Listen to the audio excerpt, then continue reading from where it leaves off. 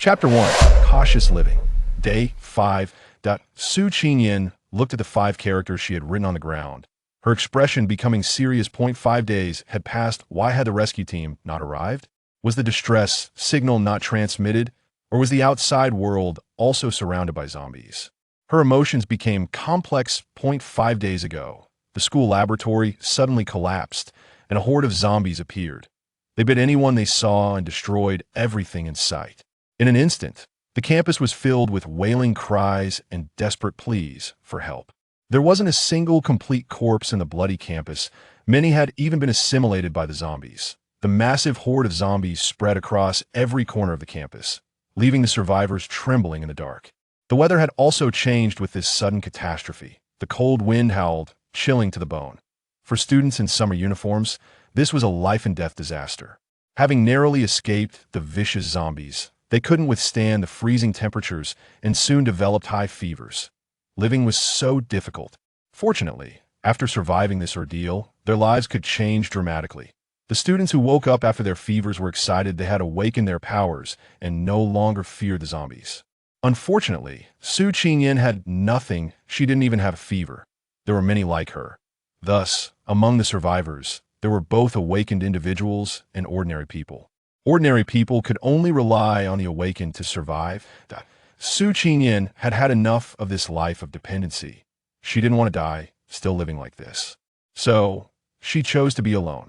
Although she hadn't awakened any powers, she had developed a danger avoidance system within her body. With it, Su Qingyin could avoid danger each time she encountered zombies, escaping safely. Therefore, her only hope for survival lay in external rescue.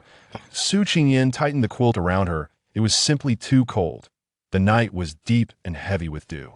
The dilapidated warehouse was filled with gusts of wind, brushing against the faces of those sleeping. Su Qingyin, who had been sleeping uneasily, now furrowed her brows, her beautiful eyes tightly shut.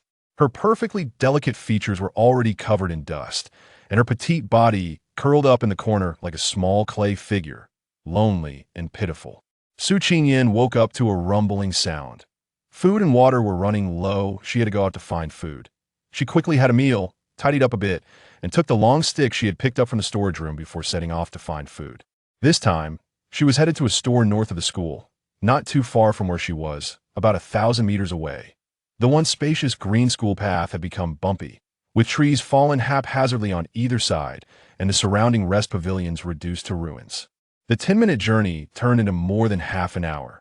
Throughout the journey, Su Qingyin remained vigilant, afraid that a large number of zombies might suddenly appear. Fortunately, she didn't hear the system's alert, and her tense heart relaxed a little. Upon reaching her destination, Su Qingyin found that it had already been completely ransacked. It seemed that the awakened ones had come through. After the effort of coming out, returning empty-handed was not Su Qingyin's style. She moved aside the fallen shelves and obstacles and ventured deeper into the small store, hoping to find something that had been overlooked. Suddenly, the system's voice sounded, causing Su Qingyin to stiffen. Could there be zombies? Host, please note, a small amount of food and water has been detected, located in the cabinet within the stone wall. Once the system finished speaking, Su Qingyin realized it was a false alarm. She also discovered that the system had a search function, and her heart filled with joy. It didn't seem so useless anymore. Having learned from a previous overreaction, Su Qingyin was much calmer this time. Host, please note, there are 10 level red glow zombies 20 meters ahead. Please evade in time. Her heart jolted. Zombies had leveled up? In a world where the weak are preyed upon by the strong, whether they are awakened or zombies or other creatures, there is a unified ranking system. It is divided into 7 levels: A, B, C, D, E, F, and G, with each level further divided into red, yellow, and white auras. Red auras have the best qualifications: strong explosive power, wide range, and high damage. White auras are the weakest and can only be upgraded after reaching 9 stars in the current level. The host is currently an ordinary person with no level. To survive, please listen carefully to the system prompts. Hearing the last sentence, Su Qingyin took a deep breath. She felt deeply indignant. What was wrong with being an ordinary person? Did ordinary people not have the right to survive? Looking at the 10 upgraded zombies patrolling not far away, Su Qingyin felt disheartened. The The path ahead was even more rugged than the one she had taken before, with collapsed buildings, fallen beams, and scattered rocks creating makeshift shelters. If it weren't for the vast emptiness around, this would be a good hiding spot. Su Qingyan had developed the habit of always being alert to her surroundings. She moved cautiously. The system could only sense conditions within 20 meters, and with the slow movement of the white glow zombies, she could dodge them in time. However, the red glow zombies seemed to move a bit faster. Su Qingyan wasn't sure if she could evade them in time. Her heart tightened, and her steps quickened. She weighed the food in her hand, enough to last 3 or 4 days, and resolved not to go out again until the rescue team arrived. Host, please note, there are 2 ordinary people 3 meters ahead, with weak life signs. They do not pose a danger to you. The system's voice sounded again. Su Qingyan looked in the direction of the prompt point. 2 small figures were huddled in the crevice between 2 stones. They seemed to have noticed Su Qingyan as well. Their gazes held wariness, vigilance, and a hint of longing. Su Qingyan's heart trembled. It was as if she saw her former self in them not long ago. Cautiously struggling to survive, hoping for someone to extend a helping hand to escape this harsh environment and live more safely. Initially intending to pretend she hadn't seen them, Su Qingyan's heart softened immediately. She slowly walked towards them. The 2 little girls, tightly embracing each other, were trying to keep warm. Their faces were waxy, their lips dry, their breaths weak, their clothes tattered, and their exposed skin bore blue and purple marks, with cuts on their wrists. It was evident they had been abused. This was the reason Su Qingyan preferred to live in danger rather than depend on the awakened. Senior, can you give us some food? A weak, pleading voice reached Su Qingyan's ears, and she immediately took out some food and drink from her bag for them. The 2 rushed forward, unable to wait to grab the food. Watching them devour the food without any manners, not even leaving a crumb behind, a wave of bitterness rose in Su Qingyan's heart. She softly said, "Take your time, eating, there's more here. All of this is for you." She took out all the food she had and let them eat their fill, completely forgetting that this was her food supply for the next 3 to 4 days. Su Qingyan quietly watched them eat from the side, occasionally helping them twist off bottle caps and hand them food, until she heard the sound of satisfied belches before she stopped her actions. She took out a pack of tissues from her pocket and handed it to them. After seeing that they had finished tidying up, Su Qingyan thought about asking them some questions. However, before she could speak, the 2 girls returned to their previous demeanor, timid, defensive, alert, and fearful as they looked at her. In a chaotic world, no one could trust anyone.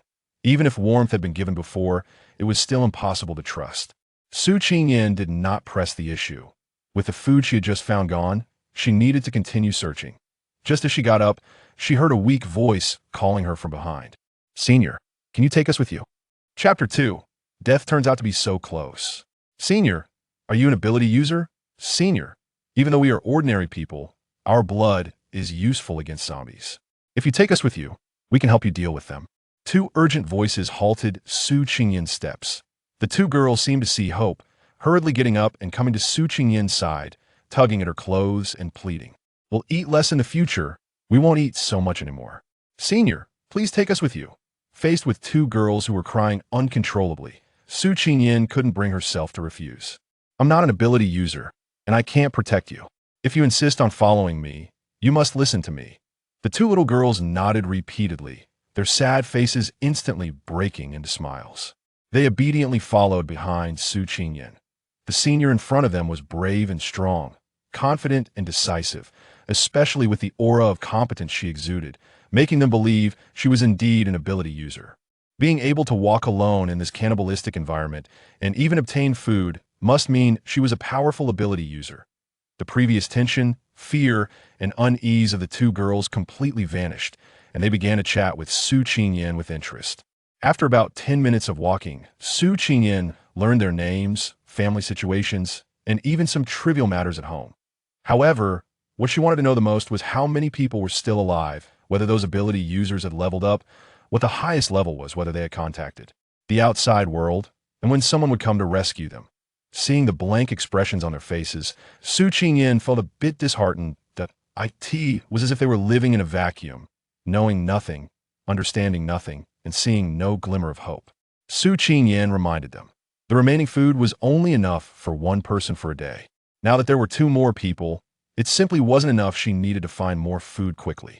Upon hearing that Su Qingyan was going out to look for food, the two little girls were both happy and worried, ultimately only able to obediently nod. "We will be good. Senior, please be safe." The rest of the journey was particularly quiet, with the two little girls no longer speaking, closely following Su Qingyan as if afraid she would leave them behind. Su Qingyan liked how obedient and well-behaved they were. Su Qingyan instinctively wanted to hide, but noticed there were two little girls behind her. She hurriedly called out a warning, but she didn't expect the Flevel zombies to react so quickly. They had spotted them and were coming toward them. The two girls behind her were already terrified and clinging tightly to Su Qingyan's clothes, hiding behind her. "Run! Split up and run! Hold your breath!" Su Qingyan shouted. Seeing the two girls look like they were about to collapse to the ground, she could only grab one with each hand and run with them. Time was of the essence, but she didn't know where to run. Usually it was just her, making it easy to find hiding spots, and she could hold her breath to avoid detection. But now with three people, there was hardly enough space to hide without being discovered by the zombies. Whether to say Su Qingyan was unlucky or that she truly was unlucky was uncertain. Previously, she had only encountered Glevel white light zombies. Today, there were either Glevel red light zombies or the current Flevel yellow light zombies. Regardless of which, their speed and movement were faster than that of the Glevel white light zombies, especially the Flevel yellow light zombies. I guess they were about to be caught. The two girls were still in a daze, and Su Qingyan's heart raced with urgency. She didn't know what to do. How could she shake off the relentless pursuit of the zombies? How could she protect the two of them? Now, she didn't even know if she could escape from these 15 Flevel yellow light zombies, let alone bring the two of them along. For the first time, she felt helpless and powerless and utterly at a loss. For the first time, she realized how small and insignificant she was, that she was nothing, could do nothing, yet still foolishly try to save others. Show ridiculous. No one could save anyone, no one could survive. The despair and sorrow surged, chilling her to the bone. Su Qingyan cried out through her tears, "You too, pull yourselves together. If you don't want to die here, then run." Su Qingyan struggled internally, her eyes filled with sorrow. She gritted her teeth and finally let go, instructing the two to split and run to the sides, find a hidden place to hide, and whether they could survive depended on fate. She continued to run forward. Su Qingyan thought that if the three of them ran separately, as long as she attracted the zombies' attention and bought time for the two of them, they would definitely be safe. However, Su Qingyan did not expect the Flevel zombies to split up in their actions. Behind her came the piercing cries and pleas for help, stunning Su Qingyan. "Senior, save me. I don't want to die. Senior, come save me." Just moments ago, the two girls who had been chattering and laughing beside her were now surrounded by zombies. The two of them, with no ability to fight back, instantly became food for the zombies. Blood filled the air, and the scent of rust permeated the atmosphere. Su Qingyan couldn't believe it. 2 living lives had just vanished before her eyes. How could this happen? Her eyes turned bloodshot, with red veins crisscrossing her sclera, her heart aching unbearably. Cackling 7 zombies that had not yet tasted blood became frenzied, their footsteps quickening. Su Qingyan was still in shock until the stench of decay approached her, prompting her to move. She ran for her life, not caring about anything, exerting all her strength to flee. She didn't know how long she had run or where she had gone. She only knew that without the system's notification sound, Su Qingyan collapsed weakly onto the ground. Drenched in sweat, she hugged her legs, curled up in a corner, her eyes devoid of light. She wanted to cry, but dared not, biting her lip and sobbing. She hadn't expected that bringing them along would cost them their lives.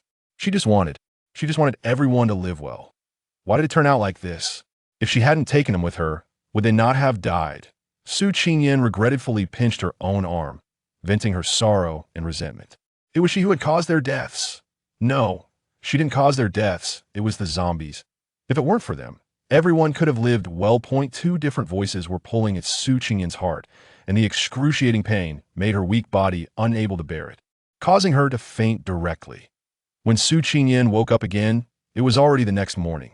She sat on the ground with her head down, her eyes blank and unsure of what she was thinking.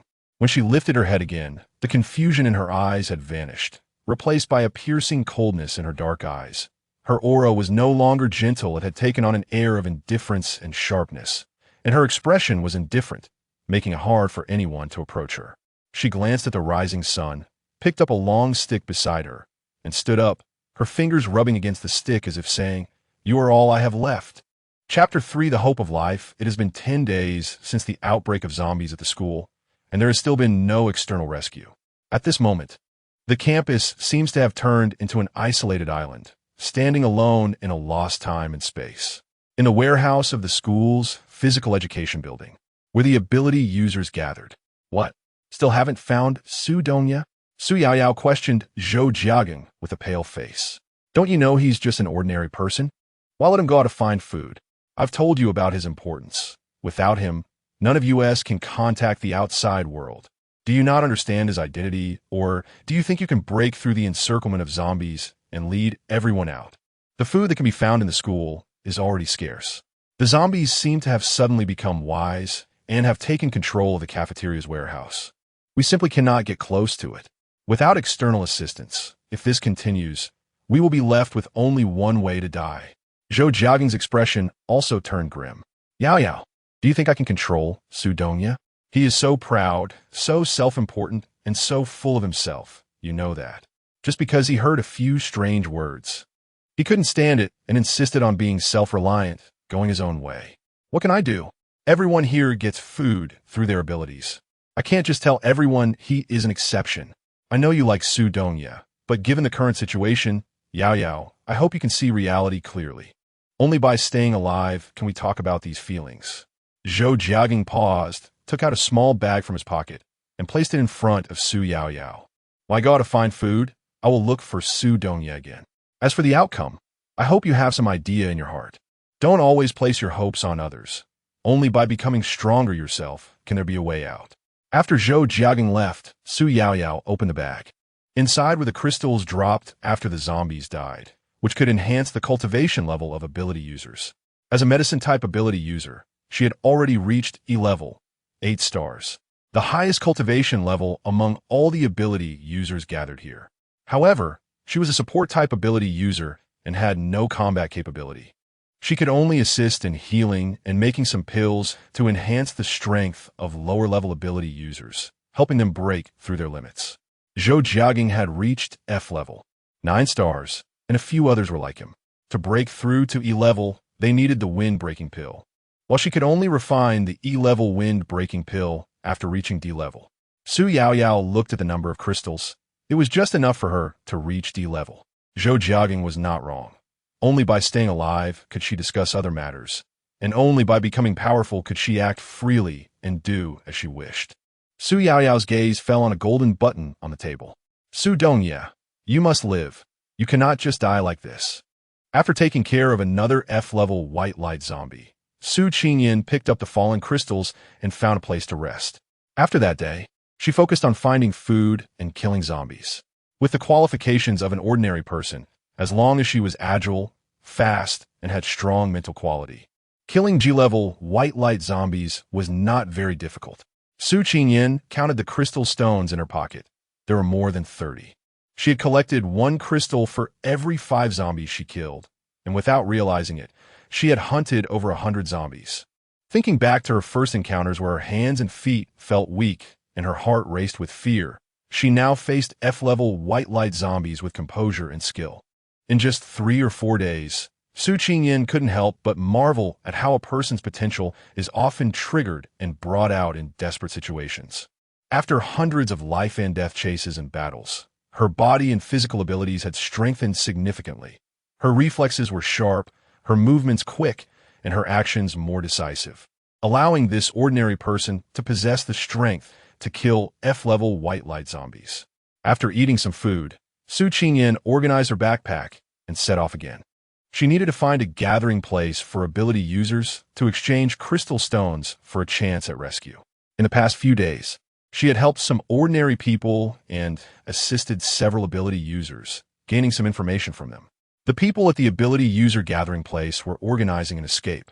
As long as they could break through the zombie defenses at the school gate, they could leave this damn campus and establish contact with the outside world to obtain help. Ordinary people who surrendered a certain amount of crystal stones would have a chance to be rescued first. Su Qingyan glanced at the pocket of the crystal stone. It seemed she had to kill more zombies to prepare for awakening her abilities in the future. Su Qingyan always believed that her superpower just hadn't awakened yet. The system prompt sounded. Su Qingyan immediately entered a state of alert. This damned, broken system now determines whether there is a life-threatening situation based on her strength. But the problem is its range is only within 20 meters. G-level zombies no longer pose a threat to her. So any sound at this point must come from F-level or above zombies. The frustrating part is that F-level zombies are 3 times faster than G-level ones. And 20 meters is only a matter of a minute for them. What can she do in a minute? Host, please be aware that there are 15 F-level red light 5-star zombies 20 meters ahead. Please evade quickly. Without having time to think, Su Qingyan quickly found a place to hide. 15 F-level 5-star red light zombies at once. She wasn't confident that she could kill them. Holding her breath to avoid revealing her presence, she hid in a gap formed by stones and beams, allowing her to see the surrounding situation. It turned out to be a school library. If it weren't for the scattered books, she wouldn't have recognized it as the place she often came to study. She remembered there was a basement in the library, but she didn't know if it still existed. Before her was a dilapidated ruin, without even a house frame. There was no way there could still be a basement. Quietly waiting, she was shocked to find how fast they were. It only took 30 seconds.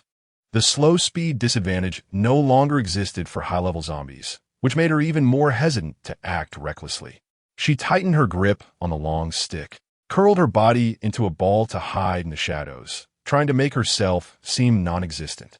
These zombies seemed to have come attracted by scent, and Su Qingyan could hear them breathing deeply through their noses. Creak, creak, creak. She didn't know what they were communicating about, but she could sense their impatience from their sounds. It seemed that the scent had disappeared, and Su Qingyan felt a surge of joy in her heart. As long as she restrained her breath, these zombies wouldn't be able to detect her scent, and it wouldn't be long before they left. Su Qingyan was thinking too simply. As time went by, the zombies showed no intention of leaving. They kept circling around, sniffing and searching as if they were digging 3 feet into the ground, which made Su Qingyan, hiding in the crevice, tremble with fear. These zombies had astonishing destructive power and immense strength, and they even exhibited human-like thinking patterns. She had no chance of a one-hit kill and could only hope to survive this ordeal. She silently prayed. Suddenly, the system emitted a sound, startling Su Qingyan, whose already pale face turned even more ashen. Had she just found a way to live only to die here?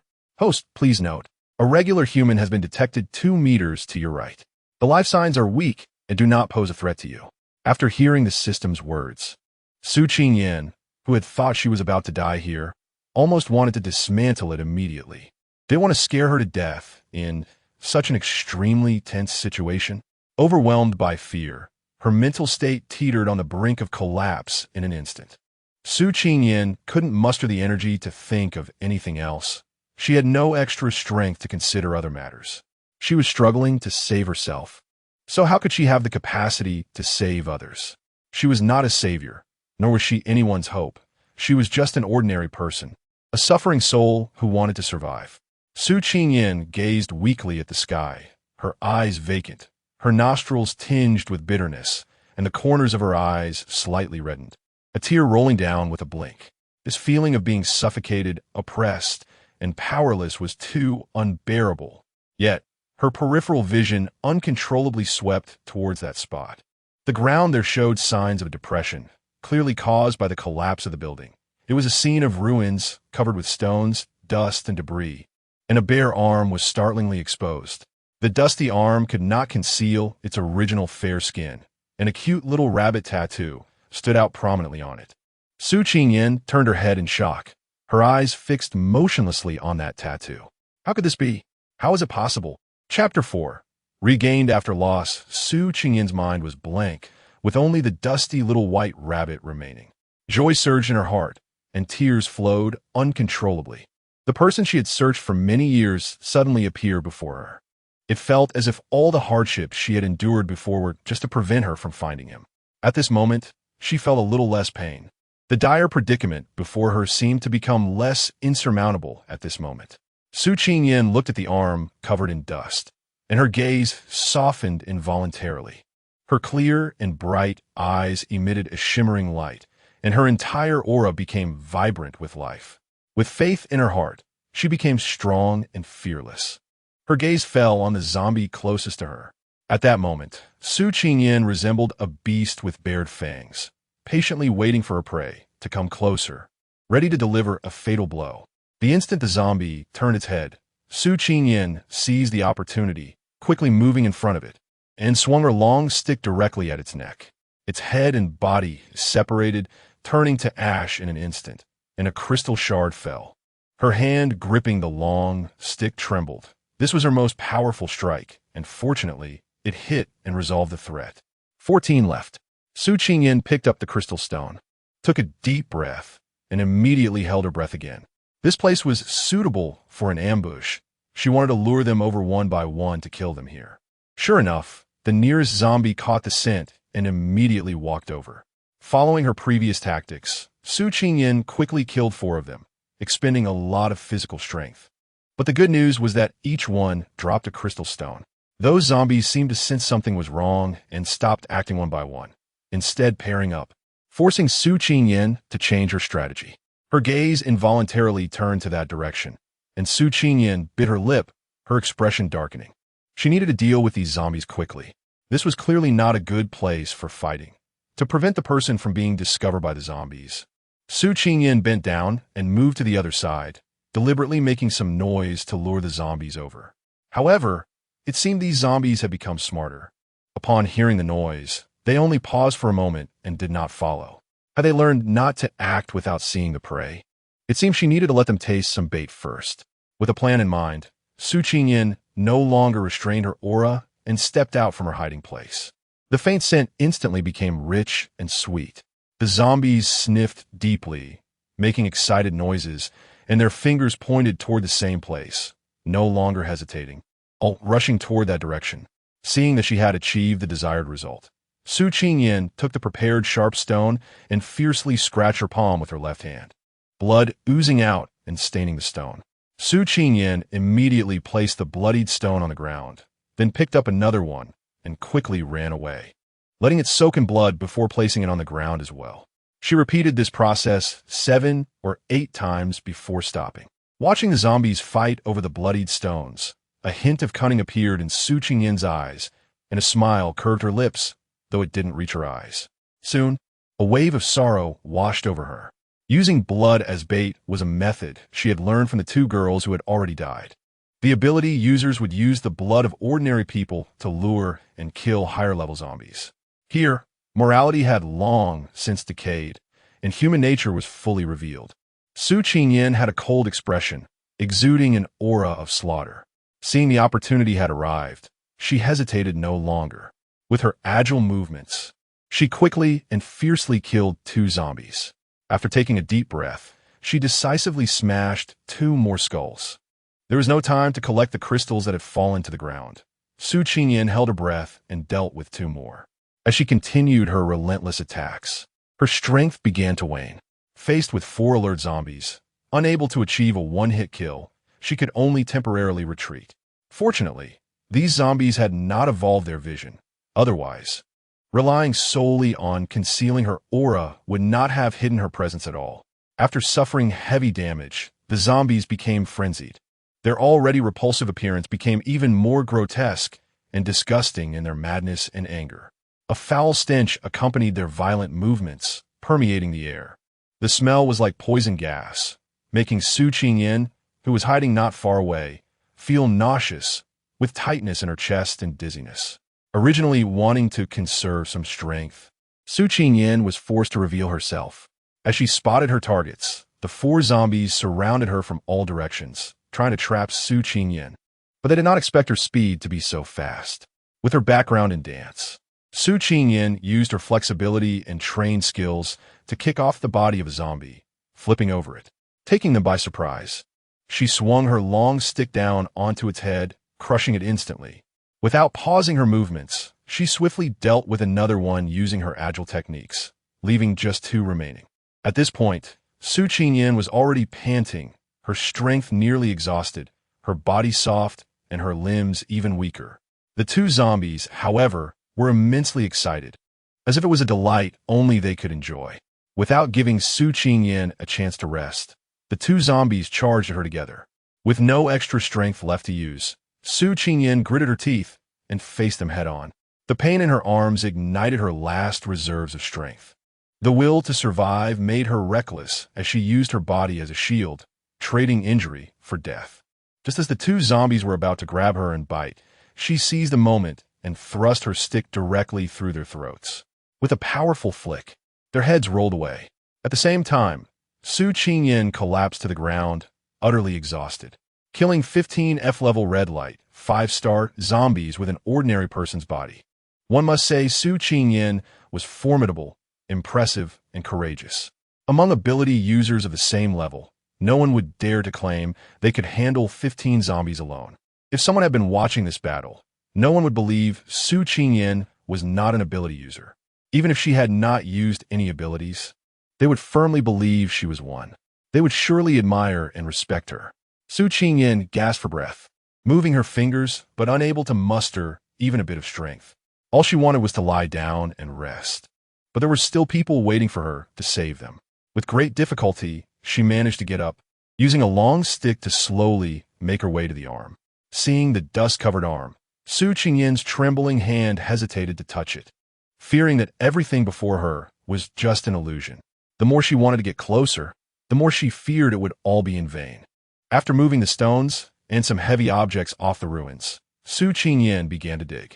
She carefully dug down along the arm, little by little. A faint breath brushed against her palm, and Su Qingyan finally felt the reality of all. In her urgency, she quickened her movements until she could see the whole figure. Then she confidently pulled the person out from the dirt and debris. Gently brushing off the dirt from his body until no trace of dust was left, Su Qingyan finally stopped. Her gaze swept over the person, eventually landing on his face. Su Qingyan was startled. Su Dongya, how can it be him? How could it be him? Su Qingyan frowned and leaned closer to get a better look. Their faces were so close that she could feel his breath, and she could even see the pores on his face clearly. She couldn't believe it and found it unbelievable. Her face full of confusion. How could it be Su Dongya? The person she was looking for was actually right beside her. He looked nothing like the person she remembered. Whether in temperament or personality, it was a world apart. Su Qingyan scratched her head, still unable to believe that the person in front of her was the one she had been looking for. To confirm further, she grabbed his right arm and moved it, carefully examining the little rabbit tattoo on it. The tattoo was real, and only she would draw a rabbit's tail as a fox's tail in this world. There were no signs of a broken arm. It wasn't grafted on. Everything proved that Su Dongya was indeed the person she was looking for. Unable to describe her feelings at that moment, Su Qingyan laid down beside Su Dongya. With just a turn of her head, she could see his face. This face was very handsome, the most beautiful face she had ever seen. His features were exquisitely perfect, his skin like jade, with clear contours, thick eyebrows, and big eyes. He was peacefully asleep with his eyes closed, serene, calm, gentle, and adorable. Looking at him like this, he really did resemble someone from her memories. Su Qingyan's eyes flickered, her heart racing as she wanted to reach out and touch the handsome Junyan. In the end, her hand paused in midair. Thinking of how he looked when he was awake, she lost her courage. Su Dongya at school always had a cold demeanor. His beautiful peach blossom eyes carrying indifference and pride, surrounded by an innate noble aura.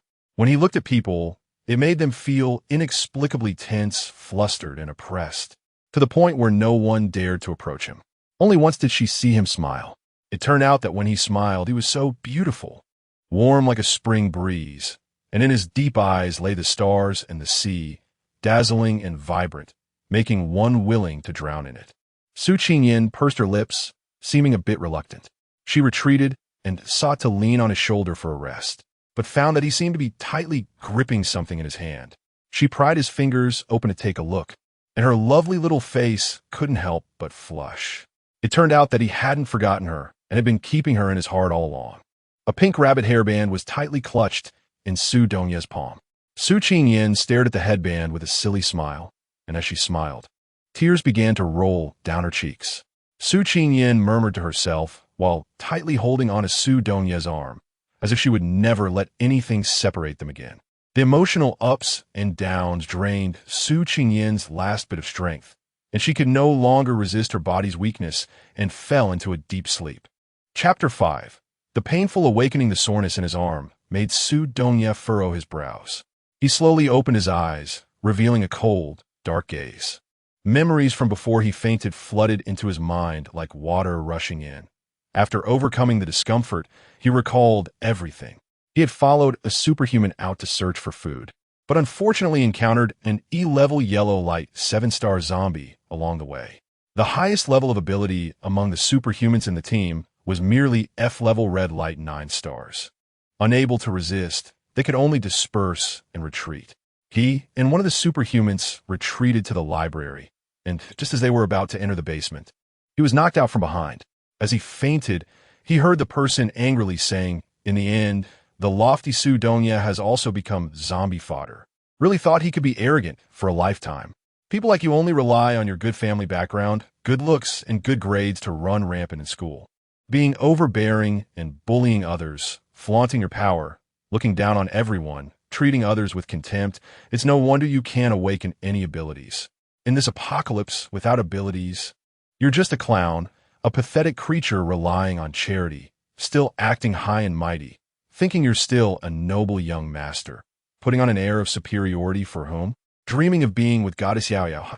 A toad wanted to eat swan meat, go die. Then a violent tremor shook the ground, and he completely lost consciousness. Su Donya raised his hand to touch the back of his neck, only to find his arm tightly held by someone. Looking down, he saw a pretty little face reflected in his gaze. A rosy face, relaxed brows, tiny beads of sweat dotting the small nose, plump lips occasionally blowing out breath, which he found somewhat adorable. Su Donya couldn't help but stare. The person in front of him looked somewhat familiar. He thought for a moment and realized it was a staff member from the student council. Not long ago, she had brought him a document to sign. If you remember correctly, her name was Su Qingyun. When she smiled, her eyes curved like crescent moons, clear and bright like a spring. How did she end up here? Unaccustomed to being so close to someone, Su Donya was about to pull his hand away, but found that his arm was tightly gripped, and no matter how he tried, he couldn't pull it out. Su Qingyun seemed to be in a deep sleep, showing no signs of waking up despite the situation. Su Donya, feeling displeased, had no choice but to give up and began to survey his surroundings. Looking around, he saw nothing but emptiness, with no shelter or living beings in sight. The once grand library building had been reduced to rubble, and even the basement was exposed, turning into a wasteland. This disaster truly left nothing unscathed. His deep, dark eyes dimmed slightly. Is it really impossible for ordinary people to live well? He felt a mix of unwillingness and powerlessness. This was the cruelty of reality. Su Donya furrowed his brows, his dark eyes growing more somber as he seemed to be suppressing something forcefully.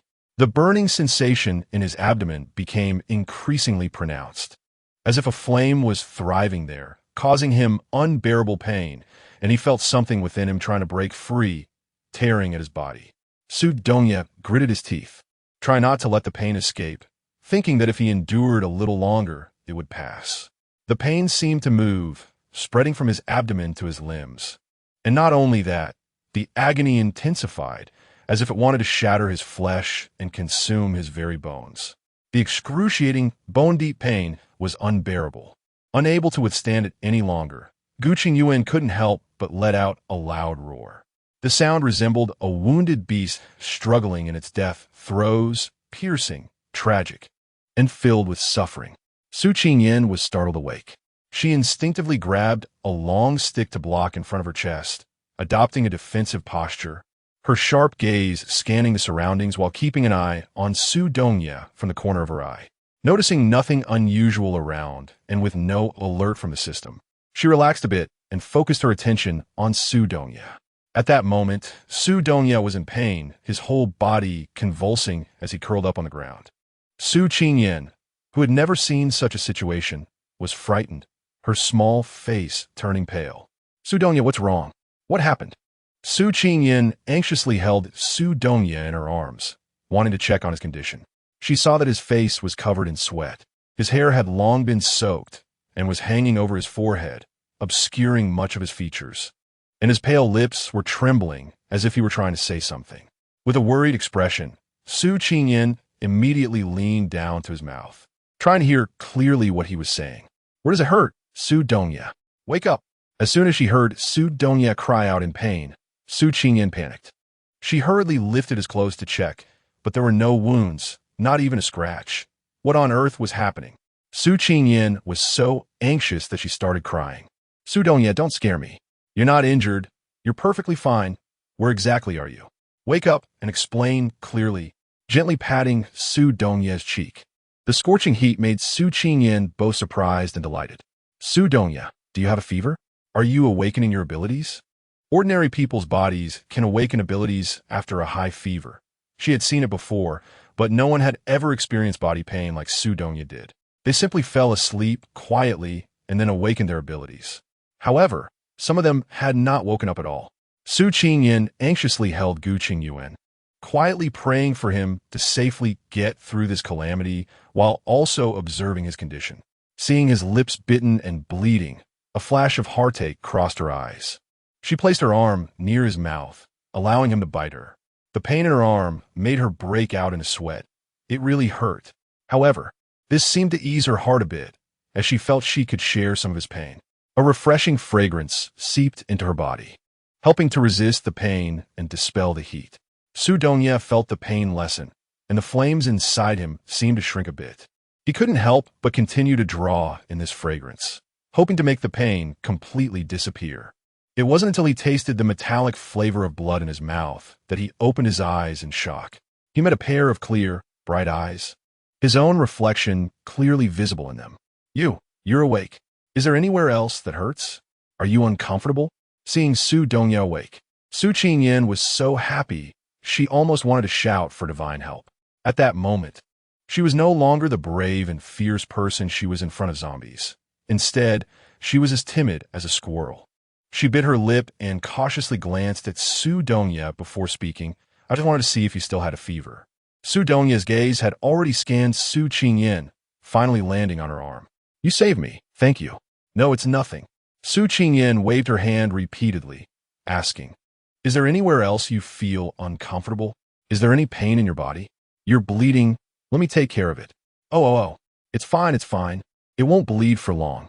Su Qingyan felt as if her heart was filled with honey when she noticed Su Dongya actually cared about her. "Are you an ability user?" Seeing Su Dongya's gaze fall on the crystal stone in the distance, she quickly said, "I just took advantage of their weakness and managed to kill a few."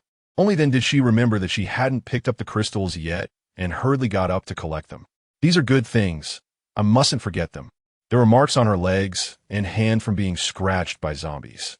Since it was her first injury, she didn't know how to deal with it and didn't pay much attention since the wounds weren't bleeding. Now that Su Dongya was awake, this place wasn't safe. They needed to find a secure location to rest properly. "Did you just awaken your abilities? Can you tell me what kind of ability it is?" Unable to contain her curiosity, Su Qingyan asked. Su Dongya had no intention of hiding it from her and replied, "It's a power-type ability." Oh. It sounded quite impressive. Su Dongya could see through her perfunctory response, so he chose not to continue the conversation and closed his eyes to rest. It wasn't that Su Qingyan was being insincere. To someone without abilities, any ability appeared very powerful. The atmosphere became a bit awkward and oppressive. Su Qingyan awkwardly touched her nose, trying to find a topic to discuss. "How did you end up here alone, buried like this?" "I got separated from people, and when I encountered zombies, I hid here. Then a collapse happened," Su Dongya simply explained, then asked her back, "What about you?" "I'm looking for a gathering place for abilities users. I heard there's one over by the sports building, and I encountered zombies when I passed through here. Then I found you." Hearing that she was heading to the gathering place for abilities users, Su Dongya raised his eyebrows and looked her over carefully. She looked good and had a nice figure. A girl like her would be very popular in the camp. Beauty is a form of capital for survival, even in chaotic times. If she can kill zombies, would she even need protection? From his gaze, Su Qingyan sensed a hint of contempt, and hearing him say that made her realize he had misunderstood her. She had heard that the people at the gathering place for abilities users were organizing an escape. If they could break through the zombies' defenses, they could establish contact with the outside world to obtain rescue. As long as they paid a certain amount of crystal stones, they could be prioritized for assistance. I have quite a few crystal stones here. It should be enough for both of us to submit the required amount. Su Qingyan took out the bag of crystal stones and placed it in front of Gu Qingyuan. As if she thought of something, she took out some and handed them to him. You just awakened your abilities, so these are perfect for improving your cultivation and strength. Thank you, but no need, Gu Qingyuan replied. Su Dongye glanced over and roughly counted. There were almost 50 pieces. How many zombies had she killed? His gaze towards Su Shihuan was filled with shock and disbelief. An ordinary person, especially a delicate girl, had killed so many zombies. It was unbelievable. Chapter 6. Mutated rat. How could you not use them? To improve your cultivation and strength, you must use crystal stones. Su Qingyan frowned, unsure of his reasoning. Seeing his resolute attitude, she didn't insist further and took a step back. You don't need to be polite with me. I'm just an ordinary person. These are of no use to me. It's better to give them to you. If your strength increases, you can protect me, right? Su Qingyan was originally going to continue persuading, but coincidentally met Gu Qingyuan's beautiful peach blossom eyes. His narrow, slightly upturned eyes seemed to contain a hint of a teasing smile, as if saying, "Do you still need someone to protect you?" Su Qingyan touched her nose again. Why was this person like this? After all, she was a girl. Wanted to be protected, was it not normal? Seeing his handsome face still as cold as ever, with an expression that kept people at a distance. If he didn't want to, then fine. How had he grown up to be so different from the cute and easygoing boy he used to be? Just the thought that he might have forgotten her made Su Shihuan's eyes misty.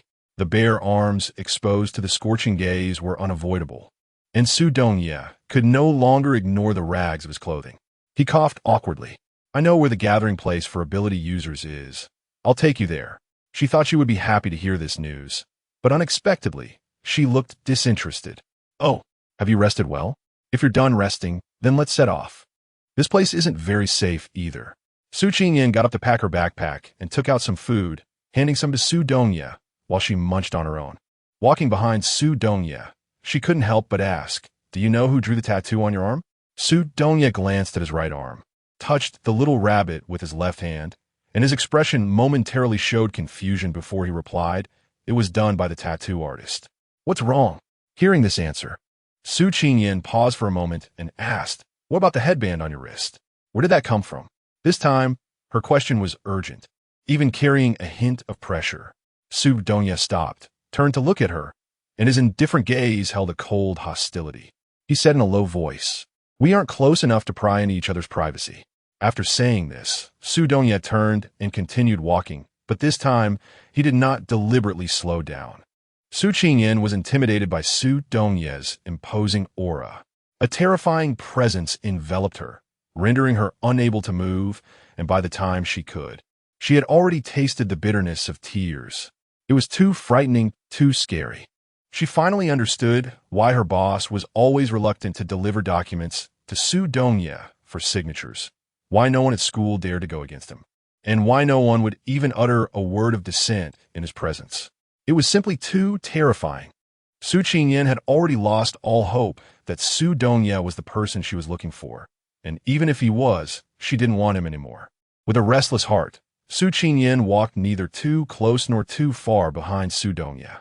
Su Dongye rubbed the headband on his wrist, a glint of severity flashing across his gloomy face. This was his forbidden zone, something that no one could touch or mention. That little girl had a strong possessiveness, domineeringly not allowing anyone to touch her things. If she knew he hadn't taken good care of the gift she gave him, she would definitely be angry. When that little girl got angry, it was hard to coax her. Su Dongye carefully hid the headband in his sleeve, ensuring no one could see it, treating it as if it were a precious treasure. After entering a dense forest, Su Qingyan couldn't help but quicken her pace to get closer to Su Dongye. She didn't remember there being such a forest in the school. Something unusual was definitely afoot, and she had to be cautious. Su Dongye also sensed that something was off and slowed his pace, becoming alert to his surroundings. After becoming an ability user, his senses had become sharp. There was no foul, rotten smell in the air, indicating that there were no zombies nearby. However, there was a rustling sound in his ears, which made Su Dongye pay attention to his feet. Su Dongye, look, what is that? Su Qingyan stared at something not far away. A fluffy creature, about the size of an adult dog, with a pointed head, sharp snout, and a pair of shiny black eyes looking in their direction. Being stared at by it made her feel goosebumps all over. A mutated rat, Su Dongye said calmly. Ah, a rat. Hearing the word rat, Su Qingyan screamed in terror. She had an innate fear of rats and couldn't even bear to look, unable to control her instinctive fear. Su Qingyan felt her whole body go soft and unable to move. She tightly gripped Su Dongye's clothes, completely forgetting her earlier vow to stay away from him. WH. What should we do? Hurry up and find a way to kill it. Su Qingyan pressed herself against Su Dongye in fear, her voice trembling. Why are there so many? What do we do? What do we do? Not knowing if it was because Su Dongye was in front of her. Su Qingyan opened her eyes, and, upon seeing the situation, her heart leaped to her throat. Where did they come from? How did so many appear at once? From one mutated rat. It had turned into 15 or 16, and the two of them seemed to be in a nest of rats. Su Dongye glanced darkly at the rats in front of them, and then looked at Su Qingyan. Are you afraid of rats? At this moment, Su Qingyan didn't care about her pride anymore, biting her lip and nodding. I'm very scared. Come up, I'll carry you. Seeing Su Dongye crouch down, Su Qingyan no longer hesitated and climbed on. A faint fragrance wafted up, making Su Qingyan blush, her eyes uncontrollably drifting to the right, where Su Dongye's profile came into view. The well-defined contours, smooth and delicate skin, straight and high nose, and thick, fine eyelashes all showcased the boy's good looks. Su Dongye, unaware of her thoughts, wrapped his left arm around her back to secure her and said in a low voice, "Don't move. I might not be able to take care of you in a moment, so be careful." Not knowing the strength of these mutated rats, Su Dongye did not dare to underestimate them. Although he had awakened his power, he was unsure of its effectiveness and whether he could withstand their attack. Rats are social animals, and these mutated rats were no exception. He needed to quickly deal with them, or the consequences would be unimaginable. Su Dongye had no suitable weapons at hand, and when Su Qingyan offered him the long stick she was holding, he refused. Chapter 7. Overcoming fear, he casually grabbed a nearby tree branch as a weapon and charged at the attacking mutated rats. With a sweeping blow, he knocked down 10 rats in front of him. It's worth noting that the weight of those 10 mutated rats was equivalent to that of an adult cow. Yet Su Dongye had just knocked them over. The explosive power he displayed was terrifying. Is this the power-type ability? Su Qingyan looked enviously. The mutated rats quickly got up from the ground, and this time they chose to attack in a wheeled battle, pouncing one by one. Their speed and sensitivity made it very exhausting for Su Dongye, who was using one hand to respond. As another rat leaped towards them, Su Qingyan fearfully shrank her body, firmly clinging to Su Dongye's back, her hands tightly around his neck, no longer caring about the differences between men and women or the physical contact. Su Dongye also sensed the approaching danger and quickly grabbed a branch, accurately throwing it at the leaping rat. He used 80% of his strength, hitting it squarely and pinning the rat to the ground. Blood spilled everywhere, seemingly provoking the remaining mutated rats, making their attacks fiercer and more frequent. Su Dongye, you don't need to worry about me. I can protect myself. Su Qingyan knew that although Su Dongye had said that before, he was still distracted by her. Otherwise, he wouldn't have worried about her falling and used one hand to protect her. At that moment, Su Qingyan felt warmed by Su Dongye. He wasn't as cold as he appeared on the surface. He was meticulous and considerate. Su Dongye turned his head to glance at Su Qingyan and saw the determination in her eyes, realizing she wasn't that scared anymore. So he no longer held back. With both hands gripping a tree branch, he struck fiercely and accurately at the mutated rats. Without any worries, Su Dongye resembled a bloodthirsty killing god, his gaze sharp and filled with a cold light that instilled fear in others. Moments later, the mutated rats lay in a pile of corpses, dead beyond redemption. After Su Dongye let Su Qingyan down, she didn't dare to leave him. Even a dead mouse scared her. She clutched his clothes tightly and said, "Let's hurry and get out of here." I'm afraid something strange will appear again. With a soft cry, Su Qingyan noticed that Su Donya's face was not normal. What's wrong? Are you hurt? She asked worriedly. Su Donya waved his hand and said with unsteady breath, I'm just out of strength. I'll be fine after rest. He looked around, tried to find a place to rest for a while. The dead mutated rats didn't turn to ashes like the dead zombies, leaving no scent or trace. The ground was covered in blood, and the air was thick with the smell of blood. It was uncertain when bloodthirsty mutated species would be attracted again. Clearly, this place was not suitable for resting, but he really had no strength to move. Su Qingyan visibly breathed a sigh of relief upon hearing him say that. As long as there were no injuries, everything was not a problem. She took out some food from her backpack and handed it to Su Donya. Aren't you going to eat? Su Donya asked. I'm not hungry, Su Qingyan said reluctantly, swallowing her saliva. It wasn't that she wasn't hungry. It was just that there wasn't much food left, and she didn't know what mutated things they would encounter later. So she had to use everything useful on those who needed it. How could someone as smart as Su Donya not see through Su Qingyan's thoughts? He split the food he had in half and said, a person's strength is also limited. I can't take care of you all the time. Su Qingyan quickly understood the meaning behind his words and did not hesitate. In the current situation, no one could guarantee a safe journey, and no one could promise to protect anyone. Only by becoming stronger could one prevent unexpected events. For some reason, a wave of disappointment rose in Su Qingyan's heart. After Su Donya finished his food, he leaned against the large tree behind him to rest, looking at Su Qingyan, who was clearly in low spirits. A strange look flashed in his eyes. Then, he threw the branch in his hand next to her. Go see if there are any crystals on those mutated rats. Su sure was taken aback. Did she mishear? Didn't he know that she was afraid of mice? How could he ask her to search for crystals among the piles of mutated mouse corpses? Was he out his mind? Su Qingyan shook her head in terror, saying, You want the crystal? I can give you everything I have on me. Su Donya's deep black eyes stared straight at her for a while. In the end, Su Qingyan conceded.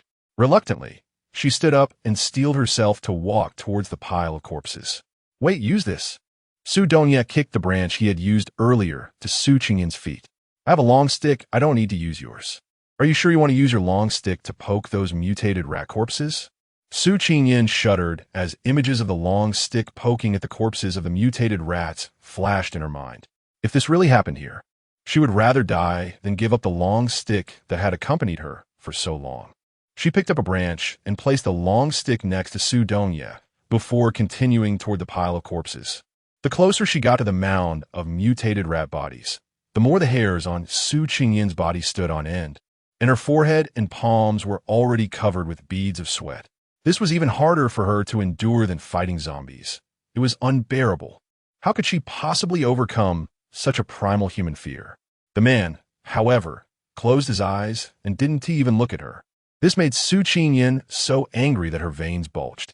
There was no choice. She could only endure the nausea and tell herself repeatedly that they were all dead. Not afraid, not afraid. Su Qingyan was both giving herself mental encouragement and poking at the bodies of the mutated mice with a branch. She actually found a crystal in their abdomen. The joy diluted her tension. Once she was less scared, she crouched down and used the branch to cut open the bellies of the mutated mice, discovering that the color of the crystals inside their bodies was different from the crystals dropped by the zombies. The zombies' crystals were red, while the crystals from these mutated mice were yellow. Not knowing why the colors were different, Su Qingyan thought for a while, but couldn't come up with an explanation. She decided not to dwell on it and quickly cut open the bellies of the remaining mutated mice to find more crystals. After just a short while of busy work, she felt weak all over with a drowsy sensation creeping in. It shouldn't be like this. Su Donya had been the one fighting just now. She hadn't expended any energy at all. How could she feel so exhausted and worn out? Su Qingyan's nerves tensed up, becoming alert. When a mutated rat appeared, the system inside her body should have immediately sounded an alert, but it didn't. Could it be that the system malfunctioned? Su Qingyan furrowed her brow, unable to help but complain inwardly. It was already something that couldn't be more useless, and now it was malfunctioning. How frustrating. Without the system providing reminders, Su Qingyan didn't dare to linger here. She woke Su Donya, saying, "I've taken out all the crystal stones. There are 12 in total. It's not safe here. Let's find a secure place to rest." After resting for a while, Su Dongye felt his strength returning a bit. He took the bag of crystal stones that Su Qingyan handed him, and without looking, he placed it in his backpack. "Let's go.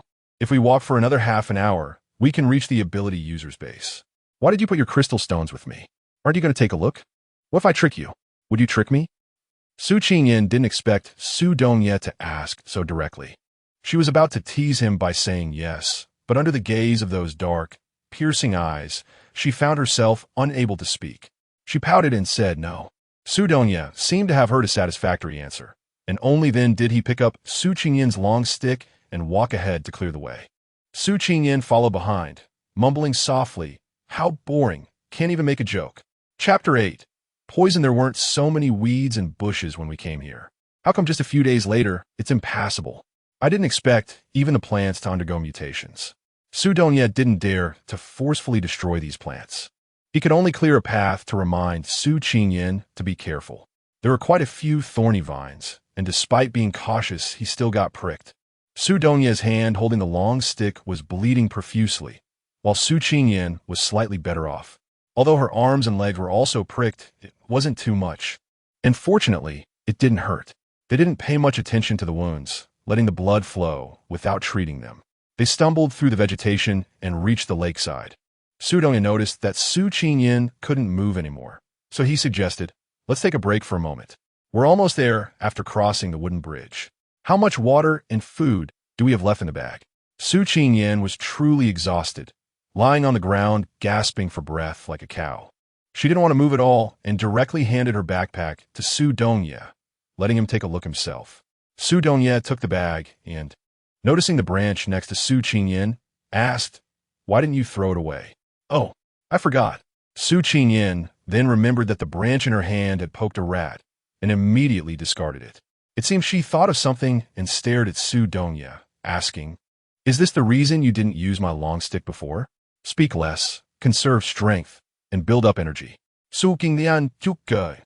Not expecting that he had a hidden shy side, Su Dongye's ears turned red, as if he hadn't heard her laughter, and he walked to the side to eat his own food. The sun was setting, the temperature dropped, and a mist began to rise over the lake. Su Dongye rubbed his forehead. He had only closed his eyes to rest for a moment, yet time had passed so quickly. He walked over to Su Qingyan's side and gently nudged her. "Wake up, we need to set off." "I'm so sleepy. I want to sleep a little longer." Su Qingyan didn't want to wake up.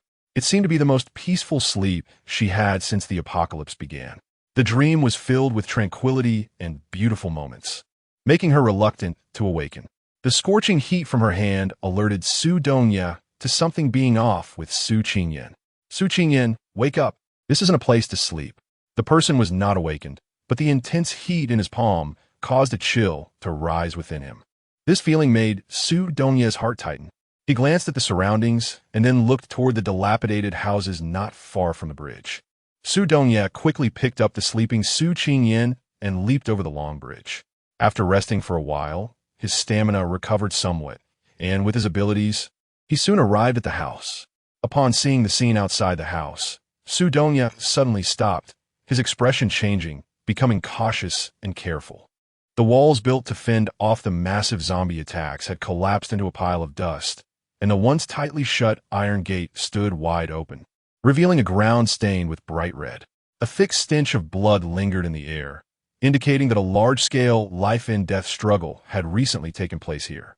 Carrying Su Qingyan on his back, Su Dongye quickly walked inside.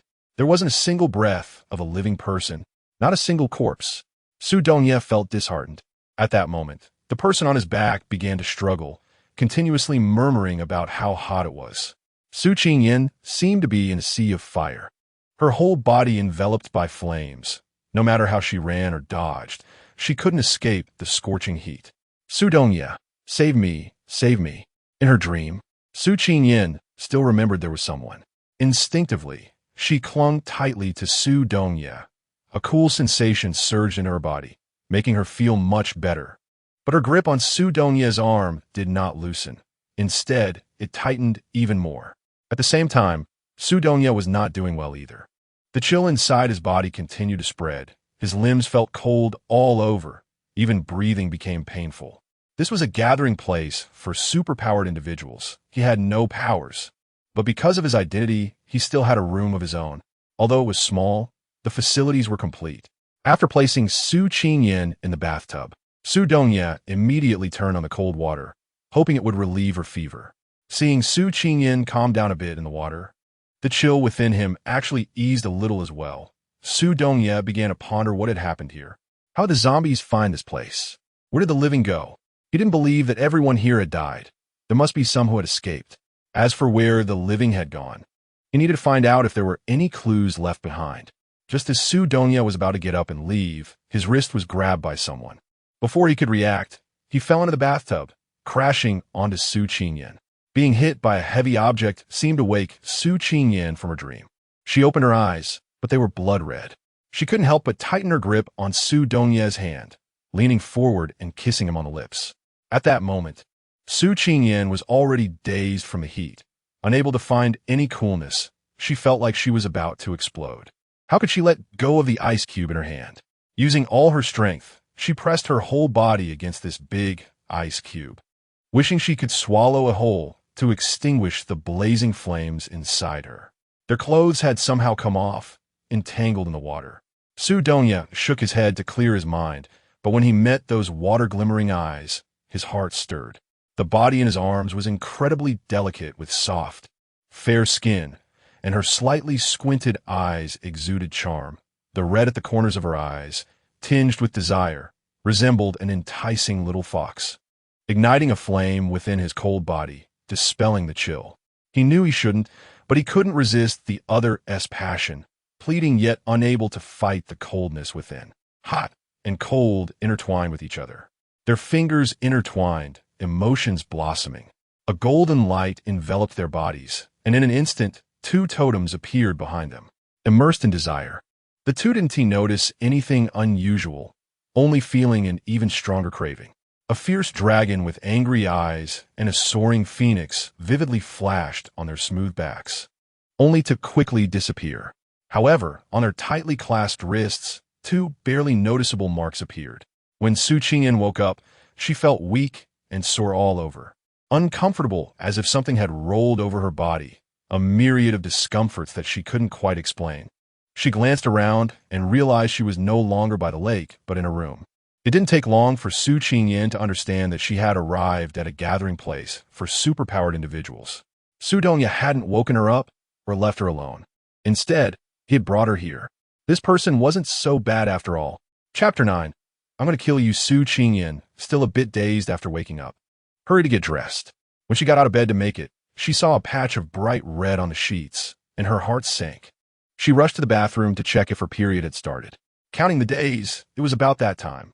Menstruation wouldn't stop just because of the apocalypse. However, when she looked in the mirror, she saw many bite marks all over her neck. Su Qingyan was scared and screamed. Did she get bitten by a zombie? Could it be that the discomfort she felt earlier was a precursor to turning into one? Was she going to become a zombie? Su Dongye had already woken up. He had searched the house, looking for clues while scavenging. The leftover food was not much, indicating that a large number of people had survived. They must have gone to another gathering place for ability users. He hurriedly dropped the food in his hands and ran. Tears marked her small face, making his heart ache. Su Qingyan, not knowing what had happened, Su Dongye softly called her name and cautiously approached. Don't come over. Su Qingyan's eyes lit up at the sight of Su Dongye, but they dimmed again when she thought about turning into a zombie. She couldn't drag Su Dongye down.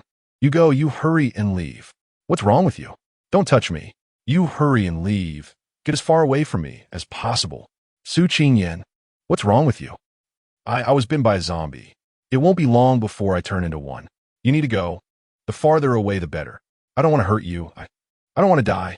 Su Qingyan was avoiding Su Dongye's touch. She was afraid that she might lose control of her bloodthirsty instincts and bite him during her transformation. And she was also afraid that he would kill her after she transformed. She hadn't found her little brother yet, and she didn't want to die like this. After a few moments of struggle, Su Dongye finally understood what Su Qingyan was saying. Were you bitten by a zombie? I have no idea. I don't know when I was bitten by a zombie either.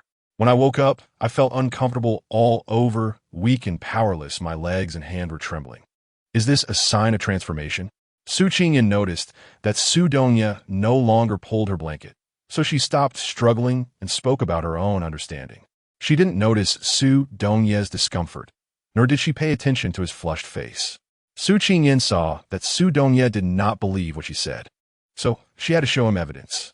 She lifted the quilt and pulled the collar of her clothes open a bit. Her originally white and delicate neck was now marked with patches of green and purple, with clear bite marks prominently visible. Su Qingyan touched the area where the bite marks were dense, her face filled with pain. She gritted her teeth and said, I don't even know which shameless zombie bit here. How did it even get to this spot? Su Donya, did you not take good care of me while I was sleeping, allowing it to bite me? How could you do this? If you wanted to leave, you should have woken me up. I can understand if you don't want to take me with you. I have no abilities and am just a burden to you. A liability. But you can't just leave quietly without a word while I'm completely unaware. The more Su Qingyan thought about it, the more uncomfortable she felt. She had just thought he was a good person, not leaving her behind, even bringing her to the gathering place for abilities while she was in a deep sleep. But in the end, what grievance or hatred did she have with him? Su Qingyan glared at Su Donya with resentment, seeing his face flushed with shame. As if he had taken her words to heart, she was so furious that she lost all rationality and directly lunged at him. Since she was going to turn into a zombie, he shouldn't expect to have it any better. Su Qingyan stopped thinking too much and bit down on Su Donya's exposed skin. At that moment, Su Qingyan resembled a dog clutching a bone, desperately gnawing away. Su Donya was that bone. He wanted to struggle, but feared hurting Su Qingyan. Remembering the scenes from last night, when she cried and screamed with tears streaming down her face, his heart softened to the point where he could only let her do as she pleased. The taste of blood in her mouth brought Su Qingyan back to her senses. Are you feeling better? Can you let me explain? Su Donya sat up, not pushing Su Qingyan away, but holding her close and gently wiping the blood from her lips. As his warm fingers touched her face, the ache in her eyes became uncontrollable, and tears began to fall. Su Donya sighed softly, his fingers moving to her neck, gently tracing the marks there, his expression shifting. You weren't bitten by a zombie. I called for you, but you didn't wake up. Don't you remember what happened last night? Seeing her look at him in confusion, Su Donya realized she had no memory of it. This is where I bit you. Hearing this response, Su Qingyan found it hard to believe. You, why did you bite me? Are you a zombie? Su Qingyan's expression changed immediately, and she jumped off him, turning to run. She didn't turn to a zombie, but Su Donya did. This was too terrifying. Su Qingyan's movements were too swift, and in the blink of an eye, she reached the door. Su Donya was momentarily confused about how Su Qingyan concluded that he was a zombie. Seeing her about to open the door, he quickly stepped in front of her, blocking her path. Can you let me finish talking? You, don't come any closer or I will kill you. Su Qingyan was extremely frightened, and her words were not coherent. I'm not a zombie, and you're not a zombie. We're both fine, Su Donya explained, but seeing that she didn't believe him left him unsure of how to clarify the situation. After all, what happened last night couldn't be easily described in words. Su Qingyan was afraid that her appearance made Su Donya uncomfortable. It was her who clung to him, and it was also her who hated being afraid of him. Su Qingyan looked at Su Donya with half-belief and half-doubt.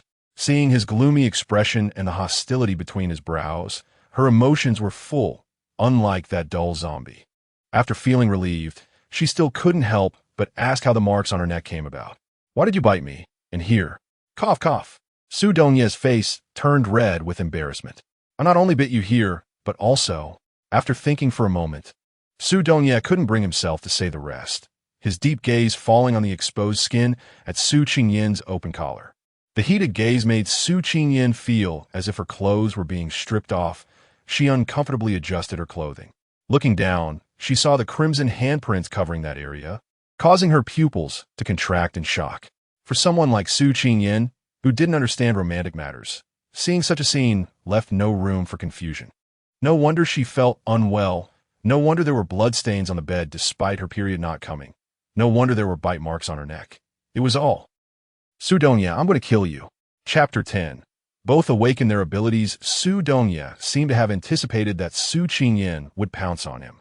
As she made her move, he was one step ahead, pinning her hands behind her back and holding her tightly in his embrace, but he forgot about her legs. She kicked him, causing him to lose his balance, and they both fell onto the bed. Su Dongye pinned Su Qingyan down, and the scene looked strikingly similar to what had happened the night before. Their warm breaths brushed against each other, intertwining, which made both of their faces flush.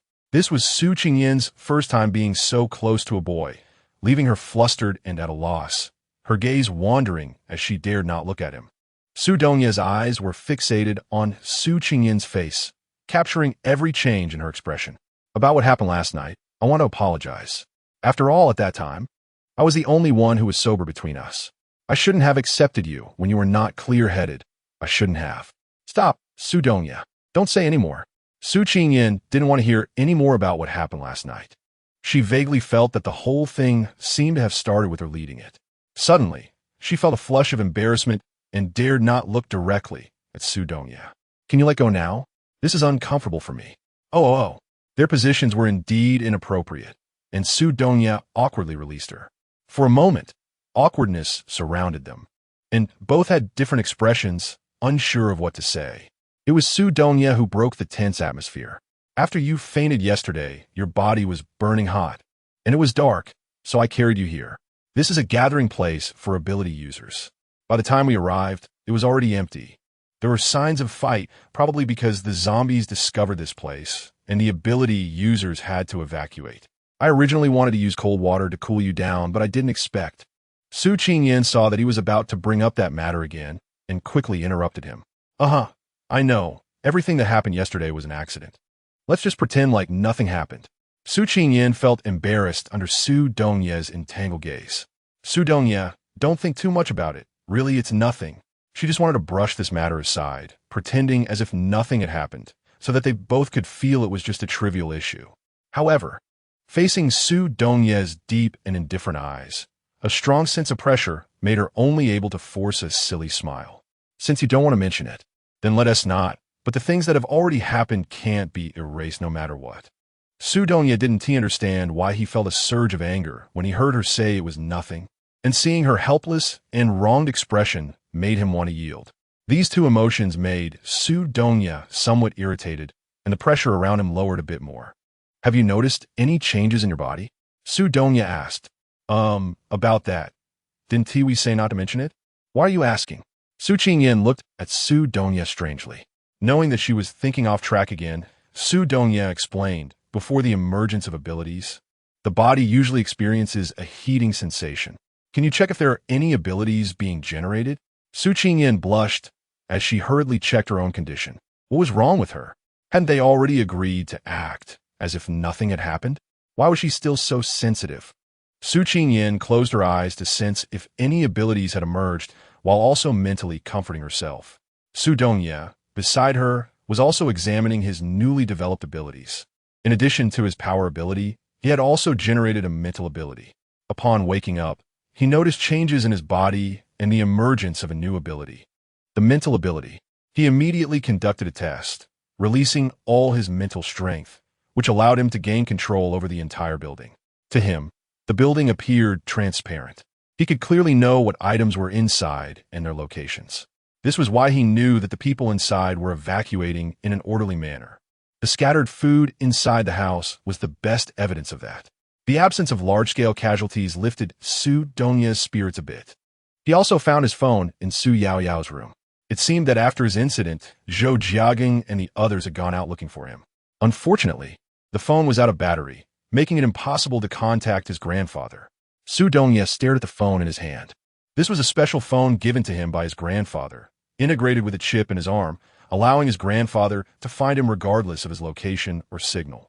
Right now, he needed to find a way to charge the phone, but the building had been abandoned by the school and had long since lost power and water. Previously, the electricity and water had been provided by ability users, and now that they were gone, it was no longer available. Based on the clues he found, Zhou Jiaging and Su Yaoyao should have headed to the small auditorium to the south. That small auditorium was exclusively built by the Student Council for internal use, and only the president, vice president, and certain ministers had keys. Others wouldn't even think to go there. Su Yaoyao and Zhou Jiagang were among those who had keys, making it most likely for them to go there. As Su Dongye was calculating the route to the small auditorium, considering the places he would pass through, the potential dangers, and the time needed, Su Qingyan opened her eyes. There used to be a somewhat useless system that could alert them to safety, but now it was pretty much the same. Su Qingyan looked listless, her face filled with disappointment. What she wanted was an offensive ability, so that she could protect herself in the face of danger. With some combat power, she wouldn't be bullied or abandoned by others. What good is a spatial ability? Isn't it just like her current situation? Unable to fight and needing protection, it felt like a useless ability. At most, it could be considered a mobile storage unit. But the problem was that her space was pitifully small. She glanced around and saw it was only as big as a bathroom. How much could it hold? Seeing her sighing in despair, Su Dongye wanted to say something comforting but didn't know what to say. He had never comforted anyone before. Let's eat something, and after a short rest, we'll leave here to find them. Looking at the food that appeared out of nowhere, Su Qingyan was startled and looked at Su Dongye with confusion in her eyes. Did you awaken a new ability? Su Dongye nodded. What ability is it? I can retrieve objects from a distance. Isn't that amazing? Su Qingyan asked curiously. It's a mental ability, Su Dongye said without hiding anything. This made Su Qingyan enviously give a thumbs up. You actually have two abilities. The physical ability strengthens the body, and the mental ability can control physical objects. It's incredible. Can I take a look? Su Dongye extended both hands, and golden light appeared at his wrists, representing the materialization of strength and mental power. Chapter 11. Left hand. Right hand. Su Qingyan stared unblinkingly at Su Dongye's palm. In his right palm was a small red hammer, and in his left palm was a bead that also shimmered with red light. This exceptional talent made Su Qingyan feel envious and jealous. Su Dongye was truly gifted. The ability to materialize supernatural powers was at least D rank. If she remembered correctly, Su Dongye's strength ability had not even reached D rank before. How did he level up? Su Qingyan was sure that he didn't rely on crystals to improve. The two of them didn't have enough crystals to upgrade to D level, let alone those crystals still being there. How could his abilities have increased so rapidly overnight? Su Dongye, can I touch it? Su Qingyan asked pitifully. Su Dongye couldn't stand her look and nodded in agreement. After playing with them for a while, he finally let go, and Su Qingyan's eyes were filled with reluctance. If only she had these two powerful abilities, she wouldn't have to hide anymore when encountering those disgusting zombies.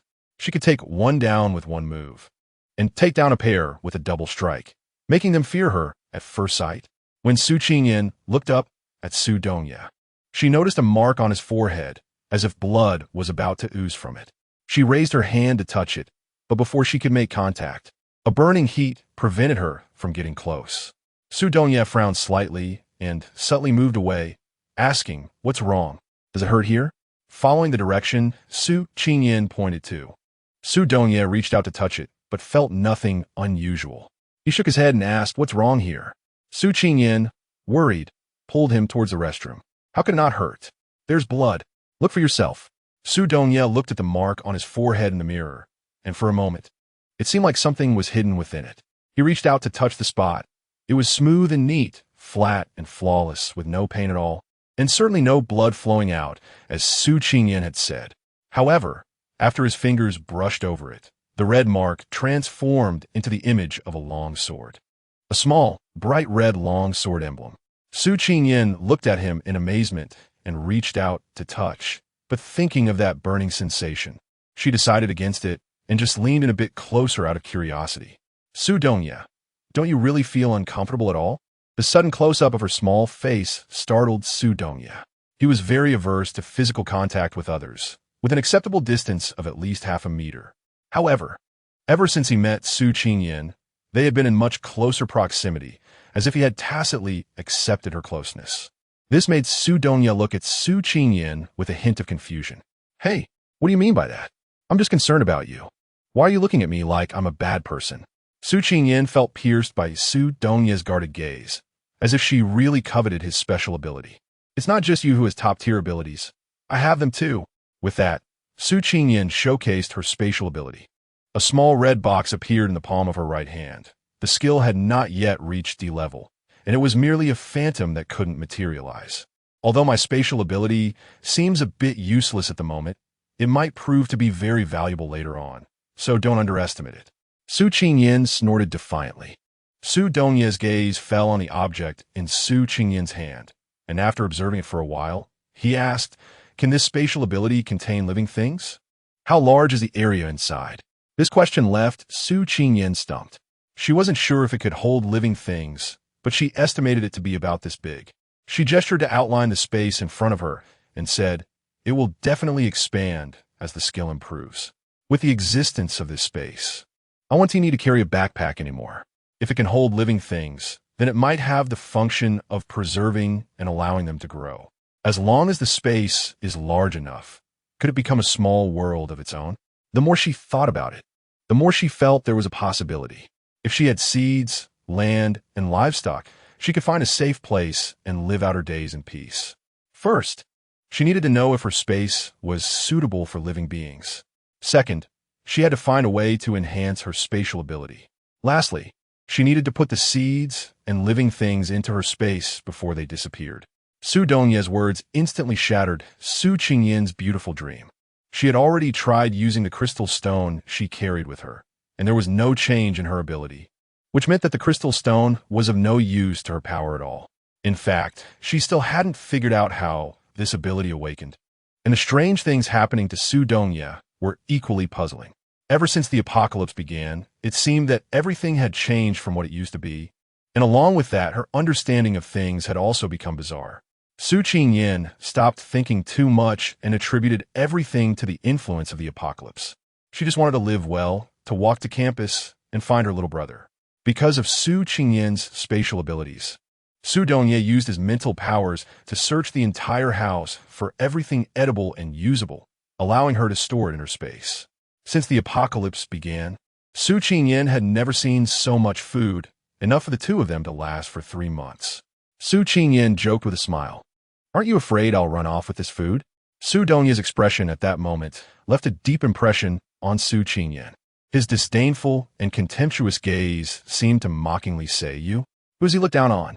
This made Su Qingyan want an attack-type ability even more.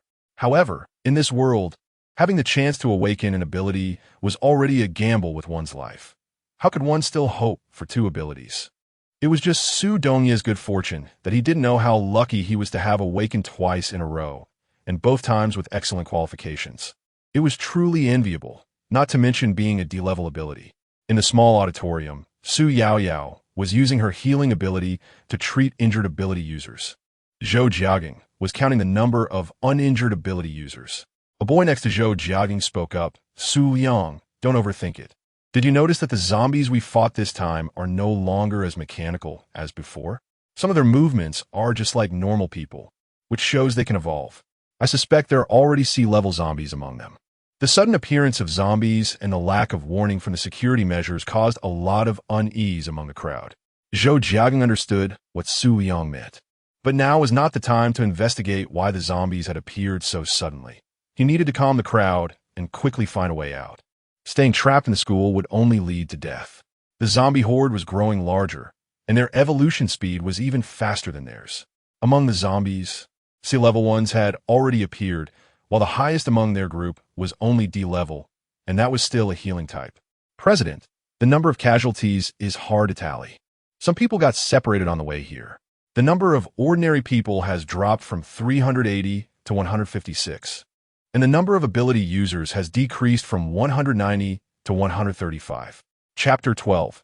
Benevolence and Justice. A tall boy approached from not far away. He was Zhang Jie, the head of the sports department, who had awakened lightning abilities. Although he was injured in this battle, he gained a lot, and his ability had reached F-level 9 stars, just one wind-breaking pill away from advancing T-level. Wind-breaking pills were rare items. Even Su Yaoyao had only made 5.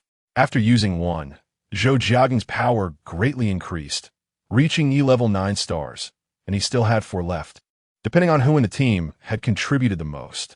After arriving here, Zhang Jie began to work diligently and selflessly, hoping that Su Yaoyao and Zhou Jiaging could see his efforts. When he handed the registered forms to Zhou Jiaging, he added, Although our escape this time was a bit hasty, we didn't lose much in terms of materials and food thanks to the preliminary response plan. I think the appearance of the zombies is a good thing. Those who only eat and do nothing were too much of a burden for us. Now that half of them are gone, it lightens our load considerably. Food was becoming increasingly hard to find, and they had already reduced their rations. The current food supply would only last them for half a month. Zhou Jiaging browsed through the material list, his frown deepening, and looked at the cultivation level column in the ability users list, revealing a gloomy expression. Su Liang beside him also knew that the situation was not optimistic, but did not expect it to be this urgent. Half a month? Hearing Su Liang say this, Zhang Jie felt a surge of happiness. Liangzi, you finally come to your senses. Those ordinary people really don't need to stay alive. They waste food and drag us down. Look at us ability users. Who among us got injured without protecting them? It's one thing to be ungrateful, but they keep on complaining. I really don't care to take them along. Zhou Jiaging remained silent, only looking at those ordinary people without abilities. Looking at these familiar faces, a flash of reluctance crossed his eyes. Su Liang, gather everyone for a meeting. After saying this, Zhou Jiaging walked towards Su Yaoyao. The last group had already been treated, and Su Yaoyao was wiping the sweat from her forehead. Seeing Zhou Jiaging looking at her with concern, she smiled and said, I'm fine. My efforts are nothing compared to their safety. But without you, we would all be corpses by now. You are very important to us. Zhou Jiaging said sincerely. Su Yaoyao knew that Zhou Jiaging had come to find her for an important matter, so she instructed the people around her and led him to her room. When it was just the two of them, Su Yaoyao didn't engage in small talk and directly asked, did we suffer a serious loss this time? How many days can the remaining materials and food last? Do you want to give up on them? But there are no buts. We've already protected them for long enough. You also see that ability users can die too. We can't keep demanding sacrifices from them. Yao, we don't have much more than they do. Getting this far is already being benevolent, and just, if they want to blame someone, they should blame this wicked world. Su Yaoyao fell silent. It wasn't that she didn't want to save them or take those people out together. It was that there was no way and no ability to do so. In the face of life and death, only those with the ability could fight for a glimmer of hope for themselves. Zhou Jiaging, can you not let them know they are being abandoned? Zhou Jiaging understood Su Yaoyao's meaning. Death was already enough to make people despair. Dying in the resentment of being abandoned was too cruel. I'll try my best. A knock on the door sounded, and seeing that it was Su Liang, Zhou Jiaging didn't say anything more to Su Yaoyao. He walked to the door, hesitated for a moment, and said, if possible, try to make more wind-breaking pills. As soon as these words were spoken, Su Yaoyao understood what it meant. It was to advance the plan. She looked worriedly at Zhou Jiaging's back. She released her hand, and a golden button lay on it. She whispered, Su Dongya, are you still alive? If you are alive, come to the small auditorium. I'll wait for you. Hey, are you sure you didn't take a wrong turn? Su Qingyan followed Su Dongya, feeling dizzy as she turned east and west. When she asked where he was taking her, he only said it was a small auditorium. However, in her 3 years at the school, she had never heard of such a place. Nervously, she navigated through the horde of zombies behind him, her heart almost giving out from fear. After passing through 30 zombies once again, Su Qingyan really didn't want to face the constant threat of being discovered and bitten by them. She protested, are you sure your ability can control them and won't let them find us? Is there another route? Even if it takes longer, safety comes first. Su Dongya replied with a pale face, this is already the safest route. We'll arrive in half an hour. Su Qingyan saw that he was about to use his abilities to scout the surroundings again, and immediately interrupted him. Since there was only half an hour left, let's sit here and rest for a while. No, there are more and more zombies on campus, and we need to find them quickly and come up with a way to escape together. Oh, look at you now. I'm afraid that if we encounter zombies, you won't even have time to use your psychic abilities to control them before you die from physical exhaustion. Seeing Su Dongya get up to leave, Su Qingyan angrily said, didn't you say before that moderation is key at all times? Too much is as bad as too little. What about you? How come I never realized you were so impatient before? Let's set out after you've had a good rest. Ignoring Su Dongya's cold gaze, Su Qingyan pressed down on his body, forcing him to rest. So what if he has two abilities? Right now, he is still being held down by her. Unable to argue with her, Su Dongya stopped insisting. Although he felt uneasy, given the current situation, he could only rest and recover his psychic energy for now. Chapter 13. Tingling Scalp. Su Qingyan found a secluded place for Su Dongya to rest while she went to scout the surroundings. She didn't go far, just looked in the general direction Su Dongya had mentioned before. Ever since that useless warning system stopped alerting her, Su Qingyan had become even more cautious. She tightly gripped the stick she had been carrying for a long time and moved forward slowly. A rustling sound came from a distance. She immediately became alert and found a place to hide, holding her breath. "Brother Quan, what should we do? They're catching up." Xiao Zhang gasped, asking. "Damn it, they just won't quit." Qian Quan wiped the blood from his face and cursed angrily. "How many of us are left?" 15, 6 of whom are injured, and 3 are ordinary people. Looking back, the original 30 people had turned into just over 10, and a flash of pain crossed Qian Quan's eyes. He gritted his teeth and said coldly, "I'm sorry, everyone. I can barely keep myself safe now. I can't protect you anymore. Before the zombies catch up, you all need to find a way out. I still have some food here. You could divide it up." Qian Quan signaled to Xiao Zhang. Reluctantly, Xiao Zhang took out everything from his backpack. "Brother Quan, you take this out to share with everyone. What about you? We don't even know if we can survive this wave of zombies. Hurry up. Let them take the food and find their own way to survive. Do you want to stay here and feed the zombies?" More than 10 people rushed forward for the food, not caring about where to go. They only knew they couldn't starve to death in front of them. Even if they had to die, they wanted to die full. Xiao Zhang picked up 2 bottles of water and 2 loaves of bread from the ground and handed 1 portion to Qian Quan. "Brother Quan, can you take me with you? I won't be a burden." Qian Quan looked at the thin, seemingly malnourished Xiao Zhang and said, "As long as you can keep up with me, it's fine." With this assurance, Xiao Zhang's tense heart relaxed a bit. Over the past 10 days, Xiao Zhang had closely followed Qian Quan, witnessing his fighting power. A single punch could kill a zombie, and in many dangerous situations. It was Qian Quan who led him to safety. Their group slowly grew to more than 30 people, but as the number of zombies increased and their skills improved, their numbers dwindled.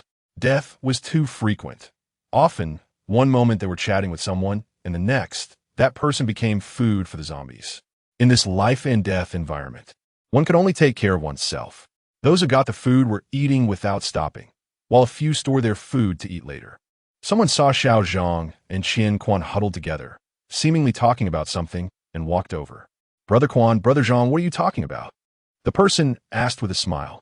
Xiao Zhang tensed up and was about to say it was nothing when Qian Quan shot him a look and quickly replied, "Brother Su, you have lightning abilities, right? I saw you fight the zombies, hitting them perfectly every time, and after multiple battles, you were unscathed. I wonder what level your abilities are now." "F level 9 stars, Su Kai replied, thinking about how he could never seem to reach E level. "I see Brother Quan is E level now. I wonder how he broke through." Xiao Zhang gasped sharply upon hearing their levels. He didn't expect them to level up so quickly in these battles. Brother Quan had even reached E level, while he remained at G level 5 stars. He felt incredibly weak. Qian Quan nodded and said, "I also accidentally broke through by devouring the crystals dropped by the zombies." "What kind of crystals?" Su Kai asked, taking out all the crystals he had on him to see if any were the kind that could lead to a breakthrough. Qian Quan glanced at them and said, "Those crystals are deep red and hexagonal." Su Kai put away his disappointment. "Brother Qian, can I follow you? After these few battles, you've seen my strength. With me by your side, the possibility of survival is greatly increased." When Xiao Zhang heard Su Kai say this, his eyes lit up. Qian's ability is power. Su Kai has lightning ability, and he has water. The 3 of them together have a chance to break through the horde of zombies. Before Qian could say anything, Xiao Zhang nodded repeatedly. "Don't you have a friend with earth ability? Can you invite him over?" Su Kai agreed without thinking and turned to walk toward his friend. "Xiao Zhang, do you think we can get through this?" "Quan Gu, if you ask me, we absolutely cannot be soft-hearted when it's time to be ruthless. This world is no longer the world we used to know. It's survival of the fittest.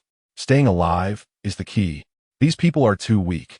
Even if they don't end up as food for the undead, they won't be able to withstand this unpredictable weather." After saying this, Xiao Zhang averted his gaze and stopped looking at their fellow classmates. Quan sighed and said, "We'll leave as soon as Su Kai arrives." It's not safe here. Although before coming here, I had someone set traps with a few recently dead bodies. The zombies must have finished those by now and are coming this way. Drawn by the scent of blood. We need to leave quickly. Thinking about the information those people provided, Quan planned to try his luck at the small auditorium. What if he could encounter classmates who are also ability users? Helping each other in times of crisis is the only way to get through this. Especially since he knows Zhou Jiagang. Quan had a deep impression of this girl, not only because she was beautiful, but also because she was a restoration ability user. Defensive ability users are somewhat useless for them now, but later on, they will be a resource that all ability users will compete for. If it weren't for his own survival, Quan would really want to be friends with this girl. Su Kai introduced Qian Quan and Xiao Zhang to each other, and they nodded to acknowledge their acquaintance. Qian Quan shared the information he had gathered with a few others, and they all agreed that going to the small auditorium was the best option at the moment, but everyone was puzzled about how to get there. The girl, Zhou Kan, quietly said, "I know, it takes about half an hour to walk there from here. I'm a small staff member of the student council, and the minister took me there before." Hearing that she was a member of the student council, everyone believed her words. In the campus before the zombie outbreak, the presence of the student council held a status as sacred and noble as that of a church in the hearts of the believers, respected and revered. Qian Quan and the others thought that while everyone was scattering in panic, they should quickly leave as well. However, those who had taken food and were eating it showed no intention of leaving.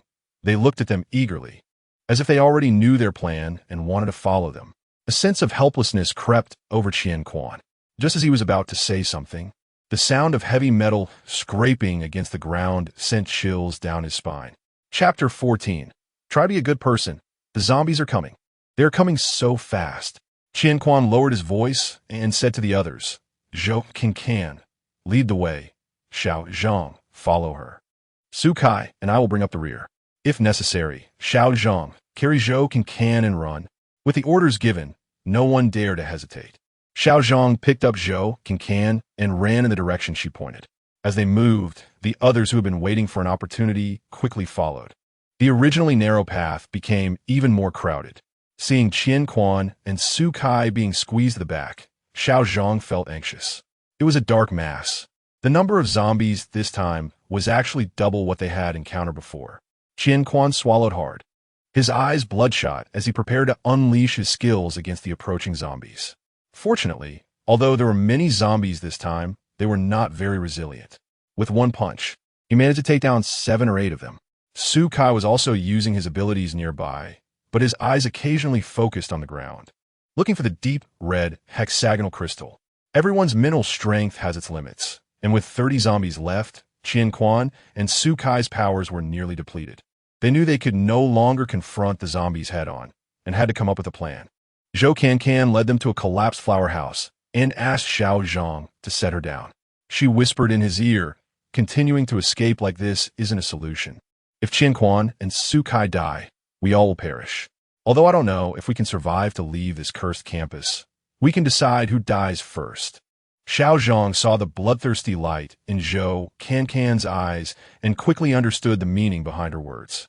If it weren't for the burden of the more than 10 people behind them, they might have already escaped from the zombies. The two exchanged glances secretly, and, eventually, it was Xiao Zhang who conveyed the message to Li Jianan, the Earth ability user, and shared the plan with him for execution. Li Jianan was a big guy with a simple mind. Previously, he followed whatever Su Kai said, but now that Su Kai wasn't around, he naturally listened to Xiao Zhang. Li Jianan pointed out a few injured people among the group and said he would take them to Zhou Kan for treatment. The few who had previously been saved by Zhou Kan were thrilled at the prospect of receiving help again and hurriedly followed Li Jianan out. Using this excuse, Li Jianan tricked the injured people away, leaving only 3 uninjured ordinary people behind. At this moment, Zhou Kan emerged from behind the house, and the remaining 3 exchanged glances. "Want to live? Hand over the crystals," Zhou Kan said to the 3. She had long coveted the crystals in their hands. None of them were foolish enough to think that handing over the crystals would lead to a longer life. One of them, gathering his courage, asked, "If we give you the crystals, can we really survive?" Zhou Kan wanted to laugh at their naivety, but what she said was true, of course. You are still somewhat useful to us. The man glanced at Xiao Zhang and Li Jinan behind Zhou Can, and seeing them nod, he reluctantly took out the crystals. More than 10 crystals were not enough for Zhou Can to upgrade a star, but it was better than nothing. These 3 were temporarily still useful. And Zhou Can instructed Li Jinan to drive them into a corner while they waited at the entrance for Qian Quan and Su Kai. Qian Quan and Su Kai were retreating while releasing their skills, but they didn't expect to suddenly encounter a barely alive person underfoot. He pulled the person out with all his strength, and without hesitation, rushed back into the horde of zombies. A dying wail echoed, and a vibrant life was lost just like that. Was it cruel? Very cruel, but he had no choice. He had protected them for a long time and had given them a choice, yet they still wanted to follow. He wanted to live, to see his family, to live out this life. He was only 18, and life had just begun.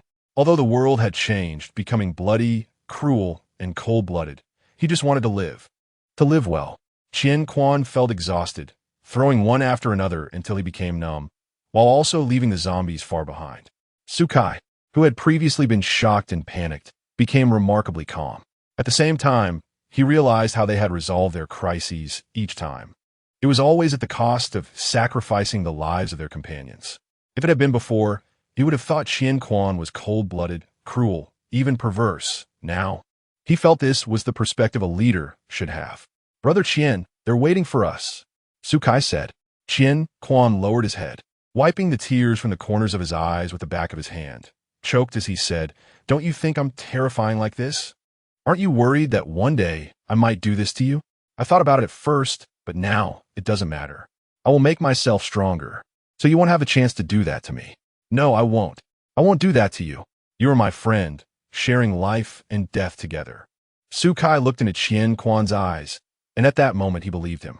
The two soon appeared in the eyes of Zhou Can and the other 3.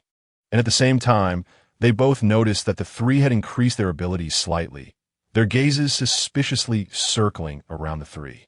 In the end, it was Xiao Zhang who couldn't help but tell them both, "You 3 are really slick, managing to peel off a layer of skin from the dead." Qian Quan teased as he looked at the 3. "This is called making the most of resources, if they are of no use.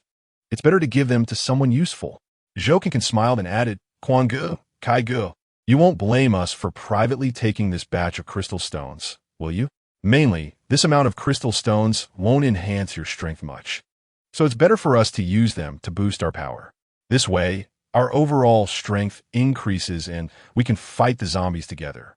And you two won't have to work so hard." As soon as she finished speaking, Zhou Can use her abilities to start healing Qian Quan and Su Kai.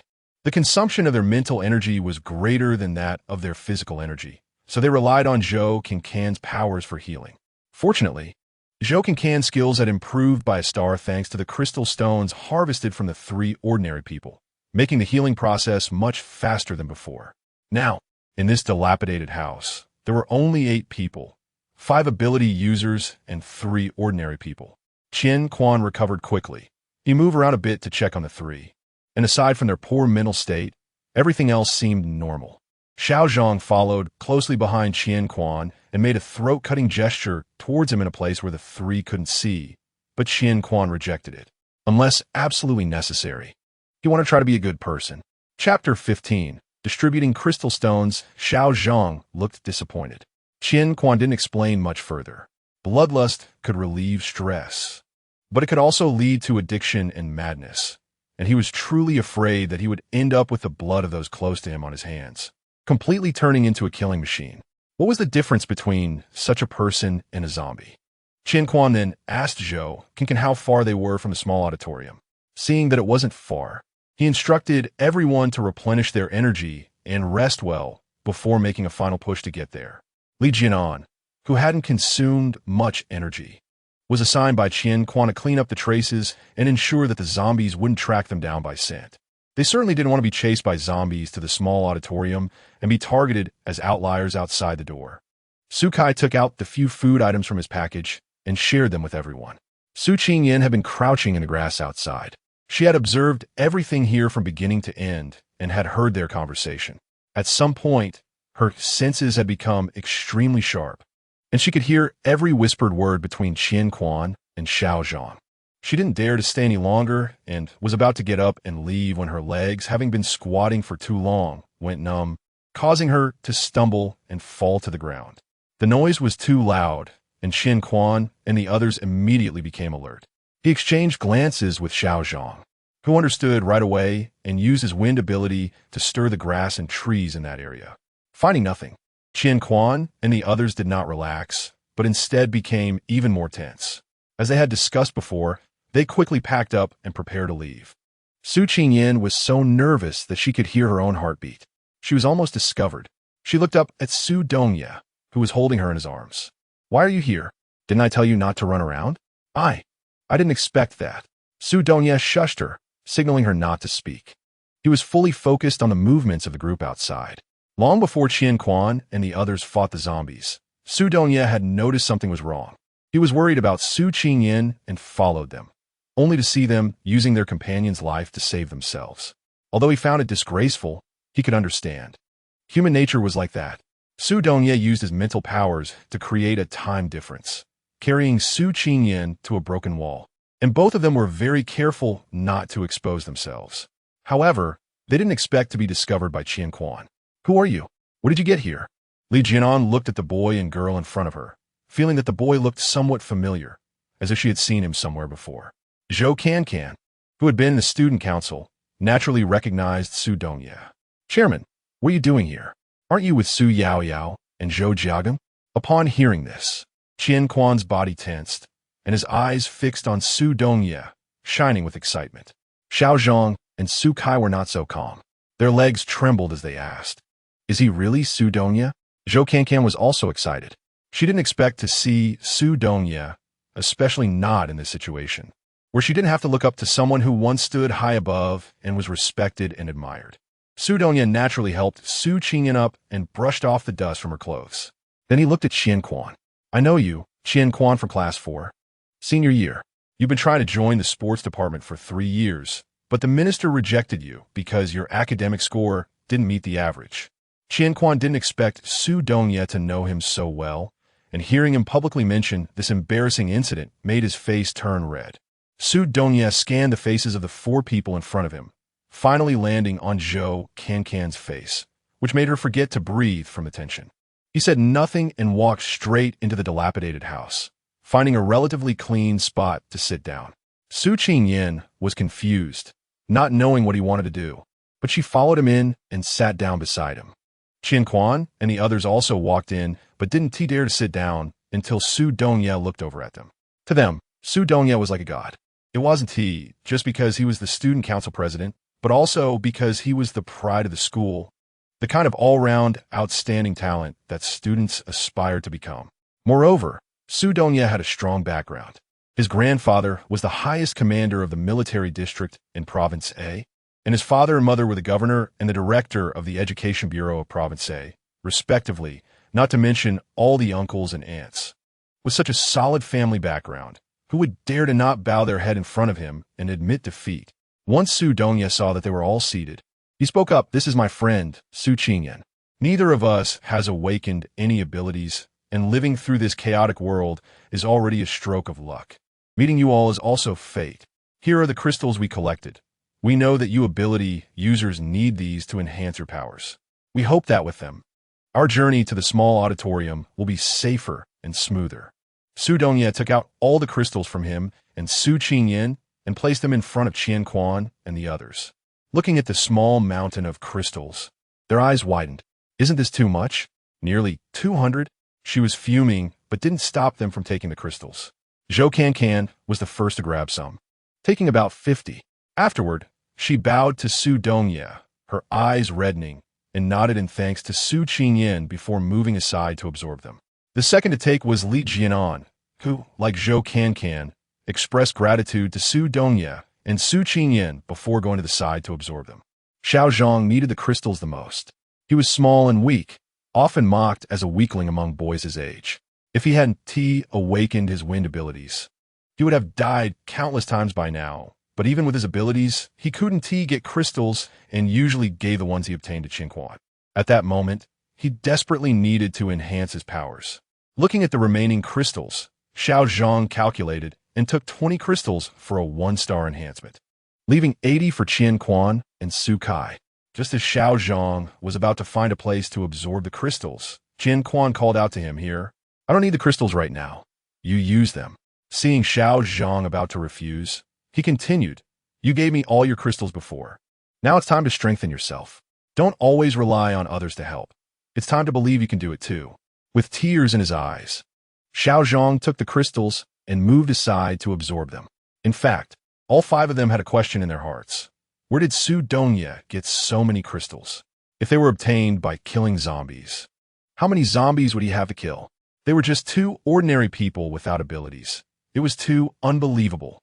Chapter 16. He dared. Not only 4 people remained seated. Qian Quan actually wanted to talk to Su Dongye, but he opened his mouth several times without knowing what to say, feeling more nervous and restrained. It was important to note that he had always viewed Su Dongye as a role model for his studies, wanted to join the student council because of him, hoping to get closer and learn some of the things he considered good from him. Su Kai also wants to get closer to Su Dongye. Even though they currently have vastly different identities, he still holds a great deal of respect for him. Su Qingyin's eyes kept darting back and forth between the 2 of them, watching as they hesitated to speak to Su Dongye multiple times, much like a girl who sees her beloved boy and doesn't know how to confess her feelings. She kindly decided to give him a push. "Hey, Qian Quan, have you really been in the same part of the student council for 3 consecutive years? Why? Haven't you built a good relationship with that department head to get some leniency?" Hearing Su Qinyin call his name and realizing she was talking about such private and improper dealings in front of the student council president, his face turned ashen with fear. Su Qinyin casually brought up a topic, not expecting to be lectured so sternly. What he said was not meant for Su Dongye, but truly came from the heart. Su Kai's tone was very dejected, as if something had happened that made him give up on the idea of joining the student council.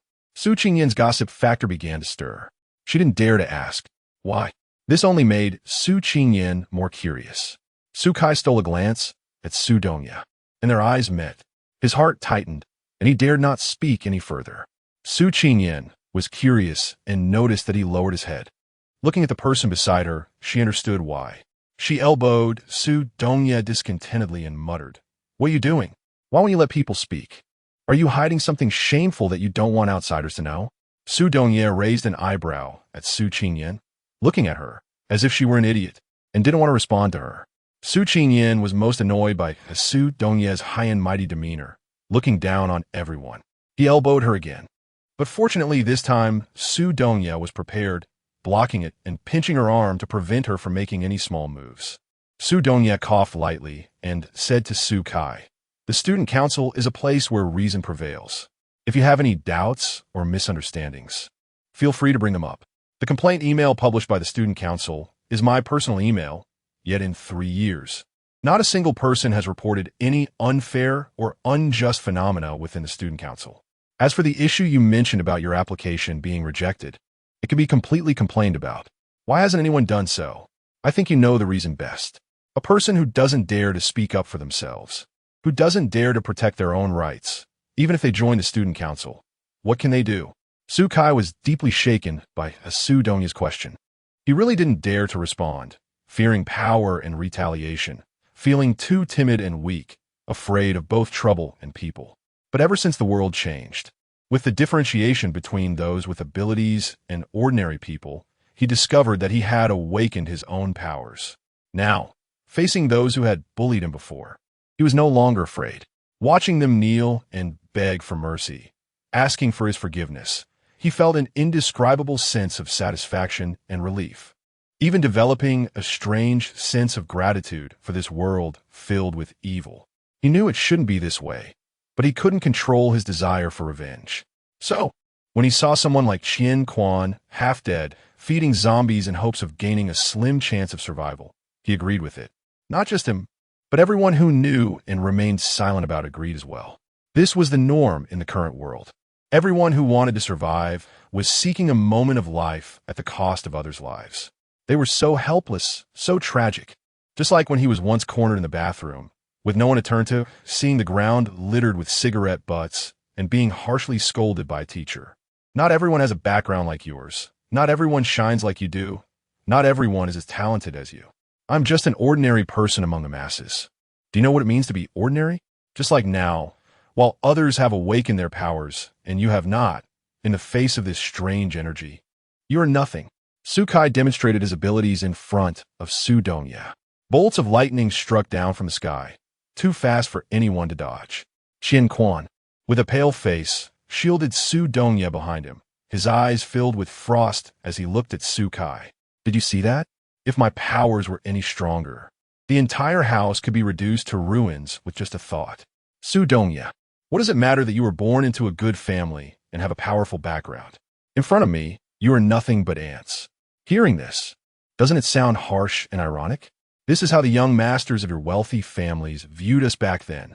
Sukai laughed maniacally as he looked at Su Dongye. But in his eyes, he did not see fear or dread, not even a hint of evasion. Was he not afraid of death?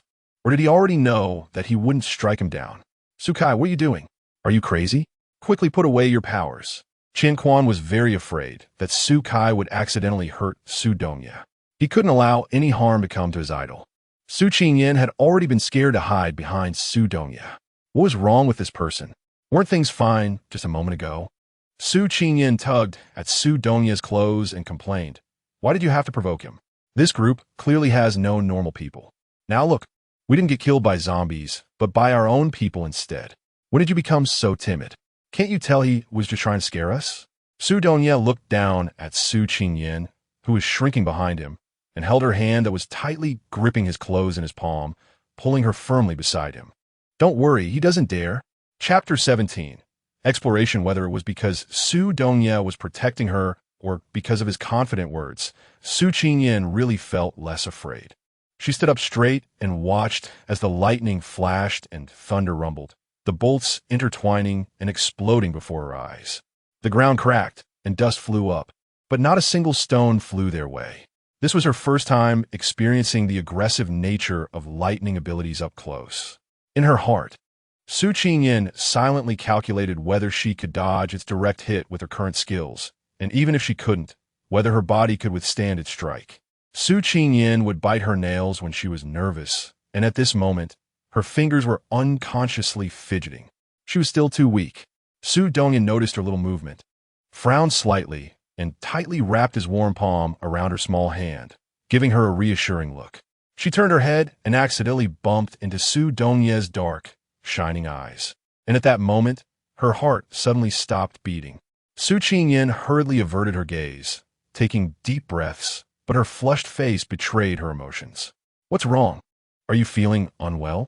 Su Dongye could sense her rising body temperature. He couldn't help but worry, as there was no reason for her to be like this. "No, I'm Yufine." Su Qingyan shook her head. "What exactly is your plan? Are we really going to join them?" From the very beginning, Su Qingyan didn't want to travel with this group, always feeling that they were ruthless and might betray them halfway. Although Qian Quan among them had a higher ability level, they were numerous, and in a real fight, she would only drag Su Dongye down. Su Dongye squeezed her palm, signaling her not to be anxious. Instead of receiving an answer from Su Dongye, they saw Sukai being subdued on the ground by the three who had just absorbed the crystal stones. Li Jianan looked confused. He glanced at the pale Sukai and then at Su Dongye, who was protected by Qian Quan, asking the question that everyone present wanted to know. "Kai, what's wrong? Why did you attack Su Dongye? He's an ordinary person and can't withstand your blow. Besides, he just gave us so many crystal stones. We're already friends. Why would you harm a friend?" Zhou Cancan and Xiao Zhang quickly moved to Su Dongye's side, protecting him. With so many people protecting him, Su Dongye felt no tension from a threat. He patted Qian Quan in front of him and walked past him to Su Kai, who was pressed to the ground. Su Dongye asked Li Jianan to let go, personally brushing off the dust from Su Kai's body. Looking into his dazed and confused eyes, Su Dongye reached out his finger and touched his forehead. Sukai gradually regained his clarity and looked at the people beside him as if he had just woken from a dream, asking in confusion, "What happened? Did I just do something bad?" "It was just a nightmare. It's fine now. If something's bothering you, don't keep it to yourself. If you could talk about it, then talk. If not, just vent it out." Su Dongye used a very masculine way to brush off the dangerous situation. Su Qingyan was taken aback. She still couldn't understand what was going on with Su Kai and what Su Donya had done to become the leader of their group. Not only did these people trust him, but they also followed him closely. With 7 ability users and 3 ordinary people in their group, their speed increased significantly. With Su Donya's unexposed mental power ability, they basically managed to avoid the paths of zombies perfectly. Zhou Qingqin was very curious about the relationship between Su Qingyan and Su Donya. In a chaotic world, a man and a woman together couldn't help but make people think more, especially since Su Donya was famously difficult to approach. With only Su Yaoyao and Zhou Jiagong usually by his side, how did Su Qingyan come to know Su Donya? Their previous relationship seemed complicated. She had seen Su Donya intentionally or unintentionally protect Su Qingyan in his embrace. Such instinctive actions wouldn't come naturally from someone who didn't care. The school rumors about Su Donya being with a girl claimed that it was Su Yaoyao. Was that false? Zhou Qingqin looked at Su Qingyan with more curiosity and comparison. The school beauty Su Yaoyao was recognized as a super beauty, her every smile exuding a friendly sweetness, while the girl in front of her felt distant and cold, looking disheveled and unclear in appearance. However, judging from her facial features, she shouldn't be unattractive. Su Qingyan keenly sensed someone was probing her. She turned her head and happened to meet Zhou Cancan's gaze. She frowned, but the other party smiled at her indifferently, which left her unable to voice her questions. "Ayan, can I call you that?" Zhou Cancan walked up to Su Qingyan quickly, naturally linking her arm with hers, and asked warmly. Su Qingyan actually felt a bit resistant to Zhou Cancan's casual familiarity, but she couldn't withstand the other person's strength. Su Qingyan smiled politely and nodded. "I've been calling you Can, so you can call me Yin too." "Yin, how did you get to know Su Donya? You two are just ordinary people without any special abilities, yet you managed to collect so many crystals. That's really impressive." Su Qingyan did not expect Zhou Cancan to ask her about her relationship with Su Donya. After thinking for a moment, she replied, "I didn't know Su Donya before. We met during the escape. We just happened to find these crystals by luck. Unfortunately, neither of us has awakened any abilities, so, to us, they're just a pile of stones. Helping you out is just a kind of fate. What about you? What ability did you awaken? How did you come to know them? What happened before?" She saw a hint of gossip in Zhou Cancan's eyes, and, not wanting her to overthink, Su Qingyan briefly explained her relationship with Su Donya. Given that Su Donya had concealed his abilities before, it seemed he didn't fully trust this group either. They were just strangers and not yet friends. "Oh, so that's how it is." The two of them chatted casually, not caring that they were at the back of the group. Su Donya and Qian Quan were discussing the situations they might encounter along the way and the strategies to deal with them. Noticing that the two girls were so engrossed in conversation that they almost forgot they were escaping and not on an outing, he paused, pointed to Li Jianan, and instructed him to stay behind the two girls before continuing. The friendship between the girls developed quickly and inexplicably. In no time, Su Qingyan and Zhou Cancan were as close as if they were one person, holding hands wherever they went. Chapter 18. Narrow escape. The road to the small auditorium was not easy. They encountered zombie hordes several times, but fortunately, with Su Donya's help, they narrowly avoided danger. Once, due to Su Qingyan and Zhou Cancan's engrossed conversation, they attracted the attention of the zombies. Luckily, there were only about 50 zombies ahead, and Qian Quan and the others managed to handle it. Although it consumed a lot of energy, there were no casualties. After that, Su Qingyan dared not get distracted by chatting anymore. The half-hour journey was bumpy, and it took them an hour to finally reach the small auditorium. The small auditorium in front of them was not a true small auditorium. It was a 2-story small Western-style house with a courtyard, resembling a Sihiyuan. The walls were made of stone bricks, and a large iron gate tightly sealed it off. At a glance, one could see that the door of the small house was also sealed, with no sign of any living presence. Su Qingyan moved closer to Su Donya, tugging at his clothes. "Are you really sure they came here?" The place was eerie and lifeless, not at all like someone had been there. Su Donya had already released his mental power. He was certain they were inside. As for why it looked so desolate, it was probably because a new ability user had emerged among them, acquiring new powers. Qian Quan and the others had long admired Su Donya to the point of reverence. Even Su Kai had developed a sense of awe towards him. It was evident that Su Dongye was truly smart, powerful, and impressive, having led them multiple times to evade the zombies' pursuit and arriving here unscathed. How could such a capable person not earn respect? They would not question or complain about any decisions Su Dongye made. Seeing him walk towards the iron door, they followed without hesitation. Only Su Qingyan lagged behind a step. Looking at his determined back, Su Qingyan couldn't fathom where he got his confidence from. There must be someone inside, and he was so sure they were waiting for him. Su Dongye skillfully input the password, and the iron door slowly opened. The people in the small auditorium heard the sound of the iron door and began to panic like frightened birds, running around inside the building, crying for help. Su Yaoyao and Zhou Jiagang were discussing breakout plans in the conference room on the second floor when they heard the commotion outside and the reports from the newcomers. The expressions of everyone present turned pale. What to do? What to do? How did the zombies find this place? Why did they come so quickly? We're going to die. Completely die. Someone cried out in fear, asking and answering themselves. Zhou Jiagang, as the leader, quickly calmed down and started organizing the defense. But when he led people to the window to look out, he discovered that the newcomers were actually Su Dongye. He was shocked and found it unbelievable. Su Yaoyao also saw Su Dongye.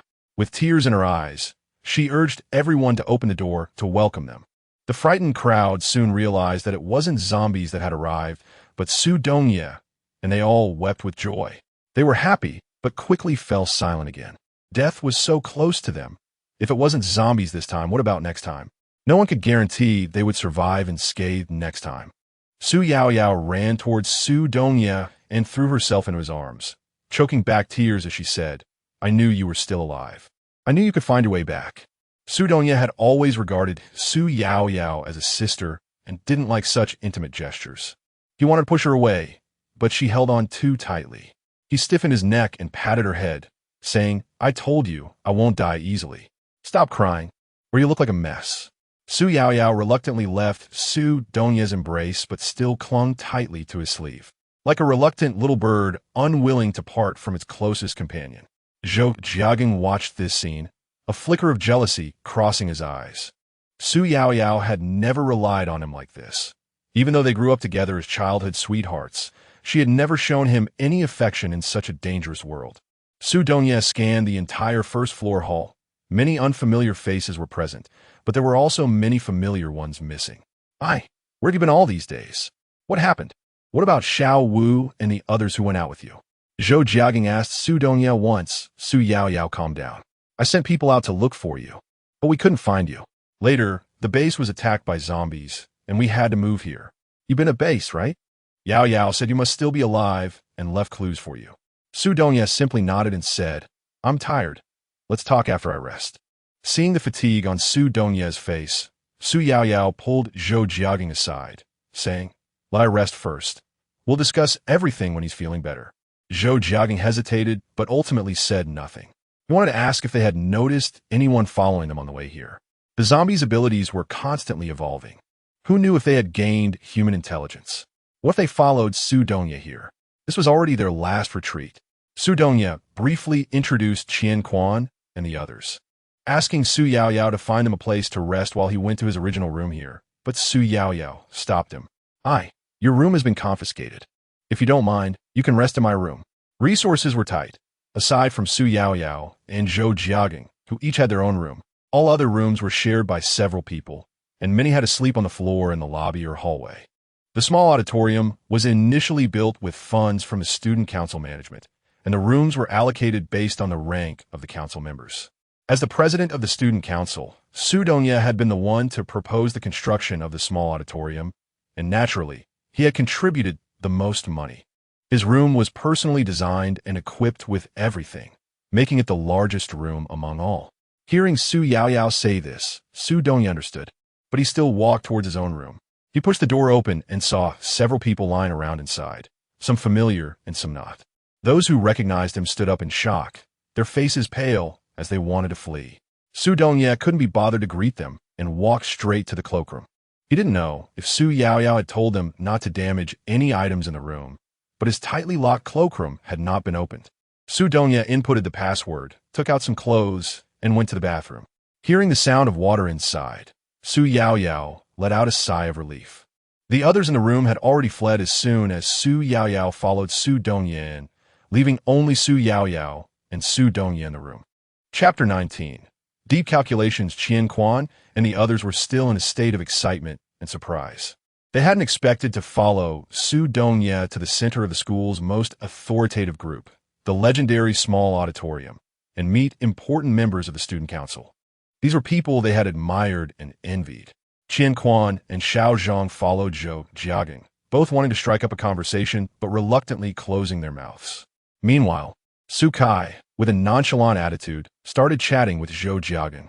Su Qingyan and Zhou Cancan were led in another direction by the girl next to Su Yaoyao. There is a distinction between men and women. Even in the same building, there is still a line that divides them. Zhou Cancan nudged Su Qingyan's waist with her elbow and said, "Did you see that? If anyone says there's nothing going on between those two, I wouldn't believe it for a second." Su Qingyan naturally knew that Zhou Cancan was talking about Su Dongye and Su Yaoyao, a talented man and a beautiful woman. Truly a match made in heaven. Whether they have something going on or not, what does that have to do with you and me? Do you like Su Dongye? Hee. Who doesn't like a handsome guy? Don't you like him? Do you know how many times you secretly looked at Su Dongye on this journey? I counted it for you. 180 times, and there were a few times your face turned particularly red. Come on, tell me, is there something between you two that you can't talk about? How could that be? Absolutely not. Zhou Cancan, don't say such things. Su Qingyan was so anxious that she wanted to cover her mouth to stop her from saying another word. Look, I was right. Zhou Cancan. Ayin. There's nothing to be ashamed of in liking Su Dongye. Let me tell you, 99% of the girls in school like him.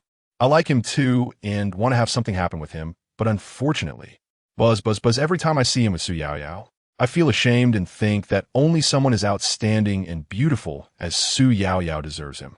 Now that I really know they are together, all I can do is wish them well. Girls have possessiveness and exclusivity. The prettier the girl, the stronger her desire for control in this regard. When you see Su Dongye later, tone down your gaze.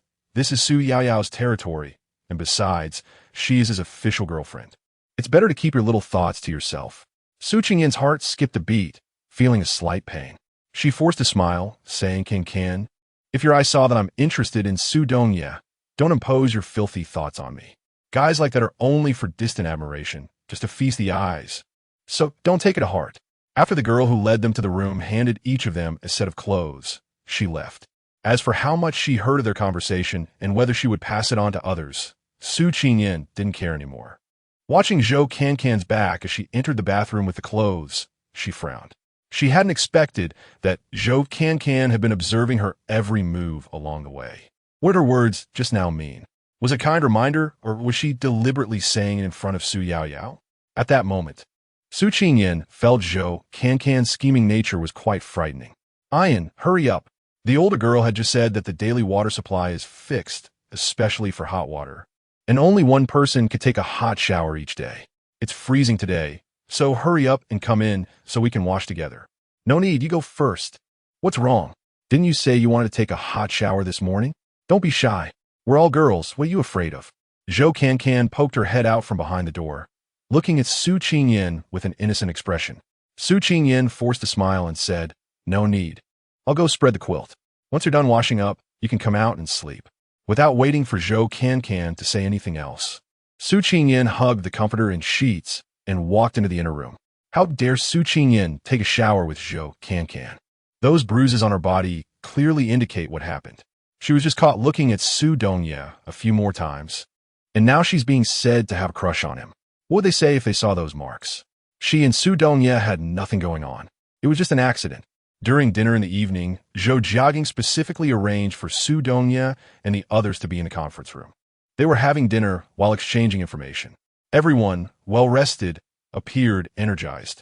Qian Quan had long passed the initial excitement and agitation, now sitting calmly across from Zhou Jiaging, waiting for Su Dongye.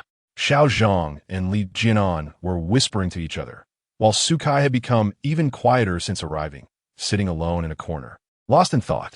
The conference room door was pushed open, and in came Zhou Cancan and Su Qingyan. Xiao Zhang's eyes suddenly lit up, and he exclaimed with a sound of admiration, Li Jianan also looked over and said bluntly, I didn't expect Su Qingyan to be such a beauty. With a slim waist and long legs, fair skin, and good looks. She's definitely a stunning beauty. Su Qingyan did not expect to be praised publicly by Li Jianan, and her fair little face turned crimson. She shyly tried to hide behind Zhou Chanzhen, but accidentally bumped into Su Yaoyao, who was entering with Su Dongye. Ouch! A soft exclamation made Su Qingyan realize that she had accidentally stepped on a newcomer's foot.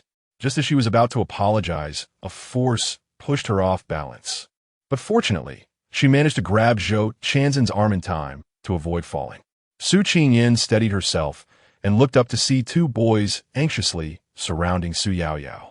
Just as she was about to apologize, Zhou Jiaging shot her an angry glance and said in a harsh tone, Please open your eyes when you walk. Otherwise, you won't even know how you died. The atmosphere became awkward and tense. Zhou Cancan looked at Su Dongye, and seeing that he had no intention of speaking up for Su Qingyan, she spoke up. I didn't mean it. She just accidentally stepped on her foot. Why do you have to blow it out of proportion and say such hurtful things? Whether it was intentional or not, she knew the truth. I'm just kindly reminding everyone. We need to be more alert.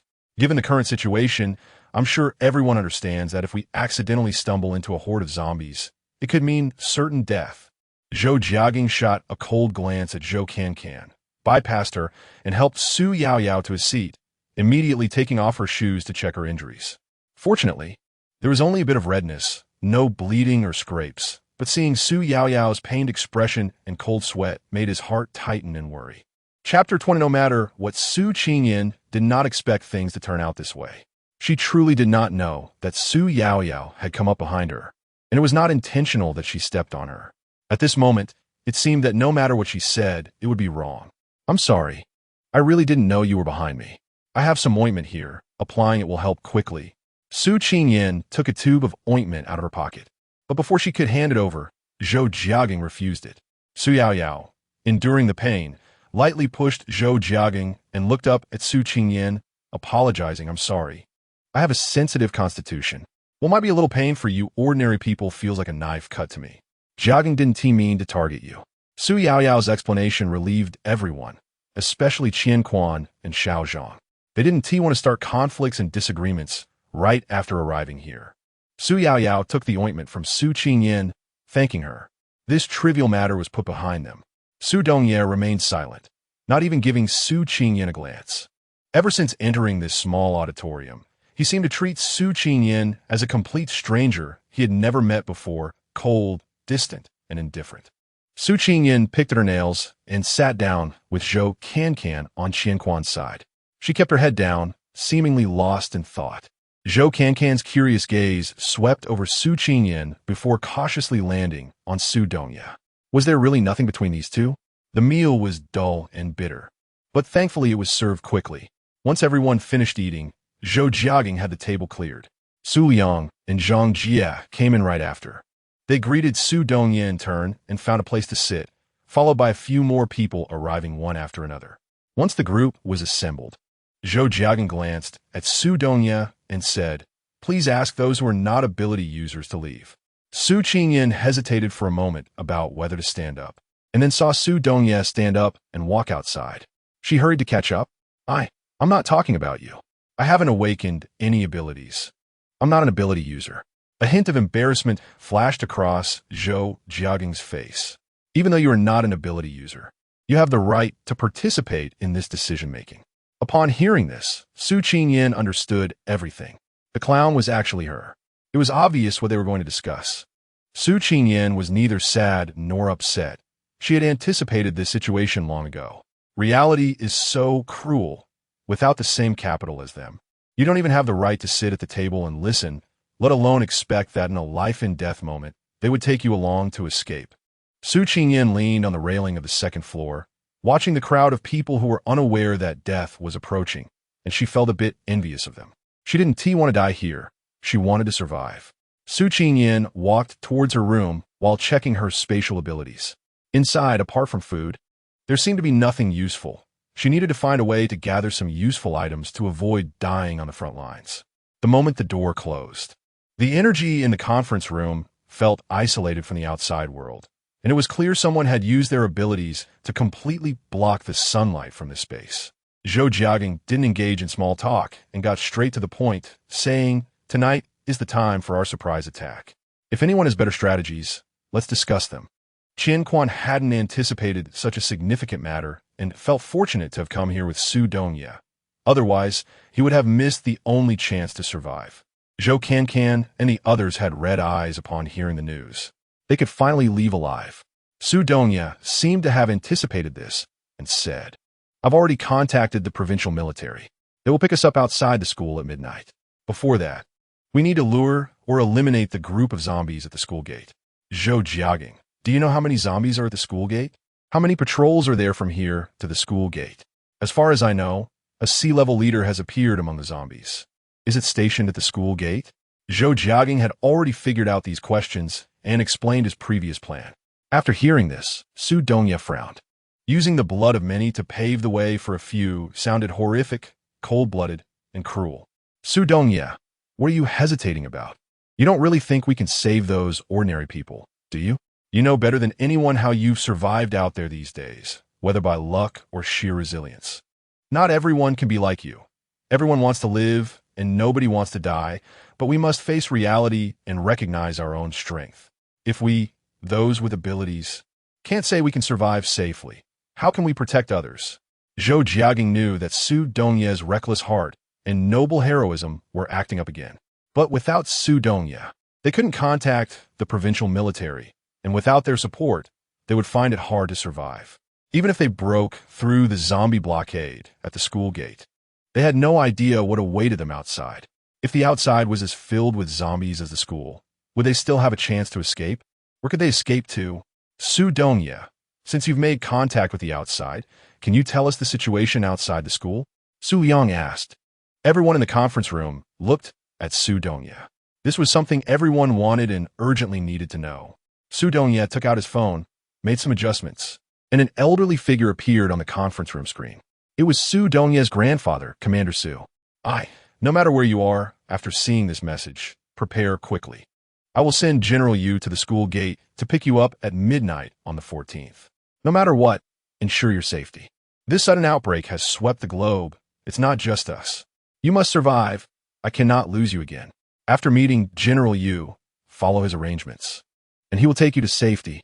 One by one, their faces turned ashen, their eyes filled with despair. A nationwide zombie outbreak was occurring, with major provincial cities falling first. The military couldn't suppress it. They could only build safe zones, and the nearest one was in Angshi County, a place they had never even heard of. Chapter 21. The stalemate choice, he hurriedly stepped forward, excitedly pointing at Angshi County marked by a red circle. Can we enlarge the icon here? He saw a glimmer of hope. Su Dongye not only enlarged the icon, but also showed the route to it and explained the current situation. As of now, Angshi County was the safest. There were military forces, ability users, and resources. However, it was a case of fishing the pond dry. It was unclear how long they could hold out. Therefore, we not only need to consider the immediate problems, but also think about the future. If we keep thinking about using the sacrifice of others to exchange for our own survival, in the end, how many will still be alive? This disaster is not a temporary event, but a long-term one. Nobody can guarantee they will survive until the end. So everyone present, please think carefully about whether there are better solutions. Qian Quan was moved by Su Dongye's words.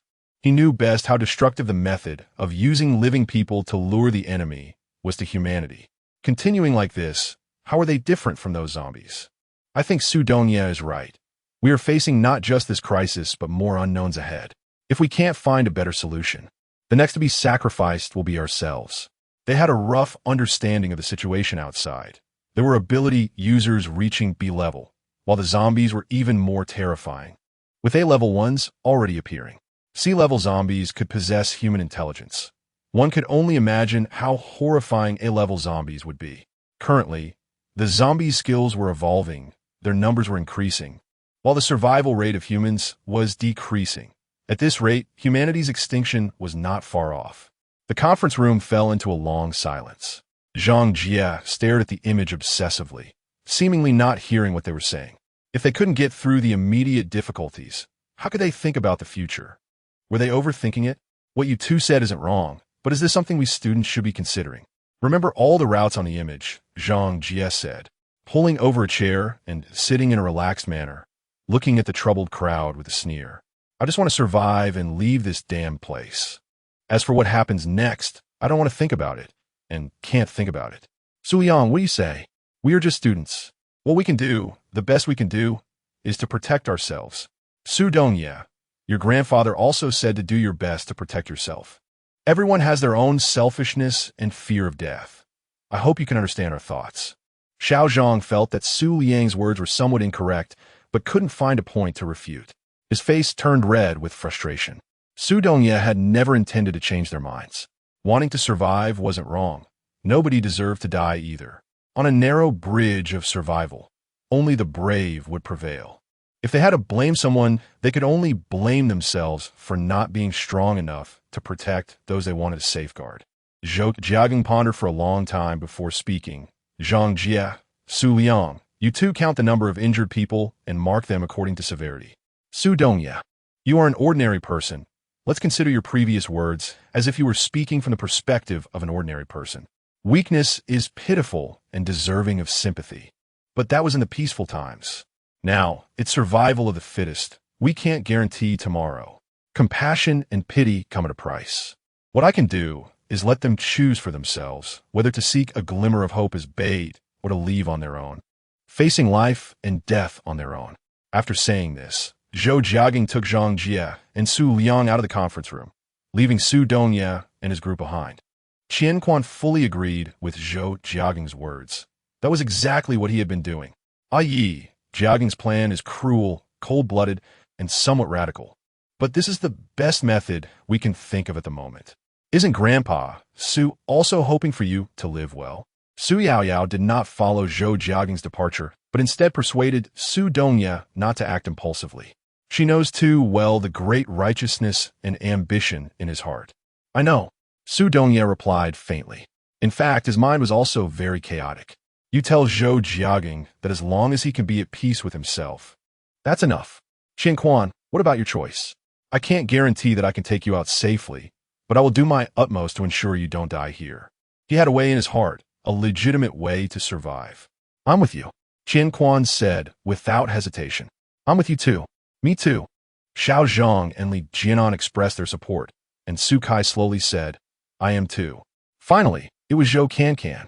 After speaking, she turned her gaze to Su Yaoyao, wanted to see whether she would choose Su Dongye or Zhou Jiaging. I.e., do you have a plan in mind? Why don't you tell Zhou Jiaging about your plan? Su Yaoyao didn't want to make such a dilemma. They were once inseparable good brothers. Why has it come to this? Shouldn't they unite even more in the face of great adversity? Yaoyao, two people with different positions cannot coexist. The path I chose is too dangerous. When we are all safe, I will contact you. No, I want to be with you. No matter how dangerous and difficult it is, I want to be with you. I.e., you can't leave me behind again. You promised to protect me. Su Yaoyao's words were undoubtedly a confession. But Su Dongye seemed not to grasp the meaning behind them. He said, all right, I will definitely do what I promised you. Zhou Cancan's eyes dimmed for a moment, but soon brightened again. Welcome to our team. The number of girls is increasing. I'll tell Yin this good news right away. She will definitely be happy. By the way, I still don't know what your abilities are. My ability is pharmacology, primarily healing and creating various pills. Su Yaoyao also mentioned her ability level, which astonished Qian Quan and the others. A D-level pharmacologist, although not an attacker, can continuously provide energy. Su Yaoyao's ability is even more powerful than Zhou Cancan's, especially since her ability Halo is of the highest level. It's truly impressive. Su Kai felt energized when he heard Su Yaoyao say that she could create various pills. He eagerly asked if there were any pills that could help break through his bottleneck. After asking him a few detailed questions, Su Yaoyao gave him a pill. Su Kai excitedly took the medicine, and his abilities were enhanced. With Su Yaoyao joining Su Dongye's team and Su Kai's increased strength, their overall capabilities improved significantly. He felt more confident that he could lead them to safety. Just as Su Dongye was about to discuss the plan, Zhou Cancan asked if they should call Yin over. Everyone gasped, and Su Dongye spoke up, saying it wasn't necessary. She didn't need to know. After that, No one interrupted anymore. In fact, Su Donya's plan was not much different from Zhou Jiaging's. He just changed the bait from living people to fresh blood. He instructed Xiao Zhang, Li Jianan, and Su Kai to ambush zombies 10 kilometers away from the small auditorium, using the crystals they obtained to exchange for blood. Time was tight, and Su Yaoyao applied to join them. With her healing abilities assisting, she could not only provide them with energy, but also help them kill enemies more effectively. Qian Quan and Zhou Cancan were responsible for counting those willing to follow him. Everyone divided the tasks and quickly got to work, leaving Su Donya alone in the conference room. He stared at the images on the screen, lost in thought. But a delicate figure intruded into his mind. He tried hard to push it away, but it became increasingly clear. The flushed little face, tearful eyes, and every move tugged at his heart and soul. Chapter 22. Severing Heaven and Earth. She could probably guess that Su Donya and Zhou Jiaging were plotting an escape, but she didn't know the specific plan or when it would be implemented. Based on her understanding of ability users, most only cared about their own survival, and ordinary people, like ants in their eyes, could be sacrificed at will. Just like the way Zhou Jiaging looked at her while driving her away, as if people like them were meant to serve the ability users to be trampled underfoot. Su Qingyan was extremely disgusted by this attitude.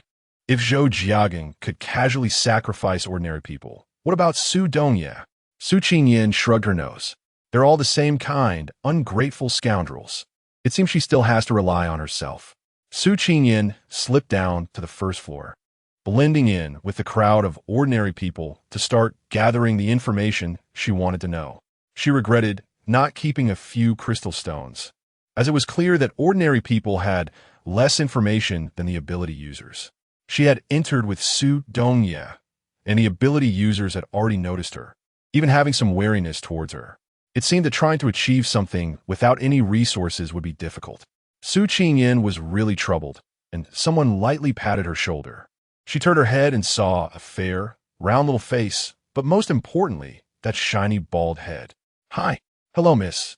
My name is Bai Yuan." Su Qingyan was not used to others being so familiar and disliked being touched by others even more. She took a step back, increasing the distance between the two. "Hello. My name is Su Qingyan. Is there something I can help you with?" When she mentioned Su Donya's injury, Bai Yuan's smile faded, replaced by a look of concern. Su Qingyan shook her head. Bai Yuan looked at Su Qingyan with anticipation. "Sister, can you tell me about Brother Su?" "Great. Another fan of Su Donya." Su Qingyan saw Bai Yuan's admiration and fanaticism for Su Donya in his eyes, which was no different from Qian Quan's back then. Su Qingyan really didn't want to deal with such a brainless fan. If he weren't a supernatural being, she would have wanted to turn around and leave. "You want to know about Su Donya?" Bai Yuan nodded frantically. "Then you have to trade something with me." Without saying a word, Bai Yuan took out everything valuable on him and laid it in front of Su Qingyan. "I don't want these." "Then what do you want?" Bai Yuan asked, confused. "A crystal stone and food, as well as various energy supplements. Aren't these things needed by everyone? Why not? How about we exchange questions?" Bai Yuan stared at Su Qingyan for a while before nodding. While asking questions, he packed up his things. Anyone who was with Brother Su definitely wouldn't do anything to harm others. Bai Yuan told Su Qingyan everything he knew in one go. But what he wanted to know was shrouded in mystery. Summarized, it felt like she said something, yet also said nothing. Bai Yuan, unhappy, followed Su Qingyan like a tail, as if he would stick with her until she shared some information that satisfied him. Su Qingyan had an indifferent attitude, and with him following behind her, it was even more convenient for her. Many places she couldn't go before because of Bai Yuan's presence. She can now enter and take a look, which makes Su Qingyan curious about Bai Yuan's identity. However, it's too difficult for her to extract information from Bai Yuan. "Little brat, what's wrong? Are you angry? I really don't know anything about Su Donya. We can only be considered strangers who met by chance and happened to come here together." "You're lying." Su Qingyan felt uneasy under Bai Yuan's clear gaze. "Believe it or not, if you don't believe it, then don't follow me. You smell like Brother Su." Just as Su Qingyan was about to turn and leave, she stumbled upon hearing this. But fortunately, she was quick and grabbed the railing behind her. "You! What nonsense are you talking about? What smell?"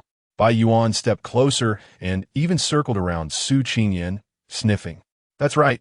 You definitely have Brother Su's smell on you. I won't get it wrong." Bai Yuan was now truly certain. Su Qingyan, however, was not calm. How could there possibly be Su Dongya's scent on her? An unbearable image flashed in her mind, and she felt as if she were on fire, her face red enough to fry an egg. Miss, do you know what my special ability is? Su Qingyan steadied her mind and body, not letting the little brat in front of her see anything, while also guessing if this kid, like Su Dongya, had some psychic ability to enter people's minds and know things. The legendary dog knows. Bai Yuan proudly proclaimed. No scent within a 20-mile radius can escape my nose, so your brother Su's scent on you can't escape me either. Even if you take a shower, it's still there. Hearing this, Su Qingyan quickly covered Bai Yuan's mouth to prevent him from making another sound. She glanced around like a thief, seeing that no one was paying attention to her side, as if no one had heard what Bai Yuan just said. Bai Yuan, aren't you afraid of getting beaten to death by your brother Su for saying that? Su Qingyan blushed and bit her lip, saying, It's because I wore your brother Su's clothes that you think I smell like him. Really? The naive Bai Yuan was not very convinced. Otherwise, seeing Bai Yuan's hesitant expression, Su Qingyan was really afraid he would say something shocking again, so she hurriedly said, It's true. Don't you know what kind of person your brother Su is? He is helpful and kind-hearted. How could he stand by when he sees someone getting hurt? Of course, he courageously helps others. The reason I met your brother Su is because he saved me. Not only did he save me, but he also gave me food and clothes and brought me here. Really, your brother Su is the best, kindest, and bravest person I have ever seen in the world. Su Qingyan covered her heart and praised Su Dongya with a long string of compliments, using all the flattering words she knew. Seeing that, Bai Yuan believed her. She finally felt relieved. So, you also have a crush on brother Su, right? Who would like him? Su Qingyan really wanted to say this, but under Bai Yuan's eager gaze, she nodded and thought, yes, he's handsome and a good person. Who wouldn't like him? But brother Su likes sister Yao Yao. If you do this, aren't you becoming the third party, intruding? Puffed. Su Qingyan was about to spit out a mouthful of old blood. Little bald head. You can't just say anything. The term third party is not used that way. It can only be said when a boy has developed feelings for another girl who likes him. So, is it just your one-sided affection for brother Su? Does that mean you have a crush on him? Su Qingyan held her forehead, feeling that she was really sick, wondering why she was explaining things to a little brat. She was really fed up. Think whatever you want. All right, I need a rest now. You can go out. She didn't want to stay with this little guy for even a moment longer. Su Qingyan pushed him to the door and was about to close it when she heard Bai Yuan say, Sister, do you want to know what Su Gij and Zhou Gij are discussing? You know? Of course I know. I have a special ability that can isolate the world and eavesdrop on all the information I want to hear. Bai Yuan concealed part of the truth. While it was true that isolating the world and concealing one's aura was real, eavesdropping came with a certain cost. While Su Qingyan was in a daze, Bai Yuan quickly devoured a few crystal stones and activated his ability, projecting the audio and video from the meeting room. Fortunately, Zhou Jiaging's group of ability users had just left, or they would have been discovered. Su Qingyan was just about to marvel at the wonders and power of Bai Yuan's abilities when she heard Su Dongya refuse Zhou Cancan's request to let her join. Chapter 23. The Heartbreaking Flower. Miss, you mustn't tell brother Su about what I just showed you. Bai Yuan put away his abilities and said with a conflicted expression, Brother Zhou told me not to tell anyone about my abilities. Not even sister Yao Yao knows what my abilities are like. You absolutely can't tell anyone, especially brother Su. Given Su Qingyan's understanding of Bai Yuan, she wondered why he, who admired and respected Su Dongya so much, would keep it from him. Then she thought, what does it have to do with her? She didn't want to know anything about Su Dongya in the future. Su Qingyan pretended not to know anything and chatted with her, as usual. Zhou Cancan had things to take care of and, due to Su Dongya's advice, was slightly cautious when talking to Su Qingyan. Su Qingyan couldn't understand why. She became increasingly certain that Su Dongya had no intention of taking her away. How foolish of her to have saved him back then. Ian, wait a moment, I need to step out. Tonight you. Okay, it's fine. I know you ability users have your own missions, and some things can't be spoken of. Just make sure to protect yourself. Zhou Cancan hesitated several times, but ultimately said nothing. Just as Zhou Jiaging had said before, if the ability users couldn't even protect themselves, how could they protect others? Zhou Cancan had initially wanted to befriend Su Qingyan because of Su Donya's presence. After spending time with her, she found that Su Qingyan had a simple and pure nature, which was rare in such chaotic times. Zhou Cancan developed a sense of closeness, but after several tests, she realized that Su Qingyan really had no connection to Su Donya, and there seemed to be some annoyance between them, which made her feel distant again. At that moment, Zhou Cancan genuinely wanted to remind Su Qingyan not to sleep, or at least not to sleep so early. If she heard any noise, there might still be a glimmer of hope for her to escape with the main force. If she really fell asleep, dying in her dreams could be seen as a perfect release, avoiding a death filled with fear and pain. When Su Qingyan turned around, Zhou Cancan left a note under her pillow, hoping she could survive. After hearing the sound of the door closing, Su Qingyan emerged from the restroom. Her eyes dimmed slightly, still feeling a bit sad and downcast. But it wasn't to the point of disappointment. She understood her well and knew the reasons behind her actions. As for Su Donya, that was where her disappointment lay. A bitterness spread in her heart, transforming into tiny raindrops. When Bai Yuan left, Su Qingyan asked about his room. She put all her belongings into her space in the room, and only left after carefully checking to ensure nothing was left behind. She wanted to find Bai Yuan to see if he could take her along. She didn't need his protection.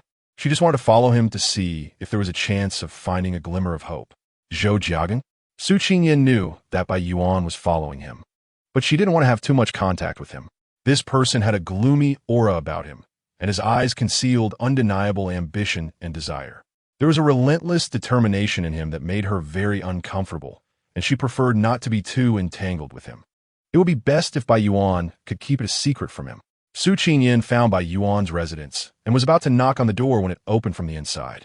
Bai Yuan was surprised. "Miss, what brings you here? Are you thinking about things with Brother Su again?" Chapter 24. 1 Bai Yuan always felt that Su Qingyan had told him everything about her and Su Donya, but since she didn't want to speak, he didn't want to put her in a difficult position. When he left, he gave her his address, hoping she would change her mind. Seeing Su Qingyan take the initiative to find him, the first thing Bai Yuan thought was that she wanted to confess to him. Su Qingyan could roughly guess that Zhou Jiagang called them together as supernatural beings to prepare for tonight's breakout. She nodded and said, "Okay, but don't keep me waiting too long." Looking at the time, it was already 8:35 p.m., and there were only a little over 3 hours until midnight. They needed to make all the preparations in these 3 hours, and Su Qingyan also had to persuade Bai Yuan to take her along during this time. Now that Bai Yuan had left, it gave her the time she needed to think. Su Qingyan was alone in Bai Yuan's room, pondering what was so special about Su Donya and why Bai Yuan agreed to help her. Bai Yuan's room was simple and small. Perhaps it was because of his unique ability that Zhou Jiagang took good care of him, allowing him to live alone. The room was clean and tidy, but it was covered with posters of Su Donya. This little kid actually admired him so much, treating him like an idol. Su Qingyan glanced at the incredibly handsome Su Donya on the poster. He was indeed good-looking, the kind that could make someone fall in love at first sight. But why was his heart so dark? Why was he unwilling to bring her along, not giving her even a little chance? She had told herself not to think about him, not to worry about this matter anymore, yet she still couldn't control her sadness. The sound of a knock on the door interrupted Su Qingyan's sorrowful thoughts. Without thinking much, she went to open the door and was taken aback to see Su Yaoyao standing outside. Is Bai Yuan in the room? Su Yaoyao was also quite surprised to see Su Qingyan. She took a step back and checked the label on the door again. It was indeed Bai Yuan's room. And then she asked, "He isn't here. Do you know where he went?" Su Yaoyao had come to ask Bai Yuan if he wanted to join her in following Su Donya for an escape, but upon discovering he was not there, she could roughly guess where he had gone. Hearing Su Qingyan say he went to find Zhou Jiahao confirmed her suspicions, and she knew that Bai Yuan would not join her and Su Donya. Although Bai Yuan greatly admired Su Donya, he had his own principles. Su Yaoyao knew about Bai Yuan's abilities, and while she was slightly disappointed that he couldn't be used by Su Donya, she understood. "Tell him I came to look for him. If he changes his mind, he should come to the old place to find me." Su Qingyan understood Su Yaoyao's intention. She was trying to win Bai Yuan over, wanting him to join her in going to Su Donya's side. However, judging by her expression, it seemed that Bai Yuan was unwilling. Su Qingyan became even more curious about Bai Yuan. Bai Yuan did not expect that Zhou Jiaging had called them over to inform them to pack their bags and prepare to break out, and to keep it low-key. He did not plan to take ordinary people with him during the breakout, which indicated that the ordinary people here would serve as pawns, some bait to die. He looked at Su Qingyan, and a hint of sadness inadvertently flashed in his eyes.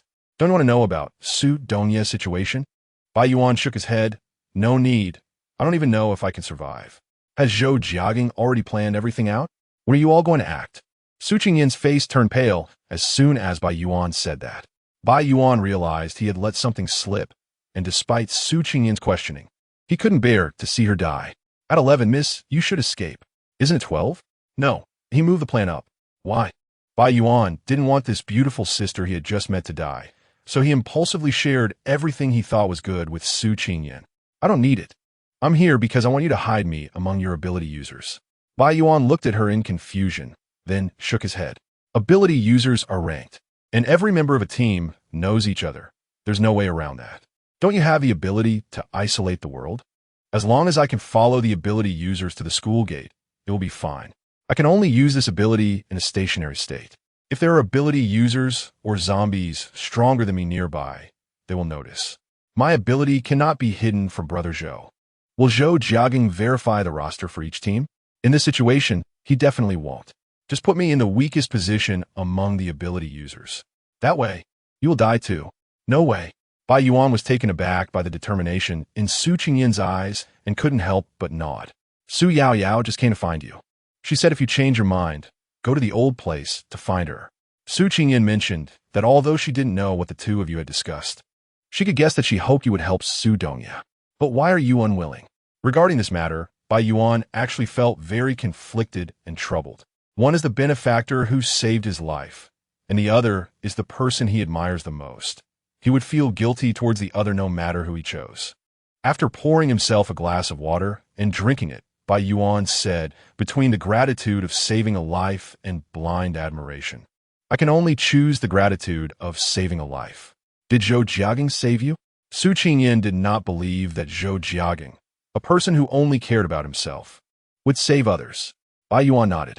Before I awakened my abilities and had a high fever, I vaguely heard someone wanting to give up on those of us who were in a coma. At that time, a group of zombies was chasing us, and it was Brother Zhou who told people not to give up on us. He also carried me and fled all the way. I will never forget his unwavering support and the life-saving grace he provided. So wherever he is, I will be there too. My life belongs to him, and I will not let him die.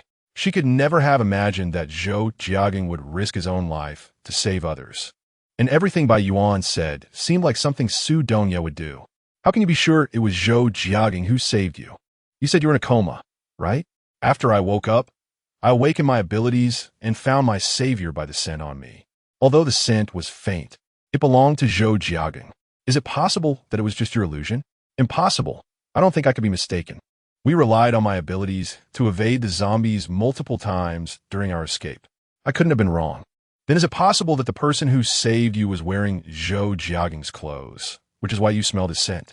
Bai Yuan didn't understand why Su Qingyan would say that, but after thinking it over, he realized it wasn't without possibility. But if it wasn't Zhou Jiaging, then who could it be? He simply couldn't think of anyone else who would risk their life to save others. Su Qingyan realized she was being meddlesome. She shouldn't have gotten involved in other people's affairs. She quickly said, no matter who saved you, this is not the time to think about that. Can you tell me Zhou Jiaging's plan? Su Qingyan could tell from Bai Yuan's troubled expression that it was impossible, so she decided not to make it difficult for him anymore. Then tell me, which team are you going to put me in? How many people are in that team? What abilities do they have, and what are the levels of those abilities? If possible, Su Qingyan hoped that both she and they would not die. Bai Yuan did not hesitate and told Su Qingyan everything one by one, including their preferences. Su Qingyan also took note of everything, and she borrowed a set of boys' clothes from Bai Yuan, quickly changing into them. Although she had Bai Yuan's special abilities to support her, Su Qingyan still wanted to play it safe and be more secure. Bai Yuan needed to pack up and meet with Zhou Jiaging, so he could only lead Su Qingyan to that team. Everything else would depend on her own fate. However, as soon as they stepped outside, they encountered Su Donya and Zhou Jiaging. The two of them were walking towards them from a distance, and coincidentally, they had just come out of a room, creating a moment that felt somewhat subtle and awkward. Fortunately, Bai Yuan was someone who could ease the atmosphere. He greeted both Su Dongya and Zhou Jiagang, while Su Qingyan hid behind Bai Yuan like an ostrich. She didn't want to see either of them, nor did she want them to see her. She wondered if her thoughts were somehow audible to the two of them, as they truly seemed to treat her as if she were invisible. Su Dongya, since Yao Yao chose to be with you, I hope you can protect her without regard for your own life. You've already abandoned her once, so this time, you must not. Zhou Jiagang spoke to Su Dongya word by word.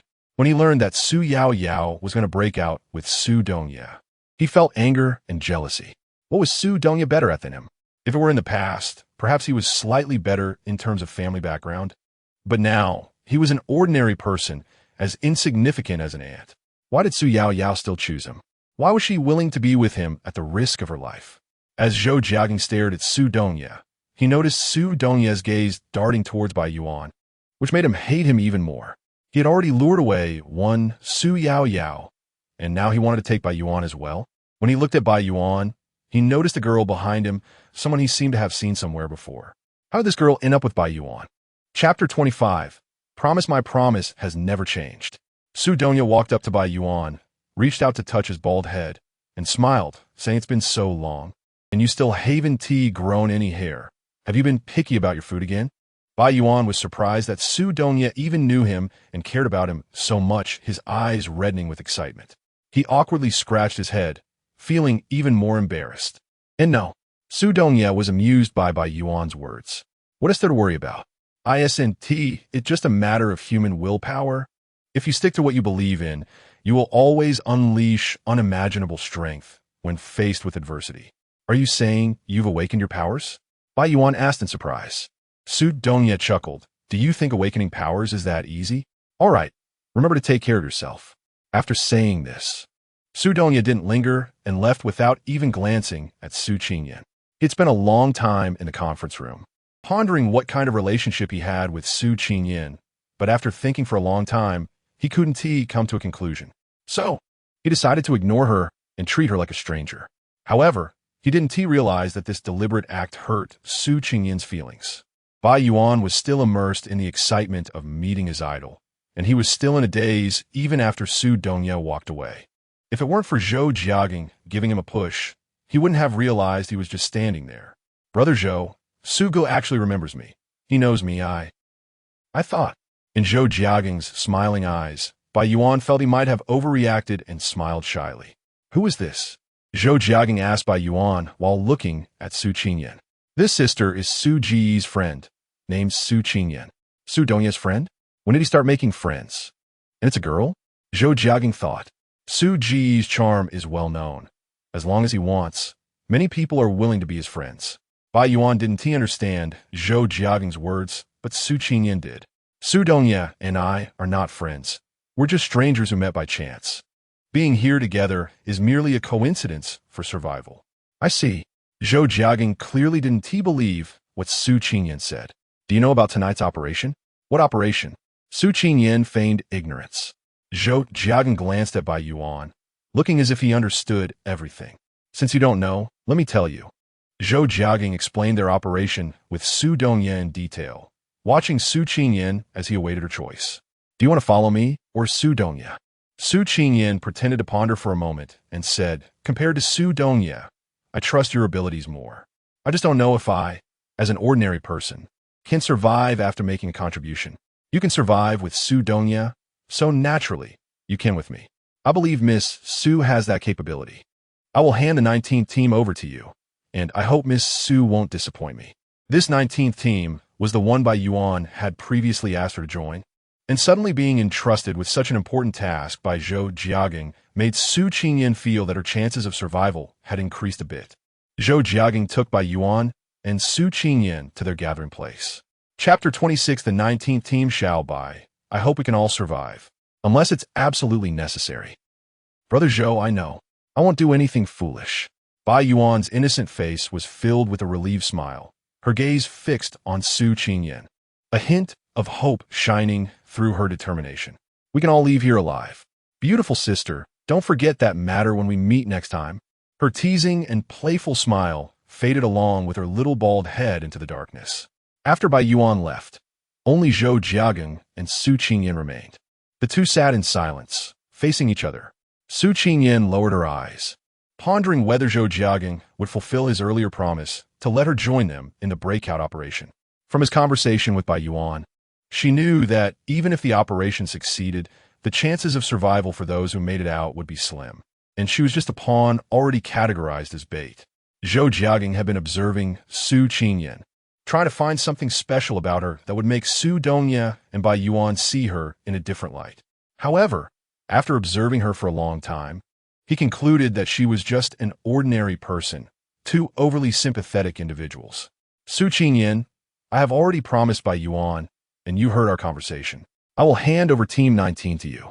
As for whether you can survive and leave this place, that depends on you, he said, not forgetting Bai Yuan's parting words left in his heart lake with his abilities. Zhou Jiagang spoke solemnly. Take this token to Park Road, and since we're from the same school, I hope you can make it. After saying this, Zhou Jiagang left, leaving Su Qingyan holding the token. Looking at the number 19 on the token, she understood its meaning. It indicated that the ability users of Team 19 were at her command, which meant they needed to protect her. She never expected Zhou Jiagang to have a team of ability users protect her, an ordinary person. This was in stark contrast to the first impression he gave her, viewing ordinary people as insignificant. Su Qingyan stood in place for a moment, no longer thinking too much, and turned to walk towards the main entrance.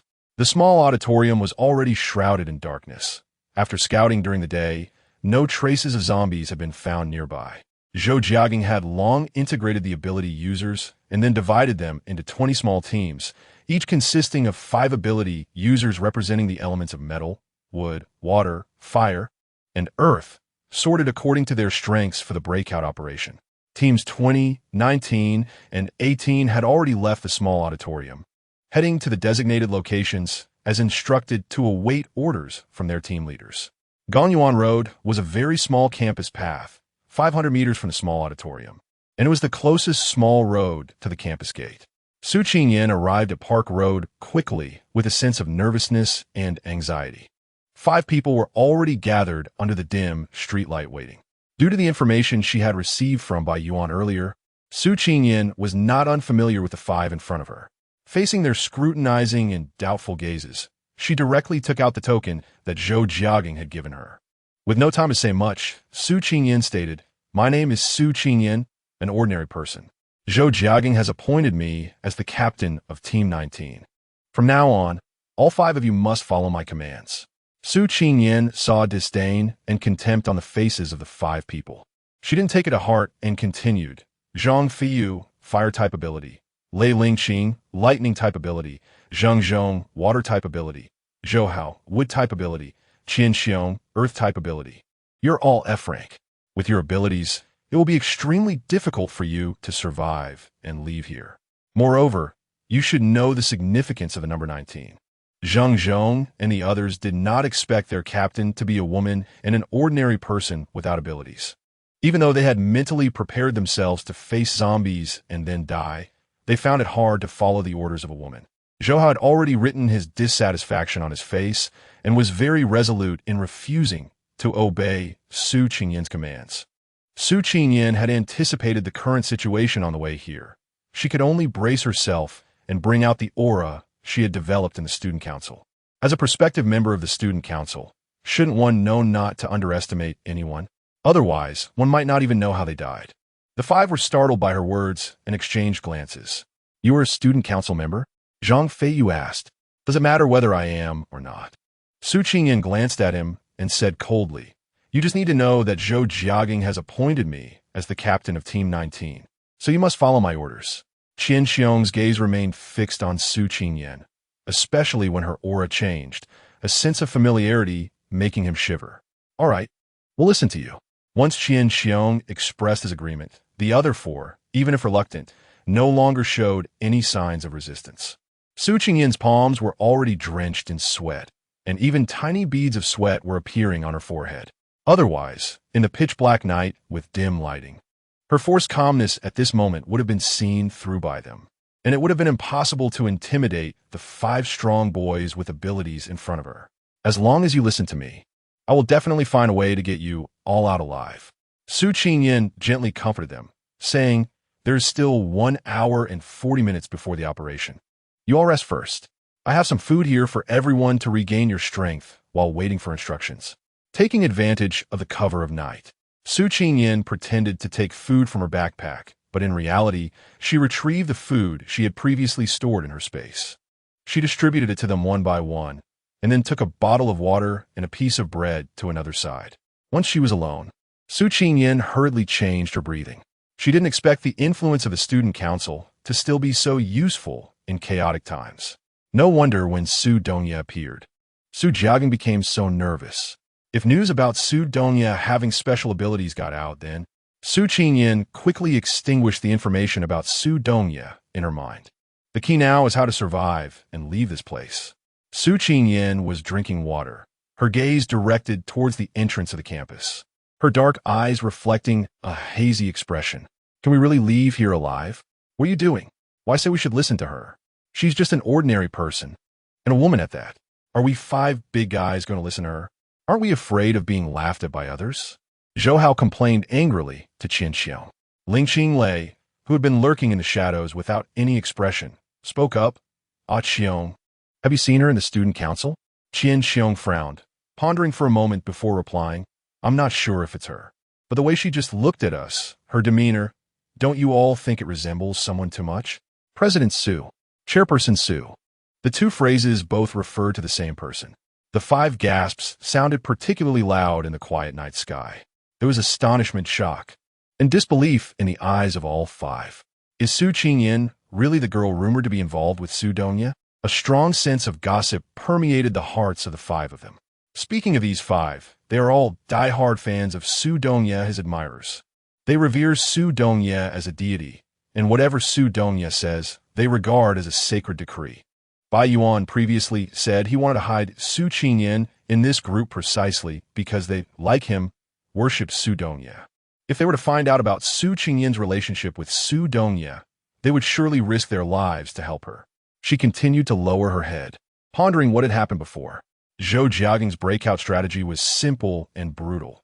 It involved sacrificing everyone's lives to tear a hole through the zombies, and in the end, whoever could kill their way out through that hole would have to leave it to fate and luck. As for Su Dongya's approach, what Su Qingyan could think of was that he would definitely choose to minimize casualties to save more people, even if it meant sacrificing himself. Haha, how foolish. In this chaotic world, having such a bodhisattva's heart is nothing but foolishness. Staying alive and surviving is the most important thing. Su Qingyan turned her head to glance at the 5 people not far away, the corners of her mouth twitching slightly as she let out a deep breath. Then she looked up at the pitch-black night sky, her eyes revealing a sense of helplessness and despair. The school gate had long become a stronghold for the zombies. Thousands of zombies gathered here, waiting for their leader to give orders. Among the zombies, a high-level psychic zombie had emerged, possessing the intelligence and common sense equivalent to a college student. The heavy footsteps of the zombies made the Earth-type ability users uneasy. The first to sense this was Qian Xiong from the 19th team, closest to the school gate. Habitually, he transmitted the information he gathered from the soil to Zhou Jiagang. By the time he realized he should inform Su Qingyan immediately, Zhou Jiagang had already issued the first wave of attack orders. Not far from Gongyuan Road were the 20th team on Baining Road and the 18th team on Shanghai Road. They also received Zhou Jiagang's orders and rushed toward the school gate without hesitation. Qian Xiong and the others did not act immediately, but looked towards Su Qingyan in unison. At that moment, Su Qingyan felt immense pressure. She bit her lip and said in a low voice to stay put for now. The 5 had no objections and gathered around her, as if they regarded her as their backbone, protecting her and obeying her orders. Qian Xiong continuously reported the information he received, and as everyone listened, their faces grew increasingly pale. Chapter 27. Dream Su Dongya was discussing the upcoming breakout with Qian Quan and the others when Li Jianan suddenly changed color, and her pained expression caught Su Yaoyao's attention. As a recovery-type ability user, she was particularly sensitive to the health of those around her, and, at this critical moment, She focused a part of her attention on the few people in front of her. Therefore, as long as they were within a 2-meter range, Su Yaoyao could sense the changes in their bodies. What is wrong? Why are you suddenly feeling hot? Su Yaoyao's question drew Su Donya's attention, and the others also looked at him with concern. The reason Li Jianan, an Earth-type ability user, felt so uncomfortable was that he sensed a large area of soil nearby had been destroyed. Before reaching D rank, Material-type ability users were largely affected by the backlash of their abilities, and at that moment, Li Jianan was experiencing this. Su Donya and the others were unaware of this reason, thinking he had suffered some bodily mutation, and hurriedly asked Su Yaoyao to check on him. Su Yaoyao had already used her ability to examine Li Jianan's body and found no injuries, which made her tense up. Touch the soil with your hand. What do you feel? Following Su Yaoyao's instructions, Li Jianan crouched down, enduring the discomfort in his body, and touched the ground. A strong impact made him tremble all over, and the pain spread through his limbs, making it unbearable like tearing pain, and he screamed out. This shocked everyone. What happened to him? The others looked at Su Yaoyao in fear and confusion, hoping to get an answer from her. Seeing him like this, Su Yaoyao realized she still didn't know the reason. So she explained the situation to everyone. Looking at Li Jianan, who was sweating profusely from the pain, Zhou Cancan showed a bit of concern on her face and asked, "Is there no other way? I have some painkillers here, but they only address the symptoms, not the root cause. The destruction must stop to relieve his pain. Otherwise, his body will die from the unbearable pain, as we have seen before." Su Yaoyao also felt helpless. After taking the medicine, Li Jianan felt extremely weak, but his rationality returned somewhat. He hurriedly relayed the information he had sensed through the soil. They have moved. There's a very powerful Earth-type zombie among the zombies, and it is destroying the soil at the school gate. Zhou Jiaging's plan only diverted a small portion of the zombies, while a large number are still gathering at the school gate. What? Zhou Jiaging acted early? Didn't Tiwi agree on 12 o'clock? It's only 10:30. Su Yaoyao was shocked, thinking he had gone mad. She never expected Zhou Jiaging would act so early. What were they supposed to do now? Everyone turned their eyes to Su Donya, who remained calm and showed no signs of surprise, which eased their anxious hearts. We will follow our previous plan. We can't stay here any longer. Tell everyone to pick up their weapons and protect themselves if they want to survive. You too, protect Li Jianan, Su Donya instructed Qian Quan and Xiao Zhang. Then glanced at Zhou Cancan. Support the team's stamina. Su Yaoyao, he said, looking at her seriously, please provide timely assistance to the injured. Then he turned to the remaining few, try to avoid injuries.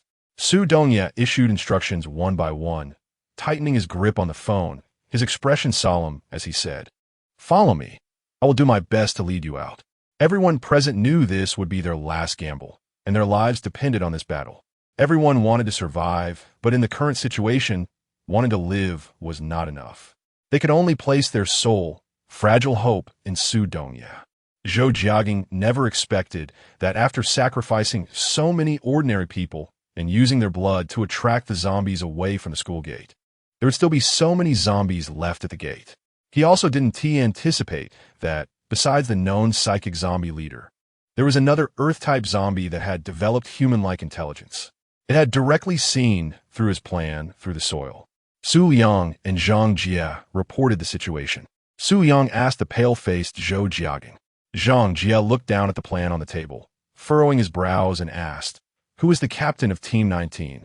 Why haven't they cooperated with Team 20 and Team 18 according to our demands? Change Plan B to Plan C," Zhou Jiaging said with a cold face. He had long anticipated that Su Qingyin would not act according to his instructions, but he did not expect that more than 10 ability users from those two teams would die so quickly. Is it really necessary? Thinking of Plan C, Su Yang still felt a bit reluctant.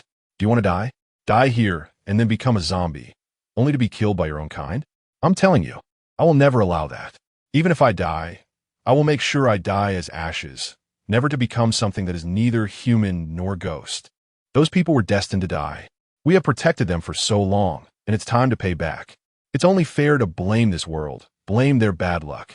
The more Zhang Jie spoke, the more somber his tone became. What the hell is going on? How did this world turn into this? Where did these zombies come from? They can't be killed. They can't be burned. It's so damn frustrating.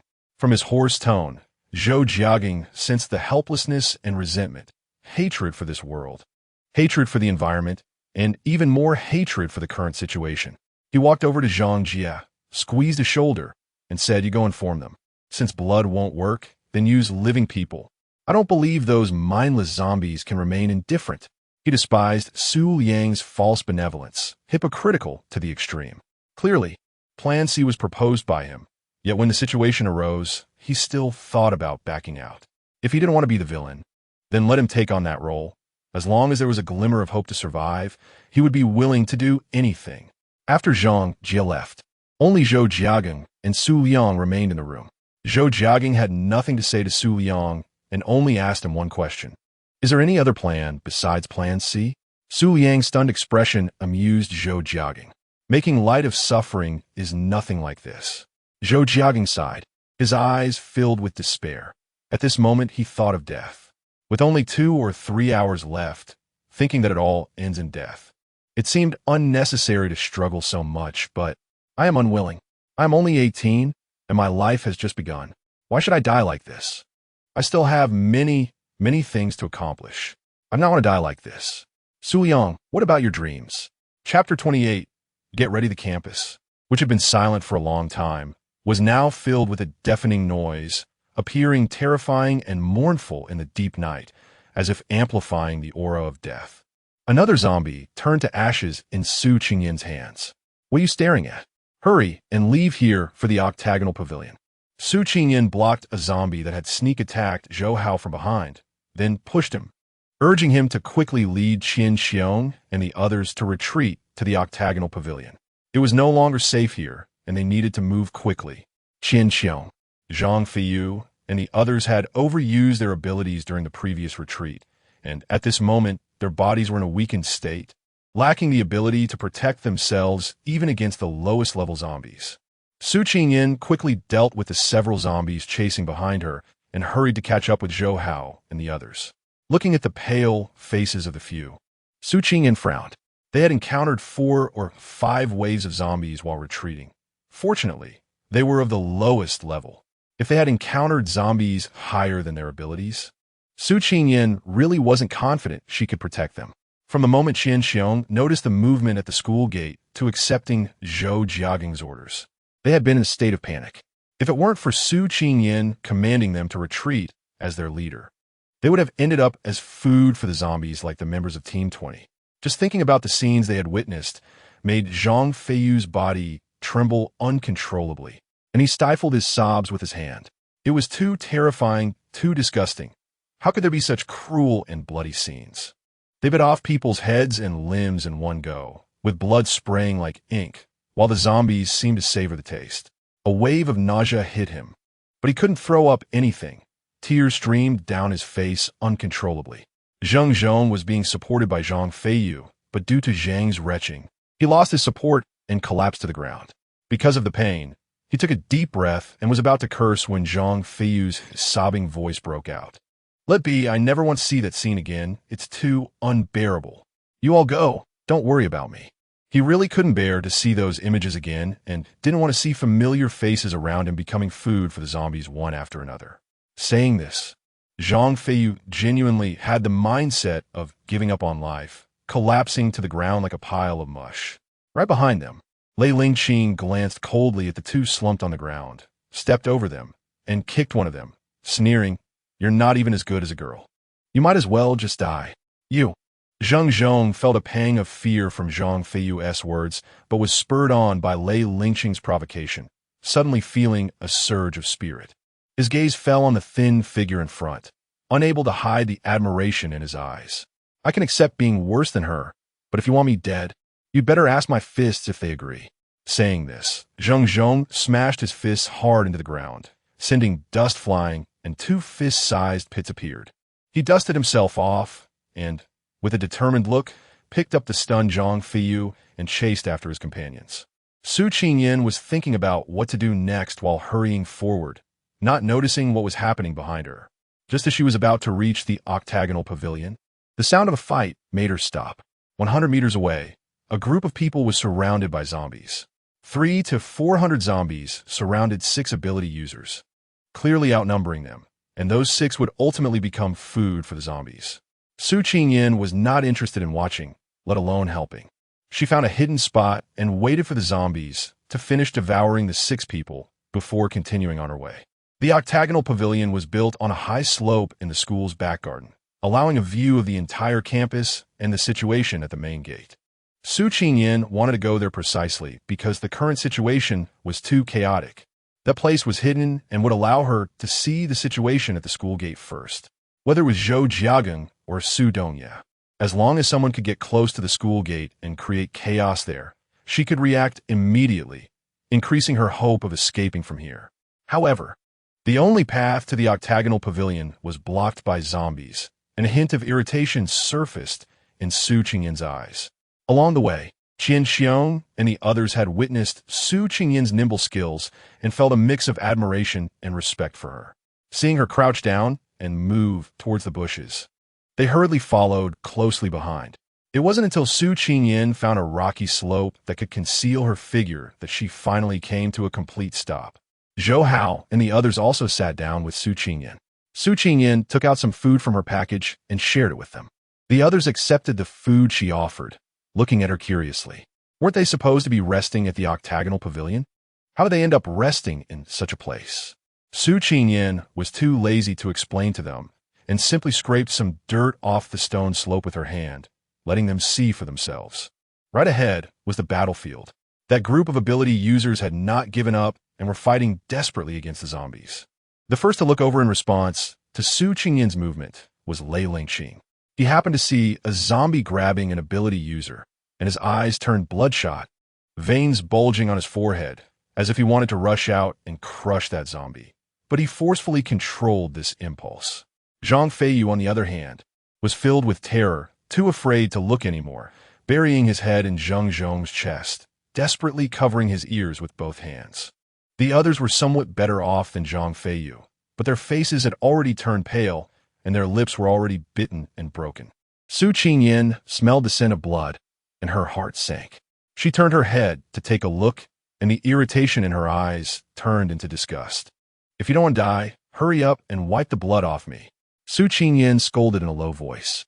Did she not know that zombies are highly sensitive to the smell of blood? Did she want to be torn apart by the zombies just like them? A series of painful wails echoed in her ears, the very cries of those being bitten by zombies. "Aren't we going to save them?" Qian Xiong asked what the 5 of them most wanted to ask and most wanted to do. Su Qingyan looked at Qian Xiong, who was covered in dirt, and scoffed. "Rescue? Are you sure it's rescue and not going to die? Don't waste your overflowing sympathy here. Think about how we've been fleeing this whole time. Do you even know your own strength?" Hearing Su Qingyan's words, everyone turned ashen. They glanced at the battlefield one last time. No one was standing tall. All were curled up, covering their ears, collapsing on the ground. They were well aware of their own capabilities. As Su Qingyan said, going out would only mean feeding the zombies. If they couldn't even protect themselves, how could they save anyone else? Su Qingyan saw that they had all quieted down, each with their heads hanging low, lacking any fighting spirit, their eyes filled with disappointment. However, this was fine. She had nothing to be concerned about afterwards. A bright, sparkling light flashed before Su Qingyan's eyes, and a flash of inspiration appeared in her mind. A rare smile appeared on Su Qingyan's face. "Qian Xiong, do you want to save them? Get ready." Chapter 29. Crystal stone. That shiny object was indeed a crystal stone, which could be used to enhance supernatural abilities. With this item, the strength of the few people around her would significantly increase, giving her more hope to escape from here. However, despite killing many zombies along the way, they had not found a single crystal stone. At this moment, Su Qingyan was a bit nostalgic for her useless system. Otherwise, she would know what level the zombies in front of her were and what the highest level was. But right now, a crystal stone was right in front of her, shining brightly and tempting her. If she killed the zombies in front of her, would they drop more? The thought of this possibility made Su Qingyan's eyes shine with green light, and her mind quickly made a decision. Upon hearing this, the others couldn't believe it. They didn't understand why Su Qingyan had changed her mind. Throughout their journey, she had always been decisive. And if it weren't for witnessing her strength and the risks she had avoided with her decisive decisions, the 5 of them wouldn't have obeyed her so readily. Qian Xiong was stunned, not knowing what she wanted him to prepare. He tightened his grip on the side of his body, looking determined, staring at Su Qingyan, waiting for her next command. After saying that, Su Qingyan noted the emotions displayed on their faces in her heart and had another idea. Previously, she wanted Qian Xiong to use his Earth-type abilities to sneak her underground to the back of the group of zombies for a surprise attack. Now, she decided to let Qian Xiong take Lei Lingqing while she would sneak attack from another side. To save someone, it must be quick and unexpected, and they needed to disrupt the zombies' encirclement. Moreover, she had other things to do. You take Lei Lingqing and use Earth-type tunneling to go to the left rear of the zombies for a surprise attack. Remember, don't stay too long. After Su Qingyan said this, Qian Xiong's eyes lit up. In a flash of inspiration, he blurted out, "I can directly use tunneling to get them out." Just as he was pleased with his idea, he was hit on the head. "Do you really think those zombies are dead? Trying to steal a chicken only to lose the rice." Zheng Zhong said irritably, "If it were that simple, wouldn't it be better for you to just use tunneling to get us out of this damn place?" After Zheng Zhong said this, Qian Xiong immediately deflated like a punctured ball, looking dejected. Zhou Hao then asked, "But Qian Xiong can only carry one person at a time and within a distance of 10 meters. Even if the 2 of them succeed in the surprise attack, it won't cause much damage to the zombies. And what about us?" Su Qingyan wanted the crystal stone. Her arrangement was merely a gamble on probability. As long as enough zombies died, wouldn't the number of crystal stones dropped increase? After Lei Lingqing's energy was nearly exhausted, she would have Qian Xiong switch out to take over, alternating to reduce the number of zombies in front of them to below 100, thereby alleviating the pressure from the perimeter. Their survival rate would increase. Time was of the essence. They needed to discuss the order of rotation among themselves, while those left behind kept a close watch here to prevent exposure. Calculating the distance, Su Qingyan saw Qian Xiong bringing Lei Lingqing close to the zombies. Noticing that the 2 of them faced the slaughter of zombies with none of the previous sluggishness or hesitation, but rather with speed, decisiveness, and accuracy. As one zombie after another turned to ashes at their hands, Su Qingyan felt relieved. She no longer watched them closely and began her own actions. Chapter 30. Unwavering loyalty with a nimble leap. Taking advantage of the cover of night, Su Qingyan took a deep breath, holding her breath and stealthily landing among the zombies. Seizing the opportunity during their fight, she picked up the crystal stone. Su Qingyan casually killed a few more zombies, but unfortunately, none dropped any crystals. So she had to switch places to continue her search. At the moment, crystals were too important to her, like water and food to a thirsty person. She felt compelled to grab them whenever she saw them. A single crystal could only upgrade 1 star for their current levels. And to achieve a significant upgrade, at least 9 crystals were needed, with even more required for subsequent upgrades. Just thinking about the 50 or so crystals needed to get all 5 of them to E level gave Su Qingyan a headache. She regretted not saving some of the many crystals they had before, instead of giving them all away. It was all Su Dongye's fault. Remembering Su Dongye's disdainful look, as if he couldn't even bear to glance at her, made Su Qingyan feel humiliated. Taking a deep breath, she became even more nimble and ruthless in her actions. In the blink of an eye, their original 6-member team was suddenly reduced to 3. The most nervous and scared was Zhang Feiyu. He was the youngest among them. Only 15, a freshman in high school, still seen as a good boy by parents and adults, who could cry out in pain even from small cut. The scene of zombies eating people and blood splattering was a complete shock to him. How go? Can I just stay here and not go out to kill? Zhang Feiyu buried his head low. Ever since witnessing that scene, he could no longer bear to look directly at the zombies. The thought of killing them made his whole body weak and his heart trembled. Zhou Hao saw the fear in his eyes and felt pity, but he couldn't directly tell him not to go. They had already protected him enough on this journey, shielding him during several dangerous moments. And Su Qingyan had saved his life multiple times. When Su Qingyan suggested they arrange themselves, he noticed her gaze lingering on Zhang Feiyu, making it clear that he had to go kill zombies. The captain has already calculated everyone's rest time. If one person is absent from the fight, the rest will have less time to rest. You should know what the consequences will be. We've taken care of you enough because you're young. You can't be selfish anymore. Besides, with Qiangu here, you won't get hurt. Zhou Hao had seen Su Qingyan's dazed looks at Zhang Feiyu several times, sometimes showing signs of disgust. A water-type ability that could only gather enough energy for a bowl of water was hardly useful. Such an ability user was more of a burden, especially since he was timid. If it weren't for their vow to never abandon or give up on each other, Zhou Hao would have been annoyed with him by now. Zhang Feiyu stared at the cleaver Zhou Hao handed him, a mournful expression on his face as he trembled and accepted it, saying in a shaky voice, "I don't eat meat dumplings, I eat vegetable ones." Forgetting he was a vegetarian made Zhou Hao laugh at his words.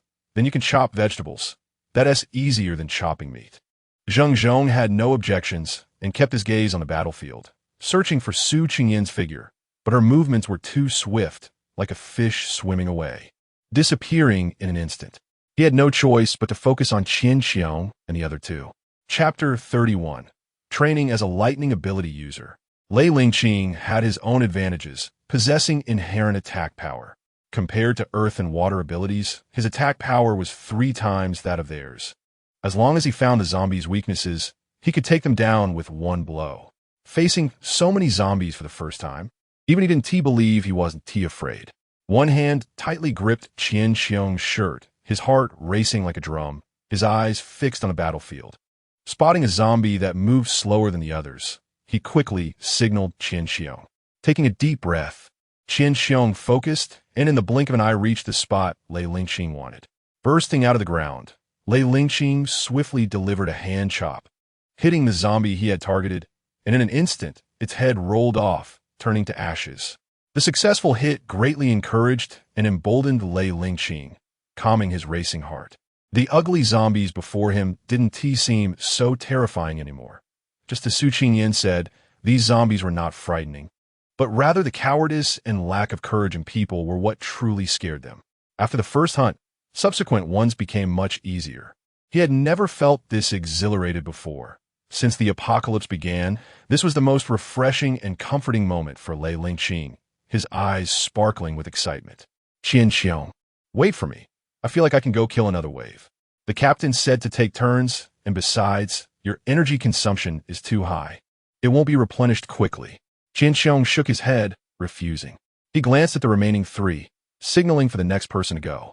Zheng Zhong nudged Zhang Feiyu. He had been watching Lei Lingqing the whole time, shocked by the determination in his eyes when he killed zombies and impressed by his swift and decisive movements. In just a few minutes, he seemed like a different person, no longer the hesitant and weak one from before. Was this Su Qingyan's intention? To use these zombies to train their willpower and skills? Zheng Zhong wished he could be the next one, but unfortunately, it had already been decided.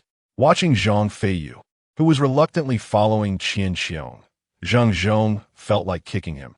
He had never seen someone waste an opportunity so poorly. Was he really so foolish as to want to die here? Qiange, can you slow down? Qian Xiong had already realized why Su Qingyan suddenly agreed to save people. It wasn't out of guilt, but rather to use this opportunity to train them. In the apocalypse, only those with strength had a greater hope of surviving until the end, and only by relying on themselves could they escape this damned place. Seeing the qualitative change in Lei Lingqing's power made him envious. If only he could kill zombies instead of just standing by. Chapter 32. Panic time waits for no one. We need to hurry and save people.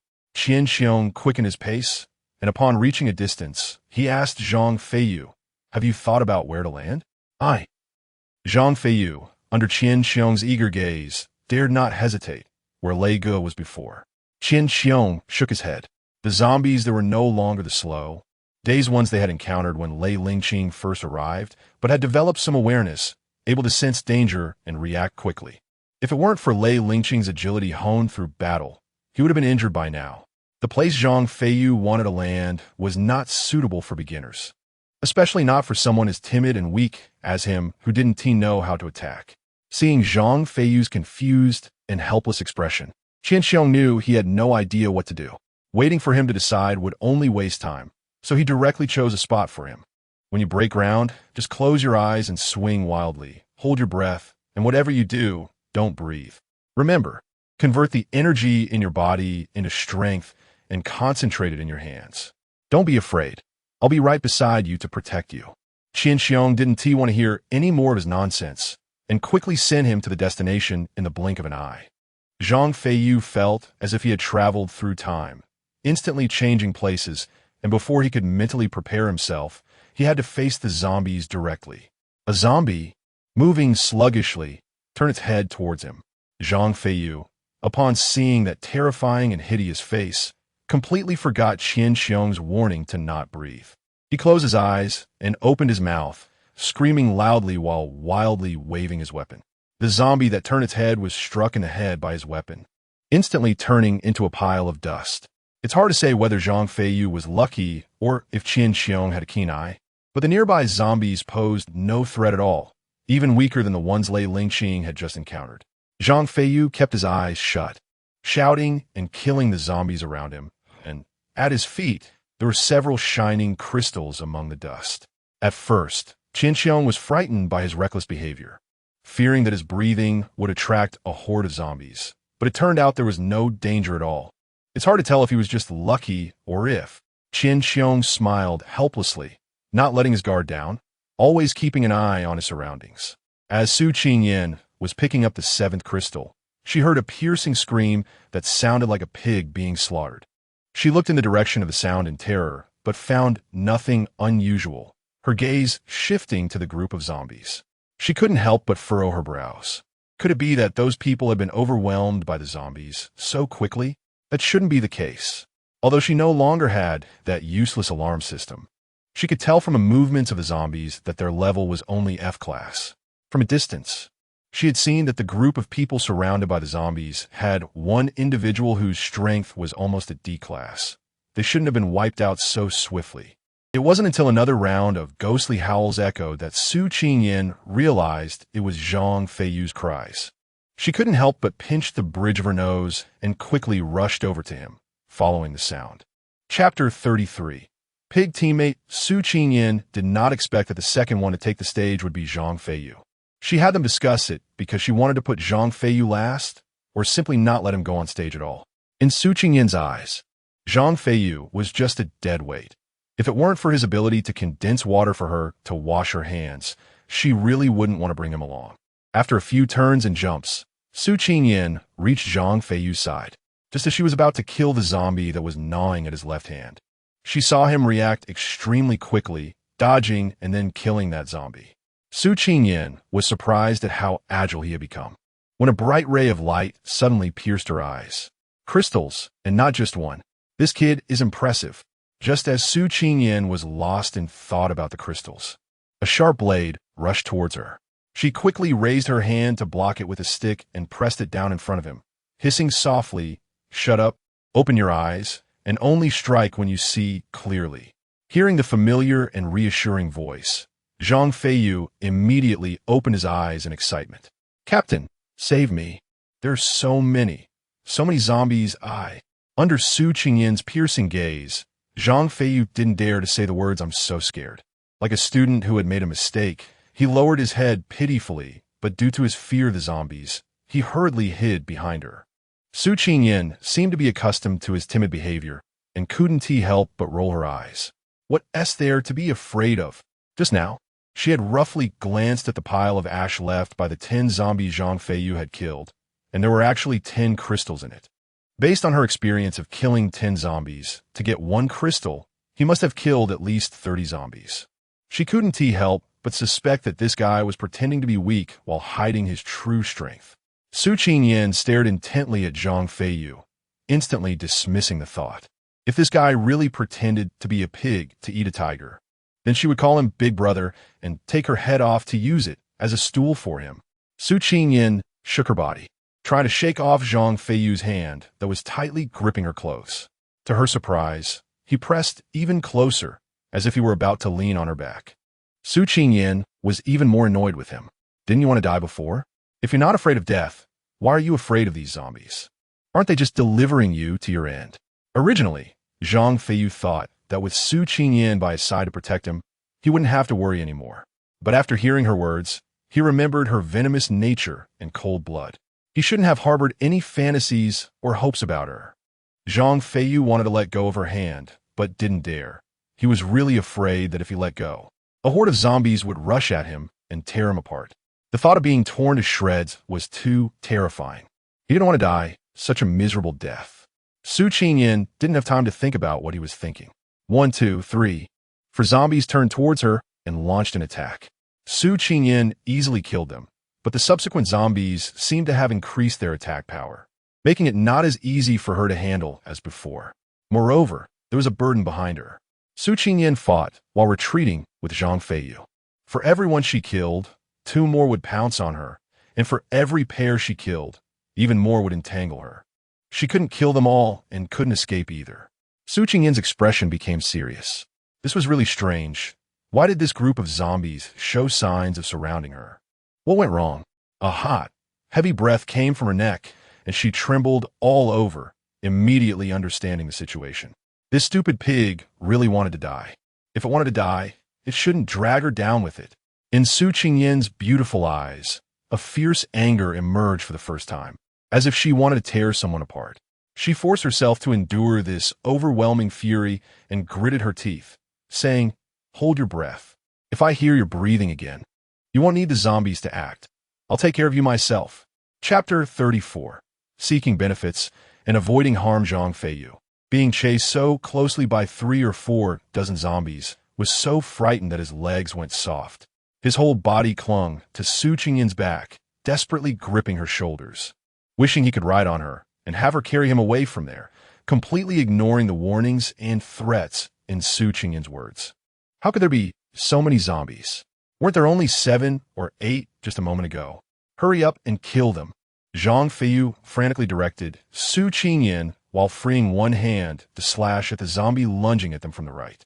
Whether it was due to his rushed response or having exhausted too much energy earlier, his slash missed and only severed the zombie's left hand.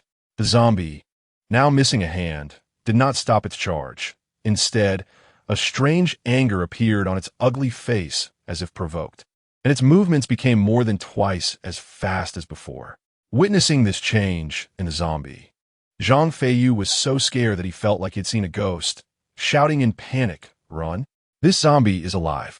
Without caring that Su Qingyan was currently grappling with 2 zombies, he jumped on her back, urging her to run quickly.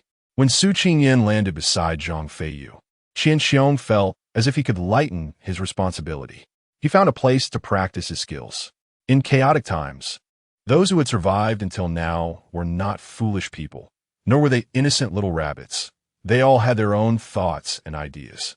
Seeing Lei Lingqing honing his skills in battle, Qian Xiong could clearly feel a change in his demeanor when he sent him to rest. Those who had experienced life and death struggles carried a heavier, steadier aura. Even the timid and cowardly Zhang Feiyu had become braver than usual. While guarding Zhang Feiyu, Qian Xiong observed the changes in him. How could he not have thoughts about this? Seeing Su Qingyan coming over to protect Zhang Feiyu, why not take this opportunity to train a bit himself? As an Earth-type ability user, he didn't want to merely burrow through the soil like a stray dog. He also wanted to fight openly against the zombies. Every man has a hero-esque dream, regardless of age, wanting to be a hero who saves others from peril. Thus, Qian Xiong found a location farther from the 2 of them to slash at the zombies. Once in a battlefield, one had no energy to care about other things, and it was even more impossible to be distracted. So Qian Xiong was completely unaware of the changes happening between Su Qingyan and Zhang Feiyu. Su Qingyan regretted immensely why she had come to see this guy. Wouldn't it be better to let him fend for himself? Now, Zhang Feiyu had truly become her burden, a calamity that could lead to her demise with just a moment's carelessness. While fighting, she searched for Qian Xiong's figure, hoping he would come and take this disaster away as far as possible. Unfortunately, all she could see were the ashen faces of zombies, with no sign of him. The continuous fighting soaked Su Qingyan's clothes with sweat, and a hint of anxiety and restlessness appeared on her face. Where had Qian Xiong gone? Had he been eaten by zombies? She sniffed the air, but detected no smell of blood. Could it be that he had already run away? The thought made Su Qingyan's breath tighten, but then she felt a sense of relief. It was human nature to seek benefits and avoid harm, to stay away from trouble, especially in a chaotic world where life was uncertain. Who would risk their life for someone unrelated to them? Even if there had been a debt of saving a life, they would still be unwilling to follow through. Su Qingyin's gaze dimmed a few shades. Her state of mind also calmed a few degrees, and her strikes against the zombies became more ruthless. Zhang Feiyu on her back could clearly sense the rising killing intent emanating from Su Qinyin, which made him grip tighter with fear. After dealing with the nearest zombies, Su Qinyin wanted to take a moment to catch her breath, but when she inhaled, she found her throat tightly constricted. She reached behind to pull the burden off her back, but unexpectedly, her shoulder was met with pain. It turned out that Zhang Feiyu was afraid that if Su Qinyin got him off, she would abandon him. So he clung desperately to her, unwilling to let go, and could only bite her in frustration. The rich scent of fresh blood instantly filled the air, swirling and spreading around with the dance of the wind. Chapter 35. Secret weapon time seemed to stand still at this moment. Su Qingyin's face instantly turned pale. Since the apocalypse began, it was the first time she felt that she was truly done for. Cackling echoed in her ears, a series of zombie howls filled with excitement and agitation. The long-lost smell of blood, the sweet and delicious food was right in front of her. The zombies all turned towards Su Qinyin, even abandoning the food they were about to devour, just as she was about to perish at the hands of the zombies. And before the joy of escaping death could even settle in her heart, she was stunned by the sight before her. The zombies surrounding them suddenly turned and walked in another direction. The zombies that had wanted to swallow them whole now seemed to treat them as if they were air, completely ignoring their presence. This left the group of Qiju both surprised and fortunate. With the danger lifted, Qiju hurriedly gathered the surviving members together. In their team of 9, there were 10 superpowered individuals and 3 ordinary people, but only 4 superpowered individuals were still alive, and all were seriously injured. The feeling of having survived a disaster made them feel both lucky and helpless. While bandaging their wounds, Qiju kept an eye on the movements of the zombies. They were so organized, with a unified goal, as if they were being controlled by something. Yet their roars did not convey anger or resentment. Instead, they expressed obedience and desire. Was there something ahead that the zombies found more appealing? Qiju was curious and wanted to take a look, but his injuries and the safety of the others made him suppress his curiosity. After bandaging his wounds, Qiju began sending messages to Zhou Jiagong, explaining the strange phenomena that had occurred on their side. While waiting for further instructions, he dared not lead his team too far and found a safe and hidden place to hide. A horde of zombies was marching towards Su Qinyin, their ugly faces filled with excitement, as if they had found a treasure. Hiding in their original spot, Zhou Hao and Zheng Zhong were asking Lei Lingqing how to fight the zombies, excitedly discussing strategies when they noticed a change among the zombies. The battlefield seemed to be shifting, with the center moving to the left, and there were even signs of a large number of zombies retreating. Had those who were surrounded already died so quickly?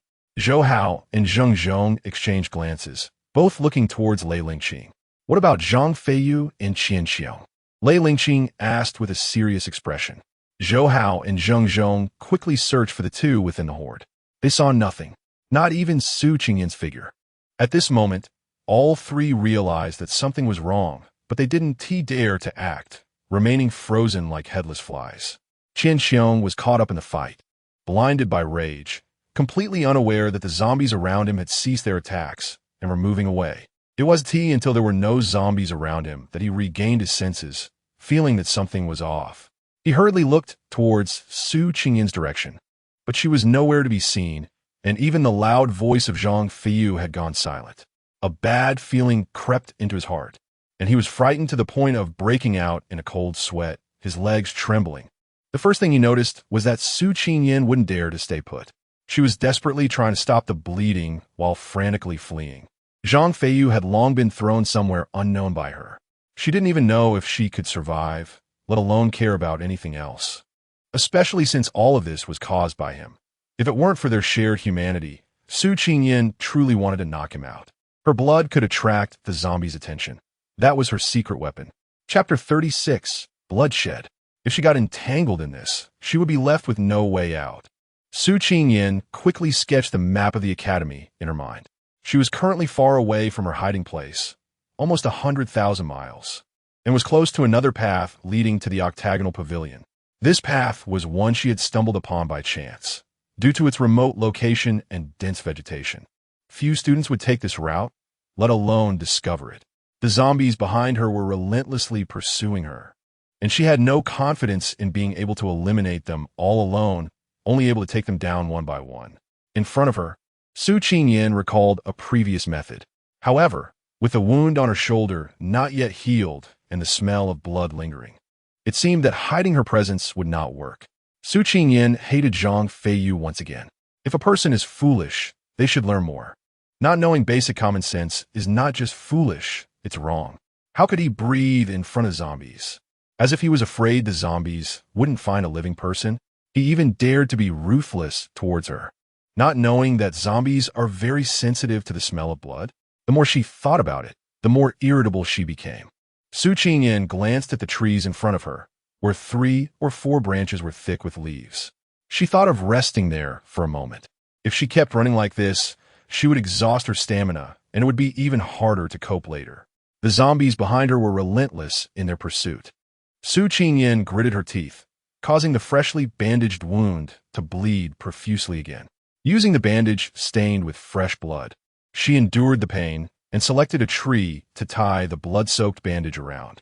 Su Qingyan had taken down 7 or 8 zombies like this, and the group of zombies in front of her began to differentiate. With a pale face, she found the tree she had climbed before and climbed up again. The bleeding from her wound had stopped, and the smell of blood that permeated the air confused the zombies. Taking advantage of this time, Su Qingyan rested while observing the zombies below, considering where to strike next. However, she noticed that the zombies below seemed to be less slow and even had a further increase in speed. Su Qingyan thought she had seen it wrong, so she turned to look elsewhere. As a result, she found that their movements were no longer as jerky as before. They had become more fluid, and even their strength had increased compared to before. What caused these zombies to undergo such a significant change in large numbers? The more Su Qingyan thought about it, the more terrified she became, sweat rolling down like beads. How could this be possible? It must not be. Absolutely not. She knew that her blood had a great attraction for zombies, but what she didn't know was that her blood could enhance the zombies' abilities. Ever since Su Qingyan and Su Donya had come together, her body had undergone changes. However, due to a series of events, she had not noticed them. Otherwise, with her sensitivity and caution, she would have definitely discovered that her physical strength, senses, and judgment of external matters had all undergone a qualitative leap. If it were before, she absolutely would not have been able to escape from so many zombies, let alone have the strength to plan. And it would have been even more impossible for her to find this nearly disappearing path. Su Qingyan was completely unaware of the changes within herself, which is why she didn't know that her blood had become a valuable resource for zombies. Otherwise, she wouldn't have resorted to such methods. But now that it had happened and she was aware of it, she could only brace herself and continue. What she could do was to protect herself better. She couldn't afford to see blood again. Chapter 37. Repaying kindness with hatred. If one were to say that Zhang Feiyu was lucky, it truly was luck. He was thrown out without falling into the horde of zombies or getting injured, and on top of that, he landed right in front of Qianxiong. Dazed and confused, Zhang Feiyu lamented loudly about Su Qingyan's lack of conscience, leaving him to fend for himself in the face of zombies, crying and sobbing in a pitiful manner. Qianxiong couldn't stand it anymore and kicked him hard in the back. Stumbling, Zhang Feiyu knelt on the ground and turned to look at him with a resentful expression. What on earth happened? Why are all the zombies attacking you? Why are you the only one here? Where's the captain? Qianxiong bombarded him with questions, but none of them asked how he was doing. Zhang Feiyu felt a surge of anger and threw a handful of dirt at him, shouting, I don't know. I don't know anything. He added viciously, why do you care about her? Su Qingyan is a cold-blooded, cruel woman with no kindness whatsoever. Do you really think she agreed to save people out of the goodness of her heart? Why didn't she want to help the people from Team 20 or Team 18 before? Zhang Feiyu still remembered how Su Qingyan had said to them coldly, whoever dares to take a step forward will bear the consequences. You've all been deceived by her hypocritical facade. She must have some unspeakable secret for making us take turns on the battlefield.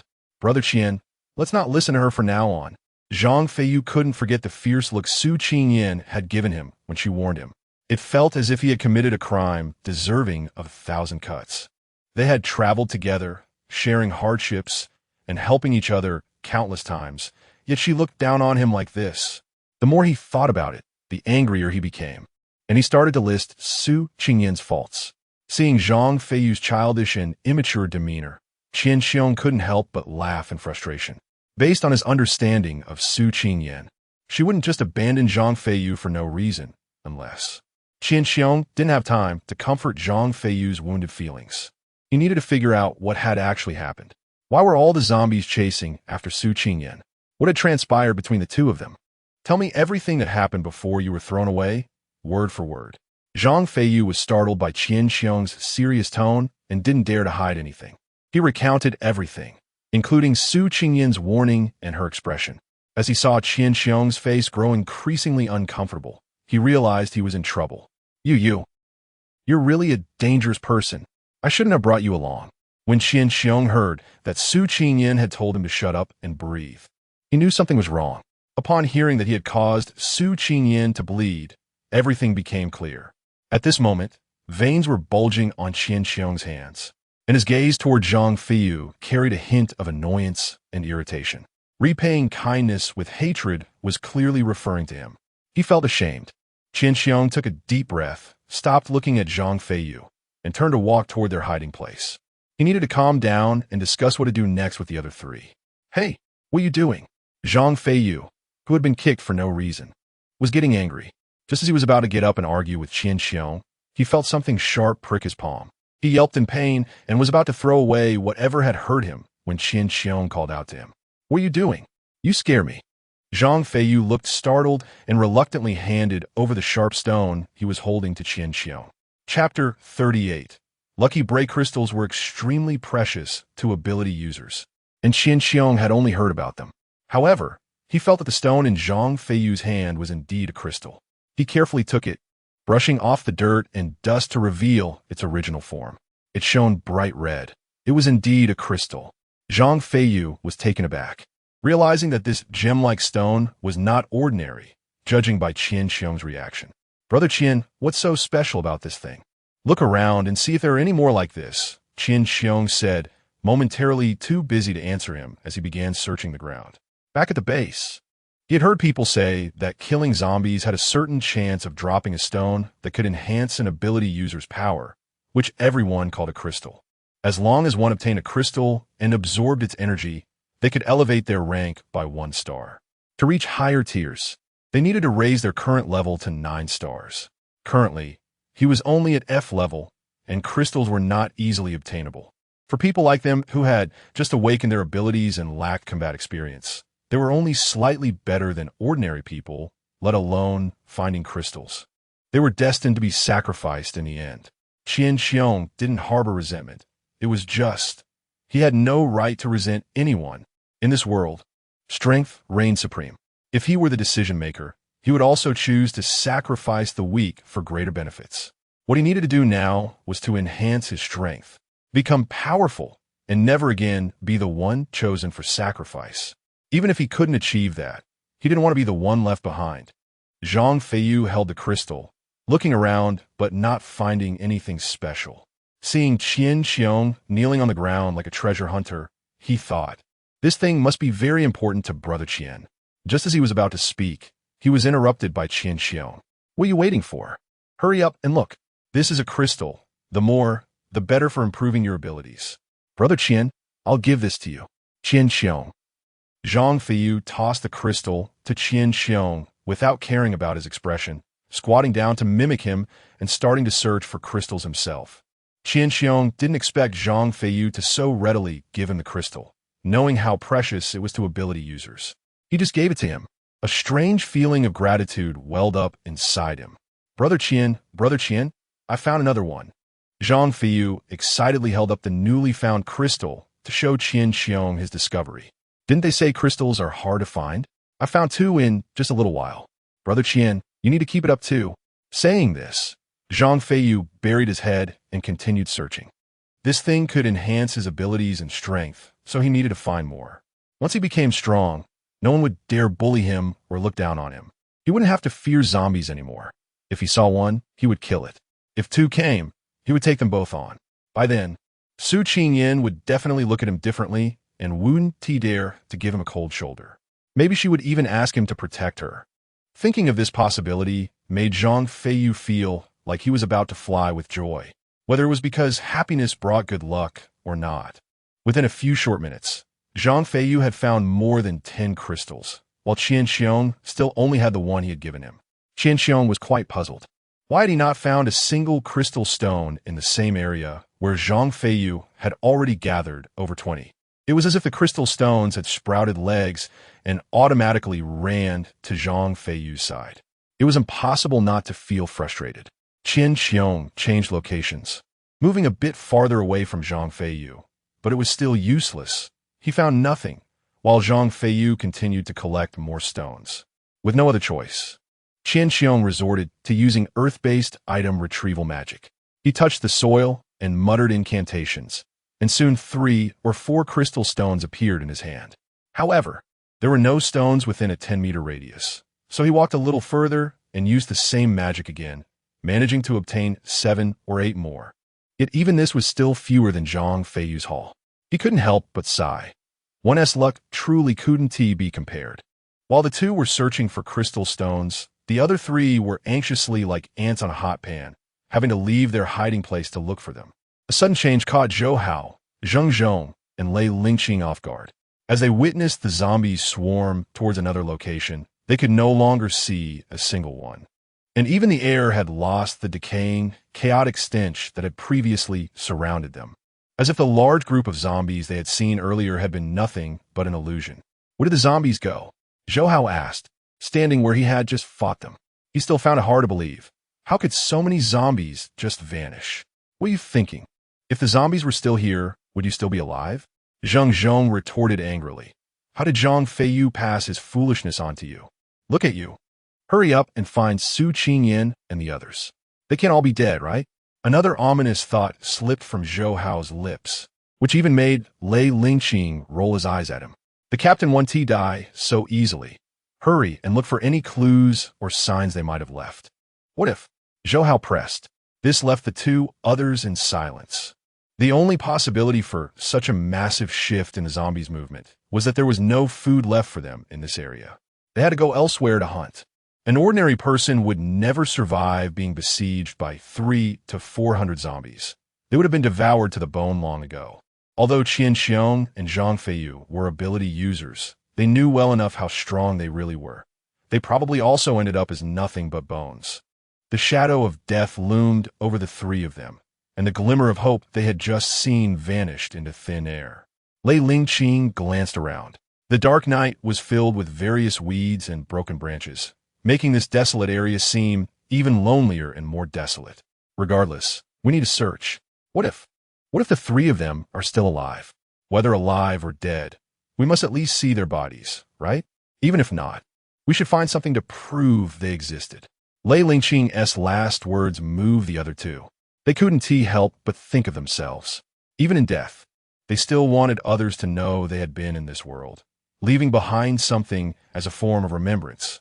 Meanwhile, Qi Ju, who was resting in a cave, also heard the shouting and instructed a few others before heading towards the sound.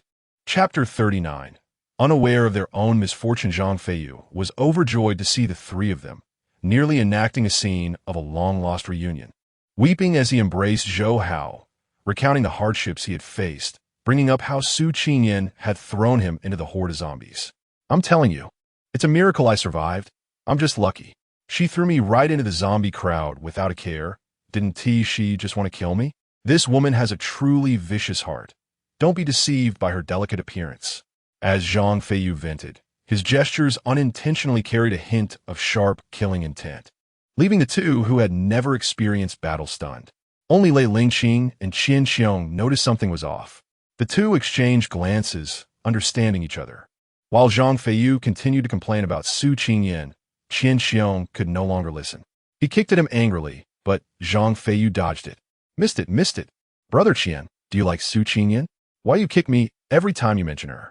I didn't say anything wrong. Didn't she leave me behind to run? As he spoke, Zhang Feiyu even began to feel aggrieved. Can you just shut up? What is going on? Just explain it clearly to everyone. If it weren't for you holding your breath and letting the zombies detect the scent of living people, would they have turned back to surround you? If it weren't for you injuring Su Qingyan, letting the zombies smell the blood, would they have pursued you relentlessly? Every single one of these incidents was a case of harming oneself and others. Her not killing you immediately was already merciful. Zhou Hao and the others were infuriated when they heard Qian Xiong reveal the true story. If they were in Su Qingyan's position, having gone to help someone only to end up in such a dire situation, how could they not feel regret and anger? It would be a miracle if they hadn't killed her. Are you an idiot? Why are you so stupid?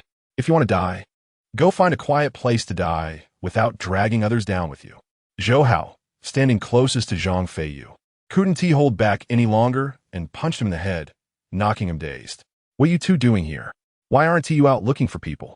Qian Xiong had thought about searching for them, but with so many zombies, he didn't dare to go.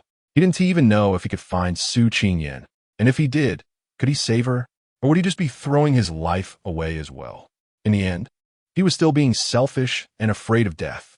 Qian Xiong's silence drew out the fear and cowardice from the others. Human nature was truly ugly. When faced with life and death, no one wanted to choose death. What should we do next? Lei Lingqing broke the heavy silence. Without Su Qingyan leading them, they were like a group of lost lambs, unsure of where to go. Zheng Zhong, who had remained silent, wiped his face.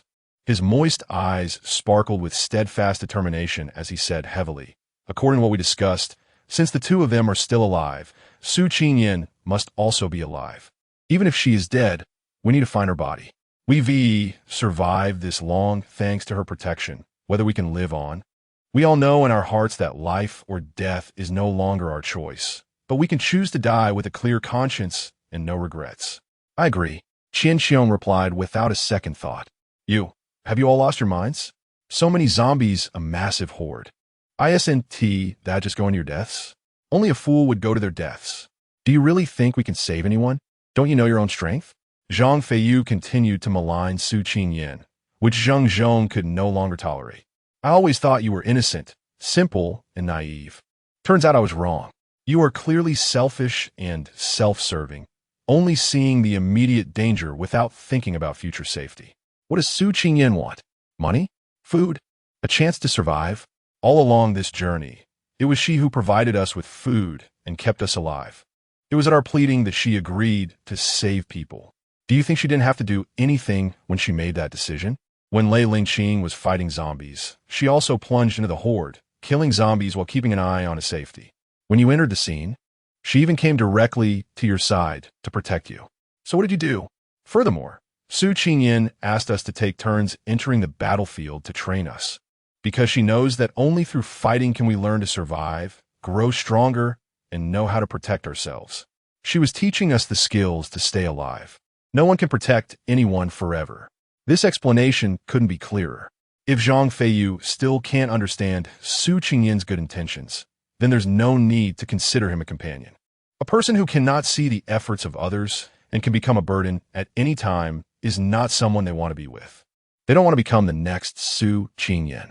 After hearing these words, Zhang Feiyu felt as if he had been struck by lightning, his spirit becoming dazed.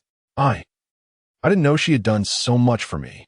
Zhang Feiyu sat down dejectedly, his head hanging low, tears of regret streaming down his face. I really am not human.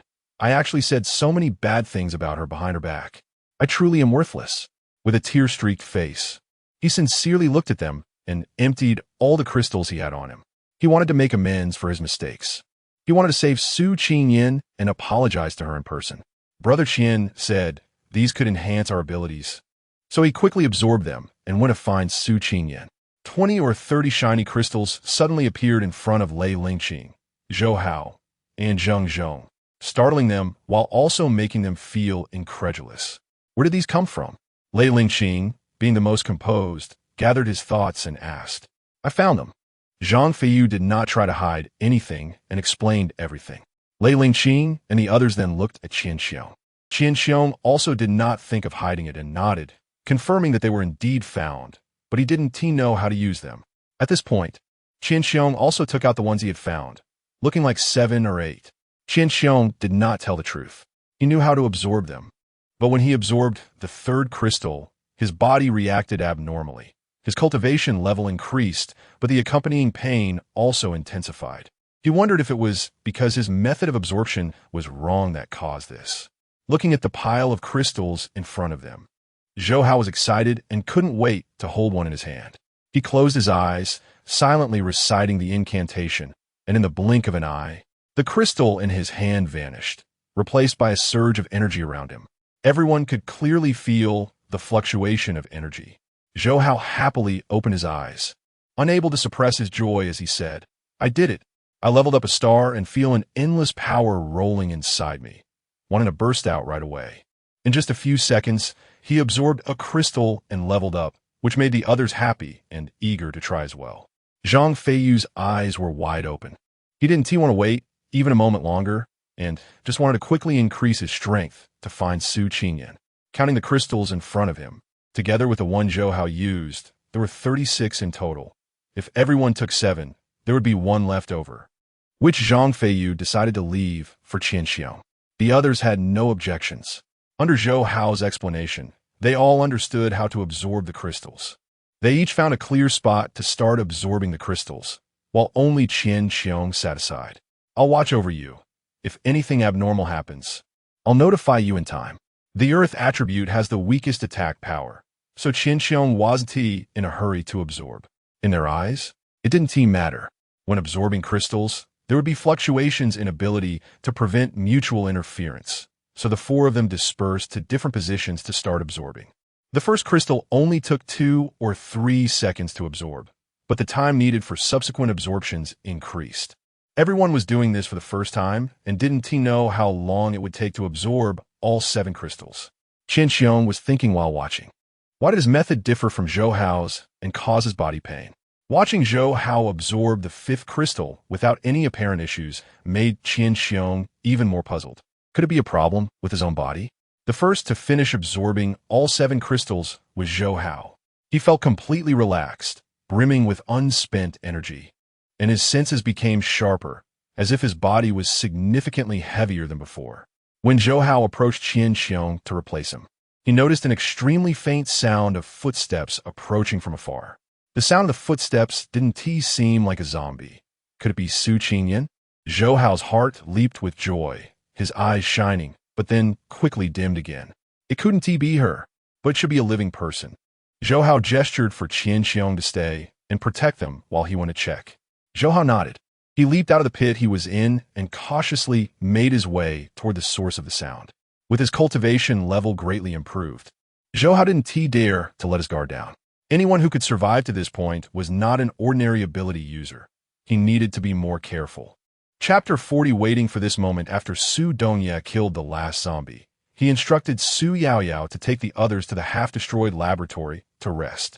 He had used his mental abilities to scout the area and confirmed there were no zombies nearby. They could recuperate here. Su Dongye then gave some instructions to Qian Quan, who was less injured. "Where are you going?" Su Yaoyao asked. "I'll go with you." Su Yaoyao didn't want to be separated from Su Dongye again.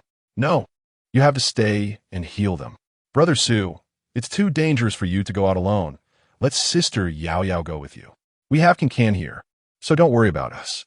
Qian Quan was not at ease with Su Dongye going out alone.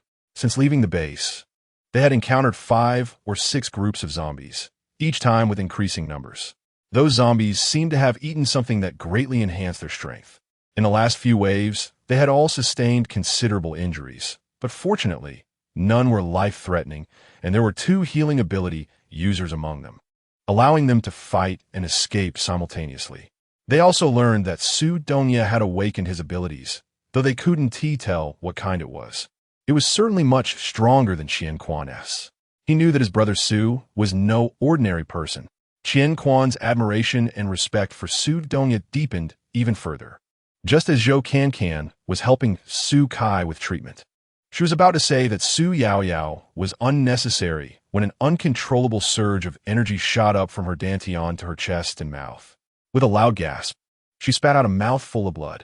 The newly relieved Zhang immediately used his water abilities to tightly wrap the blood, preventing even a trace of its aura from escaping. This group of people truly had no energy left to fight more zombies. Su Yaoyao saw that Zhou Cancan's face was pale, her body swaying and on the verge of collapse while still treating Su Kai. Meanwhile, Xiao Zhang was sweating profusely, leaning against the rock wall and breathing heavily. Li Jianan was in a coma, and Qian Quan was covered in blood. After struggling internally for a moment, Su Yaoyao calmly walked over to Zhou Cancan's side and took over the treatment for Su Kai. Although she didn't want to part with Su Dongya, she knew she was needed here more. Be careful. Su Dongya nodded at Su Yaoyao, glanced at the pale Zhou Cancan and the unconscious Su Kai, then quietly walked over to Qian Quan and handed him a small transparent bead. This small white bead was formed by Su Dongya's mental energy. As long as it shattered, he would be able to sense it from miles away and appear instantly. Don't worry, we will be fine. Didn't you also check that there are no zombies nearby? Qian Quan accepted the bead, reassuring Su Dongya that he would protect them. The situation outside was more complicated and troublesome than the information they received from Zhou Jiagang. After several encounters with the zombies, Su Dongya felt increasingly heavy-hearted. The strength of the zombies was increasing. In the last wave, 3 D-grade zombies appeared.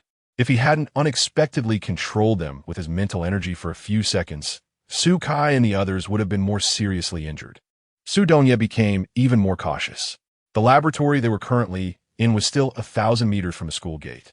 After leaving the base, they rushed directly to the school gate, only to find a large number of zombies also heading toward it. In such a short time, they encountered 6 or 7 waves of zombie hordes. They fought against the zombies while advancing, taking injuries while eliminating them, and the rapid consumption of their abilities forced them to find a place to rest and plan. Just after leaving the laboratory, Su Dongya heard the sound of zombie footsteps coming from nearby and quickly found a concealed spot to hide. Just as he was about to use his mental energy to investigate the specific situation of the zombies ahead, a sharp pain shot through his temples, forcing him to abandon the investigation. This was the first time such a situation occurred while he was full of energy, making Su Dongya furrow his brows. Logically, since he had only used a small amount of mental energy, his body shouldn't be affected. Could it be? He began to feel uneasy. Only when the core consciousness within his mental energy is impacted or damaged would it affect his physical body. Did something go wrong with the consciousness he placed on Su Qingyan? Su Qingyan is in danger. This information made Su Dongya tense, his head aching even more. He had initially resolved not to care about her life or death, but in the end, he still left a trace of his consciousness on her. As long as she thought of him, the consciousness would transport her to his side, but he hadn't told her about it. The zombies were getting closer, and Su Dongya tried hard to control the fluctuations around him, not letting the zombies discover his presence. After so many encounters with zombies, he knew without using mental energy to probe that the group of 30 or 40 zombies in front of him had reached E-level strength. And among them was a D-level water-type zombie that had recently awakened. It seemed they were also heading towards the school gate. This route would pass by the laboratory, and with the little energy that Qian Quan and the others had left, they couldn't kill them all. Failing to eliminate them would lead to endless trouble. After a moment of contemplation, Su Dongya devised a plan. The horde led by the awakened zombie was marching in an orderly line, which gave Su Dongya an opportunity. As the last zombie walked past him, he bent down and followed the horde from his hiding spot. The last zombie seemed to sense a strange aura behind it, and was about to turn around when it was caught off guard and had its head taken clean off, turning to ashes in an instant. Su Dongya didn't pause and aimed to take down 10 zombies in one go, but was stopped by falling crystals. He had seen crystals before. He didn't know how many had dropped along the way, and he didn't pay them much attention. But at that moment, he thought of Su Qingyan. If she saw the crystals, she would definitely not let them go, eagerly picking them up like a little treasure hunter and putting them in her small bag, then taking them out one by one in a safe place to play with and count. A smiling little face appeared in Su Dongya's mind, but in an instant, that little face turned cold and indifferent, and the eyes that always looked at him with a smile were now filled with ice. His heart felt like it was stabbed by something, making it hard for him to breathe. Su Dongye crouched down and picked up the crystals, carefully placing them in his pocket. He attacked again, becoming even more ruthless and resolute. In one breath, he killed half of the zombies, while also not forgetting to collect the drop crystals. The leading zombie sensed the thinning presence of its companions behind it and immediately became alert. This zombie had only recently awakened, and although it had some intelligence, it was limited, barely at the level of a 4-year-old child. It halted its progress, causing dissatisfaction among the other zombies. It dealt a fierce blow to the discontented zombies, and no other zombie dared to speak out. Then it let out a roar, and the other zombies responded in kind. Seeing the zombies stop, Su Dongye hid behind a nearby tree, watching as the leading zombie moved to the back, where it began to pound its chest in frustration. It seemed it had noticed something unusual. Su Dongye tightened his body, controlling the flow and leakage of his breath. The zombie looked around and let out a mournful cry before continuing to lead the group forward, this time walking at the back. Su Dongye focused intently on that zombie, calculating in his mind that if he could launch another sneak attack and take down over 10 zombies, he wouldn't fear the remaining ones. Just as he was thinking about how to use the resources at hand to eliminate more zombies, sounds of fighting suddenly erupted from the dark ahead. Flames erupted, and the smell of blood was intense. The fighting was exceptionally fierce, exciting the group of zombies in front of him. From the sound, it seemed to be right ahead. But Su Dongye knew it was on another main road leading to the school gate, separated from his current location by a small grove. Outside the grove was a fence, and to get over there, he had to go around a triangular intersection. However, with the zombies' intelligence, they would certainly charge straight through.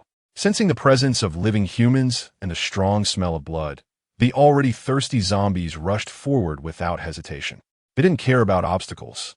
They charged through the mountains and waded through the water, easily breaking through the weak fence and passing through. Once they entered the woods, they scattered like birds and beasts, and this was the moment Su Dongye was waiting for. He had long set his sights on the leading D-level zombie. As long as it was alone, he was confident he could kill it. The D-level zombie, filled with the scent of fresh blood, lost all caution, and its limited intelligence was overshadowed by its primal desire. Chapter 41. Shattered seeking the scent, the D-level zombie quickly found the source of the blood and sprinted ahead, leaving the other zombies far behind. Su Dongye did not underestimate it. Using the shadows of the branches, he closely followed, spotting a dip in the ground not far ahead, and accelerated his pace to reach it before the zombie. He intended to trap it there. Su Dongye used vines from the branches to make a thick rope, tying it between 2 trees on the path the zombie had to take, then hiding at the other end of the dip. The D-level zombie, consumed by the thought of a delicious meal, was completely oblivious to its surroundings. Zombies were always simple and direct creatures, incapable of anticipating ambushes. As expected, it tripped over the rope and fell straight into the dip, its head landing right at Su Dongye's feet. With a heavy thud, the D-level zombie finally sensed danger. It quickly rolled to the right, avoiding Su Dongye's fatal blow, but losing its left arm in the process. Su Dongye did not expect that his powerful strike would only destroy its arm. When he raised his hammer again, it was blocked by its right arm.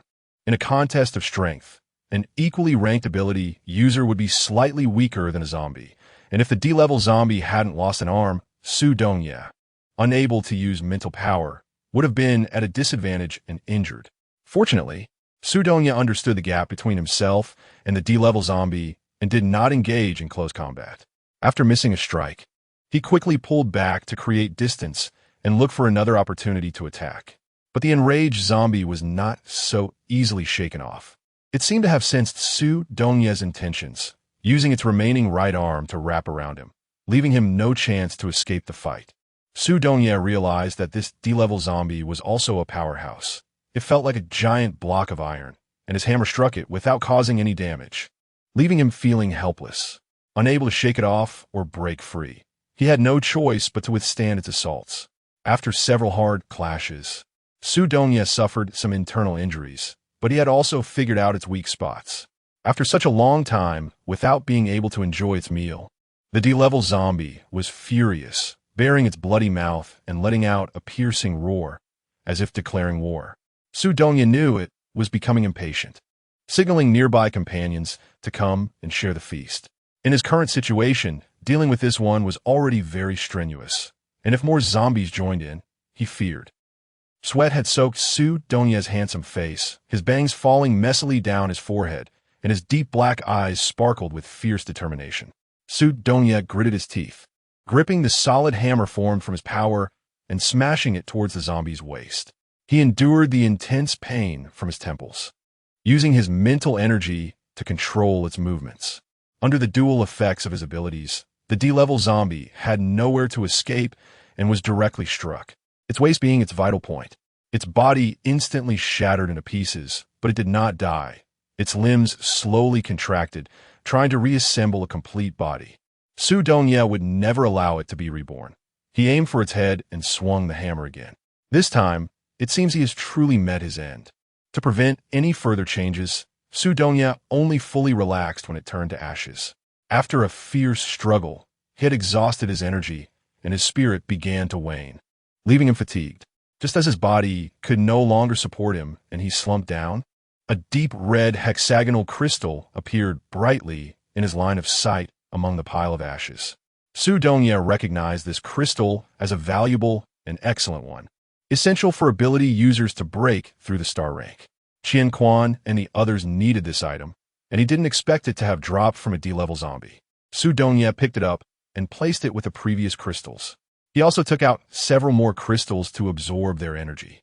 For him, these crystals only served to replenish his energy and did not enhance his abilities or strength. The way his powers increased seemed different from other ability users, and so far, he had not found a way to improve. After absorbing the energy from the crystals, Su Dongye's body recovered significantly, and the pain in his forehead eased a lot.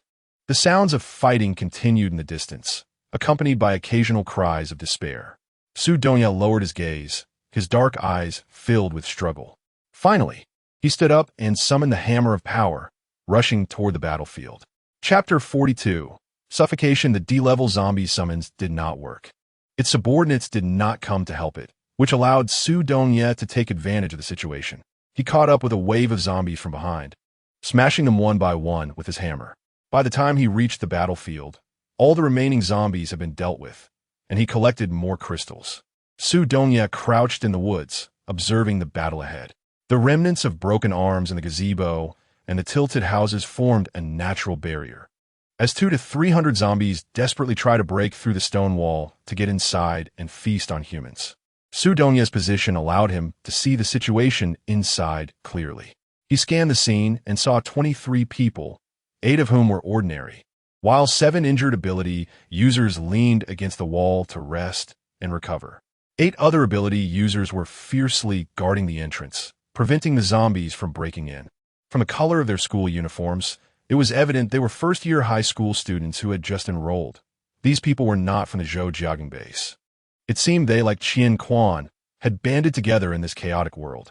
After awakening his powers, Su Dongye found that his 5 senses had become sharp and thorough. Even at this distance in the dead of night, he could clearly see the expressions on those faces, each one filled with despair and hopelessness. Yet they still fought to protect their last piece of pure land. With 200 to 300 zombies working together, it wouldn't be long before they broke through the defenses of those ability users, and ultimately, they would all become food. In this apocalypse, self-preservation was the correct choice. Yet since Su Dongye had seen it, he still wanted to help. Even if it was futile, he wanted to try, so as not to betray his own conscience. He took out a few more crystals from his bag to absorb their energy. Before long, he had fully recovered. This time, Su Dongye did not choose to ambush, but instead opted to confront the zombies head-on. He did not conceal his aura, and the outermost zombies quickly sensed his presence, turning their heads to target him. Without hesitation, Su Dongye smashed them one by one. These outer zombies were only F-level, akin to chicks for him. However, their numbers were overwhelming, and in an instant, he eliminated more than half of the outer zombies, though he also consumed a lot of energy in the process. Step by step, as he advanced, he noticed that the zombies behind were considerably stronger. While absorbing the energy from the crystals, He also used his mental power to extract the energy from the exploded crystals.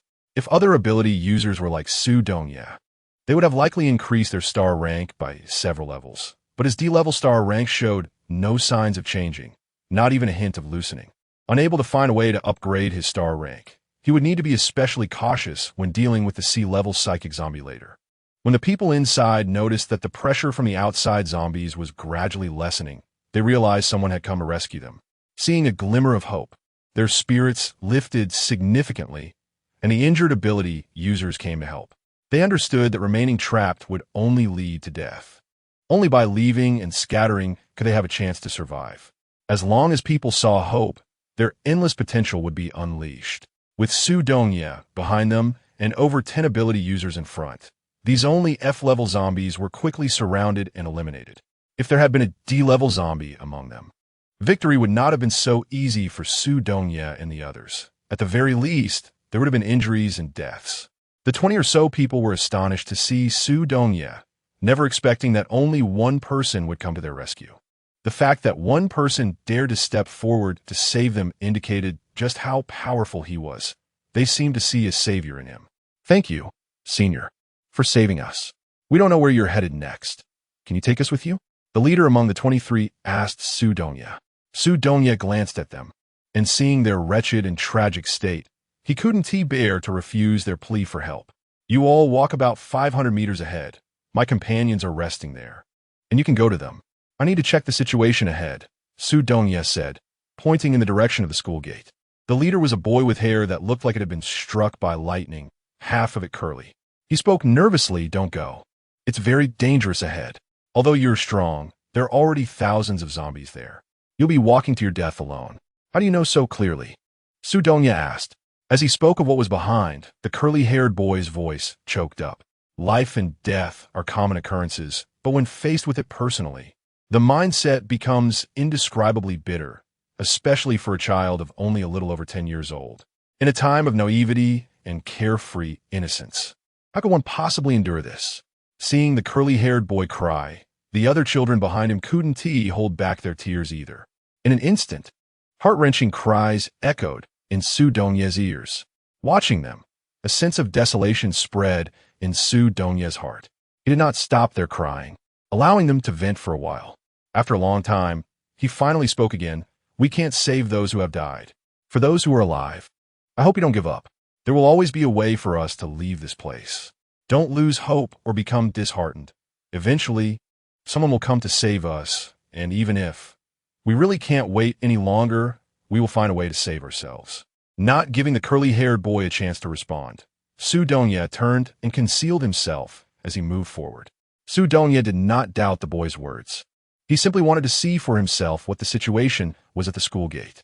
Why were large groups of zombies rushing toward this place? Had they sensed their plans? Or was there some other change? As Su Dongye got closer to the school gate, he saw that the zombies were increasingly powerful. At a glance, 1 in 50 zombies was D-level. If he were to follow the previous plan and attempt a sneak attack with their strength, it would be difficult to even reach his current position, let alone get close to the gate. This left Su Dongye with a sense of suffocation. Chapter 43. Not aligned in intentions, Su Dongye hid in the shadows and watched for a long time until his legs grew numb before he left. On the way back, he encountered several similar situations again. This time, he didn't rush to save them recklessly like before. Instead, he opened a path through the zombies, allowing them to save themselves. He was not a god. He couldn't save everyone. Right now, he didn't even know how to survive, let alone save others. The sense of helplessness weighed him down, making it hard to breathe, so he vented his frustration on the zombies. While killing them, he collected the crystals that burst out. The biggest gain from this trip was probably a bag full of crystals. Su Dongye looked at the heavy bag and couldn't help but smile wryly. The incomplete state of his consciousness reminded him of Su Qingyan's safety, and he wanted to go to the base to see how she was doing. However, as he walked, the number of zombies he encountered decreased significantly. It turned out that the patrolling zombies were gone. This made Su Dongye sense a new opportunity. His steps became lighter, and the heavy stone in his heart lifted a little, making him feel more spirited. But when he reached the base, his heart sank again. The place was empty, with nothing left behind. Looking at the vacant house, his heart felt empty as well. Unable to find Su Qingyan and not knowing where she might have gone, Su Dongye grew anxious. At that moment, his phone rang. He suppressed the anxiety in his heart and listened to the information coming from the other end of the line. "Young master, I'm sorry, but we encountered an unexpected situation and may not arrive on time. Please find a place to hide. We will contact you as soon as we arrive." His fingers tightened around the phone as Su Dongye asked, "What's the latest time you can arrive?" 2 hours later than planned came the difficult reply from the other side. Su Dongye glanced at the time. The original plan was to arrive at the school gate by 12 o'clock, but with a delay, it would be 2 o'clock in the morning. It was already 11:20, leaving him 2 to 3 hours, which gave him time to find Su Qingyan. "Okay, 2 o'clock in the morning.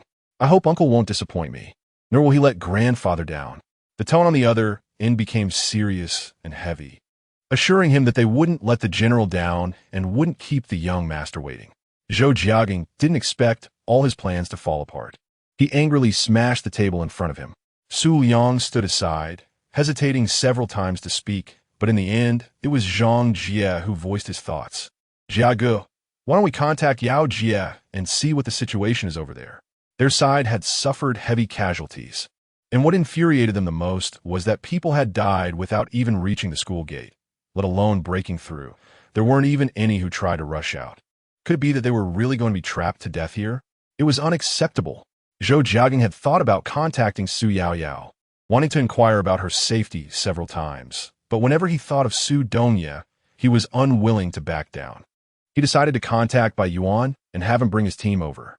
This was one of his most important and remaining main force teams, and he needed to preserve his strength. There could be no more deaths. Zhou Jiagang nodded and reminded them to be cautious so that no more personnel deaths would occur. After sending the message, he received an unexpected piece of information. Seeing the sender was Captain Qi Ju of Team 9, Su Liang was shocked and quickly opened it, revealing an unbelievably joyful expression on his face. "Jiagu, the captain of Team 9, is still alive. Not only is he alive, but 3 or 4 of his team members are also alive, although they are seriously injured and recovering in a cave." They also sent a message saying they were originally surrounded by 300 or 400 zombies, and just when they were about to die at the hands of the zombies, those zombies suddenly left them and all headed in another direction, as if controlled by something, but more like they were attracted by something. Zhou Jiagang frowned. Was there anything in this world that could attract zombies more than blood or the scent of living flesh? He had seen zombies fighting over a piece of meat and crawling on the ground to suck blood from the soil. There was absolutely nothing that could attract them more than blood or flesh. Was there another sea-level psychic zombie? As soon as Zhou Jiagang said this, Su Yang and Zhang Jie's faces turned pale. If another zombie with such powerful abilities appeared, then all the living people in the campus would not survive until tomorrow. It was too terrifying.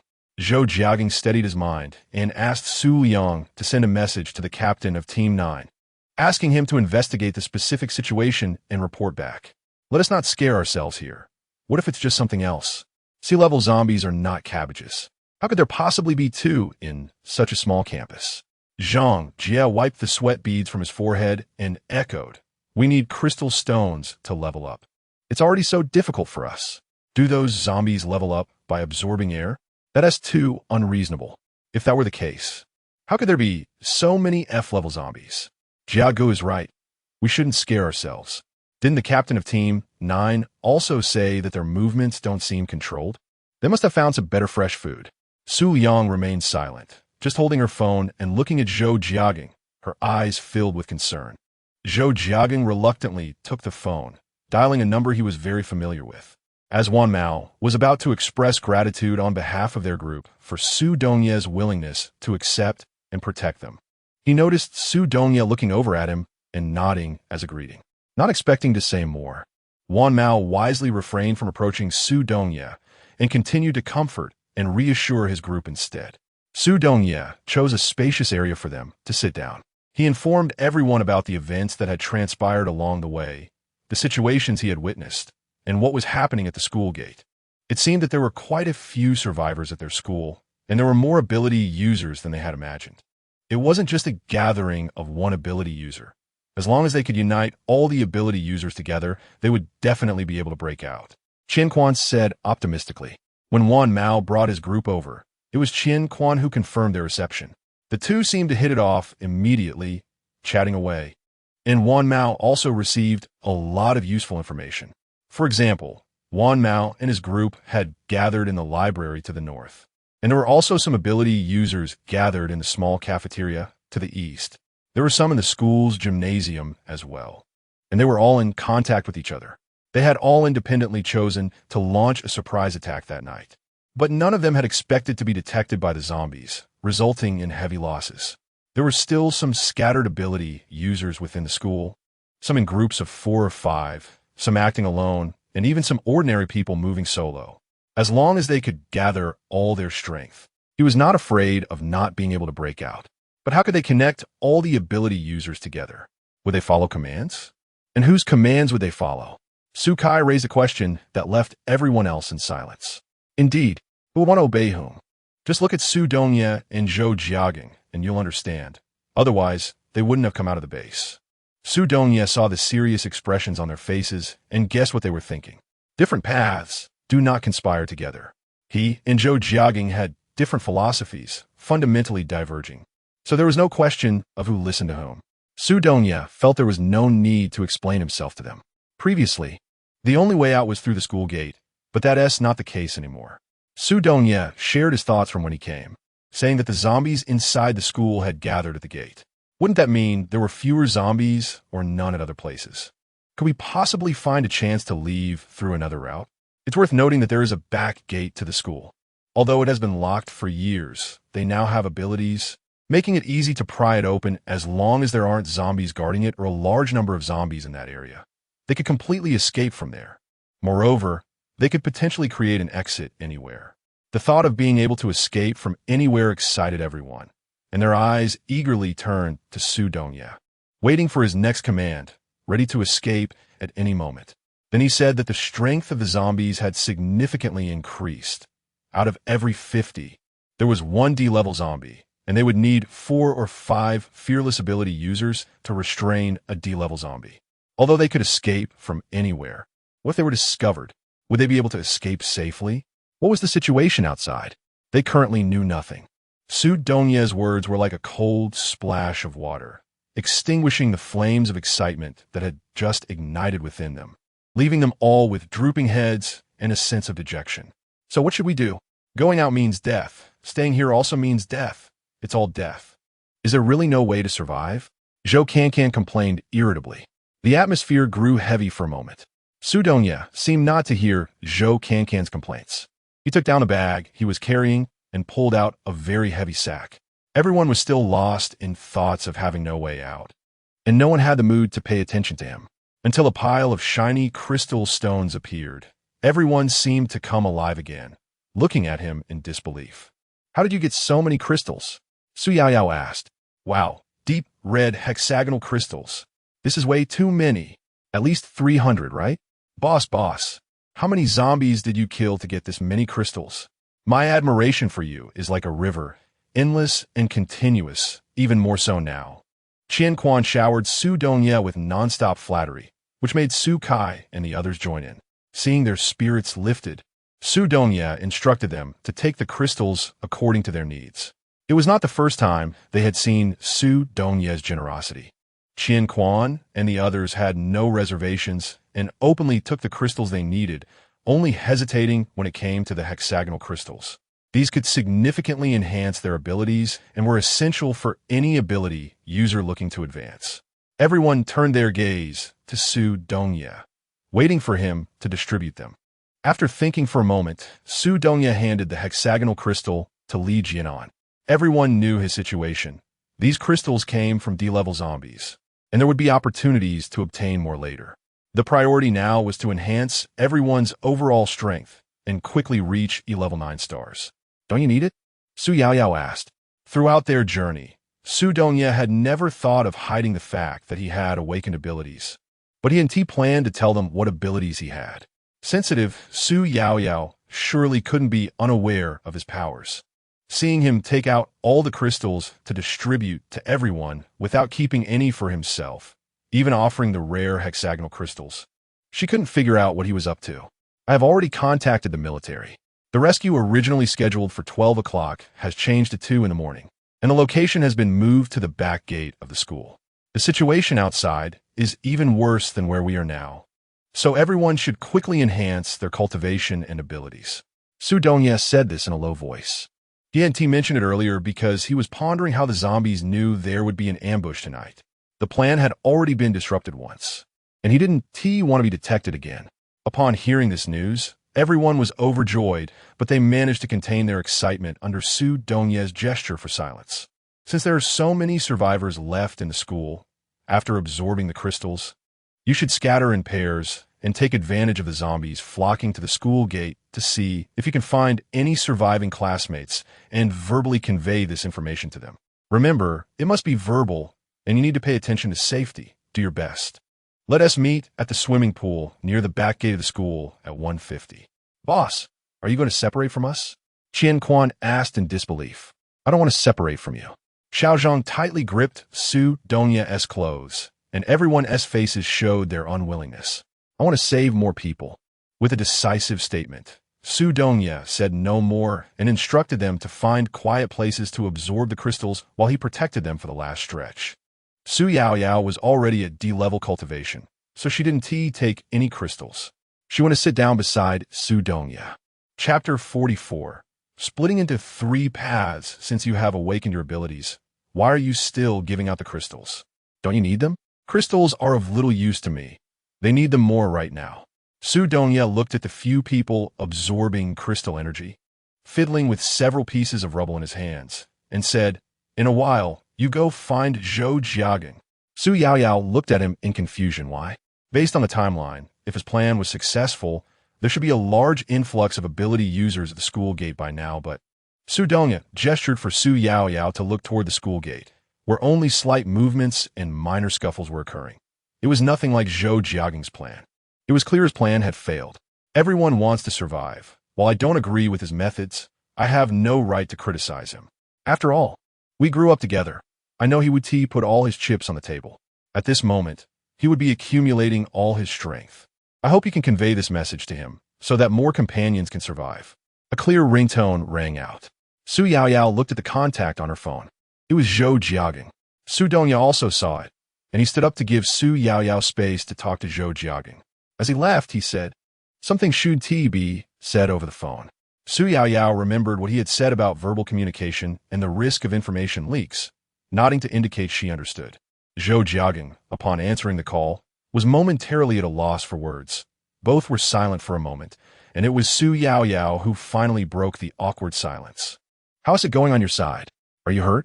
Hearing Su Yaoyao's question, Zhou Jiaging felt warmth in his heart, wishing he could immediately appear by her side. I'm fine, how about you? After asking this, Zhou Jiaging couldn't help but scoff lightly, feeling that his question was unnecessary.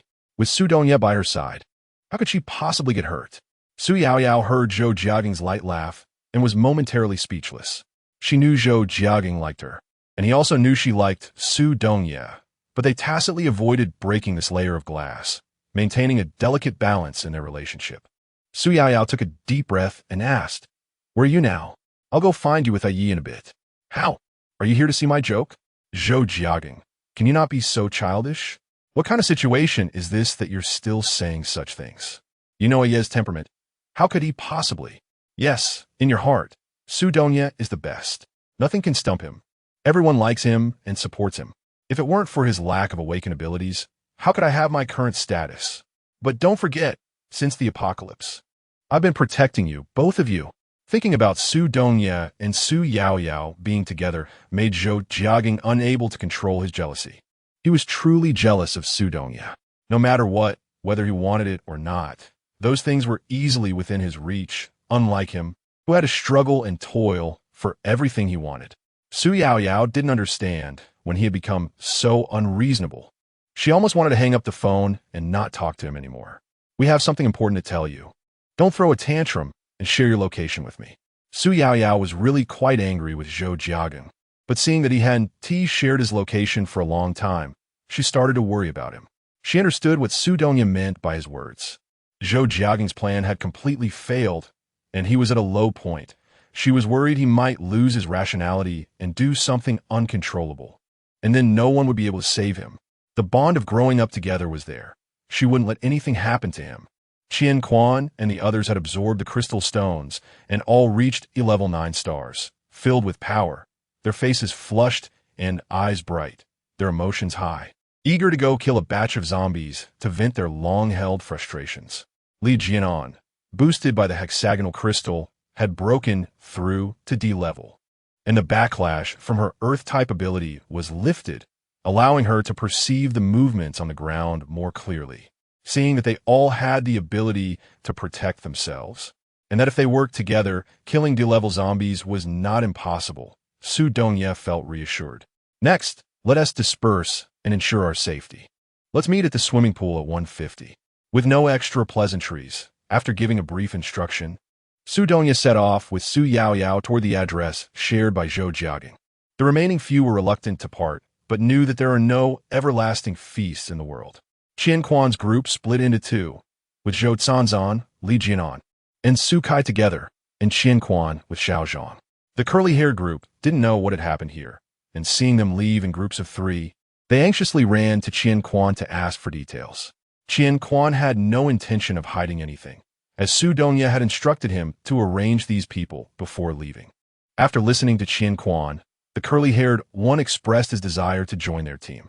To lead a team, one must have some empathy and compassion, and the curly-haired one also wanted to rescue more classmates, just like Su Dongye.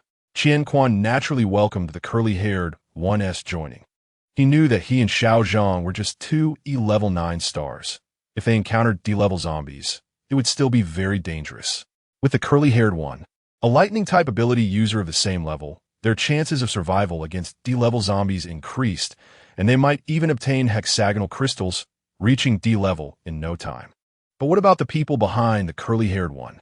The curly-haired one sensed Qian Quan's concerns and reassured him. Soon, he happily brought his pack over to Qian Quan. Have you explained everything over there? Qian Quan asked out of curiosity. Yes, there are more than 10 ability users among them. After several battles with zombies, they know how to deal with them to some extent. You also said there aren't many zombies on the way to the back gate of the school, so it should be fine. But what if something happens? Qian Quan still wasn't at ease. I can't control that much. Let's just leave it to fate. The curly-haired one said this lightly, but his expression betrayed him. People are selfish. He couldn't protect them forever. If it weren't for the senior stepping in, he might have become zombie food by now. I can tell that your strengths have greatly increased. In this world, if you want to survive, you must learn to hold on to strong allies. Brother Qian, don't you think so? The curly-haired one's sudden smile gave Qian Quan goosebumps, and Xiao Zhang beside him followed suit with a fawning laugh, nodding repeatedly in agreement.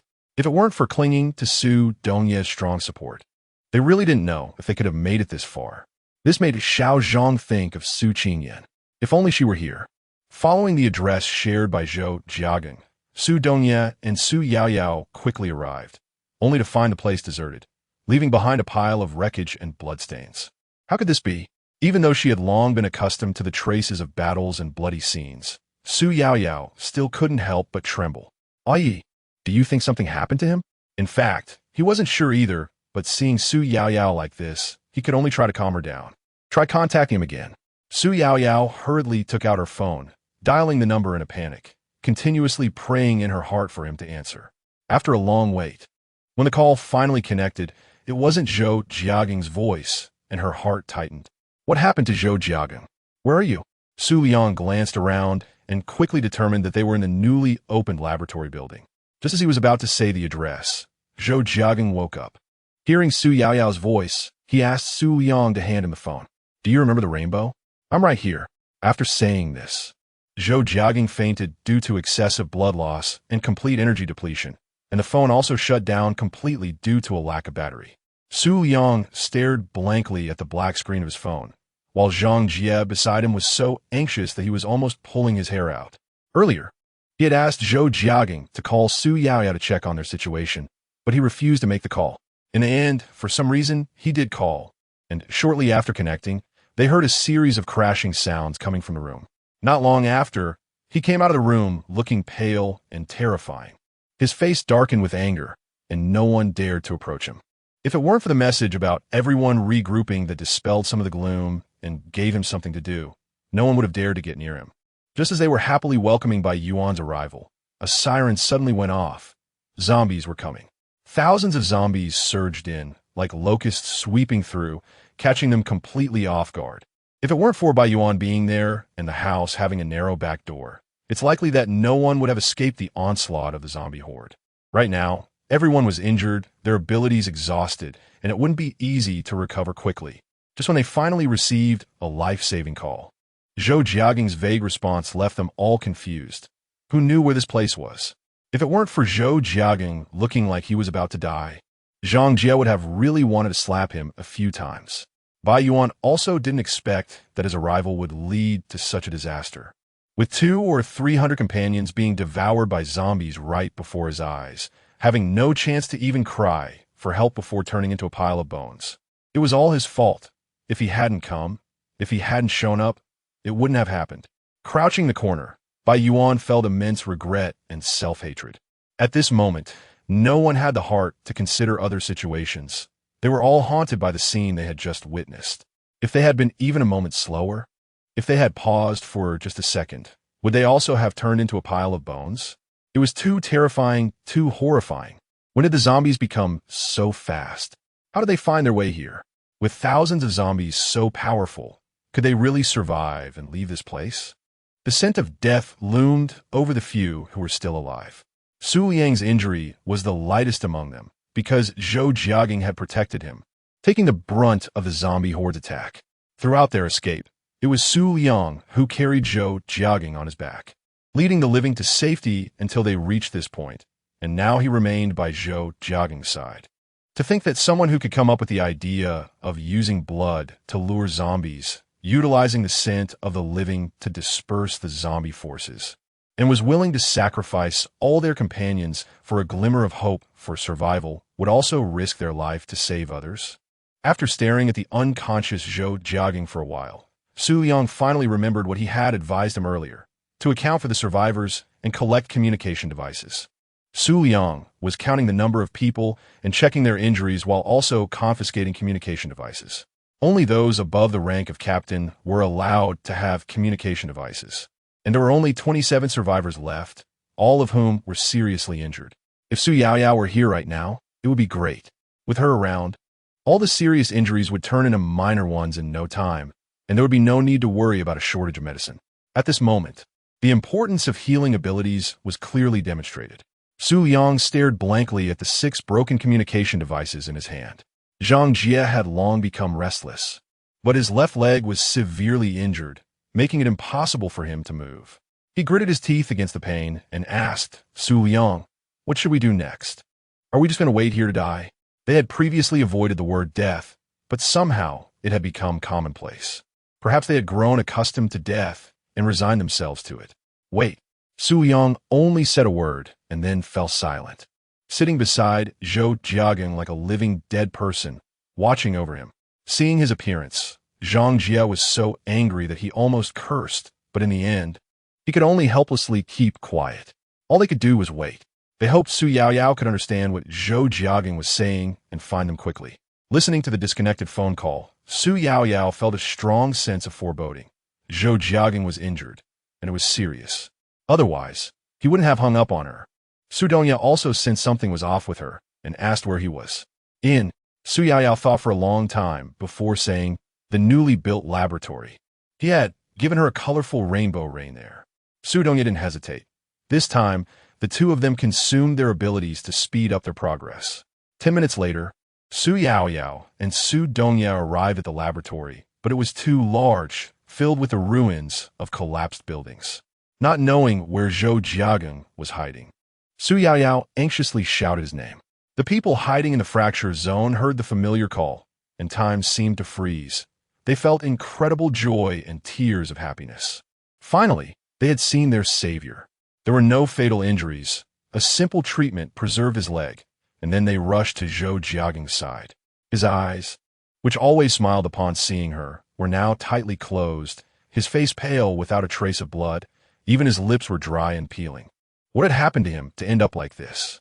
He had always appeared handsome, elegant, and noble before her, but now he looked so disheveled. Su Yaoyao felt extremely uncomfortable. While feeling sad, she immediately began to heal him. She hadn't expected his injuries to be so severe. Su Yaoyao hurriedly took out the crystals from her pocket to assist him in absorbing energy. Chapter 45. Surviving a Great Calamity. One by one, the 20 crystals given to her by Su Dongye were completely absorbed, and the bleeding from Zhou Jiaging's back finally stopped. Su Yaoyao wiped the sweat from her forehead, took out several life-saving pills from her pocket, and stuffed them into Zhou Jiaging's mouth. She finally breathed a sigh of relief when she saw him swallow them. This was the most severe injury she had ever seen him sustain. If she had arrived even a moment later, she couldn't bear to imagine what worse things could have happened. The bloodiness in the cave was overwhelming. She had previously worried that Zhou Jiaging hadn't noticed it, but now she relaxed. Su Yaoyao frowned. If the zombies caught wind of such a strong smell of blood, the consequences would be unimaginable. She hurriedly used her abilities to purify the area, then felt relieved to treat the others. Su Dongye had not anticipated Zhou Jiaging's injuries would be this severe. He asked Su Liang nearby what had happened and learned the situation. It had only been a little while, but the zombies' speed had increased again, indicating their strength had grown significantly. With their enhanced speed, it seemed they had 3 or 4 sea-level zombies. If that were the case, was there still a way out for them? Su Dongye felt a chill run down his spine. He looked at the time. It was already 12:30 a.m., with only an hour and a half left until the agreed time. He still hadn't found Su Qingyan. Su Dongye wanted to gather information about Su Qingyan from Su Liang, so he mentioned her name. But seeing Su Liang's lack of reaction, he realized he didn't know her, and it seemed he could only ask Zhou Jiaging directly. Seeing Zhou Jiaging lying on the ground like a corpse, it was impossible for Su Dongye not to feel something. The bond of friendship they had, growing up together, was etched into his bones. It wouldn't be an exaggeration to say Zhou Jiaging was the closest person to him. Seeing someone so dear to him in such a state, he felt for the first time that death was so close, something he couldn't escape. Su Dongye didn't want Zhou Jiaging to die. He also wanted to obtain information about Su Qingyan from him. He took out all the crystals he had picked up on the way. Su Yaoyao, exhausted from excessive energy consumption, was feeling extremely fatigued. She had never drained her energy so completely before. Her pale face showed signs of anxiety and unease, and her body felt worse. Without caring about her appearance, she casually found a spot on the ground and knelt down. Even in such a state, she still couldn't diminish her bright, elegant demeanor. Su Dongye walked over to Su Yaoyao, placing all the crystals he had taken out in front of her. She didn't hesitate to take 3 or 4 of them, instantly absorbing their energy. Her face regained its rosy luster, and her body felt much better, which eased her mind considerably.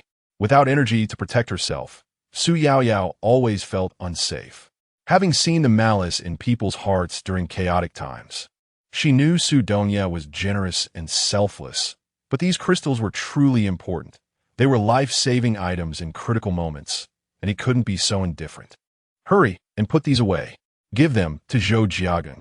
Su Yaoyao bit her lip. You guys aren't. I'm just angry at some of his cruel, bloody methods. Everyone has their own thoughts. No one can change anyone else.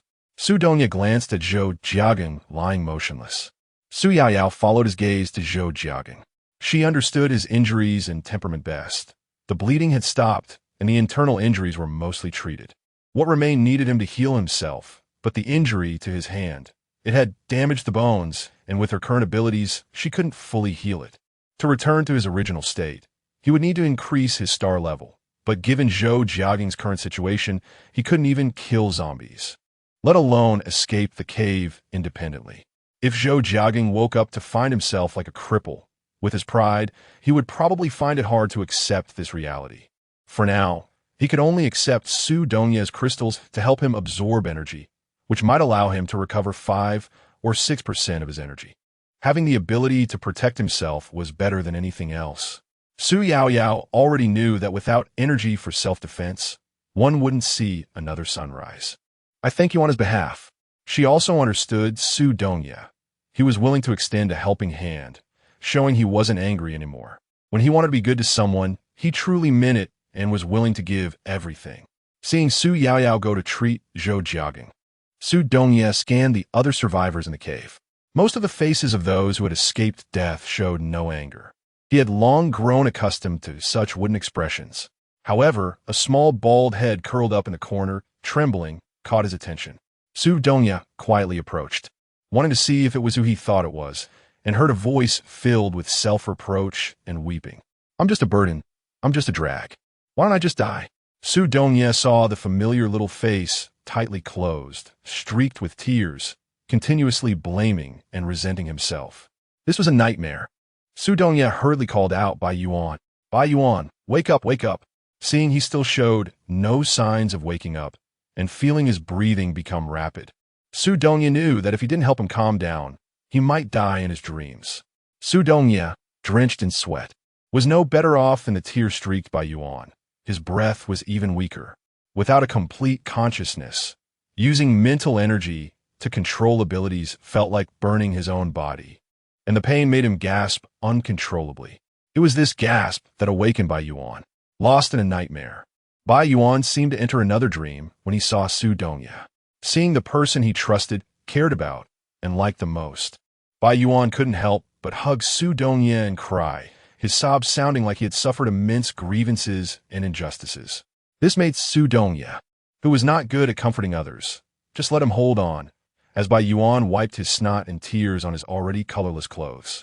It was hard to tell whether Bai Yuan's cries were too tragic or if the atmosphere of sadness had spread, but soon various sobbing sounds echoed in the cave, giving Su Dongye a headache. "All right, stop crying. Surviving a great disaster must bring blessings." Su Dongye rarely spoke to comfort someone, but unexpectedly, no one listened. He could only let them be and allow these survivors to vent their emotions. After Bai Yuan cried enough, he realized it wasn't a dream. The real Su Dongye was right in front of him. He was still clinging to him and crying, and at that moment, Bai Yuan was so embarrassed that he wished he could find a hole to hide in. How could he cry in front of Brother Su? It was so humiliating. When Bai Yuan looked up and saw the wet spot on Su Dongye's shoulder, his face turned even redder. His cheeks flushed to the point where even the roots of his ears were burning. "Brother Su, It's okay, you just had a nightmare. And it's over now." He was the disaster bringer. He couldn't harm Brother Su. Bai Yuan instinctively shrank back against the stone wall, subtly trying to create distance from Su Dongye, fearing that his misfortune would rub off on him. Su Dongye seemed to notice his actions. His self-loathing was too obvious, which made Su Dongye feel a pang of heartache. This child was the one he had carried out of the fire. At that time, his hair had burned off, and his scalp was charred. Everyone thought he wouldn't survive, but the faint sound of breathing showed the pulse of life.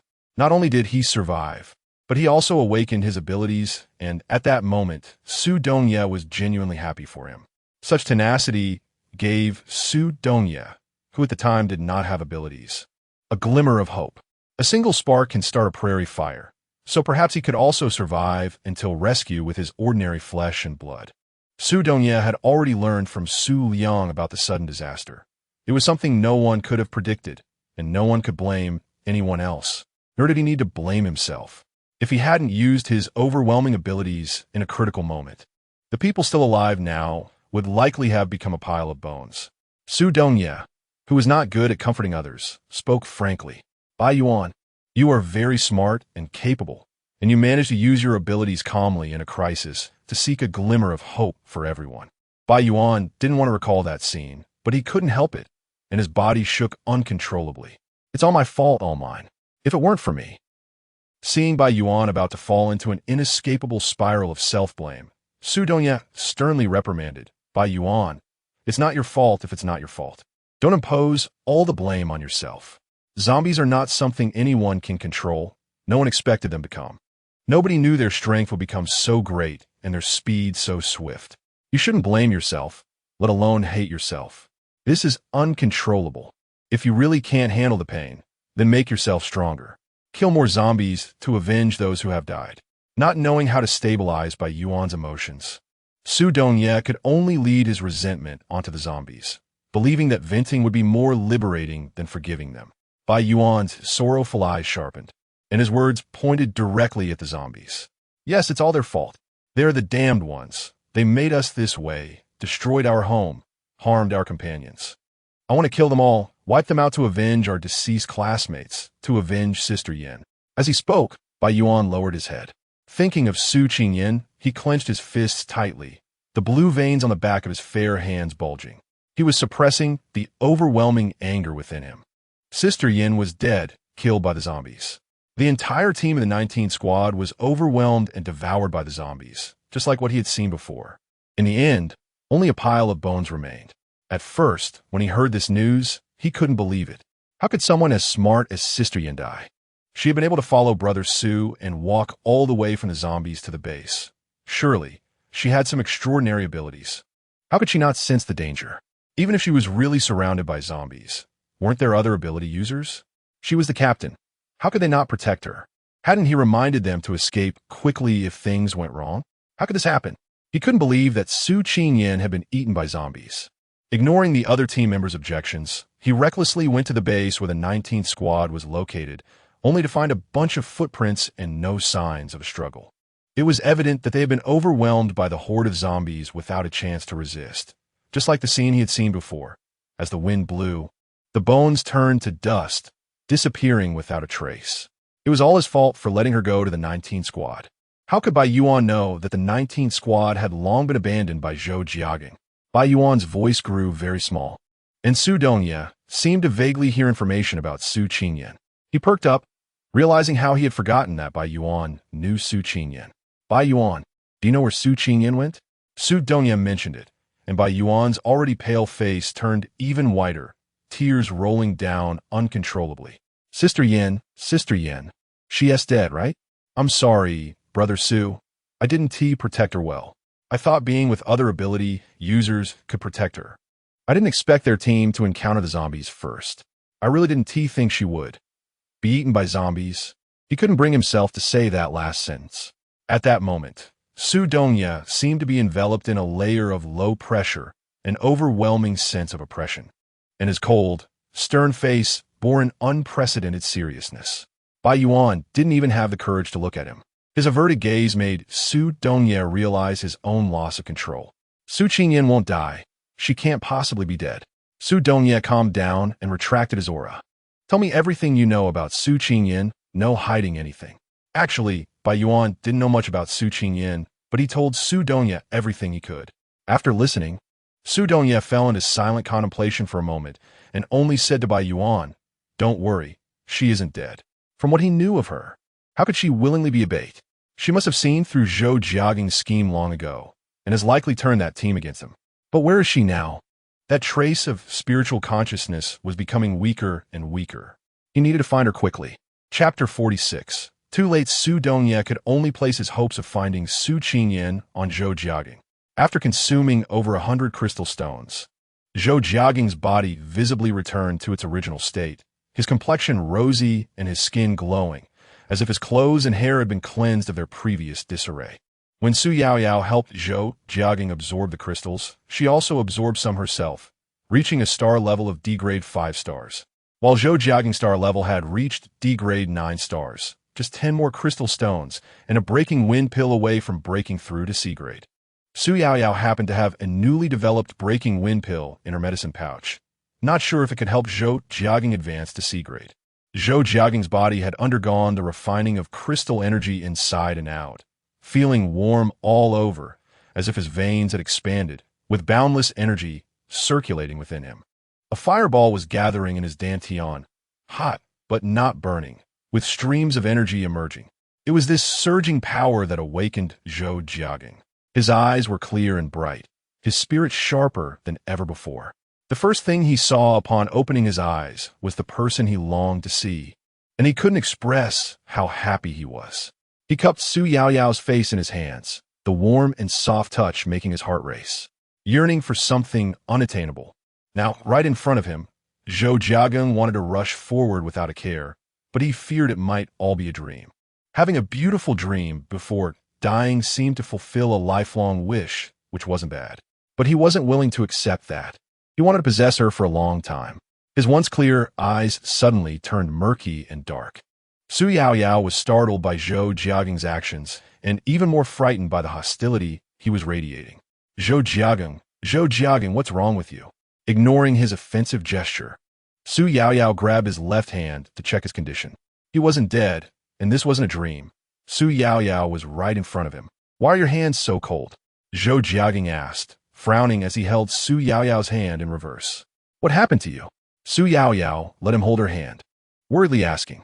Just a dream. Zhou Jiageng glanced behind Su Yaoyao, not seeing the person he expected, and his face turned cold. He left you again, letting you come alone. This question made Su Yaoyao's face turn red with embarrassment. No, he didn't. He came with me.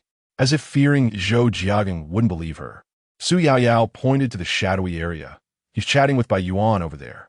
Although only an hour or two had passed, it felt like a long time to Zhou Jiageng, and he even sensed that she had lost weight.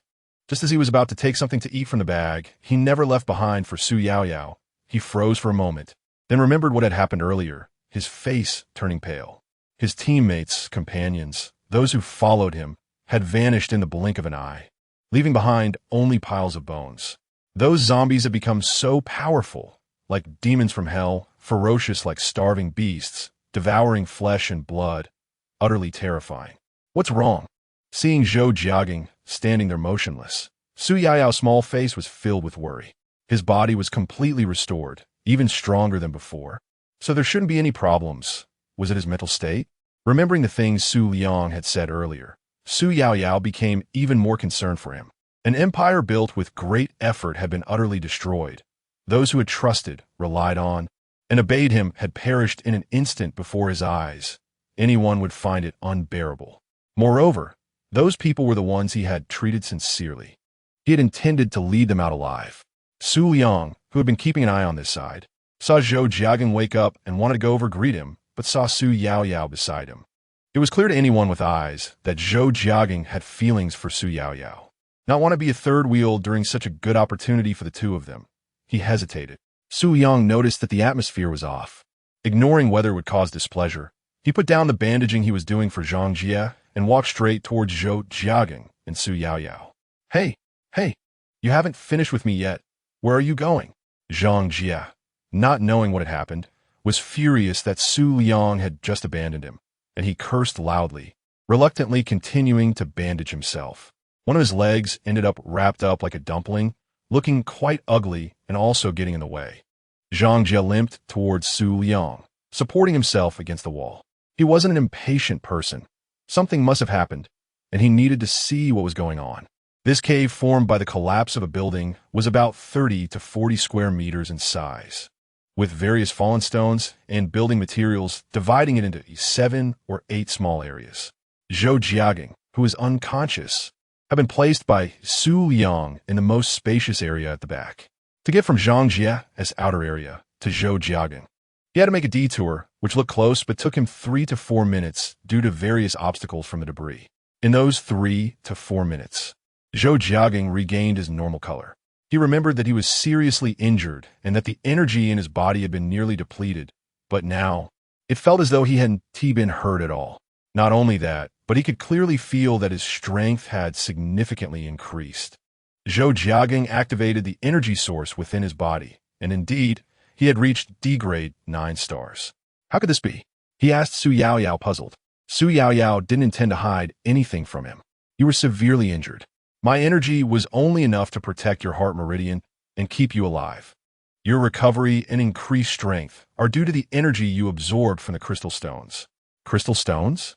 Where did you get so many crystal stones? He knew that as one S-star level increased, the amount of crystal stones required for further advancement would increase exponentially. In other words, to upgrade by 1 star, at least 4 crystal stones were needed. Now that he was at D-grade 9 stars, it would be impossible without at least 100 crystal stones.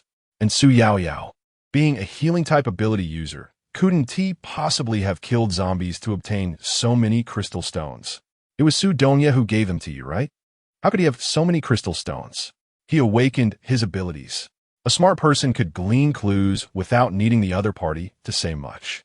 However, he hadn't expected that Su Donya had actually awakened his abilities. Did he awaken them while at the base but kept it hidden? Why? If he had revealed that he also possessed abilities at the base, a large number of ability users would have rallied around him and supported him. Why didn't he announce it? Zhou Jiaging couldn't he understand why Su Dongye would conceal such a good thing as having abilities. Seeing that he had guessed correctly, Su Yaoyao said no more. What kind of ability does he have? What level is he now? Su Yaoyao didn't know this either and shook her head. No need. Zhou Jiaging raised an eyebrow and looked at her, his gaze filled with doubt. Su Yaoyao explained, the crystal stones can enhance his abilities, so they aren't of much use to him. Seeing that he didn't believe her, Su Yaoyao had to recount Su Dongye's generous act of distributing wealth. He really doesn't need the crystal stones. In fact, I still don't know how he got so many crystal stones. Before coming to find you, he had already given away all his crystal stones and didn't keep a single one. I don't know how he ended up with so many here. You know what kind of person he is. He doesn't say what he wants to say and let anyone pry out what he doesn't want to say. Su Yaoyao was also very curious about where he got so many crystal stones. If they were from killing zombies. The two of them had only been focused on getting to their destination. They hadn't had time to kill zombies. Su Dongye was someone who wouldn't say a word about things he didn't want to talk about, and Zhou Jiaging understood this very well. From the moment Su Dongye survived to reach the base, gathering ability users around him, to now hearing all these secrets from Su Yaoyao, Zhou Jiaging couldn't help but be curious. However, the most important thing right now was how to survive and leave this hellish place. He had personally experienced the terrifying power of 1,000 zombies. With just a few of them now, it would be akin to courting death to even approach them. What on earth did these monsters eat to become so terrifying? You said earlier that you had something to tell me. What couldn't you say over the phone that had to be said in person? Zhou Jiaging asked. Su Yaoyao realized that Zhou Jiaging had fully recovered and, with his reminder, recalled her ultimate purpose for coming to find him. I and his grandfather have already made contact, and they've sent a military team to rescue us. They were supposed to launch an attack at 12 o'clock at the school gate to take advantage of the chaos to escape. But it seems the zombies have discovered our plan. Now the school gate is swarming with thousands of zombies. So we had to change the time and place to 2 o'clock at the back gate of the school. I came to inform you. We plan to meet at 1:50 at the swimming pool and then act according to the situation. Su Yaoyao explained the situation to Zhou Jiaging. Just as Su Liang arrived and overheard, he took a deep breath. Then all those plans we had before, the people who died, were they all sacrificed in vain? Why didn't you tell us sooner that you changed the plan and had contact with the outside world? Do you know how many people we've lost? Su Liang's eyes were red with anger. Su Yaoyao was momentarily speechless when questioned by him. Zhang Jie, who was following Su Liang, heard everything and trembled with rage, glaring at her with fury in his eyes. The veins on his forehead bulged, and his fists crackled with tension. Meanwhile, Zhou Jiaging pressed his lips together, his sharp gaze shifting from Su Yaoyao to Su Dongye not far away. He also wanted to know why she had said it now. If she had spoken earlier, they wouldn't have suffered such heavy losses, with only a few of them left out of 700 or 800 people. Su Dongye was calculating the time. Zhou Jiaging should be waking up soon and would come to ask him about Su Qingyan's whereabouts, but he was momentarily stunned by the aggressive gaze directed at him. Su Yaoyao sensed the hostility Zhou Jiaging and the others had towards Su Dongye and wanted to help explain, but Zhou Jiaging held her down, making her unable to move. Yaoyao, I need to ask him why he did this for my deceased brothers. Isn't it beneath him to watch them die without helping? Although Su Dongye didn't know what had happened to incite such animosity from Zhou Jiaging and the others. He needed to find out about Su Qingyan and had to come over to ask. Otherwise, with his cold demeanor, he would have turned and left. Where is Su Qingyan? Su Dongye asked Zhou Jiaging from a distance. Zhou Jiaging glanced at Su Yaoyao, who was sitting beside him with an unhappy expression, and couldn't help but scoff. Who? The captain of Team 19, Su Dongye replied. Oh, her? She is dead. Knowing that Zhou Jiaging was deliberately dodging his question, Su Dongye frowned slightly, his gaze turning sharp. And he said in a chilling tone, you gave her a captain's token. That token can track her location. Tell me, where is she? What? Looking for her? Can't bear to see her die. Want to take her away from here? Zhou Jiaging glanced at the swaying Su Yaoyao, a trace of reluctance crossing his eyes. But his words pierced Su Yaoyao's heart. Su Dongye, I've long seen that your relationship with that girl is unusual, yet you pretend to be unfamiliar with her in front of everyone. Look at how nervous you are now. No one would believe you aren't involved with her. You want to take her away alive. What about my brothers? I also wanted to take them away alive, but they are all dead. All because of you. It's because you didn't share information in time. It's because you changed the rescue timing, causing them to delay their attack, leading to their deaths. Being eaten by zombies. It's all your fault. When Su Yaoyao heard Su Qingyan's name, she momentarily lost focus, watching Su Dongya's face, which had shown no emotion, now reveal anger.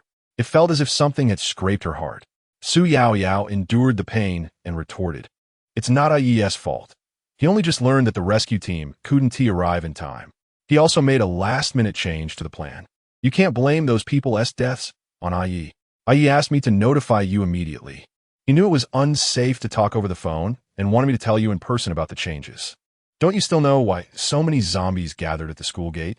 After Su Yaoyao's reminder, Zhou Jiaging and Su Liang certainly understood why. A series of events fell into place. The zombies had evolved so quickly that they knew how to use high technology to steal information. It was unbelievable but undeniable.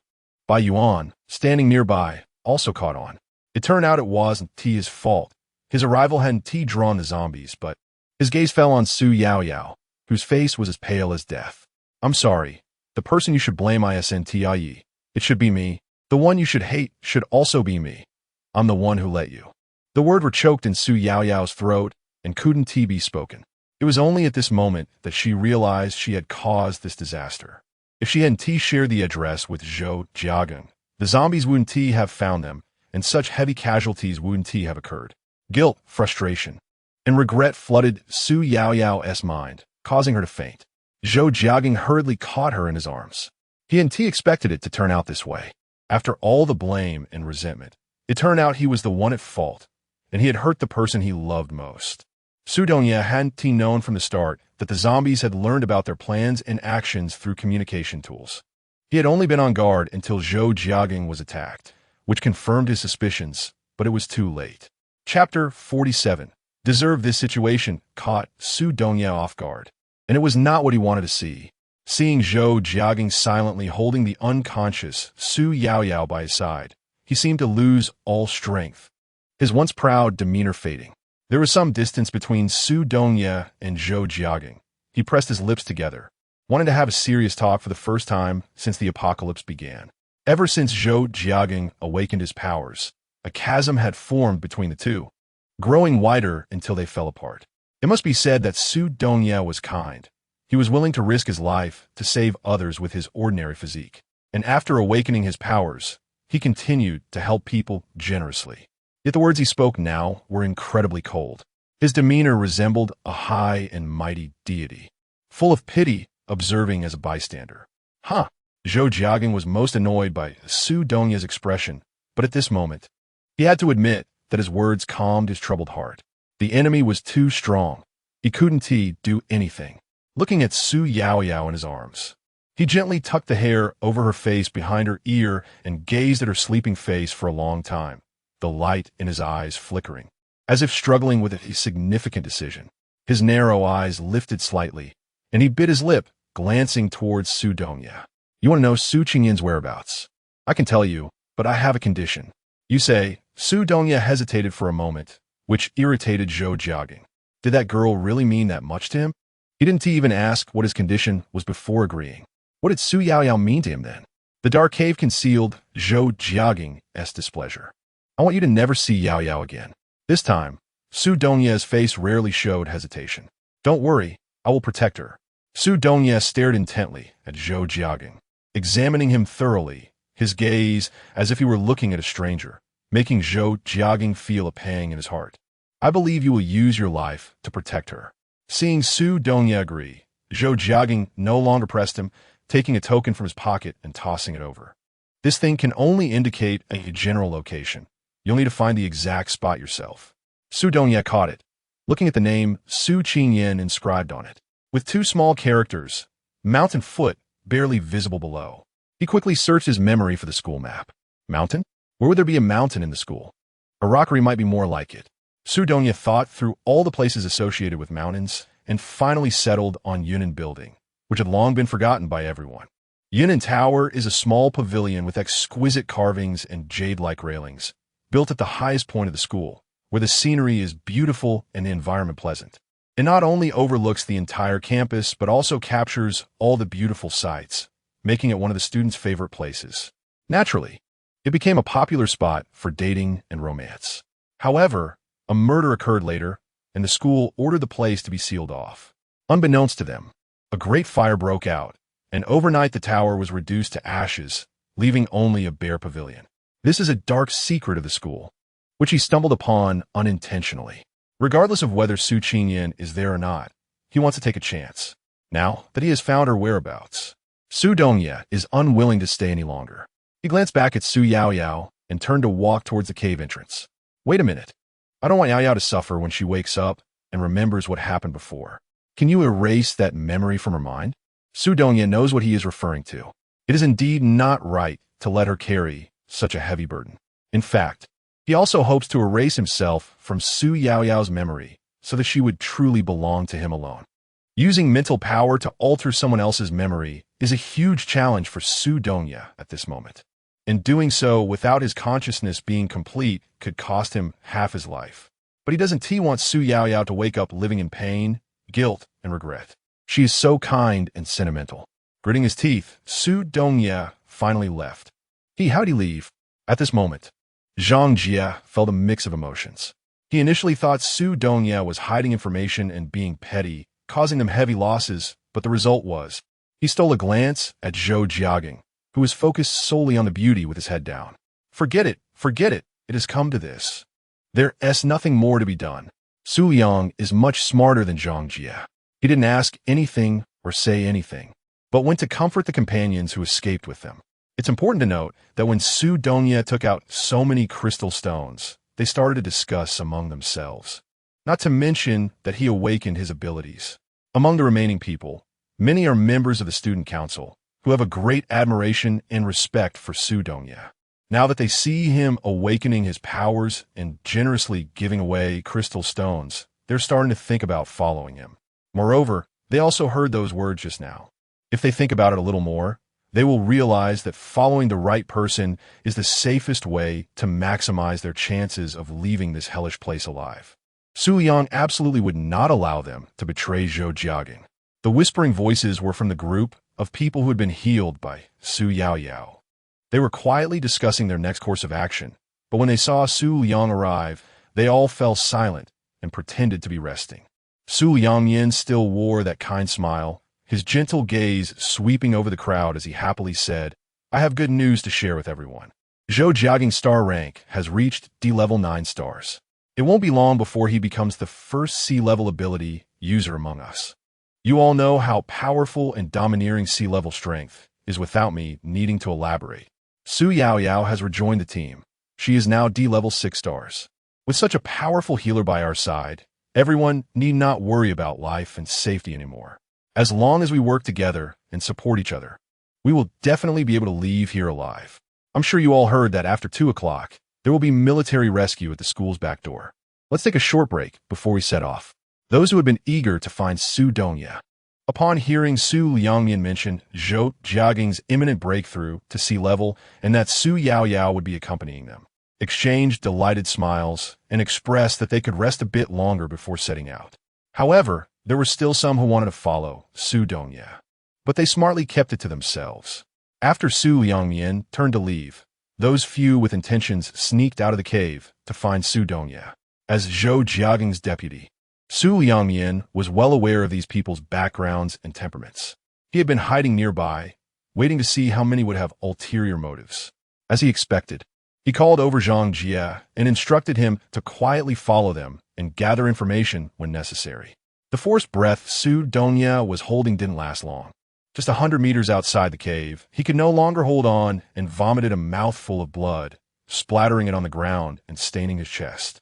His swaying body finally collapsed against a nearby tree stump. Su Dongye struggled to reach into his pocket, wanting to take out a crystal to replenish his strength, only to remember he had given them all away, forcing a bitter smile. If Su Qingyan were here, she would definitely mock him and then sarcastically say he deserved it. He touched the plaque engraved with Su Qingyan's name, gathered his spirits once more, leaned against the tree trunk, and stood up to continue moving forward. After walking a few steps, Su Dongye stopped. "Who is there? Come out. President." The few who had caught up with Su Dongye, realizing their presence had been discovered, no longer hid their intentions and expressed, "We want to follow you." Su Dongye remembered them. They always liked to crowd around him, whether in the student council or the base. A heavy cough reminded him of his current physical condition. Su Dongye shook his head. "You'll be safe following Zhou Jiageng. Listen to his commands. He will protect you all to leave here alive. After this battle, you wouldn't be able to. President, let us follow you. You're so weak right now. If we encounter zombies, you'll be safer with us around." They had all seen Su Dongye spitting blood and his frail state requiring support. How could they trust him to walk outside, where zombies could appear at any moment, alone? He wanted to find Su Qingyan, but no one knew what dangers lay ahead. And he didn't want anyone to die because of him. But there was no choice. Who knew if a zombie would appear the next moment? With their strength, they couldn't say they could defeat zombies. They might as well become the zombies' food. Zhang Jie trailed behind them all the way. He had long been dissatisfied with these people, and this was a perfect opportunity to understand them better. He crossed over their shoulders, casting a disdainful glance at the pale Su Dongye, whose body seemed like it would fall with just a touch. "If I could take him out too." Zhang Jie chuckled maliciously, causing the others to feel a chill run down their spines, becoming alert. Although Su Dongye was severely injured, it didn't affect his senses. From Zhang Jie, he detected a strong, killing intent. "Zhang Jie, what do you want to do?" Yang Wen asked sternly. "What do I want to do? Of course. It's to teach you to be single-minded." Zhang Jie stepped toward them, his palm channeling his abilities, as if only death would make them truly single-minded. As soon as he finished speaking, the attack followed. Yang Wen was no match for him and was directly knocked away. The others wanted to help, but they were also struck down by Zhang Jie. "So weak. I really don't know how you've survived until now. Is it by flattering and boasting? Why aren't you the ones dying?" With a wave of his hand, Zhang Jie no longer restrained his hostility. His energy was in a frenzied state, ready to vent all the anger he couldn't unleash on zombies onto them. Su Dongye stood there, quietly staring at Zhang Jie, his expression dark and unreadable. Just as Zhang Jie was about to strike Yang Wen down, he felt a tremor in his heart under Su Dongye's gaze, causing him to miss his aim. Yang Wen, who had narrowly escaped death, scrambled to Su Dongye's side. This made Zhang Jie's anger explode, breaking through the confines of reason, and he swung his hand to attack Su Dongye. Faced with the sudden attack, Su Dongye didn't even blink. He raised his left hand, and a solid iron hammer materialized to block the strike. The red light circle, a manifestation of his abilities, shocked everyone present, especially Zhang Jie. "You, how could you?" He looked extremely pale, realizing the ant he thought he could crush had turned into a monster. At this moment, he only wanted to escape. His legs felt weak, lacking the strength to move even a step. Su Dongye pressed his lips tightly together, his dark eyes shooting a sharp gaze at Zhang Jie, a powerful pressure causing him to kneel on the ground. "Did Zhou Jiageng send you?" "No, Su Yamian sent me. Jiej doesn't know anything." Zhang Jie, already terrified, spilled everything out. Since it wasn't Zhou Jiageng's orders, Su Dongye didn't want to create more trouble. Zhang Jie nodded repeatedly, not daring to have any other thoughts. The red light circle was a top-tier ability attribute. Zhang Jie had only heard about it, never expecting to see it manifested in Su Dongye, and that it had solidified. Could it be that Su Dongye was already sea level? The more he thought about it, the more likely it seemed, and cold sweat broke out as he quickened his pace, wanting to report this news to Su Yangmian as soon as possible. This time, he had nearly been killed by him. He wouldn't let him off without 10 crystal stones.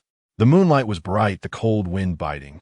The shadows of the trees were flickering, and the atmosphere was desolate and lonely. Su Dongye leaned against a nearby dead tree, his chest heaving rapidly, his breathing becoming heavier. Yet his complexion was growing increasingly pale. His already weak body was further exacerbated. Chapter 48. Ruthless and merciless under the moonlight. Su Qingyan clearly saw how the zombies fought and tore at the blood-soaked rags. The gruesome scene made her take a deep breath. If it were her, she would probably have been reduced to bones. Not daring to stay any longer, Su Qingyan noticed that the bleeding from her shoulder had stopped. The smell of blood around her had dissipated significantly, and her stamina had somewhat recovered. She stood up and looked around. Behind her was a dark, silent forest, and in front, the path that had once been filled with trees had been turned into a wide road by the zombies. She had no way to retreat. Gritting her teeth, Su Qingyan brushed aside her hanging bangs, and the evident fear in her eyes quickly faded. Her small, agile body leaped and darted among the branches, soon disappearing from sight. Su Qingyan is afraid of the dark. The empty, silent woods, deep and ink-like, are what she fears the most. Even after so long in this apocalypse, she has never been alone in a pitch-black place. This is her first time. The tension, fear, and panic, along with the confusion about the unknown, are exhausting her faster than before.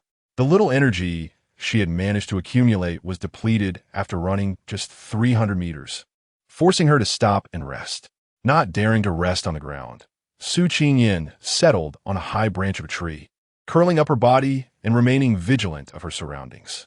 The slightest rustle could set her on edge, but apart from the cold, desolate sound of the wind, there was nothing else, which both reassured and frightened her even more. The sealed darkness brings endless fear.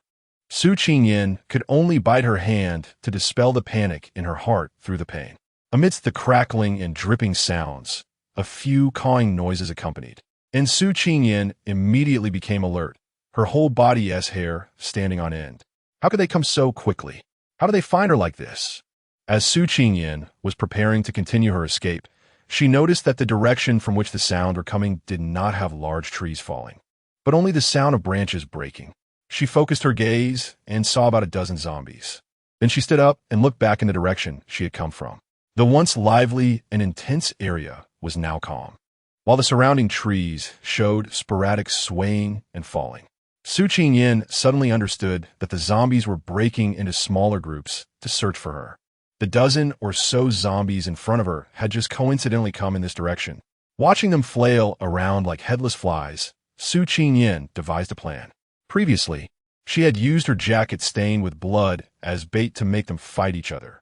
Now, she realized that her blood was a great supplement for the zombies, enhancing their strength, and she couldn't afford to shed her blood again. Glancing at the dried blood stain on her shoulder, Su Qingyan tore off half of her clothing and took some water from her space to pour on it. Instantly, the blood spread out, releasing a faint metallic scent. The zombies were too scattered, and killing them one by one would inevitably create noise. The best way was to gather them together and eliminate them all at once. Su Qingyan tied the blood-stained cloth to a drooping branch of a large tree, at a height that made it difficult for the zombies to reach. It kept them circling around in confusion. After doing all this, she hid at the top of the tree, waiting for the right moment.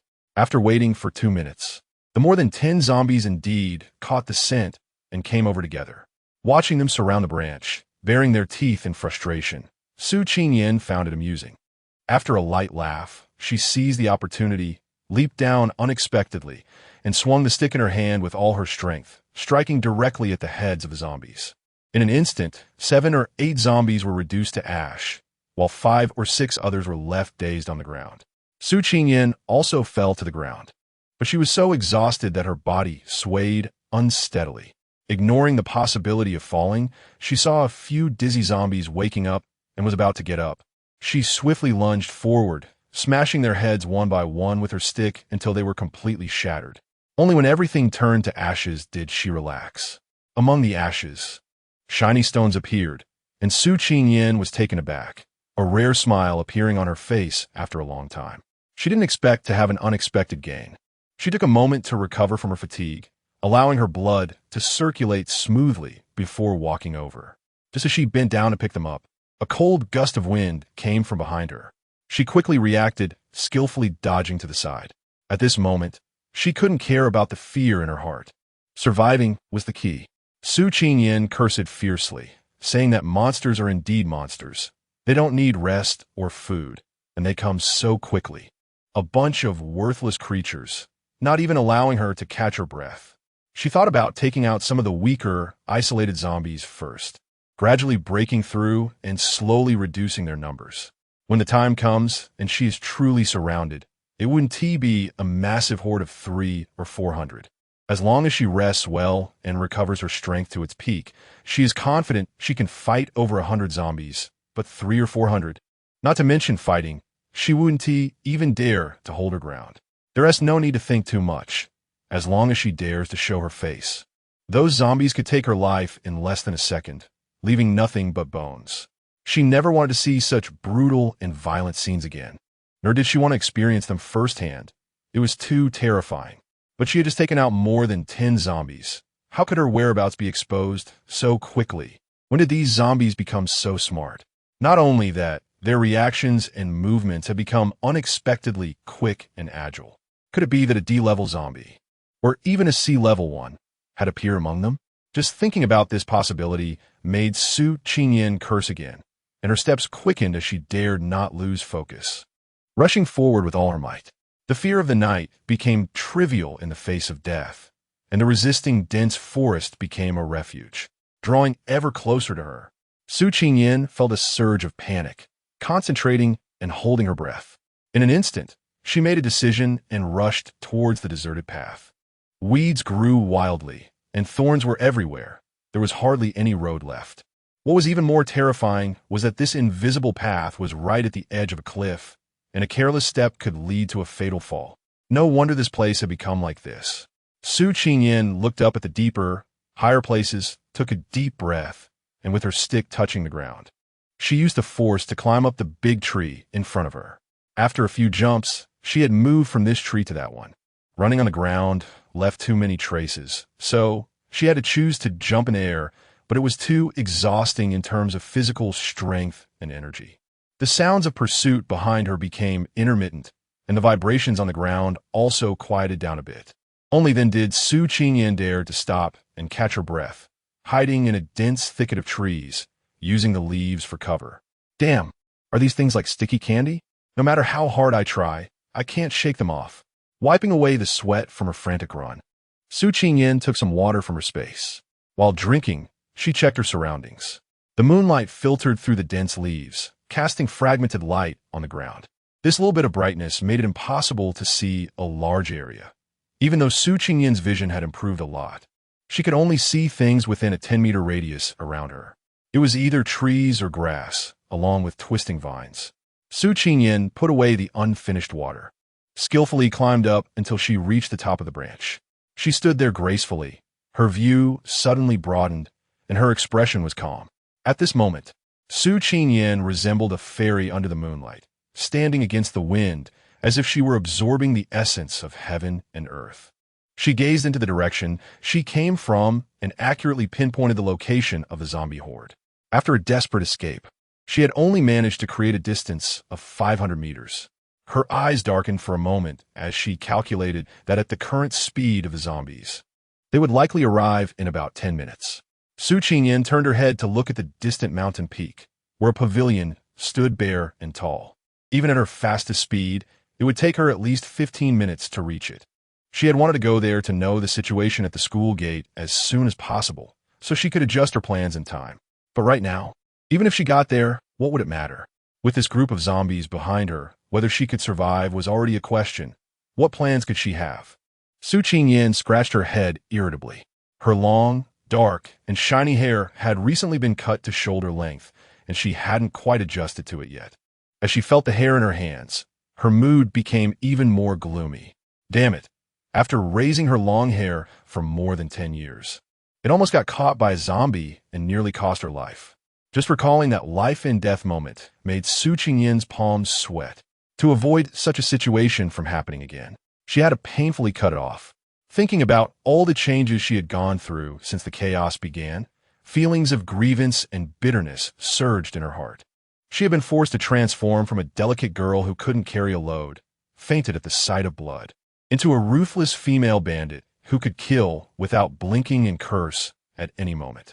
Su Qingyan felt so sad that she wanted to cry. But now, even crying had become a luxury for her. Tears silently fell, dripping into her calloused palms, making her heart ache with sharp pangs. Su Qingyan clenched the tears in her hands and wiped the tear stains off her face. At this moment, it seemed she had walked into a dead end. Behind her, A large number of zombies were slowly closing in, and in front of her was a mountaintop with no way to retreat. No matter what, it seemed there was no escaping death. Knowing she was in a desperate situation, she didn't seem as afraid anymore. It's just that she had not yet found the person in her heart. Su Qingyin climbed down from the tree, and, after her feet touched the ground, she rushed towards the vine she had seen earlier. Although the zombies moved much faster than before, their limbs still couldn't operate flexibly, which gave Su Qingyin an opportunity. She wove the vines into ropes and tied them between two trees, then tore her blood-stained clothes into smaller strips to hang at the edge of the cliff. She also took out some weapons from her space, such as clamps, machetes, hammers, and spike clubs, these unwanted, low-lethality weapons, and placed them in the most suitable positions. After finding the best spot, she took out all the food and drinks from her space. If it was going to be her last meal, she wanted to eat well and be full. After all, she didn't want to end up as a starving ghost. She had heard that starving ghosts were despised and bullied by other ghosts when they arrived below, and she had had enough of hiding and running around. She didn't want to die without peace. After taking her last sip of water, with no time to clean up the trash, she heard the sound of branches snapping continuously. The harsh, cawing sounds followed closely behind. The heavy footsteps signaled the arrival of the zombies. This time, it was just a dozen, but a whole group. Looking at them, Su Qingyin's heart raced. Although it wasn't her first time seeing such a massive horde, it still shocked her and made her feel terrified. Holding her breath, her pale face turned red. At this moment, Su Qingyin was both scared and unable to let her guard down. Her mind was extremely tense, her eyes following the movements of the zombies, silently wishing for them to trip and fall. Unfortunately, what she hoped for didn't happen. Instead, the leading zombie paused as if it had spotted the trap and deliberately went around it, followed closely by the zombies behind it. One by one, Su Qingyin watched as 200 to 300 zombies bypassed the first rope. It was impossible not to feel a sense of defeat, but she believed that as long as she had set enough traps, she wouldn't have to worry about them getting past. There was no more time to waste. Su Qingyin turned to head toward another trap when she heard the sound of bodies falling thud, thud. Dust flew up like yellow sand, completely obscuring the scene. The zombies in front noticed something unusual, turned around but saw nothing and smelled nothing strange, so they just assumed it was a mistake, making cawing sounds at that spot. To Su Qingyin, it sounded like the laughter of companions. When the zombies in front stopped paying attention and continued moving forward, Su Qingyin dared to take action. Fortunately, she held her breath and, with the cover of night and dust, disguised herself as a zombie, blending in with the over 100 fallen zombies. With her boldness and carefulness, she cleverly took out one of them and quickly pretended to be it. Luckily, Su Qingyin didn't kill two at once. Otherwise, she would have exposed herself, because, surprisingly, the zombies actually started counting their numbers. When did they become so intelligent? They could even count from 1 to 100. To Su Qingyin, this was like a baby suddenly speaking fluent English. She was shocked beyond words.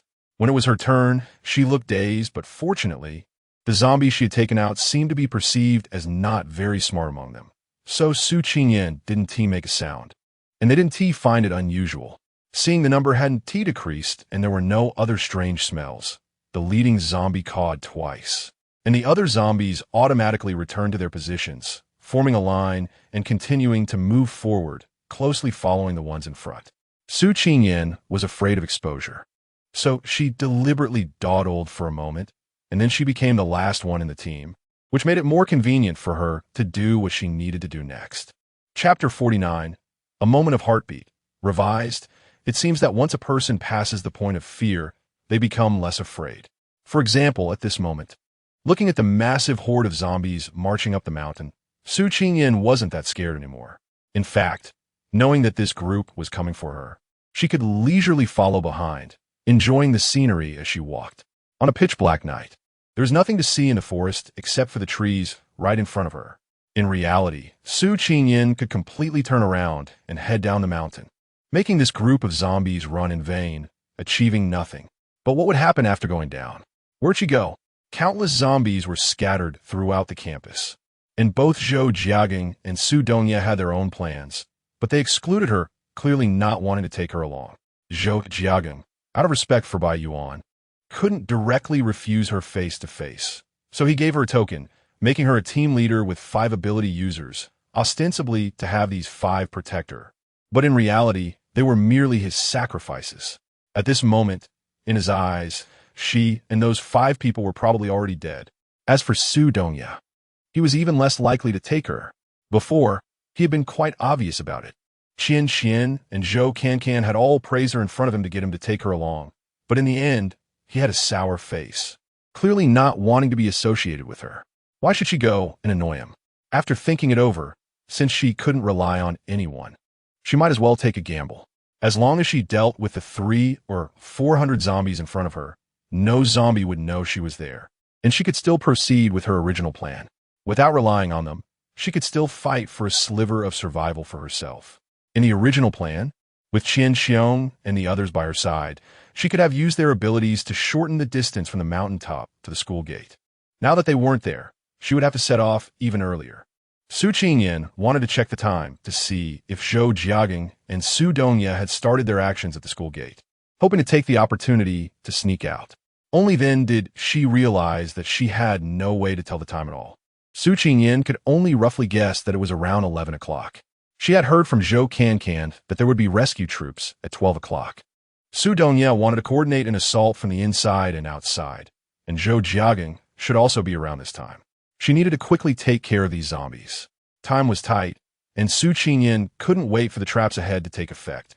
She had to deal with the zombies as soon as possible. Therefore, she took out her close-range weapon from her space and struck the zombie in front of her fiercely on the head. In an instant, the zombie turned to a pile of ashes. Since zombies make a huge noise when they move, Su Qingyan acted quickly and ruthlessly, not giving the zombies any chance to react, and being at the back, she wouldn't be discovered at all. As she stepped over the pile of ashes, Su Qingyan deliberately poked at it with her stick to see if there were any crystal stones. She knew that along the way, she had given up many crystal stones while being chased by this group of zombies. Just thinking about those crystal stones that should have belonged to her being picked up by some loser made Su Qingyan feel pained. In the end, there was nothing at all. How unlucky. Su Qingyan curled her lips and continued her previous actions, knocking out 8 zombies in a row before finally seeing a crystal. The zombie horde was moving slowly. She wasn't sure if it was because they had discovered the traps. So far, out of the last 100, only one had stumbled into her traps, and none had been caught since. Su Qingyan felt a bit frustrated and became even quicker and harsher. This time, she struck 15 times in succession before a piece of crystal finally appeared. Su Qingyan couldn't help but curse. What kind of stingy people are these? If she remembered correctly, that kid Zhang Feiyu would drop one every time he killed 2 or 3 zombies. It was better not to think about Zhang Feiyu, but once she did, all she felt was pain in her shoulders.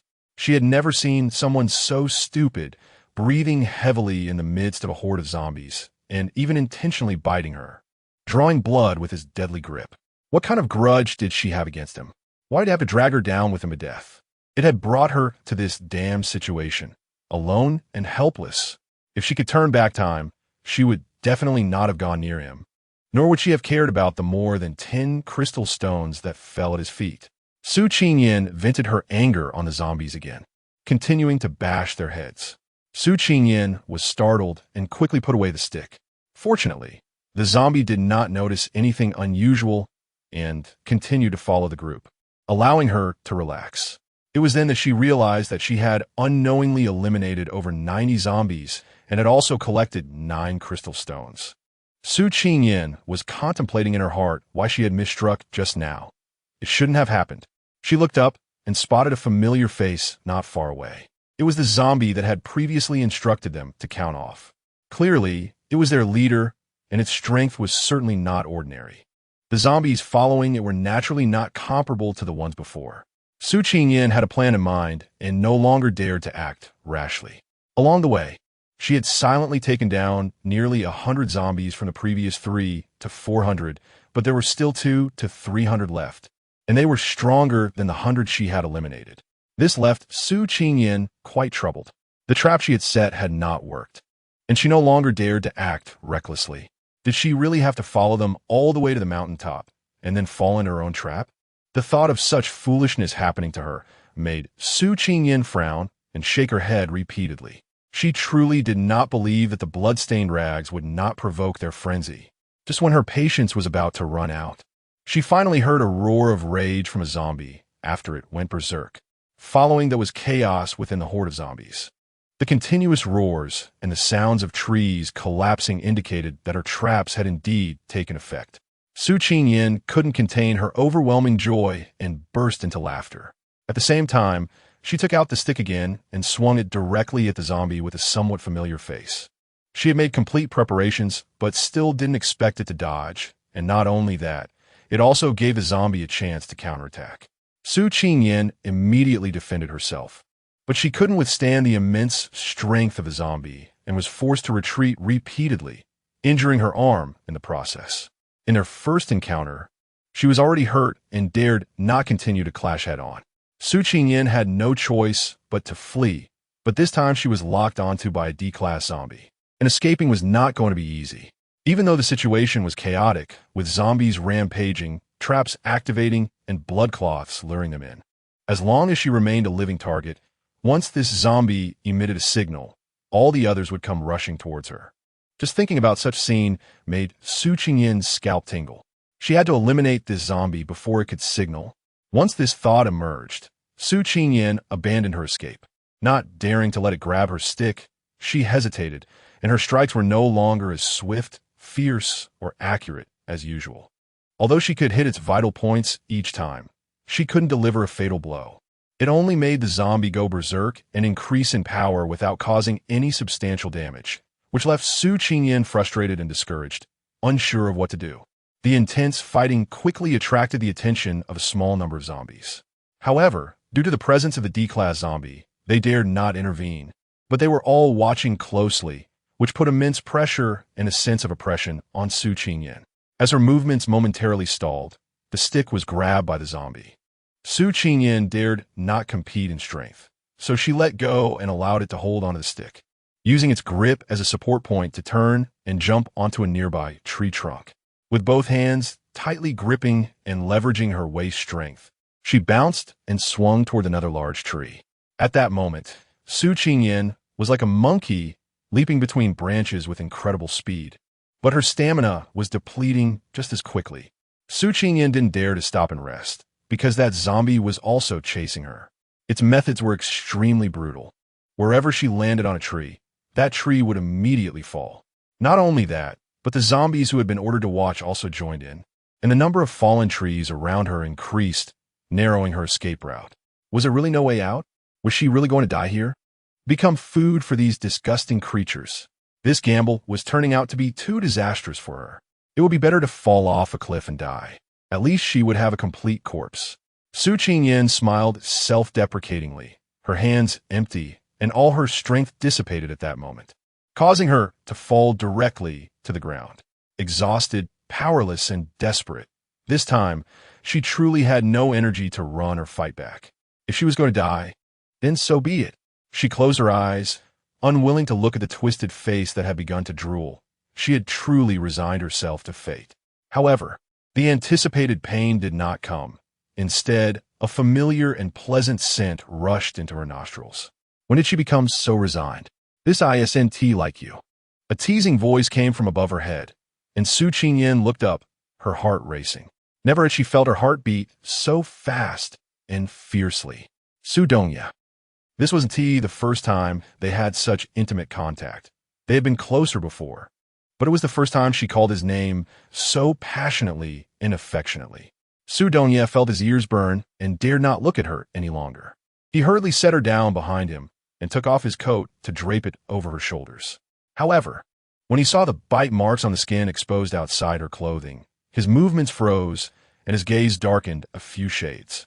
He gently reached out to touch it, causing Su Qingyan to shiver, as if a feather had brushed against her, and she quickly tightened the coat he had draped over her, saying it tickled. And used to his closeness, Su Qingyan shifted her body and pulled away from him, only to realize the changes around her and that she had escaped the zombie's pursuit. How'd he do that? Su Qingyan looked at Su Dongya in disbelief, waiting for him to give an answer, but he remained motionless like a statue. This made Su Qingyan wonder if she was dreaming. A strange dream at the moment of death, but Su Donya shouldn't be here. Gritting her teeth, she pinched her thigh hard, causing her to gasp in pain. If it wasn't a dream, then why was Su Donya here? Where was this place? Where had the zombies gone? Had they all been eliminated? Her mind was filled with questions, and the person who could answer them was unwilling to speak. So Su Qingyan had to rely on herself. Su Qingyan looked around. The visibility at night was extremely poor, and she could only see things within 20 meters. She discovered that they were in a very open area, with no trees and no buildings, as if it were an empty lot, desolate and dilapidated. How could there be such an open space in the school? Su Qingyan wanted to know how big this empty space was, and if there was really nothing on it. She wanted to go take a look, but her arm was pulled back by Su Donya. "Don't move." Hiss. Su Qingyan let out a hiss of pain, and Su Donya immediately released his grip, frowning slightly. He wanted to pull up her sleeve to take a look at the injuries on her arm, but was stopped. There was no one who could prevent him from doing what he wanted. Su Donya glanced at her, moved her blocking hand away, and carefully lifted her sleeve. Shocking blood marks appeared in his view, with sharp claw marks covering her delicate, snow-white arm, bleeding profusely, making one feel heartbroken. The low-hanging bangs hid the sorrow in Su Donya's eyes. How could she have gotten such serious injuries in such a short amount of time? How was she taking care of herself? Frustration surged in his chest, making it hard to express and difficult to swallow. For the first time, feeling an urge to eliminate all the zombies completely. Su Qingyan was so frightened by his aggressive attitude that she couldn't move and could only let him do as he pleased. When she was first scratched, it didn't hurt much, but now seeing it made her want to cry. Not wanting to shed tears in front of Su Donya. Fearing it would make him look down on her and think she was useless, Su Qingyan gritted her teeth and endured the pain, saying, "I accidentally got scratched. Do you have any medicine? Can I borrow some?" This wasn't her first time being scratched by a zombie. After battling them so many times, she wasn't Superman. So it was impossible to come out unscathed every time. As long as she wasn't bitten by a zombie, she generally didn't pay much attention to it, believing that those wounds would heal on their own in a few days. However, ever since she witnessed a decaying ability user kneeling on the ground begging his companions to kill him, she realized that there was also zombie poison under the zombie's nails. The strength and level of the zombie determined the potency of the toxin. The higher the level of the zombie, the more severe the poison it carried. If she wasn't mistaken, the zombie that had just fought with her was a D-level zombie, and the scratch on her arm was caused by it. Su Qingyan's strong and composed heart began to collapse. After being scratched by a zombie, it needed to be dealt with promptly. If too much time passed, the zombie poison would spread throughout her body with the blood, and even if she didn't die, she would turn into something neither human nor ghost. Without Su Qingyan needing to say much, Su Donya took out the medicine as soon as he saw her wounds. This was something Su Yaoyao had asked him to carry for emergencies, and he hadn't expected it to be used by Su Qingyan. After giving her oral medicine, he also applied topical medicine to the wound on her arm, but the wound showed signs of discoloration, which made Su Donya's heart tighten. What happened? Su Qingyan noticed that his movements had become a bit slow. She looked down, and her face immediately turned pale, even whiter than that of a dead person. How could this happen? Didn't he just need to take the medicine? Su Donya, am I going to become a monster? Chapter 50, Rabbit, Revised. Su Qingyan didn't intend to cry, even knowing she was going to die. But now, just thinking about becoming that ugly and hideous version of herself, slowly transforming in front of Su Donya, was more painful than being killed. Tears streamed down her face like broken pearls, dripping onto Su Donya's hand, making his heart feel tight. Su Donya lowered his head. His throat moved for a while before he finally said, "It won't happen." How could Su Qingyan not hear that this was meant to comfort her? I have seen it with my own eyes. That person was the same. The skin around the wound gradually changed color, turning black and red until it rotted. Slowly, the skin all over his body rotted away, becoming extremely ugly and repulsive. Later, he lost consciousness, and there was no light left in his eyes, staring blankly, numb, and extremely bloodthirsty, biting anyone he saw, just like a zombie. Even more disgusting than a zombie. The flesh on his body rotted away bit by bit until he died. I don't want to end up like that, so Su Donya, there's no need to comfort me. Before I turn into a monster, just kill me. When she said this, Su Qingyin's expression was incredibly serious, not at all joking. She lacked the courage and determination. Otherwise, she would have ended her own life. She truly did not want to become a ghoul in front of him. Neither human nor ghost. Disgusting to others. She looked at him, waiting for his response. I said I won't, so I won't, Su Donya said domineeringly, staring at her discolored skin and continuing. It's normal for a person who hasn't received timely treatment to be eroded by corpse poison. I've already given you medicine, so you don't need to worry.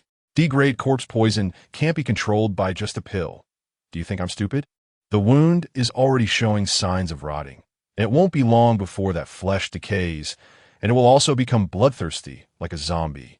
Even more disgusting than a zombie, because all the flesh will rot away bit by bit due to the corpse poison until death. I have seen Su Yaoyao detoxify this corpse poison, so you won't turn into a monster, and you definitely won't die. Su Yaoyao is a healer. She has ways to save even the most severely injured people, and Su Qingyan has witnessed it. Really? Su Qingyan wasn't very sure he could save her and wanted to confirm again. But when she looked into his eyes, dark as ink and deep as a pool, she suddenly felt like a person who couldn't recognize a good thing when she saw it. She turned her gaze away, not daring to meet his eyes again. It will hurt a lot later. If you can't stand it, just bite this, Su Donya said as he took out a sharp little knife and handed her a handkerchief. The grayish-blue plain silk handkerchief felt like it was made of high-quality material as soon as she touched it. As Su Qingyan held it, the embroidered texture caught her attention, with a small character, Yao, beautifully resting in the lower right corner. Was this given to him by Su Yaoyao? It didn't seem right for her to use something that a girl had given him. She could just wash it and return it to him later. At that moment, she also understood what Su Donya was about to do. He was going to cut away the flesh, removing all the meat tainted by the corpse poison. Was this just going to hurt a little? This could cost her life. For goodness sake. Su Qingyan has a constitution that is extremely sensitive to pain. For an ordinary person, a small injury might cause only a little pain, but for her, that pain would be magnified tenfold. At this moment, Su Qingyan's small face was pale. Her features tightly scrunched together, and her whole body was filled with resistance. It was evident that Su Donya had already sterilized the knife and made all the necessary preparations. She forced herself to calm down, folded the handkerchief that she always felt was not quite right, and only put it in her mouth after she could no longer see the character Yao. You, try to be as gentle as possible when you can. Su Qingyan still couldn't suppress her fear of pain, vaguely reminding him. When she saw Su Donya raise an eyebrow, she immediately closed her mouth and quickly turned her head away, not daring to look. She always felt that as long as she didn't look, it wouldn't hurt so much. Su Donya held Su Qingyan's arm, pinching at the elbow to prevent her from moving around due to the pain. So the distance between them was only an arm's length, allowing them to smell each other's scent. The fresh, fruity aroma was tinged with a sweet lemon fragrance, which made Su Qingyan's ears flush red as she turned her face away. Su Donya was focused entirely on Su Qingyan's injured arm, and didn't notice her discomfort. That delicate arm was like a willow branch. He was truly afraid of accidentally breaking it. Don't move, it'll start soon. I'll try to be gentle, Su Donya said. It was also his first time doing this, and he couldn't control his strength, so he could only rely on his feelings and take it slow. The fair arm was covered with sharp scratches, some even deep enough to see the bone, and just looking at it made him feel immense pain. How did she, a girl, endure this? Su Donya raised his eyes to look at the person in front of him. Her eyes were tightly shut, lips pressed together, and her messy bangs clung to her forehead due to sweat, making her appear small and helpless. At this moment, Su Qingyan's appearance was in stark contrast to her fierceness when killing zombies. Su Donya then realized that she was also a fragile little girl. She could be afraid, panic, feel timid, and need protection. Should he start lightly or heavily? Su Qingyan had mentally prepared herself for the pain, but after waiting for a moment, all she felt were burning gazes fixed on her arm, which made her very uncomfortable. Dying early leads to rebirth. Why was he taking his time? When did Su Donya become so indecisive? Was he deliberately stalling to see her suffer from the poison? Are all men just talkers, doing something entirely different behind the scenes? Su Donya, can you be more straightforward? I'm already like this. Can you just put me out of my misery? If you're going to kill me, just do it. Why torture me like this? Su Qingyan was getting angry. If her arm hadn't been pinned down by him, she would have simply done it herself. It was just a matter of removing the flesh from her arm. Just like peeling sugarcane, scrape off the skin. As long as the knife was sharp enough, it would be a matter of minutes. Su Dongye frowned, thinking of her, trying to minimize her suffering, yet she was actually blaming him. Su Dongye's expression soured instantly. He applied some force to the arm he was holding, but his hand holding the knife was incredibly gentle. He found the least injured spot, pressed the sharp blade along that mark, and gently applied pressure on the back of the knife, gradually increasing the force until the blade broke through the surface and delved deeper inside. The pain came so unexpectedly that it gave Su Qingyan no time to prepare. She gasped. The cold air filling her lungs could not suppress the pain. She couldn't help but suspect that Su Dongye was being petty, deliberately seeking revenge on her. Gritting her teeth, she tried not to make a sound. Otherwise, she feared she would lose control and curse at him. At this moment, her life was in his hands. What if he held a grudge and cruelly severed her tendons? Who would she cry to if she became disabled? In a society that values law, harmony, and civilization, a disabled person is looked down upon, despised, and rejected. In today's chaotic world, they're even more of a burden. Even when her limbs were healthy, he was unwilling to take her along. She was afraid that after becoming disabled, he wouldn't even want to look at her. Su Dongye was constantly paying attention to Su Qingyan's condition, glancing at her every time he increased the pressure to see if she could still endure it. When he didn't hear her cry out in pain or even a gasp, he looked up worriedly. He saw her lips covered in bite marks, blood seeping from them. He quickly stopped his actions, looking at her with a reproachful gaze, and said, "Didn't I say before, if it hurts too much, just bite this? Why are you biting yourself?" He reached out to wipe the blood from the corner of her mouth, but she turned her head away to avoid him, and his expression darkened. "Forget it. You continue." Su Qingyan realized that she had been overthinking. Indeed, pain could lead to wild thoughts. Embarrassed, she hurriedly stuffed a handkerchief in her mouth, turned her head away again, and closed her eyes. She wasn't sure if it was because Su Dongye's technique had become more skilled, but this time the pain was much lighter than before. Yet it still caused her to sweat profusely. Just a moment ago, Su Dongye had clearly felt Su Qingyan's coldness and distance towards him. Her eyes were telling. They were filled with resistance and hostility. Having rarely been alone with girls, Su Dongye didn't know how to handle the situation and could only lighten his touch even more, cautiously tending to her wound. Even though he was being as careful as possible, Su Qingyan still felt unbearable pain. The pain of flesh being scraped off her body was like the intense pain of pinching a piece of flesh between her index finger and thumb, multiplied by 10. After Su Dongye treated just one mark, Su Qingyan was already soaked in sweat, making Su Dongye hesitate to continue. "Are you okay?" With all her strength focused on resisting the pain, Su Qingyan didn't even have the energy to speak. After a moment, she slowly said, "Can you knock me out?" Su Dongye quickly understood what she meant and shook his head. "No, the muscle and blood flow conditions are different in both states. It's cleaner and more effective to handle it while awake." Hearing this, Su Qingyan felt like crying without tears. Was he asking her to feel the pain while she was conscious, trying to torment her to death? Unable to hold back her tears, she would have been sobbing loudly if Su Dongye hadn't been there, silently cursing the world, the heavens, and those damned zombies in her heart. Su Qingyan felt a little better. She picked up the fallen handkerchief, bit down hard on it, turned her head, and signaled Su Dongye to continue. There was no way. She didn't want to become a monster, nor was she willing to die just like that. As long as the pain didn't kill her, this suffering would be the stepping stone in her life, making her stronger and more resilient. Seeing her pale face, her body weak enough to faint at any moment, and her breathing becoming shallow, Su Dongye couldn't bear to continue.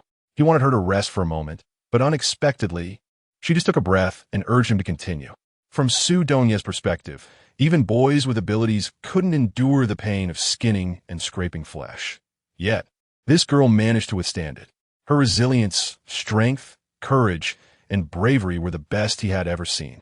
That's why she had survived in this apocalyptic world until now. Su Dongye felt a bit of admiration for her. At the same time, he felt a bit of pity. How much hardship and suffering had this girl endured to be able to handle this? Soon, Su Donya cleaned and applied ointment to the less severe wounds, leaving the two most serious scratches that exposed her bones. These two spots were much more complicated and painful to treat than the previous ones, 10 times more painful. This made Su Donya break out in a cold sweat for Su Qingyan. If she fainted midway, it would all be in vain, and they would have to start over. Even if he used his mental power to alleviate her pain, it wouldn't lessen it much. He initially thought it would make her feel a bit easier, but she was still crying tears of pain and sweating profusely. If he hadn't been supporting her body, she would have collapsed on the ground long ago. Su Donya didn't know how to make her feel better or reduce her pain. Under Su Qingyan's silent urging once again, Su Donya had no choice but to pick up the knife and continue treating her wounds. After a long time of pain, it seemed to numb her. Su Qingyan frowned slightly, wanting to see how the wound was treated, but accidentally caught a glimpse of Su Donya's face. That handsome face was now covered in sweat, with drops falling one by one from his chiseled jaw. They say serious boys are very attractive. In fact, he didn't need to do anything at all. Just sitting there made him the most eye-catching and outstanding. It seemed that just quietly looking at him made her feel less pain than before. Feeling Su Qingyan's gaze on him, Su Donya looked up, their eyes met, and their hearts raced. Su Qingyan listened to her heartbeat, hurriedly averting her gaze, fearing what would happen if her heart raced too much. But she did not forget Su Donya's bloodshot eyes and tightly pressed lips. He seemed to be trying hard to restrain himself, enduring something. Su Donya took a deep breath, paused his actions, and took a crystal out of his pocket to absorb its energy. Once he felt some energy restore within his body, he continued his actions. Entering the human sensory system with mental energy and exerting control required 10 times the energy needed to control a person's thoughts. Without complete mental energy, Su Donya could not use this ability to invade the sensory system. Now that his mental energy was complete, he dared to use it, but even now, using it on Su Qingyan could not completely eliminate her pain. It could only alleviate or delay it. However, this came at a great cost to Su Donya. Fortunately, on his way to find her, he had picked up many crystals, which he initially intended to give to her, but they came in handy at this moment. Even with the crystals as a source of energy, Su Donya's mental powers had not been enhanced, so the permissions, duration, and range of their use were limited, barely sustaining for a short time. If backlash occurred, it would transfer her pain to Su Donya at 10 times the intensity. Su Qingyan was unaware of all this. She only felt that after enduring pain for so long, she had developed immunity to it, and no matter how much it hurt, it felt just the same. She had no idea that Su Donya was bearing part of her pain. Su Donya, can you talk to me? It might distract me and help lessen the pain. Su Qingyan had many questions to ask him, such as, why did your face suddenly turn so pale? I'm the one who is injured and so much pain. It seems like you're the one who is hurt. Why are you here? Did you come specifically to find me? Why did you save me? Weren't you the one who was going to abandon me? Where are we now? How did you manage to rescue me? What happened to all those zombies? Her mind was filled with questions, but in the end, she asked a completely unrelated one. Can you give me that little rabbit headband? Chapter 51. Escape. Following Su Qingyan's gaze, Su Donya's eyes also fell on his wrist. A pink headband with a cute little rabbit appeared prominently. He had always kept it hidden in his sleeve. When did it come out? Su Donya stopped what he was doing and tucked the headband away again. Then, he shot a cold glance at Su Qingyan. This was the second time she had brought it up. A flicker of displeasure crossed his dark eyes as he lowered his head to continue dealing with the unclean areas. For some unknown reason, she didn't even know why she had asked Su Donya for that headband. After previously mentioning it, his expression had changed, scaring her into not daring to hope for it again. Yet this time, in a moment of madness, she actually had the courage to ask for it. It was as if she knew she was about to die and had grown bolder than ever. Su Qingyan's gaze remained fixed on the spot where the hairband had been hidden. The hairband clearly belonged to a little girl and was somewhat old. Just now, she had noticed that the right ear of the little rabbit had worn-down marks, exactly like the one she had given him years ago. She was truly afraid that she wouldn't survive the next wave of piercing, bone-deep pain and would die just like that. Wouldn't all her previous suffering be in vain? It was not worth it. Far from it. The previous moans, cries of pain, and desperate screams had all turned into heavy groans as her strength waned. One after another, they reached Su Dongye's ears. The hand gripping the knife tightened further, veins bulging as he struggled to control his actions. He had used all his strength to alleviate her pain, but how could the pain of scraping bones and slicing flesh be avoided? The sensation in his palm clearly felt the relaxation of the muscles in the arm he was holding, sending a tremor through Su Dongye's heart. Knowing she was on the brink of collapse, holding on only by sheer willpower, he felt he shouldn't snuff out her hope. But it was absolutely impossible for him to hand over the hairband. Su Dongye struggled with his dilemma for a moment before slowly speaking, "You won't need it." All right. She had cut her long hair herself. They had agreed that once her hair reached her waist, he would marry her. He had no idea where he had gone. After searching for a long time, she still hadn't found him. Su Qingyan stared quietly at Su Dongye, trying to find a trace of that person in him. But even if she found it, what would it matter? He wouldn't recognize her, and he had forgotten her. Then I don't want it anymore. Su Qingyan murmured softly. For some reason, upon hearing these words, Su Dongye felt as if his heart was being tugged, causing him to tremble, and immediately after, he heard Su Qingyan's rapid breathing. "I'm sorry." Knowing that his earlier tremor had caused her pain, Su Dongye hurried to apologize, but Su Qingyan, already too weak to respond, could only roll her eyes. "Don't you want to know where this place is?" To prevent Su Qingyan from losing her spirit and willpower, Su Dongye could only engage her in conversation to help her hold on. Su Qingyan really wanted to retort, "I want to know if you could just talk." Unfortunately, she didn't have the strength to speak and could only look at him eagerly, urging him to continue.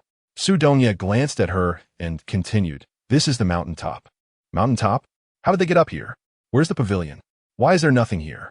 Su Qingyan waited eagerly for Su Dongye to clarify, but he had no intention of continuing.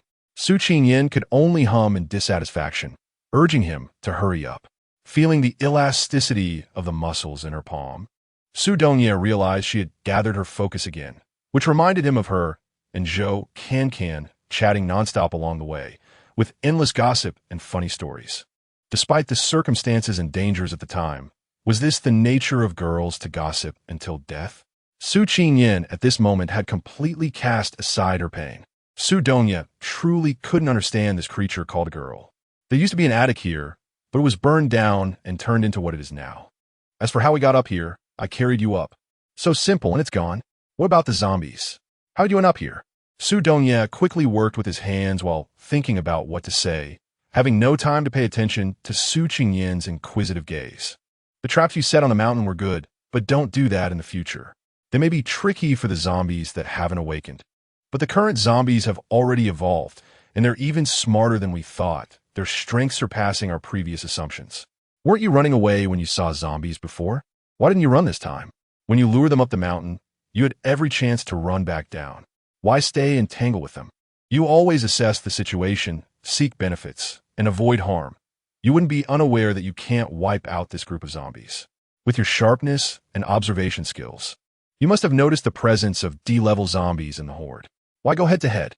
In Su Dongye's view, Su Qingyan was brave and resourceful, smart, and capable of acting according to the situation. Such reckless behavior was not her style at all. You want to know why she would do this when she knew it was impossible. Did she really want to die? Or is she not afraid of death? Curiosity went unsatisfied, only to be met with a series of questions, causing Su Qingyan to forget her pain and anger. And she didn't know where the strength came from a shout-out. Escape! Escape! I've had enough of escaping. If I escape down the mountain, I won't encounter zombies anymore. If I get down the mountain, I could be safe and sound. If I get down the mountain, can I leave this cursed place? No, there's zombies everywhere. No hope in sight. Where can I escape to?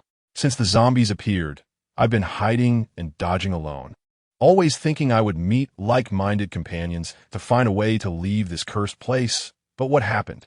It's either disdain or exploitation, always treating people like fools, seeing no hope and having no strength, as if such people don't deserve to live. This place is beautiful with fresh air, and I managed to find a piece of good feng shui for myself. I hope in my next life, I am reborn as a human and never encounter such chaotic times again, living happily, more freely, and not being bound by promises and vows. After Su Qingyan finished speaking, Both of them fell into silence. She had vented her frustrations, expressing the resentment and hatred buried deep in her heart, feeling much relieved. However, the waves of pain that followed left her unable to think about anything else. Su Dongye, on the other hand, was lost in endless contemplation. He didn't despise her, nor did he take advantage of her. It was just, after what had happened, he didn't know how to face her or how to interact with her. The betrayal of his body and the obsession in his heart were in extreme tension. He could only choose to escape, to distance himself from her, to ignore her. For the first time in his life, he became a coward. He didn't expect to bring her such a heavy burden. Zhou Hao didn't expect to run into a familiar face. Qiju, what are you doing here? Qiju also didn't expect that someone who was supposed to be dead was actually alive. The area where the 19th team is stationed is at the school gate. How did you end up here? Zhou Hao immediately sensed hostility from his words. The warmth of meeting a familiar person turned cold. Qiju realized he had misspoken and quickly remedied. I heard your 19th team got a new captain. She must have brought you here. I wonder if you encountered a large group of zombies? Seeing Qiju, who was exhausted and covered in blood, Zhou Hao could easily guess that it was his team that had just been surrounded by zombies. How many survivors are left in your team? Zhou Hao just wanted to know if their rescue efforts had truly saved anyone. Qian Xiong was worried when Zhou Hao was gone for too long, fearing he might be in danger.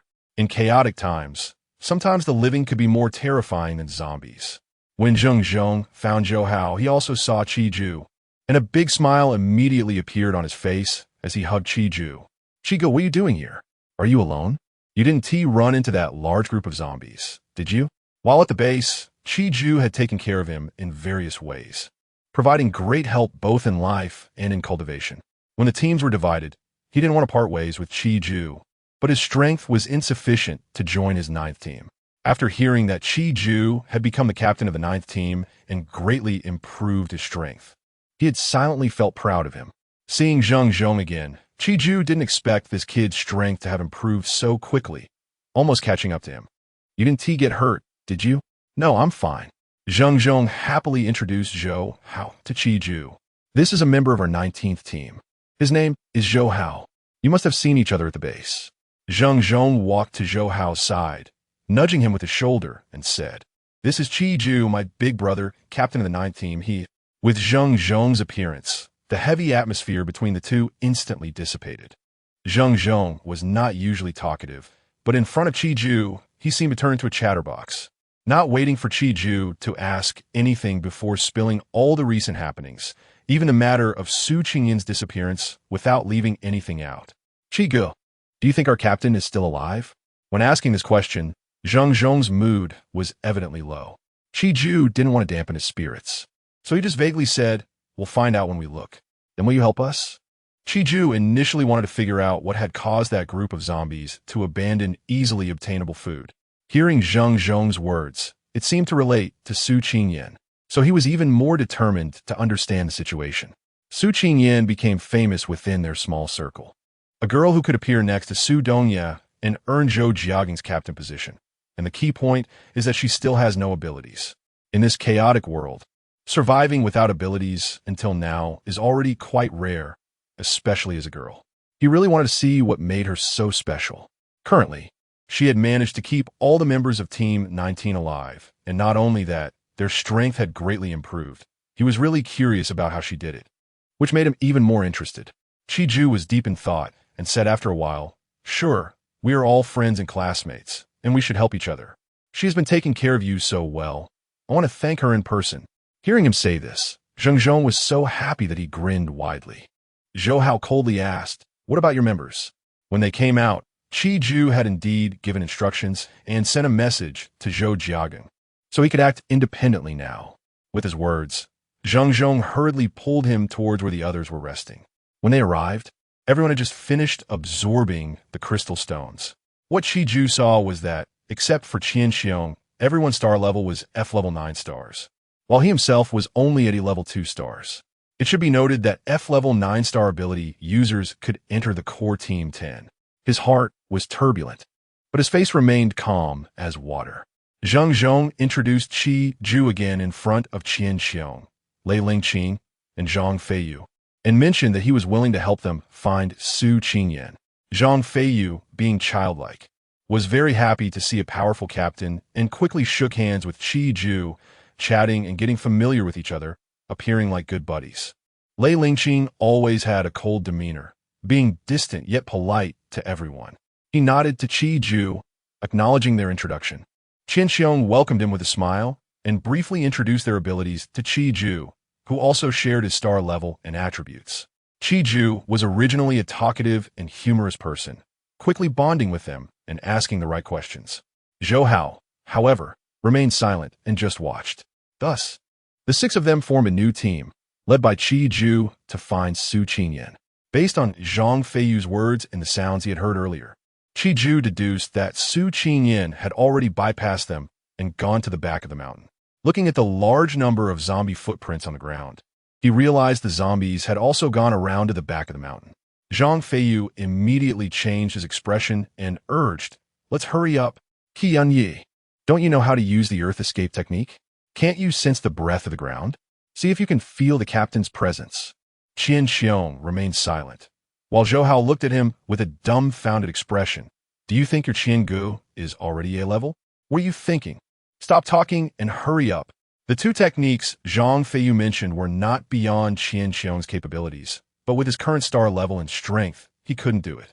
Qian Xiong secretly vowed to reach a level star rank, so he wouldn't be looked down upon anymore. No one noticed the change in Qian Xiong's aura as they continued to move quickly, since they were being chased by zombies. Didn't that mean the captain hadn't encountered any misfortune? As long as they found the zombies, could they save the captain? Lei Lingqing's words seemed to enlighten everyone, and they all became more spirited, especially Zhang Feiyu, who felt energized and quickened his pace. Chapter 52. Clue Among the Six. Qi Ju understood the habits and actions of zombies the most. He led the way, circling the mountain, and soon discovered a large artificial clearing. Trees were toppled in all directions, some even uprooted, indicating that a fierce battle had taken place here. From a number of footprints on the ground, it was clear that there had been a large number of zombies, at least over 100, while human footprints were covered among them, making it impossible to know the number of people. Qi Ju looked around again, and a claw mark on a fallen tree caught his attention. He approached to examine it closely, frowning as his expression turned grim. The claw mark was 10 centimeters deep, and the bark of the tree had a layer of dark, decayed sap, indicating it was caused by a metal attribute zombie. Such deep claw marks and strong toxins suggested that its strength must be above D level. This reminded him of his companion Zhang Yang's death. He had blocked the claws that reached out to save him, thinking it was just a minor injury. That would be fine after taking the antidote, but unexpectedly, in just a short time, he had rotted all over and turned into a dazed, bloodthirsty zombie. He had no choice but to strike him down. In the end, he died at his hands, and before he died, he had regained consciousness. His clear eyes filled with innocence as he called out, "Captain, it hurts," clenching his fists tightly, suppressing the complex emotions within. Qi Ju was certain that these marks and footprints were left by the group of zombies that had attacked them. Facing 100 zombies alone, he had no confidence in surviving, let alone a girl without abilities facing 300 to 400 zombies, including D-level ones. The outcome was obvious, but he couldn't tell them this result, and he couldn't cut off their hope. After all, 5 F-level 9-star ability users were much stronger than his members. Qi Ju waved Zheng Zhong over, and seeing that he had made a discovery, the others followed. Qi Ju pointed to the footprints on the ground and the claw marks on the tree, saying, "There are traces of a battle with zombies here. From my experience, these zombies are the ones chasing Su Qingyan. Although the fight was intense, there is no blood found on the ground. You guys look around to see if you can find any clues." The implication was that Su Qingyan had fought with the zombies here, and the result was unknown, requiring them to investigate. Originally, they all had hope on their faces, but upon hearing this, they became dejected. They had all seen that group of zombies with their own eyes, a dense mass, so many that it was terrifying. How could she possibly fight them off alone? Each of their faces turned extremely grim, but they were unwilling to let go of even a sliver of possibility. No one spoke, but their eyes exchanged glances. If she was really dead, how could there be no trace left? Even if she was still alive, there would be some signs. Regardless of whether she was alive or dead, they needed a definite answer. They all felt that Su Qingyan was so smart and capable. How could she let herself fall into such a predicament? She would definitely think of a way to escape. Just like every time she managed to lead them out of danger, she could survive this time too under the pursuit of zombies. Qian Xiong spoke up. Everyone split up to search. This way, the area is larger, and we can be quicker. No one opposed Qian Xiong's suggestion, and as they divided up, Qi Ju said, looking at the time and direction of these fallen trees, the zombies haven't been gone for long. They seem to have dispersed. For safety's sake, let's pair up. If we encounter danger or find clues, use a whistle to signal. How about that? Zheng Zhong agreed. I think that's good. What do you all think? Considering everyone's safety, there would naturally be no objections. Dividing into groups was simple, and Zheng Zhong naturally followed Qi Ju's side. Zhou Hao chose Qian Xiong, leaving Zhang Feiyu and Lei Lingqing together. The three groups set off in 3 different directions to search for clues. The night is not like the day. Visibility is extremely low in the pitch-black darkness, and even though they are abilities users, their sight is limited to just 10 meters. Qian Xiong chose to head northeast, where the trees are wide. Based on his understanding of Su Qingyan, if she were to escape, she would choose this place as a breakthrough point, as there are no obstacles to hinder her from running faster. Zhou Hao and Qian Xiong walk side by side, each responsible for checking one side. Qiong, don't you think this Qi Ju's appearance is too strange? Upon hearing Zhou Hao's words, Qian Xiong stopped and asked in confusion, what do you mean? I always feel that he doesn't genuinely want to help us find a captain, regardless of whether he is sincere or not. As long as he can lead us to the captain, that's enough. But, how? I know what you're worried about. He is Zhou Jiaging's man, and in Zhou Jiaging's eyes, we are already dead. However, not only are we alive, but our strength has also significantly increased. If Zhou Jiaging knew we hadn't listened to him, he definitely wouldn't let us off. You're worried that he might relay our information to Zhou Jiaging, but you should know that we are following the captain's orders. As long as Su Qingyan is alive, Zhou Jiaging can't pin the blame on us. Even if he were to vent his anger with our current strength, would Zhou Jiaging really dare to take our lives? Don't forget, in this current world, strength is paramount.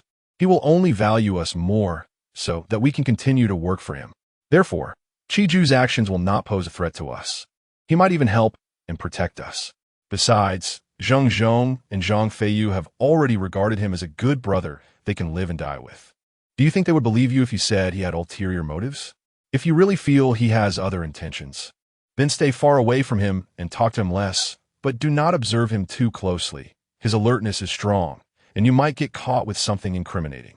From the first moment Qian Xiong saw Qi Ju, he set up a psychological defense against him.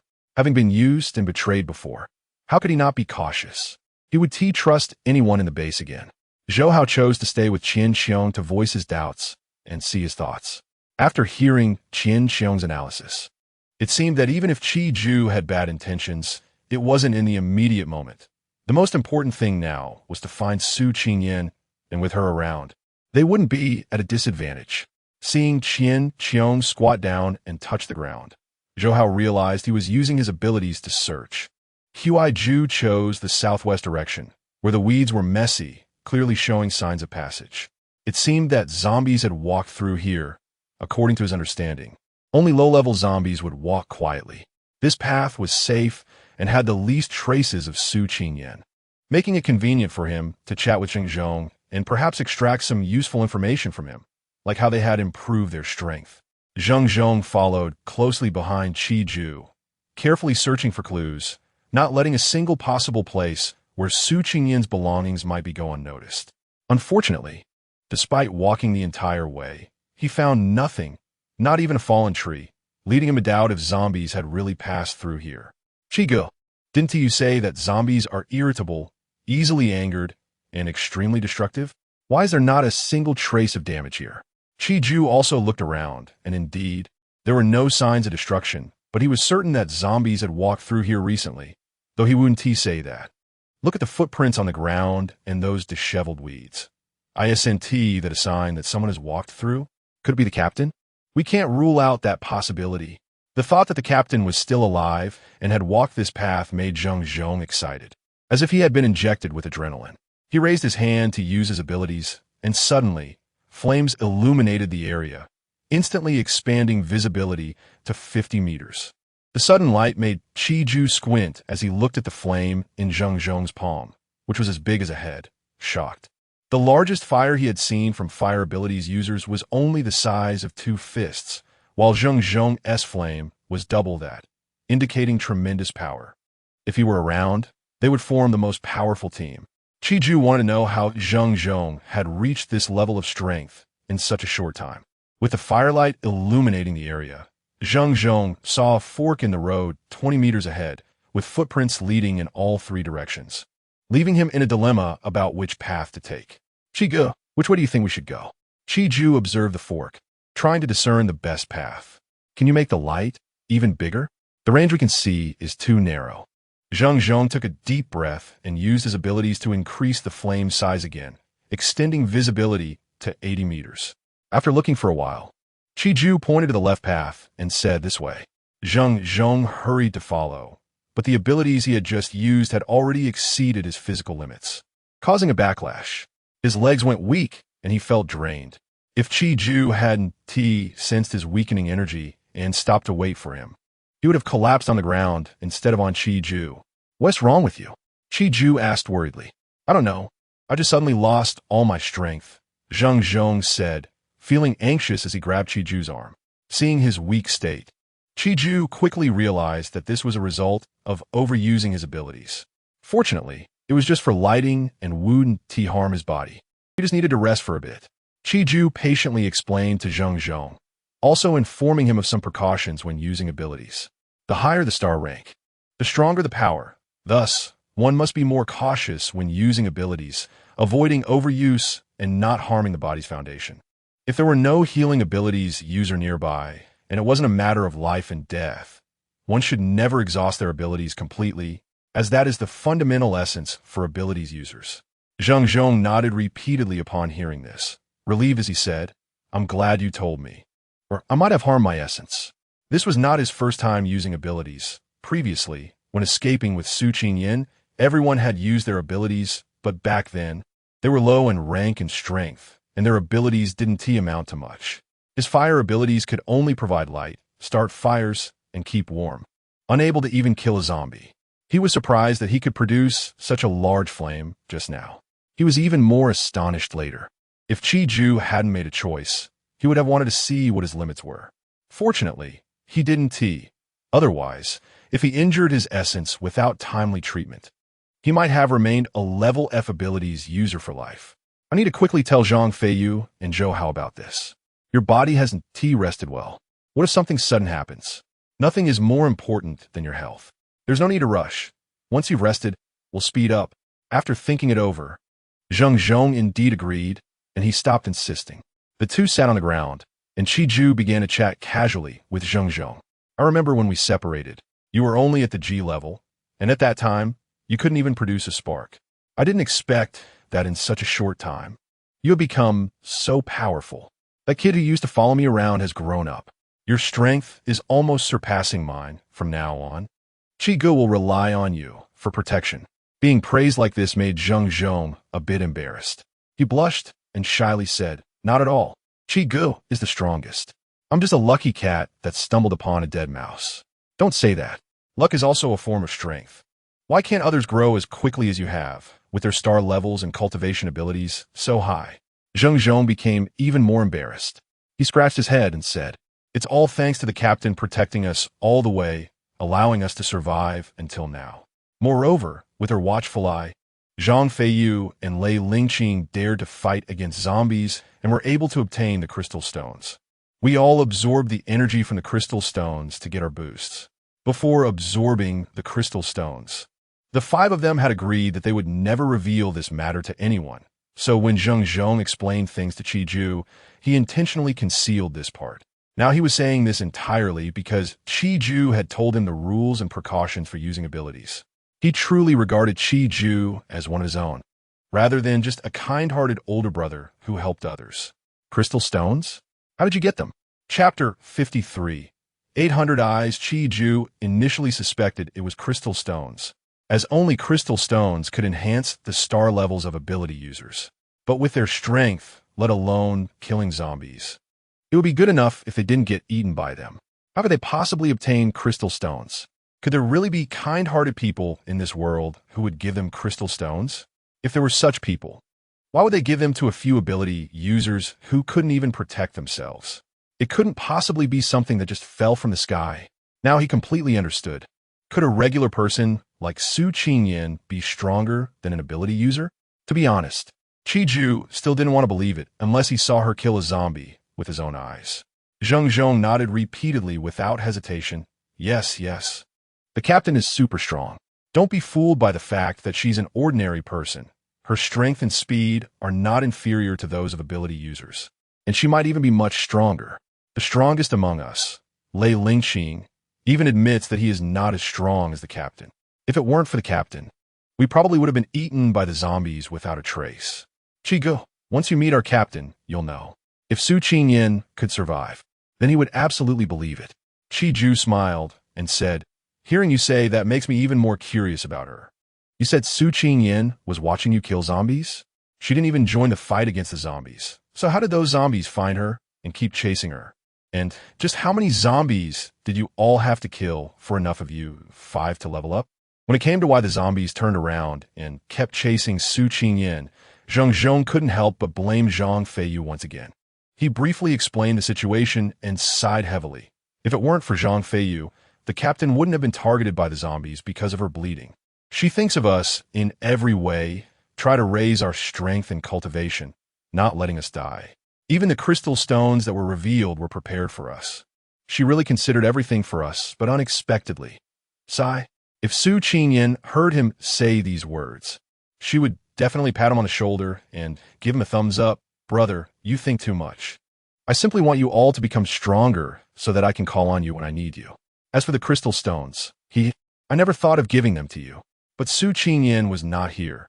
It was Qiju who heard his words. He twitched his lips, truly wondering if there are such selfless people in this world who think only of others. He certainly didn't believe it. Those who survive in chaotic times are not simple folk, apart from having good luck, who doesn't have 100 eyes open. Qiju rolled his eyes at Zheng Zhong, thinking, only you would be so naive. Later, when Qiju heard Zheng Zhong say that Zhang Feiyu picked up 20 or 30 pieces of crystal stones, he took a cold breath and couldn't help but feel envious.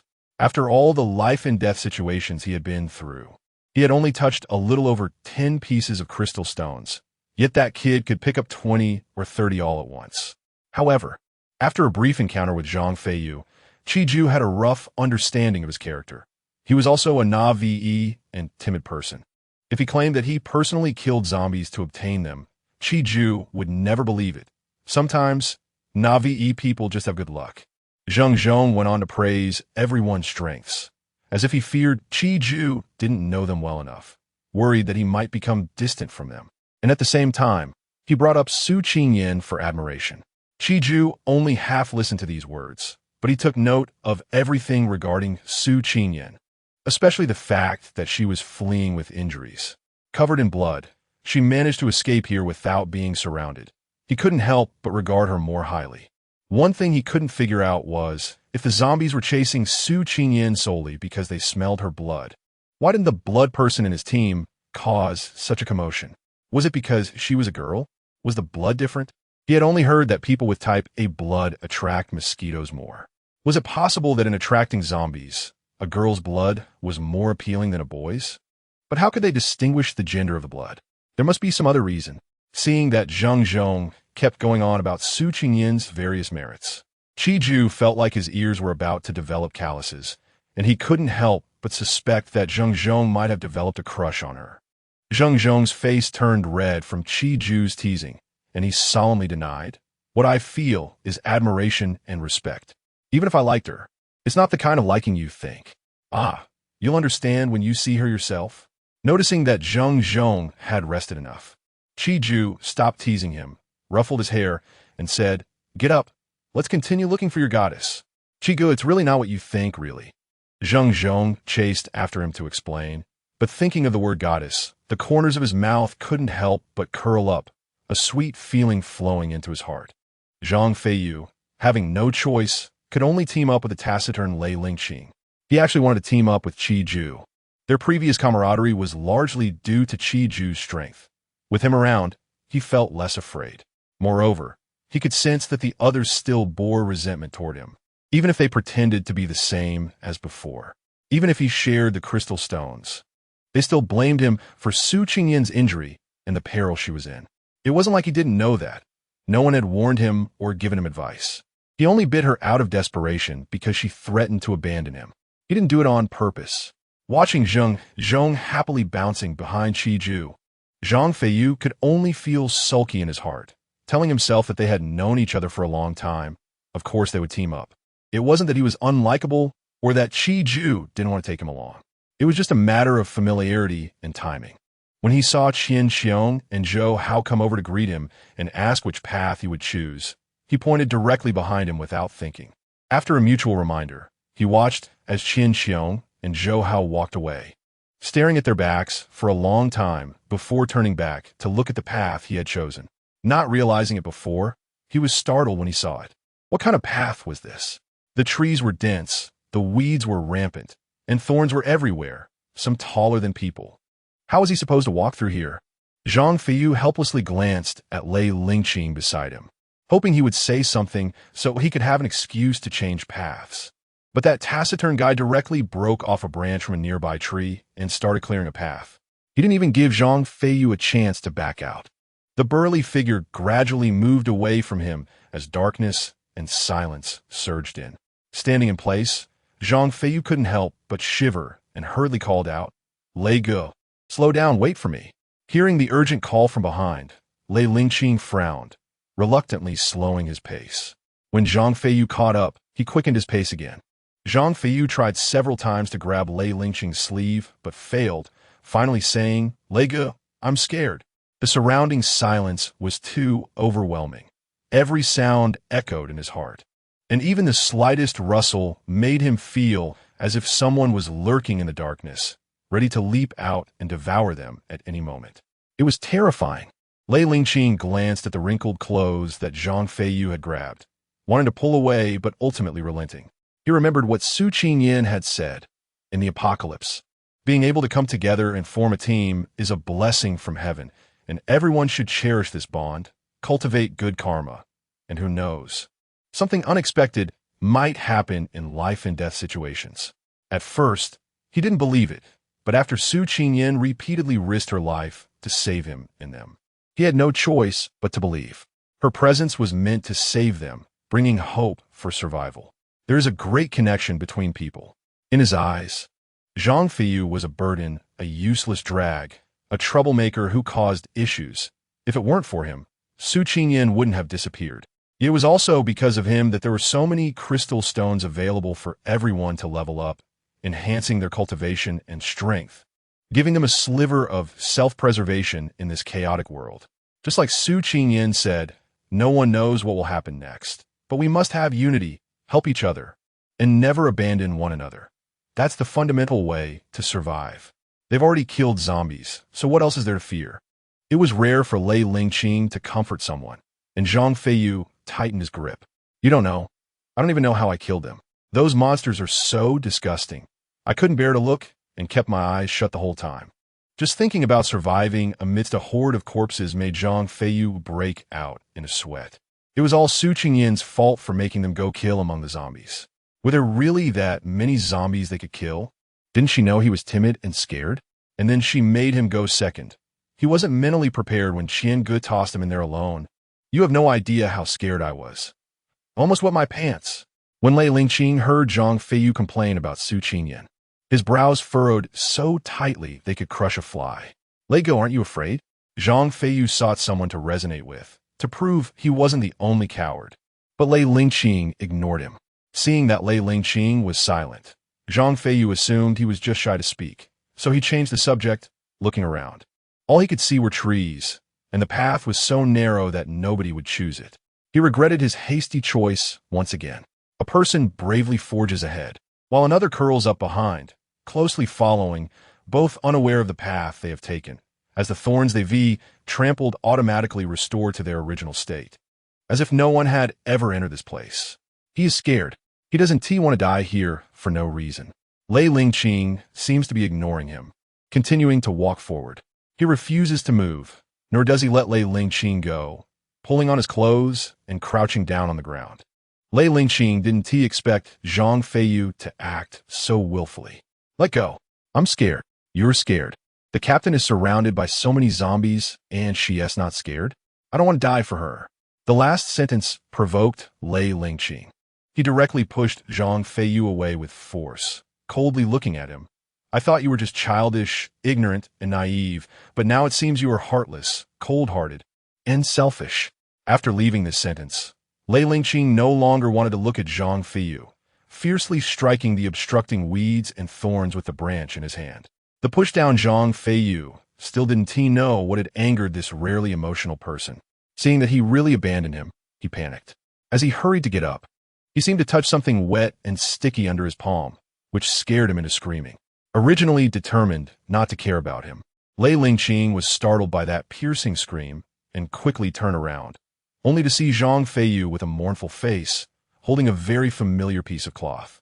Zhang Feiyu stared at the item in his hand, stunned for a moment, then instantly realized it was the captain's clothing. But how did it become a strip like this? There is so much blood on it. Could it be that the captain was torn apart by the zombies? Woo-woo. The captain is dead. Bitten to death by zombies. Zhang Feiyu wanted to picture that scene, but thinking that the captain was really dead and that no one would protect him in the future, he couldn't help but cry out of fear and sadness. Lei Lingqing also recognized that the cloth strip had fallen from Su Qingyan's clothing, and his mood instantly sank to the bottom. Did she really die like this? Zhang Feiyu cried, while notifying the others as previously agreed. Soon, people arrived one after another. Their clothes were all torn by the thorns along the way, and some had even pierced their skin, but no one cared or treated it. Zheng Zhong directly used his abilities to light up the area. The blood-stained cloth strip clearly came into their view, making them instantly red-eyed. Impossible, I don't believe it. The captain absolutely wouldn't die so easily, Zheng Zhong said, unwilling to believe it, choking up. Qian Xiong knelt beside the cloth, carefully picking it up and flipping it over, unwilling yet unable to believe that this was the only thing Su Qingyan left in the world, proof that she had been here and had been bitten to death. Zhou Hao blinked, not letting tears flow out. How could such a powerful and resourceful captain possibly die? He didn't believe it. This must be a trap set by the captain to lure the zombies. Chapter 54. Unknown with this mindset, Zhou Hao began to observe the environment under the bright light. He soon realized that there were no traces of a fight here, not even footprints of anyone passing through. Su Qingyan couldn't have been here, but that cloth strip was undeniably hers. Zhou Hao glanced around at the trees and suddenly noticed something tied to a drooping branch not far away. He hurried over and found it was another blood-stained cloth strip. He quickly took it down and compared it with Zhang Feiyu's, confirming it was torn from the same piece of clothing.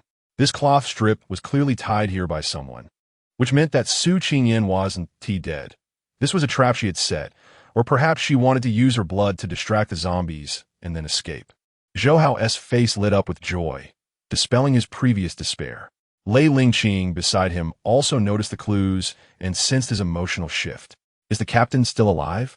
As soon as these words came out, it was like a thunderclap, quickly drawing the attention of Qian Xiong and Zheng Zhong, their gazes fixed on the two cloth strips in Zhou Hao's hands. Without needing to say more, they understood what was happening, and even Qi Ju quickly reacted, while only Zhang Feiyu remained immersed in sadness, crying with snot and tears. Stop crying. Su Qingyan isn't dead, having seen too much life and death. And tired of the crying, Qi Ju was most annoyed by boys crying. Instead of crying, why not think about what to do next? A girl actually dared to gamble for a chance at life through self-harm. That was too fierce. Although Qi Ju had never met Su Qingyan, compared to the sobbing Zhang Feiyu, he felt like rolling his eyes at him. Not even as good as a girl, he really didn't know what his existence meant. Qi Ju carefully observed the surroundings, thinking about how Su Qingyan had set the trap without leaving any traces, his gaze landing on the intertwining branches. Soon, an idea formed in his mind, and he said to Zhou Hao, you're a wood-type ability user, right? Zhou Hao nodded. Use your hands to touch the trees and feel. This time Zhou Hao didn't overthink Qi Ju's words. He followed his instructions, holding his breath and placing his hands on the branches in front of him. Soon, he sensed a familiar aura. Moments later, he suddenly opened his eyes, filled with excitement, and said, "The captain is still alive. I sensed her presence." With Zhou Hao's clear answer, everyone was excited and relieved. "Where's the captain? Is she safe? Is she injured?" Zheng Zhong asked. He could only sense Su Qingyan's presence through the trees, knowing she had been here and where she had gone, but nothing more. "Hurry and tell us. Where's the captain?" Zhang Feiyu asked anxiously. "I only know the captain was here for a while, before continuing to run up the mountain." "Then let us hurry up the mountain." Perhaps because they confirmed that Su Qingyan was still alive. Zhang Feiyu was no longer afraid, and was the first to head up the mountain. Zhou Hao followed closely, then Qi Ju, Zheng Zhong, Lei Lingqing, and finally Qian Xiong. Logically, Qian Xiong was currently the weakest among them, needing protection, so he shouldn't be at the back, but he was indeed at the back. The darkness of night could conceal many things, even giving rise to some unusual thoughts. Taking advantage of the night, with no one paying attention to him, Qian Xiong quietly put the crystal stone in his pocket, his eyes constantly observing the surroundings. This crystal stone was from when he first heard the bad news about Su Qingyan, unwilling to believe she was dead. If she really died here, there must be her remains, and he wanted to find them. The surroundings were lush with vegetation and showed no signs of destruction, unlike a place where zombies had been. But how did this crystal stone appear?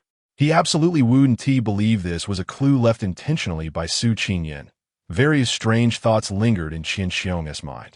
A cold wind blew, rustling leaves, and Qian Xiong's body stiffened, his steps involuntarily quickening. Su Qingyan didn't know when she had fainted. When she woke up, she found that the wound on her arm had been bandaged. The warm sound of breathing came from above her head, and she realized that she was actually leaning in Su Dongye's arms. This startled her, and she quickly pulled away to check her clothes. Finding everything intact, she finally felt relieved. She didn't want to go through another day like that one, confused and not knowing how they had ended up together. Looking around, they were still in the same place as before, and she had no idea how long she had been unconscious. There was no way to know the exact time. In a panic, she looked up and saw him frowning, his eyes still tightly closed. She then noticed that his face was frighteningly pale, and even his lips had lost their color, turning a ghastly white. Fear gripped her hard as she thought, "Su Dongye, what is wrong with you? Please don't get sick at this time." Su Qingyan reached out to touch Su Dongye's forehead, which was chillingly cold. What to do? What to do? Su Qingyan shook her hands as she searched on Su Dongye's body for any pills. But which colorful pill from the bag should she give him? "Su Dongye, wake up and tell me which one I should give you." Su Qingyan gently patted his cheek, wanting him to open his eyes and take a look, but his eyes remained tightly shut. His tightly pressed lips moved slightly, quivering. She leaned in to listen, only to hear him whisper, "Cold, so cold." Suddenly, he pulled her waist tightly with his hand, pressing her body against his chest. The bone-chilling cold made her tremble uncontrollably, and the medicine in her hand spilled all over the ground. What happened to him? Why was his body so cold, almost like a popsicle? An ability user's body shouldn't be this weak.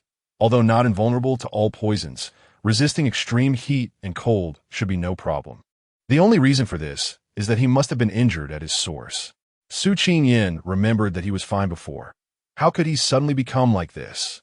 If Su Yaoyao were here, she would definitely have a way to save him. Now that there are no medicine and Su Yaoyao is not around, what should he do? He can't just leave him alone, right? He originally thought that if one person saved him once, they would be even, but now it seems that it can't be settled. Sigh, this damn fate. Su Qingyan's eyes flashed with a hint of irritation as she frowned, looking at her other uninjured arm. After hesitating for a long time and gritting her teeth, she picked up a small knife beside her and made a cut.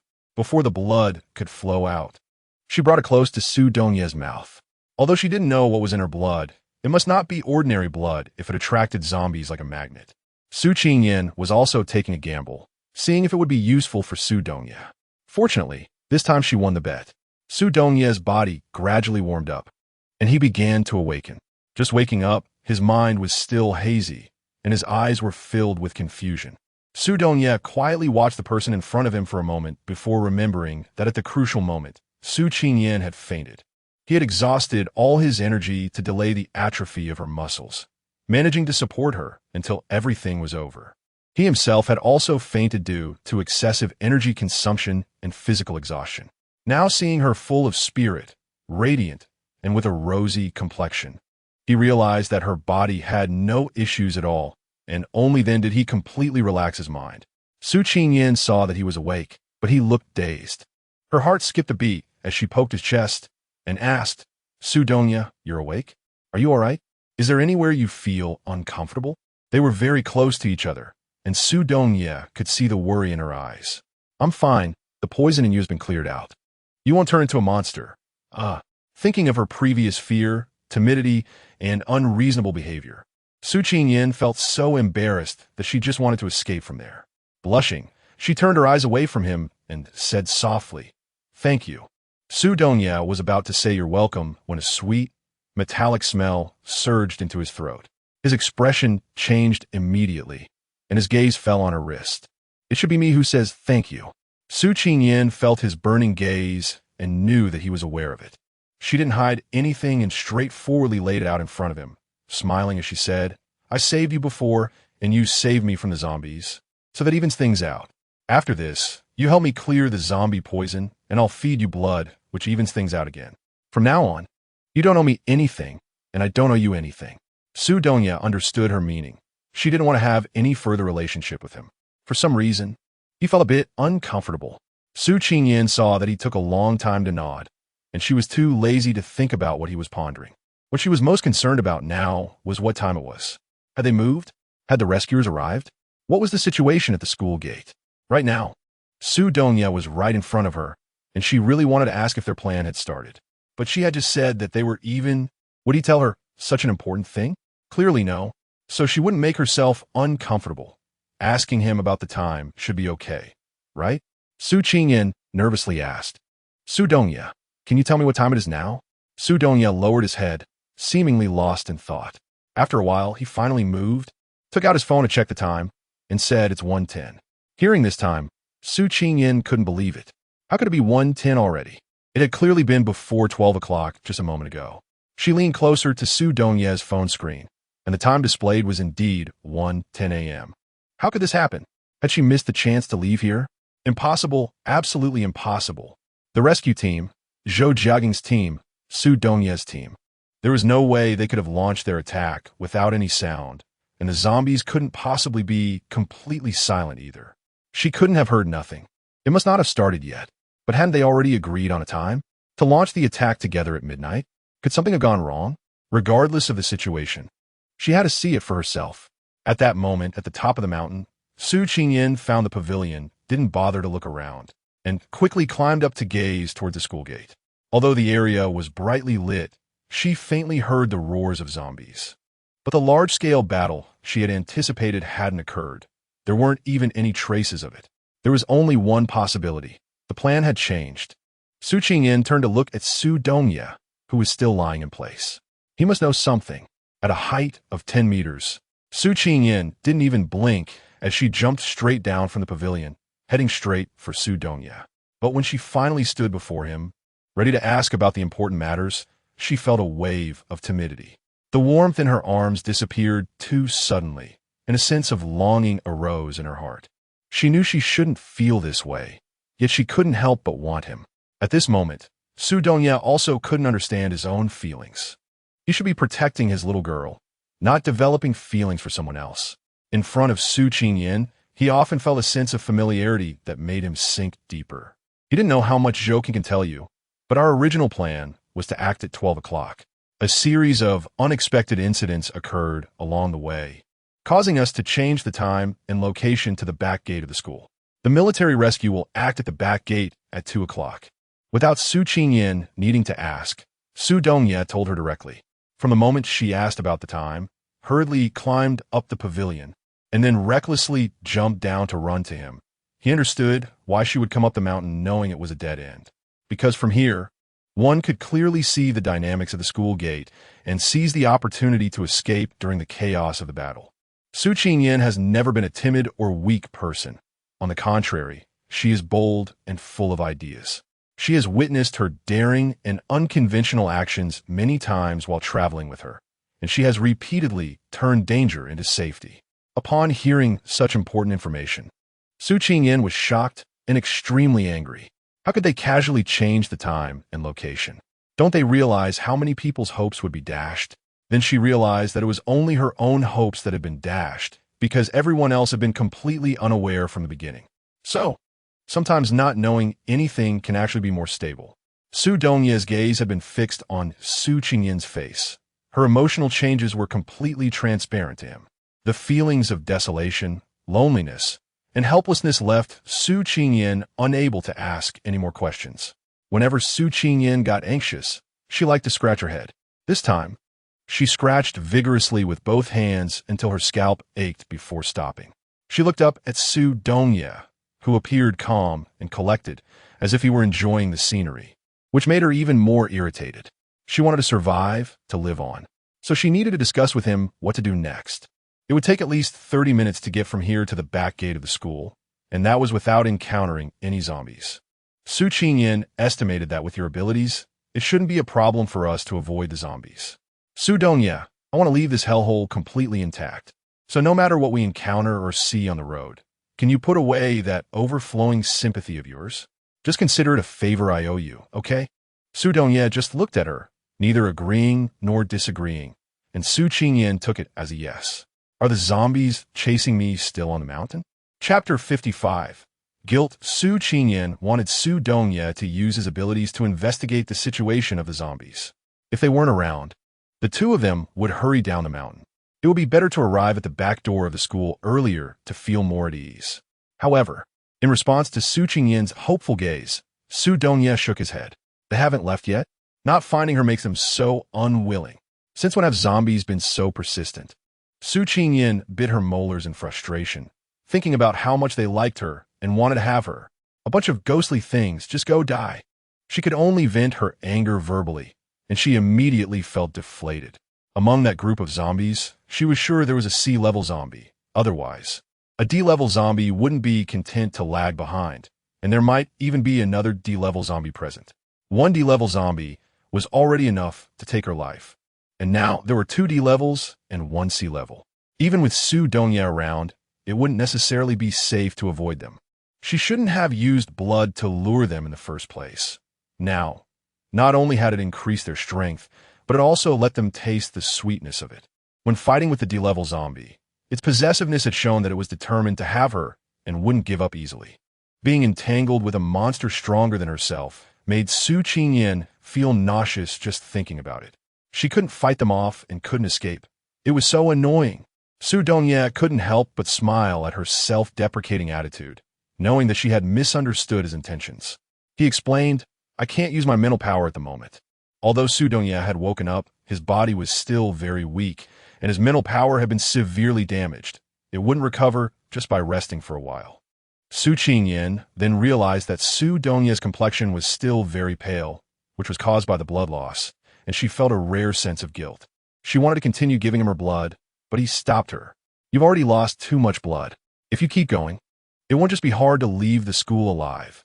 Even getting down the mountain will be difficult. I'm fine, just need to rest for a while. But there was simply no time for them to rest. Watching the time pass second by second, Su Qingyan felt extremely anxious. Let me carry you down the mountain.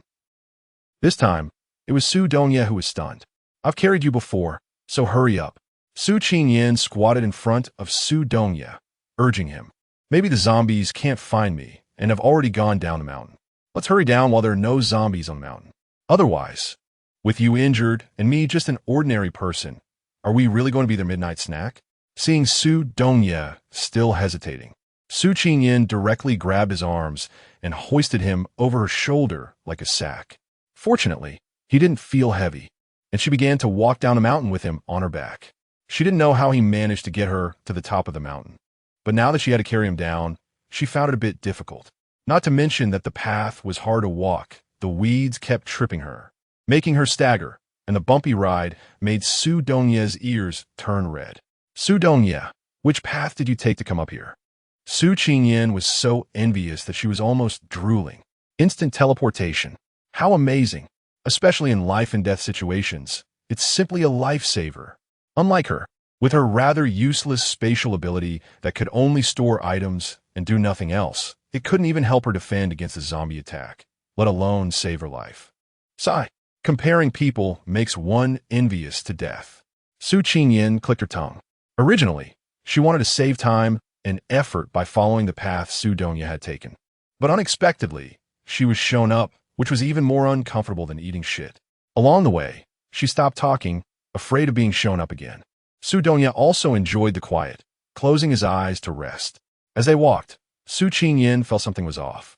She looked up at the scenery around her and found that there was not the slightest change. She had clearly walked a long way. So why were the trees still the same crooked-necked tree, and even the weeds at her feet were the same as the one she had stepped on before? It was eerie, and Su Qingyan swallowed hard. Could it be that they encountered some monster again? Just thinking of the mutated rats made her change her expression in fear. She shook Su Donya, who was lost in his own world, and whispered, Su Donya, look around. Do you notice anything unusual? Su Donya was awakened by her anxious voice, thinking she had encountered some danger. He saw her pointing at the trees and grass beside them. After carefully inspecting, he found nothing unusual. The surroundings were also safe, and he didn't understand why she was so sensitive. They were already halfway up the mountain.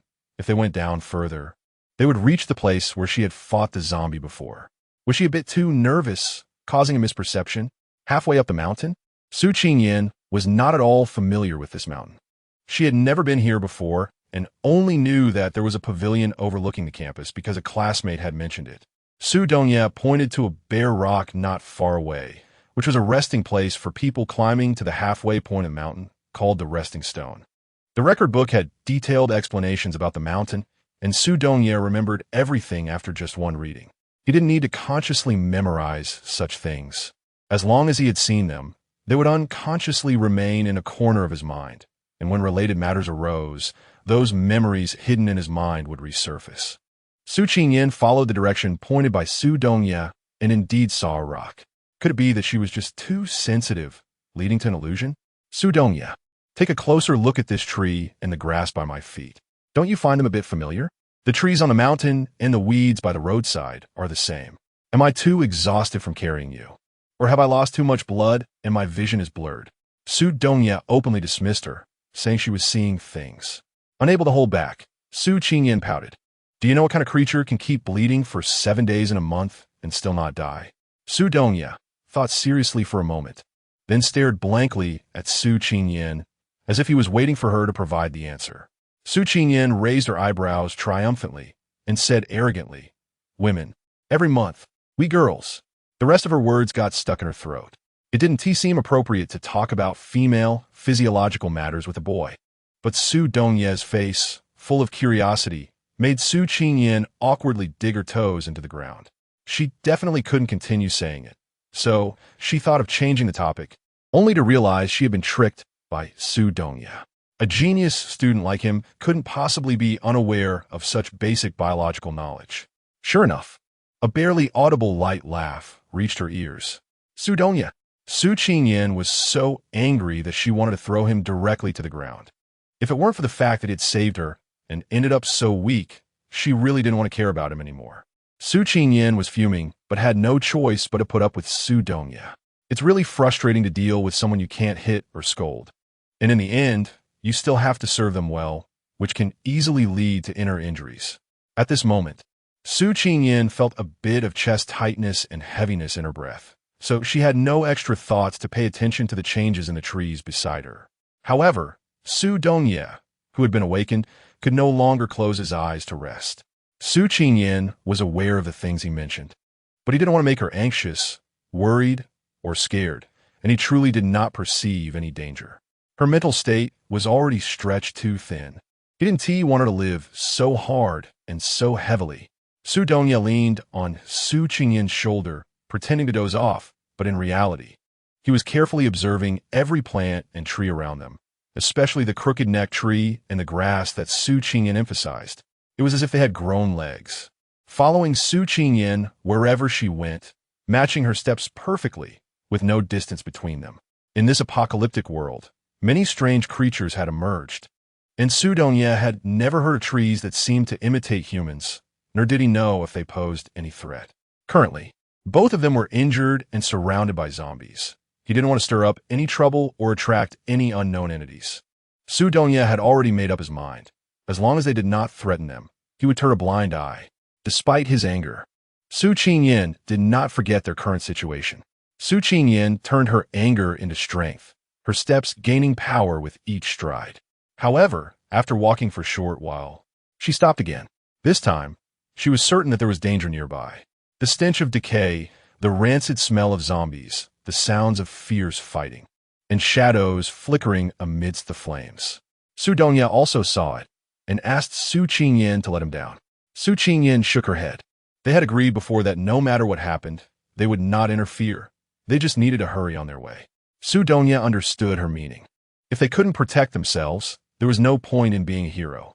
While he wanted to save people, he was also very clear about his own situation. He just wanted to confirm whether these zombies were the ones that had injured Su Qingyan before. Don't worry, I won't act recklessly. I just want to see if those zombies are the same ones that were chasing you before. If they are, we won't be able to get down the mountain without killing them all.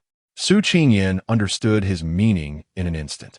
If it weren't for those zombies, they could pretend they hadn't seen anything and just let those people fend for themselves. But if there were zombies, then they had to step in and help. Because the more people there were, the greater the chance of escaping down the mountain. However, regardless of which situation it was, Su Qingyan didn't want to be entangled with the zombies any longer. She just wanted to get down the mountain quickly and escape from this cursed place. She didn't want to miss the escape opportunity at 2 o'clock. Su Dongye, how are you feeling? Can you use your psychic abilities now? I still have some crystal stones here. See if they are enough for you to use the teleportation once more. It doesn't need to be far. Just crossing this battlefield to reach the bottom of the mountain will do. Su Qingyan took out the 30 crystal stones she had collected along the way. Looking at the crystal stones in her hand, Su Dongye was stunned for a moment, then picked one up and began to absorb the energy within it. He was weak, and his mental power had been damaged, so he needed the crystals. He didn't expect Su Qingyan to have so many. He clearly remembered that when she killed the mutant rats, she gave all the crystals away and didn't keep a single one. They had only been apart for a few hours, and yet she had already collected so many crystals. It was clear that she had encountered many dangers and killed a lot of zombies in that time. A person silently searching for a way out in a chaotic world. No wonder she had said those words before. He had hurt her feelings. A trace of guilt arose in Su Dongye's heart, and when he took the crystal stones again, he hesitated for a moment, but continued to absorb the ones Su Qingyan had brought out. After absorbing all 30 crystals, Su Dongye felt that his mental power had improved a bit, but it was still not enough for use. These crystals only patched up the cracks in his mental power. He thought that he would need at least 100 more to return to his previous state. 100. Su Qingyan thought incredulously. All I have is what you just absorbed. Where am I supposed to get 100 more for you? The little hope she had just felt was extinguished. What was the difference between 100 and risking her life to save someone? Weren't they both going to face zombies head-on? After being poisoned by a zombie, Su Qingyan had developed a psychological shadow regarding zombies, mainly because the method to get rid of the zombie poison was too painful. A memory that would be etched in her mind forever. Was there really no other way? Can we take another path? Su Qingyan asked. Su Dongyi Zipli? You can give it a try. Su Qingyan gritted her teeth. It was just another gamble, and she believed in herself. Su Qingyan turned and walked in another direction, while Su Dongye silently followed behind her. However, after taking a few steps, Su Qingyan was stopped in her tracks by the shouting from the battlefield behind her. That voice was too familiar, so familiar that just thinking of that person made her want to beat him up. Brother Qian, help me. Come save me quickly. I can't fight this ugly guy. Zhang Feiyu was wildly waving the weapon in his hand to fend off the zombies' reaching hands. The sharp, toxic nails looked terrifying. Just the thought of being scratched made one feel unbearable pain. After everyone agreed to go up the mountain to look for Su Qingyan, they walked together while discussing the precautions to take when fighting zombies and the rules and limits when using abilities. It was especially emphasized not to get infected with zombie poison, If they encountered a zombie oozing green, they should avoid direct confrontation and escape if possible. The toxins from such zombies were more potent than those of other zombies and difficult to deal with, unless there was a healer nearby. Otherwise, if scratched and not taking the antidote promptly, they could only wait to die. Chiju had used up all the life-saving pills he carried long ago. No matter how much he emphasized it, seeing a green zombie meant to run. Unfortunately, among the group of zombies they encountered, there was indeed a green one, which had set its sights on Zhang Feiyu and relentlessly chased after him, causing Zhang Feiyu to forget to use his abilities in his panic as he shouted for help while trying to fend it off. Qian Xiong had not absorbed the energy from the crystal, making him the weakest among them, barely struggling against a sluggish zombie, let alone going to save him. Woo-woo. Captain, where are you? Come save me. I don't want to die. Help.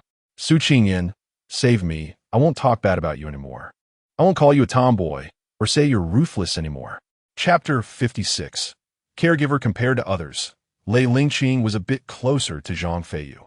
Upon hearing his panic cries for help, he glanced over and saw the green zombie, unable to suppress a gasp.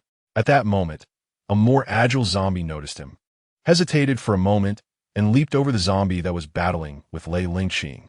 This zombie was extremely fast. Lei Lingqing didn't react in time, and if it hadn't been for Chiju nearby using his ability to throw something over, he would have been in trouble.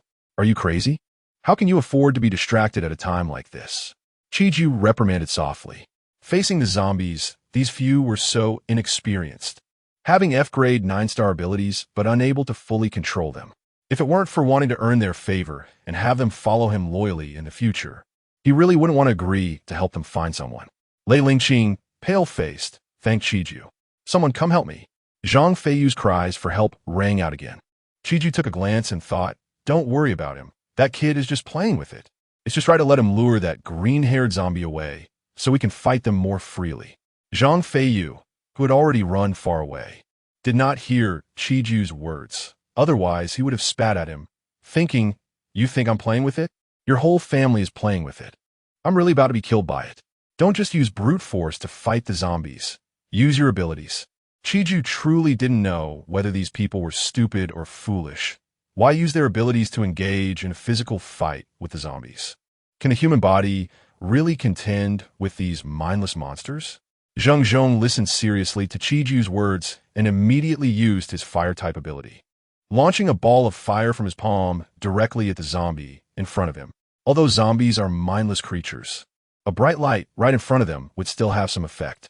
Seizing the moment when the zombie paused, Zheng Zhong dashed forward and struck its head with his weapon, shattering it completely. For the first time, he independently killed a zombie, and Zheng Zhong was overjoyed, filled with confidence, and his spirit was more vibrant than before. This had completely dispelled the fear and cowardice in his heart. Zhou Hao also began to manipulate his wood-type abilities. In this place full of trees and weeds, it was incredibly enjoyable for him, almost like his home ground.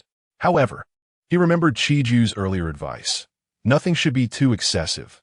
Moderation is key, and when using abilities, one should not harm the source unless it was a life-or-death situation. Even with so many trees and weeds at his disposal, Zhou Hao did not dare to act recklessly. Each time he manipulated them, he did so within a manageable range, using the trees and weeds to block the zombies' advance. If only there was a strength-type ability user among them. When he restrained the zombies, that person could just take them out quickly. Unfortunately, there were no strength-type ability users among them, nor did anyone have the speed and strength to cooperate with him. Zhou Hao thought of Su Qingyan's explosive power and speed, her precise and lethal strikes. If only she were here. 30 G-grade zombies and 6 F-grade ability users have been fighting for over 10 minutes, yet they still had not finished them off, with 7 or 8 left. Chiju was getting increasingly frustrated. If they didn't hurry to eliminate these zombies and leave, they would be surrounded by the incoming zombies, and no one would be able to escape. He truly didn't expect them to be so weak. While using his abilities, Chiju shouted loudly, "Everyone, stop holding back. If we don't eliminate them quickly, when the other zombies arrive, none of us will be able to leave." The zombies seemed to understand Chiju's words. They had previously been quietly entangled with them, but now they all began to roar. It was as if they were signaling the other zombies to hurry over.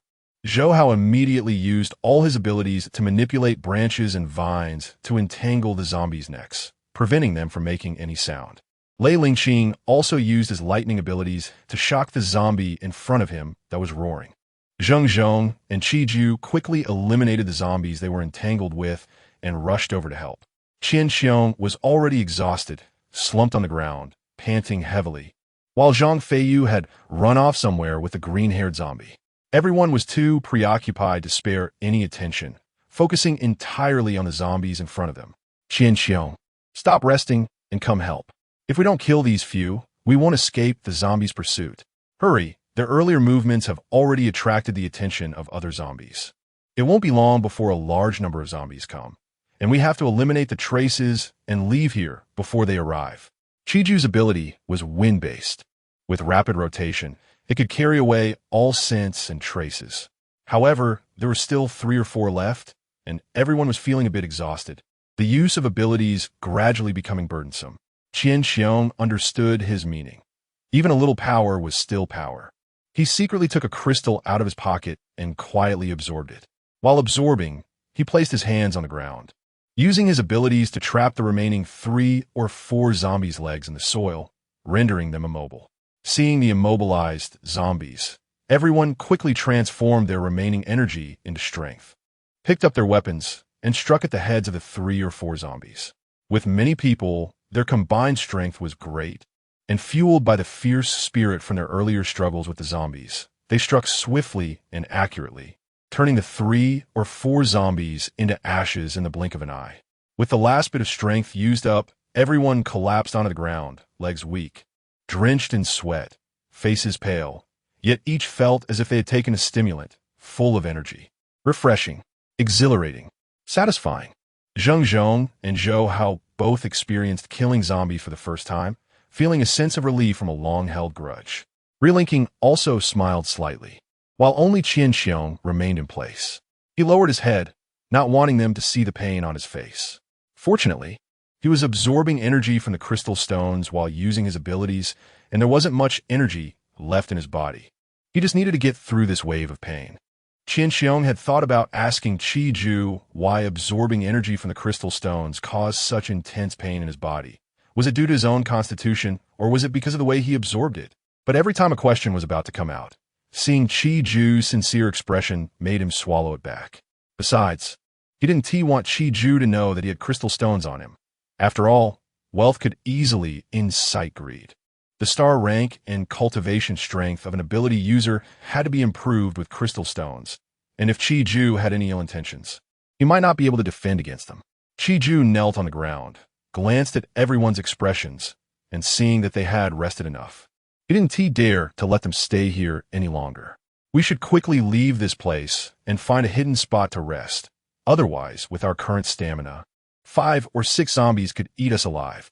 Qian Xiong walked over from a distance, helping Zhou Hao and relinking, agreeing with Qi Ju's words.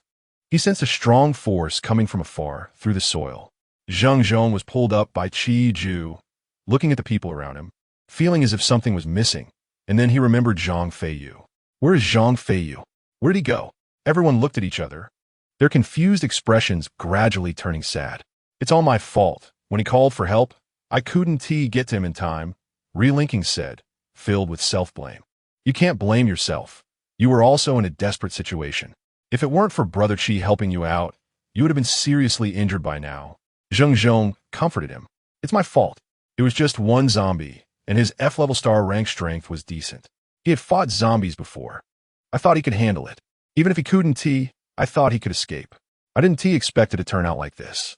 I'm sorry for not protecting everyone, Qi Ju said, feeling guilty. Everyone felt that Zhang Feiyu was dead, and each person was trapped in their own guilt. But life had to go on, and death was approaching. No one could disregard their own safety to excessively mourn the dead. They could only cherish the memories in their hearts. This is not our fault.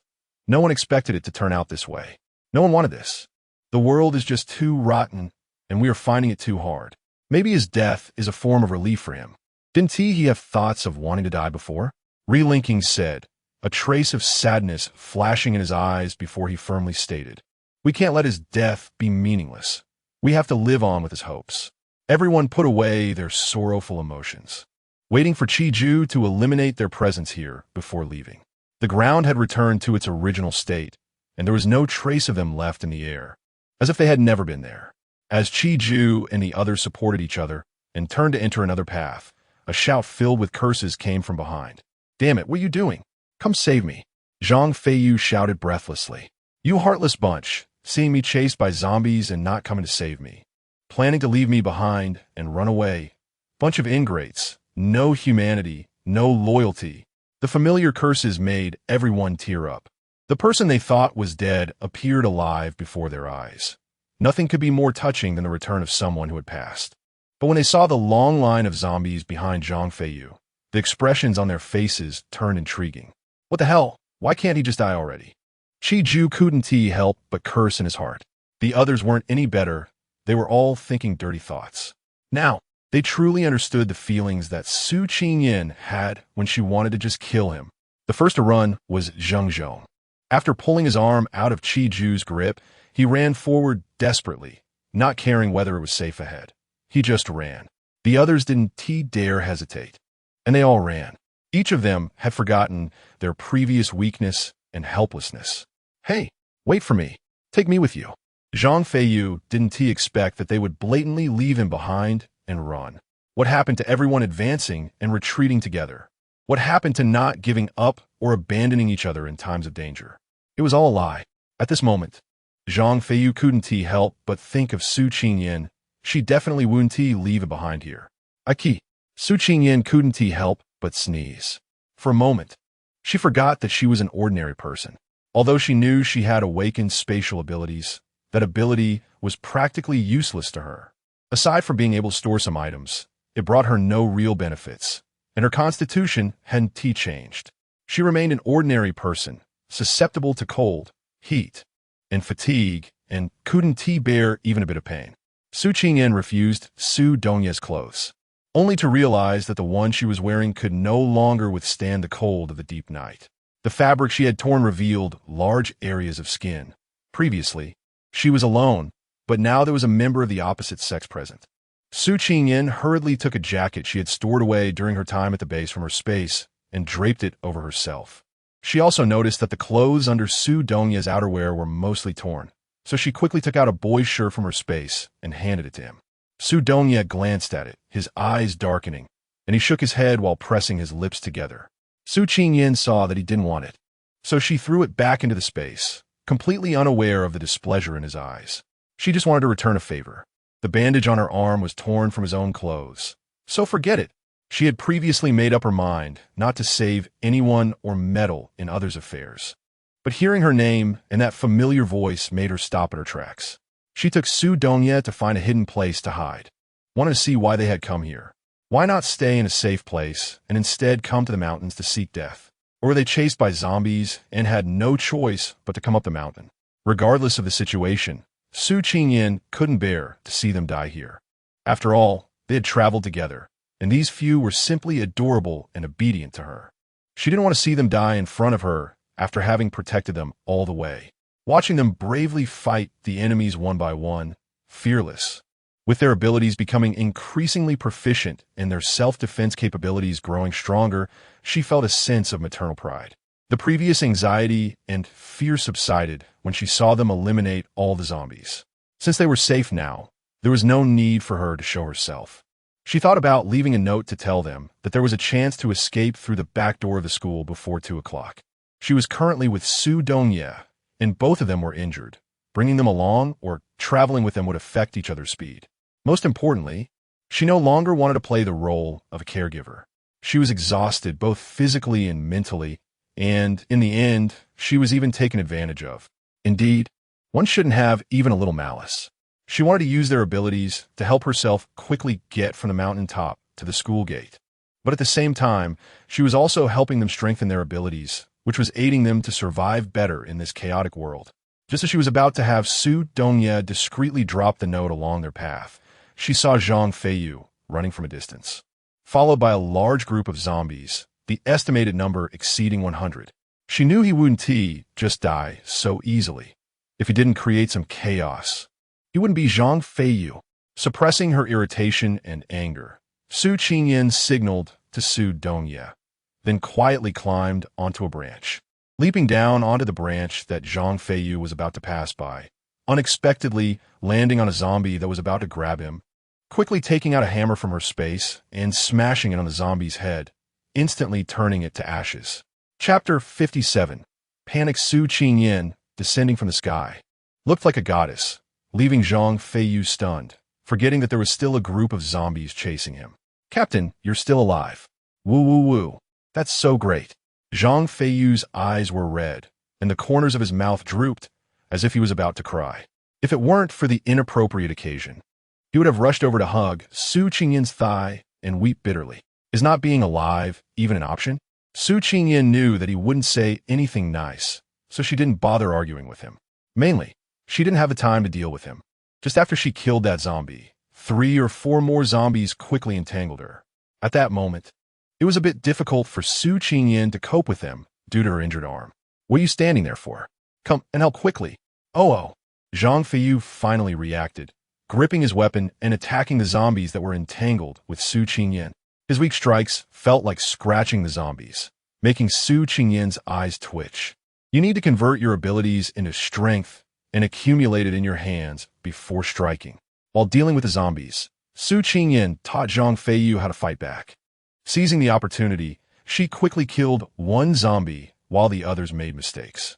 The hammer in her hand was still not as effective as the stick otherwise. With her earlier strength, she could have taken out 3 zombies with one hit.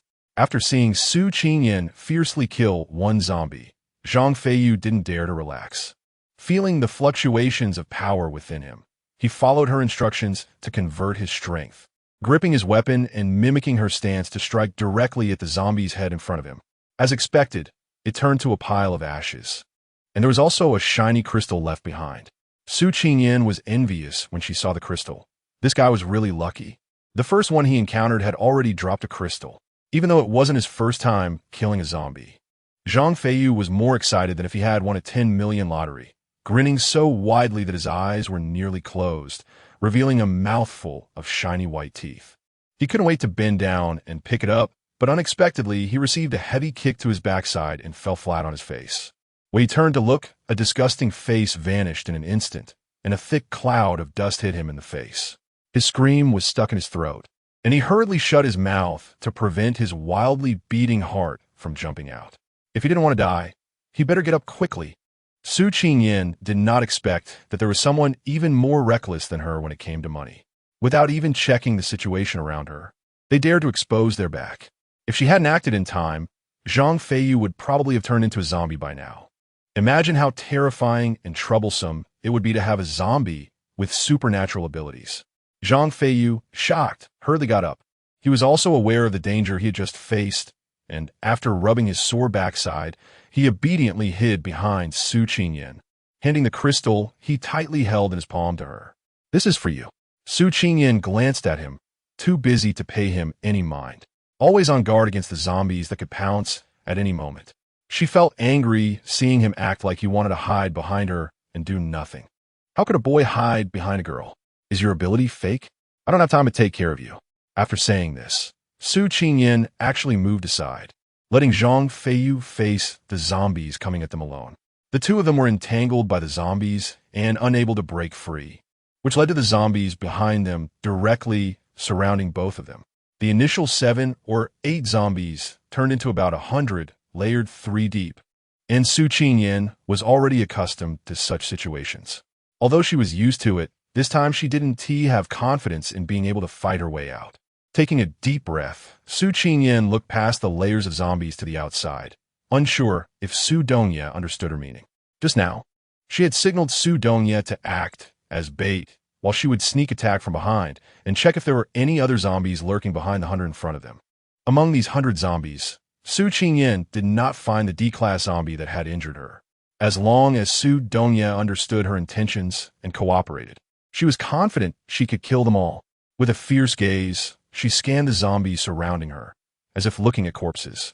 When she struck, it was swift and decisive. When she was on guard, it was cautious exchanging minimal cost for greater benefit. After a close-quarters fight, Su Qingyan killed 3 zombies and glanced at the ashes at her feet, finding it useless. She moved her lips, spitting in frustration. On Zhang Feiyu's side, after that kill and feeling the blatant disdain, he overcame his cowardice with a mix of confidence and self-esteem, bravely gripping his weapon and beginning to fight the zombies head-on. Fortunately, the zombies were not too difficult for him, now an F-Class 9-star, to deal with as long as he was careful to avoid being entangled by 4 or 5 at the same time. The 100 zombies seemed not very intelligent. Their numbers were there, and they could attack together, even if they were worried about other unforeseen circumstances. 2 or 3 dozen could threaten Su Qingyan and Zhang Feiyu's lives by entangling just one of them. Yet they consistently maintained a struggle with only 4 or 5 zombies at a time, and even if there were deaths, they merely replenished their numbers without increasing. Their actions were very strange, completely contrary to the nature of zombies that go crazy at the sight of humans, swarming and frantically fighting for food. Instead, it was as if they were controlled, ordered to deliberately exhaust Su Qingyan and Zhang Feiyu's stamina and intentionally drag out time. Zhang Feiyu had never felt so exhausted. He felt like his arms were no longer his own.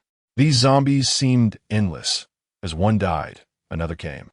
The dust around his feet was almost enough to cover his shoes. If it weren't for the crystals scattered around, he would suspect he was just practicing with a big knife instead of fighting for his life against zombies. Su Qingyan had much more ash from the corpses than Zhang Feiyu, but the number of crystals was pitifully small, which made her feel a bit jealous. One after another, they rushed forward, their hands gripping weapons already covered in sweat. Su Qingyan gritted her teeth, tightening her grip on her weapon. As she maneuvered to dodge, she glanced at the surrounding zombies and gradually realized something was off.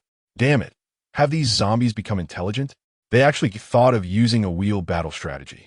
Su Qingyan's expression became serious, fearing that they were still holding back their big moves. Her gaze fell on the distance, searching for Su Dongye's figure, but it was pitch black and she couldn't see anything.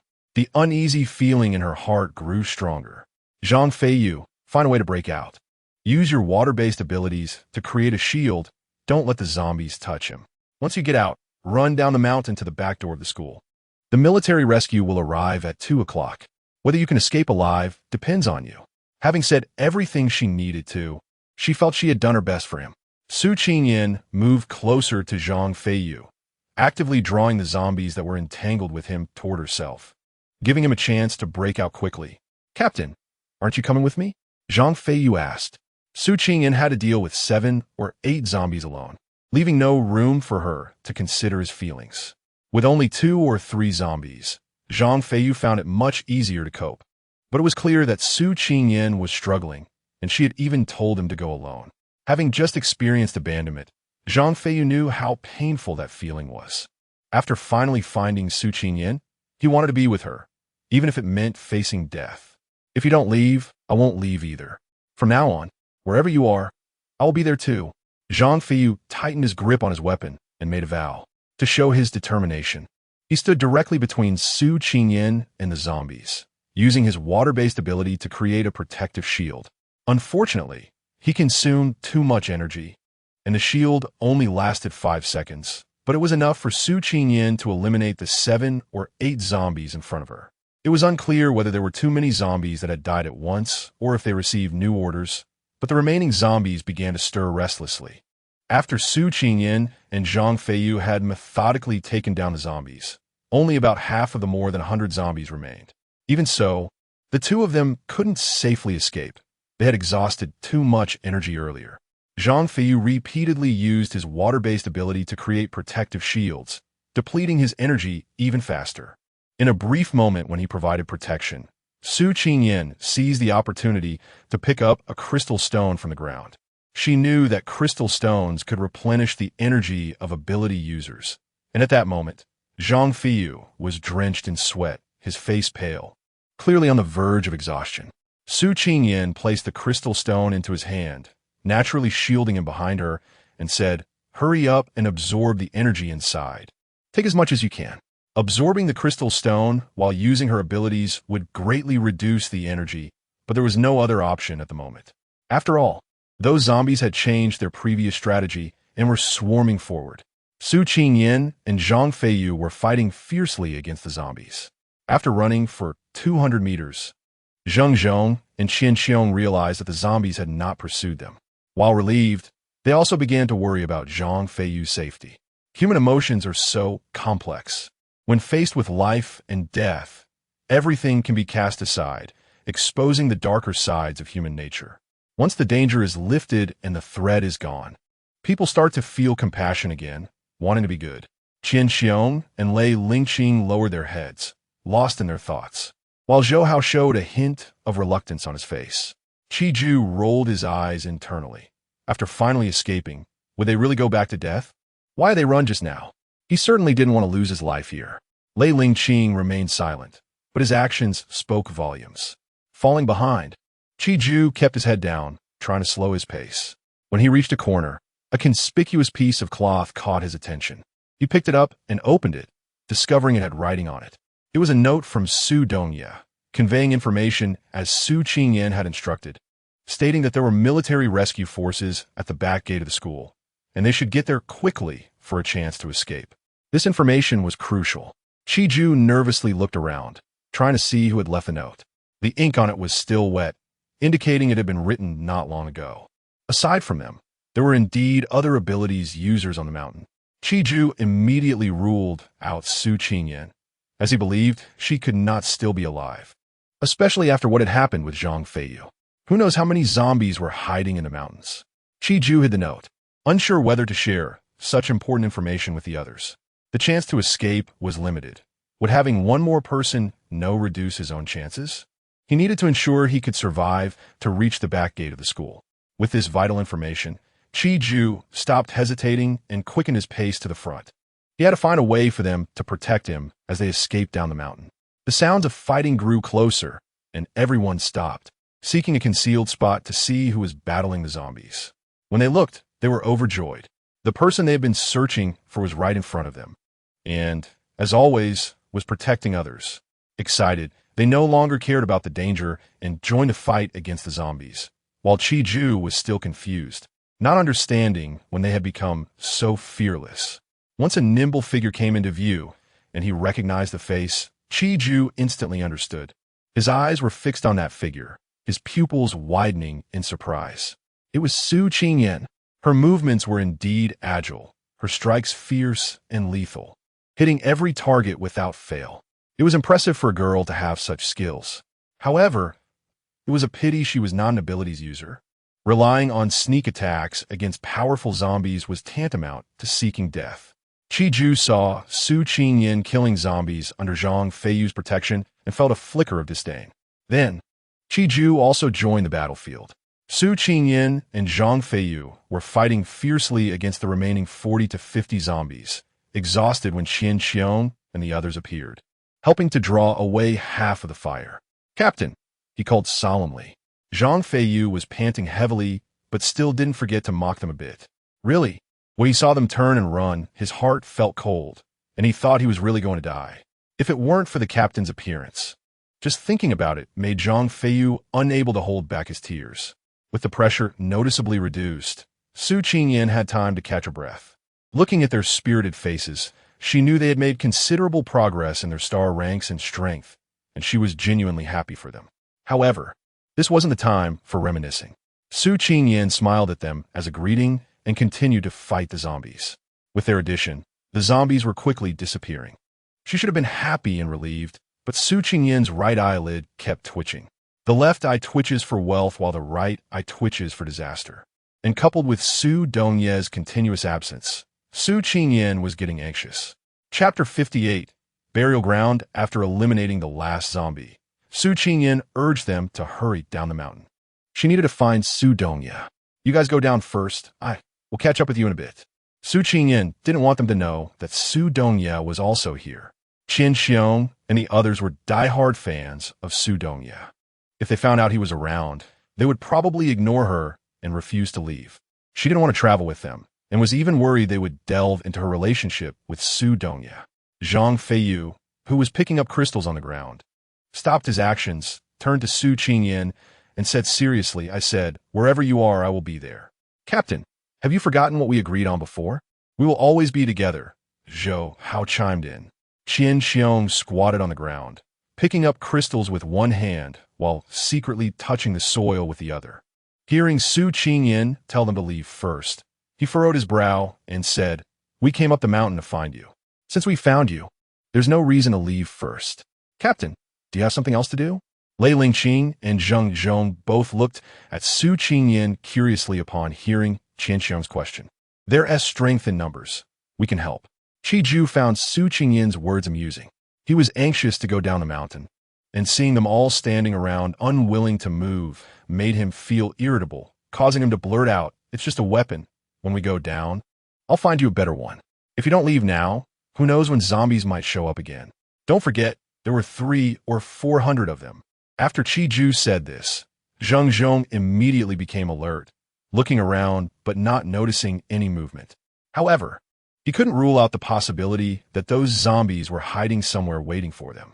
He realized that this group of zombies was becoming smarter and more powerful with each encounter, just like the zombie he had just killed.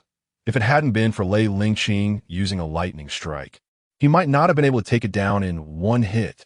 Captain, when we go down, I'll find you a more suitable stick.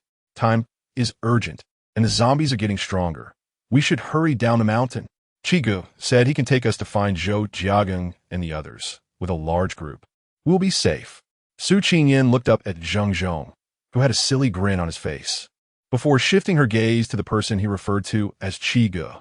The boy in front of her seemed somewhat familiar, and after a moment of thought, she suddenly realized it was Zhou Jiagang's lackey. Well then, I'll trouble this classmate named Chigu to lead the way.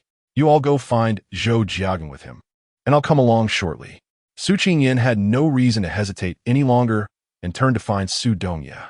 The place where he had disappeared was exactly where Zhang Feiyu had appeared with a group of zombies. Just as Zhang Feiyu finished picking up the crystals from the ground to hand over to Su Qingyan, he noticed she was no longer in front of him and hurried to look for her. When he saw her heading towards the direction he had come from, he was so startled that his hand trembled and the crystals almost fell again. Captain, you can't go that way. I encountered the zombies in that direction. The green-haired monster that was chasing me suddenly disappeared there, and then those 100 zombies appeared. Zhang Feiyu ran in front of Su Qingyan, holding the crystals, and handed them to her. Here, these are all yours. The sparkling crystals were extremely dazzling.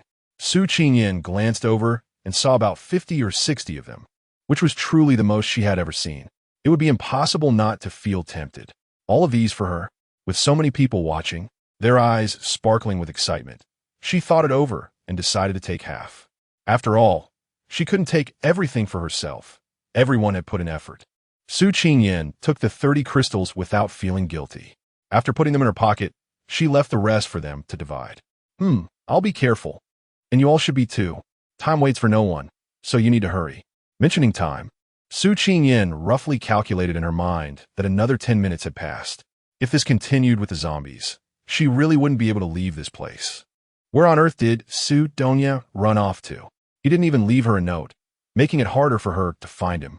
Seeing that Su Qingyan had made up her mind to leave, Zhou Hao and Lei Lingqing hesitated while holding the crystals distributed by Zhang Feiyu. Zhang Feiyu, unable to wait, closely followed behind Su Qingyan after she completed the task he assigned to her. What are you doing? Didn't I tell you to go down the mountain with them? Su Qingyan asked impatiently. I swore that no matter what happens, I will stay behind you. Zhang Feiyu seemed oblivious to Su Qingyan's obvious disdain and irritation. Have you forgotten what I told you? Do you still want to leave this hellish place? Hurry up and get lost. Wherever you are, that's where I'll be. Zhang Feiyu stubbornly insisted. Su Qingyan saw his demeanor and was filled with anger. How come he wasn't this obedient to her before, always questioning her or going against her? Now that he was like this, she really didn't know what to do. If she could, she would want to knock him out and throw him to Qian Xiong and the others. She couldn't chase him away or shake him off, so Su Qingyan could only go along with him. As she watched their figures disappear into the bushes, Lei Lingqing and Zhou Hao finally took action, quickly running to catch up. After all they had been through, the two of them understood that following Su Qingyan was the only way to be safe and to gain crystal stones to enhance their energy. So many crystal stones had fallen to the ground. Aside from Zhang Feiyu picking them up, who would dare to go collect them on their own? And who would dare to say they wanted to share? Everyone knew in their hearts that Su Qingyan had risked her own safety to save Zhang Feiyu twice. So when they encountered danger, she would also recklessly save them. Following such a responsible and caring captain, what was there to worry about? Moreover, Su Qingyan was never a stingy or selfish person. If she hadn't shared food along the way, they would probably have starved to death long ago. Now, she was giving them such important crystal stones. How could they not follow such a selfless captain? After Lei Lingqing and Zhou Hao understood this, they had no more reservations and quickly ran towards Su Qingyan with ease. Qian Xiong was still squatting in place, his empty palms concealed in the shadows. He had thought he would find a few crystal stones, but unexpectedly, Zhang Feiyu had collected everything cleanly, leaving him feeling a bit disappointed as he stood up. Qian Xiong glanced at Qi Ju, then scanned Zheng Zhong, and finally focused on the running Lei Lingqing and Zhou Hao. He slowly began to speak. They would no longer believe Zhou Jiaging, and without trust, how could they depend on him? Without a sense of security, how could they vow to follow him to the death? Qian Xiong seemed to be explaining for the two of them, but Qi Ju caught the meaning in his words. He narrowed his eyes, and a trace of killing intent rose in his heart. Everyone must be responsible for their own choices. Zheng Zhong, what is your choice? He closely followed behind Zhou Hao and Lei Lingqing. You two, wait for me. Zhou Hao and Lei Lingqing heard Qian Xiong's voice and slowed their pace a bit, but maintained a steady distance, fearing that if they weren't careful, they might lose sight of Su Qingyan. Chigo, I'm sorry, I can't go down the mountain with you. Zheng Zhong said apologetically. I'm part of their team, and there's no reason for me not to be with them. You said yourself. The most important thing for a team is unity, helping each other, trusting each other, and living and dying together. Without the slightest hesitation, Zheng Zhong left Qi Ju behind and quickly pursued Qian Xiong. Since he had used his special ability, he soon caught up with the three of them. Following Su Qingyan was the only hope of surviving and living better. Crazy, insane, they're all crazy. What kind of magic does Su Qingyan have that makes them five disregard their own lives to follow her? Is it just because of these 5 small crystal stones? Qi Ju stood in place, stamping his feet in anger, gritting his teeth as he looked at the 5 shiny crystal stones in his hand. Damn it, to be honest. These 5 crystal stones are enough for me to level up a star. After leveling up, the old injuries and ailments in his body would be healed. Not only that, but his strength would also increase, and the lethality of his special ability skills would grow. He had been injured not long ago and had not received treatment. The longer he delayed, the harder it would be to heal, which would affect the performance of his special ability skills. As long as he completely absorbed the energy from these 5 crystal stones, he believed that when he encountered zombies again, he would definitely not be as timid as before. He would show everyone his true strength and let them know that Su Qingyan's skills were nothing compared to his. Qi Ju stared at the gradually fading figures of the 4, his eyes darkening as he thought of something. He carefully stored the crystal stones in his chest, confirmed they were secure, then formed a hand seal, summoning a gust of wind to carry him towards Su Qingyan. Unable to find Su Dongye, Su Qingyan became increasingly anxious. Moving forward rapidly, as if propelled by wind, Zhang Feiyu struggled to keep up behind her. Even using his special ability, he could barely avoid being left behind. At this moment, Zhang Feiyu truly understood that the strength Su Qingyan had previously displayed was only a fraction of her true power, and even now she was holding back. After experiencing everything, he realized how foolish he had been to offend such a powerful ally instead of clinging to her. If it were anyone else, he would have been killed countless times by now. Captain, are you sure you've been here before? Zhang Feiyu noticed that Su Qingyan didn't seem to be looking for weapons. Her search felt more like looking for someone, but they were all right there. Could there be other ability users on this mountain? Just the thought of other ability users excited Zhang Feiyu immensely. Anyone who could be alone on this mountain must also be a formidable ability user. Su Qingyan had no time to pay attention to him. She thought about where Su Dongye might go, but the mountain was vast, and where would he go? Standing still, Su Qingyan emptied her mind, closing her eyes to feel the airflow around her. She needed to relax. she couldn't be too tense. The more nervous she was, the less clarity she had. She recalled Su Donya's expression when he left and wondered what he would do according to his habits. Before Su Qingyan could sort out her thoughts, a gust of wind shook the branches around her, making a loud noise. And the rustling sound of the grass startled Zhang Feiyu, who was guarding nearby, causing his hair to stand on end. Su Qingyan also sensed something approaching them, and the alarm bells rang out, immediately taking a defensive stance. The thing seemed to come from the sky, and, as it descended, Su Qingyan directly threw the hammer in her hand. Qi Ju was riding the wind, leading Zheng Zhong and the other three in pursuit of Su Qingyan. And just as they were about to catch up, they were caught off guard and hit by a hammer. Fortunately, Zheng Zhong was behind him and used his abilities to resolve the danger, preventing any injuries. However, the others weren't so fortunate when they landed. One by one, they fell from midair, sprawled on the ground with dust all over their faces, causing Zhang Feiyu to laugh uncontrollably. You don't need to be so polite. PFFT, PFFT, PFFT. The five of them awkwardly got up from the ground, and when they saw Su Qingyan, there was a fleeting, unnatural expression on their faces, but soon, under Zhang Feiyu's mocking laughter, they quickly returned to their previous warmth. Captain, Zhang Feiyu is right. We should stick together. Wherever you go, we will go. Zheng Zhong was the first to speak up, and the others quickly echoed him. Even Qi Ju no longer opposed. When Su Qingyan saw them, her first reaction was, how come there are a few more stubborn ones? Can't I shake them off? She really didn't have the time to care about their lives or deaths. They could do whatever they wanted. As long as they didn't cause her trouble, it was fine. Let it be clear in advance, if they encountered zombies, they should fend for themselves. Don't expect her to save anyone. She would try to get them to the back gate of the school before 2 o'clock. But whether they could escape from there depended on their own abilities and luck. Having made everything clear, Su Qingyan no longer cared what they thought. It was originally a mutually beneficial relationship, and she had already been more than kind to them. She owed them nothing. After hearing Su Qingyan's words, Qi Ju realized that the cloth strip was left by her. He had originally intended to use this information to gain an advantage for himself in a desperate situation, to make everyone obey him, but seemed that wouldn't work. Qian Xiong and the others hadn't expected Su Qingyan to actually be able to take them away from here, so it seemed they had all made the right bet this time. They became even more obedient to Su Qingyan. One by one, they volunteered to help Su Qingyan find that stick, all of them bowing their heads, not missing a single inch of the ground beneath their feet. Su Qingyan felt a mix of helpless anger and amusement at their foolishness. She turned away, no longer looking at their silly faces, and continued to walk quickly. The fleeting thought she had was interrupted, so she could only rely on her instincts to hurry along the path. But she couldn't help but imagine being embraced by a familiar and warm chest.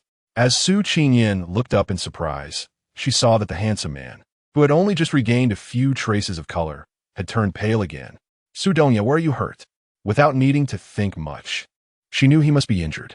As she worriedly tried to check his wounds, he stopped her. We need to get out of here quickly. They'll be coming soon. Su Donya took Su Qingyan's hand and ran towards the mountain's base. Their speed was so fast that Zhang Feiyu and the others didn't react in time. It wasn't until the strong wind disheveled their hair that they realized they needed to run. Creak, crackle, rumble, pop, pop, pop. Everyone was terrified, their hairs standing on end. The noise and commotion were definitely not something an ordinary zombie could create. Qi Ju knew that it was at least the work of a D-level zombie. Who was that just now? How did they provoke a D-level zombie? Where did this D-level zombie come from? It was too terrifying. Everyone understood in their hearts that if they couldn't escape this time, this place would become their burial ground. Chapter 59. Encirclement. The wind howled in her ears, and the trees beside her rushed past at high speed. Su Qingyan could clearly hear the sound of her own heartbeat. Thump, thump, as if it were about to burst out her chest. She turned her head to look at the person beside her who was leading her forward, sensing the wetness in his palm and the strong smell of blood in her nostrils. She knew Su Donya was seriously injured, but she couldn't ask anything or do anything. Su Donya lowered his head in disappointment. He was focused on the movements behind him, taking advantage of the fact that the zombies hadn't caught up yet. He needed to hurry and leave with Su Qingyan. He didn't expect that in just a short time, the strength of the zombies had greatly increased.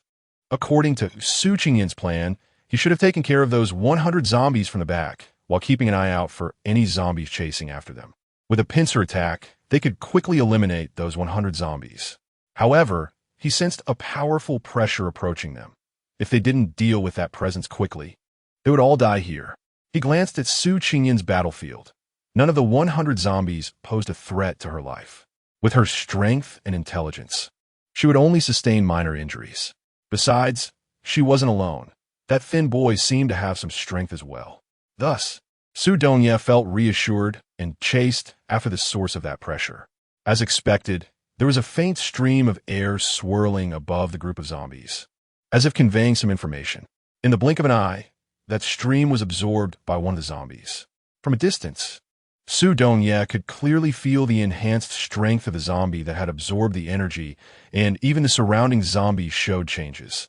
Their eyes, once murky, now had focus and shone brightly, and their movements were more like those of normal humans. Not knowing the strength of the zombies ahead, Su Dongye didn't dare to act recklessly and only released a bit of mental power to probe their levels. After a moment, the zombie that had absorbed the energy showed obvious changes. The most noticeable was that its skin color gradually approached that of a normal human, its pale face marred by red veins, and its eyes shone with intelligence. It was undoubtedly a C-level zombie, and it was at 9 stars, just one step away from B-level. Su Dongye remained calm, as always, and continued to investigate the 3 zombies surrounding the C-level one of which had injured Su Qingyan. They were a D-level 7 stars, a D-level 5 stars, and a D-level 3 stars, and the one that had hurt Su Qingyan was the D-level 5 stars. Su Dongye scanned the remaining zombies. Most were E-level, with a few F-level, and there were no G-level ones left. How had their strength increased so quickly? Was it just from absorbing that energy? It was obvious that this wasn't the case. Otherwise, all the zombies would be fighting to absorb it. Since he couldn't figure it out, he decided to set it aside for now and study how zombies became stronger when he had the chance. While he hesitated, the zombie army in front of him began to move. The C-level zombie cackled, seemingly communicating with the 3D-level zombies, and he could clearly feel it assigning tasks to them. The zombie wielding a club seemed unconvinced, cackling loudly, but after receiving a beating from the C-level zombie, it became much more compliant. However, in the end, the C-level zombie seemed to have acquiesced to it, and he could feel its joy and excitement. The C-level zombie led the D-level 3 stars and around 40 to 50 other zombies down the mountain. Was this a retreat? Su Dongye continued to watch them closely and saw the D-level 7-star zombie and the one with the club leading 70 to 80 zombies towards his direction. More specifically, towards him. He instantly understood their intentions. Split into 2 groups, one on the mountain and one below, and surely one of the 2 paths would catch them. At that moment, Su Dongye couldn't help but curse. Damn, these creatures not only had their strength increased significantly, but also seemed to have gotten smarter. They were becoming increasingly difficult to deal with. However, their dispersal gave Su Dongye a good opportunity. He carefully retreated and set up numerous traps, using the zombies' blindness and the dense branches to obstruct them. He entwined 2 wrist-thick branches with vines, pulling the other end taut and tying it to the base of another tree. As long as a zombie stepped on it, the elastic force would knock the zombies behind it down. Whether it could seriously injure them was uncertain, but at least it would disrupt their formation. At this moment, he planned to take advantage of the chaos to reap a wave of zombies. With some luck, he might even injure a D-level zombie. Su Dongye worked quickly, setting up 7 or 8 traps in just 3 to 4 minutes. He hid in a tree with excellent visibility, waiting to reap the rewards. Su Dongye and Su Qingyan shared similar behaviors and thoughts, both enjoying exploiting the enemy's weaknesses for sniping and ambushes, and both loved climbing trees. As expected, chaos erupted among the zombies. Some weaker ones were directly decapitated by branches, turning to ashes. However, the 2D-level zombies were unaffected, standing still like outsiders, coldly observing the deaths of their subordinates. In the midst of the chaos, Su Dongye harvested over 10 zombies and collected the fallen crystals. The D-level 7-star zombie seemed to have sensed Su Dongye's movements and blocked him during his second wave of harvesting. Not only that, but it also engaged in a fierce struggle. Su Donya's mental powers were in a state where they couldn't be used. He absorbed the energy from the crystals to repair his mental powers while using his physical powers to fight the D-level 7-star zombie in close combat. Fortunately, this zombie was not of the metal attribute. Its toxins weren't heavy, and the injuries it inflicted were not severe. However, it was very tenacious, making it hard for Su Donya to shake it off. One person and one zombie were entangled, exchanging blows, both sustaining injuries. In close combat with zombies, regardless of who it was or what powers they had, it was a disadvantageous situation. Su Donya had long anticipated this and planned to use the price of serious injury to gain an opportunity to escape. He threw a punch at the zombie's face, and as expected, his anticipated obstruction occurred. He restrained his strength and followed the zombie's grabbing and throwing motion, using his legs to kick it in the waist area. Using its strength, he propelled himself 30 meters away, crashing into several tree trunks. Without time to feel the pain in his body, Su Donya got up and ran. The D-level 7-star zombie didn't expect that after just blocking for a moment and having the chance to break his arms and turn him into its meal, it would allow him to escape with the enhancement of dual abilities. Su Donya absorbed the energy from more than 30 crystal stones in just 3 or 4 minutes. He stood up to feel the energy surging within his body, glanced at his injuries, and found everything restored to its original state, with no scars in sight. Even the scratch marks were completely gone, and his skin was even fairer and more delicate than before. If Su Qingyan were here, she would probably be so envious of Su Donya's recovery that she would burst into tears. She had been scratched by a zombie, suffering not only skin damage, but also zombie toxin poisoning, which nearly cost her life to remove. But different fates for the same injuries. Uncertain if Su Donya was thinking of Su Qingyan, his gaze softened, the corners of his mouth slightly lifted, and a hint of a smile appeared on his face. However, this smile turned cold within half a minute. This time, Su Donya had no intention of escaping. He faced them with a frosty expression. He fixed his piercing gaze on the zombie holding a club, and in the next second, he appeared directly in front of it, striking its wrist fiercely with a branch. He poured all his strength into the branch, which seemed to become heavier than steel and sharper, cutting off the zombie's hand with a single blow. Su Donya took the club and inserted it behind him. The zombie clearly didn't react in time. It only realized its hand felt lighter after a moment. By the time it responded, Su Donya summoned his power hammer and swung it violently at its head. The D-grade zombie, being a D-grade zombie with metal properties, was indeed formidable. If it had been any other zombie, Su Donya would have surely died, but this one only staggered back a few steps, its head spinning. However, in the blink of an eye, it recovered, and its hand grew back again. For example, its fingernails were even redder than before, and the poison was more potent. Su Donya had to become cautious, as there were no more crystal stones left to absorb energy. A mocking cackle came from the D-grade 7-star zombie nearby, seemingly retaliating for being laughed at earlier.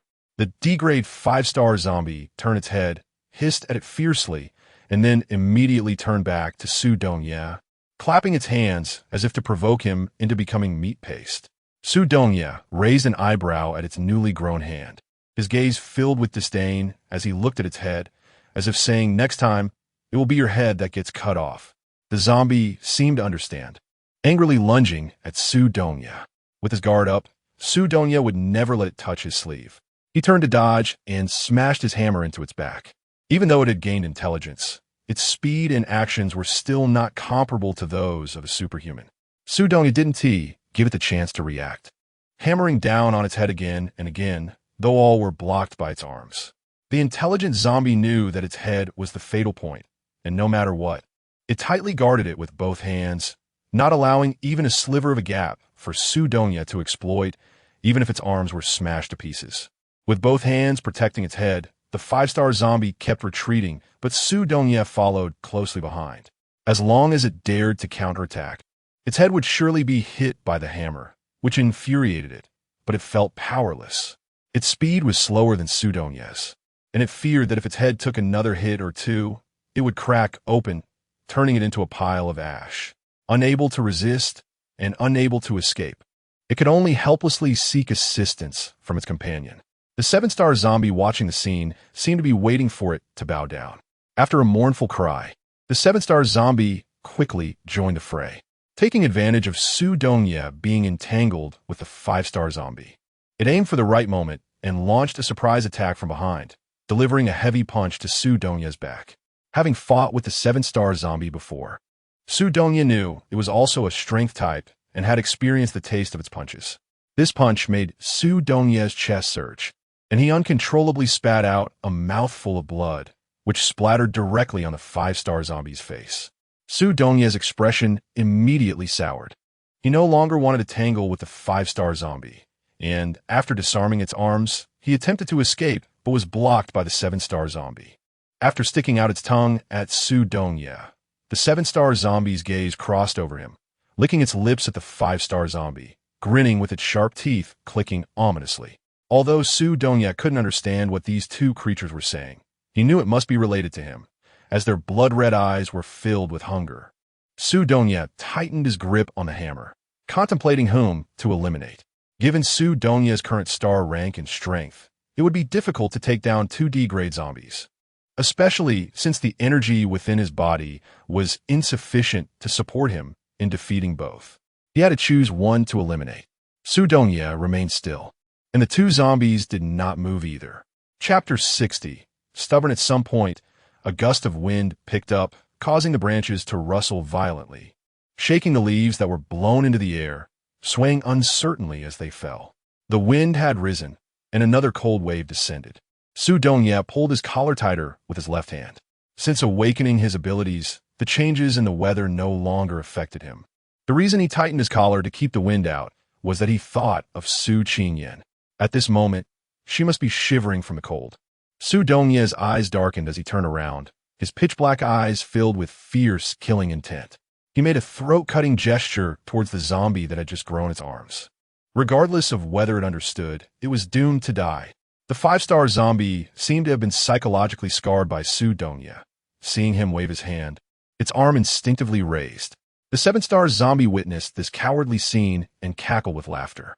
After being mocked time and again, the five-star zombie became furious. It let out a furious roar and charged at Su Dongye.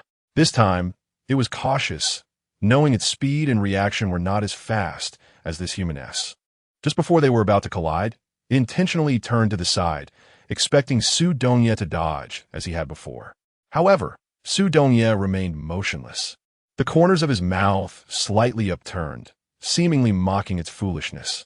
Seeing the approaching zombie, Su Dongye didn't take its attack seriously. Instead, he kept an eye on the seven-star zombie behind him. After taking that punch, he knew it hadn't used its full strength during their previous tussle. Feeling a gust of wind coming from behind, Su Dongye finally moved. He clearly sensed that the seven-star zombie was much faster than the five-star zombie.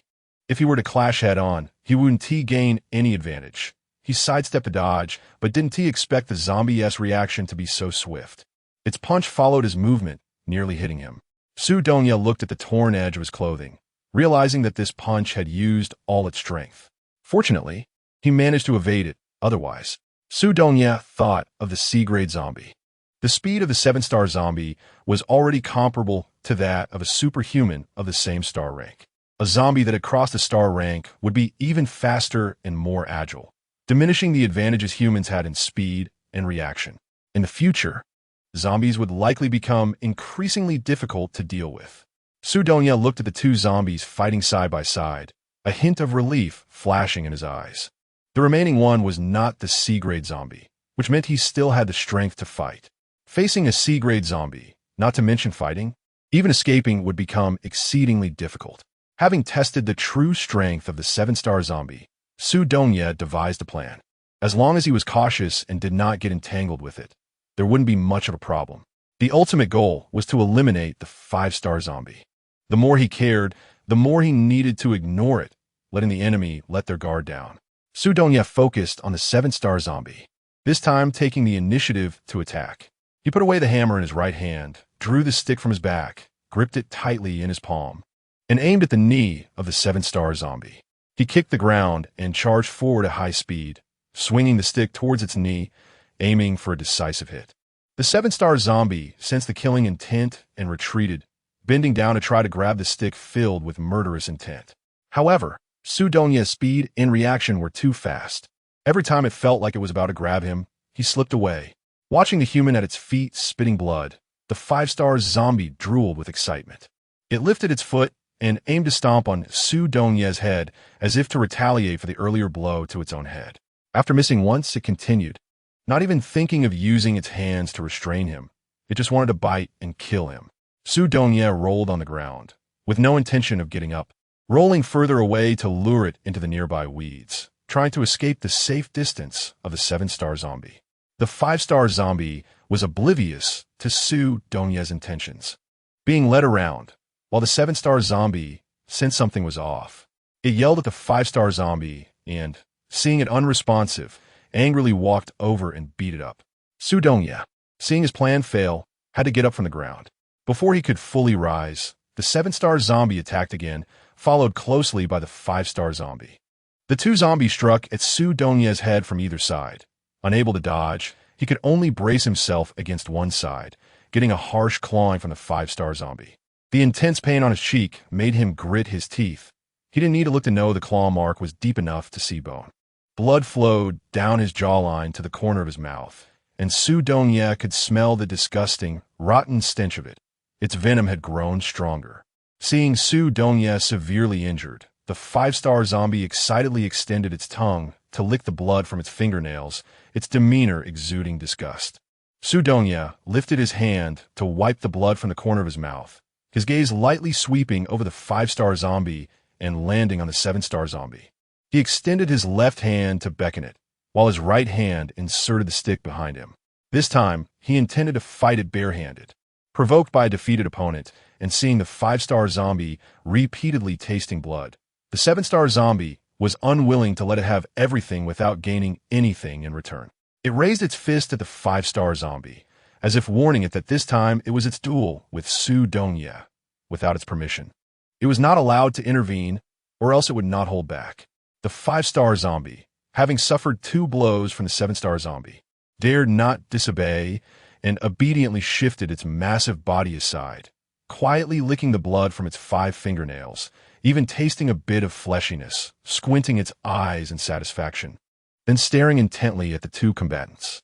Su Donya was hit again by the fist of the 7-star zombie, but fortunately, he avoided the vital parts of his body. Although injured, it was not enough to be fatal. Blood flowed continuously, already staining his clothes red, not giving Su Donya a chance to rest. The 7-star zombie unleashed another swift punch. This time, Su Donya played a little trick, throwing his outer clothing at it to block its line of sight. At the same time, he used his psychic ability. Zombies instinctively became excited and frenzied at the scent of blood, especially with such a rich, close proximity to blood. It could hardly suppress its instincts. Su Donya planned to take advantage of this opportunity to manipulate its mind and use it to kill the 5-star zombie unexpectedly, but found he could not enter its mental world. Each use of his psychic ability drained his energy faster, leaving him increasingly weak, his face pale from excessive blood loss, his eyes devoid of vitality. The 5-star zombie observed Su Donya's condition, seeing the 7-star zombie absorbed in the blood of the clothing. It felt a mix of rage and dissatisfaction, but dared not resist, until it sensed that the human lying on the ground seemed to be losing his strength. It finally found the courage. As long as it ate this human, its strength would increase. After tasting his blood, it realized that his blood was similar to that of the previous woman, which could make them stronger, though his was still slightly weaker. If it weren't for wanting to be the first to eat that woman, it wouldn't have stayed to cooperate with this big fool. It knew that after the last struggle with that woman, when it had eaten the blood stained on its fingernails, its strength had directly risen to D-level 5-star, jumping from E-level, and its status had become the 3rd leader, also becoming smarter. It no longer wanted to be subordinate to anyone. It wanted to grow stronger than C-level, becoming a true leader, even turning into a real human. Eating this person in front of it would make it C-level. The 5-star zombie was filled with a desire to grow stronger, casting aside the 7-star zombie's warning. However, when it approached Su Donya and tried to bite him, it realized it had been deceived. It was unwilling to die like this. As the hammer appeared in Su Donye's hand, the five-star zombie began to retreat, but found its legs were immobilized, unable to move. Just as the hammer was about to strike down, it gathered all its energy into its right hand and pulled the seven-star zombie, which was still sucking blood, in front of it. By the time the seven-star zombie reacted, its head had already fallen to the ground, its limbs gradually turning to ashes. Su Donye did not expect that under his psychic control, the five-star zombie could still manipulate its right hand, pulling the seven-star zombie to block his all-out attack. Seeing that he had failed to kill it, Su Donye attempted to strike again, only to realize that his energy had been depleted and the hammer in his hand was also faintly dissipating. His control over the five-star zombie's mind had disappeared when he swung the hammer. With his energy exhausted, he could no longer use psychic abilities, and his body had been battered by the seven-star zombie, showing signs of collapse. He could not use any abilities anymore. At this moment, Su Donye knew he could not kill the five-star zombie. He needed to get out of there quickly, but he was unwilling. Although the five-star zombie had used the seven-star zombie as a scapegoat, it was also severely injured. Not only was its energy completely consumed, but its legs and arms had been shattered by Su Donye's violent strike, leaving only a torso lying far away in the weeds. If it had not been thrown so far, Su Donye's physical damage might have allowed him to finish it off with a single blow. Sensing the killing intent from afar, the five-star zombie let out a terrified and mournful howl. Su Donye noticed it was signaling for help to the sea-level zombies, and he was furious. He should have ignored it and killed it at all costs. Now, he could only flee for his life. While escaping, Su Donye did not forget to pick up the crystal that had exploded from the dead seven-star zombie. It was a pink triangular crystal about the size of an egg. It looked beautiful, like a pink diamond. Su Qingyan would probably like it. This was the first time he had seen a pink crystal, and he wondered if she could absorb the energy within it. Su Donye was also very confused. Although Su Qingyan had awakened her supernatural abilities, which were somewhat useless at the moment, they were still powers. Why was he able to absorb the energy from the crystal stones? Even though it couldn't elevate his star rank, but could replenish energy and heal his body, while Su Qingyan seemed to be able to do nothing. Holding the pink crystal stone, Su Donye could only rely on his basic physical qualities to run forward. He needed to quickly find Su Qingyan and take her away from here. As he searched for her, she was also looking for him. It was unclear whether it was a connection between the two, but they bumped into each other. With no time to explain much, Su Donye took the initiative to grasp Su Qingyan's hand for the first time and ran down the mountain with her. Su Donye noticed her several attempts to speak, but hesitated. He knew that escaping was the priority at this moment, and any issues could wait until they were safe. Not wanting her to overthink, Su Donye succinctly said that a sea-level zombie was about to chase them, and they had to leave the mountain before it appeared. Upon hearing the term sea-level, Su Qingyan felt her scalp tingle, and her eyelids began to twitch. How could there be a sea-level zombie? Where did it come from? How could a sea-level zombie suddenly appear out of nowhere? Su Qingyan couldn't believe that among the 400 zombies, there was actually a C-class zombie. If there really was, how could Chi-Ju still be alive until now? She didn't know how many times she had died. Are all your injuries from it? Su Qingyan asked. Su Donye shook his head, wanted to say something more, but his body swayed. And it seemed that the breath he had been holding inside him leaked out just from saying that one sentence. His whole body went limp and started to collapse. Fortunately, Su Qingyan had been paying attention to his condition and caught him before he fell. Their speed of escape then came to a halt. Su Qingyan quickly placed Su Donye down, wanting to see how badly he was injured. When she saw the 5 deep gashes on his right cheek, revealing white bone, she could no longer control herself, and tears streamed down her face. I'm fine. The injury isn't serious. I'll be okay soon. Don't cry. Su Donye didn't say the last sentence. He was afraid that if he said it, she would cry even harder. For the first time, he realized that Su Qingyan was also a little crybaby. Enduring the pain throughout his body, Su Donye tried to get up, but as soon as he moved, it felt like the air in his chest diminished. He could only gasp for breath.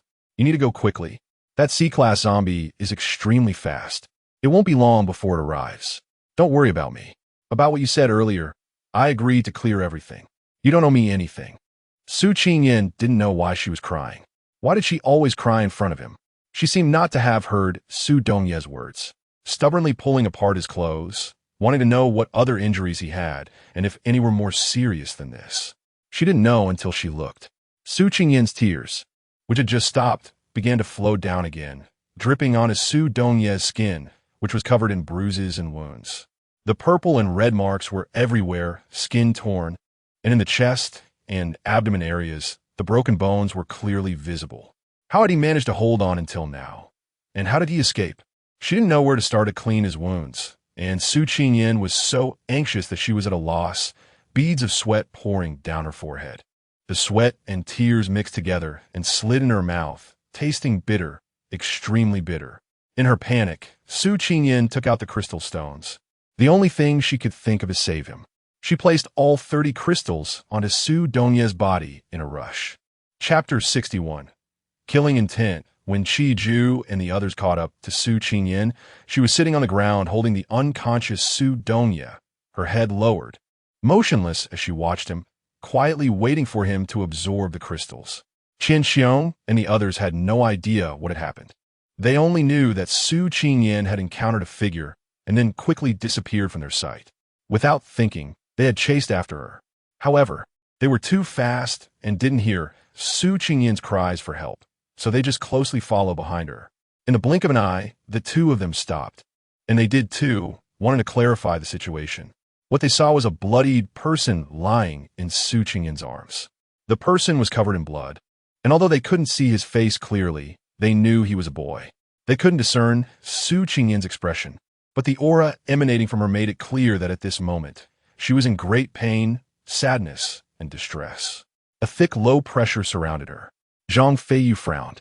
He had never seen Su Qingyan so despondent and wanted to comfort her, but he was stopped by Qian Xiong beside him. He looked at him in confusion, but Qian Xiong just shook his head. He had a lot of questions too, but clearly this was not the time to ask. The others felt the same way. They could only stand quietly by and wait. Su Qingyan was not unaware of the change in their aura. She simply had no time to pay attention to it. At this moment, all her thoughts were focused on Su Dongye. The 30 crystals had all been absorbed, and the heartbeat of the heart in the palm of her right hand gradually returned to normal. His breathing became calmer as well. Although the threat to his life had disappeared, the injuries on his body remained as horrific and tragic as ever. As Su Qingyan raised her eyes, she could see his injured cheek deep enough to see the bone. The skin of the wound had begun to rot, with signs of pus oozing out. It was identical to the injury she had on her arm before, with the corpse poison invading the skin, and it needed to be treated urgently. Her hands trembled as she wanted to treat his wound like he had done for her before, but her hand holding the knife kept shaking uncontrollably. She bit her lip until it bled, yet she still couldn't bring herself to do it. Could he endure such pain in his weakened state? Su Qingyan couldn't imagine what would happen if he couldn't hold on. She put away the knife, not raising her head, and kept staring at the pus flowing from Su Dongye's face. She spoke. Zhang Feiyu, come here for a moment. Suddenly called by name, Zhang Feiyu ran over eagerly. Take out the crystal stones on you. Su Qingyan didn't even lift her head, just stretched her hand out in front of him. Zhang Feiyu hesitated not at all and respectfully took out the crystal stones, placing them in her hand. After receiving the crystals, Su Qingyan directly placed them on Su Dongye's injured cheek. This time, he saw the boy lying in Su Qingyan's arms up close. He gasped in shock at the injuries on his body, especially when he saw the half of his face that was already rotting. Trying to suppress the nausea and bitterness, he quickly averted his gaze. His doubts deepened. This boy was clearly severely injured by a zombie, with such serious wounds and still alive. Not only was he lucky, but his strength must also be formidable. But would he turn to a zombie? The thought of the possibility of transformation made Zhang Feiyu tighten his clothes in fear. Don't be scared, don't be scared. With Su Qingyan here, nothing is frightening. Zhou Hao noticed Zhang Feiyu mumbling something as he walked, and saw him give all 5 crystal stones they had previously divided to Su Qingyan, feeling full of questions and wanting to ask what was going on. Before he could open his mouth to inquire, he heard Su Qingyan speak again. Take out all the crystal stones on you. Consider it a loan from me. With the 5 crystal stones used, the rot on Su Dongye's face showed clear signs of being restrained, but it was not enough to heal him. Su Qingyan knew that the crystal stones of others had not been absorbed yet, so she spoke up to borrow from them. Zhang Feiyu quickly nudged Zhou Hao beside him, urging him to take it out. What are you standing there for? The crystal stones that have been obtained are about to be given away. Although it's said to be a loan, crystal stones are not just anything. At a critical moment, they can save lives, saying they will return it. But when will they actually return it? Seeing that Zhou Hao didn't move, Zhang Feiyu looked at the others, who all had difficult expressions on their faces. And he was so angry that he was about to curse. Su Qingyan was anxiously waiting to use it, seeing that they were all hesitating and not making any moves. She spoke again. I, Su Qingyan, have never broken a promise. I said I would repay. If I don't, I'll return 10 times the amount. As long as you are willing to lend it to me today, I will repay you 3 times. What are you hesitating for? Hurry up and take it out. These crystal stones should belong to the captain anyway. Can't you see how urgently she needs them? You all said you would lend them. What are you really thinking? Zhang Feiyu was anxious for them. If it were Su Qingyan using these crystal stones, I would definitely give them to her without a second thought, but giving them to a zombie person, isn't that a waste? Qiju had already noticed the weak breath of the person in Su Qingyan's arms. It was just hanging on with the support of the crystal stones. Her own crystal stones were useless, and now she was trying to take their crystal stones. To be honest, he was unwilling to lend them, even for 3 or 4 times the return. What could be more reassuring and comfortable than holding something in your own hands? Su Qingyan anticipated that this situation would arise, unable to hide the disappointment and a sense of desolation that welled up within her. She had overestimated her position in their minds and underestimated the selfishness of human nature. Gripping Su Donye's hand tightly, she looked at the rotting, pus-filled wounds on his face that were spreading, a violent thought crashing into her mind. Su Qingyan developed a ruthless desire to kill and rob. She looked up at them, her sharp gaze resembling that of a lifeless object, exuding a dangerous aura and a tense pressure that made their scalps tingle. Lei Lingqing immediately took out the crystal and placed it in Zhang Feiyu's hand, followed by Zhou Hao, who also took one out. Qian Xiong seemed to hesitate for a moment, but eventually placed 5 pieces in Zhang Feiyu's hand. Zheng Zhong followed suit, leaving only Qi Ju. He still put up a final resistance, but seeing the 4 of them as if they were going to tear him apart, he had no choice but to take it out. Zhang Feiyu quickly handed the received crystals to Su Qingyan and turned to leave, but was called back by her.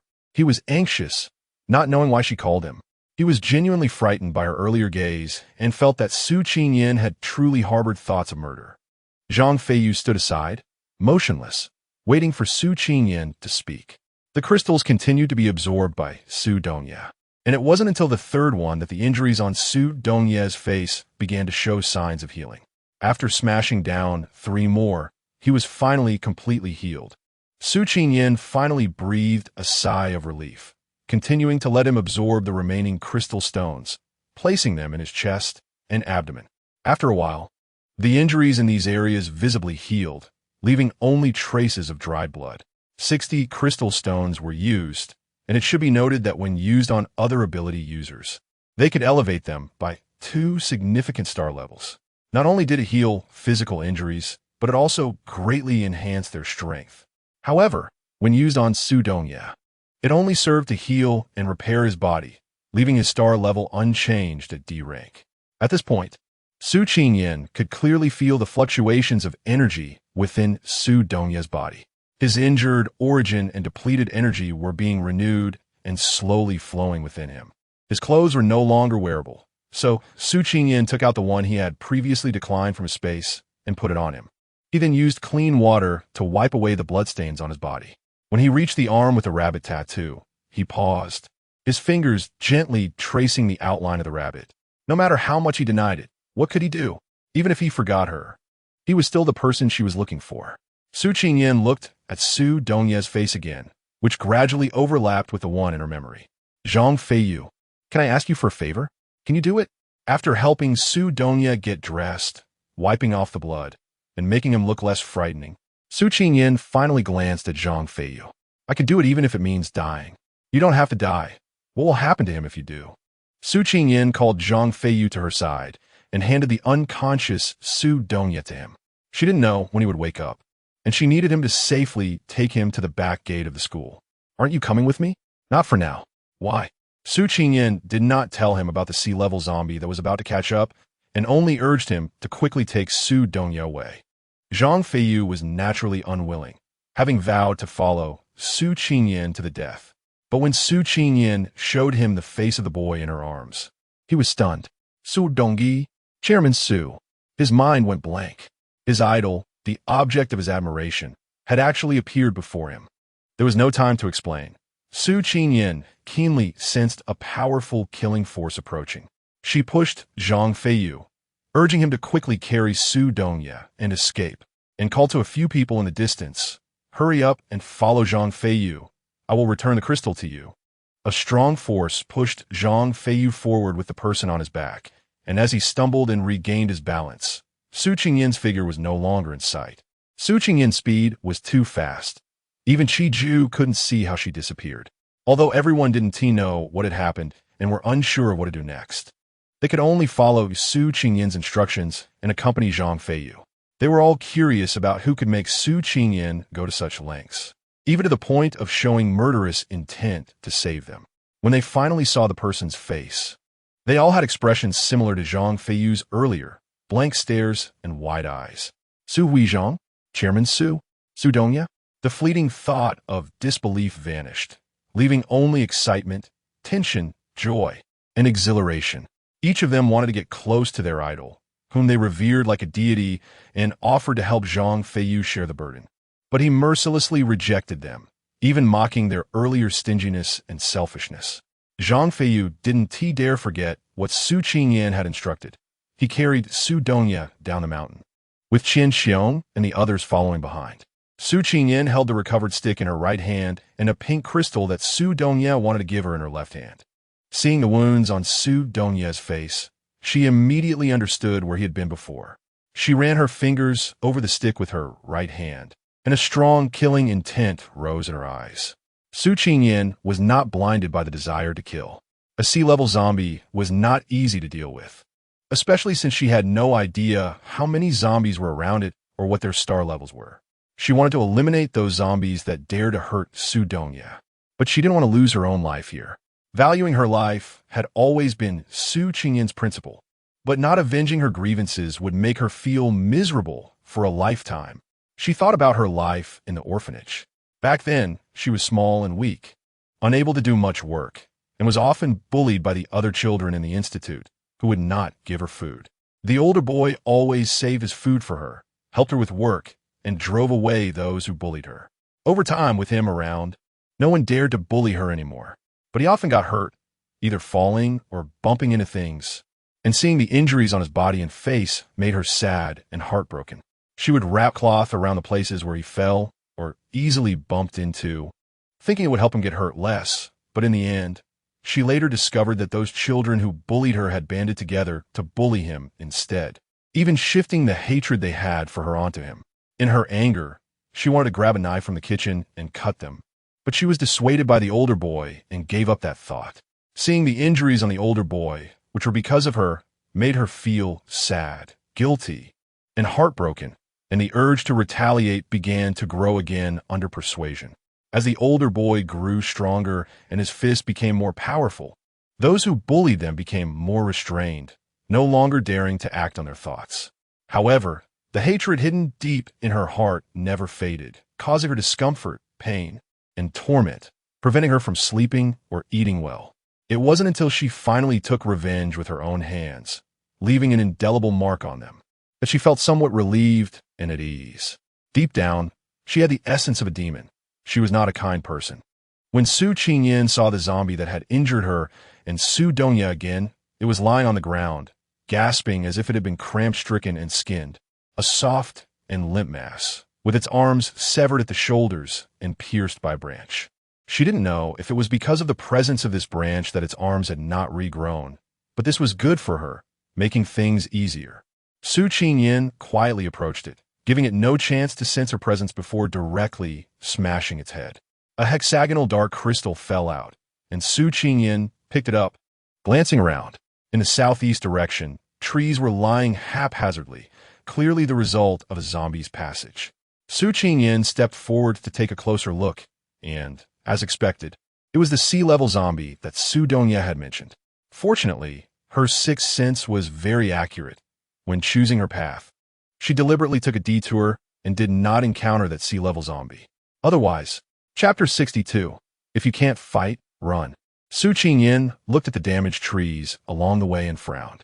She wondered if the scents she had deliberately left behind had deceived the C-class zombie, buying more time for Zhang Feiyu and the others to escape.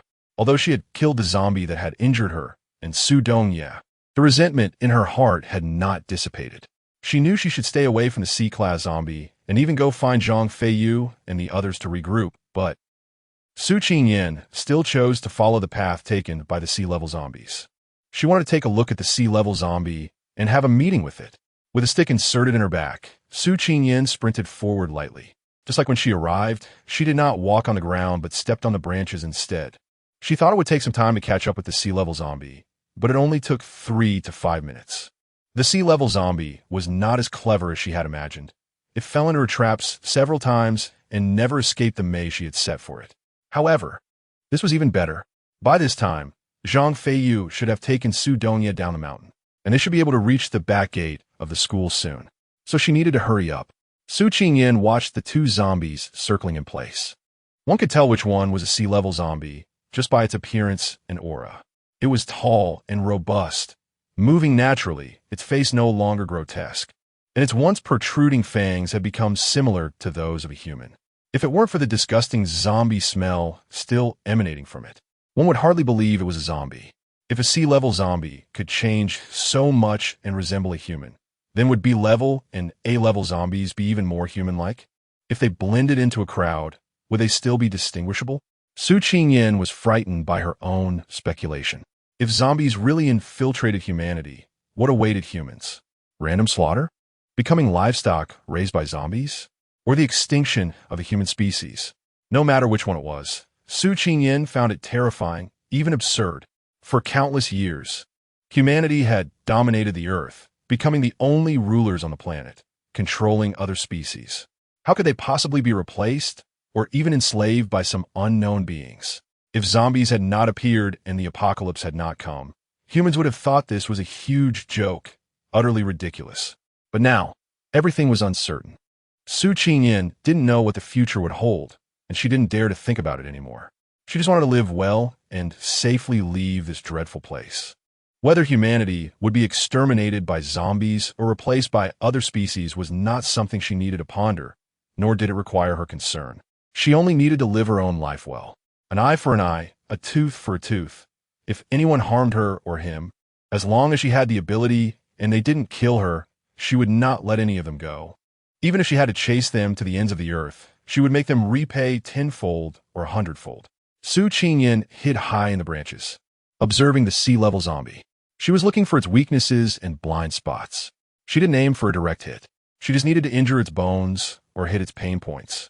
It was unclear whether the sea-level zombie had realized it was trapped, but in its anger, it slapped the zombie following it, sending its head spinning 360 degrees several times before it finally stabilized. Unable to understand the communication between zombies, Su Qingyan could only infer their intentions based on their actions. The dazed zombie, after steadying its head, walked toward a nearby tree. It effortlessly uprooted a tree that could only be encircled by 2 adults, casually tossed it aside, and it crashed into another nearby tree, causing more trees to fall. This mountain, with its hundreds or even thousands of years-old trees, was being ravaged by this group of zombies. If this continued, the mountain would become bare. The beautiful scenery and dense forest would cease to exist, and it might even turn into a dead mountain, a desolate place devoid of life. Su Qingyan saw the zombie uprooting trees and destroying them, while the sea-level zombie sat nearby waiting for it to clear a proper path. It couldn't continue to destroy like this. The green mountains and clear waters, full of vitality, should exist forever as beautiful things. Su Qingyan lightly stepped on the leaves, her figure floating gracefully. Taking advantage of the dense foliage and the swaying leaves stirred by the wind, she quietly approached the zombie that was uprooting the trees. Although she no longer had the useless alarm system to accurately determine the star level and strength of the zombie in front of her, based on its movements and power, Su Qingyan could roughly guess that it was a D-level zombie, as it was able to follow alongside a C-level zombie. She wasn't certain about the exact star rating, but it was definitely below 5 stars. Su Qingyan's guess was indeed correct. This zombie was one of the 3 remaining D-level zombies and was also the weakest among them. With only 3 stars, Su Qingyan couldn't discern the attributes of the zombie. Her gaze fell on its sharp fingernails, which had nothing but wood shavings on them, and their color was a transparent white. This clearly indicated that it was a zombie with low toxicity. This made her breathe a sigh of relief. Even if she got scratched, it wouldn't matter, as she had medicine to deal with ordinary zombie poison on her. Su Qingyan was hiding not far away, ready to launch a surprise attack on it from a branch she would pull down. First, she would deal with this less powerful one, and then find a way to confront that C-level zombie. Her principle had always been to run if she couldn't win. What could be more satisfying than watching dogs bite dogs? Unfortunately, her meticulously planned attack was unexpectedly thwarted. Just as the stick was about to hit its head, a hand suddenly emerged from nowhere, firmly gripping the end of the stick. One could only say that zombies were tough and resilient, and without pain sensitivity, any attack not aimed at the head was ineffective for them. The zombie always had its back to Su Qingyan, as if it had eyes growing from the back of its head, able to capture her movements at any moment. This made it very difficult for Su Qingyan to launch her attacks. She originally thought that a zombie with low intelligence would be easier to deal with, but it turned out to be just as difficult.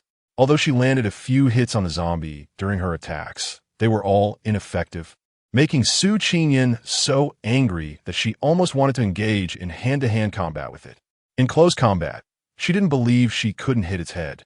Su Qingyan put the stick into her space, and the zombie was now facing her. Its appearance was still the same as other zombies, with a grotesque and disgusting face. But the obvious bulge on its chest made Su Qingyan glance at its face a few more times. With a delicate face and a slender body, it turned out to be a female zombie. This was Su Qingyan's first encounter with a female zombie, and she was momentarily stunned, unsure of how to proceed. After all, there is still a certain mysterious bond between those of the same sex. Su Qingyan was not good at taking the initiative, but that female zombie had no such concerns. It bared its teeth and brandished its sharp claws, reaching out to grab Su Qingyan. However, its speed could not match Su Qingyan's, even at D rank. It was still slower than her. Su Qingyan nimbly dodged, and at the same time, she realized that this female zombie was not as powerful as the one that had injured her. This made her feel even more at ease. Su Qingyan had no more worries and started fighting it hand-to-hand. Trading injuries for injuries, although not a wise move, allowed her to get close to its head. As long as she seized the opportunity, she was confident she could land a decisive blow. Su Qingyan was not completely unprepared. Whenever the female zombie tried to grab her, she would take something out from her space to block it. Although it didn't have much effect, it helped her avoid some scratches. Unknowingly, Su Qingyan found herself wrestling with the female zombie. With less strength in it, she ended up being the one pinned down. Her body and arms were covered in scratches, but fortunately, there were none on her face. Otherwise, Su Qingyan would have gone into a rage. However, she was now on the verge of losing control. Su Qingyan had a pair of iron pliers in her hand. When the female zombie's finger poked her cheek, she directly clamped down on its nail. With a firm press, there was a crack, and the sharp nail fell to the ground. The female zombie seemed taken aback that her nail had been cut off. While it was in a daze, Su Qingyan quickly clipped off all of its nails, looking at her bare nails as if her most cherished possession had been damaged. The female zombie let out a cackling cry. Su Qingyan quickly ran up to it, and without hesitation swung her pliers at it. Worried that one hit wouldn't be enough, she took out many weapons from her space and smashed them against its head, ending with her stick. In the midst of the chaotic strikes, the sorrowful female zombie had already lost her composure, not knowing which blow to block. Amidst the disordered light and shadow, her hands grabbed at empty air, and her head was directly struck by the stick. In an instant, the female zombie turned into a pile of dust, and the 10 shiny fingernails lay inside. along with a pink, triangular crystal the size of an egg. It was identical to the one in Su Dongye's hand.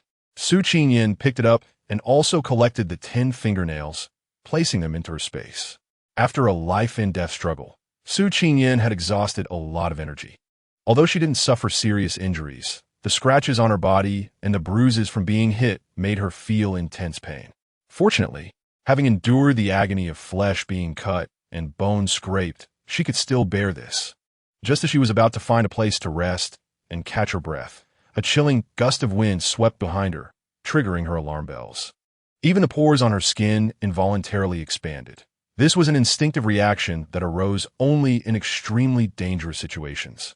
Su Qingyan knew that a sea-level zombie had arrived. Before she could run, her legs seemed to lose their will, unable to move, and her body felt as if it were frozen, unable to stir. Even the air she breathed felt like knives, stirring her internal organs and causing her immense pain, yet she couldn't even let out a groan of suffering, let alone a cry for help. Even if she could make a sound, what would it matter? There was no one left. She was the only one in this mountain. No one would come to save her, and no one would ever come to rescue her. Su Qingyan felt a bit regretful. She shouldn't have been so arrogant, nor should she have been so clever and self-righteous, thinking she could escape under the very eyes of an enraged sea-level zombie. At this moment, before the furious sea-level zombie even appeared, she was already immobilized by its control. One could imagine how domineering and terrifying its power was. Su Qingyan felt no intention to struggle or resist. At this moment, she felt like a fish on a chopping board, waiting for death. The sea-level zombie went into a frenzy the moment it sensed its partner's disappearance. The restrained brutality and ferocity within it burst forth like a beast released from its cage, annihilating all living beings in the area beneath its feet. The lush green grass, towering trees, everything within a 40-meter radius was turned to ash. Even the soil became charred and lifeless. Looking at the barren surroundings, the desolate expanse, the sea-level zombie was still unsatisfied. It raised its head and howled at the dark night sky, as if the entire forest felt the immense pressure it emitted, creating a tense atmosphere that made the silent night even more desolate and cold. The wind in the woods abruptly ceased. The sea-level zombie moved forward, releasing all its energy, imprisoning all living creatures within a 100-mile radius. It was determined to find the murderer of its partner. Upon seeing the motionless human, the thought of devouring her was immediately rejected by the sea-level zombie, and even its previous anger dissipated in that moment. Wasn't it just a partner? It could find another one. But this human before, it was truly one in a million. The sea-level zombie was certain that this human was the one they had been searching for all along. Initially, it had absorbed the blood energy from that piece of cloth, rapidly increasing its strength, awakening its potential, and becoming the leader of its group of zombies. Subsequently, it continued to absorb blood energy from the bloodied cloth, elevating its power from D level to the current C level. Not only that, but it also gained intelligence, no longer being the lowest level obedient zombie. The C-level zombie circled around Su Qingyan, sniffing her scent intensely, closing its eyes in delight, resembling a hidden master, which frightened Su Qingyan, who was mentally preparing for death. What a sweet, delicious scent. Just smelling the blood on her made the sea-level zombie feel invigorated, its mind clearer. Eating her would be such a waste. A meaningful light flickered in the sea-level zombie's yellowing eyes. Chapter 63. Exchanging blood for life, the sea-level zombie did not eat her immediately. And Su Qingyan knew that she might not die for a while. Although she didn't know why. Why not live a little longer? Perhaps a miracle would happen, and it would let her go. Su Qingyan was amused by such a whimsical thought, and then she considered her current situation. Clearly, she was already facing death. Yet it had turned into a reprieve. So why not be a little bolder? Why was escaping from this predicament impossible? The more she thought about it, the more she felt that she could survive in the hands of this sea-level zombie. When people are in despair, they tend to give up everything. Their willpower weakens, and they become despondent, their thoughts blank, like puppets waiting to be slaughtered. But as soon as they see a glimmer of hope, their will to live can surge back to life like bamboo shoots after spring rain, growing wildly. With hope, Su Qingyan began to formulate various strategies to survive. However, when she faced its yellowed, pupil-less eyes, a creepy sensation arose in her heart, and goosebumps covered her body as the chilling wind blew, making her shiver uncontrollably. She dared not look directly at it anymore, yet its malicious gaze continued to hypnotize her. Su Qingyin told herself that she was a sculpture, a lifeless sculpture for others to admire. It could look at her however it wanted, and as long as it didn't eat her, it could gaze as long as it pleased. But the zombie not only looked at her, it also started to make a move on her. As Su Qingyin saw it retract its sharp, pointed nails, she felt confused. Just then, those fingers, more akin to a human's, reached towards her cheek. She wanted to dodge, but she couldn't move. The nauseating smell and the lewd actions made her want to die. Have zombies become this perverted now? Do they want to assault before killing? Ugh. This evil thought made Su Qingyin's stomach churn, and unable to hold it in, she opened her mouth and vomited. The disgusting, foul-smelling bile splattered onto the arm that was stretched out in front of her. Su Qingyin could clearly feel the sea-level zombie stiffen, a pressure forming around its body. But for some reason, it did not release it. Seeing it retract its hands, with its gaze lingering on her chest, Su Qingyin knew she was right in her guess. This was indeed a perverted zombie. If it really did what she thought, it would eat her. Su Qingyin couldn't help but curse the ancestors of this zombie in her heart. Damn, do these monsters have sexual desires too? Or is it that any male of any species has them? And it's not picky at all, as long as it's the opposite sex. The sea-level zombie sniffed the liquid on its arm, and its face, which was gradually resembling a human, scrunched up as it clearly found the smell unpleasant. It shook its arm to get rid of the liquid, and when it couldn't clean it off, it directly severed its arm to let a new one grow out. Su Qingyin was shocked by this brutal scene and awed by its regenerative ability. In the blink of an eye, a pair of perfectly intact arms appeared before her once again. She felt once more the terrifying and domineering power of a sea-level zombie. Su Qingyin's heart was racing wildly. The sea-level zombie withdrew its control over the surroundings, and Su Qingyin collapsed to the ground. Her mind filled with the ferocity and cruelty of the sea-level zombie when it had torn at her arm. The sea-level zombie crouched down to meet Su Qingyin's gaze, mumbling something that she couldn't understand. Terrified, Su Qingyin curled up and backed away until her back hit a tree stump, leaving her with no escape. She could only bury her head in her knees to avoid it. A heartfelt confession received no recognition, and the sea-level zombie's patience gradually wore thin. It forgot that human language and zombie language were fundamentally incompatible. It only felt that this human was disagreeing with its proposed method of domestication. It wanted her blood, to have her provide fresh blood for it long term, making it stronger and the leader of all zombies. It could protect her from being devoured by other zombies while making her its woman.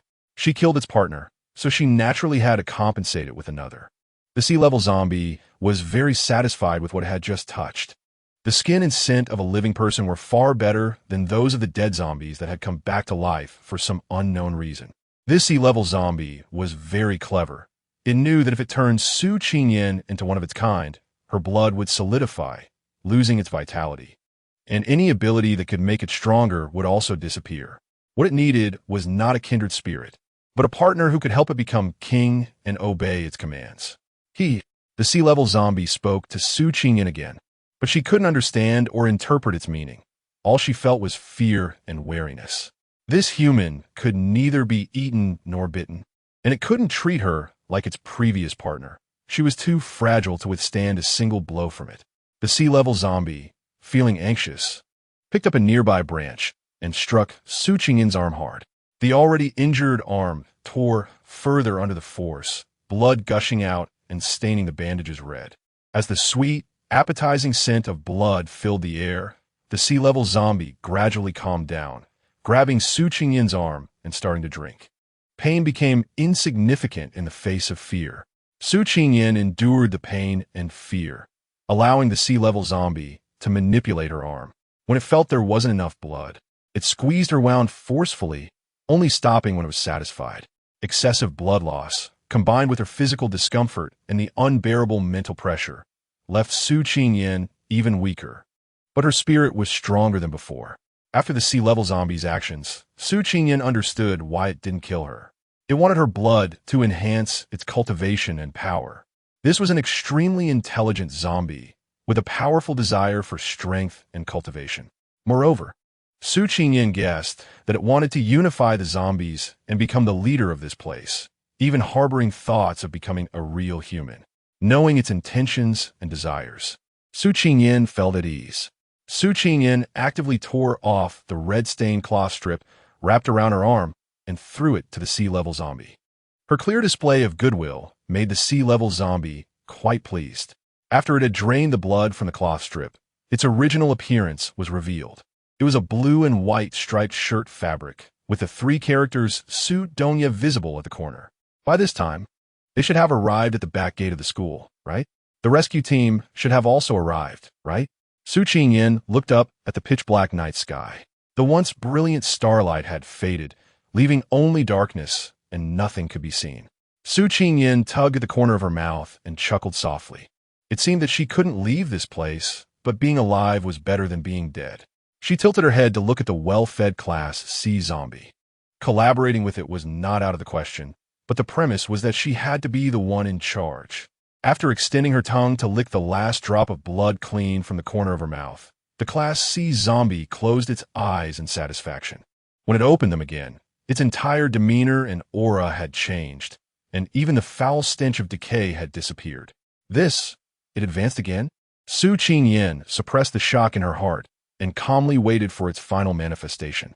Since there was no breakthrough, a disappointed hoarse voice echoed in Su Qingyan's ears, and she could no longer hide the astonishment in her heart. With a terrified expression, she looked at it and said, You can speak human language? The sea-level zombie then realized that the sound it had made was no longer the unpleasant cawing. It cleared its throat, shook its head, and the murkiness in its mind dissipated significantly, revealing many images of what used to be living people.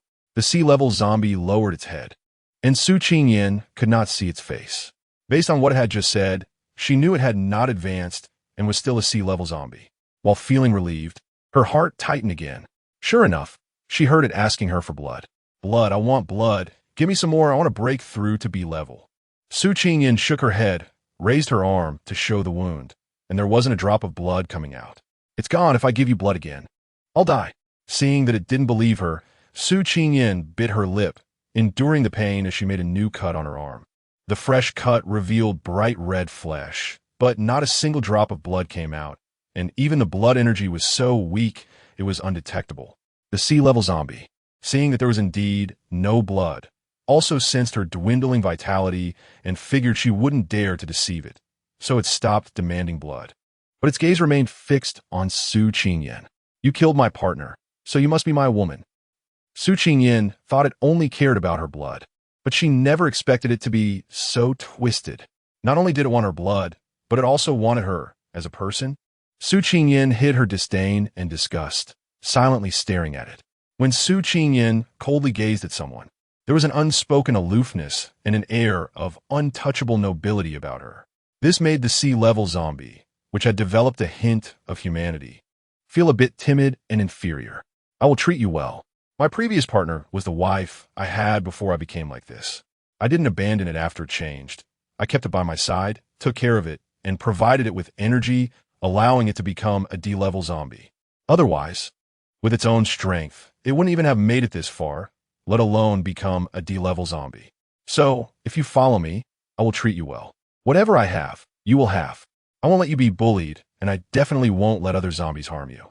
Su Qingyan listened to the various promises of the sea-level zombie and found it amusing. She had seen it with her own eyes when it hit its wife. Can a man who hits his own wife be trusted, saying he won't hurt her? There isn't even basic trust. He insists on seeing her cut herself and not being able to squeeze out a drop of blood before he is willing to believe. A man actually wants his wife to clear the way and do the heavy lifting. Haha, just let me rest for a moment, and I can give you blood. Su Qingyan shifted the topic, focusing on what it cared about, which indeed silenced it, temporarily redirecting its attention to breaking through the star level, knowing that it wouldn't make any other demands in the short term. Su Qingyan let out a sigh of relief and took out food from her space to replenish her energy. This time, Su Qingyan had fought desperately against that female zombie at the cost of burning her own lifespan. Although her physical injuries were not very serious, the invisible wounds could be fatal. Fortunately, she still won and survived. Su Qingyan closed her eyes, resting while thinking how to use her own advantages to gain the upper hand, to make that zombie dismiss its shameless and ridiculous demands, and to make it listen to her. Whenever she faced difficulties or felt unhappy, Su Qingyan liked to pick at her fingers. This time was no exception, except that a crystal in the palm of her hand prevented her from picking at her nails. So she began to play with the pink crystal that Su Dongye had given her. In a moment of distraction, she pressed a little too hard, and the edges of the triangular crystal cut a small line in her palm. Su Qingyan was worried that the spilled blood would be detected by the sea-level zombies. But she did not expect that the blood was actually absorbed by the crystal. A warm current emanated from the crystal and slowly flowed into her body through the wound in her palm. She felt a warm sensation in her dantian, as if a stream of energy was gathering, and a heavy power gradually extended to her limbs and bones. Su Qingyan clearly felt her body being repaired by this airflow. As if the veins and blood throughout her body were expanding, energy was accumulating, and her physical strength was recovering. The pink crystal in her hand was gradually disappearing. Was she able to absorb the energy from the crystal as well? Su Qingyan immediately took out other crystals and placed them on the wound, waiting for them to continue absorbing energy. However, after trying several pieces, there was no reaction, not even from the hexagonal dark crystal. When she took out another pink crystal to try, the cut on her palm had already healed. Not only had the cut on her palm healed, but even the previous scars and deep wounds that were visible to the bone had all healed. Su Qingyan didn't have time to marvel at the wonders of crystal energy when the sea-level zombie seemed to notice the changes on her side. She hurriedly wrapped her injured arm with cloth strips and even tore off some more fabric to bandage the freshly cut wound, letting her previously steady breathing become weak. Before she had a solid plan, Su Qingyan didn't want to give it blood. She hoped to stall for time as long as possible. Finally reaching the foot of the mountain, Zhang Feiyu and the others were panting heavily, seeing that they hadn't encountered any zombies along the way, and none were chasing them from behind. Everyone relaxed. The fast running had depleted their energy, and since they didn't spot any dangers around, Zhang Feiyu suggested taking a break here. Qiju found an excuse to step away from the crowd to send a message to Zhou Jiagan, informing him about what had happened here and that they had met Su Dongye. But he didn't mention the fact that there was a rescue team waiting at the school's back gate. Qian Qiong, Lei Lingqing, Zuao, and Zheng Zhong quietly kept watch by Su Dongye's side, gazing at his sleeping face. This was the person they admired, their idol revered like a deity, and even the sight of him asleep made their hearts yearn. Just breathing the same air as him felt like an unparalleled honor. What are you all doing? Spread out. Don't disturb President Su. Chapter 64. To save or not to save, Zhang Feiyu took on the task of looking after Su Dongye as a mission. He hadn't entrusted Su Dongye to anyone else on the way. After finding a spacious spot to lay Su Dongye down, he finally felt at ease to rest. The others wanted to get closer to see Su Dongye, to worship their deity up close, but Zhang Feiyu drove them away, claiming the patient needed fresh air. Even though they were reluctant, they didn't dare voice their objections. Qian Xiong and the others were all too clear. After the previous incidents, the relationship between Zhang Feiyu and Su Qingyan had taken a qualitative leap, especially regarding the crystal matter. If they had known it was for Su Dongye, they certainly wouldn't have hesitated. Now they all regretted it. Not only had they lost Su Qingyan's trust, but they also lost the chance to get closer to Su Dongye. The four of them, dejected, found a place to rest. Although Zhang Feiyu wanted to be close to Su Dongye, his cold demeanor made it hard for anyone to approach, even while he was asleep. Not daring to stray too far, Zhang Feiyu had to huddle beside the rock where Su Dongye lay. What was Su Qingyan doing right now? Why hadn't she followed them? When would she catch up and join them? He never considered the possibility that Su Qingyan might encounter danger in Zhang Feiyu's mind. Su Qingyan was an invincible presence, and nothing could challenge her. As Zhang Feiyu relaxed, his mind was filled with thoughts of Su Qingyan. When he looked up, his gaze fell on Su Dongye, and he frowned. Had Su Dongye and Su Qingyan known each other for a long time? Why had he never heard Su Qingyan mention it before? What was their relationship? Su Qingyan had used 60 crystals to save him, even borrowing from others. One must know that Su Qingyan was someone who feared owing favors to others. The questions kept piling up, and Zhang Feiyu was not the kind of person who could hide his thoughts. He directly asked questions when he had them. However, asking Su Dongye might scare him. He wouldn't dare question him face-to-face about why Su Qingyan treated him differently. So, he could only take advantage of Su Dongye's slumber and mutter to himself quietly. It was unclear whether Zhang Feiyu's pleas had an effect, or if his murmuring disturbed Su Dongye. But the person who had been asleep suddenly opened his eyes and sat up. Looking at the unfamiliar environment and strangers around him, Su Dongye pressed his lips together, his eyes scanning the area. Not seeing that petite figure, his deep gaze turned even darker. Zhang Feiyu was startled by Su Dongye's sudden awakening. He stammered a greeting, drawing the attention of the four nearby, who rushed over, eager to show themselves to their idol, hoping he would remember who they were. Not long after falling into a coma, Su Dongye regained consciousness and was aware of everything happening outside. He knew Su Qingyan had used crystals to save him, even going so far as to seek help from others.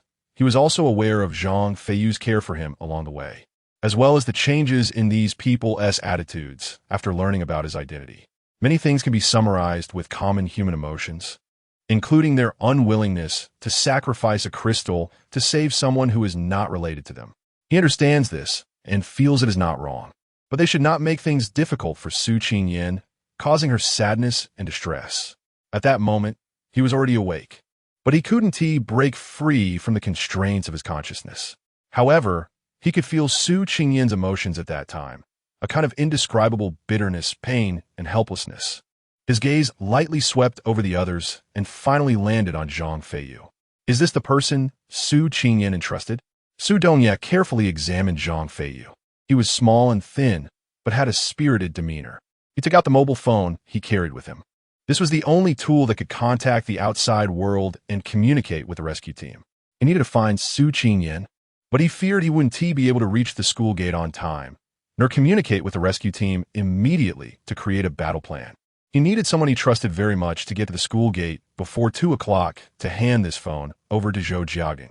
As long as Zhou Jiagang could get in touch with the rescue team, he believed he could lead those people to leave this place alive together.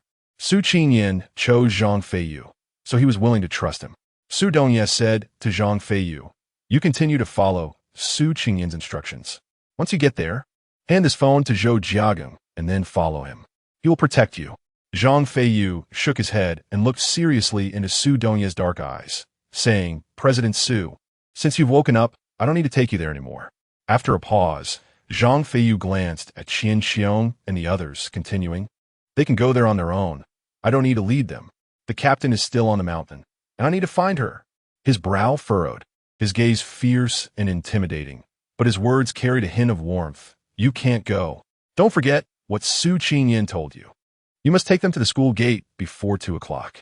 There are less than 10 minutes left, and, at your speed, you will need to use your abilities to arrive on time.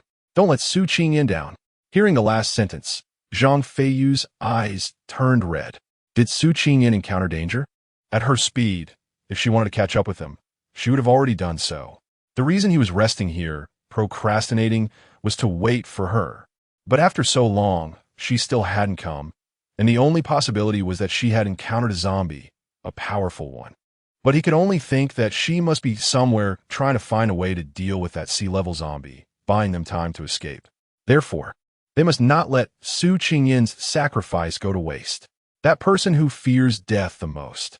What was she relying on to think she could escape from a sea-level zombie? Or had she long been prepared for death? When did she become so selfless and great? The thought of her dying made Su Dongye's usually indifferent face show rare fear, tension, and worry. It was Su Dongye's silence that made Zhang Feiyu realize the seriousness of losing composure. Su Qingyan must have encountered danger, and he had to save her, Zhang Feiyu said with great seriousness, his voice loud enough for everyone present to hear. They were all smart people and could glean some understanding from the simple dialogue between Zhang Feiyu and Su Dongye. The two were a standstill. This left the others in a dilemma about whether to save Su Qingyan or follow Su Dongye's advice to leave quickly. Qian Xiong, made a sensible choice. The captain's decision to let us leave first must have her considerations. We just need to follow her orders and not act on our own. What if we disrupt the captain's plan? We must trust the captain. She will be fine. Exactly. When has the captain ever needed us to worry? Look, we were worried she would be eaten by zombies, and what happened? The captain is fine, and we almost got eaten by zombies, but in the end, it was the captain who appeared and saved us. Let's not add trouble for the captain. We should do as she says. Zheng Zhong was straightforward and didn't have so many convoluted thoughts. Since Su Qingyan told them to leave first, she must have her reasons. So they should just do as she said. Zhou Hao and Lei Lingqing had remained silent, not knowing what to think. Qin Xiong and Zheng Zhong watched the two, hoping they could make the same choice as they did. Zhou Hao and Lei Lingqing exchanged a look, as if they had made a significant decision. Lei Lingqing said, "We will go with you to find the captain." This made Zhang Feiyu, who had felt disheartened after hearing Qin Xiong and Zheng Zhong's words, feel a surge of excitement. He stepped forward to embrace the two and patted their shoulders happily, saying, "I knew you two weren't ungrateful, heartless people. You know how to be grateful and repay kindness. You truly are my good brothers who share life and death." Zhang Feiyu's praise instantly made Qin Xiong and Zheng Zhong blush. He also noticed a change in their expressions, but didn't care. He even said he did it on purpose. He had had issues with them since the crystal incident. The atmosphere became slightly awkward. However, everyone had a measuring stick in their hearts, gauging the depth of their relationships. Su Dongye listened to their words, feeling extremely anxious, wondering if Su Qingyan had encountered that sea-level zombie. Where was she now? Had the captain encountered danger? Then he had to find her. He needed to protect her. Su Dongye was amused by Zhang Feiyu's words. Protect her? What could you use to protect her against a sea-level zombie? As soon as the words sea-level zombie were mentioned, everyone's expression changed. Zhang Feiyu and the others might not understand the horror and terror of a sea-level zombie, but Qi Ju could imagine it. After all, only he had fought a D-level zombie among them. A C-level is 1-star tier higher than a D-level, not just 1 star. And just thinking about it showed how terrifying that existence was. Moreover, wasn't there only one sea-level zombie among the zombies? It was stationed at the school gate. How could there be a sea-level zombie here? Qi Ju temporarily lost the ability to think, imagining the scene of over 30 ability users clashing with a D-level zombie. And in the end, only 5 or 6 survived, suffering heavy casualties, while he had merely survived by luck. A sea-level zombie would only be stronger, more formidable, and harder to contend with in a D-level, not to mention fighting it. Just encountering it would be a problem in itself. Run, hurry and run. Zheng Zhong had never seen Qi Ju like this, seemingly scared out of his wits, desperately seeking a glimmer of hope. Was a sea-level zombie really that terrifying? He quickly walked over and helped him up, his hands trembling as he supported him. Zheng Zhong also began to feel frightened, asking, "Qi Gu, is a sea-level zombie really that scary?" With another person by his side, it seemed to give him some strength, allowing him to speak. Qi Ju tightly gripped Zheng Zhong's arm, saying with a trembling voice, "A D-level zombie could take the lives of everyone here. Do you think a sea-level zombie is not terrifying? You have to understand that the difference of 1-star tier is the distance between heaven and earth. Hurry and run. Do you really want to die here?" Hearing Qi Ju say this, everyone began to feel scared. Su Dongye saw that his words had the desired effect and said to Zhang Feiyu, "Su Qingyan doesn't want you to die. Don't let her down. Hurry and leave here with them. What about you?" This time, Zhou Hao spoke up before anyone else. I'll go find her. Aren't you afraid of dying? Do you have a way to deal with a sea-level zombie? Run. After saying the last 2 words, Su Dongye said no more. He turned and ran toward the forest. He had to find Su Qingyan before she officially encountered the sea-level zombie. However, just as he took a step, a deafening screech pierced the night sky, and a massive wave of energy instantly enveloped the entire forest, rendering everyone motionless. Everyone's faces turned pale. This was the power of a sea-level zombie. Just the aura it released was enough to immobilize them. One could imagine what it would be like when it appeared. It would probably swallow them all in one bite. Just thinking about it was terrifying. Fortunately, the pressure dissipated after a short while, but everyone's expressions tightened, filled with anxiety. Su Dongye dared not linger any longer and ran up the mountain. That roar from the sea-level zombie must mean Su Qingyan had encountered it. He must hurry to save her. Chapter 65. The pawn before the horse. Zhang Feiyu, drenched in cold sweat from fear, wanted to find someone to dispel the terror deep within him. He looked towards Su Dongya's direction, but there was no sign of him. Only a shadow, swift as lightning, flashed past him. Zhang Feiyu didn't have time to think. He just knew he had to follow. Zhou Hao and Lei Lingqing were also scared and lost their composure. Seeing Zhang Feiyu's fleeting figure, they immediately followed. Shadows flew past, one after another, and Qiju could only feel that they had truly gone mad. Are they not afraid for their lives? That SAC-level zombie. Is there anything in this world more important than their own lives? Crazy, crazy, crazy. You're all really crazy. Qiju, feeling helpless and powerless, could only roar at the three disappearing figures. Had they lost their minds? Don't they know that going there means death? You must wake up. Don't be like them with mushy brains. A sea-level zombie is a colossal existence. We, as F&E levels, are like ants in its eyes. Don't be so overconfident. Gripping Zhong's arm tightly, Qiju feared that he would also lose his mind and rush to save Su Qingyan. Unexpectedly, he couldn't hold him back. You really have to go? Don't you know? I know it's just death. If there's no captain, I don't know how many times I would have died by now. Right now, she is in danger. I can't just leave her behind. Even if my power is weak, I must do my part for her. We promised, at worst, we die together, and then we could be reborn next year. This damned world is really enough. He wasn't without fear. He didn't want to stay behind, and he certainly didn't want to die. But the light in his heart told him that one should not live this life with regrets and remorse. He regretted not taking out the crystal stone immediately, and when he saw Su Dongya, he regretted even more.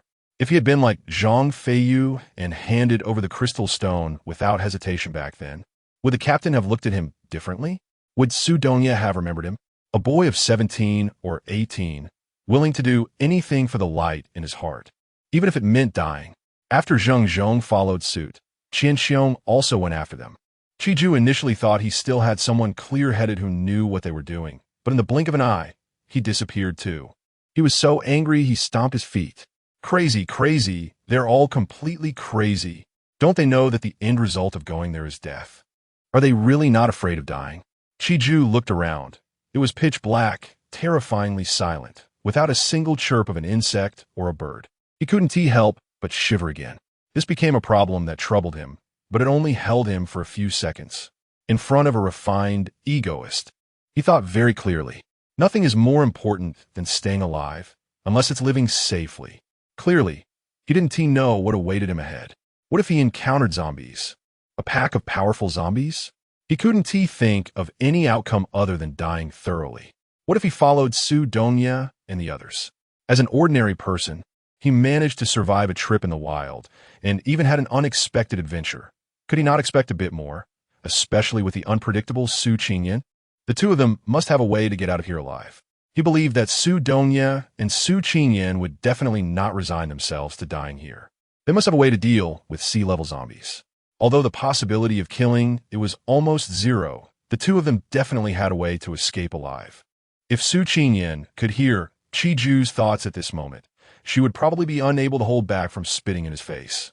Where did he get the face and the courage to think that she and Su Dongya would dare to confront a sea-level zombie? If he has the ability, he should do it himself. Don't put all the pressure on her and Su Dongya. Okay, they are also ordinary people without any extraordinary abilities, and they can't do everything. They will also feel fear, anxiety, and cowardice. There's also a selfish side of humanity wanting to survive, to live on. If it weren't for their burden, she and Su Dongya would have reached the back gate of the school long ago and wouldn't have to face the sea-level zombie, give it blood, coax it, and search for a way out. After receiving energy replenishment from 60 crystal stones, Su Dongya not only repaired the internal energy collapse and mental breakdown, but also solidified his foundation, better expanding and merging his physical and mental abilities. Although his star level did not increase, his strength improved significantly. Currently, Su Dongya is still at D-level star rank, but his strength is equivalent to that of a D-level 9 star. However, he still has no chance against the sea-level zombie. Su Dong was very clear about Su Qingyan's strength. When facing sea-level zombies, he only hoped she would be smart and clever enough to stay alive until he could rescue her. Su Dong's ambitions sank, and his movements quickened, but he didn't know the way back. Every time he encountered a fork in the road, he had to stop and discern. Because of this, it wasn't long before Zhang Feiyu and the others caught up with him. Su Dong was both surprised and relieved. He would remember their kindness towards her. Just as he was about to ask Zhang Feiyu to lead the way, Su Dong saw the last reluctant and dejected face. This face had appeared next to Zhou Jiaging before. His memory was always good, and he knew this person was Zhou Jiaging's subordinate. He happened to have something to assign to him. Su Dong turned and approached Qi Ju, taking out a military phone and saying, "You don't need to follow us. I have something to give you. Go to the back door of the school and find Zhou Jiaging to give this to him." Qi Ju didn't expect Su Dong to suddenly appear in front of him and even talk to him. He was excited and nervous, not knowing how to react, and could only mechanically take the item Su Dong handed over. When he realized what it was, tears instantly filled his eyes. He nodded repeatedly, unable to express his gratitude in words. He obviously knew the importance of this phone, which made Su Dong feel more at ease. Qi Ju certainly knew and had a deep impression. Zhou Jiaging had almost turned the entire base upside down to find this phone back then. With his phone in hand, he no longer had to worry about dying here. Su Dong didn't say anything more to Qi Ju. He understood what he needed to know. However, there were too many forks in the road, and Zhang Feiyu and the others hadn't paid attention to the direction Su Qingyan had disappeared. Even if they had known, Su Dong understood that Su Qingyan couldn't possibly move in one direction indefinitely. Searching aimlessly would only waste time and delay the rescue. Just as Su Dong was about to use his mental powers to probe, a branch fell in front of him and gently tapped his shoulder, signaling him to turn around. Su Dong instinctively grabbed the branch to pull it out, only to see a familiar crooked neck tree. How did it end up here? Hadn't he been following Su Qingyan? It had also appeared beside him when he fought the D-level zombie. Sensing that it posed no danger, and even felt its friendliness, Su Dong relaxed his guard. The tree seemed to sense Su Dong's ease, and the branch reached out again, waving in front of him before finally pointing southeast. Su Dong didn't know what it meant, but he followed its motion and looked southeast, finding nothing unusual. This made the crooked neck tree anxious, unable to help but tug at his head. Seeing he still looked clueless, it directly wrapped around his arm and pulled him towards the southeast. Being pulled by a powerful force, Su Dong stumbled but thankfully did not fall. Suddenly, it felt as if a light bulb had gone off in his head. "Are you saying Su Qingyan is in this direction? You want to take me to find her?" The crooked neck tree seemed to understand Su Dong's words, released him, and swiftly moved forward. Seeing the tree speed up, Su Dong also used his abilities to enhance his own speed. The man in the tree ran ahead. Zhang Feiyu and the others were shocked to see the tree moving, and when they saw Su Dong communicating with it, they were surprised yet felt it was natural. As they quickly headed southeast, they didn't have time to ponder their confusion and hurriedly used their powers to keep up. However, they couldn't match Su Dong's speed and could only maintain a pace that wouldn't let them fall too far behind. The gap became evident, and no one envied or resented it because this was Su Dong, their eternal deity. In the blink of an eye, Su Dong was led by the crooked neck tree to a desolate area, lifeless, and with even the soil turned to scorched earth.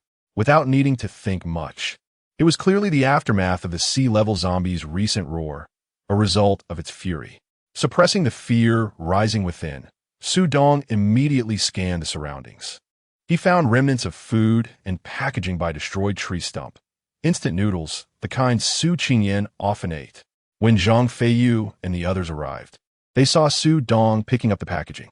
"Isn't this the food the captain gave us? The captain rested here? The captain is still alive? Great. The captain must have just left. Let us hurry to find her." Just as Zhang Feiyu and the others were about to disperse to search for Su Qingyan, Su Dong made a new discovery. A piece of cloth, the bandage he had used to wrap Su Qingyan's wound, torn from his own clothes. Su Dong crouched beside a pile of stones, picking up the cloth and examining it closely. It was indeed from his clothing, but why was it so clean? With no bloodstains at all? He He remembered that this cloth was once soaked in bright red blood. Who would be so meticulous about cleanliness while fleeing? Even if it had been deliberately washed, why discard it? It was contradictory and nonsensical. Suddenly, Su Dong thought of the zombie's ability to absorb blood energy. His previously relaxed expression immediately tensed up. He quickly stood up, his gaze sweeping around before locking onto the path leading to the mountaintop. He released his mental powers and began to search for Su Qingyin's whereabouts along that route. The crooked-necked tree stood still after bringing Su Dong here. It was unclear whether it was saddened by seeing its kind destroyed or was searching for something, pondering without finding it. Su Dong was correct. Su Qingyin had gone to mountaintop. Not just her, but also the sea-level zombie, and, at that moment, they were both in the pavilion at the mountaintop. Su Qingyin lay pale-faced on the wooden bench in the pavilion, her breath faint, as if she would lose consciousness at any moment. The sea-level zombie sat upright, facing the school gate, its eyes shining with intensity as it looked at its zombie stronghold. "I told you I wasn't lying. Can't you see everything happening there?" After saying this, Su Qingyin rolled her eyes in discomfort. This dead zombie was truly not human. Ugh, it wasn't human to begin with. It had already been said that it had no blood, yet it didn't believe her and demanded her blood after just 5 minutes of rest. To gain its trust and make it feel that it had her under its command, she had no choice but to comply. To avoid it demanding blood every 5 minutes, Su Qingyin had to think of ways to divert its attention, so it wouldn't focus all its thoughts on her.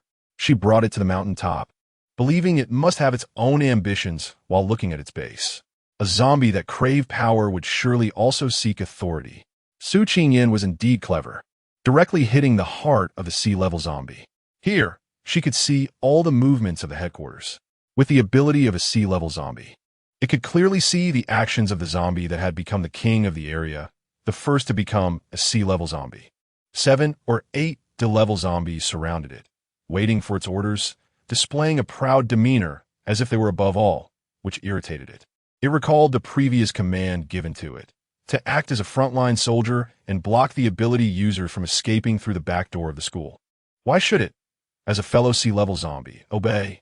It was quite resentful, but having just recently advanced to sea level, its strength was inferior to that of the zombie that had been a sea level for a long time, forcing it to comply with the arrangements.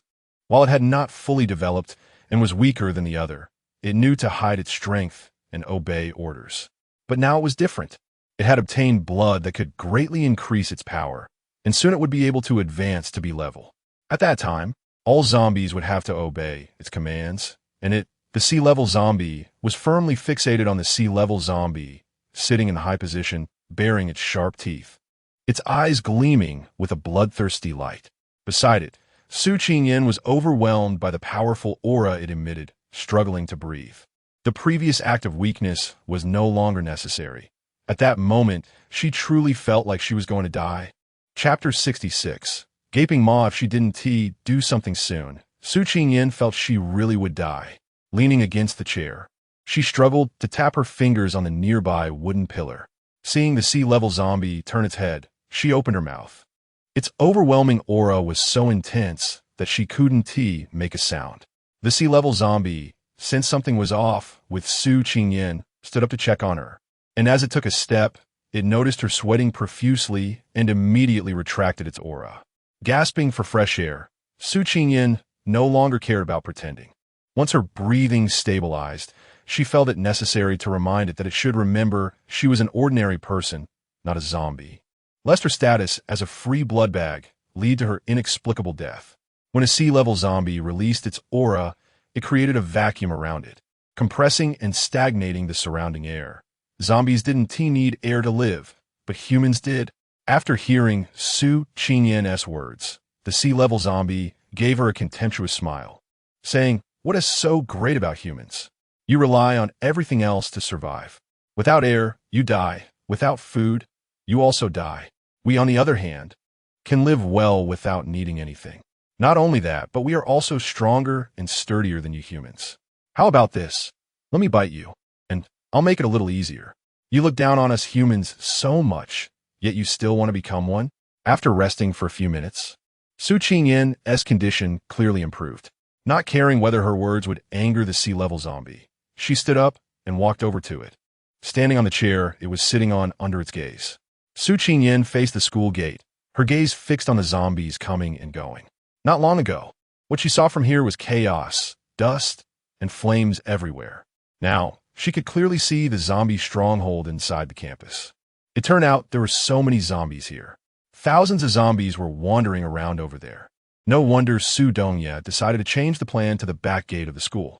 With so many zombies here, it was not only difficult to break through, but even getting close was a challenge. Even if there was a chance to approach the school gate, how could they get past so many zombies? Su Qingyan thought again that there was a sea-level zombie station among them, making it impossible for anyone to escape from here. Her eyelids involuntarily drooped, and the fingers gripping the back of the chair tightened, clearly showing the veins bulging on the back of her hand. It's difficult, too difficult. Relying solely on brute force to escape this place is simply impossible. You want to become the leader of the zombies. So what do I get in return? Su Qingyan asked. My woman, whatever I have, you will have too. Su Qingyan grinned awkwardly. That's not what I want. What do you want? To leave here alive. You have to stay by my side forever. It seemed that trying to negotiate with it wasn't going to work. This was within Su Qingyan's expectations. She pointed to a relatively resting area in the zombie headquarters and asked, Is that where your leader rests? The sea-level zombie ignored the question, but its gaze fell on a zombie in the resting area wearing a red hat. Su Qingyan understood. Do you know what your zombies rely on to advance? The sea-level zombie looked at Su Qingyan as if she were an idiot, wondering what she was trying to say. Are you sure it's just a sea level? This made the sea-level zombie frown. In this territory, are you the only two zombies of your level? Are you saying it has hidden its true power, and its real strength is already at B level? Surely, you aren't the only one who wants to be the leader here. The more the sea-level zombie listened, the more anxious it became. Its ability to reach this level completely depended on Su Qingyan's blood. Otherwise, it would still be just an E-level little zombie. Before it became C-level, it had no idea how many D-level zombies were in the horde. At that time, it hadn't fully awakened, only knowing to follow orders. Specifically the orders of that red-hatted zombie, knowing nothing else. At present, with its ability, it could only detect the strength of zombies at a lower star rank than itself. It had no knowledge of those at the same star rank or even higher. If a cunning zombie hid its true strength, it wouldn't be impossible, and it might even pretend to be a lower-level zombie. In that case, it had to consume more and more of Su Qingyan's blood to become a B-level zombie as soon as possible. The intense gaze made Su Qingyan uneasy. She hadn't expected her words to have the opposite effect. Her intention was to let this zombie know that it had more than one opponent. With countless competitors hiding in the dark, it needed to find them and figure out how to eliminate them, rather than just focusing on her and relying solely on her blood to advance. Zombies advance not only by absorbing the essence of heaven, earth, sun, and moon, but also by consuming human blood and flesh. Higher-level zombies can control lower-level ones, absorbing energy from them to replenish themselves. Clearly, that red-hatted zombie advanced by controlling lower-level zombies to search for food for it. If you want to dominate here, relying solely on my blood is not enough. You should learn from it. Su Qingyan pointed her chin towards the distant red-hatted zombie, saying that you should be more aware than me of the level of the zombies around it. What would happen if you absorbed the energy of those few? Its subordinates are fewer, while you gain strength. It's a matter of mutual benefit, and I don't need to say more about that. You wanted to kill the zombies? It's not what I want, but if you want to become the leader here, you must first eliminate the enemy's allies. Su Qingyan continued, a lone commander. No matter how powerful, how can it resist the crushing reality? Seeing the sea-level zombie remain silent, Su Qingyan knew it was seriously considering her suggestion, which indicated it was tempted. As long as she added fuel to the fire and incited it to turn against its companions, she was confident that it would listen to her in the future. Just as Su Qingyan was secretly observing whether it had made up its mind, a large hand seized her neck. Are you trying to tempt me? Make me the first sinner to turn against my companions? Don't think I don't know what you're planning. Taking advantage of our internal strife to escape? Humans, indeed, have complicated thoughts and many tricks up their sleeves. The sea-level zombie was very glad it had held its ground.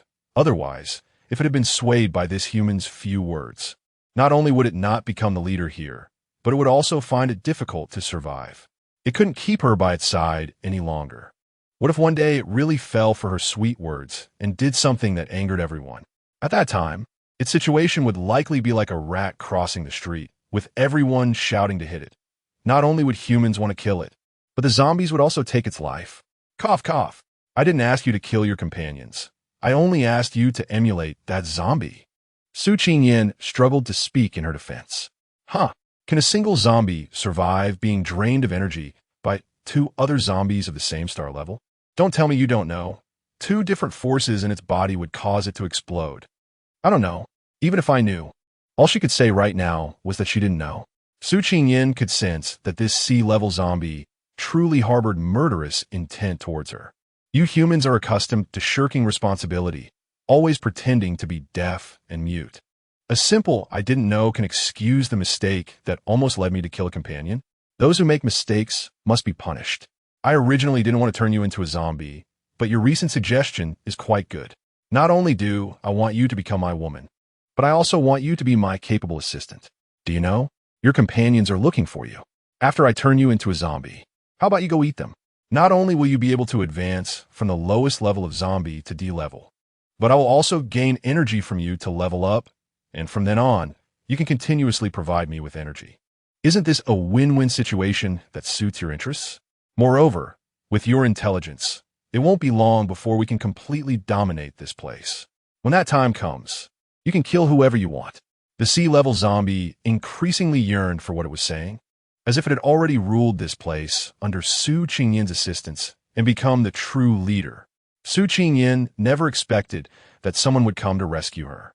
When she heard the sea-level zombie saying that someone was coming to save her, her mind went blank, and the only person she could think of was Su Donya. But how could that be possible?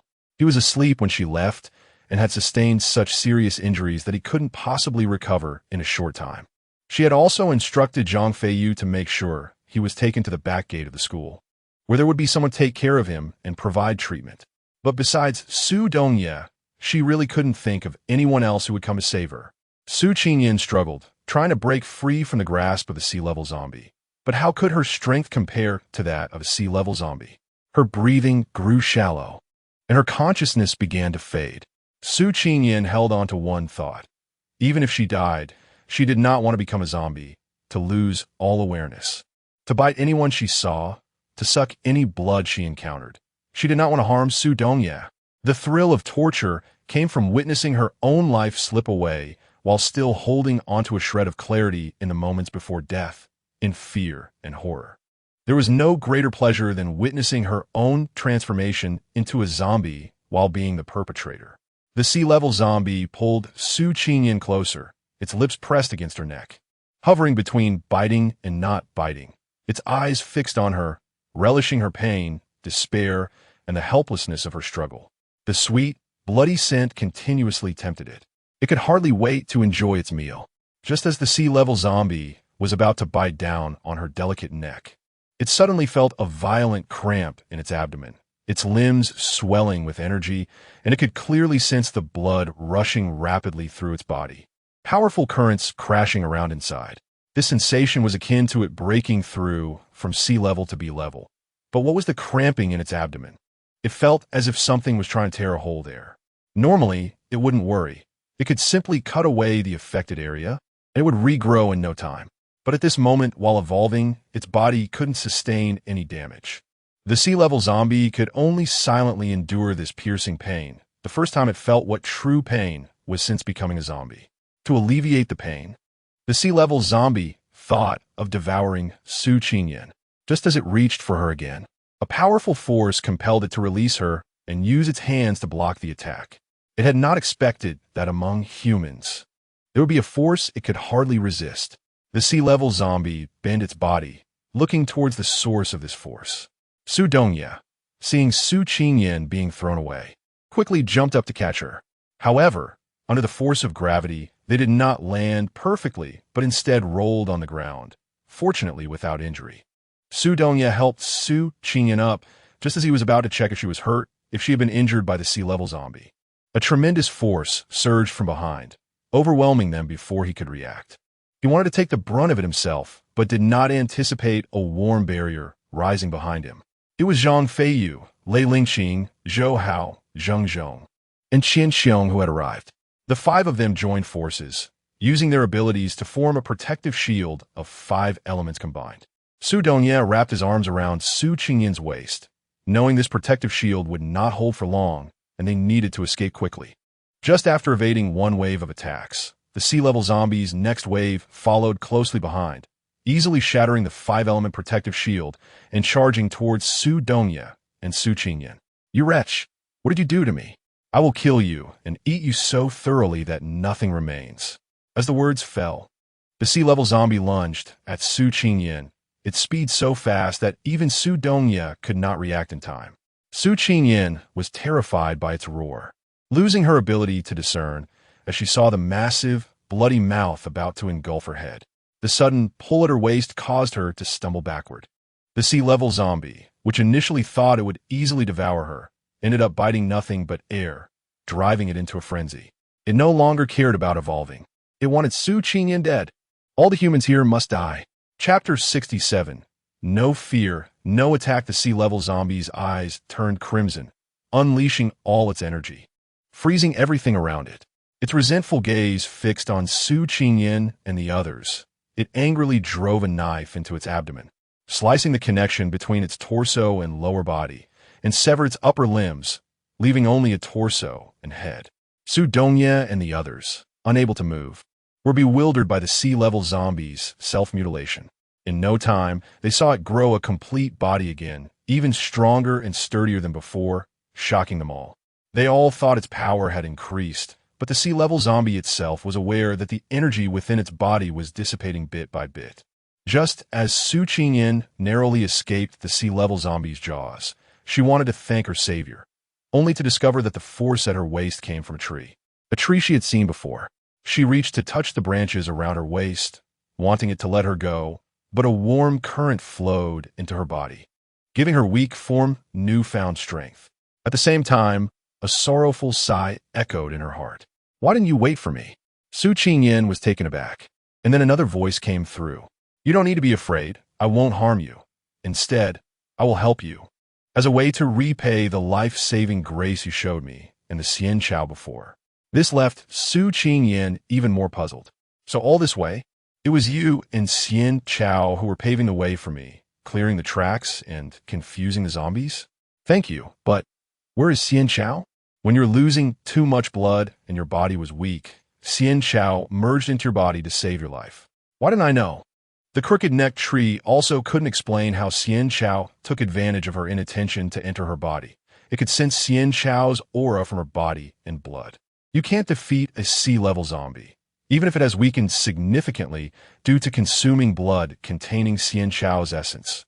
You still can't win against it. At this point, Su Qingyan understood when and how Xian Chao entered her body. No wonder she could absorb energy from that pink crystal. It was because Xian Chao had merged with her body and blood. That's why her scars and wounds healed so quickly, and her stamina and energy recovered so rapidly. It must all be due to Xian Chao's influence. So, the abdominal pain of the sea-level zombie, and its slowed reactions and movements, were all because her blood contained the power of Xian Chao. Xian Chao sacrificed itself to save her. Su Qingyan never thought of using someone else's life to exchange for her own. You don't need to feel sad or upset. This was something that Xian Chao and I had discussed beforehand. I just didn't expect it to come so soon. We have something we need your help with. What is it? I hope you could take good care of our 2 children. Children? Where are they? You will naturally know when the time comes. Su Qingyan wanted to ask it more, but she saw it transform into a beam of night-colored light and rush directly into her mouth. Warm liquid flowed through her esophagus, spreading throughout her limbs and body. Her previously immobile and insensate body began to feel pain. Su Qingyan saw the sea-level zombie, now in a different body, ferociously walking towards her. Instinctively, she wanted to escape, but a powerful force within her urged her not to be afraid and to defeat it. Her actions followed her consciousness. She took out the stick she carried with her and confronted it. 2 powerful forces clashed, dispersing the oppressive energy surrounding them. Su Dongye, now able to move, rushed to Su Qingyan's side, unleashing all his strength. The sea-level zombie did not expect that the broken tree would possess such formidable power. If it had known, it would have eaten her in one bite. Unexpectedly, it had benefited someone else. It didn't matter. As long as it could eat her, she would still become its power. Su Qingyan felt disgusted and frowned. Su Dongyan noticed her small movements and understood that she despised the naked gaze from across. He took a difficult step forward, blocking that malicious gaze for Su Qingyan. "Little girl, you don't want to follow me because of him, right?"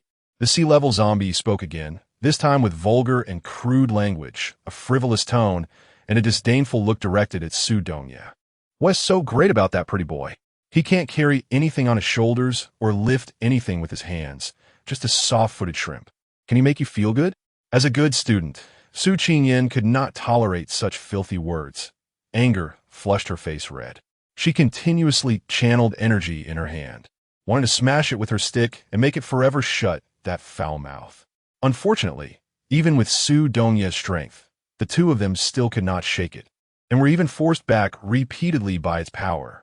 Su Qingyan gritted her teeth, holding on, but out of the corner of her eye, she saw blood trickling from Su Dongyan's mouth. The two of them were here, competing in strength against a sea-level zombie, and in the end, the ones who would be seriously injured would only be the two of them. Su Qingyan possesses the energy of celestial herbs and crooked-neck trees, making her stronger than Su Dongyan.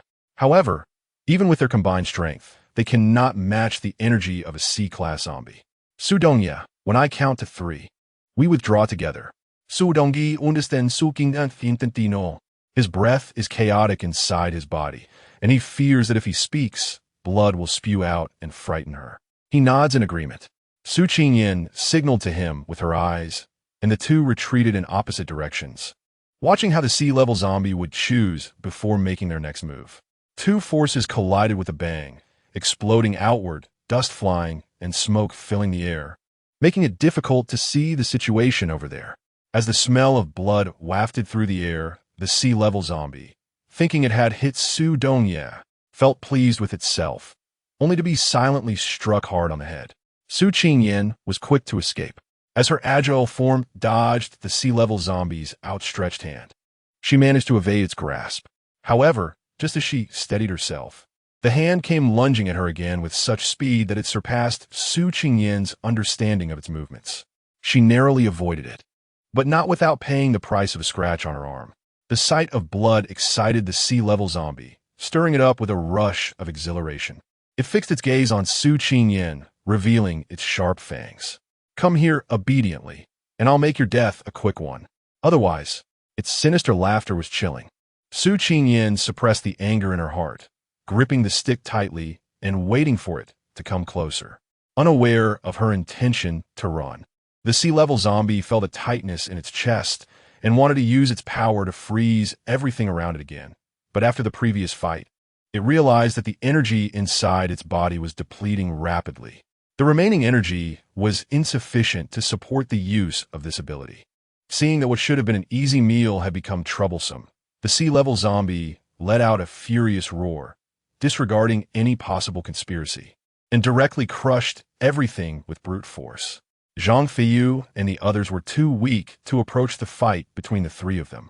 The released energy alone could injure them severely, so they could only watch from the sidelines, ready to lend a helping hand when Su Dongyan and Su Qingyan needed it.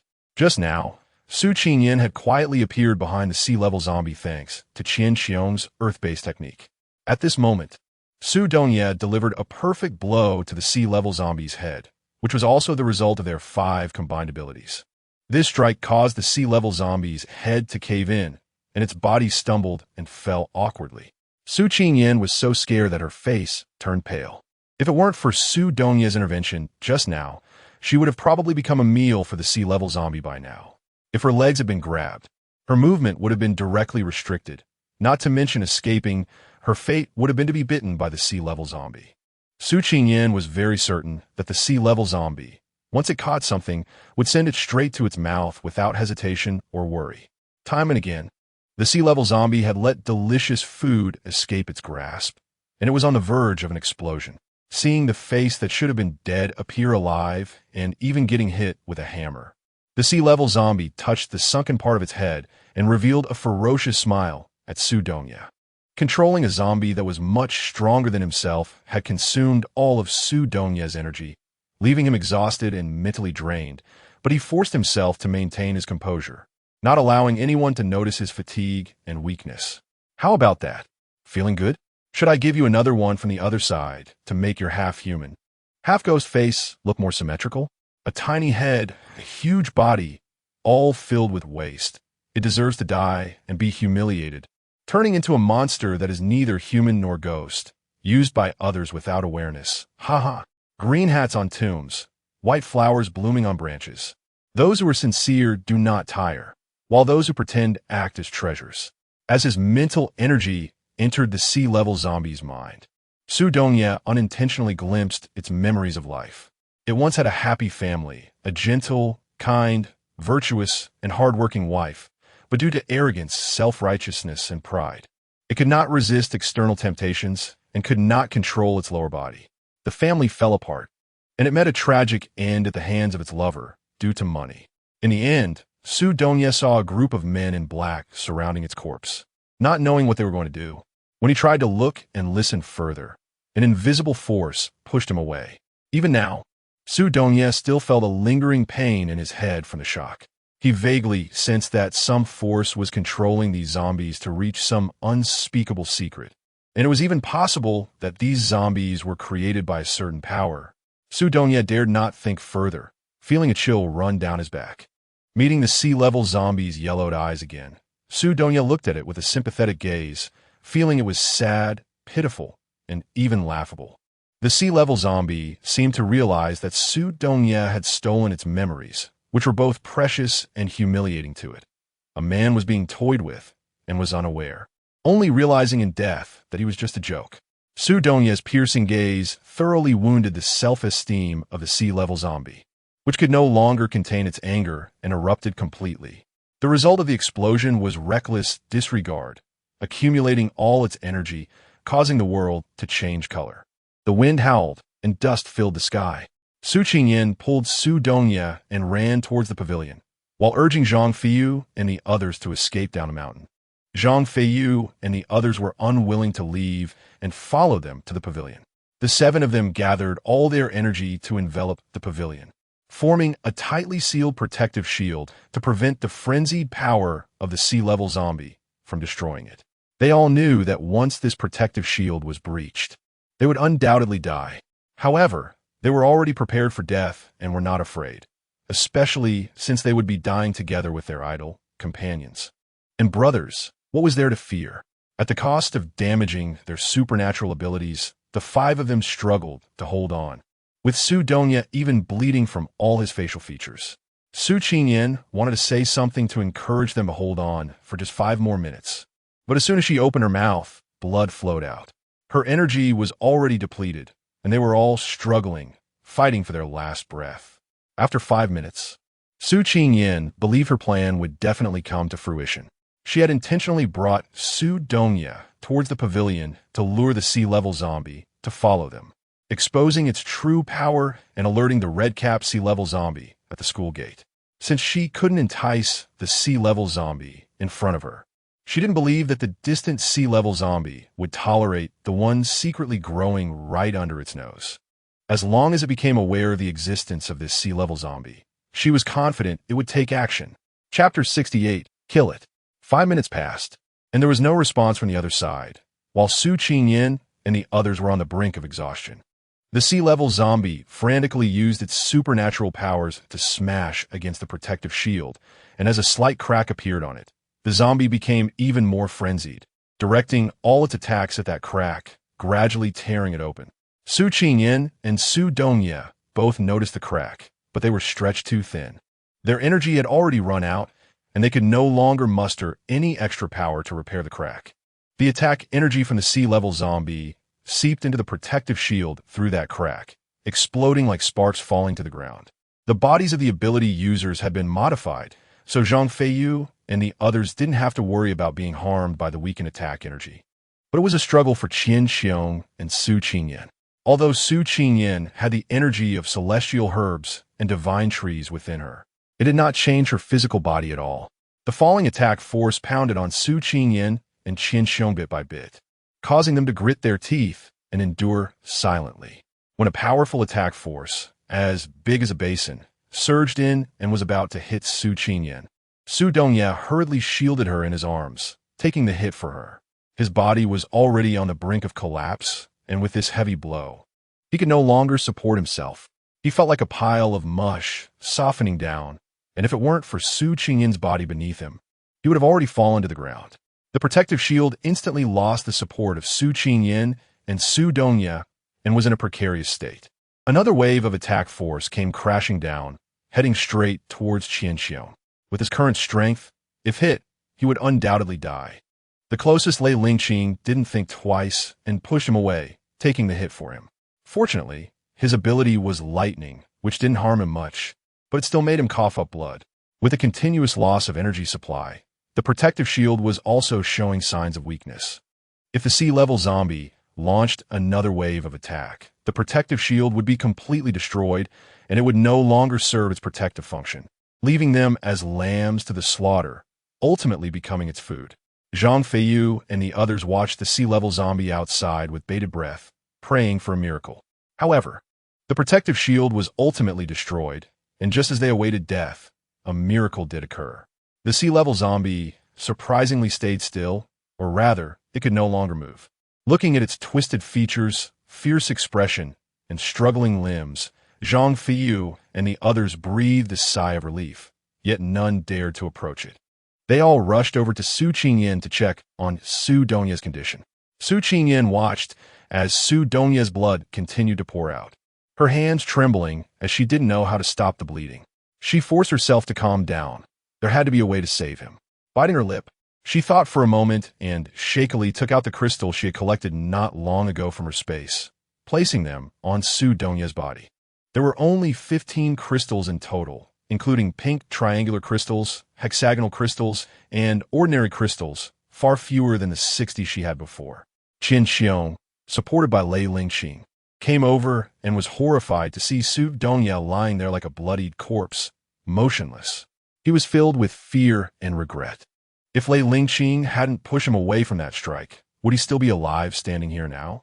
If someone as powerful as Su Dongya couldn't withstand it, what chance did he have? Qian Xiong's gaze fell on Lei Lingqing, filled with gratitude and emotion. He raised a hand to wipe away the tears at the corners of his eyes, took out the crystals he had hidden in his chest, and handed them to Su Qingyan. He wondered if these could be of any help. At that moment, everyone was worried about Su Dongya's condition and had no time to notice where Qian Xiong's 30 or so crystals had come from. Su Qingyan was not polite with him either. She took it and placed it on Su Dongya's body. In the blink of an eye, all the crystal stones were absorbed by Su Dongya. The bleeding was stopped, but he still hadn't woken up. Once she confirmed that he was not in life-threatening danger, Su Qingyan finally felt completely relieved. She glared at the sea-level zombie that was standing still, grabbed her weapon, and was about to walk towards it when Zhou Hao pulled her sleeve. "Captain, we can't stay here for long. We need to hurry down the mountain." The meaning was clear. Although they didn't know why this sea-level zombie suddenly became immobile, it was better to take advantage of this time to escape. What if it moved again? With their strength, it was impossible for them to kill it. They were there to rescue her, and she couldn't selfishly ruin their future. Su Qingyan put away her weapon, turned around, and led Su Dongya and the others down the mountain. They were all injured to varying degrees, supporting each other as they walked, avoiding the area near the sea-level zombies and taking a detour instead. Su Qingyan let them walk in front while she carried Su Dongya on her back, walking behind them. Just as they were about to disappear from the mountaintop, the sea-level zombie moved. It seemed to have struggled for a long time to break free from the invisible restraints binding it. As soon as it could move, it charged towards Su Qingyan. Like falling debris from a great height, they crashed to the ground, pale-faced and spitting blood continuously. "If you obediently accept your death and don't provoke me, I will let you see for yourself how I slowly devour you." The sea-level zombie couldn't wait any longer. Its first target was Su Qingyan. The sudden inability to move made it realize there was a flaw in its body. and it needed to quickly replenish energy to break through to be level and fix whatever was wrong. Looking at Su Qingyan lying on the ground, with that pretty boy on her back, the scene before its death flashed in its mind. That bitch protected her lover, even when caught in bed. She kept him safe under her. The sea-level zombie's yellowed eyes instantly turned crimson, its sharp claws revealed. A fleeting cold light aimed directly at Su Donya on Su Qingyan's back. It wanted to tear that pretty boy to shreds. The grievances from its past life combined with this one. The sea-level zombie unleashed the little energy it had left without reservation. Long ago, every time it used its abilities to attack the protective shield, its internal energy had been depleting. When it was suddenly trapped by some energy, the energy flowed out even faster, and breaking free had consumed part of it as well. Now, all the energy in its body was only enough for this swift strike, but it was sufficient. The sea-level zombie knew very well that these humans had lost their fighting capability. It could easily crush them without using energy. But it wanted that pretty boy to be smashed to pieces, leaving no traces behind, not even dust. Su Qingyan lay on the ground, vomiting blood continuously. When the killing intent surged from behind her, she couldn't react at all and could only cry silently. She had been prepared for death a long time ago, but she never expected to implicate so many people. She felt sorry for them. As the sharp claws pierced Su Donya's body, he awakened. He gripped the arms of the sea-level zombie and tore them off at the shoulders. Holding the severed arm of the sea-level zombie, Su Donya easily pulled out the hand that had penetrated his chest and threw it to the ground with force. There was not a hint of pain on his face, not even the slightest change. Only the fierce killing intent in his pitch-black eyes instilled a sense of fear in the sea-level zombie. Zhang Feiyu and the others were also shocked by Su Donya's brutal actions. Only Su Qingyan was oblivious. When she turned her head, she saw Su Donya bending down to pick her up. "Don't cry, I'm fine." His gentle coaxing made Su Qingyan bury her face in his chest and cry loudly. She was truly terrified, afraid he would die, afraid she would die, afraid everyone would die here. Su Donya gently rubbed her head, and when he saw her stop crying, he placed her aside to let her rest. He moved his muscles and joints, summoned his hammer, and smashed it down on the sea-level zombie that had just grown new arms. One blow after another, he crushed the newly grown arms into a pulp.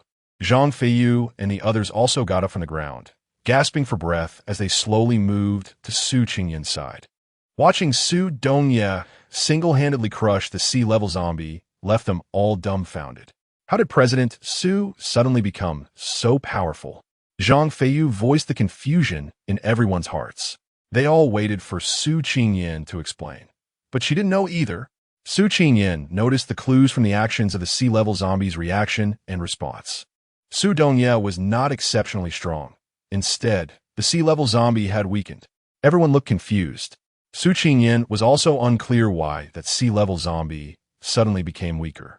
Even so, it was not easy to deal with.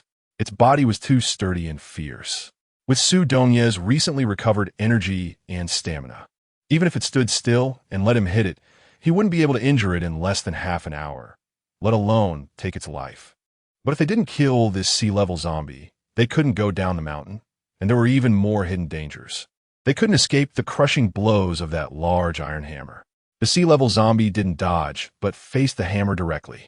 After being hit, it quickly grabbed the hammer and yanked it hard, pulling Su Donya closer for direct hand-to-hand combat. Even after being modified by abilities, Su Donya's physical body could not match the sea-level zombie. He was aware of his disadvantages in close combat, but this was the only way he could hit the zombie's head each time. He wanted it dead. Su Qingyan saw Su Donya wrestling with the sea-level zombie and realized he was in trouble, so she immediately got up to help. Zhang Feiyu and the others also quickly got up to deal with the sea-level zombie together. Unable to use their powers, they relied entirely on hand-to-hand combat, 7 against 1, completely overwhelming it. However, they forgot that zombies can bite, eat flesh, and suck blood. The sea-level zombie resisted while waiting for an opportunity. When it saw Su Qingyan lunging at its head again, it not only didn't T-dodge but even moved closer, waiting for her second strike to come down before it launched its attack.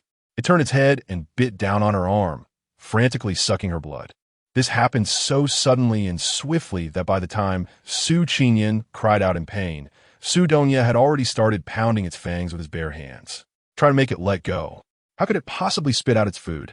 It bared its lips and seemed to say, "Come, join me in death." Zhang Feiyu and the others acted like they were mad, unleashing their nearly depleted powers, frantically striking at the sea-level zombie.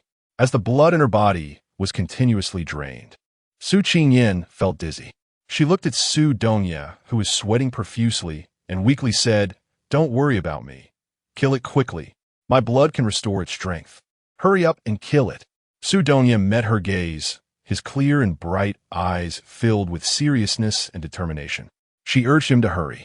He lowered his head, pressed his lips tightly together, and increased the strength in his hands. The sharp fangs cut into his skin, and his blood mixed with Su Qingyan's blood and flowed into the zombie's mouth. "Su Dongye, I'm telling you to kill it quickly. You know this is useless unless it wants to let go. Don't waste time. Kill it quickly, so I have a chance to survive. Otherwise, we'll both die here." Su Dongye remained unmoved. He was afraid that when he killed it, Su Qingyan would already be dead. "I know what you're worried about. As long as you're faster than it, I won't be in trouble. I don't want to die here. And I don't want you to die here either. We promised to leave here alive together." The last sentence choked Su Qingyan up. Su Dongye stepped back, his eyes dim and unclear. He stopped at a distance that was neither too far nor too close, tightly gripping the hammer in his right hand. He shouted to Zhang Feiyu and the others, "When I count to 3, you all pour your powers into my hammer." Su Dongye had gathered all his energy into the hammer, seeking a decisive hit, hoping for its death. Zhang Feiyu and the others all prepared their powers, waiting for Su Dongye's command. 3. When he shouted this number, Su Dongye jumped up, and Zhang Feiyu and the others poured their energy in, gathering all their strength for a single strike. As Su Dongye fell, the sea-level zombie didn't dodge or move its head. It even opened its mouth wide to welcome Su Dongye. The combined energy of all of them only tickled it. It didn't care at all. With a loud bang, a massive explosion echoed through the sky, as if it would shatter the mountain. The mountain shook, the ground trembled, smoke billowed, and dust filled the air, taking a long time to settle. Before that, both the people and the zombie had disappeared, leaving behind a bottomless pit where they once stood. Cold, cold. So cold. Su Qingyan trembled, repeatedly mumbling about the cold, while the person beneath her slowly opened his eyes. Su Dongye was about to sit up when the person in his arms seemed to sense the warmth and kept burrowing into his embrace, even taking the initiative to place his hand on her waist. "Su Dongye, I'm so cold." Chapter 69. Separation. Su Dongye also felt the chill radiating from Su Qingyan. She seemed like an ice block in his arms. Frowning, he grasped her hand that was moving restlessly on him. "Su Qingyan, how are you?" He looked down to find her eyes tightly shut, her brows furrowed into a straight line, her fair face covered in sweat, her cheeks alarmingly hot. Yet she continued to cry out that she was cold. Su Dongye called out to Su Qingyan several times, but she showed no signs of waking, as if trapped in a nightmare, clutching his clothes tightly and struggling against him. Initially worried about her condition, Su Dongye's body tensed when her hand slipped under his clothing. Her heated murmurs filled his ears, her body twisted against him, and her hand kept moving, which made Su Dongye instantly feel a rush of heat. Having experienced intimacy before, such close contact unleashed a torrent of memories, spiraling out of control. As he inhaled the fragrance of the person in his arms and felt the delicate softness of her waist, Su Dongye lost himself in instinct, intoxicated by her warmth and softness. He looked at Su Qingyan beneath him, hurriedly trying to fix the disheveled clothes he had caused. But the heat and excitement within him ignited upon seeing the bruises on her fair skin, like ice meeting fire, bursting forth uncontrollably. PFFT, PFFT, PFFT. Su Qingyan, Xu Donji, Qian Qiong, Lei Ling King, Tsuao, Zeng Zong. Zhang Feiyu spat out the dust in his mouth, pushed aside the stones weighing him down, and struggled to get up while calling out to his companions' names. Surrounded by darkness, he could see nothing and didn't know where he was. All he remembered was that detestable sea-level zombie exploding under Su Dongye's strike, an overwhelming wave of energy engulfing everyone, and he had passed out from the impact. When he came to, he found himself in the current situation. In this unfamiliar environment, with not a single companion beside him, Zhang Feiyu sat on the ground, crying in fear. "Where are you all? Don't leave me alone. Woo-woo, I'm scared. Cough, cough. You, get off me. All you do is cry. Even if you're not dead, you'll cry me to death. Move your foot. Do you not know how heavy you are? I'm about to suffocate under you. If I don't die from zombies, I'll die at the hands of my own people. How much should I complain about that? Zhang Feiyu, are you dead? Hurry over and pull me up." Familiar voices echoed one after another, and Zhang Feiyu immediately stopped crying, feeling his way towards the voice while leaning against the wall. With a loud thud, a blazing light illuminated the area, revealing everything under the bright light. If it weren't for the dust, stones, and various scattered debris on the ground, it would have been evident that this was once a living room. Zhang Feiyu stood by the switch, while Zheng Zhong and Zhou Hao were sprawled on the sofa, and Qian Xiong and Lei Lingqing weren't as fortunate, having fallen onto the coffee table, covered in dust, dirt, and stones. Zhang Feiyu hurried over to help them remove the heavy objects weighing them down. Fortunately, they were all ability users and had not sustained any life-threatening injuries, only suffering from severe energy depletion that left them weak. The group sat together, looking at each other's disheveled appearances, and they couldn't help but burst into laughter. It was a crisp, cheerful, and joyous sound, a release of relief after surviving a disaster. Su Dongye had calmed down the moment he heard the sound of dust falling. He held Su Qingyan tightly in his arms, finding a dark corner to wait. When the light came on, all that could be seen was a silhouette holding her.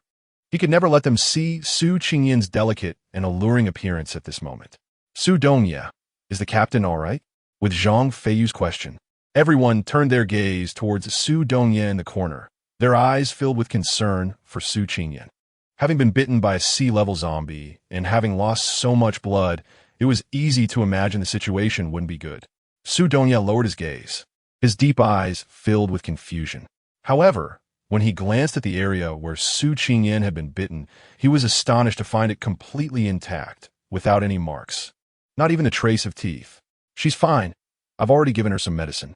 She's just weak and still unconscious. It's good that the captain is okay."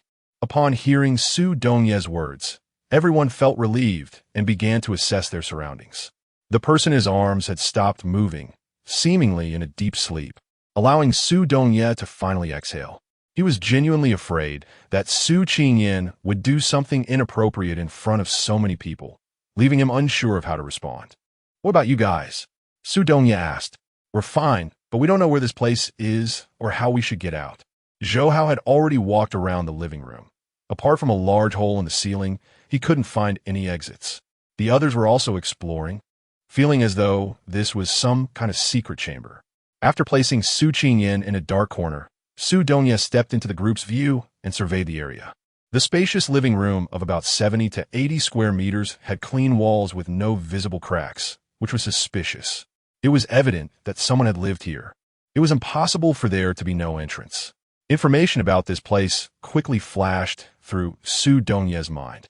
He walked over to a partially damaged painting and felt behind it. Sure enough, there was a button. He pressed it, and the wall began to shift. A large door appeared. Zhang Feiyu, who had been following Su Dongye, leaned in to take a look inside. There was no light, and everything was invisible, but he could vaguely sense it was an extremely spacious bedroom. Inwardly, he couldn't help but grumble, "Damn, who built such a lavish place with a large living room and a big bedroom in the mountains?" "Zheng Zhong, come over here and use your fire to illuminate it. Let's see what's inside." Hearing Zhang Feiyu call him, Zheng Zhong immediately jogged over and reached out to use his fire ability for lighting. However, only a flame the size of a fingernail appeared in his palm. Even with the faint light, he could clearly see the furnishings in the large bedroom. When Qian Xiong, Lei Lingqing, and Zhou Hao saw certain items hanging on the walls in the bedroom, their faces turned from red to white and then to green, with a hint of embarrassment flashing in their eyes. Meanwhile, Zhang Feiyu and Zheng Zhong expressed their astonishment. "Wow, is this a horse-riding expert? Why are there so many whips and tools on the wall, and what is this?" Curious, the two of them wanted to go in and touch everything, to see what other strange toys were in the room, but they were stopped by Su Dongye. "This isn't the exit. You two go check the wall over there to see if there's anything hidden. Su Dongye instructed the two of them to get to work, and they obediently went over to check carefully. To their surprise, they actually found something. Zhang Feiyu gently pressed down on a slightly protruding spot, and indeed, another door opened. However, this time there was light inside, and it was clearly a study room. A portrait of a woman hung directly across from the door. Su Dongye immediately recognized who the woman was, the daughter of the previous principal. Zhang Feiyu and Zheng Zhong were curious about the beautiful woman in the painting and wanted to take a look inside the study. Meanwhile, Qian Xiong and Zhou Hao made a commotion, and another door opened, revealing a deep passageway. Come quickly, is this the way out? Inside the dark passage, there were no lights, making it impossible to determine where this path led. Qian Xiong glanced at Zheng Zhong, without needing to say much. He walked over to the passage and used his fire ability. However, no matter how much he tried to summon it, not a single spark appeared. In an instant, the air thickened, and everyone's faces changed color. Zheng Zhong was so anxious that he was sweating profusely, even blood oozing from the corners of his mouth. Yet no flames appeared. How could this be? How could this be? Lei Lingqing stopped him, saying it was useless. Their origin had been severely depleted, and their abilities had been damaged, turning them into useless beings. The joy of just finding a way out was instantly crushed. They had to face this harsh reality. In their battles with sea-level zombies, their energy had been exhausted to the point of injuring their origin. Without crystal stones to replenish their energy and no healer to assist them in time, their abilities were rendered useless. Everyone fell silent. Whether they could leave here was no longer important. Su Dongye sensed their gloom and walked over to take a look at the passage. He was certain this was the way out, which not only led them away from here, but also directly to the back door of the school. It would take less than 10 minutes to reach the school's back door from here. Su Dongye took out a pitch-black crystal stone from his pocket, about the size of a fist, feeling the energy pulsating within it. This crystal had dropped beside him and Su Qingyan, and it was clear it had been produced by the sea-level zombie upon its death. This crystal should be able to repair your origins. Su Dongye handed the crystal to Zhang Feiyu and pointed in the direction of the study. You should absorb it inside.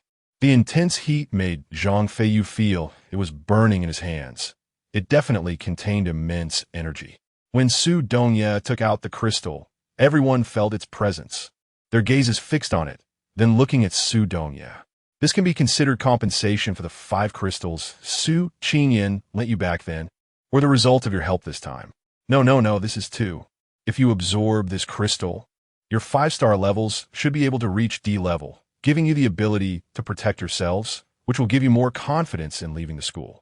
Once you get to the back door, who knows what the situation will be like. I hope you can help more people while ensuring your own safety. After hearing Su Dongye's words, no one could refuse anymore. Aren't you and the captain going to absorb it with us? Su Dongye shook his head. The crystal is just a way to replenish energy for me and Su Qingyan. Comparatively, you need it more. Time was of the essence. They couldn't afford to delay any longer. The rescue at 2 o'clock had surely passed, and they didn't know the situation at the school's back door or if it had ended. Su Dongye just hoped they could make it in time. Qian Xiong, who was lagging behind, looked worried and eventually resolved to ask Su Dongye why his body hurt so much every time he absorbed the energy from the crystal. He didn't want to miss the chance to be promoted to D level this time. When Su Dongye learned that Qian Xiong was an Earth ability user, he understood the reason. It was the same as Li Jianan's experience. As long as he endured this pain and reached D level, it would be fine. Qian Xiong believed Su Dongye's words without doubt. Feeling relaxed, Su Qingyan, who had just received a moment of relief, felt something unusual in her body when Su Dongye left her. This time it wasn't cold, but an intense itch. The itch surged from deep within her, and she didn't know where to start scratching. Her limbs and every part of her body felt itchy. Su Qingyan moaned in discomfort, her hands constantly scratching at her body, leaving behind streaks of blood. The pain couldn't overshadow the unbearable itchiness. In the dim light, Su Dongye saw Su Qingyan's torn clothes and her rolling figure, crying softly. Not knowing what had happened, Su Dongye immediately picked her up, and Su Qingyan seemed to see a lifeline, squinting her eyes and tightly wrapping her arms around his neck, rubbing her face against his as if that could alleviate her discomfort. Once again entangled with him, this time more directly and proactively. She took Su Donye's hand and placed it on the uncomfortable spot, her mouth incessantly requesting closeness. Su Donye was at a loss, his face turning bright red, even the roots of his ears burning. He couldn't understand how Su Qingyan had changed like this. Seeing her with a charming, dazed expression, begging for kisses, he knew she wasn't in her right mind, and he couldn't allow what happened last time to occur again. Su Donye tried to use his mental power to check what was wrong with her body, but before he could enter, he was repelled by an invisible force. Su Donye was shocked. Su Qingyan felt an unknown energy wreaking havoc inside her body, leaving Su Donye at a loss for what to do. Could it be the aftereffects of being bitten by a sea-level zombie? Or did the celestial herb and divine tree do something to her body? Before Su Donye could figure it out, a loud crash came from the study. He quickly took off his clothes and draped them over Su Qingyan, holding her and controlling her flailing hands as he approached the study to check the situation. After a cloud of smoke dissipated, all 5 people revealed expressions of joy. They had succeeded. Their star levels had all reached D level. Su Donye could feel the energy fluctuations within their bodies and knew, without a doubt, that their strength had greatly increased. When Zhang Feiyu saw Su Donye carrying Su Qingyan come before them, everyone was present, and they could all leave together. Let us hurry and get out of here and see what the outside situation is. We might catch the rescue and leave this place. Zheng Zhong summoned a flame, instantly illuminating the passage, allowing them to see around the corner. This was the power of a D-level ability user, able to summon and control abilities at will. I feel uncomfortable, Su Donye. I feel uncomfortable with her hands restrained and unable to get what she wanted. The itch inside her body tormented her. Su Qingyan had no choice but to cry for help. Hearing such a delicate and soft voice, everyone froze momentarily. Su Donye felt the worst. He hadn't expected Su Qingyan to speak, and her soft and tender voice was right next to his ear. You all go ahead, Su Donye said. The frontmost Zhang Feiyu thought Su Qingyan had woken up upon hearing her voice, but the tone and content clearly carried a hint of acting spoiled and begging, which puzzled him. He was even more confused when Su Donye told him to go first. Qian Xiong and Zhou Hao, however, blushed and grabbed Zhang Feiyu, hurriedly saying, Let us go first. They will catch up soon. Zheng Zhong was also stopped by Lei Lingqing, who urged him, You quickly lead the way. Don't ask what you shouldn't tea, don't meddle. Chapter 70. The Tree of Life. Su Donye was truly at a loss with Su Qingyan clinging to him and didn't know what to do. He could only carry her into the only bedroom, looking at the myriad of small tools inside. He pursed his lips and picked up a pink rope hanging on the wall to tie her hands. He couldn't let her scratch herself anymore. Her body was covered in scratches, and aside from her face, which was relatively intact, her entire body was a bloody mess. He had never seen a girl be so ruthless to herself. Watching Su Qingyan, who was sweating and sobbing, Su Donye could only resolutely place her in a bathtub filled with cold water. As the most beloved grandson of the military district commander, the youngest son of the mayor and the head of the education bureau, Su Donye was truly showered with affection. At the same time, he was surrounded by many temptations and flattery, and there was no shortage of jealousy and resentment towards his existence. Some people even dared to openly drug him on the day of his coming-of-age ceremony. To avoid ruining the banquet his grandfather personally organized for him and letting those people's schemes succeed, he soaked in cold water all night to dispel the effects of the drug. Su Qingyan's current situation was vastly different from his at that time, so he could only try cold water and see what the effect would be. Having made a mistake once, he couldn't afford to make another while being conscious. Seeing Su Qingyan calm down in the cold water, Su Donye breathed a sigh of relief. To prevent her from drowning, he placed a pillow under her head. When he brushed back the hair hanging around her neck, a palm-sized pattern suddenly appeared. Su Donye was stunned and leaned in to take a closer look. A small fox vividly stood behind Su Qingyan's neck, most notably with its short and thick tail. Su Donye hurriedly rolled up his sleeve, revealing a rabbit on his arm, with a tail behind it. Su Donye stared at Su Qingyan, who had her eyes tightly closed and her brows furrowed, as if her delicate little face overlapped with a memory. For a moment, Su Donye's heart skipped a beat. Dian, is that you? The sensation inside her body fluctuated between icy cold and scorching heat, causing Su Qingyan to feel extremely anxious. No matter how hard she struggled to wake up, it felt as if an invisible net was trapping her. With rare moments of clarity, she sought help from Su Dongye, but he actually ignored her. Su Qingyan was filled with anger, hatred, and helplessness, and she could only cry softly.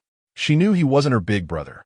If he were, he would surely be heartbroken to see her in such distress and wouldn't ignore her. Faintly, Su Qingyan seemed to hear her big brother calling her. She struggled desperately, wanted to open her eyes to see if it was real. The two forces inside her that had just been suppressed began to stir again, making her whole body itch and causing her immense discomfort. Big brother, his that promised never to leave her, that would marry her. I'm your big brother. I'm sorry, I didn't mean to forget you. The warm current made Su Qingyan feel greedy. She instinctively rubbed against Su Dongye's palm, as if it could ease the discomfort in her body. After a few breaths, Su Qingyan slowly opened her eyes and met a handsome face. Her confused expression making it hard to tell whether the person in front of her was Su Dongye or her big brother. Big brother? Seeing Su Dongye nodding, Su Qingyan felt as if she had found a savior. With tearful eyes, she reached out to hug him, only to realize her hands were tied. And she cried even harder. Big brother, someone is bullying me. So many people are bullying me. Seeing Su Qingyan cry so fiercely, Su Dongye's heart almost broke. He comforted her while untying the ropes on her wrists. Once Su Qingyan was free, she clung to Su Dongye with her hands and feet, afraid that in the blink of an eye, her big brother would disappear again. Su Qingyan tightly wrapped her arms around Su Dongye's neck, choking back tears as she began to accuse him. That Su Dongye is so bad. I asked him to save me, and he ignored me. Big brother, can you help me beat him up? Being clung to like this, Su Dongye didn't feel anything wrong, but hearing her crying plea, he suddenly felt a bit awkward. Dian, wake up. Look at who I am. You're my big brother. You won't leave me anymore, right? As she spoke, Su Qingyan hugged Su Dongye even tighter, as if she wanted to merge him into her body.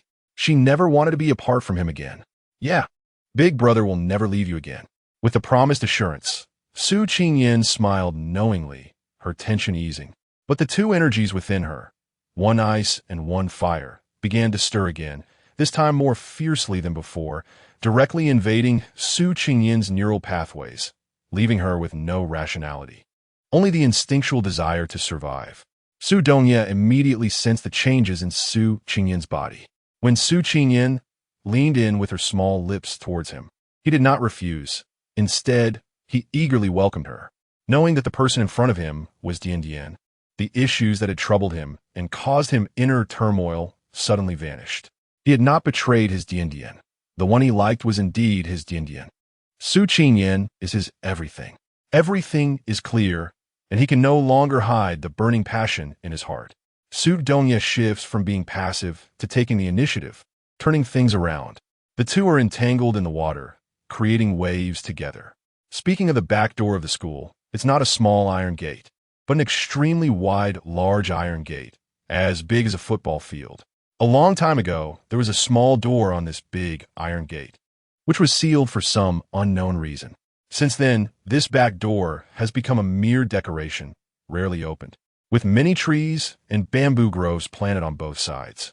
This place has become a sanctuary for resting and dating. No student has ever missed the chance to check in here. Zheng Zhong led the way with Guang Liang walking in front. Just as Su Dongye said, they left the mountain in less than 10 minutes and arrived at the back door of the school. The big iron gate was tightly closed, which relieved Qian Xiong and the others, but they were also shocked by the scene before them. The open space at the back door had already turned into a battlefield. A zombie battle was raging fiercely. In the distance, large groups of zombies were rushing over to join in, while the ability users were bravely resisting. And the so-called rescue team had also appeared in front of the public. Zhang Feiyu was extremely excited and was about to break through the door to join the battle when he was pulled back by Qian Xiong. We don't know what the situation is up ahead. Let's wait and see. Wait for what? Hurry up and help. As he saw a fellow being bitten by a zombie, Zhang Feiyu anxiously broke free from Qian Xiong's restraint, glaring angrily at those behind who were doing nothing. Don't forget what the president said.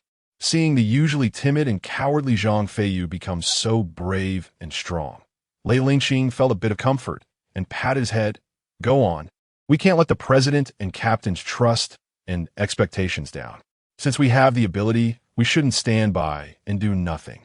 We're all classmates and comrades. We can't just watch them die. Otherwise, what's the point of being at D-level star rank? Watching Zhang Feiyu and Lei Lingqing rush in a battlefield. Zhou Hao and Zheng Zhong followed closely behind. Qian Xiong sighed and also followed. He had no intention of not taking action, but he didn't want to act recklessly. They didn't know how many zombies and ability users were outside. What if it was all planned? Acting rashly could disrupt their plans. If only Su Dongya and Su Qingyan were here, they wouldn't be so impulsive. The 5 who joined the battlefield were incredibly fierce, and before long, they had cleared the zombies in front of them and saved quite a few ability users and ordinary people. Taking this opportunity, Qian Xiong walked over to Zheng Zhong. You find a way to locate Qi Ju and have him take us to see Zhou Jiaging. With our 5 people strength, Zhou Jiaging will definitely welcome us into his team. It's not a solution for us to fight alone like this. Even getting close to the rescue team is difficult, let alone escaping. Zheng Zhong looked at the chaotic battle scene in front of him and agreed. Although the rescue team had arrived, and they could hear gunfire and see a few people in military uniforms, the current situation was unclear. Why hadn't the school's back door been opened yet? And why were there so many zombies here? Everything could only be made clear by joining Zhou Jiaging's team. Zhang Feiyu, Zhou Hao, and Lei Lingqing were protecting over a dozen ordinary people and 7 or 8 ability users resting in the nearby woods. Lei Lingqing wanted to gather information from the ability users, but all he found out was that they had also heard news midway that the army would open the school's back door to rescue them. So, they hurriedly changed their direction from the school's main entrance to the back door. The school's main entrance had already become a stronghold for zombies, with thousands gathering there. Even if the ability users inside the school and those in the army attacked from both sides, they couldn't ensure the opening of an escape route. On their way, they hadn't encountered many zombies, but upon arrival, they found groups of zombies waiting for them, as if they were being led into a trap. Fortunately, the 5 of them appeared. Otherwise, this group would surely have become victims to the zombies. Without obtaining any useful information, Lei Lingqing and the others didn't know what to do. The zombies seemed endless. Just after they had cleared one area, another 30 or 40 zombies appeared. After a moment of excitement, Zhang Feiyu looked at the zombies that were popping up like mushrooms after rain, and his scalp began to tingle. After calming down the rescue group, Lei Lingqing led Zhang Feiyu and Zhou Hao back into the fight against the zombies. Their D-level star rank strength allowed them to rampage among E-level zombies. As long as their energy wasn't overly depleted, they weren't afraid. They didn't have to worry about being injured, as they hadn't encountered zombies of the same star rank. While they were saving people, they were also gathering information. And Zheng Zhong quickly found Qi Ju. Upon meeting again, Qi Ju was shocked, not expecting that not only were they alive, but they had also reached D-level star rank, which was incredible. Where is Su Dongya? Qi Ju was most concerned about Su Dongya. He was by Zhou Jiaging's side and knew the current situation best. General Ning from the army refused to carry out the rescue without seeing Su Dongya in person. It was unclear how the information leaked, but large groups of zombies were rushing from the school's main entrance to this side. Zhou Jiaging was directing the ability users to deal with the zombies while communicating with General Ning, and he was currently in a state of frantic disarray. The president asked us to come over first. They'll be here soon, Zheng Zhong said with a flushed face. He didn't know how long soon would be. The once innocent and naive boy had been forcibly educated with some knowledge in the dark passage, and he was beginning to feel flustered. Qi Ju didn't notice Zheng Zhong's oddity. Hearing him say this, he felt relieved and hurried to tell Zhou Jiaging the good news. He instructed Zheng Zhong to call the others over. They needed them right now. A chill swept over, and Su Qingyan naturally reached out to grab a blanket. After searching for a long time and finding nothing, she huffed unhappily, treating it as if she were still dreaming, living under the peace of prosperity. The heat and smoothness beneath her palm instantly awakened her, as she hurriedly opened her eyes, meeting a pair of deep and bright eyes. Memories flooded her mind. She tentatively called out, "Brother." Seeing the other party's crescent-eyed smile and bright grin, with dimples flashing on his cheeks, Su Qingyan felt delighted and excitedly rushed over, pressing closely against him. Skin against skin made her realize that they were both completely naked, and her face instantly turned red, wanting to find a place to hide. Su Dongye quickly pulled Su Qingyan into his arms, gently patting her back to signal her not to be shy. Eventually, they would reach this step. He leaned down and kissed her on the top of her head, lingering for a moment before asking, "Is there anywhere else you feel uncomfortable?" Su Qingyan shook her head while buried in Su Dongye's arms. She really didn't know how to face Su Dongye.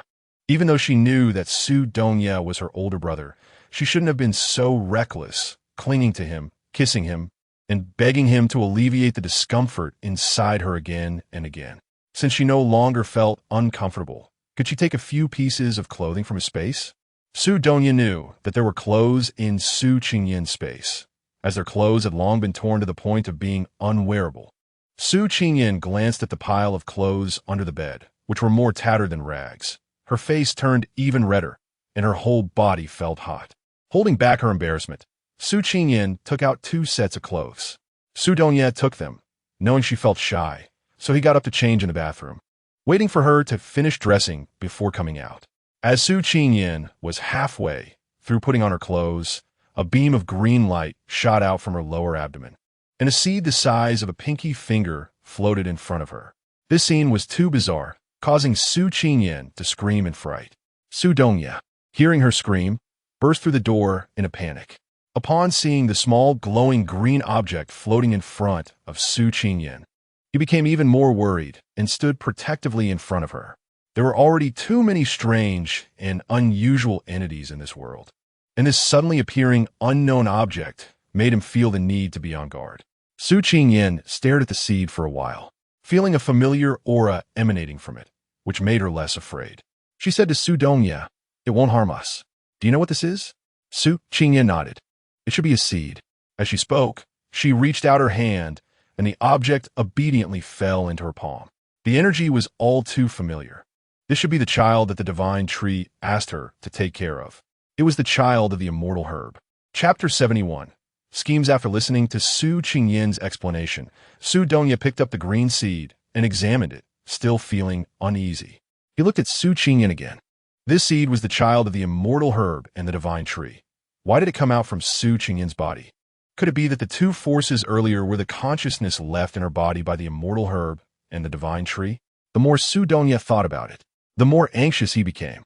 The reason Su Qingyan encountered the previous situation must be that the immortal herbs and the divine tree did something to her body, causing her to feel as if she had been hit by pure medicine, needing constant yin-yang harmonization.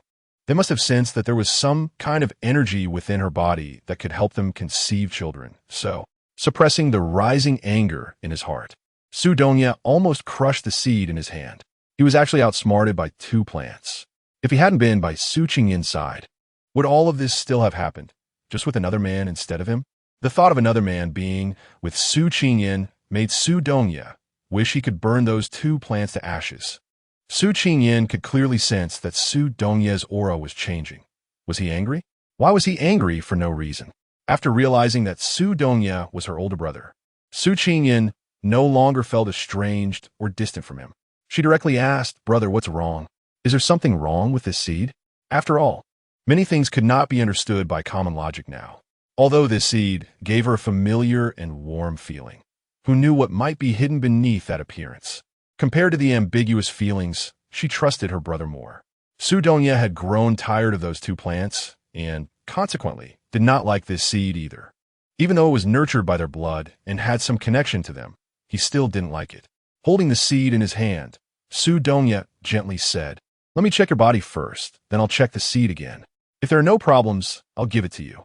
Uncertain if those 2 plants had left anything in her body, Su Dongye decided to use his mental power to search through her body, as well as to check if the bite from the zombie had left any hidden dangers. Su Qingyan sat quietly next to Su Dongye to check on him. At that time, the 2 of them were just like they are now, as if there were only the 2 of them in the world. Su Dongye couldn't remember any of this. What happened? Su Qingyan noticed that Su Dongye had not taken any action for a long time, and her expression was unpredictable. She was worried that his body had not fully recovered and that he could not use his mental power. Just as she was about to say that she felt fine and did not need to be checked, a warm current entered her body. This feeling made her very comfortable, and she couldn't help but close her eyes and begin to enjoy it. As soon as the mental power touched Su Qingyin's body, Su Dongye felt a strong energy within his own body rhythmically fluctuating. At the same time, he sensed that there was also a powerful energy continuously flowing through Su Qingyin's body into her limbs. This feeling was not unfamiliar to Su Dongye. He took a deep breath and slowly said, "Dian Dian, no matter what happens next, don't be afraid. I'm right here beside you. Just breathe quietly, follow the flow of that energy, don't resist. You might feel a bit of swelling pain in your meridians and muscles, but don't be afraid. This is the ability repairing your body and breaking through the star level. I am with you, just like you, so don't worry." Listening to Su Dongye's explanation, Su Qingyin finally understood. She began to truly feel the changes in the energy within her body. Indeed, there was a strong and vast energy flowing inside her, even stronger than the energy from celestial herbs and divine trees. She wondered if she could awaken her abilities while breaking through the star level, just like Su Dongye, who had 2 abilities or even more. She wouldn't mind having more. Calming her mind, she tried not to think too much and aimed for a quick breakthrough. Suddenly, she felt a tap on her forehead. Su Qingyin opened her eyes and, feeling a bit guilty, glanced at Su Dongye, who was sitting there seriously meditating. She quickly closed her eyes again and focused on feeling the flow of energy within her. She didn't know how long had passed before she opened her eyes again. Feeling that her body was unblocked, her spirit was full, and she had an endless amount of energy. Her senses were sharper and more agile. She even felt changes in her body's contours, as if the areas that should have more flesh had gained some, while the areas that should have less had become firm and tight. Her skin seemed much whiter and more delicate, and to her delight, her hair had actually grown longer, transforming from shoulder length to waist length. She couldn't wait to share this with Su Dongye, but found that he still had his eyes closed, clearly not having succeeded in his breakthrough yet. She could only wait quietly by his side, casually checking what star level she had broken through to. Finally, she was no longer at D level, but she had only broken through to C level. She had thought that D level was impressive, but when she encountered zombies of the same D level, she either got scratched or bitten, which made her feel embarrassed. If she were an attack-type ability user, she shouldn't have been chased off by zombies of the same level. Having not awakened any new abilities, Su Qingyin sighed and reluctantly checked what changes had occurred in her somewhat useless spatial ability. To her shock, the small space that was originally only about 11 or 12 square meters suddenly expanded into the size of a basketball court, increasing many times over. While lamenting what good such a large space would do, she wondered if she could even fit zombies inside if she encountered them. But then she thought, what if they tore the space apart? Would she get hurt or even die? Su Qingyin hurriedly drove this thought out of her mind. She didn't want to fall into such a foolish situation of being trapped by herself. Ding dong. Your early warning system has been upgraded. Please restart to use it. A mechanical voice echoed in her mind, and Su Qingyin was so excited that tears were almost streaming down her face.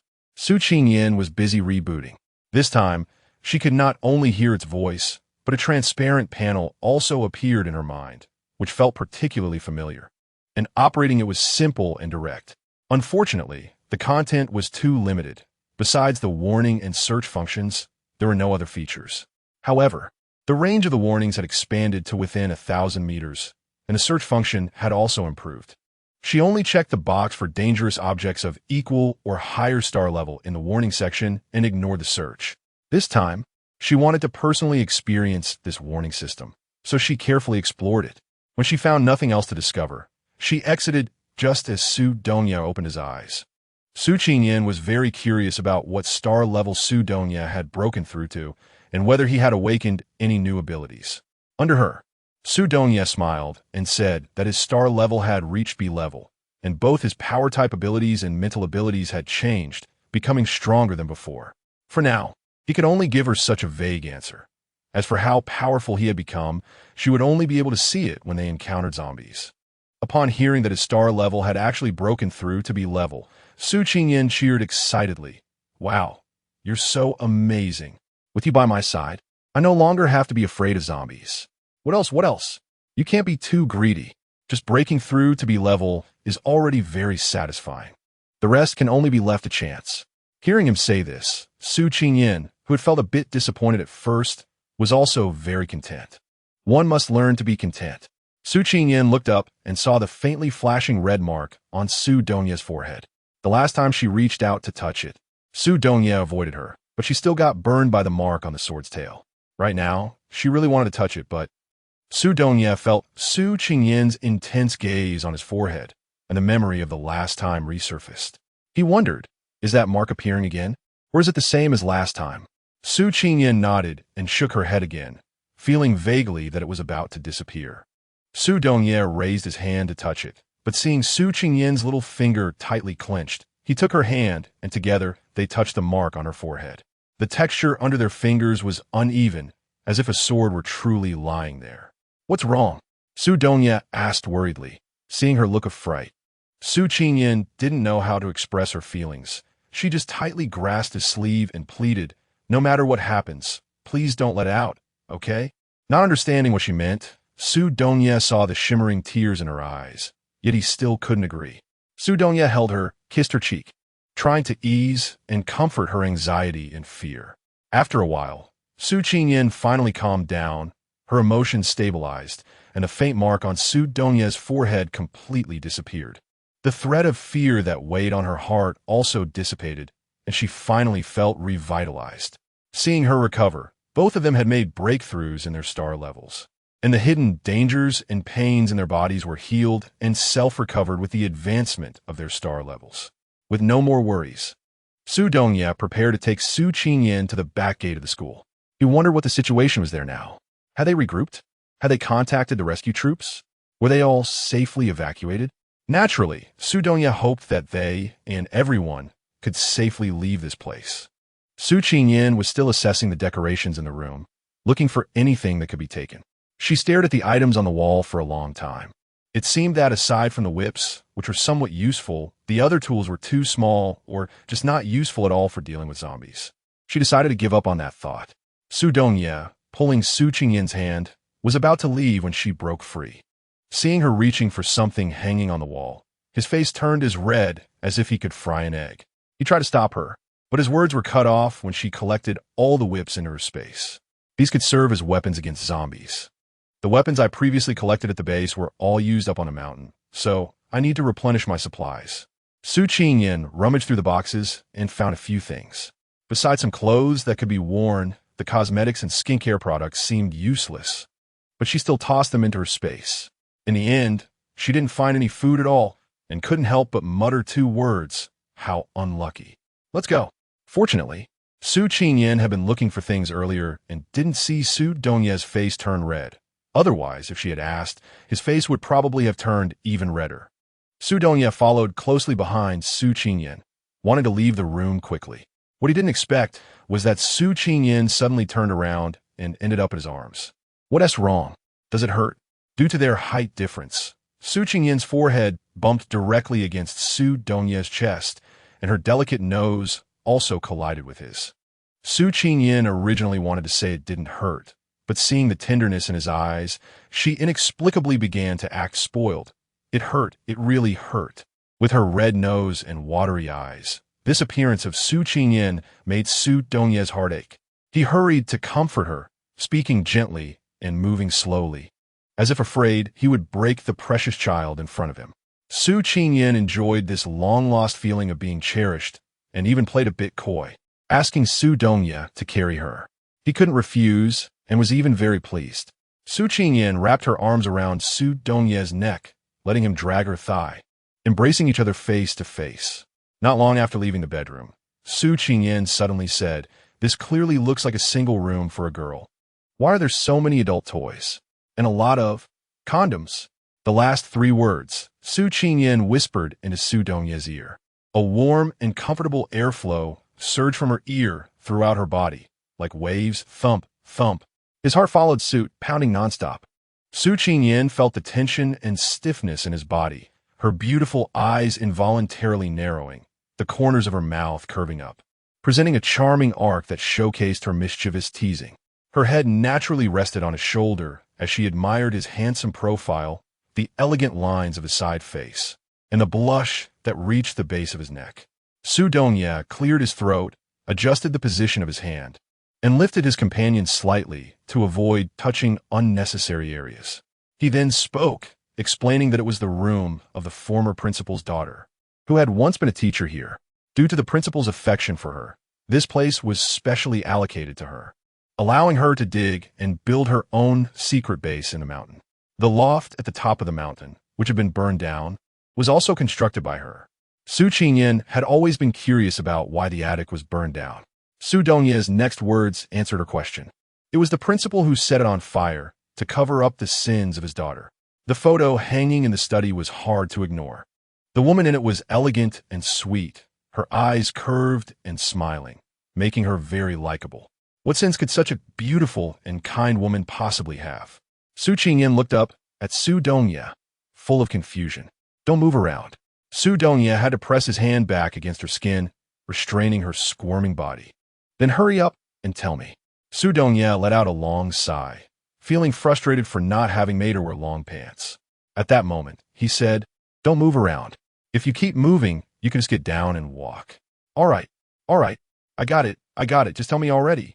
So, Su Dongye shared everything he had seen in the school database. Is it really that scary? Why does she have to do this?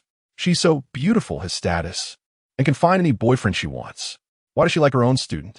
If she likes him, then fine, but why the coercion and imprisonment? Shouldn't love be mutual? Does it have to be destroyed if it can't be obtained? Ugh, so terrifying. How could she, who loves that boy so much, do such things to him? Dismember him, cook him to eat. Ugh, so horrifying. Su Qingyan couldn't help but shiver, then fell silent. It was unclear what she was thinking, and fearing that she might overthink and become upset, Su Dongye wanted to comfort her, but didn't know what to say. After a while, Su Qingyan tightly hugged Su Dongye's neck and said seriously, in the future, you need to take good care of yourself outside. Don't show off too much. Stay away from those women who are nice to you, especially those who are inexplicably good to you. Do you understand? Stifling a laugh, Su Dongye didn't dare to laugh out loud when he saw that she was about to get angry. He quickly nodded and said, got it. I'll keep my distance from the opposite sex. What was this little one thinking? After thinking for a long time, it turned out to be this. Who would dare to have improper thoughts about him? Didn't they fear that he would take them down? Clearly, her beautiful eyes were still smiling, but they contained an unfathomable murderous intent and ruthlessness. Su Qingyan felt nothing at all, swaying her little white legs leisurely, chatting with him casually. The two of them talked while walking, and soon they reached the exit. At this moment, Su Qingyan's chicken rib warning system also went off. She got off Su Dongye, and both of them looked outside with tense expressions. Chapter 72. Treasure. The situation outside was far more serious than Su Dongye had anticipated. In his previous assumptions, even if all the living people in the school came here, it wouldn't attract so many zombies. Now, it was almost turning into a second zombie stronghold. Groups of zombies crowded at the back door, blocking the way, ready and alert as if not even a fly could pass through. Further away from the back door, one could still see battles between ability users and zombies, fierce and brutal, fighting to the death. Even farther away, the chaotic group fights turned into one-on-one duels, each using their abilities with flashes of electricity, blood splattering, and dust flying. Countless people had become food, and who knows how many crystal stones had fallen. The number of people was dwindling, while zombies kept pouring out. Su Dongye stared at the bamboo forest on the left for quite a while. With rustling sounds, one after another, zombies emerged from within. The warning system of Su Qingyan went off. A sea-level 8-star, Earth-type zombie. When Su Dongye was about to use his mental power to investigate, Su Qingyan revealed the information she knew. There was a sea-level zombie over there, Earth-type, 8-star. Su Dongye instantly understood. Su Qingyan completely agreed. Watching one zombie after another emerge, she couldn't help but recall their previous escape methods and luring tactics, using Earth-type ability users for transportation. What she didn't expect was that this method had actually been learned by the zombies, turning against them. It was truly ridiculous. Su Qingyan sighed, not expecting the zombies to evolve so quickly, becoming smart enough to almost dare to confront humans. Next, should we go kill that C-Class 8-star zombie? Killing it is definitely necessary, but we need to see if there are any other zombies of the same star level or higher nearby. Su Dongye told Su Qingyan to wait a moment. He would use his mental power to scan the area, and if there were no zombies that posed a threat to their lives, they would go out. After the battle at the mountaintop, Su Dongye became more careful and cautious, having found his own limits, and he valued his life even more. Right now, nothing is more important than their lives. Su Qingyan saw Su Dongye about to use his mental power to investigate the surroundings and quickly spoke up to stop him. Previously, she didn't know that every time he used his mental power, he would become weaker and his head would also hurt. Now that she had the early warning system, he was her little brother, and how could she allow him to get hurt? There was no zombie around her that was stronger than her. She could handle it alone without his help. Su Dongye looked at her with confusion. In front of her little brother, she had no secrets. Su Qingyan unreservedly shared her warning system. So from now on, let all such exploration tasks be handled by me. Your mental strength is meant for big things. Su Dongye gently scratched her nose and said with a faint smile, "All right, I'll leave it all to you from now on." As he spoke, he turned his palm, and a pile of glittering crystals appeared. Does this count as a big deal? Wow, crystals, where did they come from? How are there so many? Su Qingyan was astonished. Do you like them?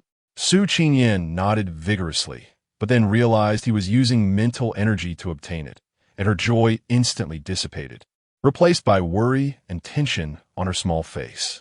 You should sit down and rest. I already told you to conserve your mental energy. Why are you wasting energy picking up these things? Just now, you didn't want me to use mental energy to check the situation because you didn't want me to exhaust my mental energy and affect my physical condition, right? Although Su Qingyan said nothing, her expression and actions just now made it clear. His silly deity. Su Dongye reached out and hugged Su Qingyan, unable to help but kiss her. It won't happen again. After reaching B level in the star rank, a mechanism will automatically form for the origin, providing a continuous source of energy for the body to utilize. As long as the origin is not harmed, the supernatural abilities can be used continuously without any consumption issues. Really? Of course, when has the big brother ever lied to Didi? Su Qingyan finally felt relieved, like a little money grubber, smiling as she put the crystal into her space. Since there was no danger, Su Dongye and Su Qingyan no longer hesitated and decided to take down the Earth-type C-level 8-star zombie before making any other plans. The two moved quickly and efficiently. In just a few breaths, they arrived at the bamboo forest. They casually mentioned how easy it would be to deal with this C-level zombie. But how could that be true? Not a single zombie above D level could be dealt with easily, especially since both of them had already witnessed the power of C-level zombies and were even more cautious, even though they had reached B level and C level respectively. Su Qingyan and Su Dongye held their breath, controlling even the tiniest pores to prevent any unusual scent from existing in this space. The sense of smell and sensitivity of a C-level zombie were hundreds of times sharper than that of a police dog. They could not let it discover their presence early. Otherwise, with the intelligence and reaction of a C-level zombie, it would surely notify other zombies to come for assistance or even burrow underground to escape. If it managed to escape, it would be like releasing a tiger back to the mountain, and it would become the biggest trouble in the subsequent battle. No C-level star-ranked zombie was foolish. Su Dongye and Su Qingyan hid in a corner not far from the C-level zombie, calculating when to take action. Batch after batch of zombies were being transferred through the passage opened by the C-level Earth-type zombie from the school entrance. 50 zombies comprised a batch, and each time a new batch appeared, Su Dongye used his mental power to sense them. They were all E and F level zombies, which are not difficult to deal with, but there were simply too many of them. The entanglement would give the C-level Earth-type zombie a chance to escape. Su Dongye shook his head at Su Qingyan, signaling to wait a little longer. Su Qingyan understood. At this moment, the warning system went off. Su Qingyan looked at the prompt on the panel. A metal-type B-level zombie, 3 water, fire, and electric-type C-level zombies, and 4 wood, earth, wind, and healing-type D-level zombies appeared 800 meters away from them. Her expression changed instantly, filled with alarm. With these zombies combined, it would be difficult for her and Su Dongye to take action let alone escape. Fortunately, they hadn't chosen to engage just now. Otherwise, Su Qingyan swallowed nervously, and Su Dongyan noticed her actions and expression. He leaned over, gently patted her back to comfort her, and kissed her forehead, reassuring her not to be afraid. Su Qingyan was about to open her mouth to tell him the situation when she realized that speaking would leak her breath. She took his palm and began to write on it. Su Donya looked at her calmly as she finished writing, then held her hand, injecting a trace of mental power into her body. Su Donya also divided some of his consciousness onto Su Qingyan. This time, he would not have any influence, and could even precisely grasp her location. This was a new skill of B-level mental power, precise target locking. At the same time, a voice came from the lake of her heart. You go find Zhou Jiaging and tell him this information. Su Qingyan was stunned for a moment, then shook her head. Be good. I'll come find you in a bit. What a load of nonsense. She knew he was just trying to trick her into going to a safe place while he stayed behind to face so many powerful zombies alone. She wasn't going to leave. These zombies were just the advanced team. There would be more coming behind them, and there should be an A-level star-tier zombie among them. She needed to tell Zhou Jiaging this information so he could prepare and plan ahead. This information was indeed very important, but he didn't need to stay here alone. They could both go find Zhou Jiaging. She had to stall their progress a bit to give Zhou Jiaging time to adjust. Su Qingyan was unwilling to part with him. No matter what was said, Su Donya tried to persuade her one last time, when a powerful and dangerous aura suddenly enveloped him, forcing him to protect Su Qingyan in his arms. He was battered by the air currents, instantly covered in countless wounds. Fortunately, as a B-level ability user, his recovery ability was strong, and in the blink of an eye, these injuries healed quickly, though the air still carried a faint smell of blood. Among the 8 zombies that emerged, the B-level zombie was particularly sensitive. It sniffed the air and cackled, saying something unknown. The other zombies followed suit, sniffing and nodding in agreement as they looked at the sea-level Earth-type zombie. The sea-level Earth-type zombie cackled as if explaining something, and finally, it dug up a bloodied living person from the nearby soil, still faintly breathing. The B-level zombie mercilessly struck its head several times, snatching the living person away and calling over the other zombies who had come with it to share the meal. The air was instantly filled with a thick smell of blood. Su Dongya, hiding not far away, watched everything clearly, seeing them tear apart and gnaw at the barely alive classmate until only a pile of bones remained. His chiseled jawline was tense, and the veins on his hands, which covered Su Qingyan's eyes, bulged as he struggled to suppress his rage that wanted to burst forth. Su Qingyan felt his anger. Her small hand, gently caressing his large hand, tried to alleviate some of his emotions. Her soft, warm, and delicate hand calmed his momentary rage. When she lifted his palm, ready to see the bloody scene, Su Donya anxiously leaned in and kissed her eyes. He didn't want her to witness the cruelty and bloodshed. Don't look. It'll be over soon. This soon didn't last long. After the overwhelming pressure dissipated, Su Qingyan saw the pile of bones. She didn't need to think to know what had just happened. She tightly grasped Su Donya's hand and looked up at him. The previous fragility seemed like an illusion. On her delicate face, her clear and bright eyes were filled with strength, courage, and resilience. Brother, I've seen a lot of things like this and I'm not afraid. Don't treat me as that delicate little child anymore. Okay? I can protect myself. I can protect you, and I can fight alongside you. Please don't push me away. I don't want to be separated from you anymore. In the end, Su Qingyan still playfully acted a bit spoiled. Su Donya patted her head, realizing his little Qingyan had grown up. All right, but you have to listen to your brother and not act recklessly. Su Qingyan nodded obediently, her gaze darting towards the Earth-type sea-level zombie that remained in place, her eyes revealing a chilling coldness.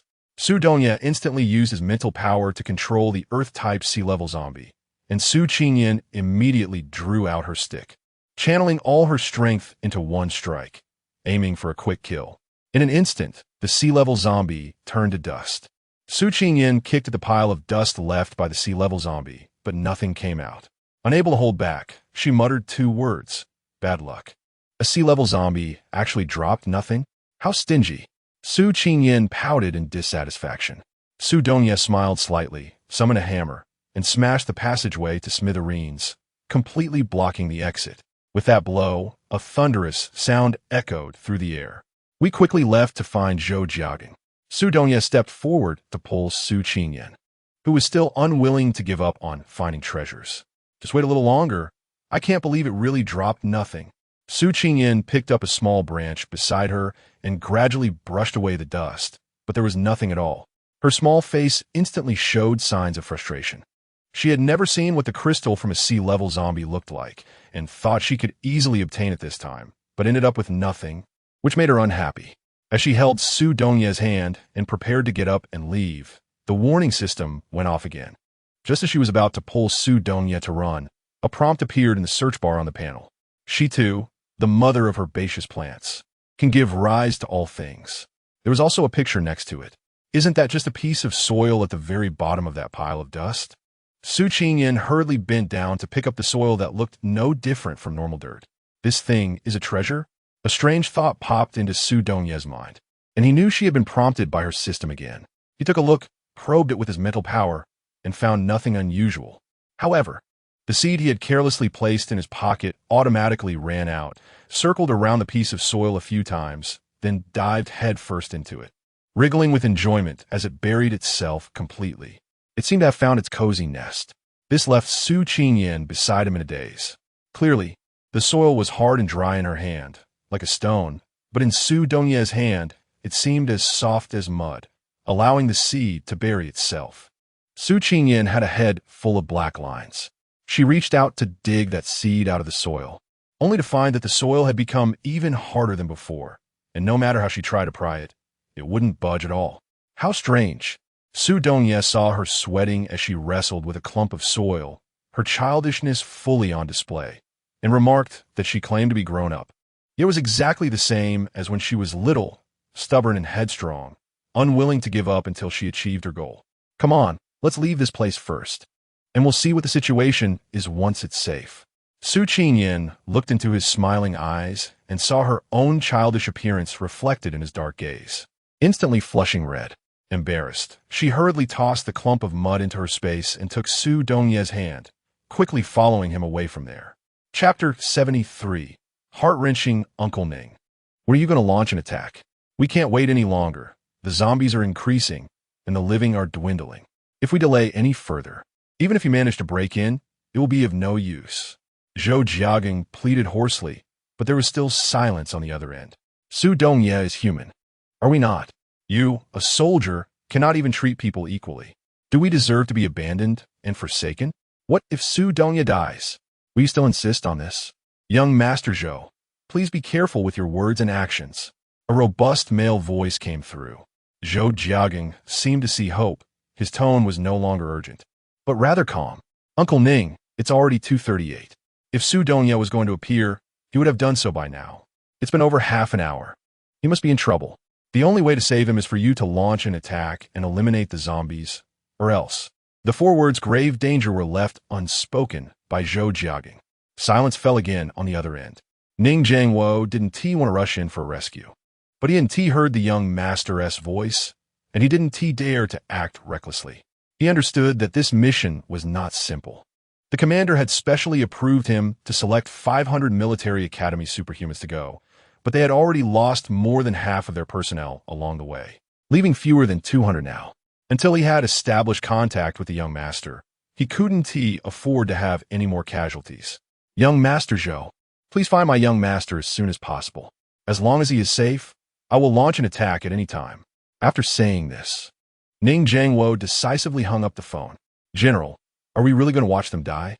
They are still children, the same age as the young master. And some are even younger. Are we really going to do nothing and just wait like this? What if? A hint of gloom appeared on Ning Jiangwo's rugged face as he coldly snapped. Shut up. Don't forget the objective of this mission. No one dared to speak again, but their faces all showed displeasure. It is a soldier's duty to obey orders. Our task is to rescue the young master. A single misstep could lead to disaster. Until the young master appears, no one is allowed to act without permission. After saying this, Ning Jiangwo left the command room. This time, he didn't just bring 500 trained superhumans. He also brought a convoy of armored vehicles and tanks, all to rescue the young master while helping more people. Unfortunately, Ning Jiangwo looked at the dilapidated vehicles and couldn't help but curse. Damn zombies, damn mutated species. Zhou Jiagang sat despondently in the makeshift meeting room. Su Yaoyao was beside him, having heard his conversation with the rescue team throughout. Her originally rosy face turned pale. Does Uncle Ning really not want to save us? The people of the Su family have always been stubborn, unwilling to be flexible. They refuse to come into rescue, even when they know Su Dongye is in danger. If Su Dongye really dies, it would be their own doing. As he said this, a fierce look flashed in Zhou Jiagang's eyes, but when he looked at Su Yaoyao, his expression softened as he pulled her closer. He said seriously, "Don't worry, I will bring you out safely. I won't let you be harmed in the slightest." Su Yaoyao withdrew her hand, her worried expression deepening instead of dissipating. "I want to find Ai. As long as we find Ai, Uncle Ning will immediately send people to rescue. If we bring more people to look for him, we can definitely save Ai. It's too late. It's already 2:40. Su Dongye, being such a punctual person, if he's late this long, something must have happened. He is either dead or seriously injured." Su Yaoyao wanted to persuade him further when someone came in to interrupt. "Commander, a large number of zombies have appeared in the bamboo forest and woods. The personnel stationed at the school gate were attacked. 36 people were killed without a single survivor." Zhang Jie relayed his subordinate's report. "How is that possible? Wasn't it checked that the surroundings were safe? Even if there were zombies, there should only be a few scattered ones. How could all 36 people be dead?" Zhou Jiagang and Su Yaoyao both refused to believe it. "I have sent people to check again. They're indeed all dead. The area has already been overrun by zombies. What should we do next? If the exit is also occupied by zombies, can they still escape? What about the rescue team? It's almost 3 o'clock. Why haven't they appeared yet? Is this just a farce again?" Having survived once, he didn't want to go through it again. Hope turned into despair, and Zhang Jie was on the verge of a breakdown. Su Yang rushed in, her anxiety boiling over. "Commander, the patrols and the newcomers have all been attacked by zombies. A horde is heading towards the back gate of the school. The ability users have started to resist on their own, but there are too many zombies. We can't confront them directly. When will the rescue team arrive? We can't wait any longer." One piece of bad news after another weighed heavily on Zhou Jiagang, almost making it hard for him to breathe. At that moment, a rapid knock sounded at the door. "Commander, I'm Qian Quan. I have important information to report. Come in." Zhou Jiagang straightened up and looked at the hurried Qian Quan. "What is it? Speak freely. We're all on the same side here." Qian Quan's expression was grim as he glanced at everyone present and said, "The number of zombies is increasing, and we haven't heard any news from the rescue team. We can't just sit here and wait. Doing nothing will lead to our total annihilation. What do you propose?" Zhou Jiagang asked. Qian Quan paused, then looked at Zhou Jiagang and asked, "Is there still no news from President Su?" Upon hearing Su Dongye's name, the others' expressions turned grim. Su Yaoyao spoke up. "There is still no new information about him. He is still looking for Su Qingyan. I wonder if he has found her yet. That mountain is quite strange. We don't know if there's zombies up there and what their situation is now." The campus was swarming with zombies, and they seemed to be even stronger than before. Su Yaoyao's voice trailed off, but Qian Quan knew it wouldn't be anything comforting. His eyes dimmed a bit. He could only hope that they would encounter good fortune and return safely. He remembered the last time they parted. Su Dongye had said they would meet at the swimming pool. They waited and waited, but by 2 o'clock, he still hadn't arrived. When they left the swimming pool, they ran into Zhou Jiagang and Su Yaoyao, and together they headed to the back gate of the school. In front of the spacious gate, no matter how much they shouted, there was no response outside. Without Su Dongye, they couldn't establish contact with the outside world, not even knowing if the rescue team had arrived or not. They could only set up camp on the spot, and more survivors rushed in from all directions. This was due to the information they spread while helping classmates along the way, giving all the living a glimmer of hope and a chance to escape. But right now, the back gate of the school had already been occupied by zombies. Why not try to find another way out from somewhere else? As long as they could leave this hellish place, once outside, there would be vast lands, plenty of resources, and a better chance of survival than being trapped here. Although they didn't know what the situation outside was, they believed it had to be better than being inside the school. At least there would be a signal to contact family and seek help, which was far better than calling out in vain here. What Qian Quan said echoed the thoughts of everyone present. The key was how to get out. The front gate was blocked, and the back was impassable. All blocked by zombies. When did these things become so clever? It was truly infuriating. Where should we open a way out? How do we do it? Zhang Jie asked impatiently. The woods and bamboo groves on both sides won't work. Zombies are appearing there mysteriously. It can't be too close or too far from us to avoid alarming the zombies and making escape difficult, Su Liang analyzed. Zhou Jiaging and Su Yaoyao were also contemplating where would be suitable. The abandoned flower bed, Zhou Jiaging and Su Yaoyao said in unison. That place is good. Not too far, not too close, and the wall there has been damaged before. When it was being repaired, the underground cables were cut and never reconnected, making it the safest and most reliable place to open a way out. After Zhou Jiaging detailed it, they all felt it was the most suitable option. But how to do it? Let all the Earth-type ability users dig a tunnel, Qian Quan suggested. Without buried cables and zombie hands, this plan can be executed. How many Earth-type ability users do we have, and what are their star ranks? Zhou Jiaging looked at Su Liang, waiting for his answer. 17 Earth-type ability users. The highest rank is D rank, and only one.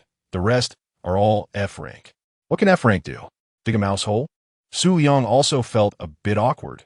Those present were either C level or D level, and F level star ranks naturally did not catch their eye. He explained that there was a powerful C level Earth-type zombie that can strain the soil in this area.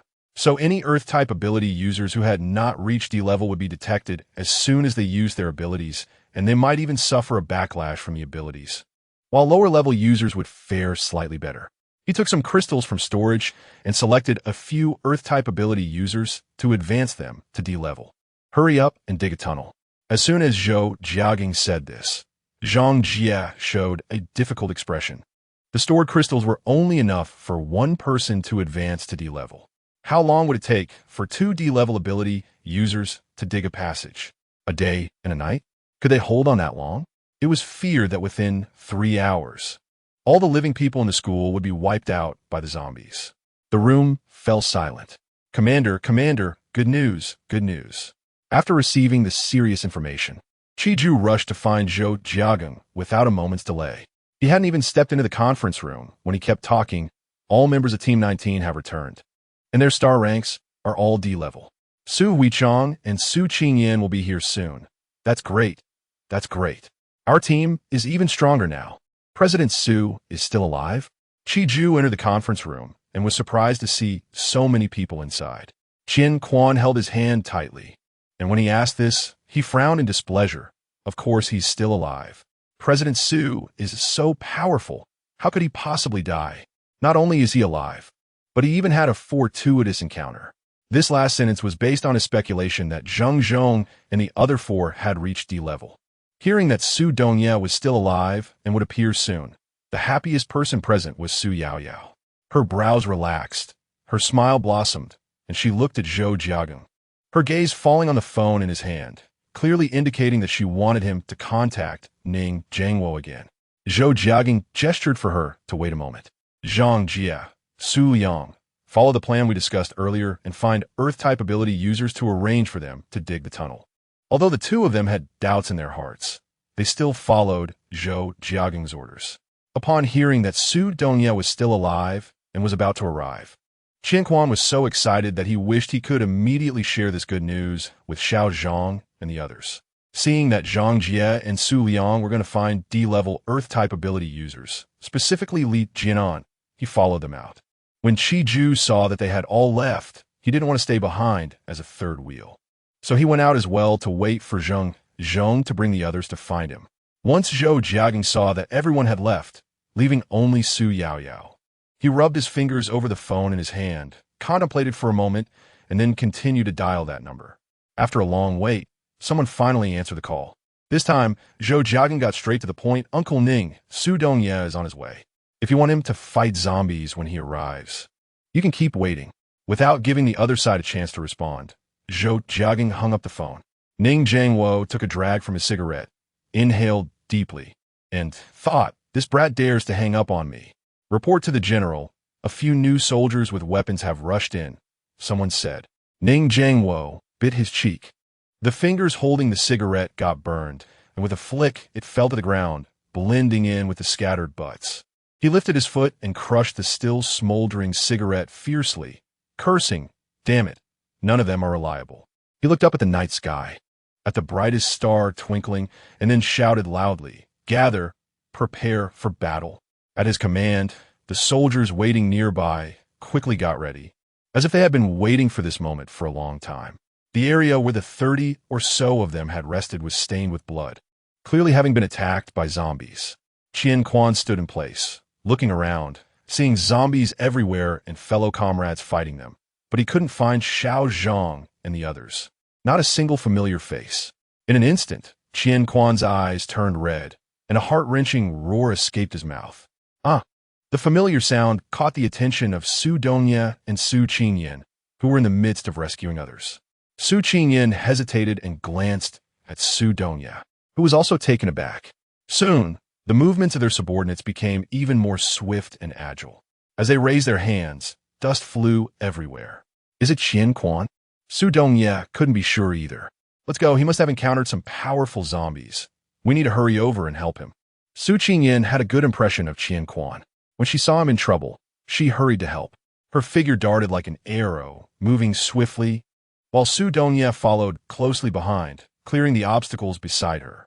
Chapter 74, Convergence. Xiao Zhang was working with Su Kai to surround and eliminate a D-grade 7-star with system zombie. When Qian Quan's roar reached their ears, Xiao Zhang's heart tightened, and he reduced his strength by half, allowing the zombie to escape. A flicker of displeasure flashed in Su Kai's eyes. During a fight, the worst thing is to get distracted. What could be more important than one's own life? Brother Qian is in trouble. We need to find him quickly. Xiao Zhang was so focused on Qian Quan that he didn't take Su Kai's admonition to heart.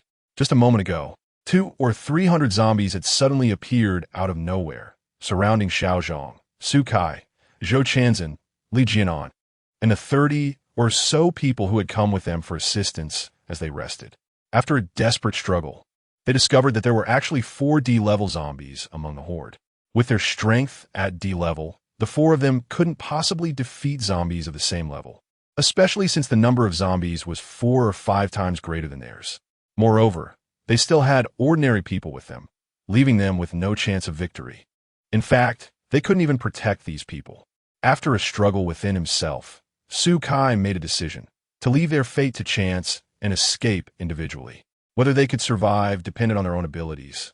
However, he still divided the group into 2 teams. He and Xiao Zhang took more than 20 people to break a gap and escape, trying to lead away more zombies. Zhou Chanzhen and Li Jianan, leading more than 10 people, would have to decide for themselves whether to stay behind and seek a slim chance of survival or follow closely behind to flee. Su Kai and Xiao Zhang attracted a large group of zombies. Water-type Xiao Zhang led everyone in search of an escape route, while lightning-type Su Kai and other ability users blocked the path behind them. However, the number of zombies was too great, and their strength had significantly increased, making them not as easy to eliminate as before. They fought as they moved and found themselves surrounded in front of a collapsed classroom building.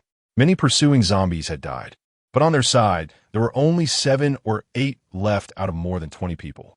Su Kai and Xiao Zhang exchanged a glance, and a decision was made in their hearts.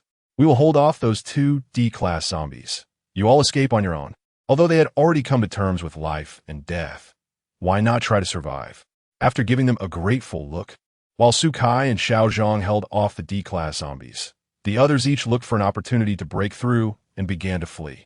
Su Kai and Xiao Zhang used their respective abilities to jointly eliminate a D-level zombie. Just as they were preparing to take down the second one, they heard Qian Quan's anguished roar. He was anxious, and Su Kai quickly followed. After experiencing life and death multiple times, they had become brothers willing to sacrifice their lives for each other. How could they stand by when their brother was in trouble? When they arrived, they saw Qian Quan holding Su Dongya and crying uncontrollably. This left Su Dongya and Su Qingyan, who were unaware of what had happened, even more helpless. President, I'm sorry. I let down your trust and your instructions. I didn't take good care of Xiao Zhang and the others. I couldn't protect them, and they were eaten by zombies until there was nothing left, not even bones. Woo-woo, it's all my fault. I let them become food for the zombies, dying so tragically that nothing was left. Seeing Su Dongya's distress and knowing that Qian Quan was safe, Su Kai and Xiao Zhang felt so awkward they could dig a tunnel with their toes upon hearing Qian Quan's words through his sobs. Xiao Zhang couldn't take it anymore and hurried over to help Qian Quan up, stopping him from saying anything more negative. He really didn't want to die in the tragic way Qian Quan described. Brother Qian, thank you. Can't you have a little hope for me? Am I really that weak? That easily eaten by those monsters? Su Kai seemed to be clearing Xiao Zhang's name, taking out the crystal that was dropped by the D-level zombie. It was a shiny dark hexagonal crystal, something only D-level zombies would drop. Seeing the two of them standing fine in front of him, and with a hexagonal crystal in hand, Qian Quan felt embarrassed and scratched his head, wiping away the tear stains at the corner of his eyes.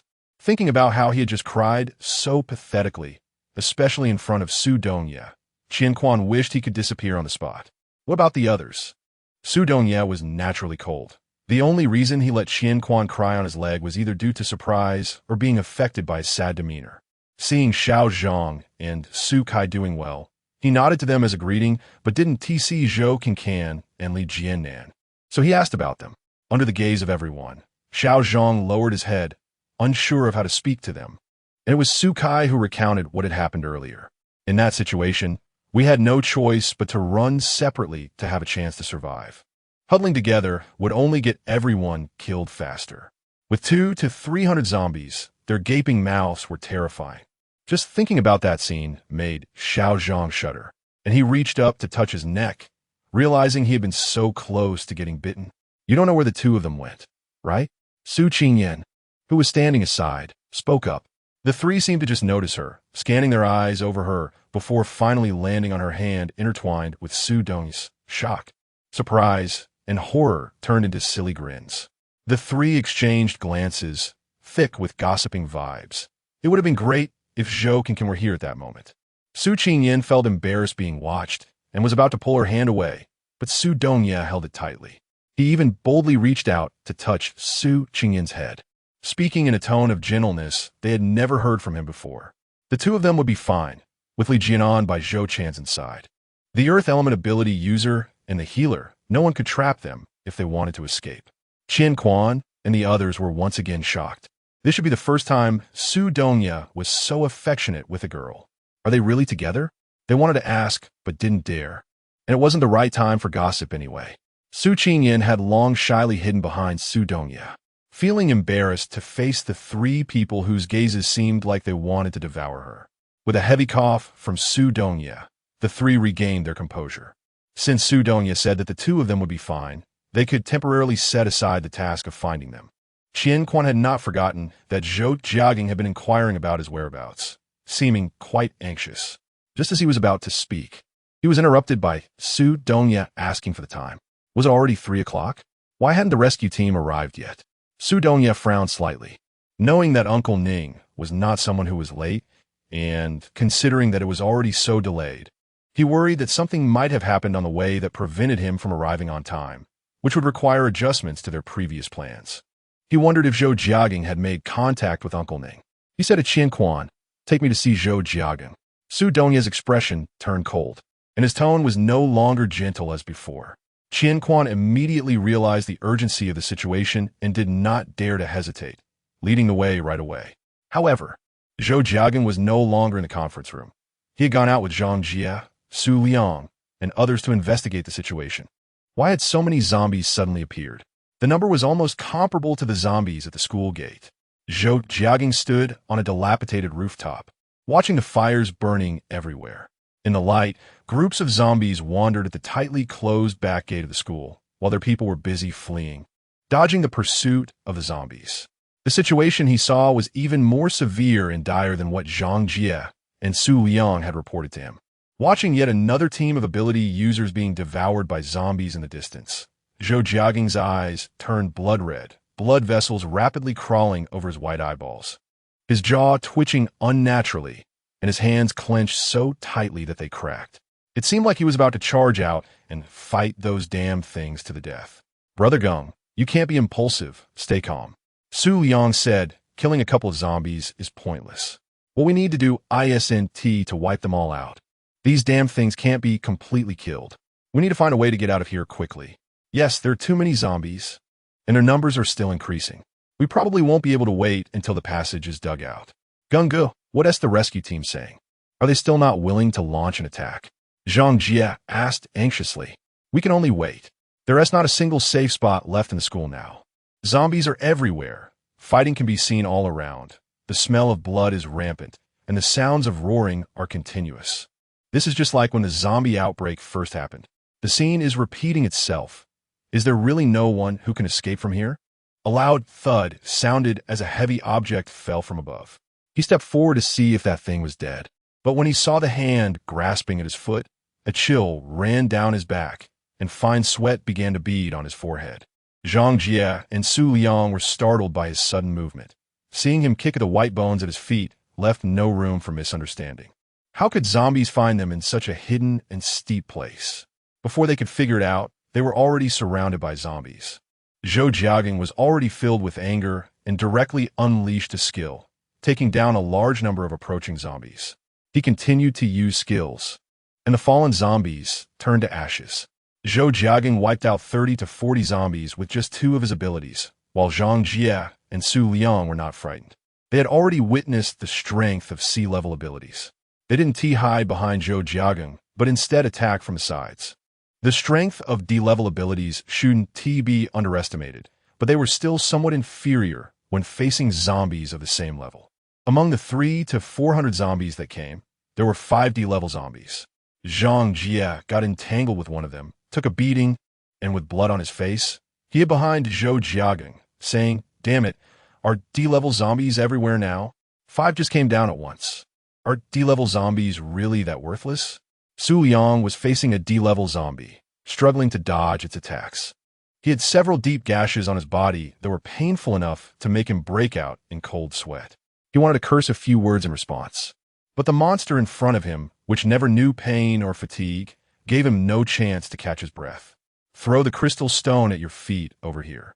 Zhang Jie understood immediately, swiftly throwing it to Su Liang, while simultaneously using his ability to strike the zombie hard on the head. Su Liang took the opportunity to absorb the energy from the crystal stone and delivered a fierce strike, smashing it onto Zhang Jie's jaw, turning the D-level zombie into ashes under the dual abilities. Over here, the two of them worked together to deal with 1 D-level zombie, while Zhou Jiagang had just finished off 2 D-level zombies. It became much easier from there. Zhou Jiagang continued to handle D-level zombies, while Su Liang and Zhang Jie dealt with other zombies, quickly gathering a lot of loot. Just as Zhang Jie was about to make a teasing remark, he noticed Zhou Jiagang's expression change dramatically, and in an instant, his figure vanished. Su Liang saw a horde of zombies heading towards their resting place, and immediately knew it was bad news. The two of them quickly used their abilities to chase after Zhou Jiagang. The resting area was temporarily set up among a pile of rubble, hidden and safe, with Bai Yuan's skill isolating them from the outside world. Without familiarity, no one could enter. Now it was almost turning into a shelter, with injured ability users and ordinary people waiting for external rescue. The increasing number of injured made Su Yaoyao feel a sense of crisis. The situation outside was likely very dire. While treating the injured ability users, Su Yaoyao also directed others to help, and some other healing ability users joined in as well. Bai Juan. After finishing with the injuries at hand, Su Yaoyao called to the little bald head who was dazed at the door. Sister Yaoyao, is there something you need?" Bai Yuan ran over to Su Yaoyao's side. Zhouge had instructed him to take good care of Sister Yaoyao and fulfill all her needs. "Can you go out and check the situation outside?" Bai Yuan shook his head awkwardly. "Without Zhou Ji's orders, I can't leave here, and you can't go out either." Su Yaoyao knew that Bai Yuan had a crush on Su Dongye and even admired him to the point of worship. He would definitely want to know any information related to him. "Really? When has Sister Yaoyao ever lied to you?" "But I won't leave here, and I won't let you go far. I'll just hang around at the door. It would be even better if you could temporarily remove your skills."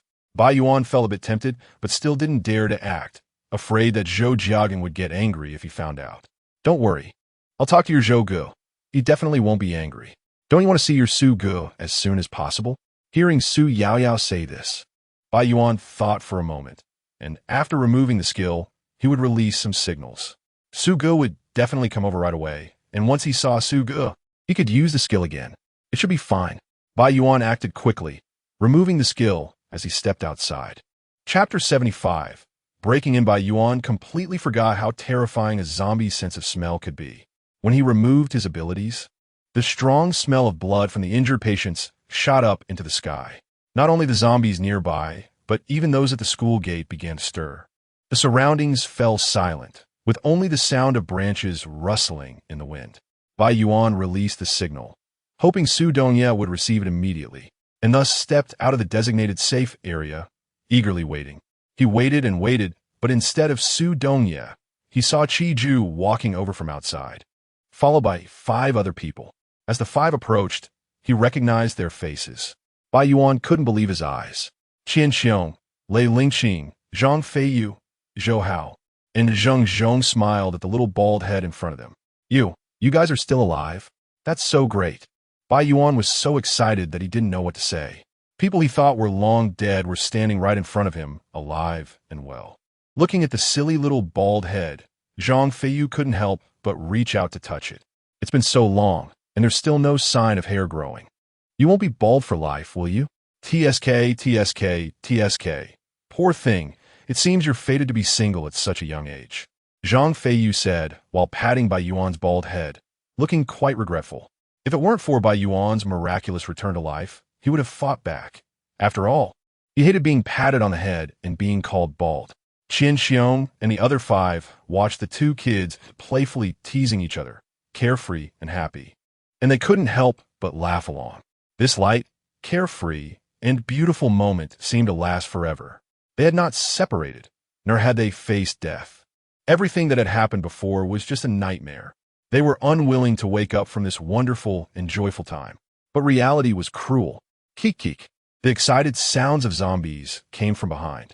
Qi Ju's expression changed drastically as he asked in fear, Bai Yuan, did you remove your skill? Bai Yuan's face also changed, and he immediately activated his skill, but it was too late.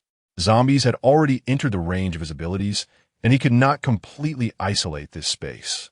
Qian Xiong and the others didn't expect their arrival would attract a horde of zombies. The 5 of them quickly activated their abilities to attack the zombies. Although the zombies closer to them were blocked by the 5's elemental powers, there were too many zombies, and soon they couldn't hold them back anymore. You guys hurry and call for help. There are too many zombies, and we can't hold them off, Zhou Hao said, taking advantage of the energy flowing through his body. If these zombies broke in, the injured inside, along with the ordinary people without abilities, wouldn't even have time to escape and would become food for the zombies. Bai Yuan was already sweating profusely. There were no more ability users inside. They had all been sent out by Zhou Jiagin, either to scout the situation or to rescue others. Even Zhou Jiagin himself had gone out to see what was happening outside. No one is left. They've all gone out. Only Sister Yao Yao and a few low-level healing ability users are here, Bai Yuan said, his face pale. Qi Ju and Qian Xiong were shocked that this important resting base had no guardians left. What should we do? Bai Yuan's voice began to tremble with tears. If it weren't for him removing his abilities, these zombies wouldn't have come out. It was all his fault. The most important thing now was to prevent these zombies from stepping in further and quickly find rescue. Bai Yuan, a defensive ability user, couldn't do much here. He knew he had made a huge mistake and hurriedly thought of ways to make up for it. I'm sorry. I didn't expect to put you in this situation, Qi Ju said with guilt. No one wants this to happen. You don't need to blame yourself. Right now, we need to work together to deal with these monsters. Qian Xiong comforted. Qi Gu, this isn't your fault. These monsters are everywhere, and they've become even stronger. They would have found this place sooner or later. We are already at odds with them. It's either they die or we die, and this fight is inevitable, whether now or later. Zheng Zhong had long wanted to have a good fight with these zombies. He also wanted to see how powerful his D-level abilities could be. Lei Lingqing was still as few words as ever, while Zhou Hao and Zhang Feiyu had already charged into the horde of zombies, unleashing their skills. The D-level skills released. And those lower-level zombies couldn't get close to the two. They had defensive functions, and with their offensive abilities, the zombies that tried to approach were instantly turned to dust. However, there were too many zombies. As soon as one group was cleared, another would come. The six were isolated by the zombies, forming 6 focal points, each surrounded by waves of zombies. These zombies were like relentless ghosts, coming and going endlessly, and the 6 of them were just ability users, not gods. Their energy could run out, and their bodies could tire. Uncertain how long the fight had lasted, Zhang Feiyu gradually felt his strength waning. The range of his abilities became smaller and smaller, and his attack power and damage were also gradually decreasing. He knew he couldn't hold on much longer. Through layers of zombies, he glanced at his companions in the distance. They seemed to be on the verge of collapsing, just like him. Where was Zhou Jiagang? He gritted his teeth and began to think of Su Qingyan. Captain, please hurry up. If you don't come soon, I'm going to be eaten by zombies." After using another skill, Zhang Feiyu felt his hands shaking, and the sweat on his forehead never stopped. There was no time to wipe it away, and another tear blurred his vision. Enduring the discomfort, he continued to attack, not noticing the danger approaching from his right rear. A foul odor rushed towards him, and Zhang Feiyu wanted to dodge, but was too late. His hands were still occupied fending off the zombies in front of him. His heart raced, despair creeping in. Was he really going to die here? Suddenly, there was a crack. The sound of breaking bones reached his ears, but the expected pain didn't come. Instead, a familiar fragrance wafted into his nostrils. "What are you standing there for? Do you really want to treat these monsters to a meal?" "Captain." Zhang Feiyu wished he could cry in the arms of the person before him. He knew he wouldn't die. The captain would definitely come to rescue him. After Su Qingyan killed the zombie, she quickly went to Qian Xiong's side, leaving 15 crystal stones in Zhang Feiyu's hands and admonishing him to not die and to live well. Zhang Feiyu was so moved that tears streamed down his face. While absorbing the energy from the crystal stones, he fought against the zombies, no longer daring to be distracted. Su Qingyan and Su Dongye did not expect to encounter a massive zombie attack. The zombies had stealthily attacked their hometown, and Zhou Jiagang remained indifferent. What was he doing? The two of them directly entered the battlefield, followed by Qian Quan and a few others who also joined in. With the addition of their 6 members, the number of zombies was instantly reduced by more than half. As they gathered, the pressure on Qian Xiong and the others gradually eased. With the energy from the crystal stones given by Su Qingyan, they quickly restored their strength to its peak, and upon seeing reinforcements, especially their captain and Su Dongye, Qian Xiong and the others felt empowered, becoming more decisive and fierce in their actions. Their techniques seemed to have been directly taught by Su Qingyan, as they dealt with one zombie each without hesitation. The zombies clearly sensed the strength of their enemies. No matter how many there were, they could not withstand it. Thus, a strange cry emerged from the zombies. Before Bai Yuan could enter the door, he saw Su Yaoyao walking out. Before he could speak, Su Yaoyao asked what happened. "Why you look so disheveled?" Bai Yuan, being just a 15-year-old child, could not hide his emotions in such a life-and-death crisis, nor could he assess the situation. He spilled out everything about the external situation. Those resting and nursing their injuries at the door were alarmed upon hearing that a swarm of zombies was approaching, panicking, crying, with bewildered and fearful expressions on their pale faces. Some even began to pack their things to flee. "Everyone, don't panic. The zombies haven't broken in yet. I'll contact Zhou Jiagang. He will come to rescue us," Su Yaoyao said, though she had no means to contact Zhou Jiagang. After spending some time calming the restless crowd, Su Yaoyao instructed Bai Yuan to stay there and guard while she went to help in the front. With her as a healing ability user, she could help them hold out for some time. When Su Yaoyao arrived, she did not expect to see Su Dongye. Seeing him again gave her a feeling as if they were worlds apart. The situation was not as dire as Bai Yuan described. It was clear that Su Dongye and his team had resolved the crisis. Just as she wanted to approach Su Dongye to speak, a familiar figure appeared behind him. Did you find Miss Su? Are you two okay?" Su Yaoyao asked. Su Dongye was about to wipe the sweat off Su Qingyan's forehead when he noticed Su Yaoyao staring at him intently. He didn't understand the meaning behind that gaze before, and now, with his feelings beginning to blossom, he still didn't know what it meant. He wanted to avoid her burning gaze and to cut off her feelings for him. So he openly took Su Qingyan's hand and held her tightly in his arms. I'm fine with Dian, don't worry. What about Zhou Jiaging? How can he stay inside calmly after such a big incident? Su Dongya asked reproachfully. Su Yaoyao bit her lip, lowering her gaze, unsure of what to say. Seeing Su Yaoyao in this state, Su Qingyan, as a girl, realized that Su Yaoyao's earlier loss of composure was due to her feelings, and now her injured appearance also hinted at something deeper. She sighed inwardly. It was impossible for her to let her little brother go. In the journey of love, there is no room for retreat. Su Qingyan looked up at Su Dongya, seeing him looking down at her. Their eyes met, and in each other's gaze, there was only the other. Su Qingyan smiled gently, her beautiful eyes warm and clear. Su Dongya felt his heart flutter and leaned down to kiss her. This kiss, disregarding the occasion and the surroundings, surprised those who were paying attention, especially Su Yaoyao, whose eyes were unexpectedly filled with tears. Su Qingyan felt embarrassed after being kissed, covering her embarrassment with a cough. Little brother, what should we do next? Was the sound we just heard from the zombie horde a distress signal from them? Su Dongya also realized that he had acted impulsively. Hearing Su Qingyan's question, he looked around at the situation and said, we need to leave here quickly. As soon as Su Dongya finished speaking, everyone began to take action. The remaining zombies soon turned to ashes. When Su Yaoyao and Bai Yuan brought the people inside out, the zombies that heard the noise also arrived. This time, the number of zombies was 3 times that of before, and each one was stronger than the previous ones, including more than 30 D-level zombies and 2 C-level zombies. Su Qingyan's warning system kept alerting her. She didn't have time to take a closer look, but she instantly recognized a few zombies from before among the horde. A wave of anger surged within her, and Su Dongya beside her seemed to sense the change in her aura, reaching out to hold her hand. There were important matters to attend to first. They needed to get these people to safety before dealing with the zombies. Qiyu, Qiyan Qiong, Xu You, and Qian Quan all felt the strong aura from the opposing side and had a bad premonition, their gazes falling on the 2 leaders, Su Dongya and Su Qingyan. They knew that both of them were powerful and had impressive abilities, but they were unsure of the exact star ranks they had achieved.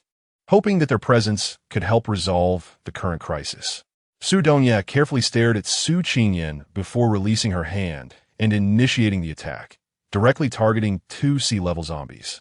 Su Qingyan followed closely behind, using a move that attracted 5 D-level zombies, while Qian Xiong and the others also jumped into the battlefield. In an instant, sparks flew, dust and blood scattered, and screams, cries, and desperate pleas echoed throughout the air. Chapter 76. Silence. Zhou Jiaging fought his way through the outskirts, charging into the horde of zombies alone, and only settled when he saw the living Su Yaoyao. As he watched thousands of zombies surrounding her, his mind went blank, the world spinning around him, his hands and feet cold, and his breathing slowed. He was truly scared, terrified that he might never see her again. Now, with Su Yaoyao standing there safe and sound, his eyes instantly filled with tears, and he rushed over to hug her. Su Yaoyao was currently empowering Qian Xiong and the other 5, making their elemental powers more stable and solid. She had noticed the commotion caused by Zhou Jiaging's arrival and felt relieved to see him safe. Now that they were all together, as long as they worked together to get through this tough time, they would surely survive. However, she didn't expect Zhou Jiaging to act so intimately upon seeing her.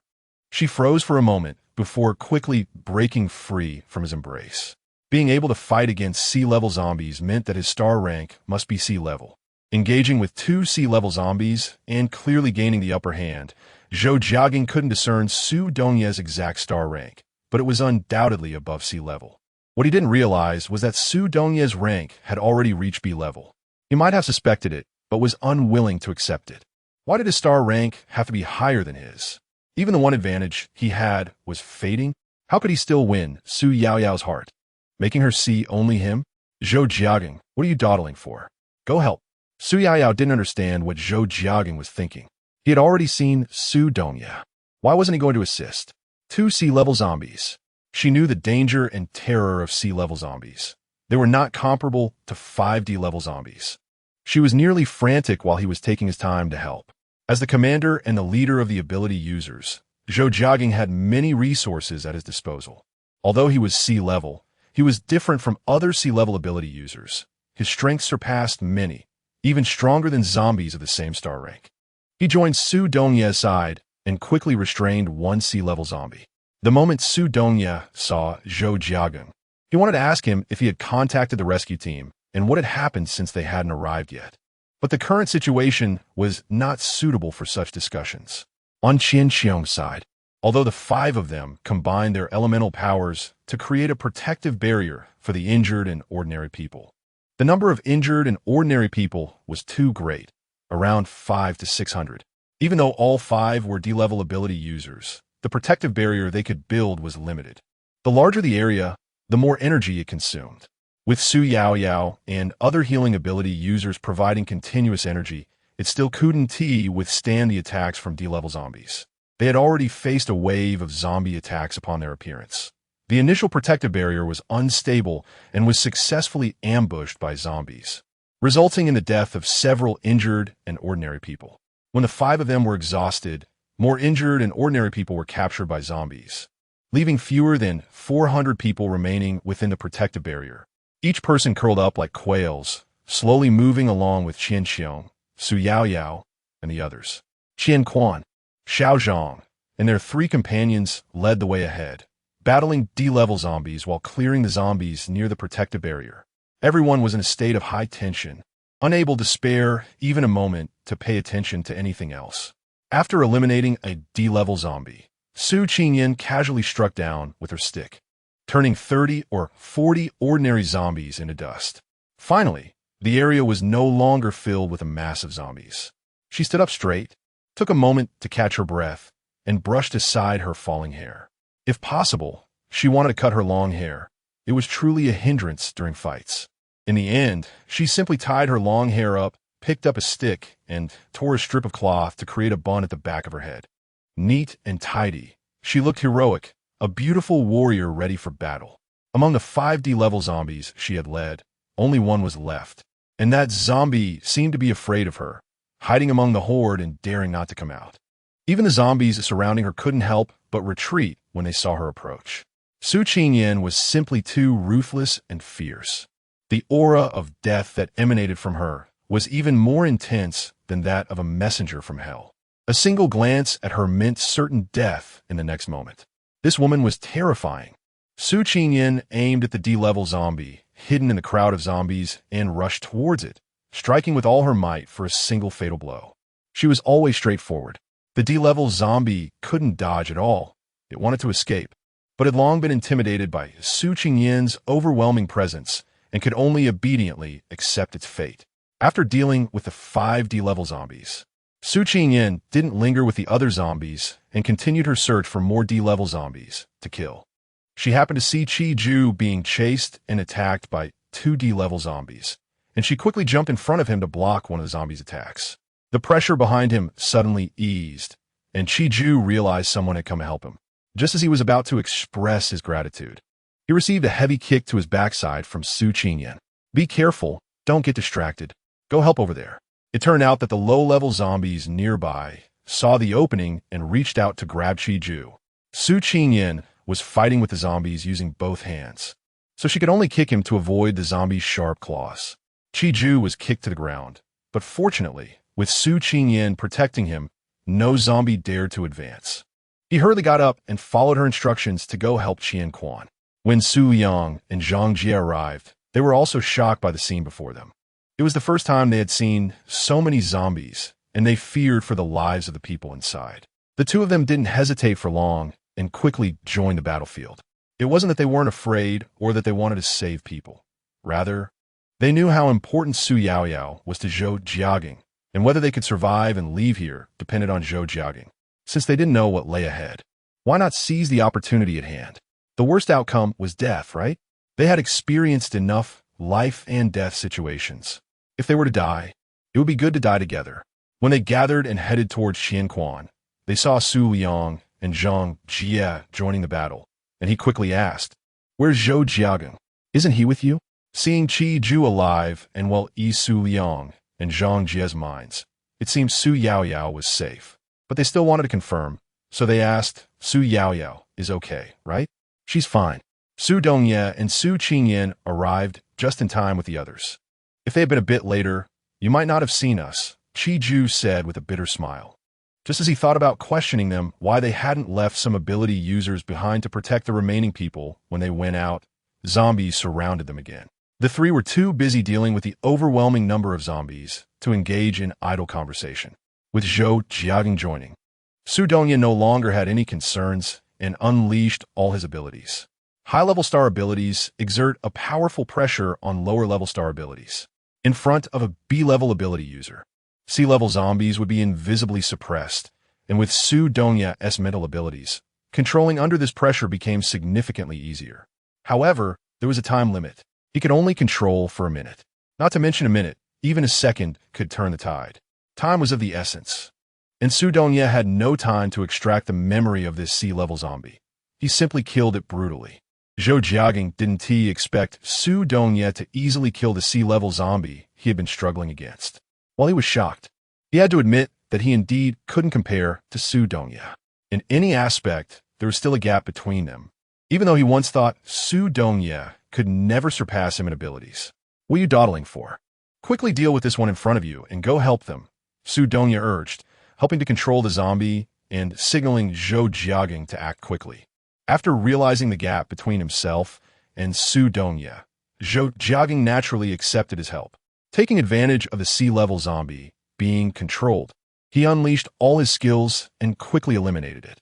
With two zombies quickly dealt with, the zombie horde without a leader collapsed like a pack of wolves without an alpha. They began to act recklessly and aimlessly, driven by their instincts as zombies, targeting blood and living people, crazily attacking towards the protective barrier. This was what Su Dongye had been concerned about, but fortunately, Zhou Jiagang appeared, and Su Qingyan and the others also quickly eliminated the D-level zombies. With them around, there was no need to worry that this wave of zombies would harm those who needed protection. Without a pack leader and being low-level zombies, they were soon eliminated completely. Watching the dust scatter with the wind, everyone felt a pang of sorrow. Surviving the disaster did not bring joy. Instead, they were even more worried, not knowing when the next wave of zombies would arrive or in what form. As long as they hadn't left this place, everyone present knew that no one was safe. Now the campus was filled with zombies, and there was no safe place anywhere. The open ground they stood on was merely the space cleared after exterminating so many zombies. They were just temporarily resting and making new plans. Zhou Jiagang wanted to find Su Yaoyao to check if she was injured, but Su Dongye stopped him. He gave him a look, and Zhou Jiagang quickly understood.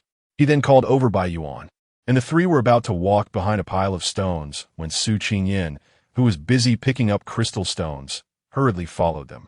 When their eyes met, he grinned, which made Su Qingyan feel uneasy, reminding her of how he had previously pestered her about her relationship with Su Dongye. Suddenly, her cheeks flushed, and she pretended to remain calm, not wanting to pay him any attention. She didn't dare to ask questions in front of Su Dongye. Bai Yuan, of course, didn't dare either, but he could ask in the absence of Su Dongye. After Bai Yuan used his ability, a barrier was formed around the four of them, isolating them from the outside world. No one could use any abilities to enter this space or eavesdrop on any information. Bai Yuan comfortably found a place to sit down, allowing them to discuss matters. But his gaze occasionally fell on Su Qingyan, signaling her to come over here and not disturb the two of them. Su Qingyan just left. She doesn't want to deliver gossip to others. She just stayed by Su Dongye's side, listening to what they had to say. Su Dongye saw that Zhou Jiagang also sat down, and he directly asked, "Uncle Ning hasn't contacted you?" Zhou Jiagang knew what he wanted to ask and unreservedly shared the results of his multiple communications with Ning Zhangwo. He sarcastically said, "Commander Su, you really have a great authority and power controlling the military, doing whatever you want. To save just one person, you're willing to sacrifice so many lives. For us, so many lives aren't as important as yours, the precious young master of the Su family, while we common folks can only kneel behind you, begging to survive. A good background is truly more important than anything else. No matter how hard we work, we will still be defeated by our origins." Zhou Jiagang sighed deeply and returned the phone that originally belonged to Su Dongye. Now, they should be able to take action. Su Dongye, you must bless us not to die. Zhou Jiaging couldn't help but self-mockingly smile. In the end, he still had to rely on him. After hearing what Zhou Jiaging said, Su Dongye's heart surged like turbulent waves, relentless and unyielding. He thought of many reasons, but he never expected that Uncle Ning was unwilling to launch an attack because he hadn't shown up. Why? Aren't they soldiers? Isn't saving people their inherent duty? Why does it still have to be differentiated? Su Dongye gently tugged at his finger, not allowing him to get lost in his thoughts. Little brother, you need to contact them quickly and explain our situation here. I believe they're also anxious over there.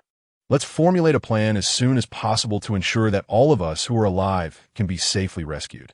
Su Dongye quickly adjusted his mood, got in touch with Ning Jiangwo, and detailed the situation on their side. Ning Jiangwo, who was preparing to launch an attack, felt relieved upon hearing Su Dongye's voice, but was also reminded to be cautious.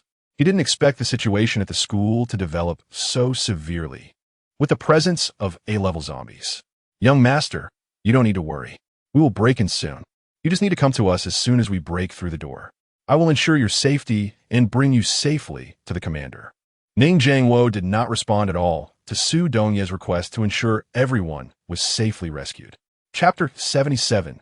Good Things. After Su Dongye pressed the speakerphone button, he placed the phone in front of the three of them. Ning Jiangwo's deep and hoarse voice reached the ears of Zhou Jiaging and Su Qingyan. Su Qingyan, Fawen, clearly catching the meaning behind the words. She glanced at the two people beside her, noticing their dark expressions, indicating they understood as well.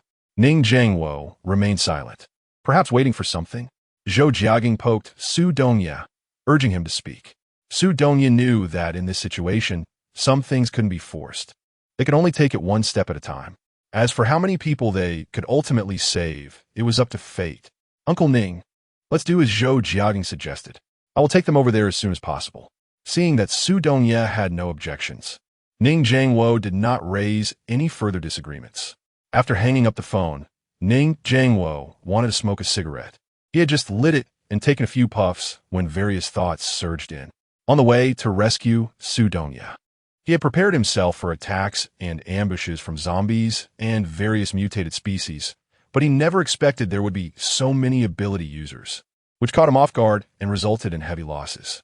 Looking at the less than half of the personnel in front of him and the dwindling equipment, Ning Jiangwo felt a pang of pain in his jaw, gritting his teeth in frustration. The rumors from outside were indeed not groundless. Su Dongye's disappearance as a child was not an accident, but a deliberate act. Who was it? This was a private matter for the Su family, and he had no right or interest in knowing. However, this time, he was ordered to rescue Su Dongye, and if anything happened to him, Ning Jiangwo's brows knitted tightly together.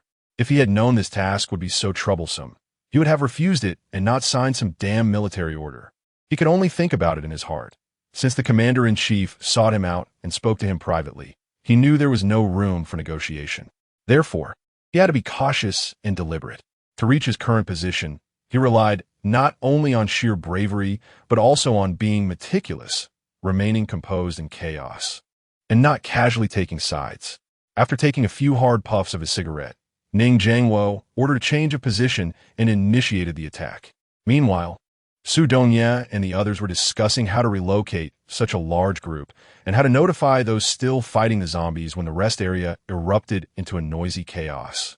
A tangle of grievances. Zhang Jie and Su Yang protected Su Yaoyao behind them, their faces full of anger as they faced the gathered crowd filled with resentment. While the ordinary people, Qin Quan and Xiao Zhang, also looked very grim. On the other hand, Qin Xiong and Zhang Feiyu sat quietly on the side, resting and nursing their injuries. If it weren't for you making Bai Yuan remove his powers, how could those zombies have found us? We lost so many classmates and friends because of you. After barely surviving those monsters, to think they were harmed by their own people. How terrible and unjust this sounded. Didn't you say there was a rescue team? You brought us here, claiming there wouldn't be any zombies, or if there were, just a few scattered ones. You said that once the rescue team arrived, everyone could leave here alive. Is this how you define leaving alive? If I had known, I wouldn't have listened to you. I wouldn't have come with you. I could have survived in my safe nest. But now I'm afraid I one team make it through the next second. I've long heard that you ability users don't see us ordinary people as human, bringing us here just to use us, to have us pave the way for you to escape while zombies feast on us." It was unclear who incited such heart-wrenching remarks, but the already restless, ordinary people began to curse and even turn their hands against the ability users. Whether it was the ability users who had just rescued them or those who had shared hardships with them, the ordinary people picked up stones nearby and began to attack and smash them. In an instant, the scene became chaotic again, and even Qian Xiong and his 5 companions sitting on the side were not spared. Although ability users were physically stronger than ordinary people, they were not much different after being injured. Moreover, they were all resting and healing, completely unguarded. Suddenly being struck by flying stones, blood immediately gushed out. They wanted to use their abilities to deal with these ordinary people, but feared provoking a more violent backlash. They could fight fiercely against zombies, but how could they raise their hands against these ordinary people, their classmates and friends? They could only defend and dodge. Qian Xiong and his companions had no choice but to use their elemental powers to create a protective barrier, shielding all the ability users inside to prevent further harm. In this battle, not a single ability user emerged unscathed, just varying degrees of injuries. Even Su Yaoyao, a healer, sustained significant external injuries, let alone those ability users focused on offense. Sitting within the protective barrier facing the ordinary people, they never imagined that their good intentions would ultimately turn into resentment. Particularly for Qian Quan, Xiao Zhang, and Su Kai, hearing the words spoken by the ordinary people made their hearts ache terribly. They genuinely wanted to save them, to take them away from here, not wanting to see them trapped and dying. Who knew there would be so many unexpected events? Initially, there weren't many zombies here. There really were only a few. How could so many suddenly appear? Qi Ju felt guilty and did not dare to look at Su Yaoyao, Zhang Jie, and Su Liang across from him. The situation seemed to have started from his questioning and blaming Su Yaoyao. With his complaints, a chain reaction of grievances, anger, blame, and various harsh words followed, ultimately leading to the current situation. Su Yaoyao lowered her head, tears streaming down her face. She felt self-reproach, guilt, and regret. Everything that happened had her undeniable responsibility. It was all her fault. Su Liang and Zhang Jie wanted to comfort Su Yaoyao, but after learning the whole story, they found it hard to speak. In the face of an unwarranted disaster, everyone harbored resentment and anger, especially since many lives were lost. At the same time, the harsh criticisms and blame reached their ears. Zhou Jiagang immediately spotted Su Yaoyao, who was downcast with red eyes. He wanted to comfort her, but found that he couldn't get close. An invisible barrier separated them. He looked at the others inside, noticing that their expressions were also quite grim. Zhou Jiagang was filled with rage. After saving them, they were not only ungrateful, but were also blaming him and others. These ingrates deserved to be food for zombies. When Qian Quan saw Su Qingyin and Su Dongye for the first time, he wanted to remove the protective barrier immediately, but feared that those who had lost their minds might recklessly throw stones or spit at them. So he could only look at them with a troubled expression. Su Qingyin frowned, stealing a glance at Su Dongye beside her. Seeing his expression as calm and undisturbed as ever, even his gaze remained as indifferent as usual, she couldn't discern his thoughts, but she still felt worried. Despite Su Dongye's cold demeanor, his heart was quite soft. Saving these people and spreading the information was clearly his idea. He had good intentions to help them, but unexpectedly faced their resentment. Even during the discussions just now, he had prioritized these ordinary people, the vulnerable ones in need of help. Su Qingyin was a bit disappointed with these people. She tugged at Su Dongye's hand, asking him not to approach them. Su Dongye, however, smiled and patted her head, reassuring her that she didn't need to worry. They couldn't hurt him. Everyone experiences moments of helplessness and suffering. When one is able to help, they should do their best. But the outcome, as well as the opinions and evaluations of others, shouldn't matter, nor should they be influenced by them. Don't worry. I'm not a great benefactor or a good person. I used to think that if I helped others, then others would help me in return. When my own little ones encounter danger and difficulties, if someone can lend a hand, they will suffer less. Now that I've found my little ones, I just need to protect and take care of them. Other people and matters are no longer my concern. Su Qingyan felt her cheeks flush again at Su Dongye's words, which were akin to a confession. Her beautiful eyes were filled with shyness, and she did not expect Su Dongye to be so good at sweet talk, making her heart race like a startled deer, thumping wildly. Concern turned into joy in an instant. Those noisy and malicious words were indeed unpleasant. But with a wave of Su Dongye's hand, his psychic powers directly controlled the ordinary people, silencing them for a moment. Seeing this, Qian Xiong lowered the protective barrier, and the group stepped out. Zhang Feiyu was the first to rush over to Su Qingyan, excitedly showing her the crystals he had picked up. Captain, look! So many crystals. The shiny, sparkling stones looked like diamonds, and no girl could resist them. Su Qingyan naturally likes them. But what she likes even more is the energy contained within these stones, which plays a crucial role every time in critical moments. Su Qingyan did not take the crystals, but instead looked at Su Dongye beside her. If you like it, just take it. But this is too much. Zhang Feiyu, seeing that Su Qingyan had not accepted the crystals for a long time, said anxiously, "It's not too much. This is after we've absorbed some." After the zombies were eliminated, Zhang Feiyu, Qian Xiong, and Qian Quan, who were not seriously injured, started to clean up the battlefield, picking up the crystals. Although this battle was tough and exhausting, they were fortunate to have won and gain a lot. Thousands of crystals were piled up in front of everyone, and no one was not tempted or envious. But no one dared to reach out to take them. In the end, Su Yaoyao spoke up, saying that the severely injured ability users could not recover solely through healing techniques. There would always be hidden dangers in their bodies, especially for those whose abilities were nearly depleted. They needed to quickly absorb the energy from the crystals to restore their essence. At such a critical moment, naturally no one would oppose or obstruct. Su Yaoyao took some crystals to give to those in urgent need of help. No one wanted to die here. When would the next wave of zombies come? Would there still be anyone able to fight against the zombies? Could they be protected and find safety? It wasn't just about one person, but everyone together. The more people who recovered, the more strength there would be, and the more protectors there were, the greater the chance of survival. Captain, Zhang Feiyu softly called Su Qingyan, not knowing what she was hesitating about. It was obvious that all the ability users needed these crystals to replenish energy and restore their bodily functions to cope with the zombies that could appear at any moment. The plan that Su Dongye and the others had agreed upon also required everyone to work together. The best thing to do now was to restore the ability users to their peak state so they could get through the difficulties together. She couldn't monopolize these crystals. After roughly estimating, there were about 4,000 to 5,000 crystals. Su Qingyan only took a few pink ones and some other colors and shapes she had never seen before, along with 500 to 600 ordinary crystals, and returned the rest to Zhang Feiyu. "I'll take these with Su Dongye, and you can distribute the rest among yourselves." In fact, the crystals were of no use to Su Qingyan. She could not absorb the energy within them, and upgrading her star rank did not rely on them. Although Su Dongye could absorb the energy from the crystals, it did not help him upgrade his star rank. At most, he needed the crystals for healing when injured. As a precaution, Su Qingyan took 500 to 600 crystals for backup.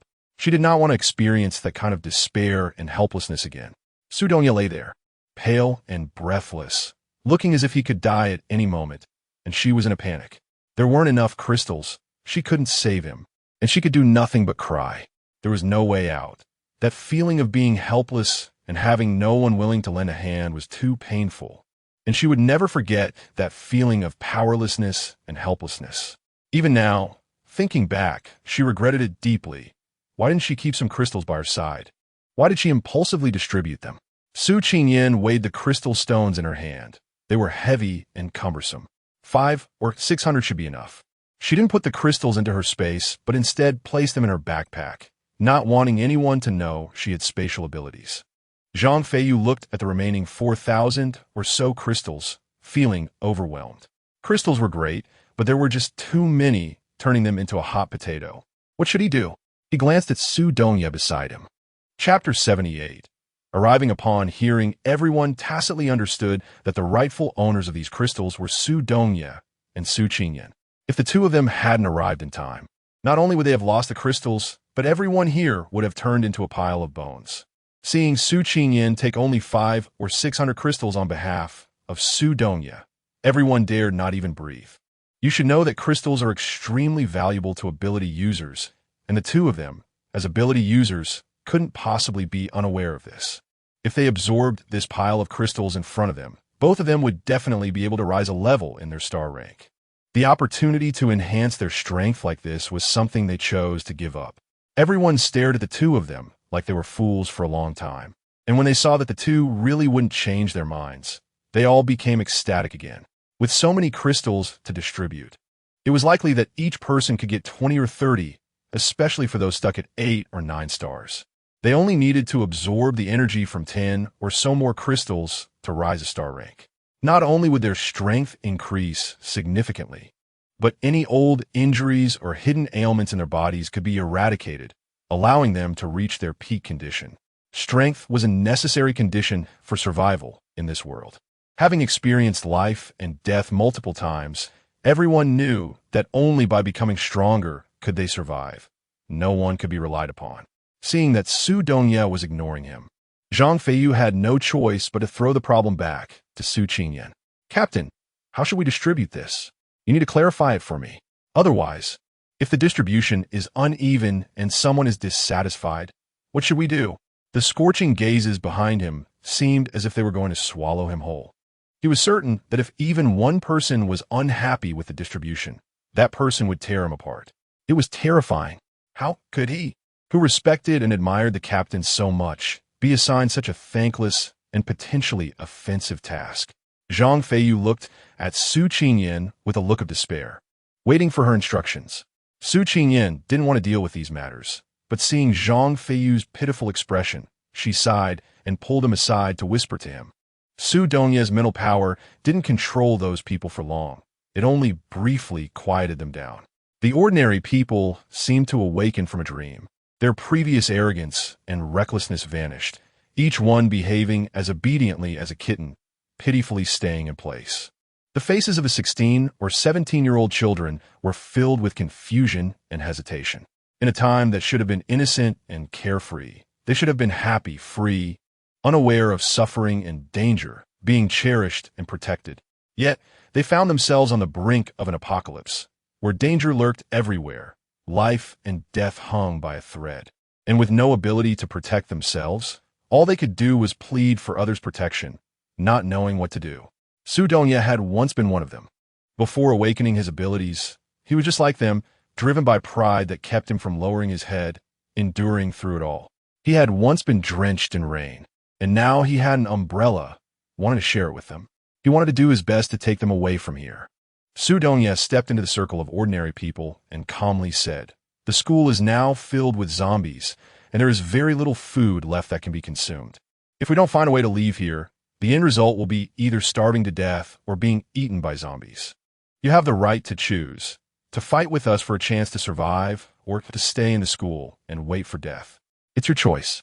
But I hope that once you make your decision, you won't regret it or complain, because no one can guarantee that they will survive. And we're just grasping at a slim chance of life. I will do my utmost to protect you with these ability users, but in life and death situations, everyone has the right to be selfish." Su Dongye made it very clear with his last sentence. He would not ask anyone to sacrifice their lives to save others, nor would he do so himself. As for whether these people would choose to follow them, it was up to them. After Su Dongye finished speaking, Su Qingyan also told Zhang Feiyu how to distribute the crystal stones, and now they were just waiting for their choice as they absorbed the crystal stones. Su Qingyan saw that Su Dongye had said everything that needed to be said, and noticing that he was still standing among that group of people, looking out of place, she walked over to bring him out. The current situation wasn't great. They were willing to follow us, and naturally, we had to protect them. However, there were many uncertain factors. Su Dongye, we are not saints, nor are we all-powerful superheroes, so we just need to take care of the people around us, those close to us. As for others, you shouldn't feel a psychological burden.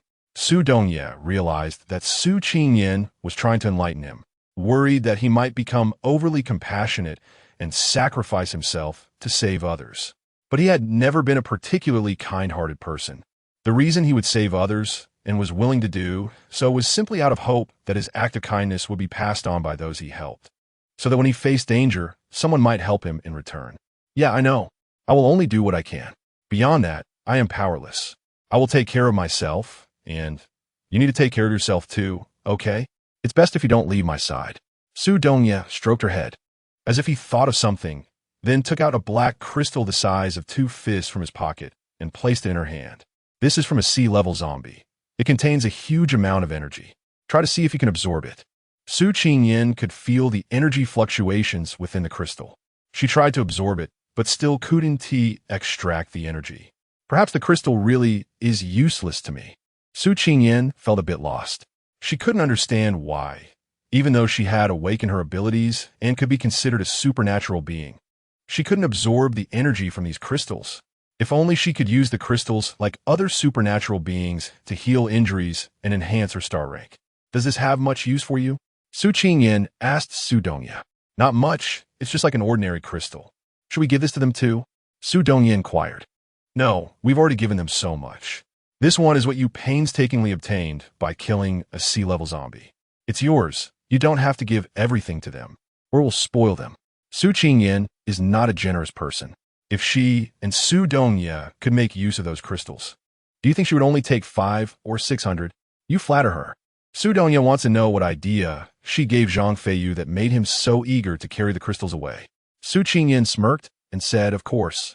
It's to make him transfer this tough task out. He doesn't even think about whose territory this is and who these people belong to. After they take their share, they can just give the rest to Zhou Jiagang. How he wants to distribute it and the outcome of that distribution are all matters for our own people. What does it have to do with us? Su Qingyin's words were meant to encourage Su Dongye to lighten the burden on his shoulders. He shouldn't carry everything alone or overthink things. Why did Ning Zhangwo wait for Su Dongye to appear before starting the rescue? That's his issue, not Su Dongye's fault. As for why there's so many zombies here, only heaven knows. It's not something Su Dongye can control. How could someone as smart as Su Dongye not realize that she was trying to guide him? He truly felt no self-blame, guilt, or remorse. He was naturally happy that the young girl could focus all her thoughts on him, though she might have been a bit overly concerned. In response to Su Qingyin's care and protection, Su Dongye could only express it through gentle kisses. Zhang Feiyu and Qian Xiong discussed among themselves, and they decided that each of the 5 of them would take 100 crystal stones, leaving the rest for Zhou Jiagang to figure out how to distribute. After taking the crystals, Zhang Feiyu and the others began to absorb the energy within them. Roughly calculating, they figured that absorbing 100 crystals could elevate their star rating to 8 stars. With D-level 8 star strength, one skill could wipe out 20-level zombies, significantly increasing both attack power and range. The 5 elemental powers they combined became more solid, thick, and capable of encompassing a larger range. The 5 of them were very satisfied. Just as Zhou Jiagang finished comforting Su Yaoyao, he saw Zhang Feiyu running over with the crystals, throwing them down without a word and then running off. Looking at so many crystals, Zhou Jiagang would have typically kept them for himself. But with so many eyes watching and Su Qingyin's loud words, and recalling the previous commotion, he feared that acting alone might provoke betrayal. Zhou Jiagang only took 200 crystals for Su Yaoyao and didn't take a single one for himself. Su Dongye and Su Qingyin only took 5 or 600 each. How could he feel justified in taking any?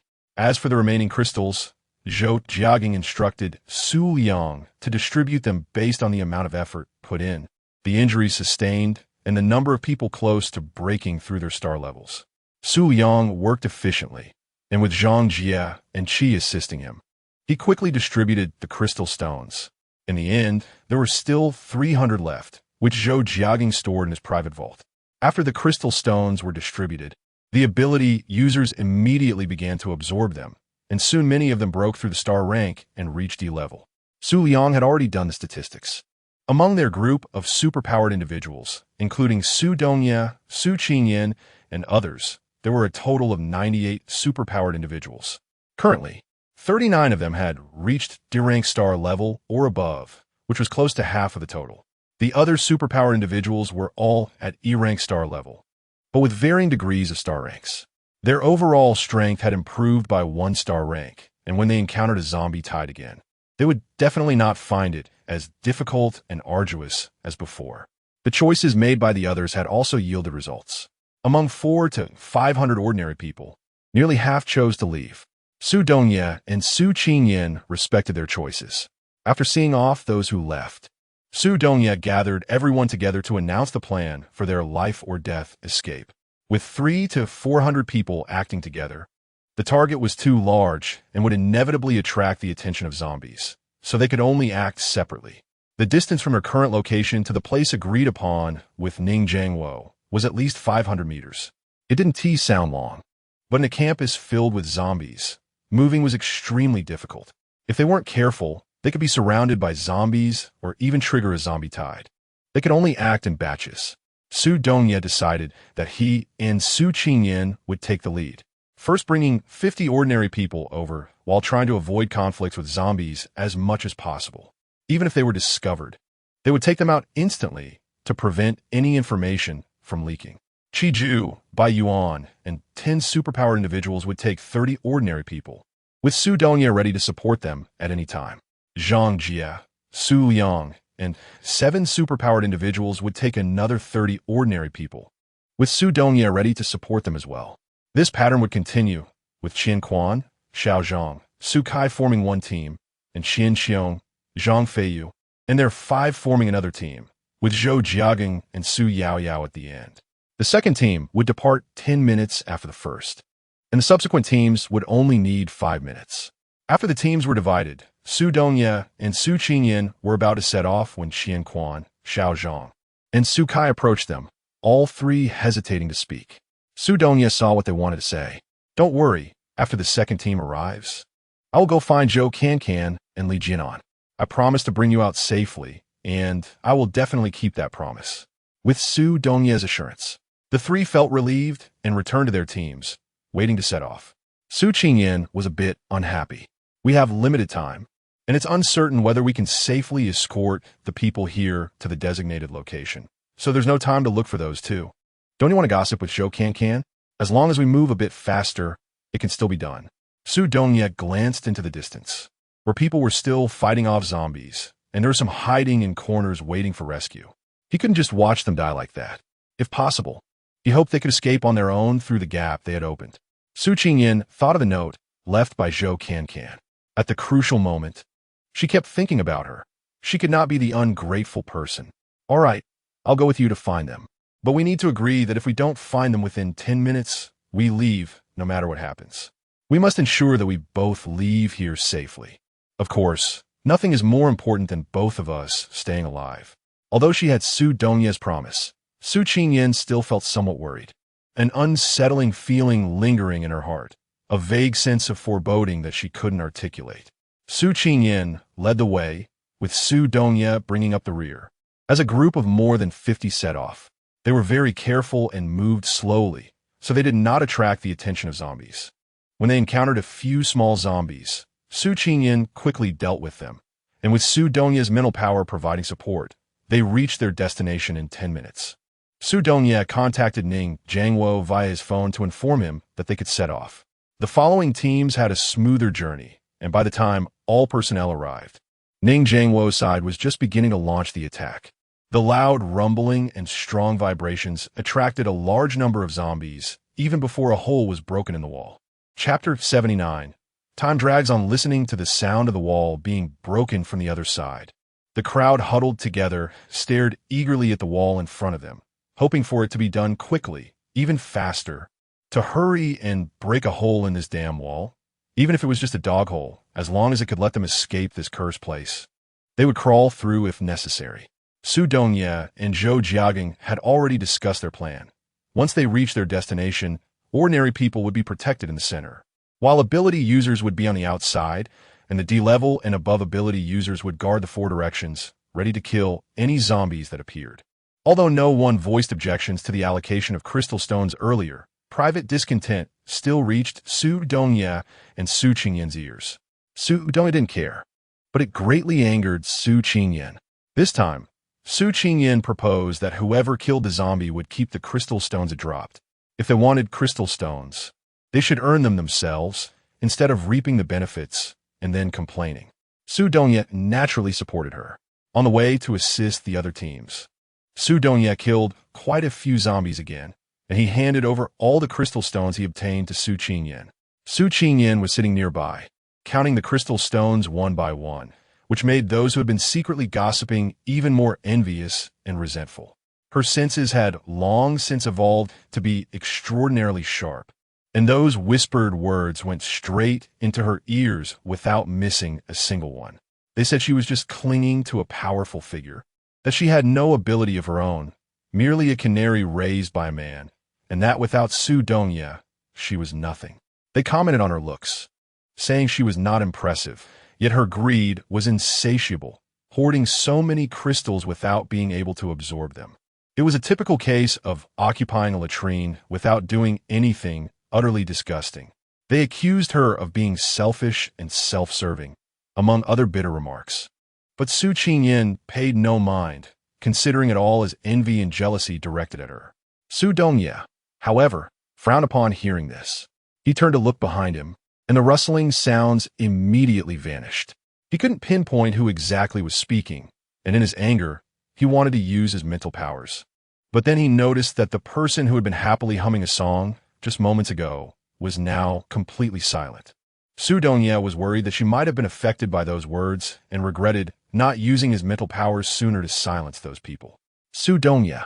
Su Qingyan suddenly grabbed Su Dongye's arm tightly, her hands clenching firmly, revealing the faint blue veins on her delicate and fair hands. "What's wrong, Dian Dian?" Su Dongye asked softly. He could see the fear, anxiety, and confusion in her eyes. Su Qingyan looked at the rising number of zombies and their high combat levels on the warning system interface, her heart trembling. Could they really escape? She felt a damp sensation on her arm, the sweat pooling in her palm. This time, he could clearly sense her unease, tension, and despair. A bad feeling arose in Su Dongye's heart, but right now, the most important thing was Su Qingyan. He didn't know what had happened to her. Su Dongye pulled Su Qingyan into his arms and gently asked, "What is wrong? Did you sense something? We probably can't escape." Su Qingyan said in a trembling voice. It felt as if saying this took all her strength, her tone weak and powerless. Cold dread, fear, and despair seemed to drag Su Qingyan into an endless abyss. No matter how hard she struggled, she couldn't break free, and her eyes began to moisten. He had never seen Su Qingyan so frail and lifeless. Su Dongye felt worried and anxious. He didn't know what to do. The person in his arms was trembling continuously, a primal reaction to immense fear. She was clearly in his embrace. What could make her so scared? Previously, even when facing a stronger sea-level zombie, he hadn't seen a trace of fear on her face. But now, Su Dongye gently kissed her forehead and eyes, trying to ease her tension, unease, and fear. "Tell me what's wrong. Did your warning system tell you something?" As he asked this, Su Dongye released his mental power to investigate the surroundings. Many zombies were rushing toward them, including B and C levels. After the previous battle, Su Dongye knew how to deal with them, and this time, they were seeking to leave. As long as they could hold off those few powerful zombies, with Ning Jiangwo providing support outside, escaping was just a matter of time. As if drawing warmth from Su Dongye, which made Su Qingyan a little less afraid, she spoke up, "There are so many zombies coming this way." Su Dongye also detected a large number of zombies surging toward them, which was within his expectations. "It's okay, don't be afraid. We've defeated so many zombies before. This time will be no different. With your big brother here, I will protect you, and we will definitely leave this place." To ease Su Qingyan's panic, Su Dongye continued, "Uncle Ning has already quickened the pace. As long as we break through this wall, those zombies won't be able to catch up with us. Trust me, okay?" Su Dongye gave her another kiss. Su Qingyan looked up at him, the bright colors in her eyes turning gray. It wasn't that she didn't believe him, but this time the zombies were just too powerful. "Your previous doubts were not wrong. There are already A-level zombies among them. My system tells me that among the zombies that have come here, there are 5 B-level zombies, 23 C-level zombies, 67 D-level zombies, and countless E-level zombies, with almost no G-level zombies among them. Brother, can we really escape?" Upon hearing these detailed numbers, Su Dongye appeared strong and calm, but his heart was already in turmoil. He said calmly, "As long as we break through this wall before they arrive, we will definitely be able to escape. Don't be afraid. I'll go check the situation now. He added. As soon as Su Dongya left, several hundred zombies appeared in the place they were supposed to guard, and Su Qingyan had to face them alone. With her current sea-level strength, she could deal with these zombies in 2 or 3 minutes, but 5 minutes passed, and there were still a few zombies alive, one of which was even about to relay a message. Su Qingyan realized that her mind was frightened by the rising numbers she saw, causing her to hesitate and retract with every strike, no longer as decisive, swift, and fierce as before. This change allowed them to survive until now and even send out messages. Ever since she learned that Su Dongya was her older brother, she seemed to have become a different person, starting to rely on him for everything, even struggling to open a bottle of water. When did she become so delicate and soft? Her state of mind had also become fragile, easily crushed by a bit of stimulation or pressure. They were just some disgusting, restless monsters. What was there to fear? Even if they were numerous and powerful. So what? She had a stick in hand, and she could strike them down. If she couldn't win, what would happen? It was just death. Everyone would die eventually. So what was there to be afraid of? Whining and wailing. It was truly embarrassing and shameful. Su Qingyan was unwilling to admit that the person who had been crying in front of Su Dongya just a moment ago was herself. How embarrassing, truly embarrassing. Her anger transformed into combat power, and she directly eliminated the remaining zombies, with the one that transmitted information being the first to be destroyed. Watching the mist drifting upwards, Su Qingyan picked up a stone and threw it at it, attempting to disperse it. Even if she couldn't succeed, she wanted to ensure that the information was incomplete. These damn things were getting smarter and smarter. Not only were they physically strong, but they also cleverly used the uncatchable mist to transmit information. The mist was shattered into 2 by the stone, and just as it seemed ready to dissipate in the wind, for some unknown reason, it suddenly coalesced and vanished completely, as if it had never appeared in the first place. Su Qingyan heard the alarm ringing loudly. Was the information received? She fixed her gaze on the area below where the mist had vanished. There must be a B-level zombie there. She tightened her hands at her sides, trying to calm herself.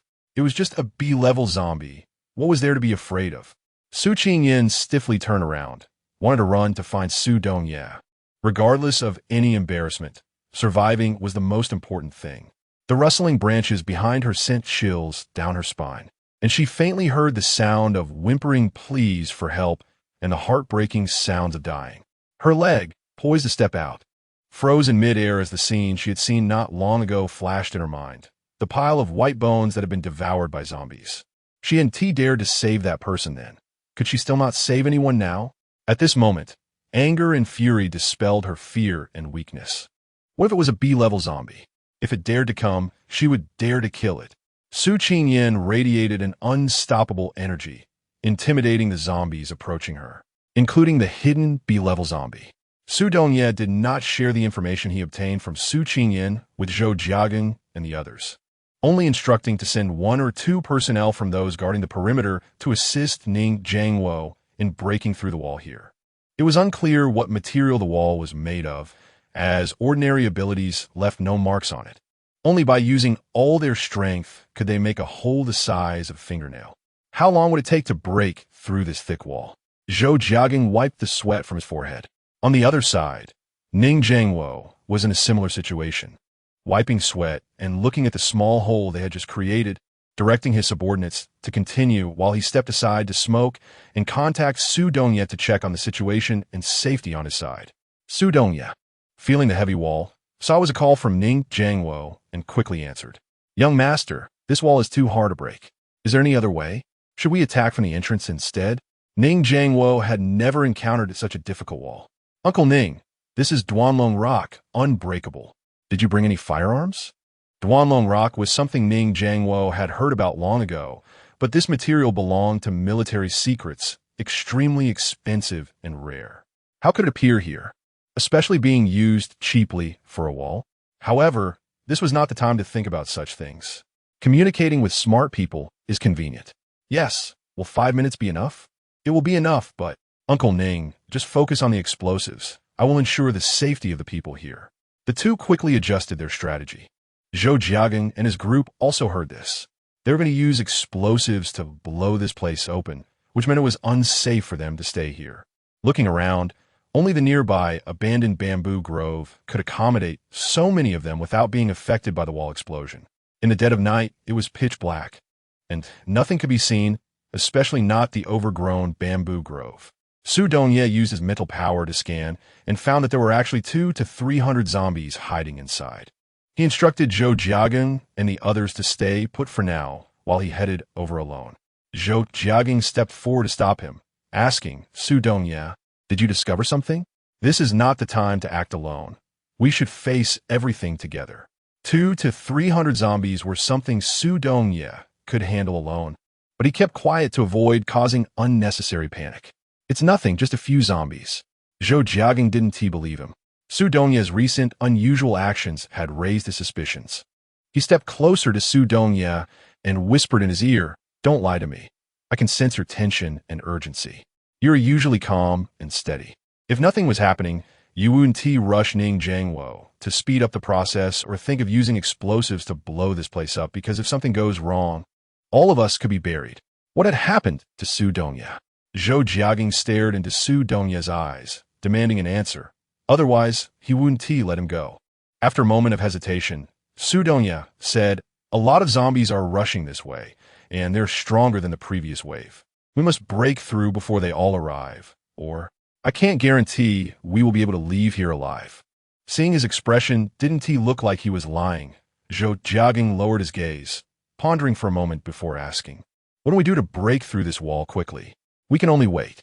Apart from using explosives, there's no other way. As soon as Su Dongye finished speaking, they heard cries for help and sounds of fighting coming from behind. Not good. Chi Ju is under attack by zombies. I'm going to help him. You quickly check the situation and relocate the personnel. After saying this, Zhou Jiagang immediately ran towards Chi Ju. At the same time, sounds of fighting and cries for help also came from the directions of Qian Quan, Zhang Feiyu, and Lei Lingqing. Su Qingyan stood straight in the direction she was supposed to guard, gripping her long stick tightly. She listened to the sounds coming from behind her, not moving an inch as she stared ahead. It was the first time she had looked at the sky over the campus on such a deep night. It was pitch black with not a single star in sight, not even the brightest morning star. For the first time, she felt that the night was so long, every second stretching like a year. Chapter 80. The heart of youth. Zhang Feiyu and Qian Xiong guarded a position together. Earlier, when Su Dongye needed people, they had let other ability users go ahead. When they arrived here, Su Qingyan had reminded the two of them to hold their posts firmly, as they didn't know when zombies might appear. If a gap opened, it would be like seawater flooding in, and the hordes of zombies coming in would devour everyone here clean. It was already the final moment. They couldn't let their previous efforts go to waste. She urged them to stay alert and guard the last shift well. Zhang Feiyu was the one who listened to Su Qingyan the most, so he naturally wouldn't leave. Although Qian Xiong wanted to interact more with Su Dongye, he also knew his mission and thought that as long as he stayed here, there would be more opportunities to interact with Su Dongye later. The two were chatting casually about what they would do after leaving here. Zhang Feiyu was trying to recall the address that Qian Xiong had mentioned before when he suddenly noticed beads of sweat forming on Qian Xiong's forehead, falling down as if facing a great enemy. Just as Zhang Feiyu was about to ask what was wrong, he was pushed aside by Qian Xiong. Coincidentally, a pair of sharp, long hands sprang up from the ground where he had just been sitting. If it weren't for Qian Xiong's push, he might have been caught by those hands. Qian Xiong didn't expect this Earth-type zombie to be so fast that he couldn't even catch it. A sense of dread filled his heart. This Earth-type zombie's strength must be above his own. Be careful, this is an Earth-type zombie, and its strength is a bit stronger than mine. Qian Xiong warned, his eyes fixed on the ground to guard against another sneak attack from the zombie. Startled by what had just happened, Zhang Feiyu had to be cautious. Hearing Qian Xiong's warning, he didn't dare to be careless and asked, D-class zombie? 8 stars? Qian Xiong nodded and motioned for Zhang Feiyu to come over to him. Seeing his clear and distinct pupils moving, Qian Xiong knew what he was thinking and warned him. Don't act recklessly. This D-class zombie clearly came prepared. You need to quickly inform Su Dongye and Su Qingyan. It's not like we Haven T worked together to kill D-class zombies before. Our strengths have improved, and as long as we coordinate well, we can definitely take it down, Zhang Feiyu said confidently. He was already at D-class star level 7, and being scared by a zombie of the same star level would be a laughingstock if it got out. If Su Qingyan found out that he almost wet his pants from fear, she would surely look at him sideways. The heart of youth is like this, competitive, concerned about others' opinions, and valuing face above all else. Qian Xiong could sense the vibrations underground, and an unsettling feeling surged in his heart. He didn't have time to explain further to Zhang Feiyu and urged, "Hurry and tell Su Dongye and Su Qingyan. A large number of zombies are heading this way." Upon hearing the words large number, Zhang Feiyu's expression changed, and he didn't dare to hesitate. He turned to report the situation, but as soon as he stepped out, a skeletal hand grabbed his foot. Just as he was about to scream, he was dragged down towards the ground. Fortunately, Qian Xiong was always vigilant and noticed something was wrong. He quickly used his Earth-type ability to solidify the ground, but it was still a bit too late. Zhang Feiyu's leg was already stuck in the mud, and unless he withdrew his ability, he couldn't pull it out. But if he did, would he be dragged straight into the ground? Qian Xiong wasn't confident he could fight against that D-class zombie to save him. "Brother Qian, pull me up." Zhang Feiyu still didn't realize his leg was stuck and thought he was just trapped in the mud, unable to pull it out due to exhaustion. Qian Xiong was thinking about how to explain things to him when Zhang Feiyu suddenly cried out in pain. "Brother Qian, my leg. It hurts so much. It feels like something bit me. Pull me up quickly." A thick black mist suddenly emerged from the ground, and in an instant, signs of decay and rot appeared on Zhang Feiyu's calf. Both of their faces turned ashen. This time, Zhang Feiyu was truly scared to the point of wetting his pants.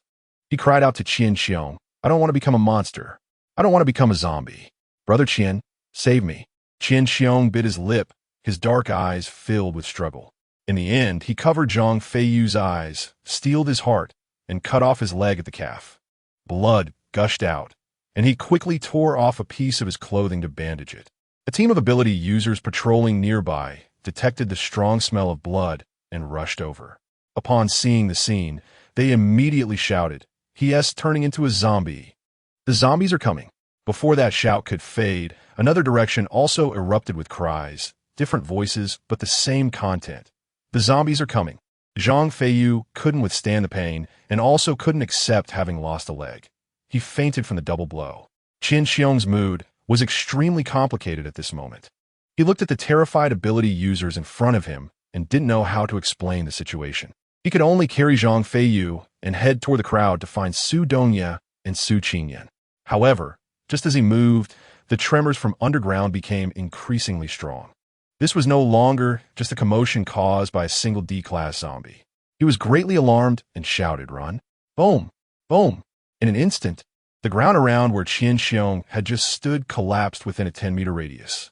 Among the team of patrolling ability users, some were slow to react and fell in without a sound, as if they had dropped into an abyss.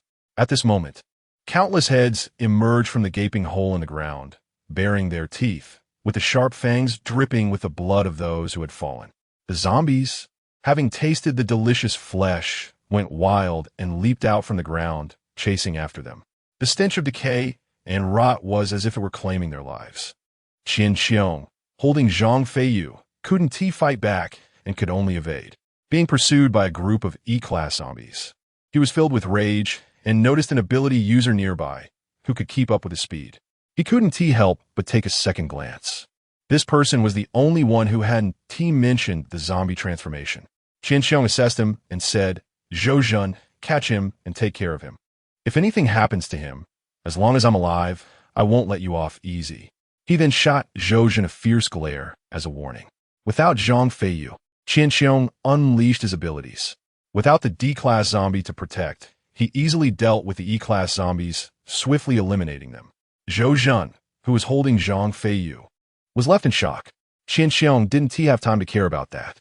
He glanced at the unconscious Zhang Feiyu, took out a few crystal stones from what he had collected, and placed them on the severed leg for him to absorb. Seeing Zhou Zhen not moving, Qian Xiong frowned. "Can you stay here alone?" "What if?" Zhou Zhen stammered. "Don't worry about me. Just go quickly." There were some things Qian Xiong didn't feel comfortable telling Zhou Zhen. The recent wave of E-class zombies was likely the minions released by that D-class zombie for testing. Soon, A large wave of powerful zombies would surely come this way. He is alone. What can he do? He just hopes Su Dongye can understand the meaning behind those words. After Qian Qiong saw Zhou Zhan bringing Zhang Feiyu away, he immediately took out the remaining crystal stones to absorb them. He needs to level up quickly and advance to level C so that he can have the strength to fight against that D-level Earth-type zombie. He must avenge Zhang Feiyu. Qi Zhu and Zheng Zhong are not as lucky as Qian Qiong and Zhang Feiyu. Since discovering the zombies, they have been engaged in a life-and-death struggle. After killing a wave of E-level zombies, they barely had time to catch their breath before another wave came. And although they were all E-level zombies, the numbers were 3 times that of the previous wave. Even if they could handle them easily, it still consumed their energy and stamina. 4 low-level ability users who admired Qi Zhu followed him, 2 of whom died during the first wave of the zombie attack. He sent the remaining 2 to fetch reinforcements. But as soon as he spoke, another wave of zombies appeared, surrounding them all. In the heat of battle, Qi Zhu, blinded by rage, didn't pay attention to the 2 people behind him, and one was taken away by a zombie. Zheng Zhong watched as that person was dragged into the horde of zombies, torn apart and bitten, leaving only a pile of bones in an instant. Feeling sick, he was nauseated, and the strength in his hands weakened a little, causing the surrounding zombies to become more aggressive, unafraid of the flames, rushing through the fire to grab his neck and take a bite. This also hurt his origin, but fortunately, he had collected some crystal stones earlier. Zheng Zhong absorbed the energy inside while fighting off the zombies. This time, he dared not let his mind wander for even a moment. Qi Zhu broke through a gap and shouted loudly at Zheng Zhong to quickly protect him as he came over. Zheng Zhong immediately turned and shielded that person in front of him, bringing him to Qi Zhu. Qi Zhu didn't know how many zombies would come in the next wave after this one was wiped out, or if they would be as strong as these 2 waves. Zheng Zhong also began to worry. His energy was dwindling, and the crystal stones in his hand were not enough for him to recover to his peak state. He didn't know if he could resist the next wave of zombies. It seemed the zombies could sense the 2 of them were struggling, and their attacks became more intense and rapid, causing Qi Zhu and Zheng Zhong's energy to deplete quickly, and they soon showed signs of fatigue. Brother Qi, do you think we are going to die here? Zheng Zhong forced a bitter smile. They were just 1 step away from survival. If they could break through that wall, they could live. He was unwilling. Zhang Feiyu and Qian Qiong were guarding one direction together. Earlier, when Su Dongye wanted people, they let other ability users go. What do you mean by dying? We will definitely leave here alive. Don't worry, Zhou Jiagan will send someone over soon. These E-level zombies can't hurt us. You're a D-level star rank. If you get hit by these E-level zombies, I really doubt your D-level star rank is real. Due to overusing energy, Qi Zhu quickly absorbed crystal stones to replenish his energy and casually dealt with a dozen or so zombies for Zheng Zhong. The 2 of them gasped for breath, looking ahead at the pitch-black path where they couldn't see anything, vaguely feeling as if a pair of bloodthirsty eyes were watching them. A shiver ran down their spines, and they became alert. Sure enough, a heavy footstep echoed from the darkness, and a tall, burly zombie appeared, exuding a powerful aura that made them unable to move. Zheng Zhong was all too familiar with this feeling. Sea-level zombie. They had just escaped from a sea-level zombie not long ago, and now they encountered another one. Zheng Zhong was so scared that his legs went weak. If he weren't immobilized, he would have collapsed to the ground by now. Qi Zhu had only heard of sea-level zombies before and had never encountered one. This time, seeing it with his own eyes made him feel utterly terrified. How did you escape from the sea-level zombie last time? Qi Zhu asked, trembling. Zheng Zhong had no idea. He only heard an explosion and lost consciousness before he could even feel the pain, waking up again in a cave. With every step the zombie took, their hearts seemed to skip a beat. Both felt an overwhelming sense of despair. Were they really going to die here? Would they be buried forever, unable to see their family and loved ones again? Zheng Zhong suddenly began to cry. Qi Zhu wanted to scold him for being weak, saying a man should have some backbone, but he found himself tearing up as well. Unwilling, the sea-level zombie didn't rush to reap the fruits of victory. Instead, it enjoyed watching the various expressions and states of mind of the 2 before their death, like a cat toying with a mouse, finding it very amusing. Just like when it was alive, being tortured by others, It wanted to destroy their mindset and devour them little by little. Listening to the chaotic laughter, Qiju and Zheng Zhong's faces had long turned pale. They no longer begged for anyone to save them, because this zombie was too strong. Anyone who came would only be walking to their death. He suddenly jolted. A sea-level zombie? How could it appear here? Zhou Jiaging didn't dare to hesitate and rushed forward with all his strength. Chapter 81. The sound of explosions. Once I eat both of you, I can break through to level B. Feel more fear, despair, and resentment. Release all your negative emotions. The sea-level zombie said as it walked.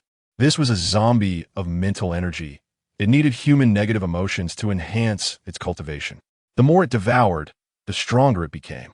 By repeatedly creating small waves of zombie tides, it caused its prey to panic, fear, suffer, and despair, waiting until their emotions peaked before coming to harvest. The sea-level zombie's gaze landed on Zheng Zhong, who was silently crying. It seemed this guy's spirit had already collapsed, making it a perfect time to devour him. It glanced at Qiju, who was chanting with his eyes closed, still making a final resistance. It smiled, thinking to itself, "Let us see if you can tell whether this is an illusion or a dream." The sea-level zombie used mental power to control Qiju, forcing him to open his eyes and watch as it slowly devoured his companion. It aimed to bring his fear and terror to the extreme. What could be more effective than witnessing it with his own eyes? Save me. Zheng Zhong's voice cracked under the immense pressure as he was gripped by a finger that felt as hard as steel on his neck. He knew he was doomed, but he couldn't help but wish someone would save him. The sound of dripping water and a foul smell wafted out, causing the sea-level zombie to laugh heartily. Qiju's face turned even redder. He was about to lose control as well. Cowardly humans are truly easy to scare. As it spoke, the sea-level zombie extended its tongue to lick Zheng Zhong's face, savoring the scent of living flesh. But its eyes were fixed on Qiju, asking, "What should I bite first? Would it be too boring to just snap his neck in one bite? How about starting with the hands?" With a crack, Zheng Zhong's arm was broken, accompanied by his hoarse, painful screams. Zheng Zhong's face, already devoid of blood, was now covered in beads of sweat, the pain tearing at his heart, and he couldn't even faint, forced to endure the agony of his arm being broken by the sea-level zombie. I always thought this was the most painful part, but I didn't expect that the sea-level zombie wouldn't just eat him, but instead wanted to tear off his severed arm right in front of the two of them, ripping the flesh off piece by piece like eating roasted chicken wings, slowly consuming it bit by bit. The pain of tearing returned, and Zheng Zhong was already in so much pain that he couldn't speak. Even his cries had lost their strength, like an old man suspended by drugs, with only his last breath remaining. Just as Zheng Zhong's arm was about to be pulled off, Qiju felt he was about to die when a sharp arrow shot from behind, piercing the sea-level zombie's hand that was gripping Zheng Zhong's arm, forcing it to pause for a moment. It was this moment that allowed Zhou Jiaging to rescue Zheng Zhong and Qiju from its grasp. Zhou Jiaging handed the unconscious Zheng Zhong, who could no longer hold on, to Qiju and coldly said, "Carefully check his injuries. If necessary, you know what to do." Taking Zheng Zhong, Qiju felt as if he was dreaming. How could someone come to save them? Had they really been rescued? The ruthlessness and determination in Zhou Jiaging's eyes made his heart sink. The meaning behind his words was all too clear. If Zheng Zhong was bitten by a zombie, he must be killed before he turned. They couldn't afford to give the zombies any more fighting power at this time. A sea-level zombie had the strength equivalent to 2 or 3 human D-level ability users. Another one coming to die. It looked stronger than the other two. Just right to eat you all together. It seemed I was going to break through this B-level. The sea-level zombie pulled the branch that was acting as an arrow out of its arm, revealing a palm-sized hole. But in the blink of an eye, it healed. Zhou Jiaging stared at the healing spot, and the aura around him began to change. Fighting at the same star level wasn't something ordinary star levels could interfere with. Not to mention, Qiju's mindset had long been terrified by the sea-level zombie. He took Zheng Zhong away from the combat area. In the past, he would never have missed such an intense and thrilling battle. But now, he didn't even have the courage to look up. Qiju lowered his head and began to seriously check Zheng Zhong's body. But before his hands even touched his clothes, they trembled uncontrollably. He desperately tried to calm himself down, controlling his thoughts to avoid remembering what had happened earlier, gritting his teeth to force his hands to stop shaking. But in the end, silent tears streamed down his face. Chiju knew he was completely finished, reduced to a useless person who dared not face the zombies. He gritted his teeth to keep himself from crying out loud, forcing himself to check Zheng Zhong's injuries bit by bit. Zhou Jiagang was locked in a fierce battle with the sea-level zombie, their abilities clashing intensely, creating a grand spectacle. The people in the safe zone frequently felt the ground shaking, huddling together in fear. Apart from huddling for warmth and comforting each other, they didn't know what else to do. Half was life and half was death, unsure which would arrive first. When Su Dongye was dealing with the small zombies in the bamboo forest, he saw the firelight outside and knew Zhou Jiagang had encountered a formidable opponent. He acted faster and more decisively. In an instant, he cleaned up the area, turning the bamboo and weeds into soil nutrients. After using his mental power to check the area and finding no safety hazards, he signaled Su Yaoyao to escort the ordinary people over.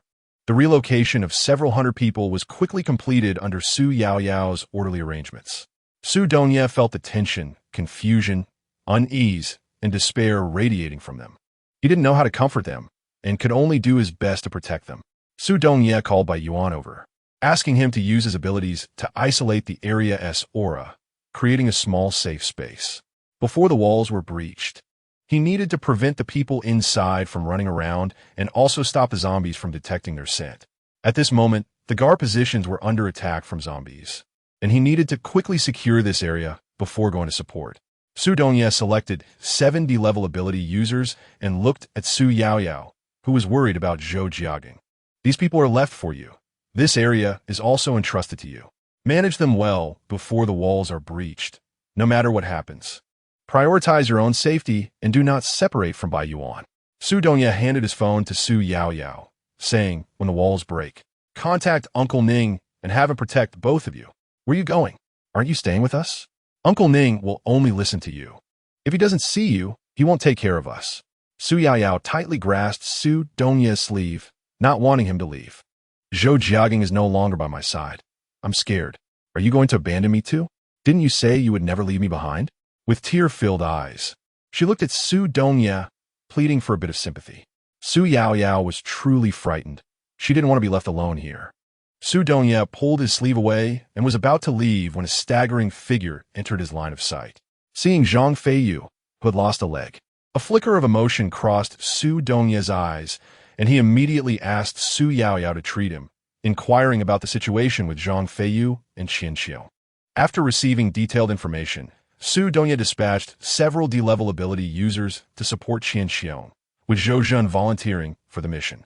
Su Dongye had Su Yaoyao give Zhou Zhen a breakthrough pill and distributed the newly acquired crystals to them, reminding them to be cautious and to absorb them while on the move. Su Dongye stood still for a moment, glancing towards Su Qingyan's direction, where there was still no movement. He didn't know if there were no zombies there or if Su Qingyan had already cleared them out. In any case, there was no news, which relieved him somewhat. No news is good news. The battle on Zhou Jiagang's side was fierce, and he could feel the immense pressure emanating from that zombie, even from here. Su Dongye was worried that Zhou Jiagang might not be able to handle it. At this critical moment, regardless of who it was, he just hoped they could all survive, especially since he didn't want anything to happen to an old friend. 3 minutes had passed since the time he agreed to meet Ning Jiangwo. It should be soon. As long as they held on a little longer, they would surely be able to escape. On his way to Zhou Jiagang, Su Dongye communicated with Su Qingyan through his mental power. He didn't tell Su Qingyan about Zhang Feiyu's injury, fearing it would disturb her focus. Su Qingyan was tired and about to sit down when she heard Su Dongye's voice in her heart lake. With her mind focused, she became worried again when she heard he was going to help Zhou Jiagang. Be careful, and if you can't win, just run. As expected of a couple, they were both thinking of each other.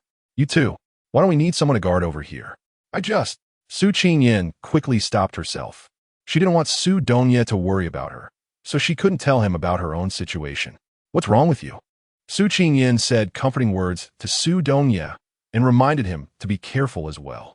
After chatting for a few more sentences, they fell silent. Both knew that this was not the right time for sweet talk. When Su Dongye arrived, he saw Zhou Jiagang being held in the air by an invisible force, struggling but unable to break free. "All right, I've played enough with you. It's time to end this," the sea-level zombie said with a mocking tone. It controlled Zhou Jiagang's limbs with its mental power, gradually injecting its abilities to erode his body. If it weren't for the leader's message urging it to speed up, it would have liked to toy with this seemingly strong human a bit longer. However, it found a more interesting game, occupying a human body like the leader did. This body is much more attractive than the leader's. I just wonder if it will be as lucky as the leader, having a little girl to play with. Being a mental type controller, Su Donya immediately recognized what the zombie was doing. It was devouring Zhou Jiagang's soul. Su Donya was shocked and quickly used his abilities to disrupt it. The B-level mental power overwhelmingly crushed the C-level mental power. It wasn't easy, but it was definitely a complete victory over the C-level zombie. After disrupting its plan, Su Donya entered its mental realm. If it weren't for being of the same system and Su Donya being a star rank higher, he wouldn't have entered so smoothly. Su Donya searched its mind for information, wanting to know what plans their zombie leader had, how many zombies there were, and what the strongest among them was. The information he found was exactly what Su Qingyan had told him earlier. He wanted to know where their leader was and when the total attack would be launched, but found nothing. It seemed that any information related to the leader turned into a cloud of smoke and vanished upon contact. Su Donya gave up and began browsing through its memories.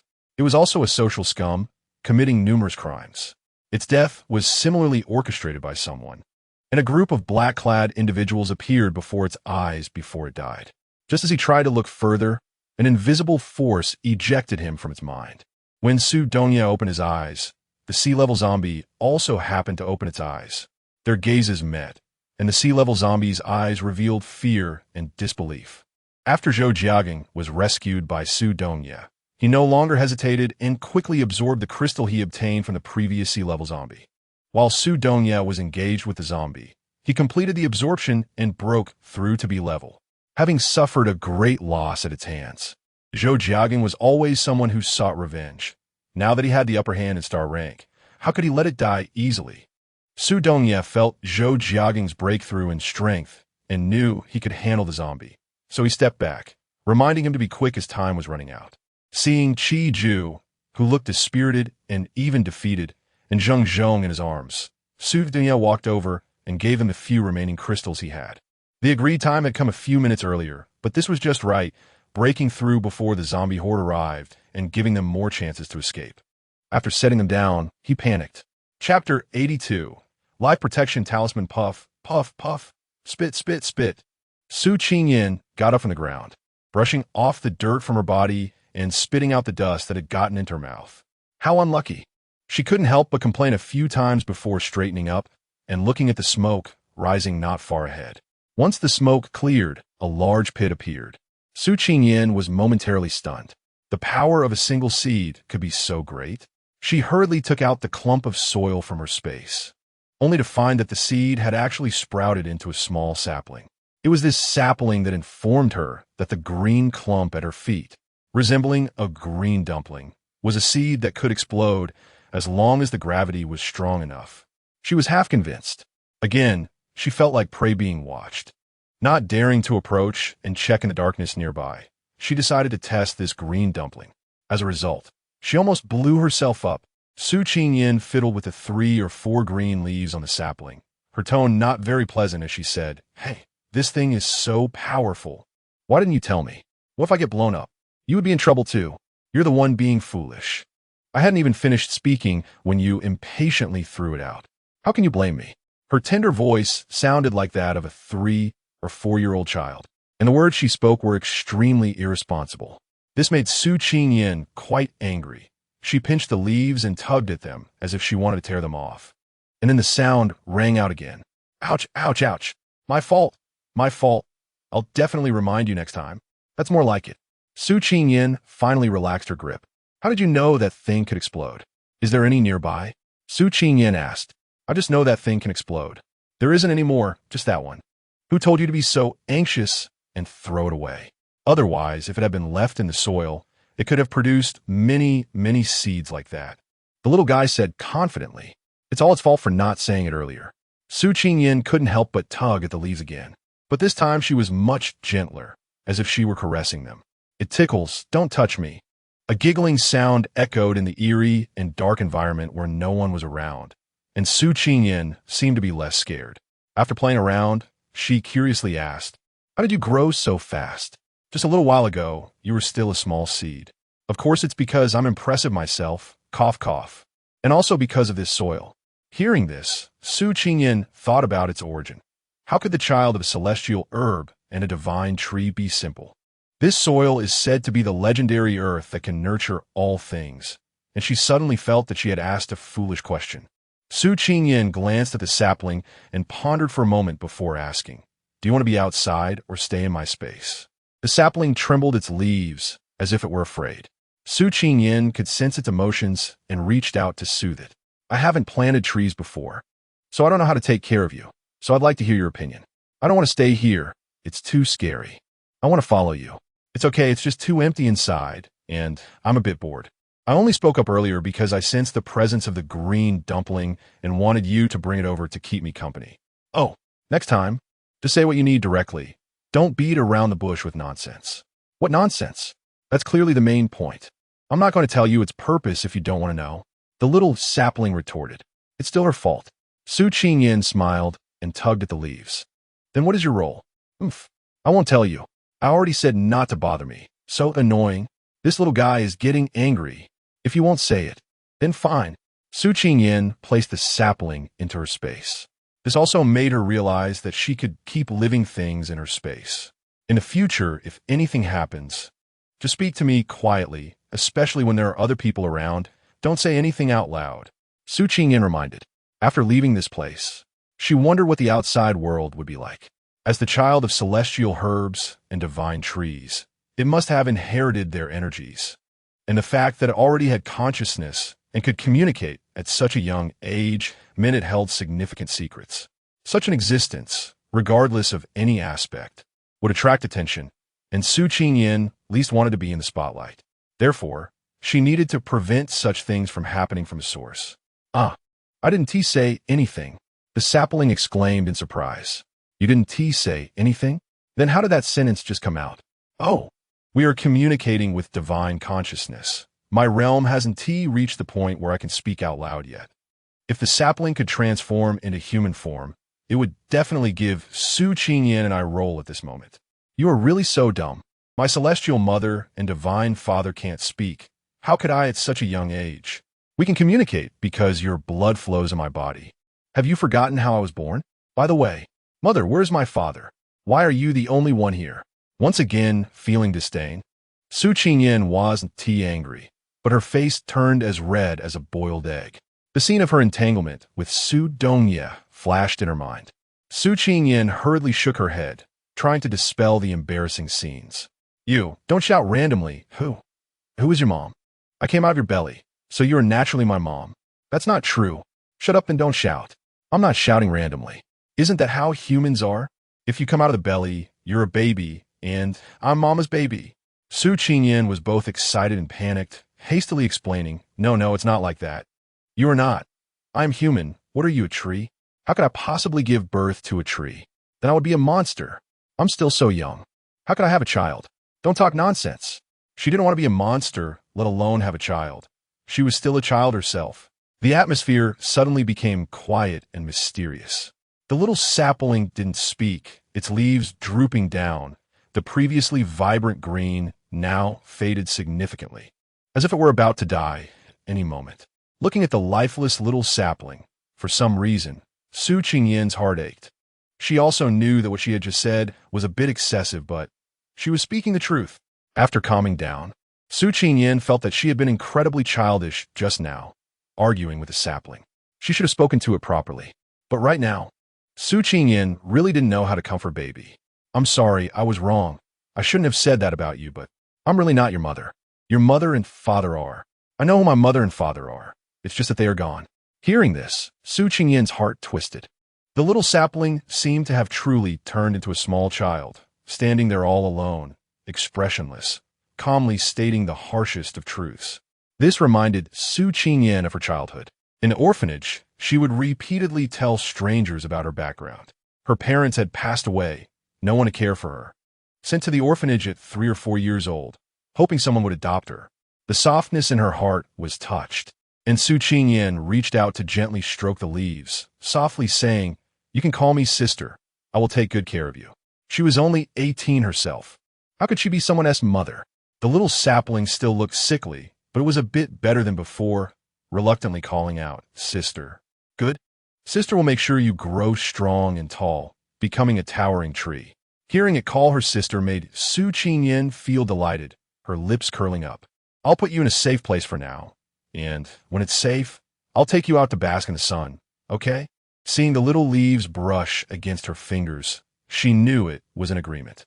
Su Qingyan put into the space, and the smile on her face did not fade until she heard the sound of trees collapsing, at which point she realized something was wrong. Gripping her weapon, Su Qingyan was ready to face the enemy, but she did not expect the speed of the opponent to be so fast. Before she could act, the zombie was already in front of her. A bright red and sharp hand reached towards her face, and Su Qingyan retreated in terror. She dare not reach out to resist, and could only keep dodging and evading, because that hand was covered in deadly poison, reminding her of the pain of having flesh scraped and bones picked before. She did not want to experience that kind of pain, which was etched into her very being. Again, Su Qingyan found it a bit difficult to cope now that she had something to consider. What was even more terrifying was that there was not just one C-level zombie in front of her, but also a B-level zombie, which was merely watching from the side. However, the aura emanating from it made Su Qingyan uneasy, even fearful. In a moment of inattention, Su Qingyan's arm was still scratched, and the sharp pain made her furrow her brows. She knew that merely retreating and dodging would only expose her to more disadvantages. And next time, it wouldn't just be a minor scratch. Su Qingyan bit her lip, her gaze fixed tightly on the C-level zombie across from her. She had to take the initiative and look for its weaknesses. Taking a deep breath, Su Qingyan rushed towards the C-level zombie like lightning, aiming to strike its head with all her might. However, she saw it lift its head to block her attack, so she quickly changed her target and swung her weapon toward its legs. Noticing its knees slightly bend, she immediately followed up with another strike. Yet, despite her 2 powerful hits, she couldn't break its legs, indicating that its body was quite formidable. Su Qingyan quickly stepped back, not daring to let its hands touch her body. At the same time, as a C-level star rank, Su Qingyan didn't gain any advantage. And what was more difficult was that she wasn't an attack type, knowing that living creatures could be stored in the space. Her previous idea of collecting zombies into the space to kill them was completely unfeasible. She glanced at the space. Nothing inside was useful. Su Qingyan sighed and finally took out some items. She wrapped herself in layer upon layer of blankets, enough to provide some protection. With the armor-like layers, Su Qingyan charged at the C-level zombie once more, seeming unafraid this time, aiming directly at its head and swinging wildly. "Damn it, I'm gonna kill this bitch." After a heavy blow to the head, the C-level zombie couldn't help but curse. Its temper flared up, and with sharp, blood-red hands, it lunged at Su Qingyan's neck. Just as those fragile, delicate necks were about to be crushed, a sturdy stick blocked its grip. Despite using all its strength, it couldn't break through, filled with rage. It tried to snatch the stick away, but it slipped through its fingers, failing to catch the person or seize the stick. The embarrassing scene was witnessed by its companion. The C-level zombie, furious, stomped its foot and charged at Su Qingyan with all its might. Just as she managed to escape, before she could catch her breath, she sensed a murderous intent behind her. Instinctively, she dodged, but the zombie seemed to predict her movements, its hand waiting to trap her. There was no time to change course. She could only face it head-on. The sound of tearing echoed as the blankets were shredded, cotton flying everywhere, resembling a heavy snowfall in the deep night. In the midst of the C-level zombie's shock, Su Qingyan quickly turned and swung the stick at its head again. Seeing it neither dodge nor block, stunned, how could Su Qingyan miss this opportunity? She swung again at its head, but instead of the expected death, pain coursed through her body. A powerful force grabbed her waist, dragging her into the air and crashing her to the ground. It was the B-level zombie that had intervened. "Fool, what are you dawdling for? If you want to die, don't do it in front of me." You can't even handle a sea-level defensive ability user. I really don't know how you got to be a sea-level. Did you crawl through someone else's legs? The mocking laughter infuriated the sea-level zombie, which glared at the B-level zombie, but ultimately had to swallow its anger. After all, it couldn't win. It could only endure in frustration. The sea-level zombie approached Su Qingyan, its gaze sinister as if it wanted to devour her, venting its pin-up fury on her. Don't kill her. The leader wants her alive. The B-level zombie reminded from the side. Pain forced Su Qingyan to lie on the ground, gasping for breath. Hearing the B-level zombie's words, her mind raced. Although she didn't understand why their leader wanted her alive, it gave her a chance. They couldn't afford to kill her, which meant she had a protective charm. Chapter 83. A glimmer of life, Su Qingyan lay on the ground, appearing resigned to her fate. The sea-level zombie bared its teeth.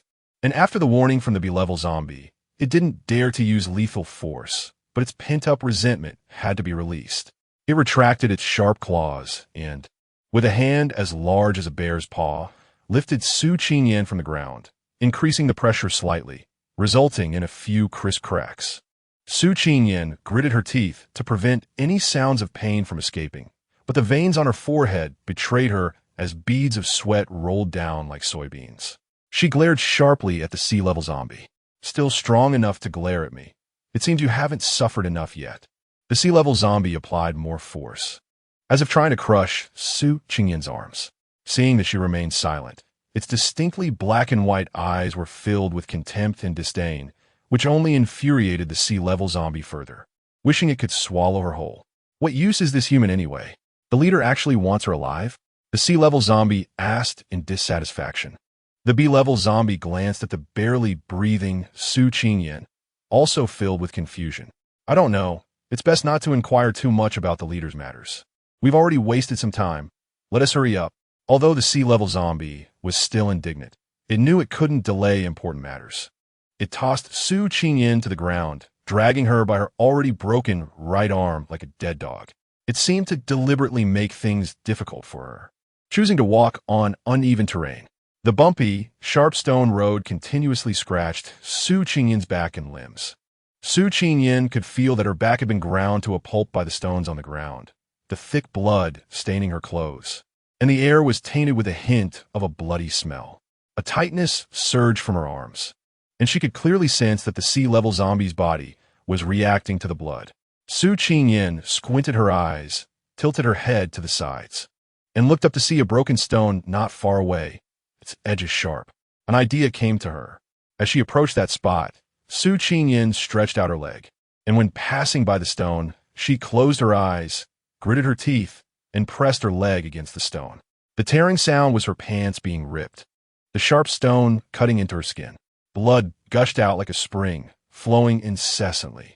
In an instant, the air was filled with the sweet, delicious scent of fresh blood. This caused a significant reaction in the zombies, who were already sensitive to blood. B-level zombies could still restrain their instincts and suppress their hunger, but sea-level zombies had long been eager to move. Moreover, the source of the blood was right in front of them. How could they possibly control themselves in the face of such temptation? Zombies inherently lack reason and humanity, acting purely on instinct. Their current restraint was solely due to the presence of stronger zombies suppressing and controlling them. Now, the sea-level zombie was about to act on its instincts. It wanted to drain Su Qingyan's blood and eat her flesh, and no one could stop it. The sea-level zombie, with red eyes, turned and lunged at Su Qingyan, ready to gnaw at her bleeding wound, but the nearby B-level zombie would not let it do so. It intervened, and the two zombies began to fight. Su Qingyan was waiting for this moment. Taking advantage of the fight between the two, she struggled to crawl to the side, her arms broken and one leg injured, leaving only her right leg intact. As she contemplated how to escape, the voice of the sapling echoed in her mind. "Sister, my leaf can help you." A green leaf floated into Su Qingyan's mouth, and a sweet, rich fragrance surged into her body. In an instant, all the pain disappeared. Even her broken arms could move freely, and her injured leg showed no signs of injury at all. Su Qingyan didn't have time to savor the roll of that leaf. She took out her weapon and rushed to the battlefield against the two zombies. Taking advantage of the sea-level zombie attracting the firepower of the B-level zombie. She swung a stick fiercely at the top of the B-level zombie's head, then quickly struck the C-level zombie with a backhand. The C-level zombie, which had already taken 2 hits from Su Qingyan, couldn't withstand the third strike, and this blow turned it to ashes. In the shocked eyes of the B-level zombie, Su Qingyan delivered a flying kick, using the momentum to strike the B-level zombie's head again with her stick. This time, the B-level zombie reacted, raising its hand to unleash a skill that blocked Su Qingyan's attack and dealt her a heavy blow. When Su Qingyan fell to the ground, she spat out blood. Just as the B-level zombie approached her, she got up and ran forward at lightning speed. Whether it was the pain she endured or the frequency of it, her body had already shown signs of stress response. Or perhaps it was the importance of that leaf. Even after being struck and bleeding, she didn't feel the pain anymore. Su Qingyan was running while dodging the skill attacks from the B-level zombie. She didn't dare to fight back and could only evade. But the B-level zombie seemed to be able to predict her movements, hitting her every time. This made Su Qingyan extremely frustrated. So what if it was a higher level? She could only use the obstacles nearby to avoid being hit, but there were hardly any along the way. While spitting blood and running, she didn't dare to slow down. When Su Dongye arrived, he saw a large patch of blood on Su Qingyan's chest, and his face turned as white as a sheet. "Dian, are you okay?" "I'm sorry, I arrived late." The moment Su Qingyan saw Su Dongye, her eyes instantly turned red, and with tears glistening, she looked at Su Dongye, wanting to cry endlessly on his chest. But she knew it wasn't the right time. There was a B-level zombie behind her. "I'm fine, just a little hurt. Be careful. It's a B-level zombie, water type." Su Dongye checked Su Qingyan's body and confirmed that, as she said, she was only slightly injured. But it was enough to make him furious. "You rest over there for a while. I'll take care of this for you." Su Qingyan nodded and reminded, "Be careful." As soon as Su Qingyan left, Su Dongye's demeanor changed instantly, becoming sharp and menacing. Gripping the iron hammer tightly, Su Dongye charged at the B-level zombie, moving quickly and fiercely, not giving the B-level zombie any time to react. With several heavy blows, he hammered a hole in the zombie's chest. It looked frightening, but it actually didn't harm the B-level zombie at all. However, the last hit struck its head, stunning it for quite a while. Realizing that the opponent was a power-type ability user, the B-level zombie dared not let its guard down any longer. Every time Su Dongye swung at it, it instinctively protected its head, only relaxing when it saw him change direction to attack elsewhere. Even though he was already at B-level, the energy generated within him was far from enough to match his consumption. After a fierce battle, Su Dongye's back was already soaked, while the B-level zombie showed no signs of discomfort except for a slight tilt of its head. Instead, it grew more and more vigorous. Taking advantage of Su Dongye's moment to catch his breath, the B-level zombie swiftly approached him, feigned a move, and then landed a punch directly on Su Dongye's stomach with such force that it sent him flying. Enduring the pain, Su Dongye lifted his foot and kicked the B-level zombie in the head. Using the momentum, he flipped over and stumbled to land safely. Su Dongye tried to kick away with his other foot, but couldn't escape. The B-level zombie grabbed his leg and slammed him down to the ground, his entire body crashing heavily onto the sharp stones, as if his internal organs were about to shatter. Blood surged up inside him, and he spat out a mouthful of fresh blood. When Su Qingyan saw Su Dongye's foot being grabbed by the B-level zombie, she became anxious and couldn't sit still any longer. Using the strength of a long stick, she rushed over quickly, but was still a step too late. Seeing Su Dongye spit out blood, Su Qingyan's expression turned fierce and cold. She grabbed the long stick and struck at the B-level zombie's arm with all her might, directly breaking it. Su Qingyan rushed to Su Dongye's side, while being on guard against the sneak attack from the B-level zombie, and took out a crystal from her pocket for him to absorb. "Hey, this guy's a bit tricky. Let's take him down together." Originally intending to take revenge for Su Qingyan, Su Dongye, though not seriously injured, tightened his grip on the crystal to absorb the energy within. Just as he was about to agree, a loud explosion sounded, followed by the sound of collapsing walls. Hearing this good news, a smile appeared on Su Qingyan's face, and she looked at the B-level zombie with less hatred, no longer intent on killing it. They could even hear cheers coming from that direction. Both of them felt extremely happy. Finally, they could leave this hellish place. The opening was made, but it could only accommodate one person at a time.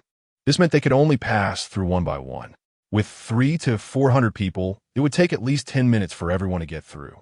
But there were still zombies behind them who would give up the chance to live to fight against zombies. Su Qingyan had already seen them fighting over who would be the first to go out. Whether ordinary people or ability users, the joy on their faces had long disappeared. One by one, they fiercely attacked their companions, bloodied and battered, vying for the chance to escape. Is this human nature? Su Qingyan looked blankly at Su Dongye beside her. She wanted to ask him, is it worth it for these people? Time was passing, and he had little time to think. Facing the chaotic scene in front of him, Su Dongye shouted loudly, anyone who wants to go out, line up properly. But no one listened to him.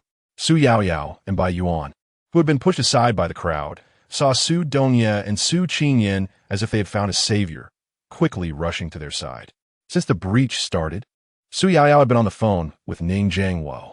Upon seeing Su Dongye, Su Yaoyao immediately handed him the phone, saying, Uncle Ning is looking for you. He said there's something important to discuss, and it seems to be unsafe on his side too. He took the call, and Ning Jiangwo's urgent voice came through. Looking at the crowd in front of him, Su Dongye's face was calm, but inside he was already filled with rage. Perhaps, as Su Qingyan said, you shouldn't care about these people. Okay, I understand.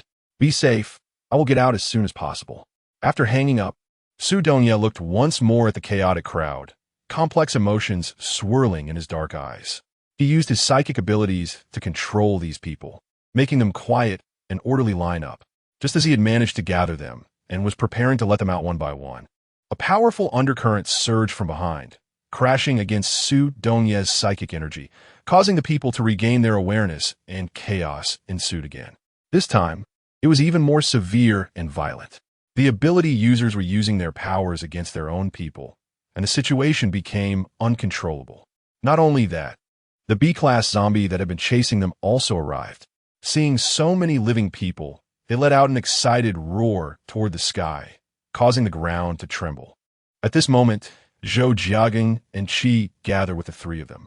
The scene now was that everyone had arrived, and the zombies had followed.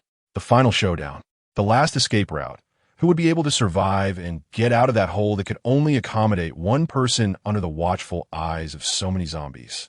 Facing the zombie tide once again, those being protected seemed less afraid than before.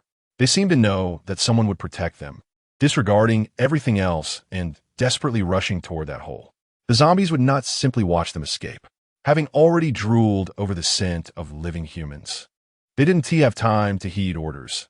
The lower-level zombies launched an attack on the crowd. Wave after wave of low-level zombies consumed the energy of the outermost ability users, while the higher-level zombies stood by and watched, observing how this group of humans was gradually devoured, only occasionally intervening to ensure their own zombies didn't die too embarrassingly. In fact, they didn't care about their own zombies. The more that died, the fewer would be classified out. Su Qingyan was very reluctant to take action, hoping that these zombies would eat those who were disobedient and only thought of themselves. The fewer people left, the less burden there would be, and the more opportunities to escape. But when she actually saw them being devoured by the zombies one by one, she couldn't bear to stand by. After intercepting the next wave of zombies, Su Qingyan joined the battle. Qian Xiong, Lei Lingqing, and Qian Quan had already engaged in combat with the zombies. Zhou Jiaging stood aside, holding Su Yaoyao, coldly watching, until Su Liang and Zhang Jie came to his side. Then he took action. Chapter 84. The mercy of a woman. Su Dongye was too merciful. These people deserved to die here. Even if they managed to escape, they would just become food for other zombies. They should have paid the price for being protected all the way.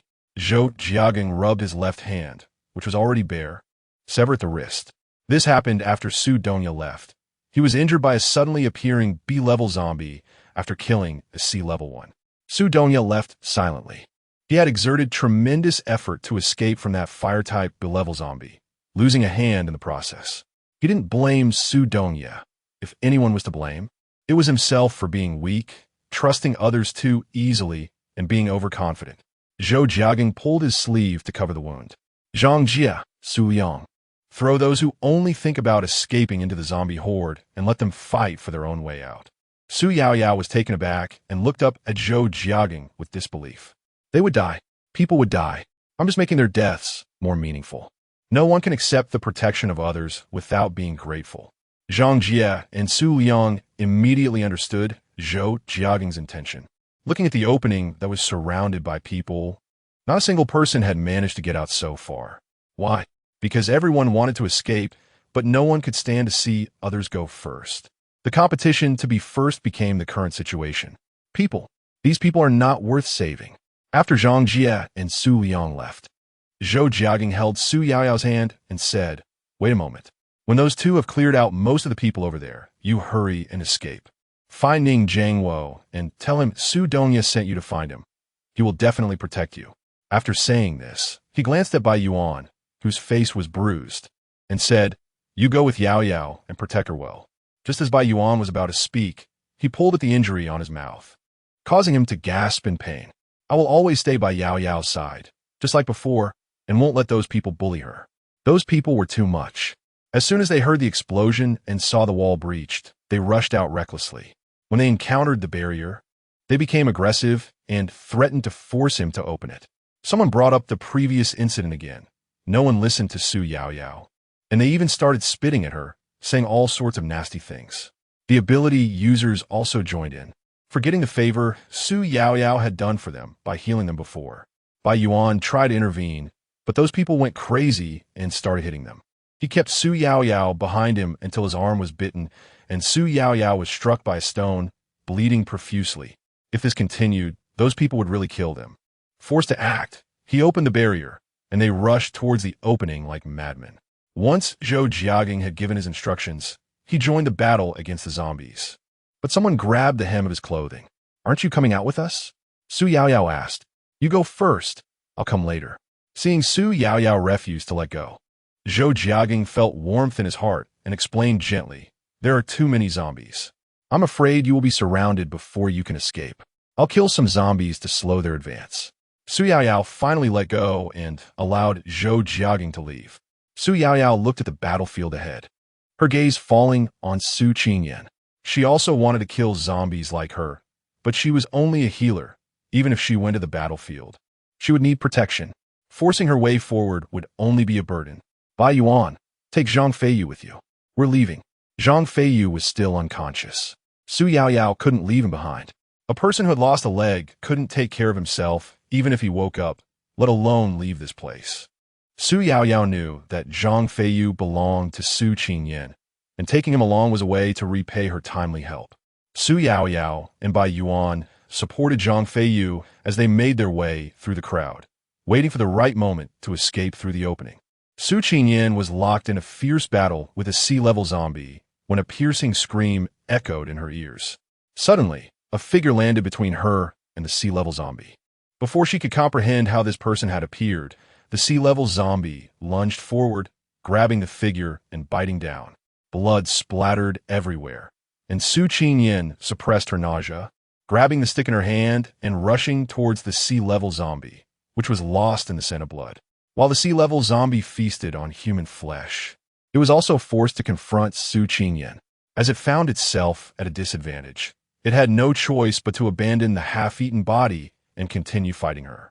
Fueled by hatred and anger, the energy within Su Qingyan erupted, and in a burst of speed, she struck the sea-level zombie's head 7 or 8 times, venting her frustration and killing it. The discarded body was already being eyed by the surrounding zombies, and upon seeing the sea-level zombie dead, they eagerly moved forward to snatch and devour it.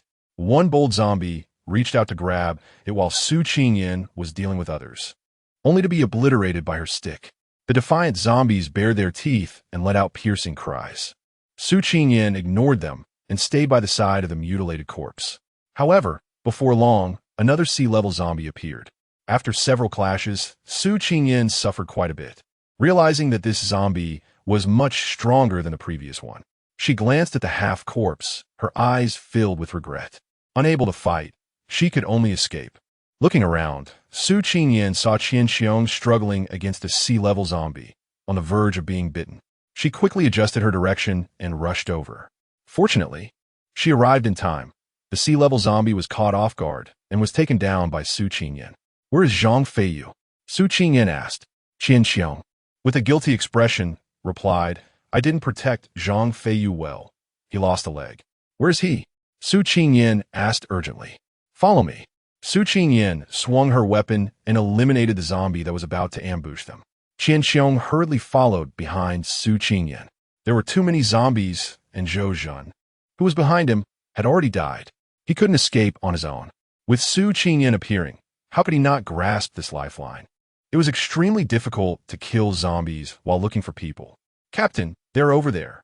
Qian Xiong pointed to a nearby corner where Lei Lingqing and Zhou Hao were being cornered by a group of zombies. The two were panting heavily and completely exhausted. Su Qingyan immediately rushed over. Fortunately, the ones surrounding the two of them were D-level zombies. Although there were many, they were much easier to deal with than C-level zombies. Qian Xiong followed closely behind and could see from a distance that their energy was almost completely depleted. He quickly took out the crystals he had stored and threw them towards the two, shouting, "Catch!" Lei Lingqing and Zhou Hao were overjoyed to see Su Qingyan appear, and their tense nerves relaxed. When they saw the crystals being thrown from afar, they instinctively caught them and immediately absorbed the energy within. Qian Xiong fought alongside Su Qingyan, taking advantage of the gaps to use his earth element ability to collect the dropped crystals.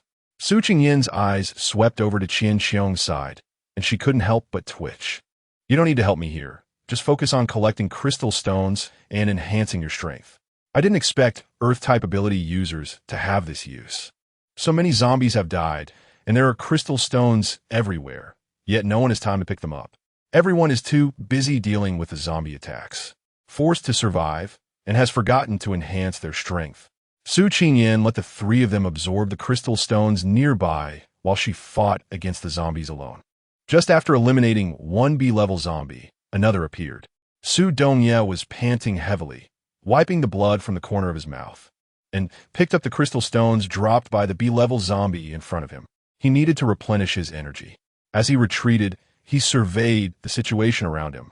The area was swarming with zombies, with no end in sight. He frowned, his handsome face covered in dust and blood, and his beautiful eyes revealed exhaustion and fatigue. There were too many zombies. They couldn't be killed or scared away. Continuing to entangle with them would only drain all his energy. These zombies were too despicable. Su Dongye knew he couldn't keep tangling with them. He looked up, trying to find Su Qingyan's figure, but saw Qian Quan being grabbed by a sea-level zombie, struggling futilely. Just as he was about to become the zombie's meal, Su Dongye threw the iron hammer in his hand with all his might, directly smashing the zombie's head, which turned to ashes in an instant. Qian Quan, who had just escaped danger, was already in a daze when Xiao Zhang rushed over, protecting him and driving away the nearby small zombies. "Brother Qian, don't be in a daze. It was the president who saved you just now. Let us eliminate these zombies and go to the president." They had been killing zombies until their hands and feet were numb, and with so many zombies left, Xiao Zhang was on the verge of breaking down. He pulled Qian Quan to look towards Su Dongye, just as Su Dongye was hurrying towards them. "You two aren't injured, right? Where's Su Kai?" Su Dongye asked. He glanced at the distance. It wasn't far. "Let us find him first, and then go look for Su Qingyan. With the two of them together, they would be stronger." Su Dongye let them kill the small zombies in front of them while he used his mental power to gather the fallen crystal stones. He shared some with them while absorbing some himself. Qian Quan and Xiao Zhang had long become accustomed to Su Dongye's generosity, so they didn't hesitate and started absorbing the crystal stones. By the time they reached the grove, both of them had reached sea level. Their strength greatly increased and energy abundant. The grove was pitch black, and nothing could be seen, nor could any sounds of fighting be heard from inside. Su Dongye was worried about the presence of B-level zombies inside and didn't dare to enter easily. He used his mental power to probe, but found nothing, not even Su Kai's aura. Seeing Qian Quan entangled with a sea-level zombie, Su Dongye's expression darkened. "Su Kai isn't here. We need to leave quickly." "Impossible. I saw him being forced inside by zombies with my own eyes. Could he have been eaten by them?" Qian Quan said gloomily. "It's not impossible, but let us go find Su Qingyan." Su Dongye didn't linger any longer. He had to find Su Qingyan as soon as possible. Xiao Zhang looked pale. He didn't believe Su Kai had died here. He wanted to go in and search, but was stopped by Qin Quan. What do you want to do? Do you want to die here too? There are so many zombies. It's already hard enough to survive until now. After experiencing so many brushes with death, it's as if we've walked through the gates of hell each time. Don't you see it clearly yet? Everyone has their fate. Those who are alive should live well. Who knows? We might die in the next moment. If you want to die, don't rush it. If we can't get out, death is only a matter of time. This time, it was Qin Quan who pulled Xiao Zhang to follow Su Dongye. As they walked, they fought enemies and avoided the pursuit of B-level zombies. But B-level zombies were not so easy to evade. The B-level zombie that Su Dongye had fought with earlier found them. Qin Quan and Xiao Zhang were attacked by the B-level zombie, both collapsing to the ground, spitting out pools of blood, their faces pale as if they were about to die. Su Dongye's eyes turned red with rage, and the veins on his arm holding the hammer bulged. He no longer dodged and confronted the B-level zombie head-on. A massive rumbling sound erupted as the two powerful forces clashed, affecting everything around them. Qin Quan and Xiao Zhang, lying on the ground, were thrown far away, while the lower-level zombies were directly annihilated. In an instant, all D-level and below zombies ceased to exist. The violent energy wave caused the unconscious Qin Quan to spit out blood again, bringing him back to consciousness. Struggling, he reached for the crystal stones in front of him, and as energy entered his body, he felt somewhat relieved. He saw Xiao Zhang immediately picking up the crystal stones and placing them on him for absorption. Su Qingyan, who was fighting fiercely with a sea-level zombie, sensed this strong energy wave, hesitated momentarily in her actions, just as Lei Lingxing noticed and joined her. Together, they managed to eliminate the sea-level zombie. What about you? What are you going to do? Zhou Hao asked. I'm going to find Su Dongye. After finding him, we'll leave together. I'll go with you to find him. There are too many zombies. I don't know where he is. The energy wave just now came from that direction. Let us go look over there. Su Qingyan didn't want him to follow her on the adventure and try to persuade him, but unexpectedly, Qin Xiong and Lei Lingxing also joined in. The more people there are, the more strength they have, and besides, the three of them are already sea-level star rank, so they probably won't die so easily. As long as they find Su Dongye, they will not engage in battle and will escape quickly. The four of them rushed toward the center of that energy. Zhang Jie was not someone who hesitated. He charged into the crowd with Su Liang, directly grabbing the most aggressive and fierce individuals at the exit and throwing them into the distant group of zombies. Initially, this shocked the crowd, but it only lasted for a few seconds. It is said that evil arises from cowardice. Those who were too scared to act encouraged others to continue creating chaos. At this moment, Su Yaoyao and Bai Yuan arrived with Zhang Feiyu. Chapter 85. The Way Out with Zhang Jie and Su Liang present. Su Yaoyao, Bai Yuan, and Zhang Feiyu smoothly reached the exit. Sister Yaoyao, Brother Geng asked you to go out first. He will follow shortly. Su Liang saw that Su Yaoyao did not intend to leave immediately, so he hurriedly said that time waits for no one, and there were too many zombies. These people were only temporarily scared, and if the zombies got closer, they would probably go even crazier than before. What happened to Su Dongye? Bai Yuan noticed her worries and spoke to comfort her.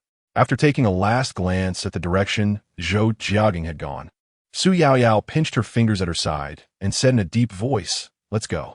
The opening was narrow and elongated, allowing only one person to pass at a time.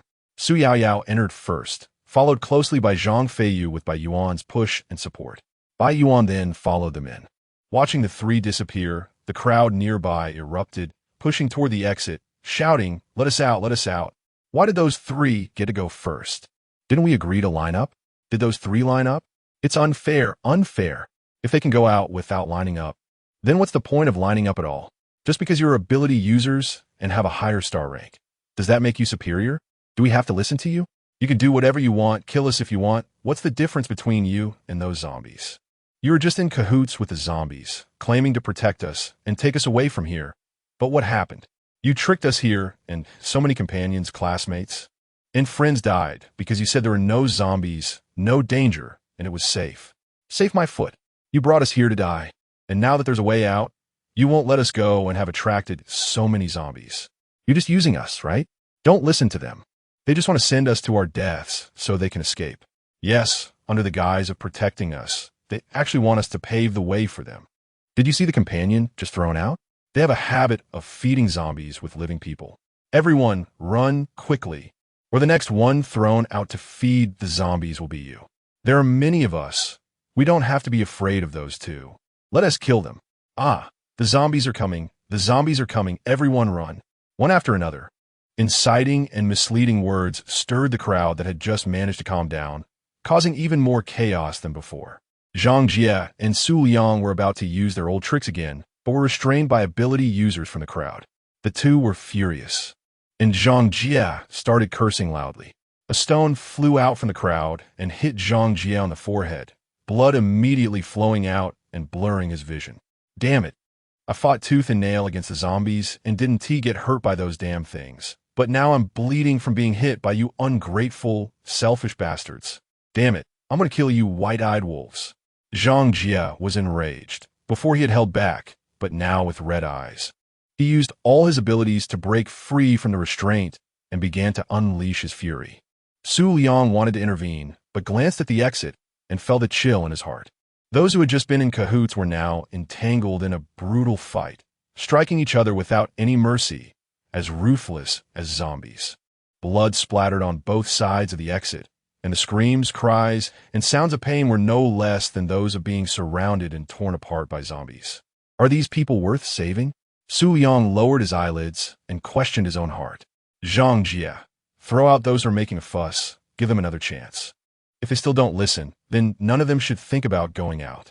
Su Liang Ly said, blocking Zhang Jie's intention to strangle the person in his hand.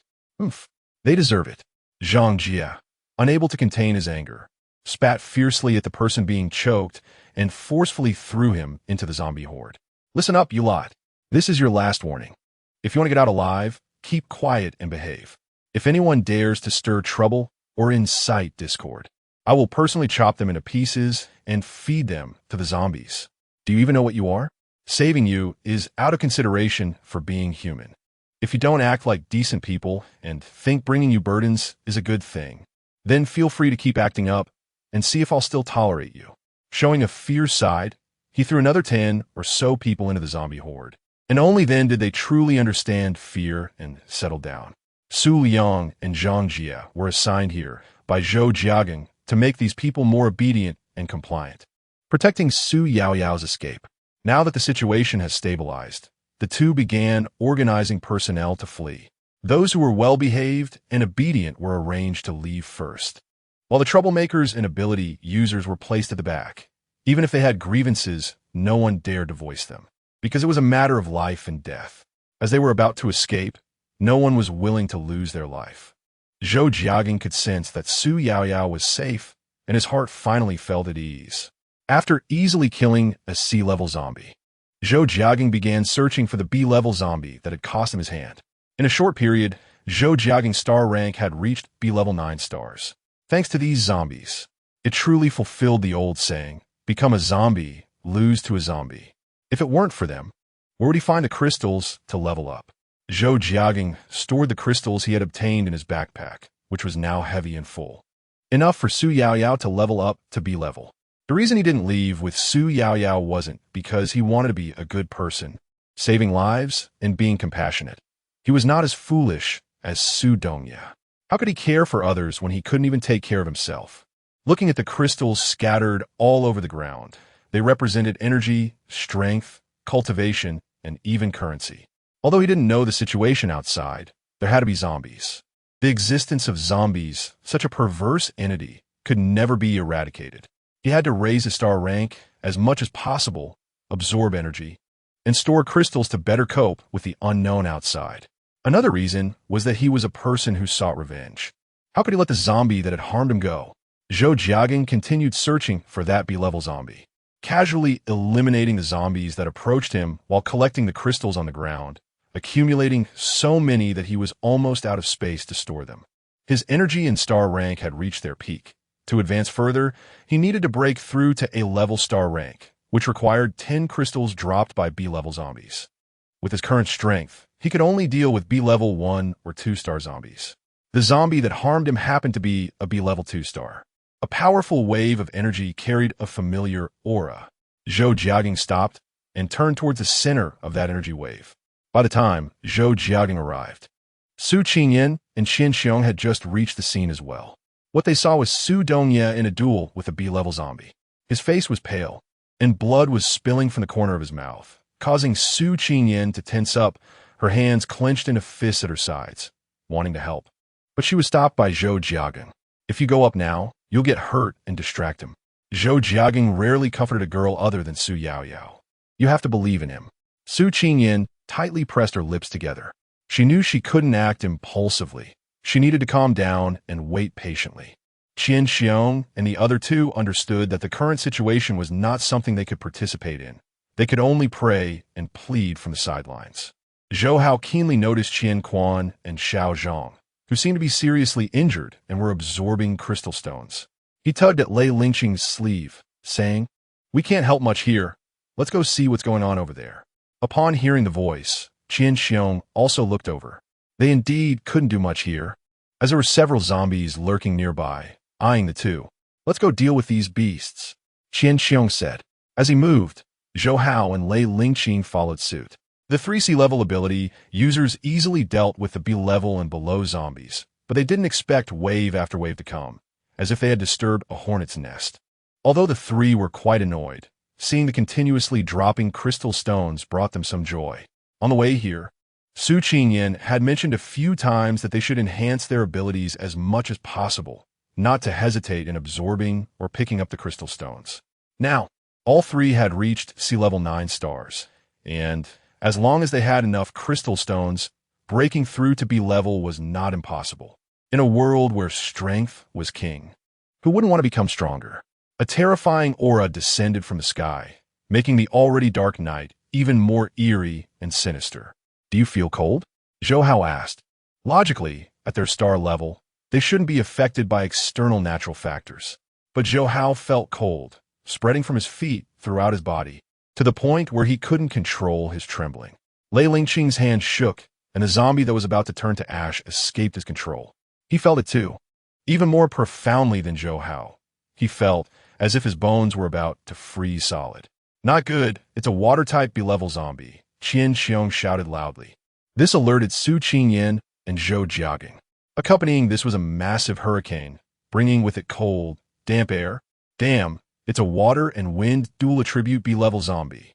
Qian Xiong couldn't help but curse. He wanted to save them, but couldn't. Seeing the hurricane sweeping toward him, he quickly used his ability to burrow into the ground, thereby escaping disaster. Su Qingyan saw the two people being swept higher and higher by the whirlwind, knowing that as soon as the hurricane stopped, they would fall and be reduced to a pulp. She gripped the long stick in her hand and swung it at the approaching whirlwind.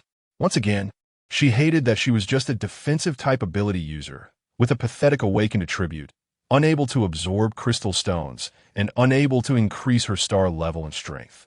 Otherwise, she wouldn't be so passive. A mere B-level zombie could make her suffer repeatedly. Su Qingyan gritted her teeth and resisted, shouting towards the two in the air to calm down and cast a protective spell, try her best to let herself fall down. Zhou Jiagang, after thinking for a moment, rushed over to Su Qingyan. They couldn't help with Su Dongye's side, but this B-level zombie was uncertain.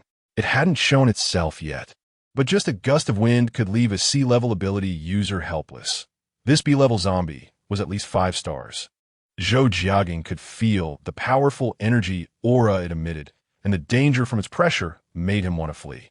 With Zhou Jiagang's help, the hurricane obviously weakened significantly, and with Lei Lingqing and Zhou Hao stabilizing their minds and using their abilities, safety was no longer a concern. "I have already arranged for personnel over there. When you arrive, find Zhang Jie and Su Liang, and let them take you out." Zhou Jiagang believed that Zhang Jie and Su Liang had already secured the exit, and as long as they arrived, they could leave. People who had gone through life and death together shouldn't die here. "You all go first. There's no need to wait for us." Su Qingyan was afraid they would be waiting for her. Given the current situation, she needed to get out as soon as possible, without dawdling or dragging her feet. Su Qingyan didn't wait for them to leave and turned to Su Dongye's side. She couldn't care about so much anymore. She had to make this confrontation feel like it was coming to an end. If that familiar B-level zombie appeared, none of them would be able to escape. Waves of strong energy transformed into a fierce aura, rushing towards Su Qingyan. The scent of blood awakened the deepest desires of the zombies. The B-level zombie opened its eyes, revealing its ferocious fangs, with veins bulging on its branch-like arms. It was using all its energy to resist. With a loud bang, there was another explosion of immense energy. Zhou Jiagang immediately stepped forward to shield Su Qingyan behind him, using his abilities to resist the sudden explosion of energy.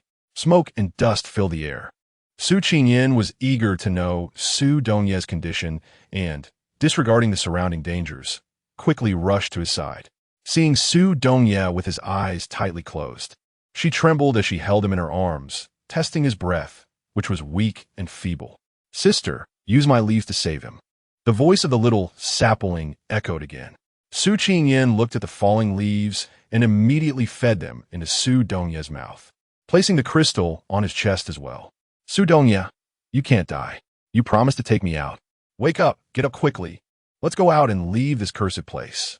Su Qingyan held back her tears and struggled to carry Su Dongye on her back. Sadness, sorrow, fear, and panic all mixed together in a chaotic swirl of emotions. Su Qingyan had no time to think clearly. She only knew that she had to hurry and take him away from here. Whether alive or dead, she needed to get him out of this damned place.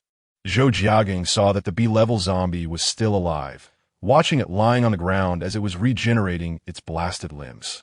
He immediately struck at its still-moving head, which turned to a pile of ash in an instant. Picking up the crystal, Zhou Jiagang caught up with Su Qingyan and looked at the barely breathing Su Dongye. For some reason, an indescribable pang of sorrow rose in his heart. Was he really dead just like that? Chapter 86. The truth revealed. Want to escape? After killing so many of my brothers, none of you will leave here.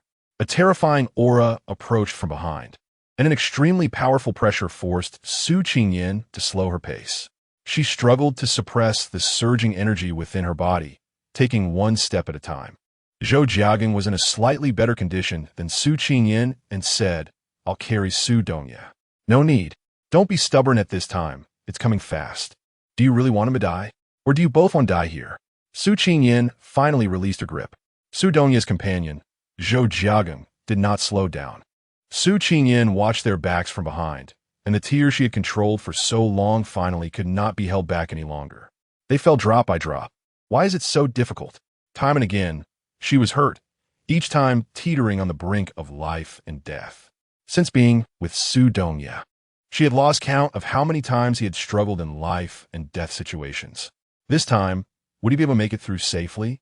His breath was faint to the point of almost non-existent, and his body felt so soft that it was devoid of bone. At that moment, carrying him on her back felt like carrying a paper effigy. Su Qingyan wiped her tears and quickly followed Zhou Jiagang, not daring to think any further. "Hurry up." A hoarse voice brought joy to the hearts of Su Qingyan and Zhou Jiagang. "Su Dongye," Zhou Jiagang called out. Su Dongye nodded with difficulty and turned his head to the side. He really wanted to wipe away the tears from the corners of Su Qingyan's eyes. But even moving his fingers was a struggle, let alone raising his hand.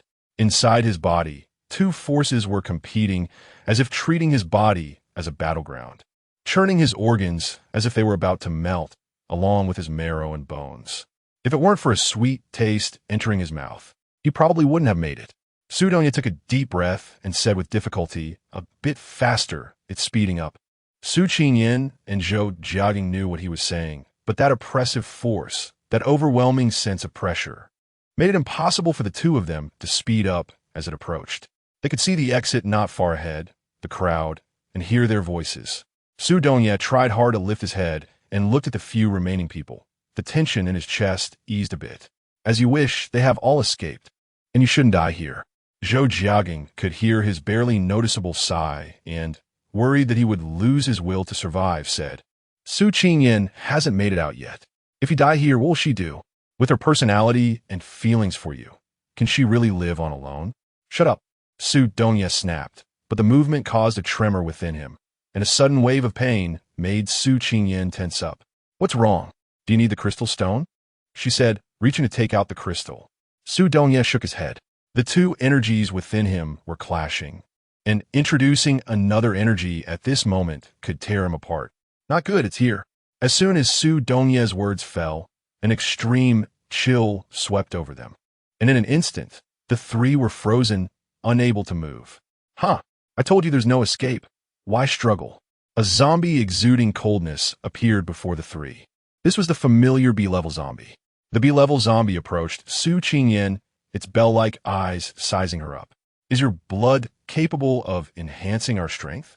Saying this, the B-level zombie extended its sharp fingernail and cut a gash on Su Qingyan's arm. Scalding hot blood flowed out, and Su Qingyan, whose arm was frozen and numb, frowned and instinctively gasped in pain. Su Dongye, lying on Zhou Jiaging's back, slowly bled out, and the skin around him gradually regained its original temperature. The intense pain from the two energies boiled within him, and he suppressed them with all his might, trying to fuse them and break the ice. But the two energies were too powerful to merge quickly. Su Dongye endured the excruciating pain of their fusion, which only allowed his fingers to move slightly. He fixed his burning gaze on the B-level zombie. With a flick of its wrist, the B-level zombie gathered all the blood that had flowed out into its palm, and upon seeing the bright red, steaming blood, it displayed an excited expression, drinking it all. The solid, immovable star level within its body showed signs of loosening, and it was overjoyed. So it really can enhance strength. No wonder the leader ordered to keep you alive. The B-level zombie licked its lips, its yellowing eyes flashing with a thirst for power. If I eat you, can I defeat the leader? Realizing it had voiced its thoughts, the B-level zombie displayed a look of regret. Forget it. Better save you for the leader. Eating those two will be enough for me to break through to a level. For some unknown reason, the B-level zombie abandoned the temptation of eating Su Qingyan for an immediate upgrade to a level. It turned to Zhou Jiaging and Su Dongye, seemingly pondering which one to eat first. When its gaze landed on Su Dongye, it paused for a moment, revealing a playful smile. With a decision made, the B-level zombie reached out and pulled Su Dongye closer, and upon contact, it confirmed its suspicions. I didn't expect that woman's blood not only enhances our zombie energy, but her body can also assist her partner in improving their cultivation and strength. The B-level zombie's gaze on Su Dongye grew hesitant as it weighed whether to devour him or take his form to have an encounter with that woman, ultimately considering which would yield more energy for a breakthrough to a level. It seemed the second option was more interesting, though it might be a bit troublesome. Once it broke through to a level, those troubles would be insignificant in the face of power. The B-level zombie grinned strangely. It grasped Su Dongye's shoulders with both hands and began to inject its energy into his body to control him. However, it had not checked Su Dongye's mental abilities beforehand and was unaware of his psychic powers.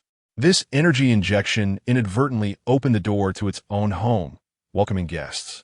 Su Dongye had seen this form of plunder on Zhou Jiaging before and immediately understood what the zombie intended.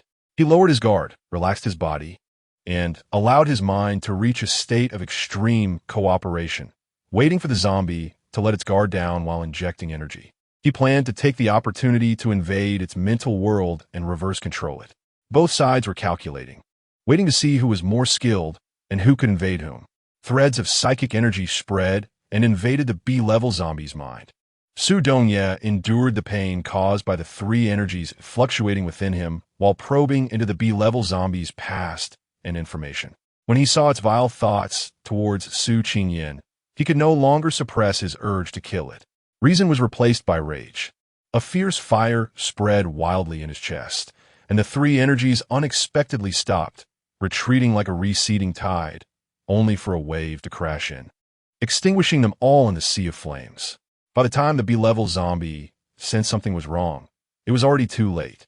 Its eyes were suddenly pierced by fingers, and the sensation of its eyeballs tearing caused dizziness. It found itself unable to move its hands. Fear surged in the B-level zombie's heart. With Su Dongye's furious roar, a tremendous energy erupted from his body, and he twisted the B-level zombie's head until it split in two. In an instant, that tall, robust body turned to ashes. Su Dongye also fell from the air, teetering on the edge of collapse. With the death of the B-level zombie, its supernatural abilities vanished in an instant. Su Qingyan immediately caught Su Dongye, and seeing his tightly furrowed brows and the pain evident in his eyes, she knew he was enduring immense pain. Her heart ached as she held his hand tightly, tears welling up silently. Although Zhou Jiaging didn't know what method Su Dongye had used to unleash such powerful energy. Instantly killing a B-level zombie with dual attributes, now was not the time to ask. Who knew if even stronger zombies would emerge? They needed to leave this place as soon as possible. Without the pressure and restraint of zombies, the three of them quickly reached the exit. There were still 7 or 8 people in line waiting to go out. Su Liang was still there, and Qian Xiong, Zhou Hao Qianquan, Xiao Zhang, and Lei Lingqing had not left either.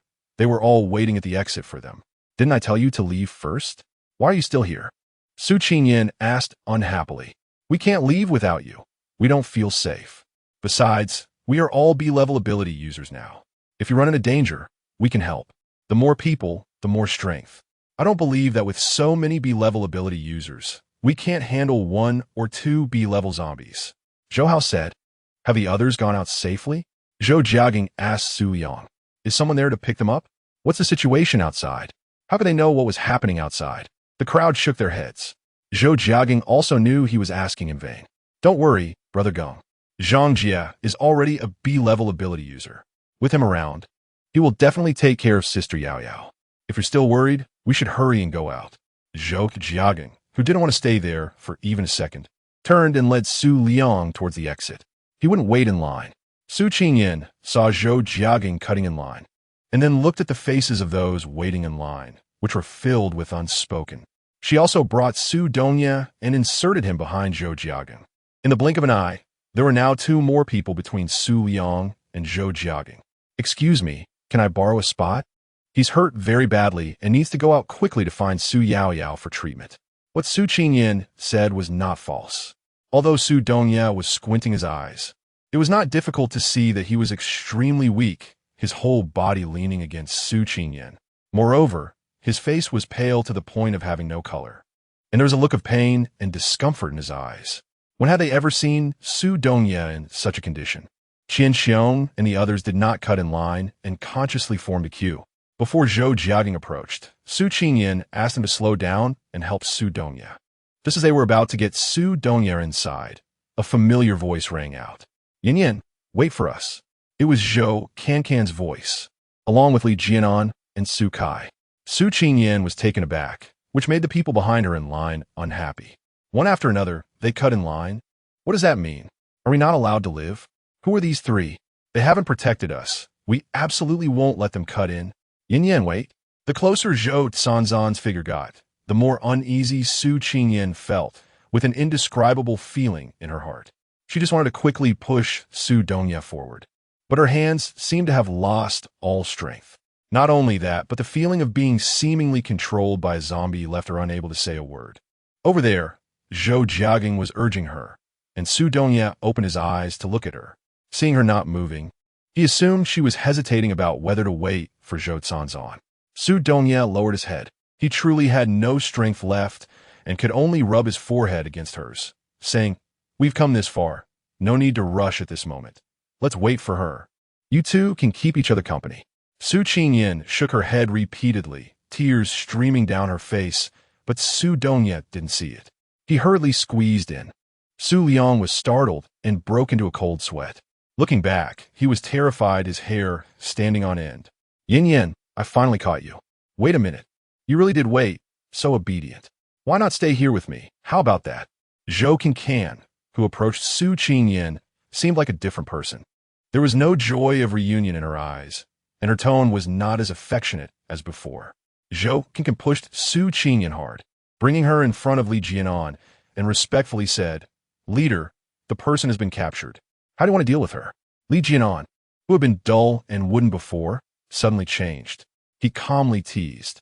Haven't you already made the decision for me? Embracing both sides, wanting to enjoy the blessings of many. Something you couldn't do in the past life, but now you can enjoy it. Hearing this, Zhou Cancan's expression changed. What? You don't want to? You promised me that as long as I help you catch Su Qingyan, you would let me go. Huh, you actually believe the words of a dead person. In the face of the sudden turn of events, Su Qingyan quickly calmed down. She quietly listened to their conversation, and all the answers gradually emerged. The Li Jianan in front of her was no longer the one she had first met, but was someone who had been taken over by that A-level zombie at some unknown time. Without Su Qingyan's support, Su Dongye, who had no strength left, fell to the ground, his head buzzing after hearing those words. He was struggling to digest this information. Meanwhile, those who couldn't escape, as Zhou Can and the others approached, collapsed under the pressure, bursting to death. Qian Xiong and a few other B-level ability users were pressed to the ground by the energy released by the A-level zombie, blood oozing from the corners of their mouths.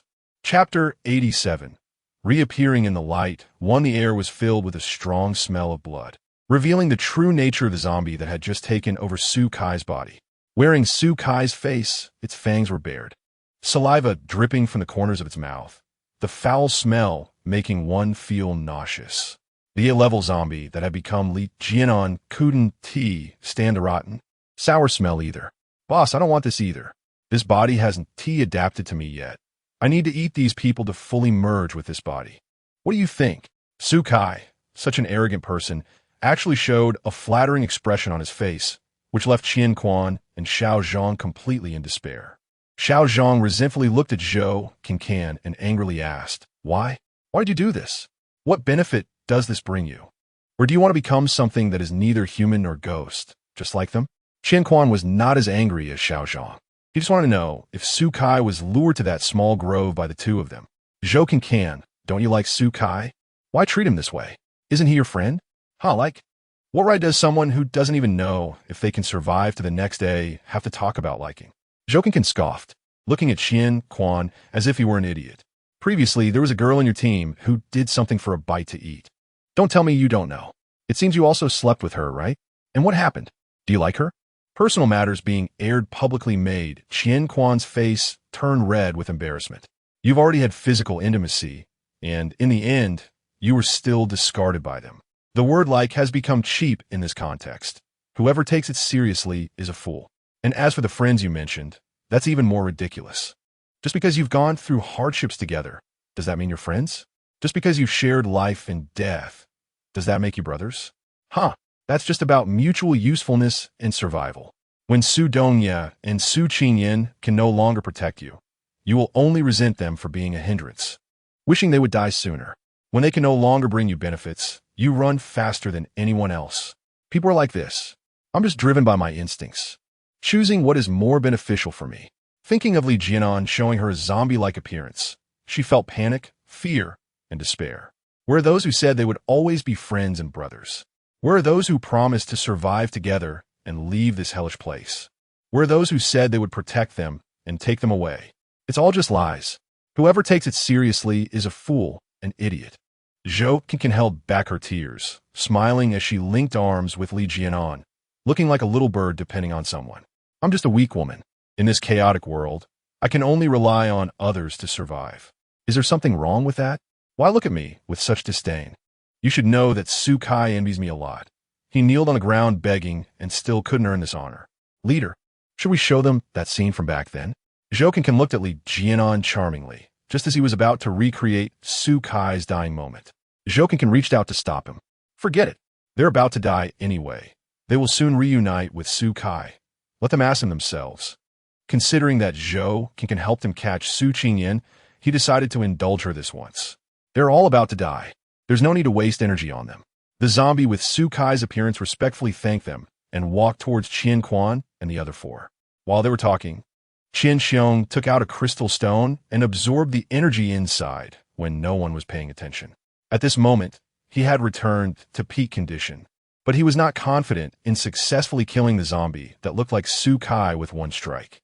Qian Xiong turned his head to look at Su Qingyan and Su Dongye, seeing that both had lost their fighting ability. Realizing he could not rely on anyone and only had himself to save. Wait a minute, I have one last question. Qian Quan's voice interrupted Su Kai's actions, and he said irritably, You're about to die.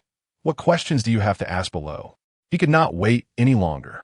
The boiling energy in his body caused him immense pain, and he urgently needed their flesh and blood to soothe and suppress it. Slow down, let him ask. Li Jianan was quite curious about what he would ask. The hand that had already pierced through Qian Quan's chest had to be pulled out. Su Kai licked the blood off his fingers and impatiently said, "If you have something to say, just say it quickly. Don't waste my time eating meat and drinking blood." The pain from his chest made every word Qian Quan spoke feel like a piece of flesh was being scraped off. Enduring the pain, he stared at Li Jianan, confused as to why his aura had changed. "When did you rob him?" Li Jianan feigned realization and then laughed. "Don't you think the time he fainted was a bit long?" Zhou Kankan's pupils constricted, shocked by Li Jianan's answer. So, throughout this journey, she was not taking care of Li Jianan. The one she slept with was not Li Jianan, but the zombie that had stolen Li Jianan's body. The nauseating feeling made her cover her mouth and nose. "What? Are you unhappy? I can't forget the look on your face when you kneeled in front of me. Looking so comfortable. Why else would I not kill you?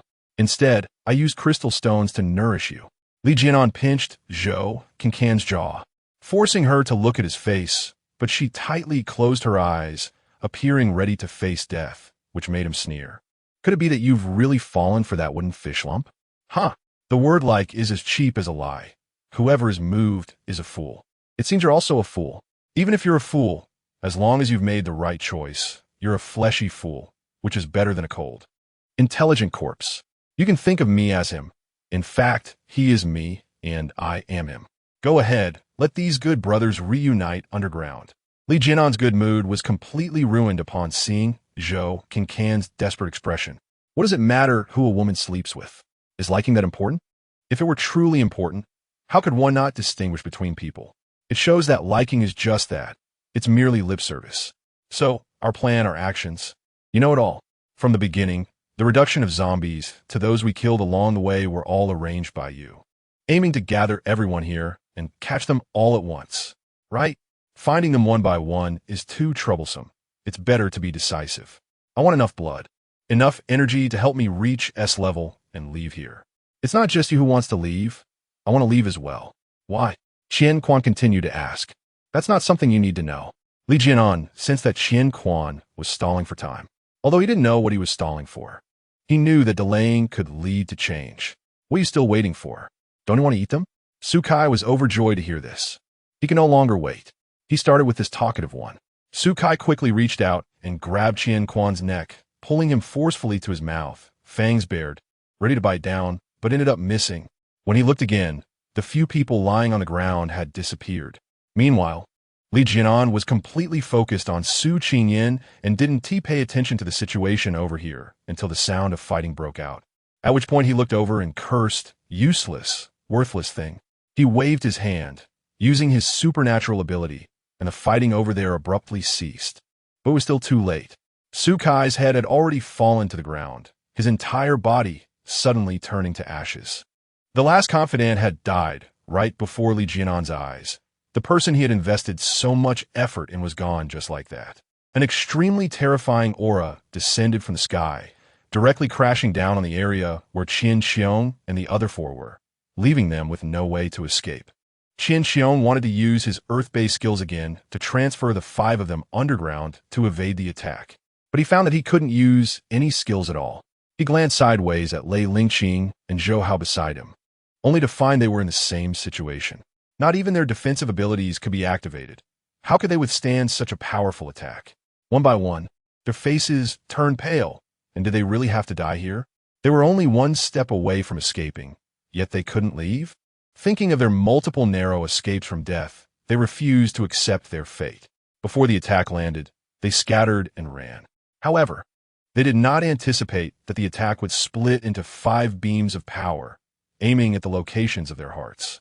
When the 5 beams descended, they were all struck, and the blood inside their bodies flowed towards Li Jianan's hand with the beams, until death claimed them. Su Qingyan was already in tears. Their deaths were all her fault. If it weren't for her, they would have left this place long ago.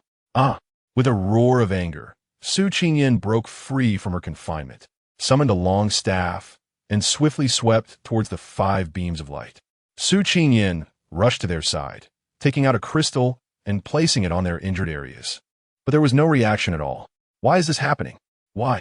Wasn't it said that they were already at B-level star rank? They shouldn't die so easily. But why can't they withstand even a single hit? The full force of an A-level zombie is not child's play. Even B-level abilities cannot withstand it, let alone those unable to use their abilities under the energy beam. They're just like ordinary people, vulnerable and at the mercy of others. Zhou Chanzhen explained with a grim expression, curiously looking at Su Qingyan. You managed to break free from his confinement technique and even broke this energy beam? It seems that not only your blood is useful, but your physical body is also quite good. As soon as she finished speaking, a flash of inspiration appeared in Zhou Chanzhen's mind. She squinted her eyes and stared at Su Qingyan for a while. She quickly moved to Li Jianan's side and whispered in his ear, "Do you want that woman to become obedient, to forever submit to you, to follow you willingly and unconditionally offer her blood and body?" Li Jianan looked at her with amusement, waiting for her to continue. "Can I just take her body for myself? If I become her, you will have both my soul and be able to enjoy her shell, a win-win solution. I know your ambitions are beyond this. I can help you leave here, and I know what the outside world is like. I can take you anywhere you want to go, and we will become the rulers of this world." "Great, but how do you plan to take her?" "Only B-level zombies have this ability. You just need to turn me into a zombie, since I am already a B-level ability user. Just one bite from you will turn me into a B-level zombie." Li Jianan nodded in agreement. "So where do you want me to bite you?" Zhou Chanzhen happily stretched her neck in front of him. "Biting here is the fastest." Li Jianan grinned, his dark eyes cold, but Zhou Chanzhen couldn't see it. Otherwise, she definitely wouldn't dare to stretch her neck in front of him. Sharp teeth pierced into the skin, and Zhou Chanzhen gritted her teeth, enduring the pain. Hoping he would be quicker, silently counting the number of times he sucked her blood. When dizziness hit her head, she could no longer remember how many times he had sucked her blood and began to struggle. "Enough, enough. If you keep sucking, I'm going to die." "Really die? Huh? Isn't this what you wished for?" "Woman, don't be too greedy. Don't think I don't know your schemes. Those little tricks and petty thoughts you try to play in front of me. I can't keep someone with too many thoughts around me." After saying this, Li Jianan revealed his fangs, and with a simple movement, Zhou Chanzhen's head was severed from her body, becoming two parts. The head that fell to the ground had wide-open eyes filled with disbelief, never expecting to die like this. Personally delivered to the door. "The damned are dead, and the undeserving are also dead, leaving just the two of you. What do you think I should do with you two? Swallow you whole, or keep you for slow enjoyment?" Li Jianan wiped the blood from the corner of his mouth, squatting down to pinch Su Dongye's face, who was lying on the ground. "Hiss, this skin is indeed much more beautiful than the one I have. Why not follow Zhou Chanzhen's suggestion? It's just that I will change this skin to yours." Just thinking about it is amusing. While plundering Li Jianan's body, the A-level zombie also rifled through his memories and learned about the identity and background of the man before him. If he becomes him, will everything thereafter become smooth and simple? Chapter 88. Reappearance in the Light 2. Silence enveloped the surroundings, with only the dark night above slowly flowing, time passing, leaving traces that were gradually dissolving. A faint light appeared on the hazy horizon, illuminating this gloomy land. The night will eventually pass, and dawn is about to arrive. Already accustomed to the darkness, Su Qingyan instinctively closed her eyes when that ray of light appeared. The dim light seemed like a holy radiance. When she opened her eyes again, the 5 people were still lying on the ground, their faces pale as death, their bodies stiff beneath their palms. When dead, one is truly dead. There will be no miracles, nor will there be any resurrection. Su Qingyan reached out to touch her beating heart, feeling the warmth under her palm.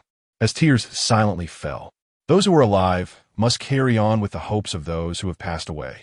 This is the vow they made. Do not think of revenge, just live on. In chaotic times, simply surviving is already difficult enough. Grudges can wait until one has the ability to repay them. In her tear-filled eyes, there was endless sorrow, ultimately extinguished in the droplets of tears. Su Qingyan gripped the weapon at her side and looked up in the direction of Su Dongye. Her only goal now was to take him away from here. People can die, and once they're gone, there's nothing left, just a lifeless shell lying alone on the ground. She didn't want their final path to be like this. They still had many things to do together, watching the sunrise by the seaside enjoying the sunset, getting married, having children, and living out their old age. She had long planned their lives together, just waiting to find him and realize it with him. She had found him, but they had only spent a short day together. She was unwilling to accept that. They were supposed to have a long life ahead of them. Leaning on her long stick, Su Qingyan pushed herself up with all her strength. After a struggle, the energy within her was nearly depleted, and her emotions had drained much of her stamina. Now, Su Qingyan was sustaining herself purely through willpower. Although her gaze remained fixed on Su Dongye, her peripheral vision was constantly monitoring Li Jianan and Zhou Cancan's movements. What she didn't expect was that Li Jianan had actually bitten Zhou Cancan to death. Su Qingyan's state of mind was as calm as the surface of a lake, without a single ripple, as if the deaths of Qin Xiong and the others had taken away all her emotions. Having experienced too many life and death situations, witnessed countless deaths, and felt her companions lose their lives right before her eyes, even the richest and most complex emotions had become barren and indifferent. She coldly watched Li Jianan devour Zhou Cancan bite by bite. This was her own doing. This A-level zombie was truly cunning, playing everyone in its palm. All were striving to escape, yet they were enemies to each other. In the entire campus, only Su Qingyan, Su Dongye, and the A-level zombie disguised as Li Jianan were still alive. Among them, Su Dongye had already lost his fighting capacity, lying on the ground in a limp state, eyes closed with only faint breaths. In the distance, Su Qingyan was not much better off, her energy completely drained, stamina exhausted, holding on solely by a will to survive. While the zombie, standing beside them, showed no signs of fatigue. As long as it wanted, it could easily crush both of them with one hand. But it did not do so. It merely watched Su Qingyan struggle to move slowly with her long stick. "You're almost dead. How can you follow me? I can take you out of here," Li Jianan said. "Haven't you always wanted to leave here alive? I can take you away, and if you don't like this skin of mine, I can switch to his." Upon hearing this, Su Qingyan finally reacted. She lifted her eyelids and glanced at him, saying lightly, "You monsters don't know what it means to like someone. What it means to have a special affection, to be irreplaceable, do you? You can try and see whether you become him first, or I disappear from this world first." "Oh, threatening me? What life do you even have to threaten anyone? How about we make a deal? You want to leave here, and we want to leave here too, so why not leave together? Sounds like I'm not gaining anything from this. If I kill both of you, I can leave here while you two can't kill me. Would I agree to such a deal? The deal I'm talking about isn't just about here. You need to broaden your perspective and think long-term. Do you know what the world outside looks like once we leave here?" Su Qingyan seductively said, "You don't know, do you? The world outside is much broader and richer, and there are also more dangers.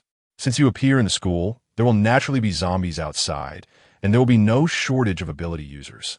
If you go out alone, my companions who have already gone out have not seen me, and Su Dongye. Do you think they will gather ability users to hunt you down? The ability users outside will only be more numerous and stronger. Do you want to go out and live a life of hiding, or do you want to take us both and enjoy a carefree life?" Su Qingyan kept staring into the zombie's eyes and noticed it seemed to be moved. She continued, "With both me and Su Dongye, two humans by your side, who would suspect you were a zombie? You want to take on a human form to live a human life, right? I can help you integrate into human society and teach you how to live like a human. In fact, we humans are very friendly and full of love. Maybe you can find true love among us." The zombie seemed to have entered the beautiful vision that Su Qingyan had painted for it, swimming and feeling freely within it. Su Qingyan also felt that she had persuaded it. But who would have thought that in the next second, the zombie actually grabbed Su Dongye in its hand.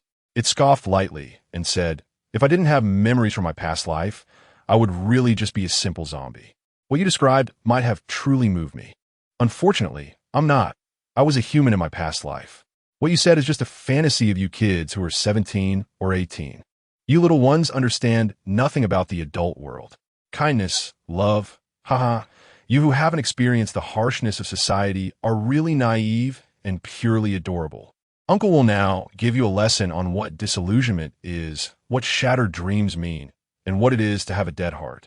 As soon as the words fell, the A-class zombie swung its left hand, and clouds of dust flew up, making the already hazy sky even more blurred. Su Qingyan never expected that zombies would have memories from their past lives. So, did the thing she said become a joke? Dust swirled, and the yellow sand filled the sky. She couldn't see the zombies or Su Donya anymore. At that moment, she panicked. Su Qingyan, panicking, ran towards the direction of Su Donya with a long stick in hand. But at this moment, she didn't have the strength to support her running. After just a few steps, she was out of breath, her legs weakened, and she stumbled and fell to the ground. The more she was afraid and worried, the more likely something would happen. Just then, Su Qingyan was afraid that the zombies would take the opportunity to seize Su Donya. Meanwhile, in the gray mist, an A-level zombie was using its abilities to prey on Su Donya. Not only that, it had prepared a special gift for Su Qingyan, a heart-stopping shock that would make her lose her sanity and forget her past. After all, Su Qingyan's thoughts aligned perfectly with its own. It couldn't bear to kill her. The A-level zombie looked through the gray sand at Su Qingyan, who was still struggling to get up. Her stubbornness, strength, bravery, and selflessness. How wonderful it would be if it were all for it. The A-level zombie laughed sinisterly. In the mist, Su Qingyan could only hear that terrifying laughter, trying to discern the direction, but all around her was that laughter. Her hands were already tightly clenched into fists, angrily pounding the ground, tears streaming down her face.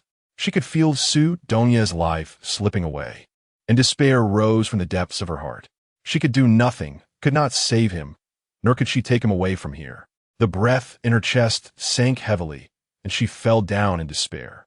Without Su Donya in this world, what was the meaning of her life?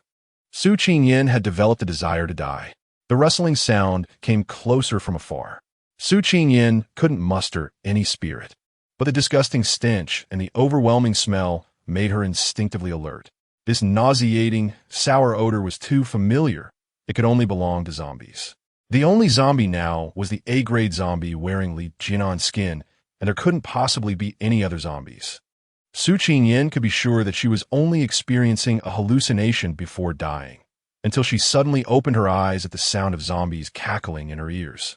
Zombies, thousands of them, were walking towards her from the gray ash. Staring at the mechanical, slow-moving zombies in front of her, Su Qingyan was stunned. Her mind went blank. How could this be possible? Weren't they all exterminated? Where did they come from? How do you like this surprise I prepared for you? Came Li Jinan's playful voice. Did you summon these zombies? Su Qingyan forced herself to calm down. She couldn't lose her composure. Sort of. They can come back to life after dying. I just summoned them here.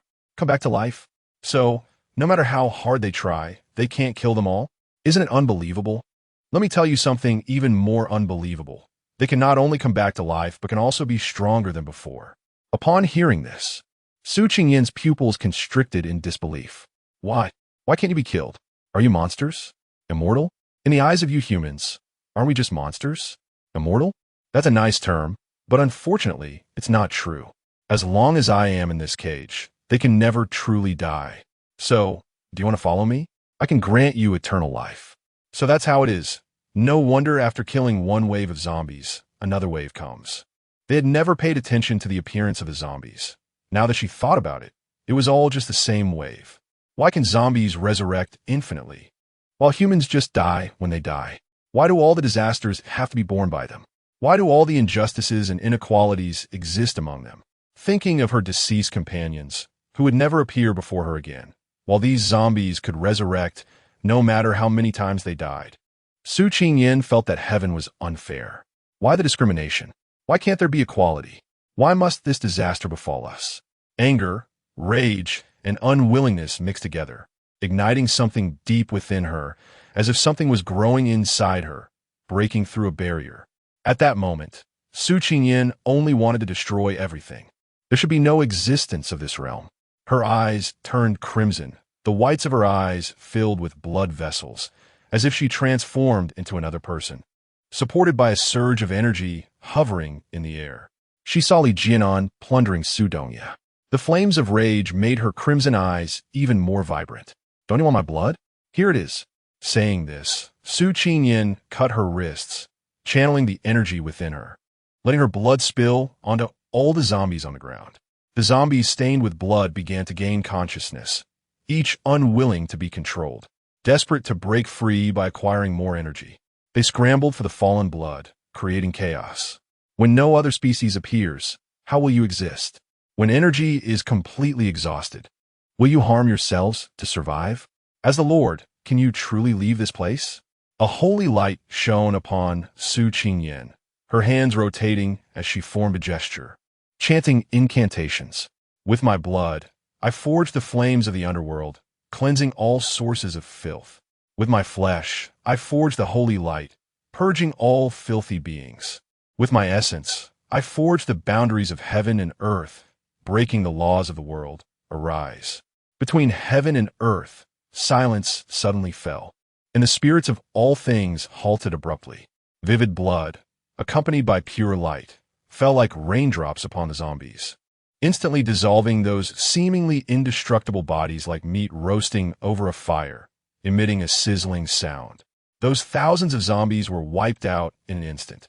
Even the powerful A-level zombies were left with irreparable burn scars. You actually. The words that had not been spoken were stuck in Su Qingyan's throat as her body fell. Do you think that without you, I can't get out? Without your energy, I can't break through? Huh. As long as I don't die, as long as tomorrow comes, those zombies will come back to life again.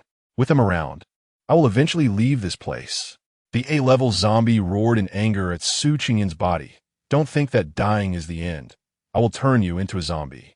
Make you my plaything. Not only that, but I will also make you remember everything. And along with him, I will turn him into a zombie too, ensuring that you two can never be together for eternity. Su Qingyan is already dead, and getting out has become a dilemma. The A-level zombie has lost all interest in seizing Su Donya's body. In this vast campus, it is surprisingly the only one left, lonely and desolate. Why not? Let us refine the two of you. The A-level zombie tilted its head, looking at Su Donya, who was always with his eyes closed and breathing weakly, and unconsciously tightened its grip around his neck. It sinisterly laughed, saying, "Let you both gather underground for a while, and after today, you too." Before it could finish its words, a mouthful of fresh blood was spat out. It looked at Su Donya, who should be dead, in disbelief. Chapter 89. Reemergence 3. Su Donya opened his blood-red eyes, glaring at the zombie in front of him that bore Li Jianan's face, with a strange and cruel smile, and said, "Useless thing, unable to even protect your woman. I might as well take control of this body and avenge you." A roar erupted from Su Donya's body. A terrifying aura emanated from him, making the A-level zombie feel fear. It hurriedly used its skills to distance itself from the unsettling aura. Su Donya's body hovered in midair, head lowered, obscuring his face, only whispers spilling out. The distant A-level zombie watched closely, wanting to know what the supposedly dead Su Donya was up to. Unfortunately, the voice was too faint for it to catch the content. It could only guess that he wasn't talking to himself, but conversing with someone. With whom? Having seen the holy yet murderous light summoned by Su Qingyan, it knew that such power was not something an ability user could possess. There are too many existences in this world that cannot be inferred by common logic. Just like Su Qingyan's blood and Su Donya's body. These two carry too many secrets that it could have possessed, but in the end, a flicker of regret flashed in the A-level zombie's eyes. In an instant, Su Donya's entire demeanor seemed to undergo a tremendous transformation. That refined, self-possessed, cool-tempered man appeared to have gone mad. His scarlet eyes shone with a terrifying light, charging towards the A-level zombie with a destructive aura. The extreme speed left the A-level zombie with nowhere to hide, only able to brace itself for the impact. With a thunderous boom, the two energies collided, as if the heavens and earth were about to be torn apart. The continuous explosions echoed, and the entire campus felt like it was in a large demolition site. The already damaged buildings became even more shattered, like dissected beasts, turning into piles of rubble. The frenzied Su Donya seemed to have become like a zombie, losing all perception of the outside world, unaware of pain or fatigue, wielding a hammer and relentlessly pursuing the A-level zombie. Never before had it been chased like a stray dog. Even in life, it had never suffered such humiliation. The A-level zombie was enraged, but felt helpless. This person was simply insane. After catching it, he acted like a mad dog, relentlessly clawing at it. And even its ability to regenerate couldn't withstand his frenzied attacks. Several times it nearly had its head smashed in. It knew that if it got hit, death awaited, and it would cease to exist in this world. Its grudges and resentments would forever remain unknown, with no one to avenge it. Watching the relentless pursuer behind it, the A-level zombie turned its eyes, a plan forming in its mind. It pleaded softly, stop hitting me, I'll let you go. I want to eat you anymore. Su Dongye sneered. It sounds like I'm not gaining any advantage here. If I kill you, can I leave this place? This statement felt familiar to the A-level zombie, as if it had just eaten something unpleasant. Wasn't it just recently that it had said the same to Su Qingyan? It seems this life and death battle is inevitable. The A-level zombie stood firm, preparing to meet the enemy head-on. But unexpectedly, Su Dongye spoke again. You can have a choice. What choice? Know yourself or be killed. After saying this, Su Dongye laughed wildly. So this is how it feels to be the bad guy. To control the lives and deaths of others. So delightful and refreshing. A faint voice appeared in his heart lake. Stop dawdling. Quickly kill that ghostly thing. I can't hold it any longer. We agreed to take turns for 10 minutes, and it's already nearly 15 minutes. Are you not capable? Shut up. Do you think that ghostly thing is easy to deal with? If it were easy, you would have let me out first to watch him. This time I could have taken care of it, letting you live carefree. Su Dongye arrogantly turned his head, raising the hammer towards the A-level zombie, asking, have you made your choice? Stop dawdling. You didn't die from dawdling in your previous life, did you? As soon as these words left his mouth, the A-level zombie indeed changed its expression. Su Dongye hit the nail on the head. In life, it had died from talking too much. If it had listened to its subordinate's advice and killed that vile creature earlier, it wouldn't have had to wait for rescue. Stunned by this point, the A-level zombie abandoned its previous evasive tactics and directly attacked. Su Dongye seemed to have anticipated this, standing firm and meeting the attack with his hammer. This time, neither used energy or skills. They fought with their bodies. The frenzied A-level zombie left deep, bone-deep wounds on Su Dongye with its sharp claws. Su Dongye didn't care at all, as if these wounds weren't inflicted upon him. He gathered the hammer, going in barehanded to meet its attacks. When the A-level zombie reached for his neck again, Su Dongye tilted his head and spun his body, his palm directly meeting its claw. The sharpness pierced through Su Dongye's palm, but he felt no pain, not even furrowing his brows, which shocked the A-level zombie. Has this person turned into a monster? A strange smile crept across Su Dongye's lips as his pierced palm suddenly closed, trapping the A-level zombie's hand firmly. With a forceful tug, he ripped it off at the elbow, his left hand quickly summoning the hammer to smash down towards its head. Unfortunately, it managed to escape. Su Dongye irritably pouted. Another voice of disdain appeared in his heart lake. Are you capable? You haven't even killed it yet. Let me take over. Shut up this time. I will definitely kill it. With a swift movement, Su Dongye quickly pursued. The A-level zombie became cunning, continuously evading while looking for an opportunity to ambush. Time and again, Su Dongye found it, and time and again, he tore off one of its arms. This caused no harm to the A-level zombie as long as its head remained unscathed. But Su Dongye was different. The wounds were being corroded by toxins, gradually spreading into his body, draining his energy, and the continuously bleeding palm was gradually sapping his strength. Damn it, why is my body so weak? Of course, human bodies are weak. Otherwise, how could they choose to let them dominate the world? It was precisely this point that led them to be put in charge. Who knew there would be so many tricks, breeding, constantly breeding? As long as humanity does not go extinct, no other species can dominate this world. Should we hope for human extinction? Why help him? Are you stupid? Have you forgotten how he awakened? At this moment, we are relying on his body, summoned by his will. If he is gone, can we still exist? Hurry up and destroy that monster. Leave here and look for a way to survive outside of his body. But no more nonsense. If you get killed by that monster, then I will enjoy it all by myself. Su Dongye focused his mind, his gaze sharp, exuding the terrifying aura he had at the beginning, directly rejecting the passage of time in this space. The A-level zombie, completely unaware, was guarding a place Su Dongye had to pass, preparing to deal a heavy blow to him. Little did it know, Su Dongye had long locked onto it, accumulating all his strength, seeking just one strike to kill it. The consciousness controlling Su Dongye's body knew that after this strike, he would no longer have the ability to compete for the right to use this body with another consciousness. If they didn't kill this monster, they would all die. Relying on that useless shrimp was out of the question. Aiming at the A-level zombie, Su Dongye accumulated energy and threw it at it. Subsequently, he also lost strength and fell, his eyelids drooping, as if he had fallen into a deep sleep. Boom! The sound of explosions was unending, finally falling into silence. It seemed that everything ended with this loud noise. Lying on the ground, Su Dongye suddenly opened his eyes, and, at that moment, he exuded a different aura, adding a touch of laziness and recklessness. He stretched lazily, took a deep breath, and showed a look of disgust on his handsome face. After thousands of years, the air had become so foul and rotten. Humans, such incompetent beings, should never have been allowed to take control. Before fully mastering this body, countless pains made his head throb uncomfortably. Useless things, how could they make this body suffer so much? He reached out to use his divine power to repair this body, only to find he couldn't use anything. Damn it, he had exhausted all his energy.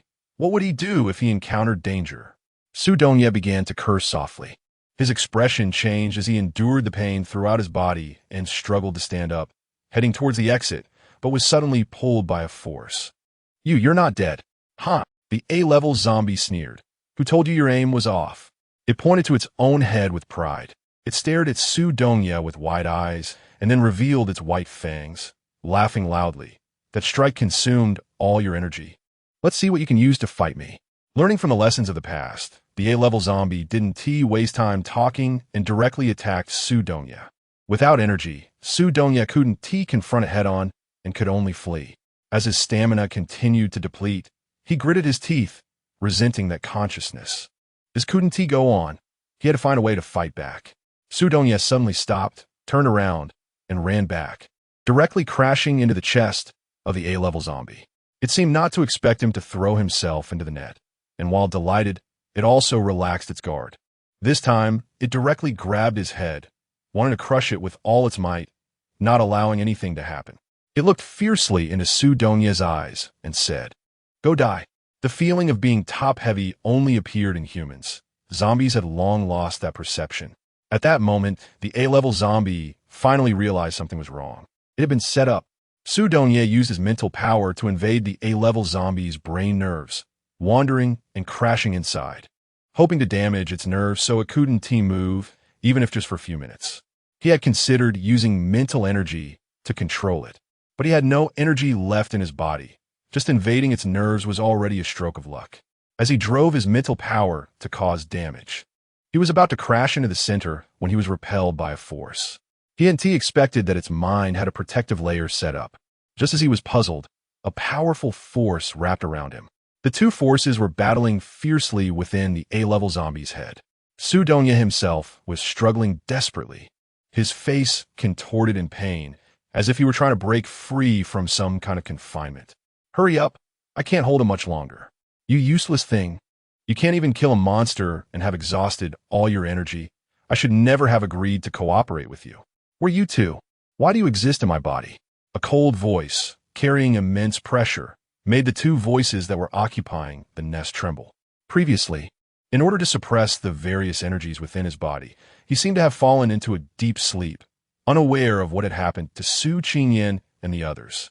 A figure falling from the sky flashed in his mind, causing Su Dongye's heart to ache with anxiety. No, it can't be. He suddenly opened his eyes and saw a disgusting face. Half of Li Jinan's face, half of a zombie's face. Su Dongye had no time to care about what this abomination was. He searched for Su Qingyan's figure. In a ruin, only half of her body was exposed. Buried under the soil, Su Dongye's heart shattered, still unwilling to accept that Su Qingyan was dead. He rushed over, but as soon as he moved, the pain throughout his body caused him to convulse, losing his balance and falling to the ground. At that moment, he finally examined his body. Energy was nearly exhausted. His origin had been extinguished, and his body was already filled with toxins, showing signs of decay and collapse, a complete mess. He didn't even have the strength to run. Su Dongye smiled bitterly, a hint of satisfaction appearing on his handsome face. I have done my best in this world. With this final sword, I only wish to sever this evil and restore clarity. Su Dongye bit his fingertip, blood oozing out to smear the hidden red mark on his forehead. In an instant, the sky changed abruptly. The pale horizon suddenly turned dark. Rolling black clouds rushed in from the distance, as if an invisible force was driving them, gathering ominously above Su Dongye's head. The bright red mark immediately became visible after being stained with blood. A long sword, imbued with terrifying power, stood before Su Dongye. When the A-level zombie was pulled out of the mental power, it faced Su Dongye, who was holding the long sword. Before it could mock him, an extremely terrifying power descended with the swing of the sword. It came crashing down from above, splitting the A-level zombie in half. In the blink of an eye, the two halves turned to ashes. This time, the A-level zombie was completely dead. At the same time, Su Dongye also fell forward. He took deep breaths, enduring the pain in his body as he crawled to Su Qingyin's side, slowly clearing the soil off her body. Just like when they first met, she had also done this, slowly removing the soil that had pressed down on him, saving him from the ruins. Only this time, he couldn't save her. Su Dongye held Su Qingyin's body, kissing her forehead, murmuring, "I'm sorry. I'm sorry.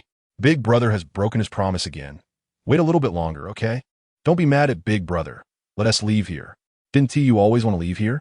Big Brother will take you away. Wait for me. Big Brother will come find you soon." Tears fell drop by drop on her pale face.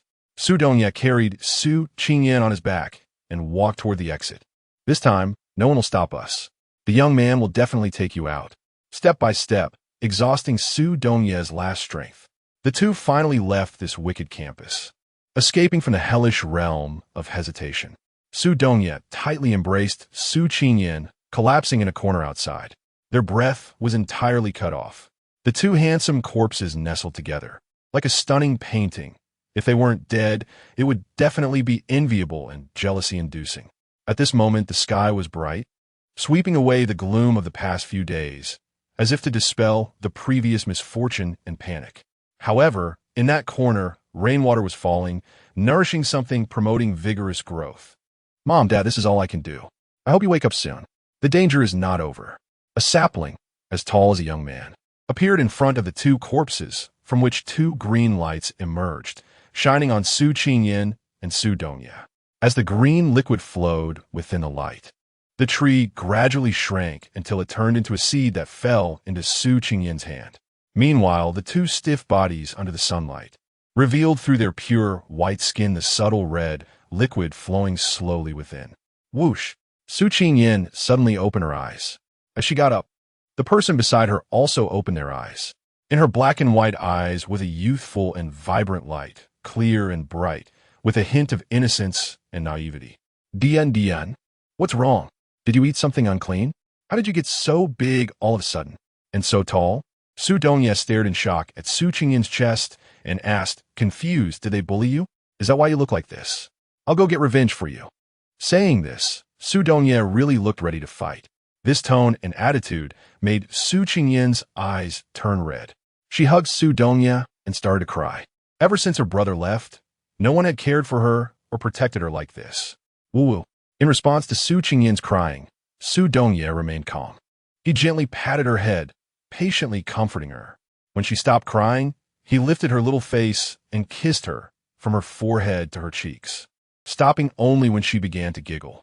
Come on, I'll get revenge for you. Did Xiao Li and Mei bully you? It seems like I went easy on them yesterday. This time, I'll make sure they run away when they see you. Su Qingyin realized something was off with Su Dongye when he really intended to go find someone. Little brother, how old are you this year? 9 years old. With a bang, something exploded in Su Qingyin's mind. This realization made her feel both anxious and delighted. But what left her even more at a loss was the alarm system ringing in her head. Host, please pay attention. Host, please pay attention. There are 3 sea-level zombies lurking 2,000 meters away from you. Please evade as soon as possible. Please evade as soon as possible. Upon hearing the level of the zombies, Su Qingyin's expression changed drastically. A friendly reminder. The host has exhausted energy from the last battle, resulting in damaged physical skills and inability to absorb new energy. Please protect yourself. At this point, Su Qingyin's face turned ashen. Without energy and with zombies around, how could it be more terrifying outside than inside the school? What were they supposed to do? Looking at Su Dongye, who still wanted to take her to seek revenge, Su Qingyin forced a smile and said, "Little brother, I'm a bit hungry. Can we eat first before going to find them?" Su Qingyin could only coax for now. While the sea-level zombies had not yet arrived, she needed to quickly find a place to hide with Su Dongye. Chapter 90. Instant Noodles. The exit led to the busiest snack street near the school. Every Sunday, the school would have a half-day break in the afternoon, and Su Qingyin loved coming to this street to eat. The lively atmosphere of the past was gone, replaced by a sense of death and coldness everywhere. Su Qingyin led Su Dongye to a spicy hot pot shop they used to frequent. "Where's this? Shouldn't we be at the orphanage?" Su Dongye asked, looking at the unfamiliar surroundings. "I'm taking you to find something to eat. We'll talk after you've filled your stomach," Su Qingyin replied, holding his hand tightly. In the past, it was always him holding her hand to protect her, but at this moment, it seemed like their roles had reversed. Su Dongye turned to look at Su Qingyin. He could see her urgency from the expression on her face. It wasn't just about being hungry. It seemed like she was avoiding something. Su Dongye's gaze fell on their intertwined fingers. Her long, slender fingers were no longer chubby. It was astonishing how much had changed in just one night. Against the rising sun, Su Dongye raised his palm to shield his eyes. The glaring light shone through his fingers and onto his face. He squinted, looking at his own hand. He had grown up too. It seemed he had lost some memories. The little girl who had shed her baby fat had become even more beautiful, with delicate features, fair skin, and an innocent purity in her eyes that was so pure and lovely, just like when they first met. She had looked up at him, smiling sweetly and adorably. Su Dongye recalled their first meeting with a smile. A pack of crispy noodles had landed him in a den of wolves, but fortunately he had come in, or else his little girl would have been bullied terribly. Su Qingyin was focused on how to avoid the 3 sea-level zombies and whether she could find something to eat. Even though she sensed Su Dongye's intense gaze, she didn't have time to pay attention to it. After finding the hot pot restaurant she often visited, Su Qingyin took Su Dongye to the second floor, arranged for him to sit in the innermost spot, and said, "You sit here for now. I'll go see what's to eat." Su Dongye obediently followed Su Qingyin's arrangement, sitting in the corner and waiting for her. Su Qingyin was very familiar with the layout of the restaurant, the placement of items, and the location of the storage room, since she often came here. She headed straight to where the ingredients were usually kept to see what food was available, but found it completely empty. She then hurried to check the storage room, but there was still nothing inside. Su Qingyin was unwilling to give up.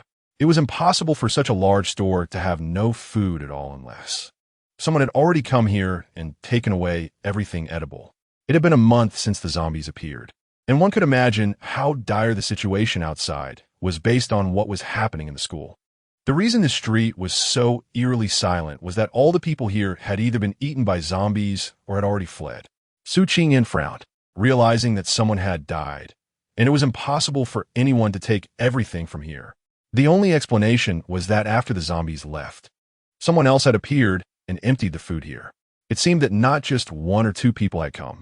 Who were these people? It was really infuriating that they left her nothing to eat. A feeling of being in another world made her eyes redden. This kid was still alive. No wonder there was nothing left here. Su Qingyin wiped away the tears from the corners of her eyes and gave up on continuing to search for food. With this guy around, there was no hope of finding anything to eat on this street. He would definitely have scavenged everything clean. She wondered who else was still alive besides him. Thinking of the deceased Qian Xiong and the others, the joy that had just emerged immediately turned into gloom. But she was quickly forced to pull herself together by the dire situation in front of her. Without food, one wouldn't starve to death immediately. But what if there was no food for an extended period?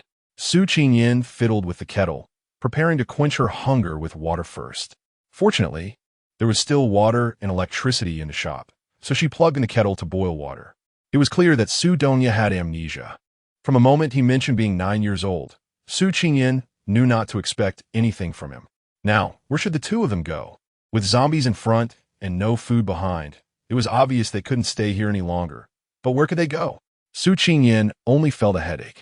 As the sound of boiling water echoed, she poured 2 cups of water to take up. Just as she was thinking about how to tell Su Dongye that she couldn't find anything to eat, the alarm bells in her mind rang. Su Qingyan was almost scalded by the boiling water in her hand, and she heard the mechanical sound that she had already turned down. Instant noodles detected. Would the host like to know the detailed location? Su Qingyan immediately widened her eyes and nodded repeatedly, quickly asking, "Where is it?" "In the mouse hole of the warehouse." Su Qingyan was most afraid of mice, so why did she have to go into the mouse hole? Putting down her water cup, she hurriedly ran upstairs. She didn't dare to do it. Wasn't Su Dongye there? Just as she was about to ask what had happened, she suddenly pulled her clothes and buried her head in his chest, looking extremely frightened.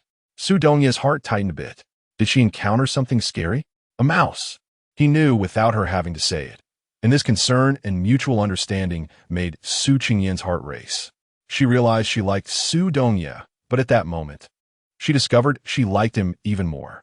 Hiding her smile at the corner of her mouth, Su Qingyan pretended to be very scared, hiding in Su Dongye's embrace. She stammered, "There's a really big mouse, and it stole the instant noodles I just found." "Don't be afraid. I'm here," Su Dongye said. "Where is it? Tell me, and I'll go kill it." Su Dongye gently patted Su Qingyan's back to comfort her. Seeing the redness in her eyes and her timid appearance, it was clear she was quite frightened, which made Su Dongye's protective instincts peak. He just wanted to kill that mouse immediately. After learning the location from Su Qingyan, Su Dongye was about to go down to kill the mouse, but a small hand tightly grabbed the hem of his clothes. Looking at her eyes that were still glistening with tears, his heart softened immensely. He said softly, "Aren't you afraid of mice? Stay here where it's safe." She was afraid of mice, but she was even more afraid of him getting hurt. Damn the system for not mentioning whether it was dangerous or not, whether there were mice in the hole, and what if there was a mutated giant mouse hiding inside. It was also her fault for pretending to be weak and small. Knowing that Su Dongye had amnesia, why did she have to trick him into going into the mouse hole? When he asked her to kill those mutated mice alone before, he didn't even know she was Dian. She couldn't vent her resentment from back then onto the current him. "I'm scared here too. What if it runs up here?" Su Dongye thought about it, and then took Su Qingyan's hand to the warehouse. He moved the shelves and saw a hole about the size of a bucket in the corner. He turned to look at Su Qingyan, who was shrinking behind him, and asked curiously, "Did it crawl in here?" Su Qingyan handed over the shovel she had been aiming for and said seriously, "I saw it run inside." Although Su Dongye felt puzzled, he still followed Su Qingyan's instructions and began to shovel around the entrance of the hole with the shovel. This area might have been hollowed out by rats. With just one scoop, the ground started to loosen, and soon the area around the entrance began to collapse.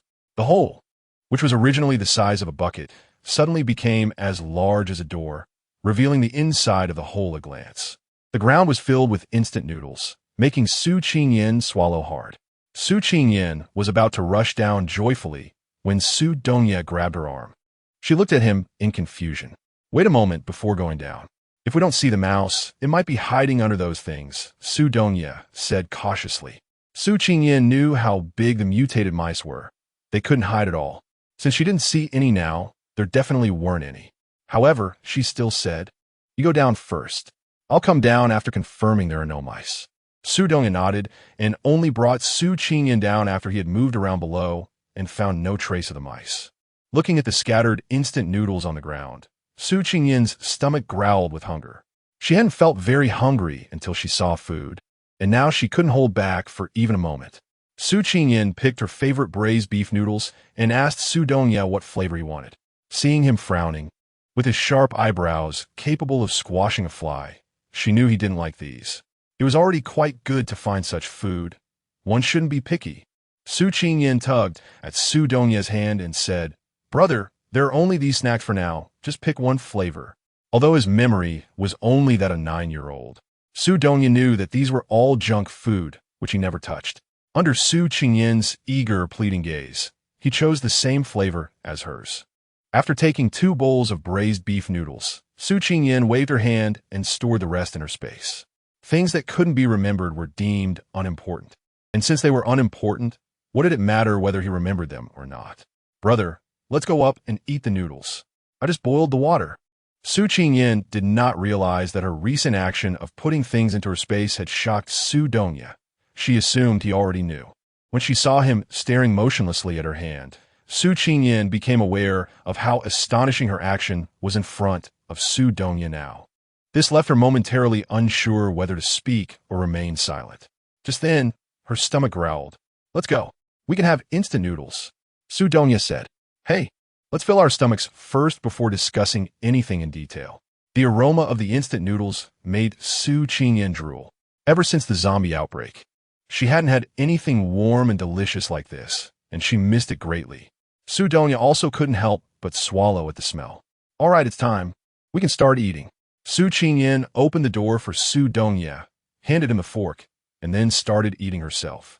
Wow, wow, wow. It would be even more delicious if there was a sausage and a bag of chicken feet. Su Qingyan was eating while fantasizing about the food, and in the end, she didn't even spare the soup, letting out a satisfied burp. Su Dongye's eating style was much more elegant than Su Qingyan's, even though it was fast food. He ate with the demeanor of savoring delicacies. Watching him eat somehow turned into a form of enjoyment. Su Qingyan leaned over the table, staring at Su Dongye with a silly smile. Hey, why did you leave without saying goodbye back then? As soon as she asked the question, Su Qingyan knew she had said the wrong thing, and it was too late to make amends. Su Dongye put down the fork in his hand, looking at Su Qingyan with clear eyes, a hint of confusion appearing. I seem to remember nothing, only things from when I was 9. Dian. Can you tell me what happened? She suddenly felt a chill run down her spine and pulled Su Dongye towards the mouse hole. The two of them hid in the mouse hole, and Su Qingyan immediately covered Su Dongye's mouth and nose, signaling him to be quiet. Although she didn't know what was happening, seeing her anxious expression, which was even more fearful than when she saw the mouse, Su Dongye knew it wasn't the right time to ask questions. He could only suppress his doubts in his heart and wait for a better time to ask about everything, including his previous questions. Wow, instant noodles. No wonder it smells so good. Let's see if there's more. A surprised male voice rang out, followed by the sound of rummaging through boxes. Another male voice, clearly younger than the first, chimed in, Boss, there's nothing. It can't just be these 2 buckets. Hey, it's even hot. Looks like someone has been here. This cursed place actually has living people.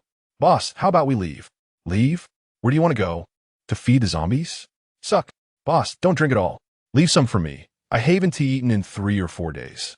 Isn't they're plain water over there? Go drink that.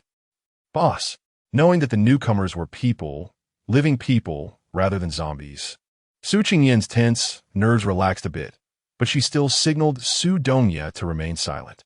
The two of them sat in the mouse hole, listening to the 2 people outside chat aimlessly, hoping to catch any useful information. Chapter 91. Tasteless Boss. This plain water is tasteless. Can you let me have a sip of soup? Pour the water into this container. There's still a little bit of soup in there. It'll at least have some flavor. The sound of water flowing followed by the sound of drinking soup reached Su Dongye's ears, causing his brows to furrow. Su Qingyan felt just as bad. She found it disgusting, and then thought to herself, in the apocalypse, a person who hasn't eaten for 3 or 4 days would even fight to eat a piece of dog poop-flavored chocolate. The thought of that image made Su Qingyan feel nauseous. She silently vowed never to live like that. It was too disgusting. She might as well die. Boss, if we don't find food on this trip, those people probably want to let us continue staying there, right? But there are no low-level zombies left. Only D-level and C-level ones. For us 2 D-level star ranks, it probably won't be easy to kill them, right? Didn't you hide a crystal? Boss, that's for my breakthrough. If I give it to them, All right, I know. I can see you're so nervous that you're sweating. Since I promised you, I naturally want to have my eyes on your crystal. I was just joking. Boss, you can't make this kind of joke again. Got it. Boss, do you know why they've been sending us out so frequently to look for supplies lately? Isn't it because the food is almost gone? TCH, don't listen to their nonsense. When I went to pee at midnight, I sneaked around the shelter and took a peek at their warehouse. It's full of food. We have so few people. That warehouse has enough food to last a year. Forcing us to go out every few days for supplies is definitely part of some plan they don't want us to know about. Could it be that they are planning to leave here? Smart thinking. As the low-level zombies are getting fewer and fewer, only high-level ones are left. Staying here is just a dead end, right? You're right. So what should we do? Haven T, you've been listening to the broadcasts lately? They mentioned that 7 military bases have been built, each capable of housing millions of people, and they've announced the locations of the bases. I checked the map, and the closest base to us is the southeast base. It would take 7 days and nights to drive there. I suspect they are planning to go to this base. As long as we keep an eye on their movements these days and stay ready, we can quietly sneak into their vehicle and leave with them. You brat, don't let your short stature fool you. Your mind is sharp. I haven't been paying attention to the broadcast because that little girl has been keeping me distracted, but I did hear some information. There really is one. I eavesdropped on Leader Jiang's conversation. Are you seeking death? How dare you eavesdrop on that Jiang guy? Be careful, or you'll regret it. I know. I want to do it again next time. Boss, don't hit me. I still want to hear. Hurry up and say it. After he finished, he received a call. I don't know what they said, but I only heard things breaking and crashing. Then I heard him shout furiously, "Damn it, I lost so many brothers." And he didn't say a word. How can I continue to serve someone like him? Let him go. A 17 or 18-year-old boy can't even be killed. And it's my fault. Doesn't he realize who is protecting him? If he dares to make things difficult for me and doesn't he let me in, I'd rather have us both perish. Let us see how Su Laoyizi would feel if he knew that for the sake of power and status, he disregarded family and kinship, murdering his own nephew, his elder brother, and sister-in-law. How would Su Laoyizi deal with him? Can he still stand in the Su family? The Su family? Which Su family? Of course, the one behind the southeast base. Don't tell me you don't know who the Commander Su is. The conversation between the two lingered here for a long time. Su Qingyan's heart also paused for a moment, as if she sensed a hint of conspiracy. She glanced at Su Dongya beside her. The Su family they mentioned should be his family, right? Wealthy families often have their share of conflicts and power struggles. So it wasn't impossible. Therefore, he didn't just leave without a word, but something must have happened that he couldn't control. Perhaps a significant event caused him to lose his memories from the orphanage, leading him to forget her as well. The more she thought about it, the more she felt this possibility. After all, how could a young master from a wealthy family just go missing? Someone must have done it intentionally. Her gaze towards Su Dongya involuntarily filled with pity and heartache. She reached out to touch his head, wanting to comfort him, but ended up meeting his bright and clear eyes. It seemed that the Su family and the things they mentioned had nothing to do with him. He appeared to be an outsider. Indeed, he had lost his memory and couldn't remember anything, but didn't it still have anything to do with him? What's wrong? Su Dongya asked as he caught the complex emotions in Su Qingyan's eyes. Did they mention someone that made you sad? Su Dongya had merely lost his memory, not his intelligence. On the contrary, he was exceptionally smart, having shown extraordinary genius skills from a young age. For instance, the material for the outer walls of the school buildings was something he invented at the age of 6, along with many other groundbreaking inventions that made headlines worldwide. He had also made significant contributions to the military, which led to the Su family's rising status. The Su family had high hopes for him, designating him as the heir at a young age. Su Dongya was also extremely intelligent. He could learn anything quickly and was adept at reading people's expressions and guessing their thoughts. At that moment, Su Dongya caught the emotional nuances in Su Qingyan's gaze. He disliked seeing her sad because of someone else. No, it's not that. For a moment, she hadn't figured out how to explain his memory loss or tell him about his background, so she resorted to lying. Feeling uneasy about lying to Su Dongya for the first time, Su Qingyan nestled into his embrace and said, "Big brother, can we follow those two to their shelter? You want to follow them to the southeast base?" Su Dongya had many questions about what the two outside had said, such as what zombies were, what the broadcast was about, and what the base was, as well as why they needed to take refuge and what they were avoiding. However, now was not the time to ask Su Qingyan about these things. He knew that even if he asked, she would give him a vague answer. Just like when he asked that question earlier, she hadn't told him the truth. He didn't want her to have to rack her brain just to appease him. Whatever he didn't understand or any questions he had, he would figure out himself. Right now, seeing Su Qingyan's expression showed she was interested in the southeast base. Since she wanted to go, he would naturally let her have her wish. Weren't those two looking for food? Let's share some of the instant noodles we finally found with them. Having done this favor, they naturally wouldn't let us two kids wander outside. Just as he was thinking about how to follow them into the shelter, he heard Su Donya suggest a plan, but it required her to take out the instant noodles they had worked hard to find. Su Qingyan felt a bit reluctant.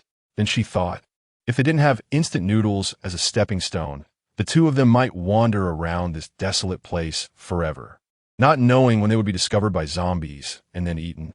Just a few packs of instant noodles, consider it a price for their lives. But are her and Su Donya's lives really that worthless? Indeed, in chaotic times, what is a human life worth? Su Qingyan picked out some instant noodles with flavors she didn't like and placed them at her feet, then asked Su Donya to pretend to faint. Once everything was ready, she started to whimper, "Help, help! Is anyone there? Please save us." The two who were about to go out heard the cries for help from behind. At first, they were startled and wanted to run away, but then they realized it was a real person since the warm instant noodles were not fake. "Boss, they're living people. Should we go take a look?" "Let's go take a look. What if they're food? Just to be clear, we won't save people casually." Okay. Hasty footsteps approached, and Su Qingyan looked up to see a strong man, appearing to be in his 30s or 40s, with an ordinary and upright appearance, but giving off a sense of oppression. Behind him was a small, weak man with a delicate face, looking to be in his 20s. Seeing them as if they were her saviors, Su Qingyan squeezed her throat and cried out, Uncle, two kind uncles, please save me and my brother. I have food here. As long as you are willing to save me and my brother, I will give you all of this." As she spoke, Su Qingyan pushed all the instant noodles forward. The small man's eyes lit up at the sight of the noodles, and he kept swallowing.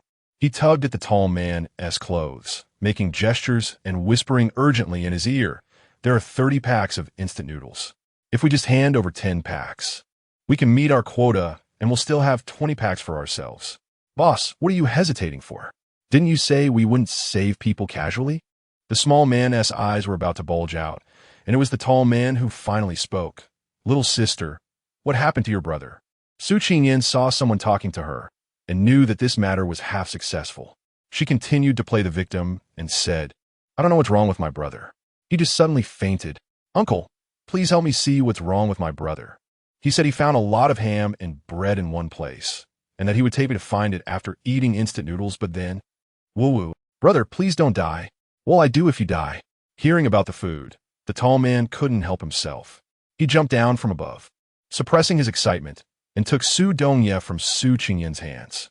He checked Su Donya's pulse and breathing, looked at his eyelids, and pinched his mouth. Everything appeared normal. He then examined his body and found no external injuries. "Little sister, don't cry. Your brother just fainted from shock. He will wake up by himself in a little while," the tall man said. "Really?" Su Qingyan asked doubtfully. "Little sister, my boss never lies. If he says there's nothing wrong, then there's definitely nothing wrong." The short and thin man chimed in. Su Qingyan was half convinced, expressing her gratitude verbally, but not delivering the promised instant noodles, which made the short and thin man anxious. "You said that as long as you saved your brother, you would give us the instant noodles." "Look, I'm so sorry, I almost forgot. Uncle, these are all for you." Su Qingyan quickly pushed all the instant noodles towards the short and thin man, but she tightly held onto the last pack and said pitifully, "Uncle, can you take me and my brother with you? You can have all this food. We will be good and we'll find food ourselves. Just let us not be caught and eaten by zombies." "Boo-hoo. Our mom and dad were eaten by zombies, and now there's only me and my brother left. Those zombies are too scary and too strong. They have eaten so many people. My brother and I escaped here. Uncle, please have mercy on us and take us away." Her already pretty little face was now crying, looking like a rain-soaked pear blossom, making anyone who saw her feel heartbroken, especially the man who had already benefited from her. "Boss, let's take them both. I'll reduce my share by 5 packs. These two kids are just too pitiful." The tall man looked at Su Qingyan, whose tears were heartfelt, and her timid and weak appearance evoked a protective instinct in him. Plus, with her knowledge of where to hide food, it wouldn't be a loss to take them along. "All right, stop crying. We'll take you, but you have to be obedient, not run around, and definitely not talk randomly." "Okay, my brother and I will be good. We will absolutely listen to you, uncles." With Su Qingyan's assurance, The tall man let the short and thin man carry the unconscious Su Donya, and the four of them left the cave. Little girl, what's your name? Where do you live? How did you get here? And how did you find these instant noodles? The tall man suddenly turned around, his eyes fixed on hers, throwing a series of pointed questions, because she saw the killing intent in his gaze. Chapter 92. Who is the good person? My name is Su Yin. My brother's name is Su Yi. We live in Jianya District. That day, our parents took us to school, and suddenly a bloodied person appeared on the road. My mom is a doctor, and when she saw the situation, she told my dad to stop the car to help. As a result, Su Qingyin choked up and tears streamed down uncontrollably. As a result, that person bit her mother, who was trying to save him, and when her father got out of the car to rescue her mother, he was also. At that moment, my brother and I were so scared that we were dumbfounded, not knowing what to do.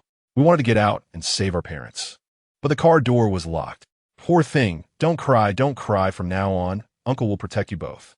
The short and thin man, eating instant noodles, thought of his own situation upon hearing Su Qingyin's tragic plight, and a sense of sympathy arose. You talk too much. You can't even stop your mouth while eating. The tall man glared at the short and thin man, and when he looked at Su Qingyin again, there was a hint of compassion in his eyes. Anyone who has survived to this day, whether a child or an adult, would not naively believe that there is such a thing as a free lunch in this world. Looking at the girl in front of him, he realized that she was no longer an innocent child who didn't understand anything, as she could exchange instant noodles for rescue. All the rules in the shelter state that to stay, one must pay the corresponding price, such as food, materials, or crystals. As long as you can provide what those people want, they will let you stay. Seeing Su Qingyin's naive expression, the tall man kicked the thin monkey who was happily eating beside him and said, for example, if he wants to stay in the shelter for a week, he has to hand over 5 packs of instant noodles. If the time is up and there are no new supplies submitted, he will be kicked out until he can submit new supplies. Do you understand? 2 packs, the thin monkey quickly answered. Su Qingyin frowned, looking troubled. The skinny monkey couldn't bear to see the pretty girl cry. Her tears had almost melted his heart. Anyway, he had 10 packets of instant noodles, and after paying for them, he still had 5 left, which would last for a while. Thank you, Uncle. You're really a good person. When I find something to eat in the future, I will definitely share it with you. Su Qingyin expressed her gratitude and made a promise. It was the first time the skinny monkey had been complimented by a pretty girl, and he felt a bit shy, smiling bashfully at Su Qingyin. His foolish expression made the tall man unable to resist giving him a kick. Have you finished eating? If you're done, then carry that kid. After finishing the last bit of soup and licking his lips, the skinny monkey headed towards Su Donya. In this chaotic world, being able to share food with others and showing such compassion made Su Qingyin feel that this man called the skinny monkey was not a bad person. So she let him carry Su Donya with ease. The tall man walked in front, while Su Qingyin positioned the skinny monkey carrying Su Donya in the middle, with herself following behind to provide support in case of danger. Not long after the 4 left, the tall man stopped, alerting them to remain silent. Su Qingyin knew that there were zombies ahead, specifically the 3 sea-level zombies that had been warned by the early warning system. She should have investigated their details earlier. But at that time, she held a bit of luck, thinking they wouldn't be so unfortunate as to encounter these 3 zombies. As a result, when Su Qingyin saw the display on the page, she collected her disappointment without showing any emotion. 1 water-based ability user, 1 electric-based ability user, and both were only sea-level. 2 sea-level ability users could barely take on 1 sea-level zombie, but now there were 3 sea-level zombies. The tall man who was crouching on the wall indeed changed his expression, turning pale. The lean monkey had already established a tacit understanding with him. Seeing his change in color, he hurried his actions, realizing that this time the zombies would be difficult to deal with. Su Qingyin saw the 2 of them turn around with serious expressions and even remembered to close the door. Careful and cautious, she understood that they didn't intend to sacrifice her and Su Donya, using the 2 of them as bait to attract the zombies, making it easier for themselves to escape. Su Qingyin's heart stirred slightly. When she was at school, she was either killing zombies alone or killing zombies in front of others. This was the first time she encountered zombies and was protected by someone. It turned out that having someone to protect her could lessen her fear. and her heart could become calm and peaceful. Once the two men left, Su Donya woke up. He was just pretending to sleep. He knew everything that had happened. There was danger outside. Was it the zombies you mentioned? They eat people? There was no need to hide anything at this point, but she could only keep it brief. So Su Qingyan simply explained the situation to Su Donya. They couldn't handle those 3 zombies? Do you want to go out and help them? Young man, they're not bad people. You heard it too, they're really nice. If possible, I don't want them to die. Are you an ability user? Su Qingyan shook her head. But I can kill zombies. I have killed many zombies before. It's not only ability users who can kill zombies. As long as you can destroy their heads, they will be completely dead. Su Donya stared at Su Qingyan, neither agreeing nor disagreeing, but instead asked, Am I an ability user? Su Qingyan, who wanted to nod, fell into a mode of contemplation. She was unsure if Su Donya could use his abilities and whether he still had energy left. Previously, he had awakened 2 types of abilities, power and mental strength, but she didn't know if he could still manifest them now. Let's just try and see, Su Donya said, closing his eyes and beginning to sense. Sure enough, there was a certain fluctuation continuously circulating within his body. This must be the energy Su Qingyan mentioned. Opening his eyes, Su Donya activated that energy within his body, and a hammer suddenly appeared in his right hand. Su Qingyan looked at him, excitedly shaking his left hand, and said, Yes, your ability is still there. Seeing Su Qingyan so happy, Su Donya also felt happy. You stay here, I'll go help them. Su Qingyan hurriedly stopped Su Donya, who was about to leave. She didn't want those 2 to know that Su Donya had special abilities. Little brother, those 2 seem like good people, but I don't want them to know you have special abilities. We should always be cautious. We can quietly help them. Su Donya instantly understood what Su Qingyan meant. What do you want me to do? Su Qingyan thought for a moment. She knew that Su Donya's mental power was to control abilities. So as long as he secretly controlled the zombies, it would be manageable. She just didn't know what his star rank was. Hey, can you use your consciousness to sense and find out what your star rank is? Although he didn't understand what Su Qingyan was talking about, he still followed her instructions. Closed his eyes and focused. A letter B appeared in his mind, and he said it should be B star rank. Knowing that his star rank would still be made Su Qingyan even happier. Let's sneak out together. When we see that they're in danger, you use your mental power to control the zombies and prevent them from being in life-threatening situations. If necessary, help them a little. By the way, only attacking the zombies' heads will cause them harm. Other areas are useless. Su Qingyan emphasized, seeing that Su Donya seemed to not understand much. Knowing that some things can only be understood through personal experience, she decided not to explain further and took him directly to see the world. After Su Qingyan and Su Donya quietly came out, they began to look for the 2 people's figures, hearing the sounds of fighting in the distance. They hurried over and hid by the wall to watch. 3 sea-level zombies were fighting against 2 ability users, and it was obvious that both ability users were injured. The thin monkey had his hands and feet scratched by the zombies, and blood was flowing continuously. The tall man was relatively better off, but he was also injured quite badly. Fortunately, both of them had only external injuries and had not been bitten by the zombies. Su Qingyan was watching them fight, while Su Donya was watching her. He had many questions and confusions in his heart, but he never had the time to ask her and didn't know where to start. He wanted to slowly understand what had happened. But what was happening in front of him was too surreal and shocking. More importantly, he wanted to protect her. In his memories, she would faint at the sight of blood, but now she seemed unfazed. What had she experienced to become so brave and strong, overcoming her instinctive fear? Those 3, are they zombies? This was Su Donya's first encounter with zombies. Their grotesque faces, disgusting smells, and ugly bodies looked like corpses just dug up from a grave. Yes, these disgusting, ugly things are indeed zombies. They had long been dead, but for some unknown reason, they could move again. Zombies below Class D have no consciousness and can be viewed as robots that only know how to eat human flesh and drink human blood. Zombies above Class C have consciousness and stronger attack power, so you see, they can react and adjust their attack direction at any time. Taking this opportunity, Su Qingyan was just in time to explain things Su Donya didn't know. In a question-and-answer format, Su Dongye quickly gained a general understanding of the current world. The zombie outbreak was widespread, and no one could escape this crisis. At the same time, superpowers emerged, but humanity still remained in a weak position, only able to huddle together for warmth. Boss, save me. The lean monkey, exhausted and losing too much blood, failed to dodge a zombie's attack and was directly pierced through the chest.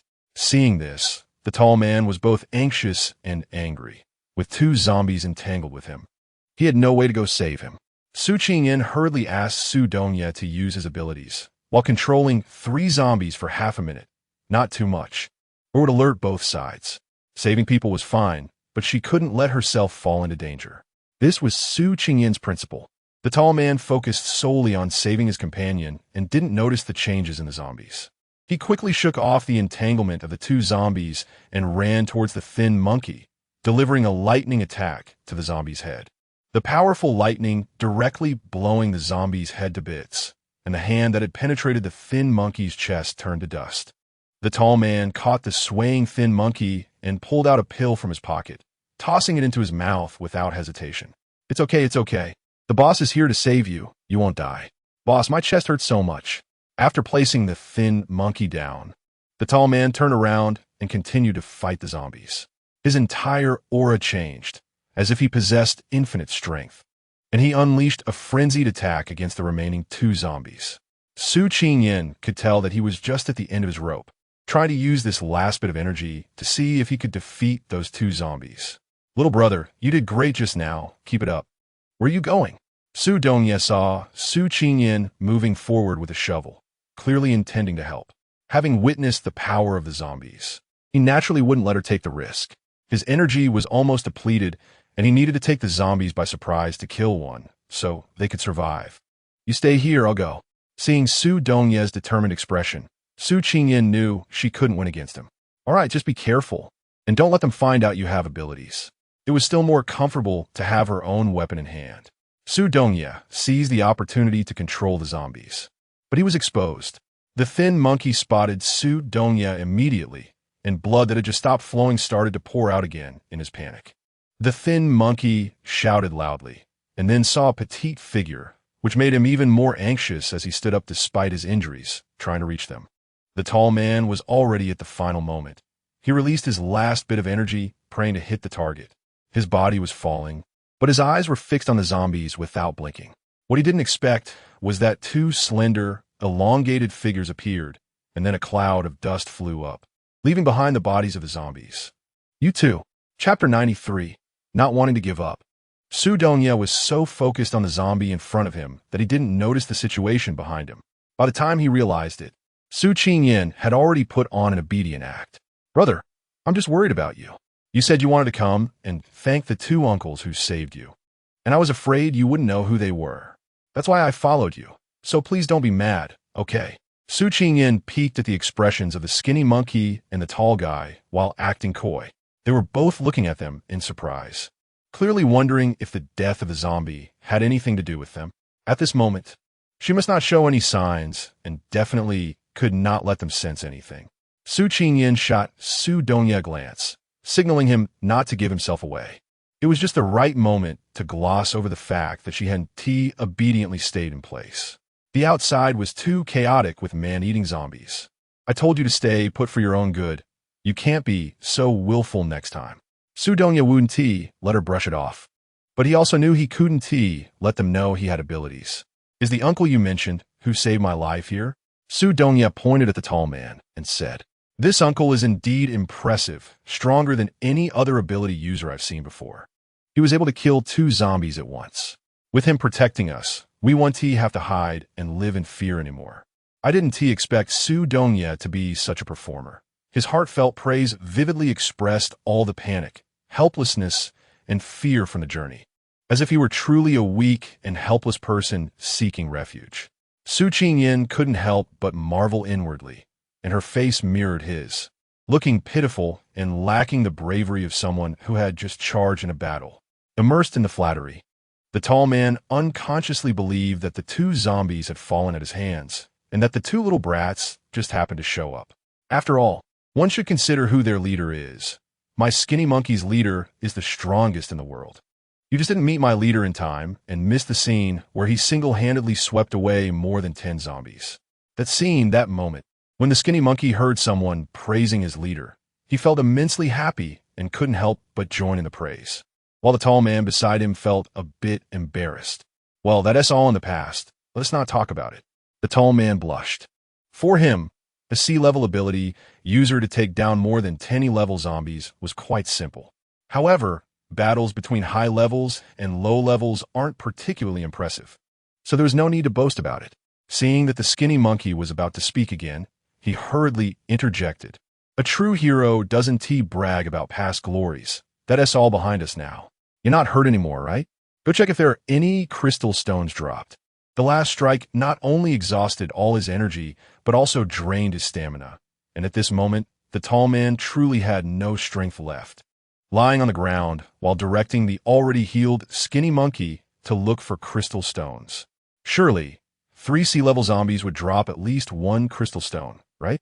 Otherwise, this battle would really not be worth it. It was better not to mention injuries, but as soon as they did, the skinny monkey thought of the hole in his chest. Could he still be alive like this? He couldn't help but want to play the victim to exchange for a crystal stone to achieve a breakthrough for survival. When he looked down, he found that the hole had actually healed, and even the previous injuries had been treated. He recalled the things his leader had fed him. He looked at the tall man, who was resting with his eyes closed, in disbelief. Leader, did you give me the life-saving pill that Dr. Lee gave you? The tall man nodded. Woo, leader, you're too good to me. I don't know how to repay you. How about I scram?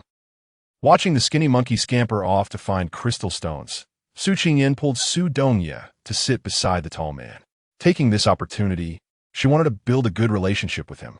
From his interactions with the skinny monkey, Su Qingyan could see that he genuinely cared for those around him. He gave away a life-saving pill without hesitation. In this world where everyone is on edge, selfishly seeking their own survival, he was someone worth getting to know and spending time with. She wondered how the people in the shelter would be, and whether having his protection would make things better. Moreover, she still had matters to clarify and to go to the southeast base. With their help, things should be a bit easier. But the question now was how to make him accept them, believe in them, and genuinely be willing to protect them from the heart. Su Qingyan was feeling troubled. Although she didn't know why Su Dongye was sitting beside the tall man, she quietly watched to see what she wanted to do. The tall man lifted his eyelids and glanced at the 2 little ones. He had just received a flattering compliment that made him feel quite pleased, and even though he knew they were trying to win his favor, he didn't mind. Little girl, did you come over to ask something? Or did you have a request?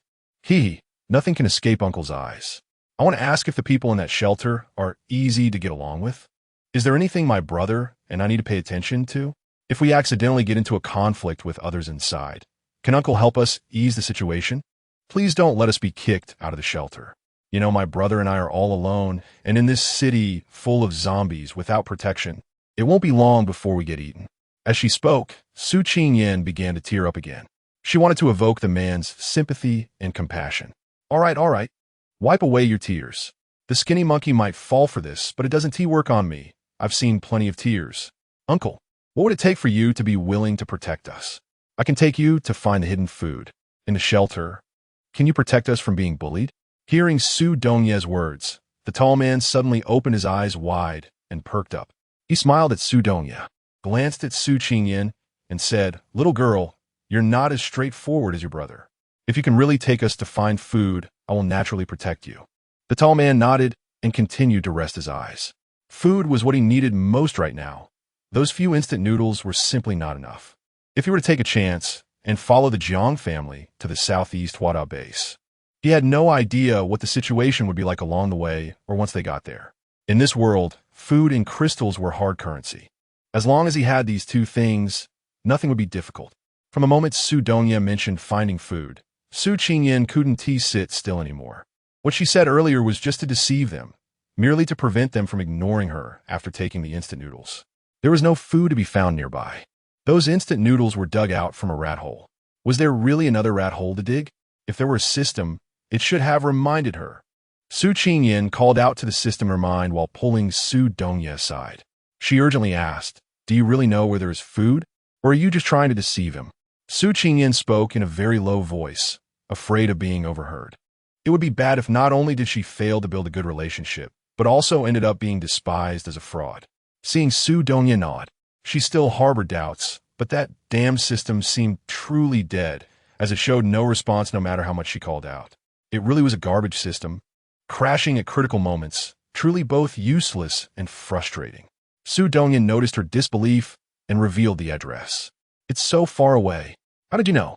The address Su Dongya mentioned was a remote pig farm that Su Qingyan was familiar with. She had visited it during a practical class after school. No wonder the system couldn't sense it. It was beyond its range. Did you detect it with your mental power? Su Dongya had no intention of hiding anything from Su Qingyan, so he explained how he used his mental power to check if the surroundings were safe and casually search for materials, eventually discovering the place where food was stored. Su Qingyan did not expect Su Dongya's mental power to have such a wide range.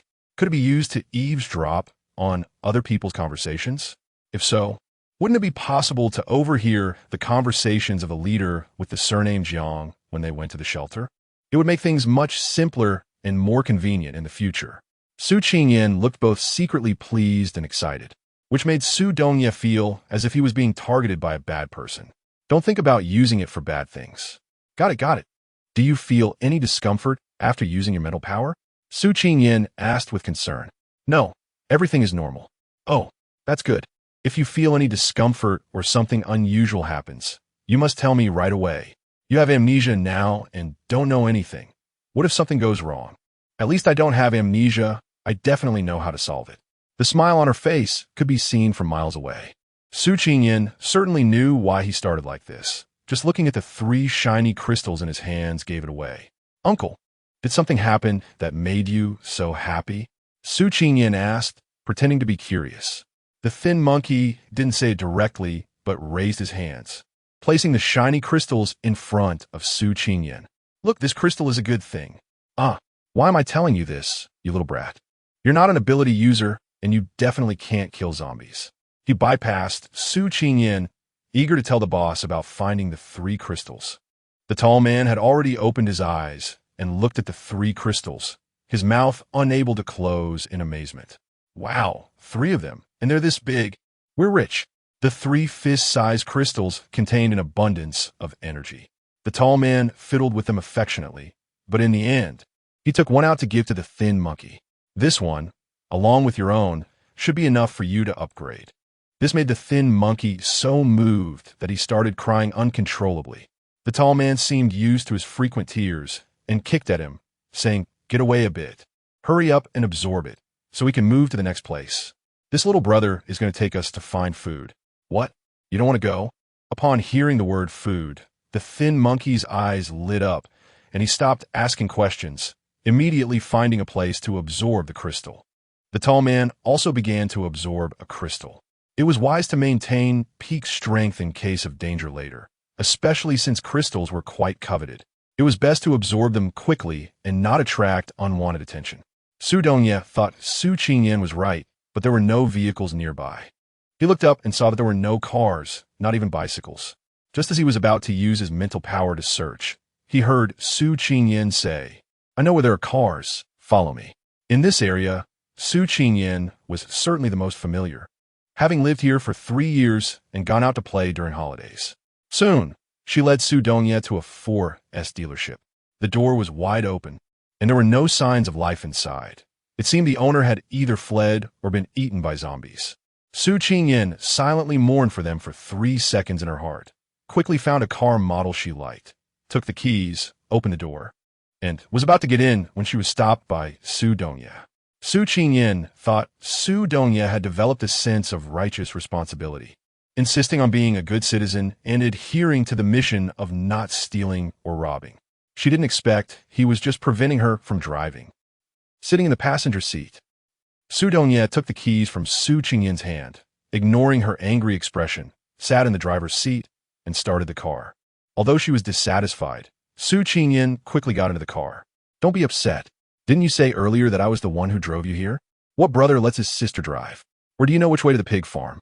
Be good, and I'll let you drive when there's no one around." Su Qingyan's anger was instantly soothed. She really couldn't be angry at Su Dongye at all. Even if she did get angry, as long as he coaxed her a little, she would immediately become like a cat being stroked. You promised. You have to take me there when no one is around. If the apocalypse hadn't arrived and zombies hadn't appeared, she should have already had her own car by now, heading to that orphanage she hadn't visited in a long time. Sudong didn't know what she was thinking while looking out the window, but seeing the corners of her mouth lift and her serene, beautiful profile, he assumed she must be thinking of something happy. As long as she was happy, he was happy too. Hey, is there a lot of food there? Do you know what kind? As soon as Su Qingyan opened her mouth, Su Dongyan knew what she was thinking. He shared all the information he had and also told Su Qingyan the specific storage locations. Where do you want me to take them first? Su Qingyan was shocked by the vast amount of information and didn't hear Su Dongya's question. She counted the few items Su Dongya mentioned on her fingers. 50 bags of rice, 30 bags of wheat, 20 bags of flour, 1 cold storage of meat, as well as vegetables and a small warehouse of snacks. Is that true, big brother? Su Dongye couldn't help but pinch her little face when he saw her greedy expression. Yes, so how much do you want to give them? Where should I take them first? This left Su Qingyan in a dilemma. What to do? There were too many items, and she didn't want to give any of them at all. Chapter 94. Peace and Joy. Just by looking at her conflicted little expression, one could tell what she was thinking. It was exactly the same as when she was a child, when she only had 2 toys. She knew which one to play with, but when there were many toys, she didn't know how to choose. She wanted to play with everything, but ended up not enjoying any of it. Su Dongye affectionately pinched her little nose. Since it's so difficult, then let's not give any. Not give. Is that okay? That doesn't seem right. Su Qingyan said it was not good, but her eyes were laughing like a crescent moon, lively and adorable. All right, I'll listen to the young man. But how should I go about getting it? I don't want them to know, but since they went together, it's hard for them not to find out. Unless I kill them? Su Qingyan was startled by her own brutal thoughts. How could she think of killing someone? Killing is against the law and can lead to imprisonment. She must not harbor such evil thoughts. Aspiring to be an excellent and outstanding judge, Su Qingyan began to recite laws and regulations in her mind. Once evil thoughts arise, the heart continues to ripple. Su Dongye was unaware of Su Qingyan's thoughts. Otherwise, he would agree with her. Killing and looting is the simplest and most brutal method, and in this chaotic world, there is no need to bear the consequences of wrongdoing. Su Dongye offered his own solution. I can use my mental power to control them for 10 minutes, putting them in a sleep mode, so we don't have to worry about them knowing. But what if something happens to you?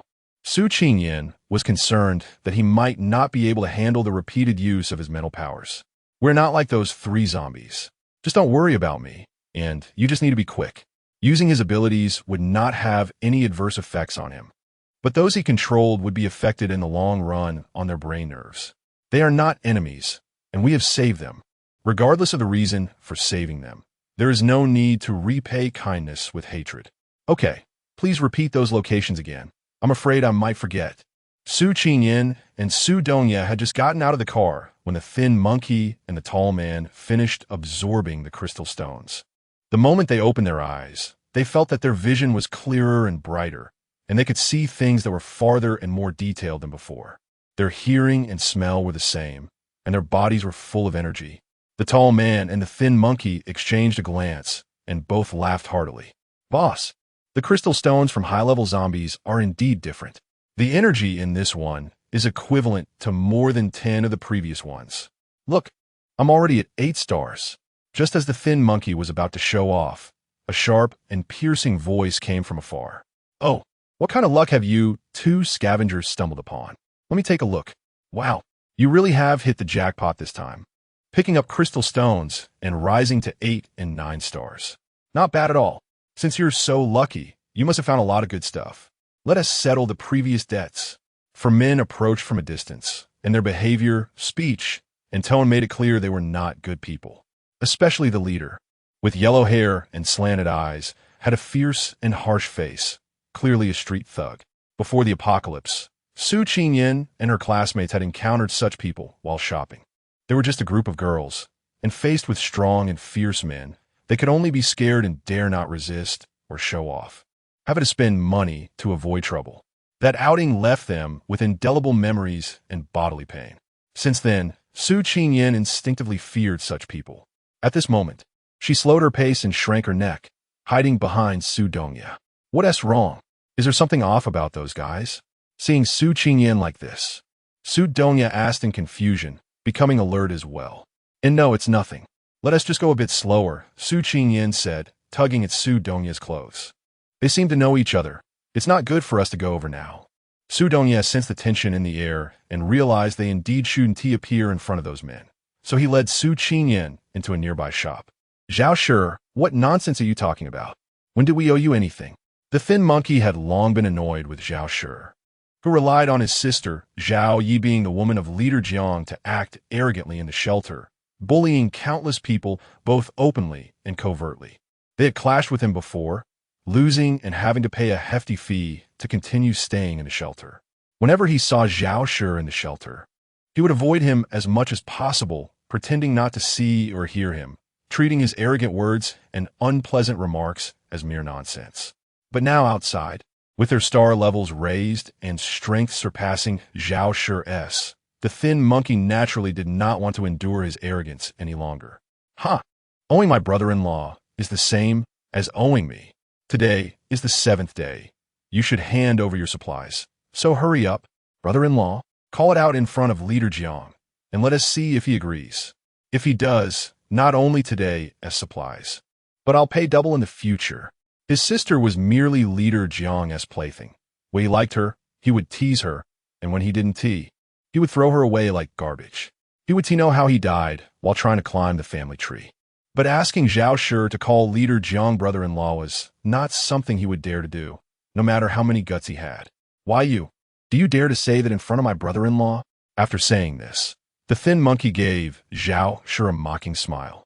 This infuriated the proud and arrogant Zhao Shi, who was about to use his abilities to attack the thin monkey, but was stopped by those beside him. Zhao Ge, calm down, don't act rashly. Zhao Shi thought what he said made sense. Their conversation had long reached the ears of the thin monkey and the tall man.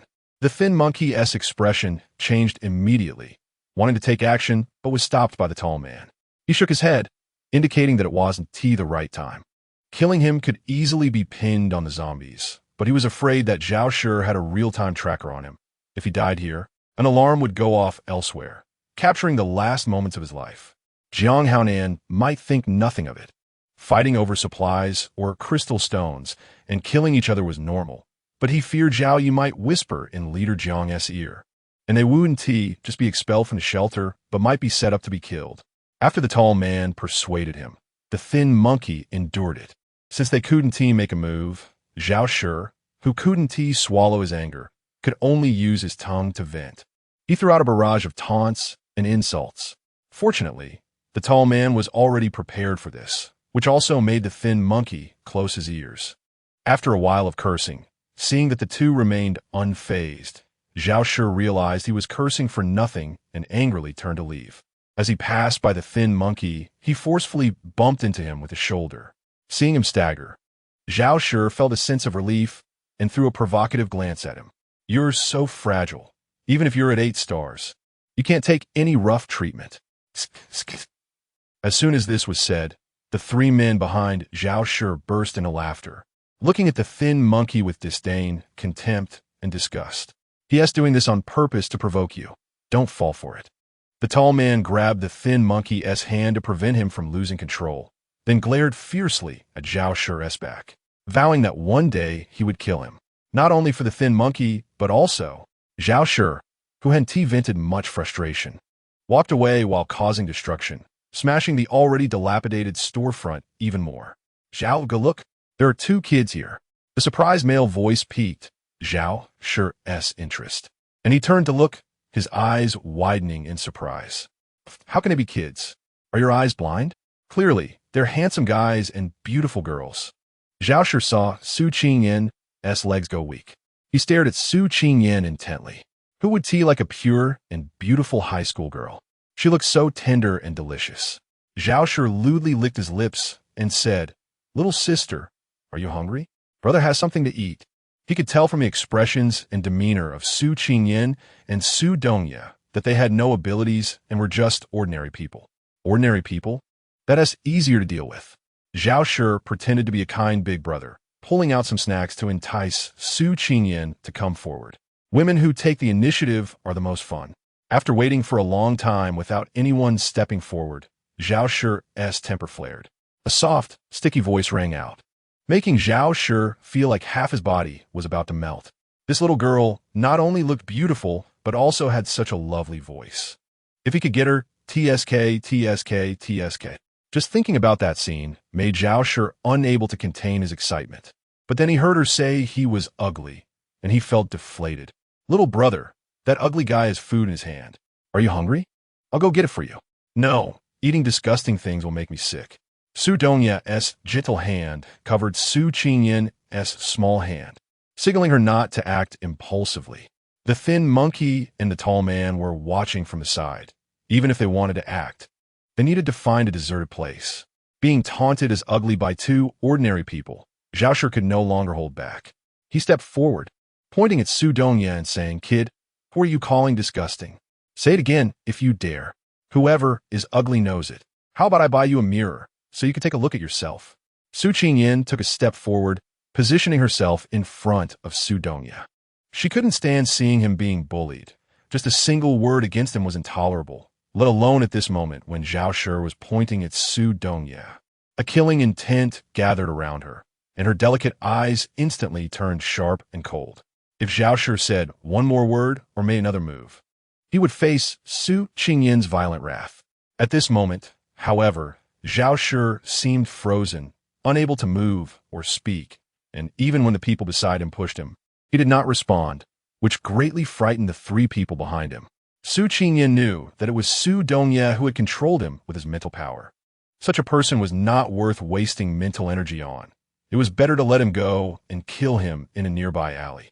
From the moment Su Dongya's gaze had stuck to Su Qingyan, he had wanted to kill him, but the situation hadn't allowed it. Now, hearing Su Qingyan say this, he thought it was a good idea. He then withdrew his mental power. Zhao Shi seemed to wake from a dream, dazed for a moment before remembering what he was supposed to do. "You three, tie them up. Once I'm satisfied, I'll let you have your fun too." Seeing that the three kept a distance from him, as if they had seen a ghost, Zhao Shi was filled with rage. Useless bunch. Those two are ability users, and their strength makes them hesitate to act. These two are just ordinary people with no abilities, and they're students. You still don't dare to act against them. Damn it, you still want to hang out with me? Don't say that when I eat meat, you can only drink soup. Hearing Zhao Shi say they were ordinary people, the three finally dared to act. Before they could approach, Su Qingyan proactively said, "Didn't you say there is food? Where is it? Just this little bit? We've been starving for many days. Is there any more food? Or a place where my brother and I can rest? We came here fleeing, and Haven Tea had a good rest for a long time. If you can provide food and a place to rest, we would mind going with you." Zhao Shi had his doubts about Su Qingyan's sudden change. In chaotic times, what people sought was warmth and safety, right? He had seen too many lose their humanity and reason over these two needs. Wasn't T his sister one of them? To survive and protect her family, she abandoned the boyfriend she was about to marry. Thus, he thought Su Qingyan's change was merely her recognition of reality, yielding to it. "As long as you stick with your brother, I guarantee you'll eat well and live a life of peace and joy." Upon hearing this, Su Qingyan couldn't help but snicker, trying hard not to lash out at him. Then lead the way. In the distance, the skinny monkey and the tall man saw Su Qingyan and Su Dongya following Zhao Shi and exchanged confused and hesitant glances. Chapter 95, Death of a Friend. Not death of a Taoist. Zhao Shi's gaze roamed over Su Qingyan before looking at Su Dongya beside her, his eyes filled with even more lewdness than before. He had heard that the old man Li Jianghai liked delicate, good-looking young boys. "Hey, isn't the one right here?" Li Jianghai didn't like his sister, and he couldn't stand him either, often bad-mouthing him in front of Jiang Haonan. Otherwise, with his sister whispering in his ear, he wouldn't be in this pathetic state now. At least he would have some official position, enough to get a record officer to help out. It would have been straightforward to collect supplies from all those seeking refuge, without having to resort to deception, threats, and extortion like now.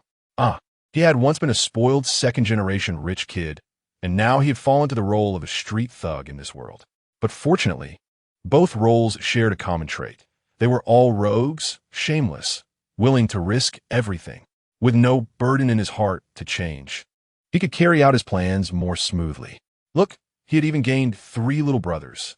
Zhao Shi thought that once he contributed Su Dongya to Li Jianghai, their relationship would ease, and by pleasing him with supplies, the two might advance further. With Chunhai in his left hand and Li Jianghai in his right, wouldn't he be Jiang Haonan then? With the connections of Jiang Haonan's 2 loyal subordinates, who would dare disrespect him in the shelter? Who would dare provoke him? They all had to behave around him. Just thinking about the horrific scene of the 2 of them being gnawed on by zombies made Zhao Shi laugh out loud. Breaking the moment, he kicked the person next to him and shouted, "What do you mean I don't know?" Looking at the wide and spacious road, Zhao Shi frowned, his slanted eyes quickly scanning around, and said, "This road is too long. Didn't you say you're hungry and tired? Brother will take you a shortcut. We'll get there in 5 minutes." Zhao Shi turned and walked towards a narrow path. "Isn't this the way we came?" The 3 exchanged glances, quickly understanding Zhao Shi's intentions. That place was indeed suitable for business. Thinking about getting a piece of the pie and taking advantage of that pretty girl, they all got excited. Su Qingyan and Su Dongya followed behind them, stopping in front of a secluded and elegant courtyard. Since Zhao Shi mentioned taking them through the back road, Su Qingyan relaxed. She had been worried about where to make her move, but he had chosen a good spot for her. This place was indeed perfect. It was isolated, and if someone died here, she would have to think about how to hide the body. Just throw it into the pond in the courtyard. "Is this the shelter you mentioned?" Su Qingyan feigned curiosity and ignorance, asking with a look of surprise. "Yes. Once you go in," Zhao Shi said without a hint of embarrassment. "I heard that shelters can accommodate thousands of people, like a 5-star hotel. That can't be true, right? Don't believe in hearsay. The shelter can indeed hold thousands, but it's definitely not as ostentatious as a 5-star hotel. If it were, the zombies would have noticed it long ago, and we wouldn't have survived to this day. You'll see once you go inside." Zhao Shi, impatient, pushed open the door to the courtyard first. "What are you standing there for?" "Kumin, why will my brother lie to you? I told you I'd bring you to a place with food, drinks, and a chance to rest well. Isn't this it? Look at the environment and the decor. Don't you like it? Hurry in, take a shower, and have a good sleep. Come on, once you 2 go in, you'll understand. Standing here looks like begging."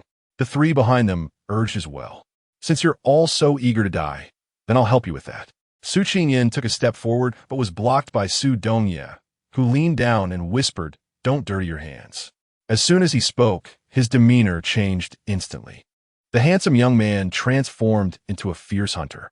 An empty right hand manifested a heavy, dark iron hammer, which he easily gripped in his palm and swung at the 3 closest people. The speed was so fast that the 3 had no time to react.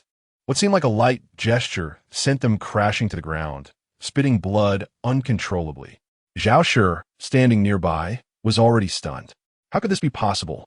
He had checked, and neither of them had any energy fluctuations. They couldn't possibly be supernatural beings.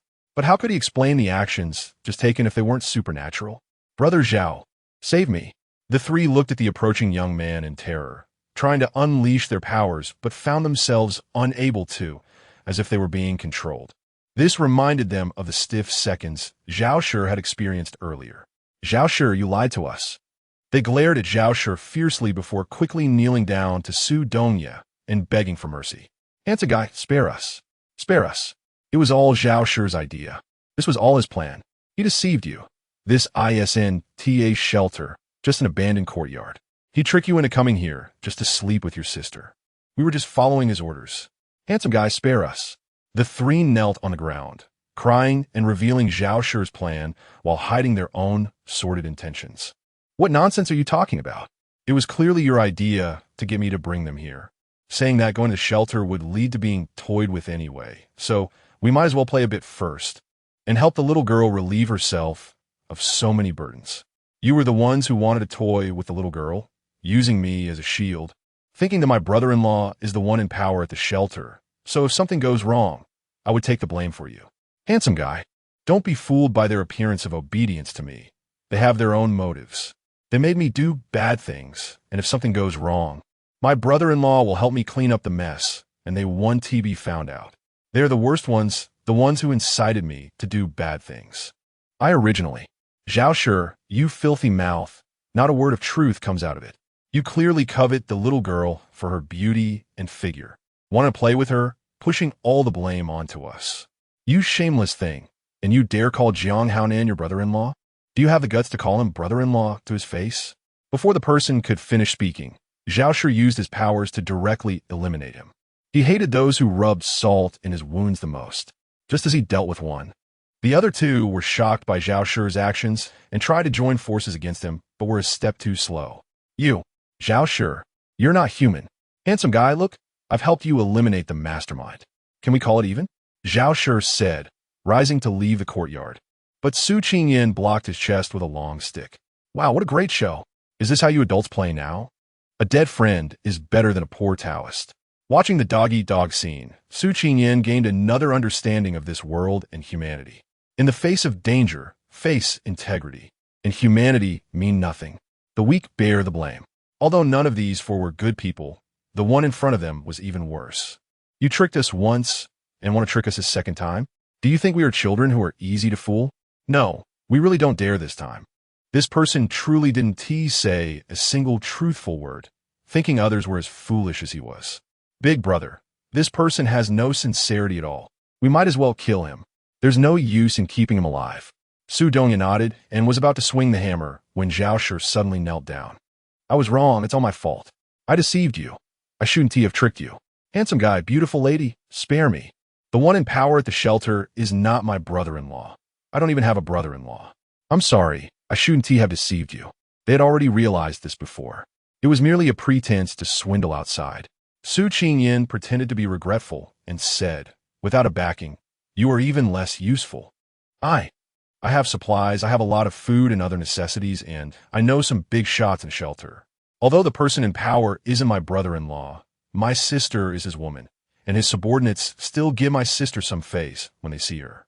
I can give you the supplies, and you can use them to build good relationships with those big shots, making life in the shelter more comfortable and pleasant.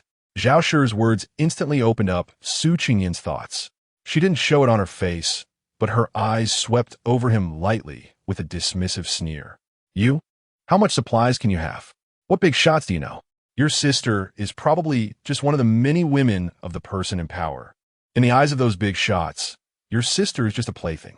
When the person in power is around, they give her some face, but when he is not, who would treat her like a person? You.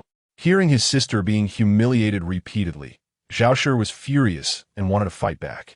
But as soon as he saw the long stick of unknown material pressed against his throat, he knew that if she exerted a little force, that stick would pierce his throat directly. The anger inside him was instantly suppressed. You are not wrong. In the eyes of those people, my sister is indeed a plaything. But even playthings have their uses, like whispering sweet nothings from time to time, hearing things those big shots want to hear but can't, and knowing some secrets they don't. Oh, what secrets? Su Qingyan became interested. Is Jiang Haonan's secret related to the Su family? My sister hasn't told me yet. Su Qingyan rolled her eyes. A liar who speaks without thinking. If it weren't for wanting to know more about the shelter, she would have killed him on the spot. Chang Gun took a step closer, and Zhao Shi knew that if he didn't say something useful soon, this venomous beauty in front of him would definitely kill him. I really have a lot of supplies, hidden in a place only I know. Once we get to the shelter, I'll take you to get them. Keep lying or making things up. Let's see if I won't kill you. I'm telling the truth. It's a storage room in my house, and only my fingerprint can open it. Zhao Shi no longer dared to hide anything. He spoke without reservation, even revealing how he came to the shelter. In fact, they were just a group of bandits, using the banner of protection to occupy my house and even coercing my sister. If it weren't for Su Qingyan and Su Dongya were both shocked after hearing this. Has a world become this chaotic? So the things happening in the school, where people use human blood to lure zombies and living people to clear a path just to survive and find a way out, were considered trivial compared to what he was saying. In their adult eyes, it was taken for granted and not worth mentioning. At this moment, Su Qingyan's and Su Dongya's values were completely overturned.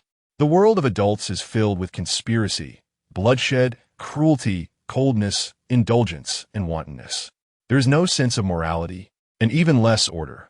This world is one where the strong are king and power is an assistant. Su Qingyan didn't want to hear such disgusting, bloody, and cruel things. So she urged Zhao Shi to get to the point. Jiang Haonan had two trusted subordinates. One was called Li Jianghai, who managed all the supplies in the shelter, and the other was Chun Hai, who managed all the personnel in the shelter. However, these two didn't get along. My sister had a good relationship with Chun Hai, so Li Jianghai constantly created trouble for me. I was really fed up with him. You want to introduce Chun Hai to us? If you want to enter the shelter, the first hurdle is Li Jianghai. As long as you can provide supplies, he will let you in. My supplies are your supplies, so you can rest assured about that. If you want to live well in the shelter, it depends on Chun Hai's favor. With his protection, no one dares to trouble you. Is that it? What else? Don't you just want to eat well, drink well, and have a good place to stay? What more do you want? Zhao Shi looked at Su Qingyan in confusion, as if he suddenly understood. You don't mean to climb into Jiang Haonan's bed, do you? That guy in bed. Shut up. Tell me what Chun Hai likes and dislikes. And what about Li Jianghai? Su Qingyan controlled her impulse and continued to inquire about the information. Now Zhao Shi knew what to say. He quickly shared everything he knew, as well as hearsay about the two of them, even mentioning Jiang Haonan and involving several powerful figures in the shelter. Su Qingyan felt as if she were listening to a story, increasingly realizing that the world of adults is too complex and changeable. A single sentence or a glance can create a deadly feud, not to mention material possessions and crystals. Without order, without morality, without punishment, and without boundaries, what is the difference between humans and beasts? Willfulness, indulgence, doing whatever one wants, with no one to manage or punish. With slaughter rising, how far are humans from extinction? Su Qingyan was lost in thought, her emotions tangled, feeling both uncomfortable and helpless. Su Dongye, who had lost his memory, wasn't thinking as much as Su Qingyan. He focused on the present and quickly sorted out the personnel structure of the shelter and their previous grudges and vendettas. For some reason, my sister had been urging me to go out and search for supplies recently, even telling me to find more, and that it didn't matter if I did it under Jiang Haonan's banner, when she used to be annoyed by me doing that. Zhao Shi expressed the last bit of doubt in his mind, which made both Su Qingyan and Su Dongye recall what the skinny monkey had said about them going to the southeast Wada base. It seemed to be true, possibly in the coming days. Is there anything else you want to say? Su Qingyan finally asked. No, I've said everything I know.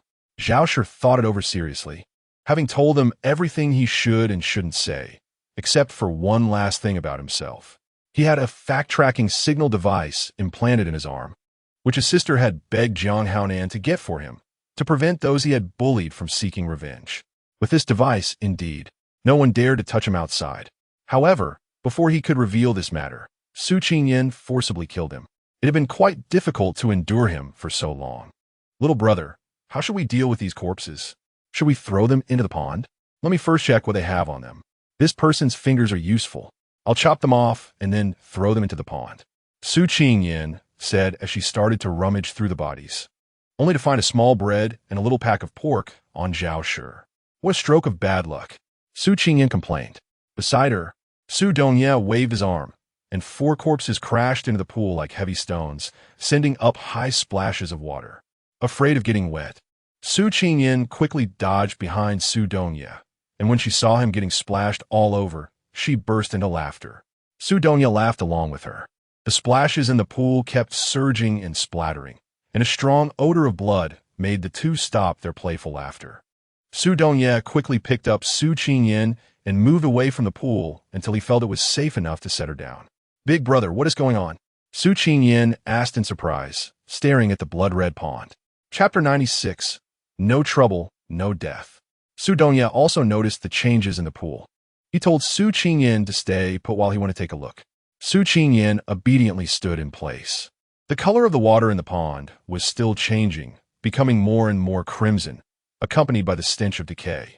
White bones splashed onto the shore along with the water. Su Dongye's gaze deepened, the inkiness in his eyes growing darker. Fortunately, he hadn't let Su Qingyan come over. Otherwise, seeing such a bloody and cruel scene would surely make her feel nauseous and leave a shadow in her young heart.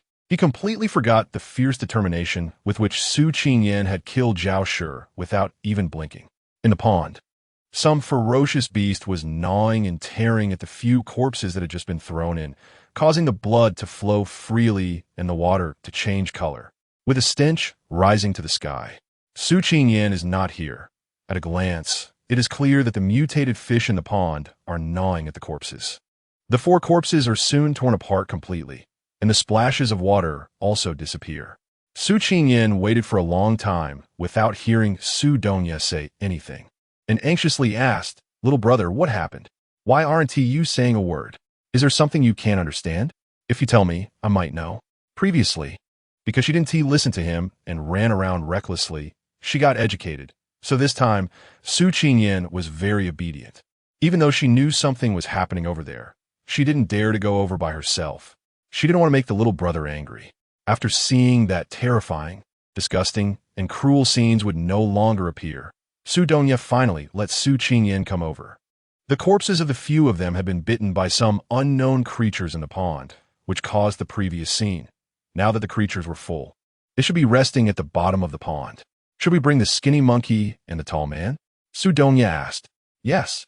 If we don't bring them, how will we get to the shelter?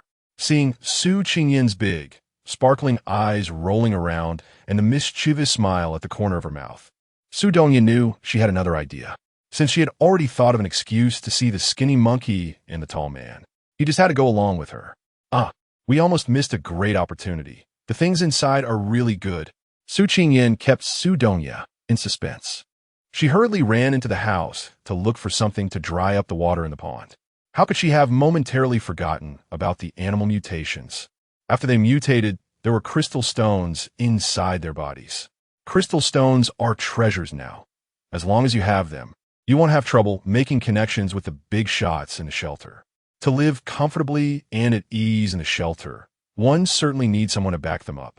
After hearing what Zhao Shi said, Su Qingyan knew that the skinny monkey and the tall man simply didn't have the ability to protect them.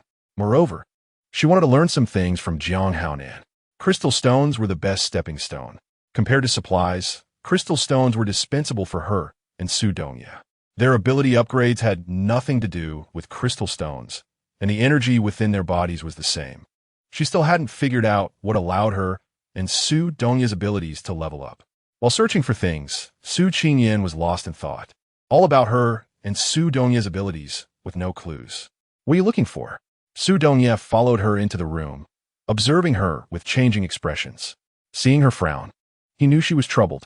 "I'll help you look." Su Qingyan was indeed a bit frustrated. Without any energy to drive her, she found herself powerless to even protect herself in the face of danger. This helplessness and sense of weakness made her feel particularly uncomfortable. Looking at Su Dongya's innocent and clueless handsome face, Su Qingyan felt a pang of envy and jealousy. Unable to resist, she reached out and pinched his face.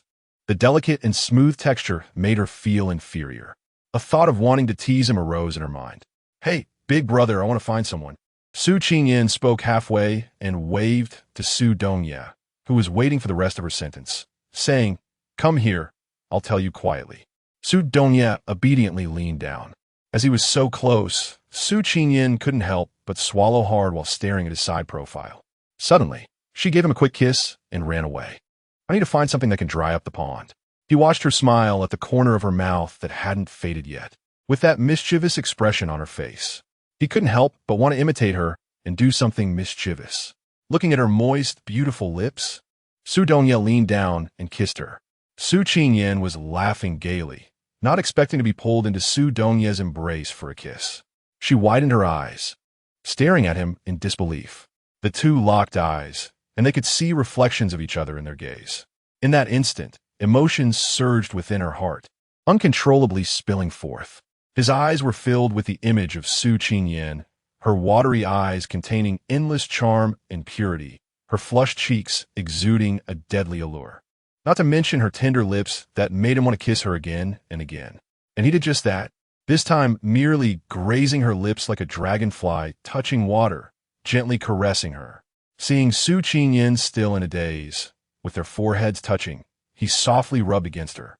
Su Dongya chuckled, saying, Next time you want to kiss the big brother, just tell him directly. Big brother also really likes to kiss you. His voice after the kiss had a unique charm. Su Qingyan had always liked Su Dongye. She liked everything about him, especially his voice at that moment, which could make her feel ecstatic. After hearing what he said, she shyly buried her head in his arms. She shouldn't have let her thoughts wander. It was too embarrassing. Su Dongye knew she was feeling shy, but the two of them liked each other, so kissing was a natural thing. With this breakthrough, Su Dongye realized her little feelings for him, and at that moment, his heart was full. The amnesia and the things he couldn't remember seemed unimportant. Whether he could recall them or not didn't matter to him at all. All he wanted was his Dan Dian, and he wanted Dan Dian by his side forever, even if he knew nothing about the world. Not wanting her to feel embarrassed about this matter any longer, Su Dongye spoke up, saying that tools are usually placed in the storage room or nearby, so they might as well check the little room next door. As soon as he entered the small courtyard, Su Dongye took in the layout of the courtyard clearly. So he knew there was a small room next to the main house. Su Qingyan immediately lifted her head when she heard him mention serious matters, only to see the mark at the corner of his mouth, causing the heat that had just dissipated on her face to boil up again. She hurriedly escaped from his embrace and ran outside in a panic. Su Dongye could see through her desire to avoid him, and his dark eyes were filled with amusement. Upon reaching the small house, Su Qingyan couldn't help but scold herself for being so weak to be scared into running away by Su Dongye, who had lost his memory. However, the way he looked at her made her feel as if he wanted to devour her, which frightened her. He had lost his memory, but she had not. The intimate moments they shared kept flashing before her eyes during their kisses. His fierceness, indulgence, and wildness were all too clear to her. Su Qingyan squatted on the ground, covering her face with her hands, as 6 big characters floated in her mind. If you don't act, you won't die. Once she calmed down, Su Qingyan realized what she was there for. When she got up, she suddenly felt a ripple of energy inside her body.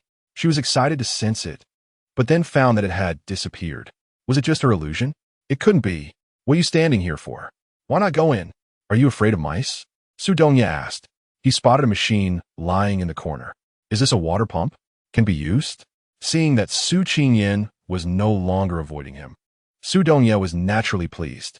Yes, with this, we can drain that pond in less than 5 minutes. Step aside, let me move out. Su Qingyan stepped aside and saw Su Dongye rolling up his sleeves to move the machine. The rabbit tattoo on his arm immediately caught her eye, and her previous shyness, embarrassment, and discomfort vanished in an instant. Yes, they liked each other, and she had been looking for him for so many years, thinking about him for so many years.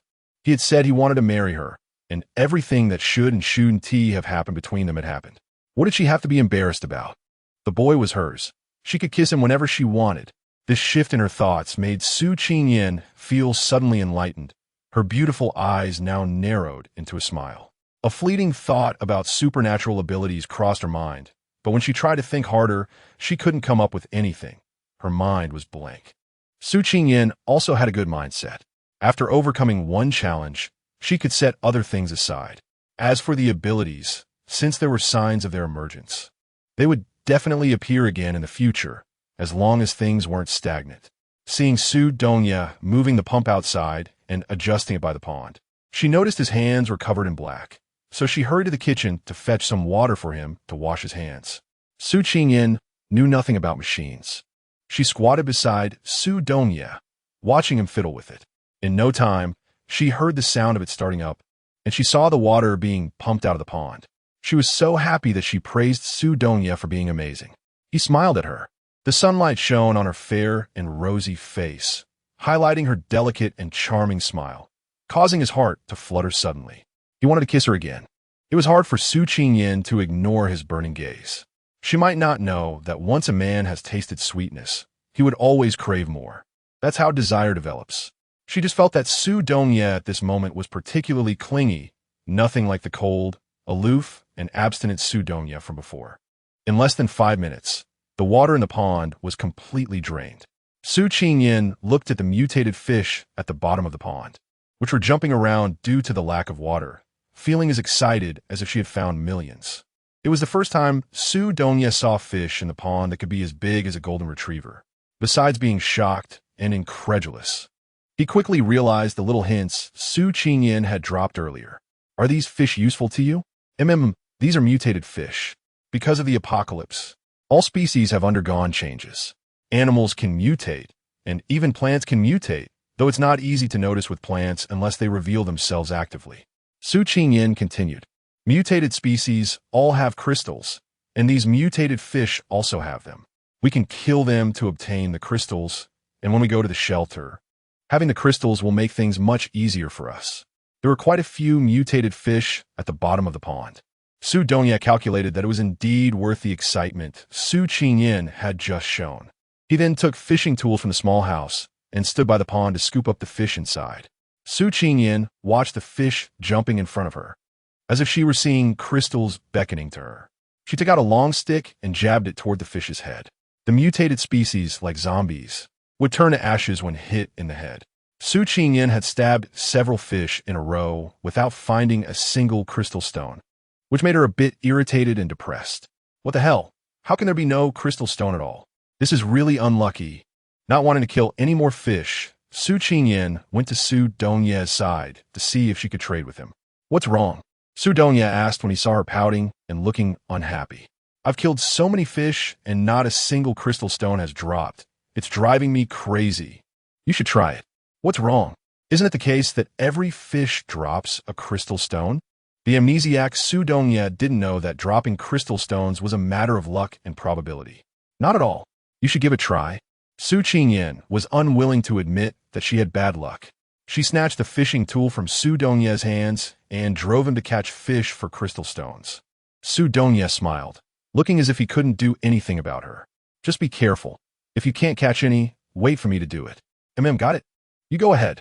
Watching her easily pull the fish out of the pond, Su Dongye finally went to kill the fish and extract the crystal stones. He summoned a hammer and struck the fish's head with a single blow, instantly turning the mutated fish to ashes. A shiny crystal stone suddenly appeared. Chapter 97. Incomprehensible. Su Dongye picked it up to show Su Qingyan. Wow, not bad luck. The first fish produced a crystal stone, but why is it so small? Su Qingyan had been paying attention to the situation on his side, wanting to see if he would be as unlucky as she was. To her surprise, the first fish he caught produced a crystal, although it was smaller than any crystal she had seen before. Could it be due to the mutated fish? But she remembered that when she killed mutated rats, the crystals were no different from those dropped by zombies.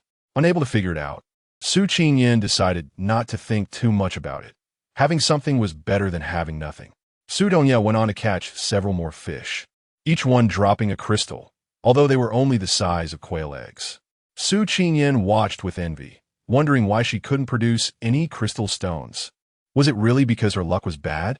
Unwilling to accept this, Su Qingyan picked up the crystal stones and had Su Dongye go fishing, determined to prove that she could also find crystal stones. Her competitive spirit flared up. Su Qingyan struggled and managed to catch more than 10 fish, but she still failed to obtain a single crystal stone. She had no choice but to accept her fate. How unlucky! Putting away the long pole in her hand, she called Su Dongye over to help her with the fish. Seeing her dejected expression, he knew she hadn't found any crystal stones and wanted to offer some comfort. However, her gaze told him to shut up. What she needed wasn't consolation. He bit his tongue. He rubbed her head gently and said indulgently, "You sit aside and rest. I'll be done in a bit." Just as Su Dongye was about to start working, a thought suddenly occurred to him. Hey, can the meat of these mutated fish be eaten? Su Qingyan glanced at the mutated fish on the ground. These fish were already different from the normal ones she had seen before. Not only did they look unappealing, but they also had strange shapes that were unsettling to behold. However, the meat of mutated animals was edible. She had seen many people eat it before, and she hadn't observed any adverse reactions or mutations in those individuals. Nevertheless, she would not eat the meat of these mutated animals. Su Qingyan watched Su Dongye staring at the mutated fish and tentatively asked, "Do you want to eat it? Or maybe not. While the meat of these mutated animals is edible, don't you think it's disgusting? What if the mutated hormones have a latent period? For safety's sake, we shouldn't eat it. Didn't you say there is plenty of meat in the freezer at the pig farm? Let's just eat that normal meat." Su Dongye realized that Su Qingyan misunderstood him and explained, We're not eating this. Since this meat is edible, why not give it to others? Isn't the case that we need to exchange supplies at the shelter? How about we give this to them? It just so happens that you don't like it. That's a good idea. Giving this to them means I don't have to part with our useful supplies. You're really smart. Can you fit this fish meat in your space? Su Dongye asked. No problem.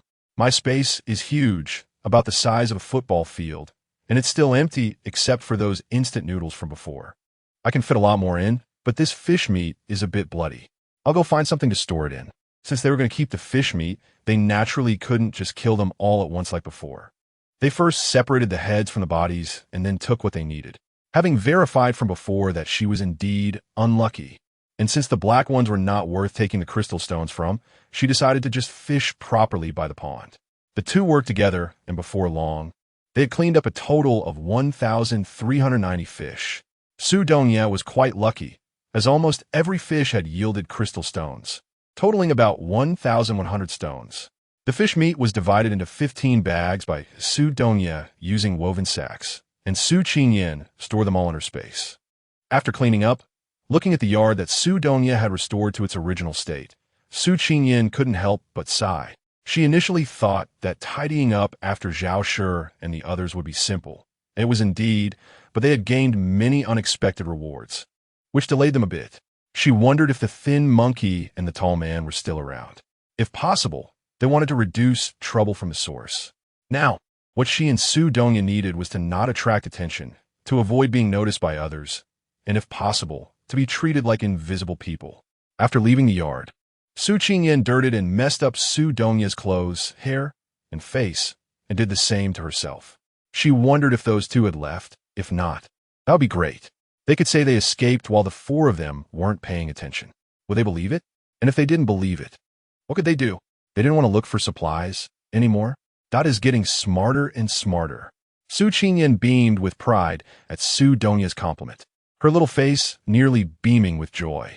Hey, do I look like someone who has been bullied? Su Qingyan tugged at the collar of her clothes. Feeling like something was missing, she ripped several slits in her pants. Her hair was a messy tangle, and with her swollen lips and reddened eyes, she truly appeared to have been humiliated. Su Dongye not that. It seemed like she was still a bit lacking in that regard. All right, tears. Saying this, Su Qingyan dabbed at the corners of her eyes with her own saliva. Now she really looked pitiful, like a rain-drenched pear blossom, making Su Dongye want to step forward and bully her a little. Let's hurry up and go. It's getting late. We need to get into the shelter before tonight. Hearing Su Dongye say this, Su Qingyan looked up at the sky. The sun had passed its zenith and was now in the afternoon. They really needed to hurry. After spending nearly a month in the gloomy weather of the campus, she was somewhat unaccustomed to the sunlight outside. She had lost track of time and wondered if the nights outside would be as cold as those on campus. Just thinking about that bone-chilling cold made Su Qingyan shiver involuntarily. She did not want to spend the night in the biting wind. Grabbing Su Dongye's hand, she started to run. The two ran, sweat covering their faces, breaths coming in quick gasps, as if they were escaping someone's pursuit behind them. The thin monkey and the tall man saw Su Qingyan and Su Dongye following Zhao Shi. Both were filled with mixed feelings. Boss, that Zhao Shi is a lecher. He must have taken a liking to the girl's beauty and tricked them into following him. Are we really not going to save them? The tall man reached into his pocket for a cigarette, only to realize he had run out long ago. In the apocalypse, cigarettes and alcohol were high-end goods, only available to those in the shelters who held power and had A-level star ranks or above. For them, who were at sea level, not only was it hard to own such things, but it was also difficult even to see them.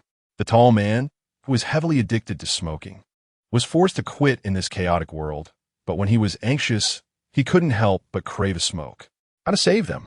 Are we really going to clash with Zhao Shi for two unknown kids? Or are we truly going to kill all four of them without regard for the consequences?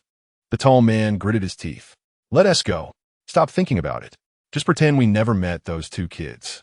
Hearing the tall man say this, the thin monkey tightened his grip on the instant noodles, his voice lower than ever. How can we pretend we never met? Their existence proves they were here. We took their things and promised to protect them. If we just leave like this, I want to feel right about it. The thin monkey pointed to his heart and said to the tall man, they're still so young and already have no family. They've given us all their remaining food. If we really leave them alone, I can't do it. Zhao Shi is a bastard, cruel, and inhumane. No one knows better than us how terrible he is. People who fall into his hands don't just suffer. He'll turn them into playthings for others' amusement and mockery. Do you want to see them end up like that in the shelter? Mindless dolls. The thin monkey thought of his sister, who had disappeared after being lured away by Zhao Shi with a piece of bread. The next time he saw her, she was in the arms of a man old enough to be their grandfather. She smiled so mechanically, looking at him like a stranger, and eventually died at that old man's gambling table, killed for someone's amusement. Since then, he had hated Zhao Shi, and it was precisely because of this hatred that Zhao Shi had discovered him and frequently caused him trouble, making life difficult for him in the shelter. He had had enough of Zhao Shi, and didn't he want the same thing to happen to another girl? So he wanted to save her. The tall man understood that the thin monkey was thinking of his sister, but it was not the right time to confront Zhao Shi. Moreover, those two kids had chosen to follow Zhao Shi. What right did they have to save them? Have you thought about how those two kids feel? Do they need you to save them? Things aren't just about your own intentions and good intentions. I've already had one trouble come to me. Do you really want to do something that seems brave, but is actually foolish? The thin monkey's gaze fell on the back of the tall man's head, where hair had grown over the scar from when he had been injured. He had heard about the tall man's incident. He had clashed with Zhao Shi over a woman and had nearly died after being injured by her in public, blood flowing from the back of his head. No one knew how he survived, but no one in the shelter dared to speak to him. Zhao Shi would frequently find trouble with him, and it was because of this that they became friends, bound by life and death. The tall man knew the thin monkey was soft-hearted and valued promises, which was why he wanted to be friends with him. But when they left, the two kids didn't even look back at them. If they didn't want to go with Zhao Shi and wanted to stay, they could have spoken to them, but they didn't. Maybe they were afraid of dragging us down. This statement made the tall man laugh. Why would they be afraid of dragging us down? If they had grabbed onto a lifeline, who would want to let go? Don't imagine them as those naive, innocent kids from before the apocalypse. Anyone who has survived in this world is not without a cunning heart. Do you really think that everything the girl said was true? My family is gone might be true, but do you believe her when she says her brother fled from somewhere else? In a city full of zombies. How could those two kids cross from one area to another without abilities? Even you, an adult with powers, wouldn't have the courage or strength to do that, let alone them. Since her brother woke up, have you noticed their tone, attitude, way of communicating, and intimacy? Is that something two siblings could surpass? After the tall man said this, the thin monkey realized that the two seemed a bit closer than the average sibling relationship, but it wasn't a big deal. The tall man rolled his eyes at him, clearly unimpressed, and gave him a disdainful look. That girl is no longer a little girl. Don't you understand? What a fool. You made it so clear, yet you still don't get it. Does he have to spell out for you? The tall man touched his thumbs together and made a lewd expression. The thin monkey suddenly realized, though he couldn't believe it. How could that be? Siblings. That's not. The thin monkey was shocked. Calling you foolish is really true. What siblings? They're a couple. It's perfectly normal for high school students to date. Even elementary school kids share lollipops. So, she tricked us? Well, it shouldn't be said like that. After all, we didn't really lose anything. And we even got some instant noodles. Just know she's not as innocent and naive as you think. The thin monkey was still immersed in the information the tall man had revealed, unwilling to believe that the pretty girl who smiled so sweetly could deceive them. Let us go. I've made everything clear to you. What are you still doing here? How could that be? The author has something to say. Are there any readers still looking at this book? Thank you for your companionship all the way, and I appreciate your patience and understanding. I will continue to write. If possible, please add this book to your bookshelf, save it, and also give a nudge for updates. If you can, please leave a good review. Once again, thank you so much for your love for this book. Chapter 98. Su Qingyan pretends to be dumb. The two ran over quickly, and Su Qingyan, out of breath, said, "Uncles, what are you doing? We need to hurry. Those four just now are bad guys. They tricked me into thinking they were taking me to find food, but in the end..." Su Qingyan expressed the terrible deeds of Zhao Shi and the others with tears like pear blossoms, and simply explained how she and Su Dongya escaped from them. Whether they believed it or not, She urged them to leave quickly. Upon hearing Su Qingyan calling him, Su Dongya knew it was time for him to perform. Yes. Before this, Dandan and I want to find a car. It would take us half an hour to drive there. Although the location is not hidden, it is remote, and there is a chance that others might find it too. We should hurry over to check it out so that others don't clear out the supplies first.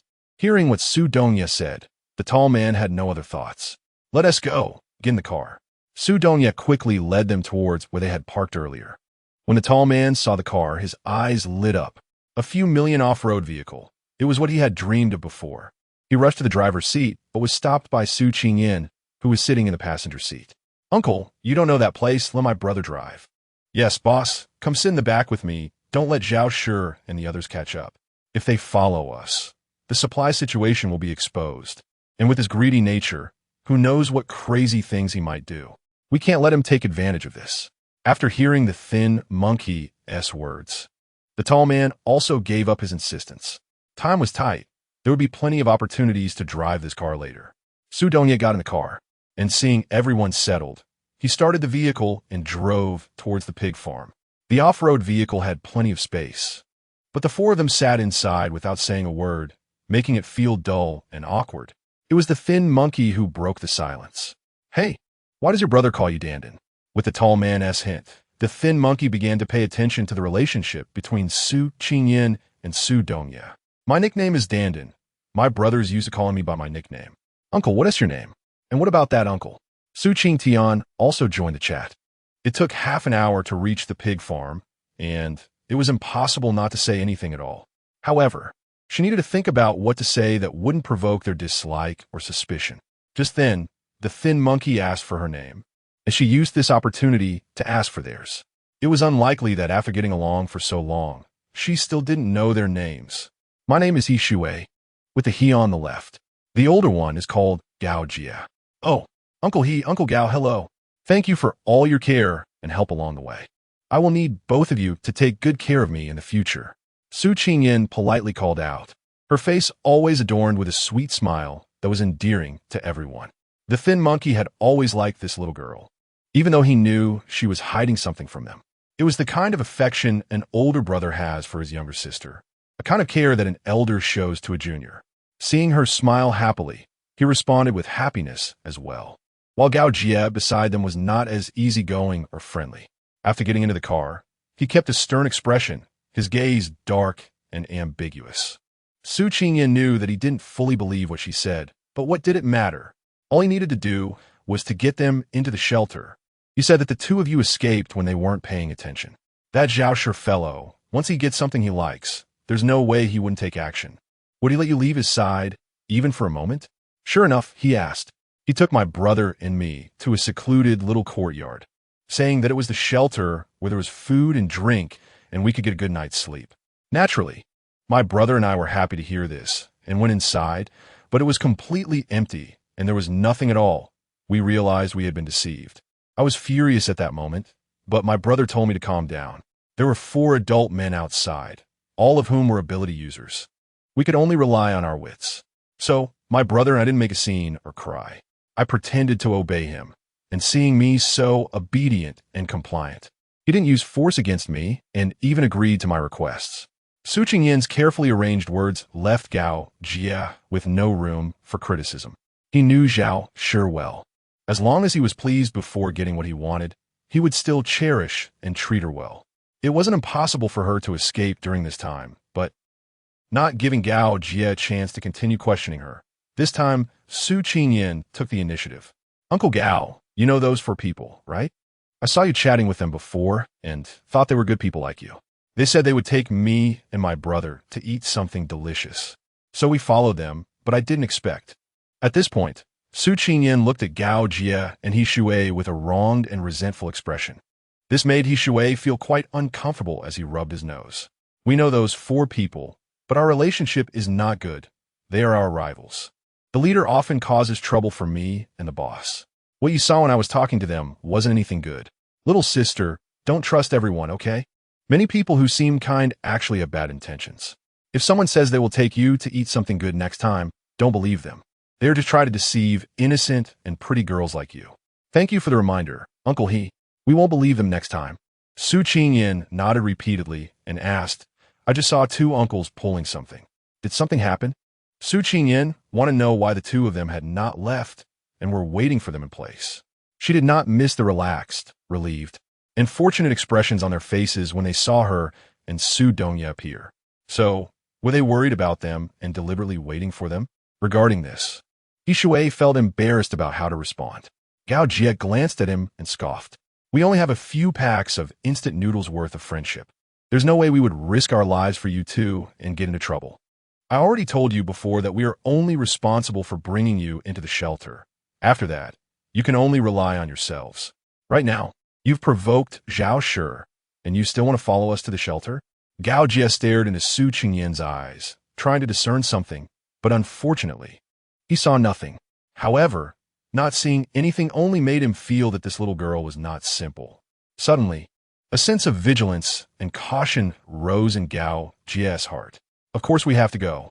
If we don't go to the shelter, my brother and I will be eaten by zombies. Su Qingyan sensed Gao Jie's emotional fluctuation, and from his posture of crossing his arms and leaning back, she could tell that he had become defensive towards her.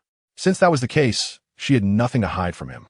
The delicate little flower who pretended to be weak initially found it somewhat interesting, but as time went on, she felt more and more foolish and stupid. Su Qingyan squinted her eyes, revealing her neat and white teeth, and smiled.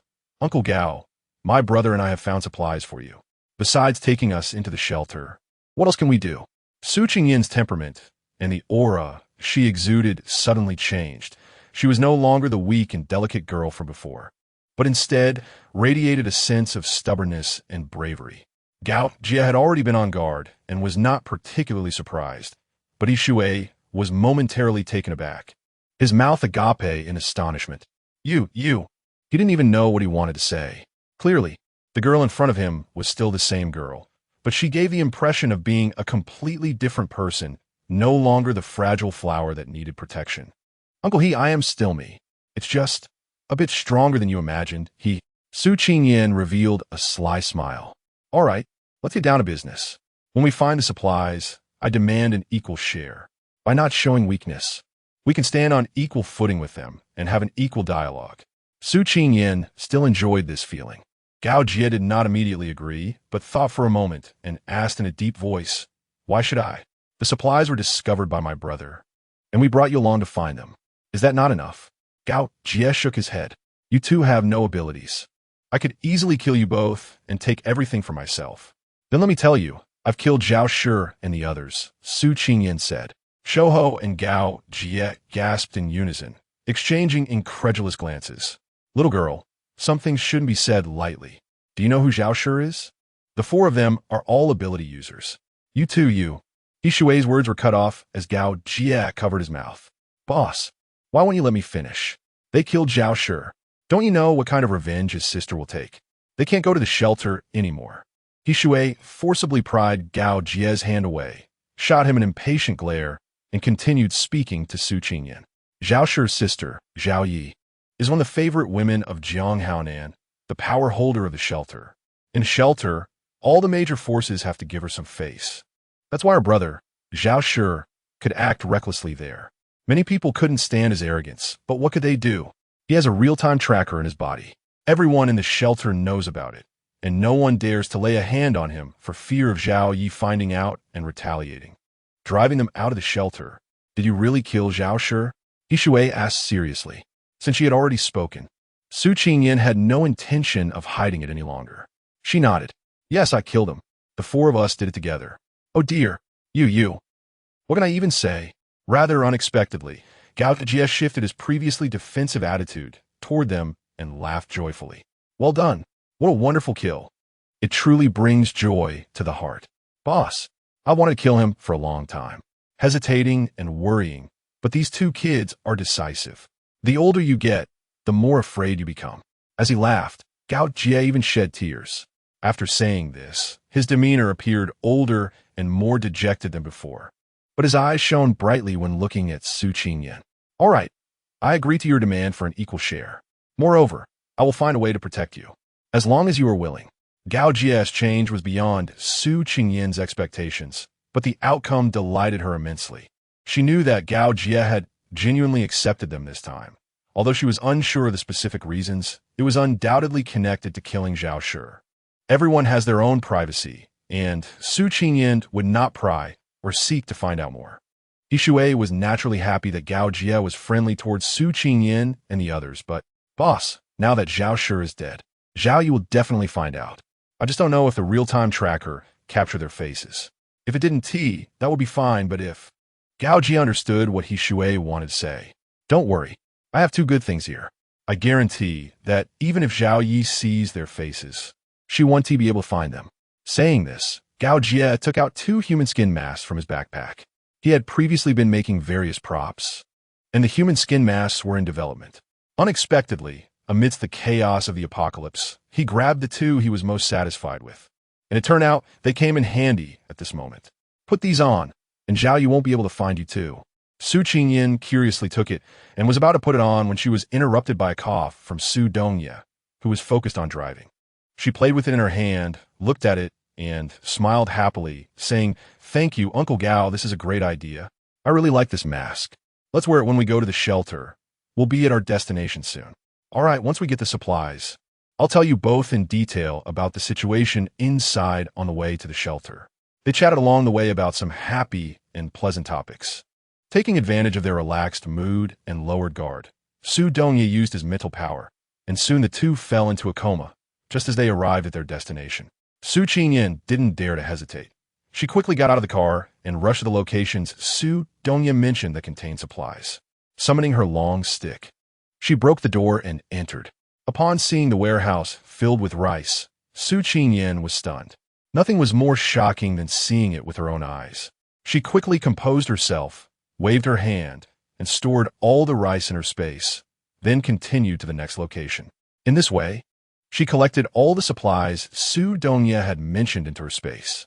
According to the original plan, it was to take everything without leaving anything behind, but Su Qingyan took out 9 bags of mutated fish meat, and then took out 3 bags of rice, 2 bags of wheat, 1 bag of flour, and some snacks, stacking them in the warehouse.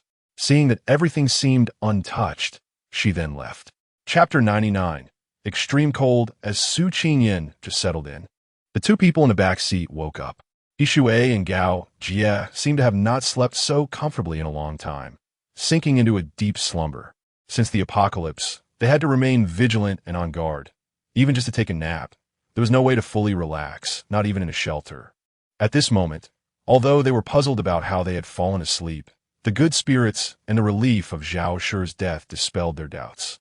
The buildings outside the car window were clearly typical pig farm facilities, but there were no pigs here anymore, and not even a shadow of a person inside. Gao Jie and He Shui knew they had arrived at their destination. Just as they were about to open the car door, a sudden gust of wind arose, and in an instant, dark clouds rolled in from the horizon like galloping horses. Just a moment ago, it had been bright and sunny, and now the sky was shrouded in thick clouds. Su Qingyan was startled by the sudden change in weather. She tightly held Su Dongye's hand, her eyes filled with confusion. Before Gao Jie could say anything, Su Dongye had already locked the car windows and doors, preventing even a trace of the harsh weather from affecting the inside of the car. However, it was still a bit late. The dark clouds passed by like a cold frost descending, and a hurricane arose, creating a white haze in their view. The earth was suddenly covered in frost overnight.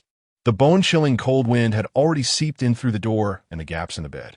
Holding Su Dongye's hand, Su Qingyan couldn't stop shivering, and even her voice trembled. "Hey, are you not cold? Why did the weather change so quickly? It's so cold." Su Dongye, with his special abilities, felt no chill as the energy within his body continuously circulated. Seeing Su Qingyan shivering as if she were about to freeze solid, he immediately pulled her into his embrace. Although the 2 in the back seat also had abilities, the energy within their bodies could not circulate on its own. Simply put, their star level was not high enough, and their strength was lacking. They didn't feel as cold as Su Qingyan, who seemed about to be frozen, but they still sensed the chill. Damn, why did the extreme cold come so fast? Didn't the weather forecast say it rotates every 15 days? It's only been 7 days since the last one. Gao Jie rubbed his arms and couldn't help but curse. He Shui, also hunching his neck, comforted him. When has the weather forecast ever been accurate? Yesterday, it said it would be sunny, but instead it kept raining, and it's heavy acid rain at that. Almost like sulfuric acid. Just look at the holes in my clothes. Gao Jie glanced at the numerous small holes in He Shui's clothing. And if he didn't say anything, he would have thought it was a trendy outfit with nail holes. He grinned and chuckled.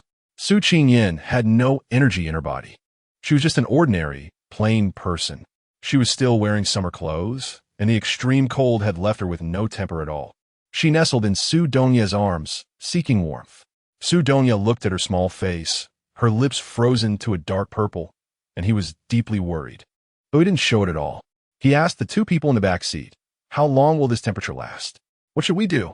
Gao Jie and He Shui were staring out the car window at the howling wind, counting the layers of frost on the ground. Hearing Su Donya's question, they turned to look at him. He Shui frowned, thought for a moment, and said, "This damn weather is really unpredictable. There are already more than 10 layers of frost. Usually, when there are 7 or 8 layers, the wind should die down. But do you see any sign of the wind dying down outside the window? It will probably take another half an hour. You should turn on the heater inside the car. If she keeps freezing like this, she'll either die or lose half her life." Gao Jie glanced at Su Qingyan in Su Donya's arms, and then shifted his gaze back to Su Donya. His eyes dark. He said, "It's clear she hasn't awakened any abilities. I don't believe she killed Zhao Shi. But you, both Shouho and I could feel the cold. Yet you have no reaction at all. Come on, what abilities have you awakened? And what is your star level? Don't worry, I have no hostility towards you. And what was agreed upon before 1T change? I always keep my word. If you don't believe me, you can ask Shouho." He remembered Su Qingyan saying that no one should know he had abilities. She had heard Gao Jie's question, but was so cold that it felt like a knife scraping her throat, making it impossible to speak. Now that it was a bit better, she finally spoke up. "Uncle Gao, we don't want to know about your personal matters, and we won't tell you about ours. As for whether you believe I killed Zhao Shi, it doesn't matter. After all, Zhao Shi is already dead." Su Qingyan smiled as she spoke. Especially with the last 2 sentences, her smile was sincere and somewhat coquettish. The tense atmosphere eased with Su Qingyan's soft and delicate words, allowing He Shui, who had been anxious, to relax. "Of course, my boss is a person of his word. Once he says he will protect you, he will definitely do so." He nudged Gao Jie's arm and whispered in his ear, "Boss, your question just now was a bit over the line. Who doesn't T know that the star level and abilities can't be casually shared? You asked that right off the bat. Who would tell you? Didn't T you say these 2 kids are clever? If they can tell us, you shouldn't T get angry over such trivial matters. Come on, you're an adult, not a child." He Shui's disdainful gaze made Gao Jie want to slap him. Was he angry about that? They were all in the same boat now. What was there to hide? As long as they wanted to know something, they could just ask. He promised not to conceal anything and would tell them everything. But who told them not to ask? He genuinely considered them his own. But who knew they didn't regard him as one of their own? That was what Gao Jie was really angry about. Smart as she was, Su Qingyan naturally knew why Gao Jie was upset. She acknowledged that he was a good person and a friend worth making, but she was used to or fond of revealing her and Su Donya's trump cards. Whether it was called sensitivity or selfishness, it was just her nature formed since childhood. In this world, aside from Su Donya, she couldn't be completely open with anyone else. About an hour later, the wind outside stopped and the frost subsided, but the bone-chilling cold still lingered. "We'll follow you." Su Qingyan didn't agree. "It's very cold outside. You can't withstand it. Don't worry, we want to hide supplies, whatever it is. It's just that." He Shui thought Su Qingyan wanted to follow them because she was worried they would hide supplies and report fewer quantities. He was genuinely just concerned about her not being able to endure the severe cold outside. Gao Jie snorted lightly. "If you don't appreciate my kindness, then let them do as they please. If they want to follow, let them follow." Su Donya furrowed his brows slightly. He heard the mockery in Gao Jie's words. Looking at the 2 figures hurrying forward with their necks shrunk, he hesitated whether to let them lie in the cold for half an hour. "Brother, carry me," and hurry to catch up with them, then take them to the smallest room. There are supplies inside. We shouldn't owe anyone a favor, right? Su Dongyan knew she would soften. His little girl was the best, kindest and cutest in the world. All right, I'll listen to you, but it's too cold outside. Are you really okay? That small room had a space that he had glanced at before. Aside from clothes, there was nothing else. So he hadn't thought much of it. Who would have known the weather would suddenly change so drastically? He needed to grab a few pieces of clothing to wear. It was too cold, and she needed to change too. Otherwise, it would be too conspicuous. Su Dongye understood what Su Qingyan meant. In such cold weather, the only people who wouldn't feel cold were either ability users or higher-level ability users. Gao Jie would notice his identity as an ability user. Anyone who paid attention would naturally know. The two of them didn't want to attract more attention, so they could only try to appear ordinary and plain. Su Qingyan took out the 2 human skin masks that Gao Jie had given her, but when she was about to put them on, Su Dongye stopped her. Little brother, could you use your mental power to check if there's anything hidden or poisonous in these? Even while nestled in Su Dongye's embrace, Su Qingyan couldn't help but shiver from the cold, constantly complaining in her heart about the dreadful weather and wondering when it would get better. Due to the sudden gust of wind, the dark clouds did not dissipate as the wind died down. The sun had long disappeared, and although it was only 2 or 3 in the afternoon, the sky was as dark as it would be at 8 or 9 o'clock in winter. If it weren't for the frost on the ground reflecting a cold light like a mirror, it would have been easy to trip on the stony dirt road. Boss, this place is too big. Let's split up and search. From a distance, the pig farm didn't seem large, but up close, they realized it was as big as 7 or 8 shelters, with houses of various sizes built on it. They said the supplies would be in that house. Gao Jie began to worry. If it had been the previous weather, they could have taken their time searching, but now in the extreme cold, lingering longer would be uncomfortable, and over time, it could harm the energy source within their bodies. Just as the two were about to split up, Su Dongye, who had come up behind them, said, "The supplies are in that small house. Follow me." He quickly walked while holding Su Qingyan. They didn't dare to run, fearing that the wind would make her even colder and in more pain. Kicking the door open, Su Dongye didn't even look at the neatly arranged supplies on the ground that resembled a small mountain. Instead, he quickly entered the room at the back. Gao Jie and He Shui, who followed closely behind, were excited and cheered when they saw the pile of supplies on the ground. He Shui even exaggeratedly picked up the taller, sturdier Gao Jie. Boss, pinch me, let me wake up. This isn't a dream." Seeing the supplies, Gao Jie was also afraid he was dreaming. He waved his hand and mercilessly spun He Shui around. "How is it? Does it hurt? Are you dreaming?" Rubbing his aching head, He Shui still smiled happily. It hurts so much. This isn't a dream. Ah, we really have supplies, and so much of it. Let me see what there is." He Shui ran over, looking at each item, and the more he looked, the more exaggerated his smile became, his mouth stretching back to his ears. "Rice, white rice, wheat, flour, wow, and meat. Boss, come look, there are snacks too. Oh my god, there is so much, it's too happy." He Shui wished he could lie down on these supplies. This was the first time since the apocalypse that he had seen so much food, enough to fill his stomach. Thinking of those days when they had one meal and then went hungry, he felt like crying. Gao Jie wasn't much better. He even started wiping away tears. A tough guy, crying isn't because he isn't sad, but simply because he hasn't reached the point of sadness yet. Su Qingyan and Su Dongye changed into a new set of clothes and stepped out, only to see Gao Jie and He Shui embracing each other and crying. The two of them were stunned, not knowing what could have happened to make 2 people who had faced Class C losses without fear break down like this. He Shui was facing Su Qingyan and Su Dongye, and through her tear-filled eyes, she saw a big silly guy with a silly girl, completely unrecognizable from the two they had been before. "Wow, what happened to you two?" Gao Jie was startled by He Shui's exclamation and turned around, equally shocked. "Have you two transformed?"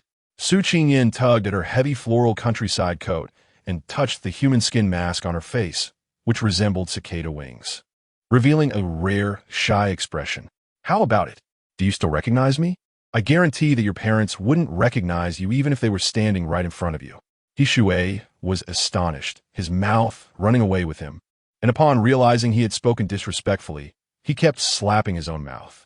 Su Qingyan shrugged nonchalantly. As long as they couldn't recognize her, that was fine. "Uncle He, there's no need for that. My parents have long been dead. If they were still standing in front of me, I'd be overjoyed. Uncle Gao, your human mask is really well made.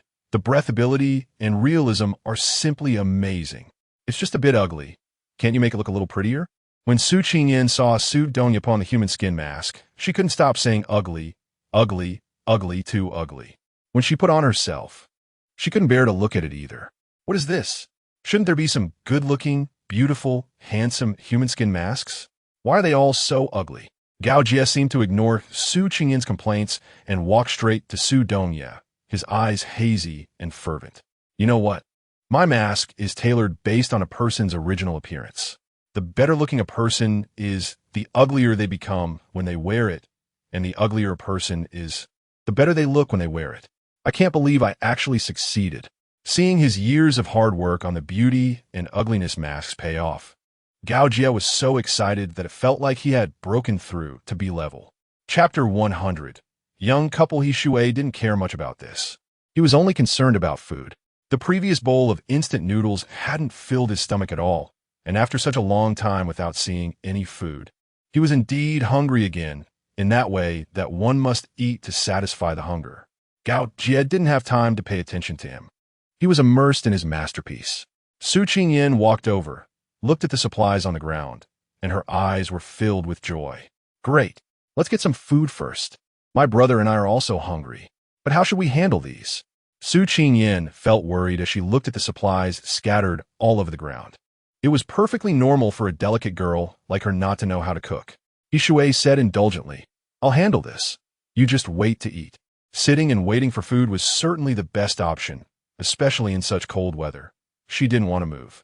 However, as she watched He Shui continuously pull out various cooking tools from his backpack, Su Qingyan was both shocked and curious. Uncle He, how can your backpack hold so many things?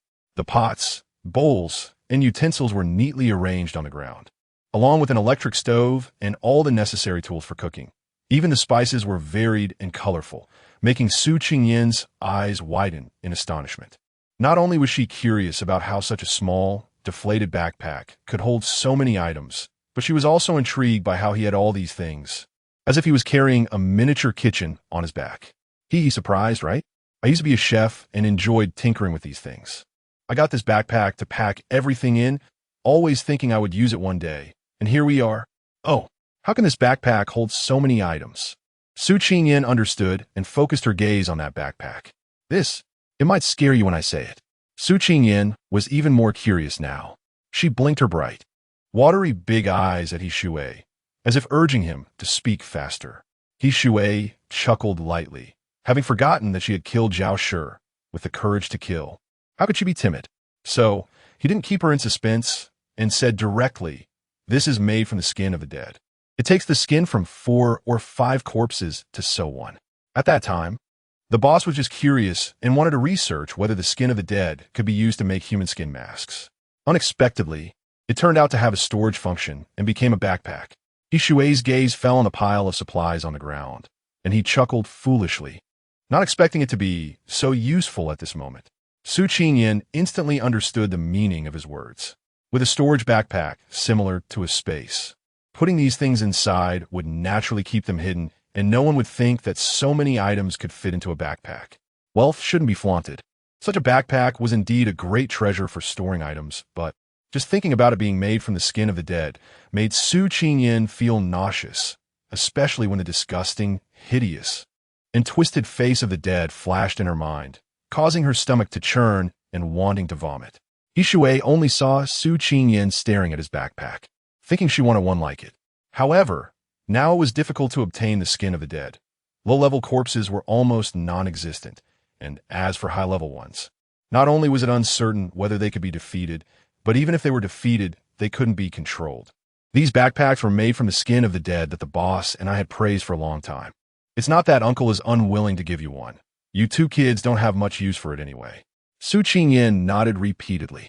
She already had space, so this was not very useful, especially since it was made from raw skin. Just thinking about it was disgusting. Su Qingyan moved her body without changing her expression, trying to distance herself from the backpack. There were rice and meat, but it lacked some vegetables.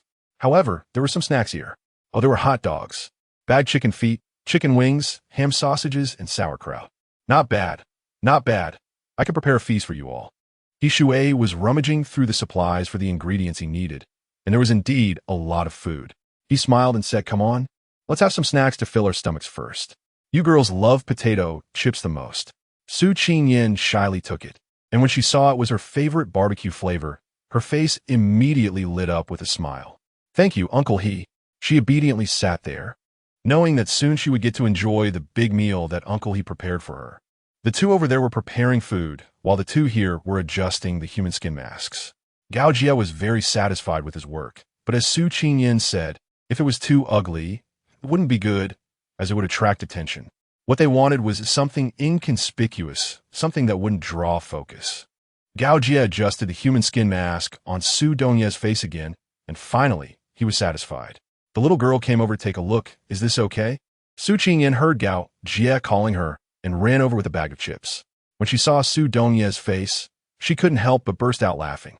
"What is so funny? Does it have to be so exaggerated?" Gao Jie frowned, genuinely not seeing anything wrong this time. "Uncle Gao, doesn't T's long and pointed nose remind you of Pinocchio? Normal people don't have that, and his cheeks are both bulging and sunken. Although it looks fine from the side, it's a bit grotesque from the front. His eyes and eyebrows are okay, and his mouth is average. Just change those two areas I mentioned earlier." Su Qingyan was talking while feeding Su Dongye potato chips. They looked like a typical young couple, sweet and affectionate. Gao Jie swallowed this bowl of dog food and quickly adjusted Su Dongye's appearance. A well-groomed young man appeared. Su Qingyan was very satisfied this time and nodded. Gao Jie let out a long sigh, turned to Su Qingyan and asked, "What do you want? Hurry up and say it." "Uncle Gao, you mentioned before that you work with props. Could it be for the special effects in movies and TV dramas?" Su Qingyan voiced the doubts in her heart. "Otherwise, the things produced wouldn't be so rigid and clumsy. The little girl has a bit of insight." Gao Jie thought Su Qingyan was about to praise him, feeling delighted and smiling. But when he heard Su Qingyan's next sentence, his smile froze. "No wonder your aesthetic sense isn't always in line with normal people's. Just adjust it according to my brother's style, and pay attention to the distinction between the softness and hardness of females and males." Just then, a box of potato chips was finished, and Su Qingyan closed her eyes, waiting for Gao Jie to act, but after a long wait, she still hadn't felt any movement from him. Meanwhile, Su Dongye noticed the veins on Gao Jie's forehead throb and then subside, indicating he was suppressing his anger. Artists despise it the most when others say their aesthetic sense is problematic. Su Dongye held back a laugh. Only Su Qingyan could so accurately step on other sore spots without realizing it. Once the three of them finished, Shui's meal was also ready, smelling the fragrant dishes. The three of them unconsciously swallowed. "Come on, wash your hands, it's time to eat." Shui called the three of them over to him. As a water-based ability user, summoning water was easy for him. This was the first warm, flavorful meal they had since the apocalypse. The four of them enjoyed their meal heartily. Shui noticed that Su Qingyan and Su Dongye had not touched the bowl of pickled fish, which was his signature dish. "This is really delicious. The fish is tender and chewy, as fresh as if it had just been killed, not at all like something taken from a freezer." Shui enthusiastically promoted it. And Gao Jie also noticed that Su Qingyan and Su Dongye weren't eating the pickled fish, curiously asking, "Why aren't you eating the pickled fish?" "Uncle, he made this dish so delicious. It's perfectly sour and spicy, the best dish to go with rice. Look, I've had 3 or 4 bowls of rice with it." The two uncles' enthusiasm made Su Qingyan and Su Dongye feel hard to refuse, but they both didn't want to touch the mutated fish meat. "She doesn't eat fish. He can't handle spicy food," they both said in unison. Shui and Gao Jie exchanged glances, and then Shui said, "What picky little ones. Even in chaotic times, you're still so choosy. If there's food, just eat it. You might not get it later." Feeling embarrassed for being called out, the two of them buried their heads in their white rice, but Shui couldn't stand it anymore and served them some ham sausage and similar food. Su Qingyan and Su Dongye naturally understood the meaning behind his words. They couldn't flaunt it in the shelter, nor could they let anyone know they had so much food. Seeing that the two understood the implication, Shui added some dishes to their bowls. It was at this moment that he noticed the significant change in their appearances, which even made him feel they had many similarities. It seemed their looks were more like siblings. But the way they gazed at each other was so passionate that it seemed they could only see each other. Anyone with a discerning eye could tell they were in love, and if they claimed to be siblings, it would likely raise more suspicions. Such flattery sounded so uncomfortable in his ears, just like Su Qingyin's previous remark. Thinking back to his own misguided feelings made Gao Jie's teeth ache. He glanced at the two little ones across from him, whose eyes were only for each other, and indeed, as he Shui said, they resembled a couple. Was this exactly what Su Qingyin wanted? His teeth hurt even more. That little girl was so clever, full of bad ideas and crooked thoughts. This was nothing more than a blatant declaration to them that they were not siblings at all. They were a couple. People should stop looking at them differently. TSK, TSK, TSK. Gao Jie bit down on his back molars and chewed angrily on a piece of fish. When someone asks later, just say they were a newlywed couple who survived a disaster and were saved by him and the boss. And if anyone asks more, just say they don't know. I'm good.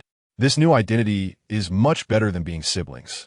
Ishui thought the boss was simply a genius, immediately crafting a new identity for the two of them. You two remember, you're now 26 years old, newlyweds who just got married not long ago, and you were rescued by me and the boss after losing everything, and you got into shelter with instant noodles. Got it? Afraid the two little ones wouldn't take it to heart, Ishui repeated it again, making Gao Jie want to roll his eyes. Only he was the fool, unable to see the two little ones across from him whose eyes were almost disappearing from smiling. Husband, wife.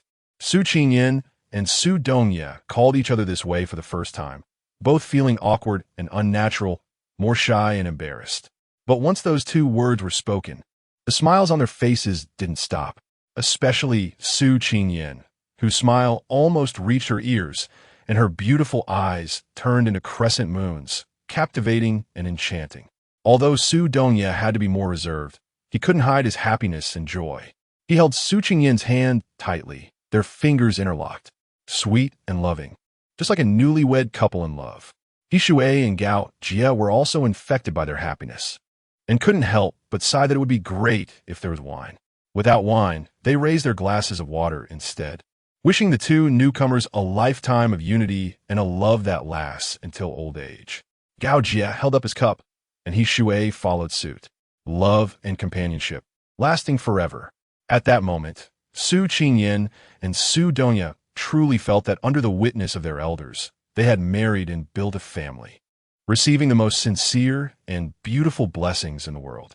Su Qingyin and Su Dongye also raised their cups, and the four of them happily clinked their glasses together, downing the water in one go. Gao Jie smacked his lips, as if he were truly drinking alcohol. Su Qingyin could tell from his expression that he was craving alcohol and thought of something. Ding ding ding, what is this? Wine. Ishui and Gao Jie were both shocked. Where did it come from? Su Qingyin naturally would not say that the system told her there were several boxes of white wine hidden under the floor of the room, along with many drinks. She said she found 2 bottles of white wine in the cabinet while looking for clothes and just remembered it. She chuckled foolishly. Ishui couldn't help but sigh. Ever since he met these two, his and the boss's luck seemed to have skyrocketed. Not only did they have so many supplies, but they could also drink wine. It seemed that these two little ones were our lucky stars. Come on, let's drink. Gao Jie opened a bottle of wine and was about to pour it for Su Qingyin and Su Dongye when Su Dongye stopped him. Right. You two are still kids. You can't drink wine. Come on, let's drink. With food and drink, this was simply the greatest fortune in life at that moment. If only the following events hadn't happened. Chapter 101. Su Qingyin wants snacks. Ishui and Gao Jie hadn't touched alcohol for a long time. After drinking less than a bottle, they both started to feel dizzy. Su Qingyin and Su Dongye also put down their chopsticks, listening to the two of them recount their youthful glories. Su Qingyin and Su Dongye quietly listened to the stories and anecdotes from their era, as if they were still in that modern and harmonious society with a sound legal system. Suddenly, Su Dongye tightened his grip on Su Qingyin's hand, his handsome eyebrows furrowing, an inexplicable sense of unease rising in his heart. He cautiously wanted to stand up and check the surroundings, but unexpectedly, Su Qingyin also stood up. Their eyes met, and they saw seriousness in each other's gaze. I'll go outside to take a look. You stay here.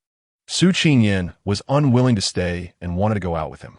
Su Donya patted her head and told her not to worry about him. He Shui and Gao Jie, who were still half asleep, were suddenly awakened by the cold wind that blew in when Su Donya opened the door.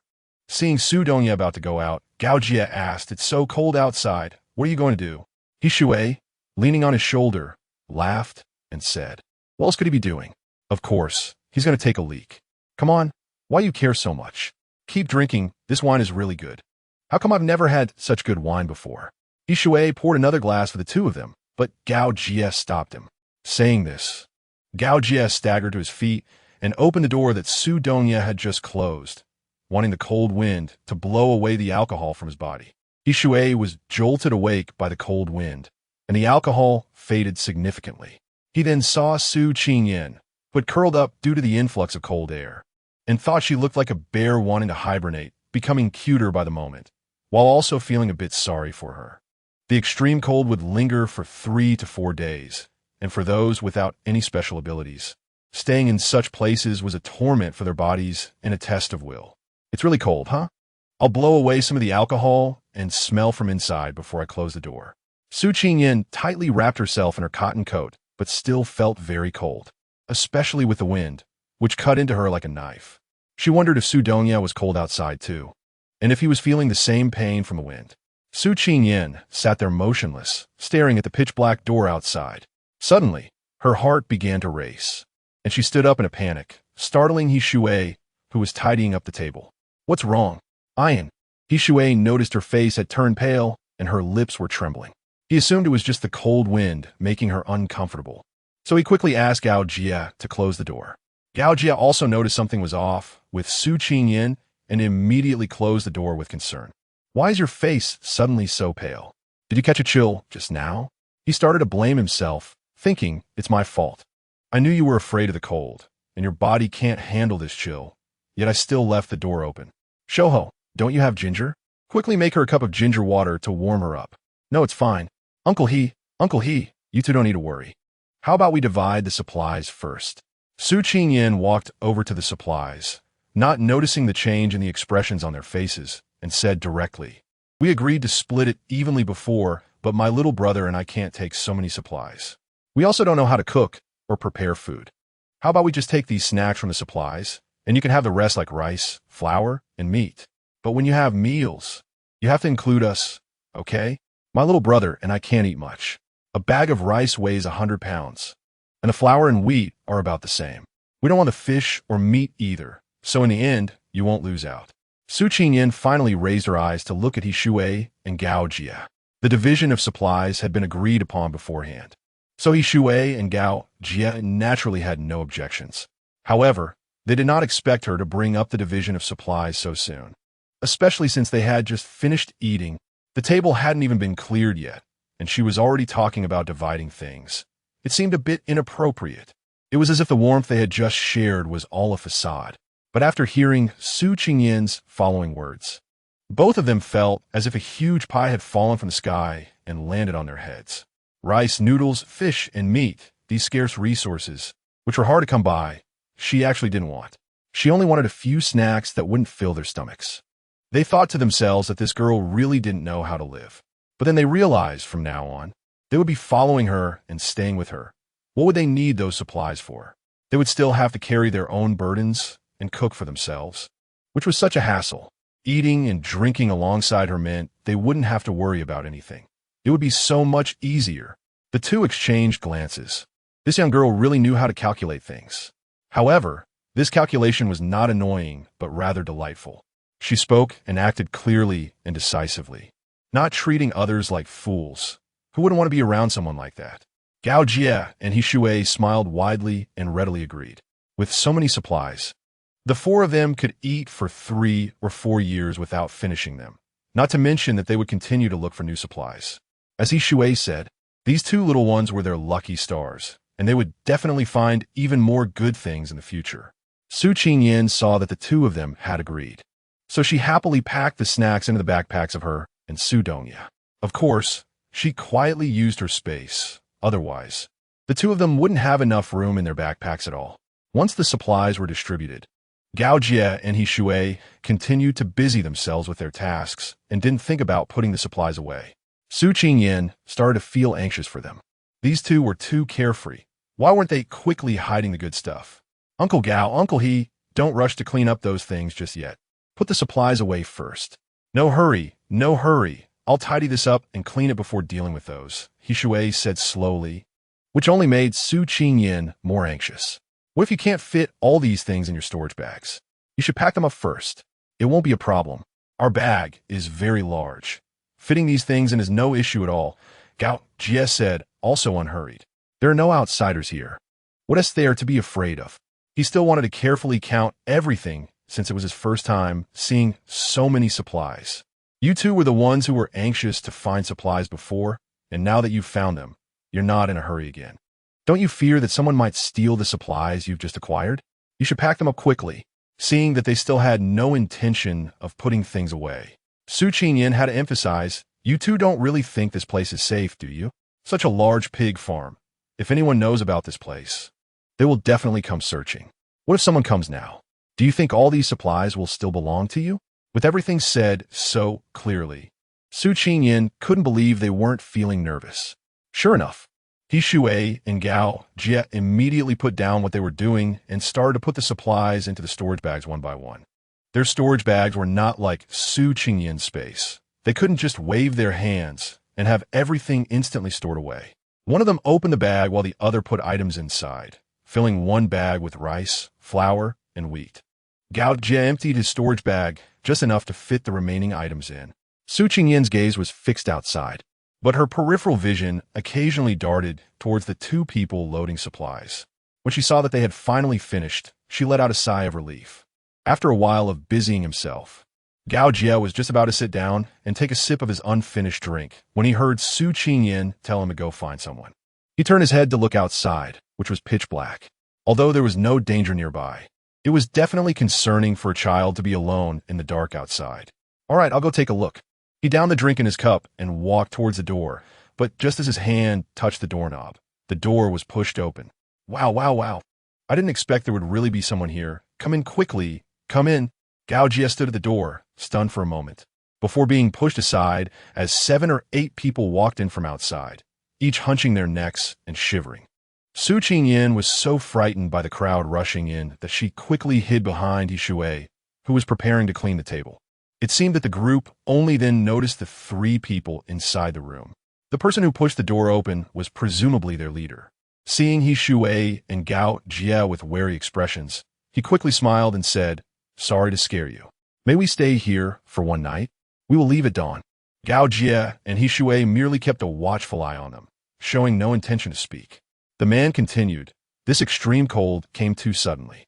We are from Chenggaxian.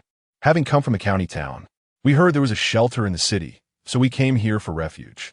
We didn't expect the extreme cold, which was supposed to arrive in 7 days, to hit us today, catching us off guard.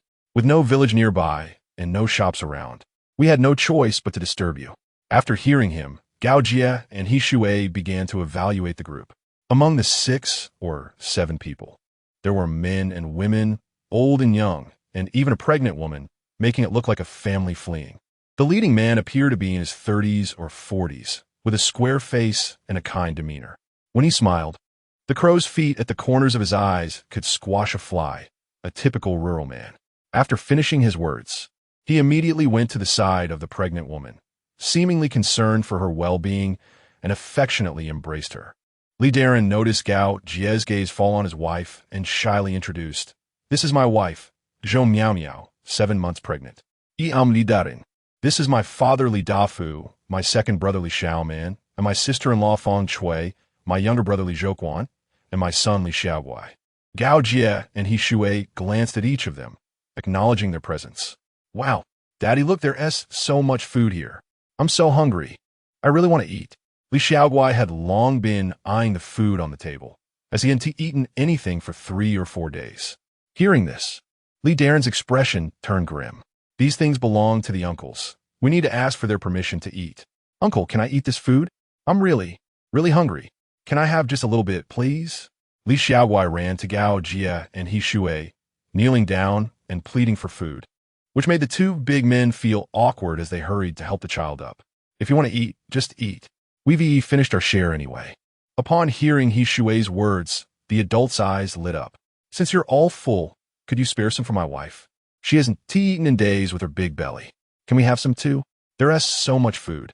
The child and the pregnant woman can't finish it all. Can we have just a bite? We haven't eaten for a long time. With Lee Darren speaking up, the others also began to plead for a bite to eat. Seeing their miserable state reminded He Shui of his own past. If he and his sister had encountered kind-hearted people back, then who could give them something to eat? Perhaps his sister Wu Ti had been deceived by that beast Zhao Shi. You all can eat. There's still some rice left here. If it's not enough, I'll get you more, He Shui said. Hearing there was still rice, the people who had already gathered around the table began to reach out to grab it.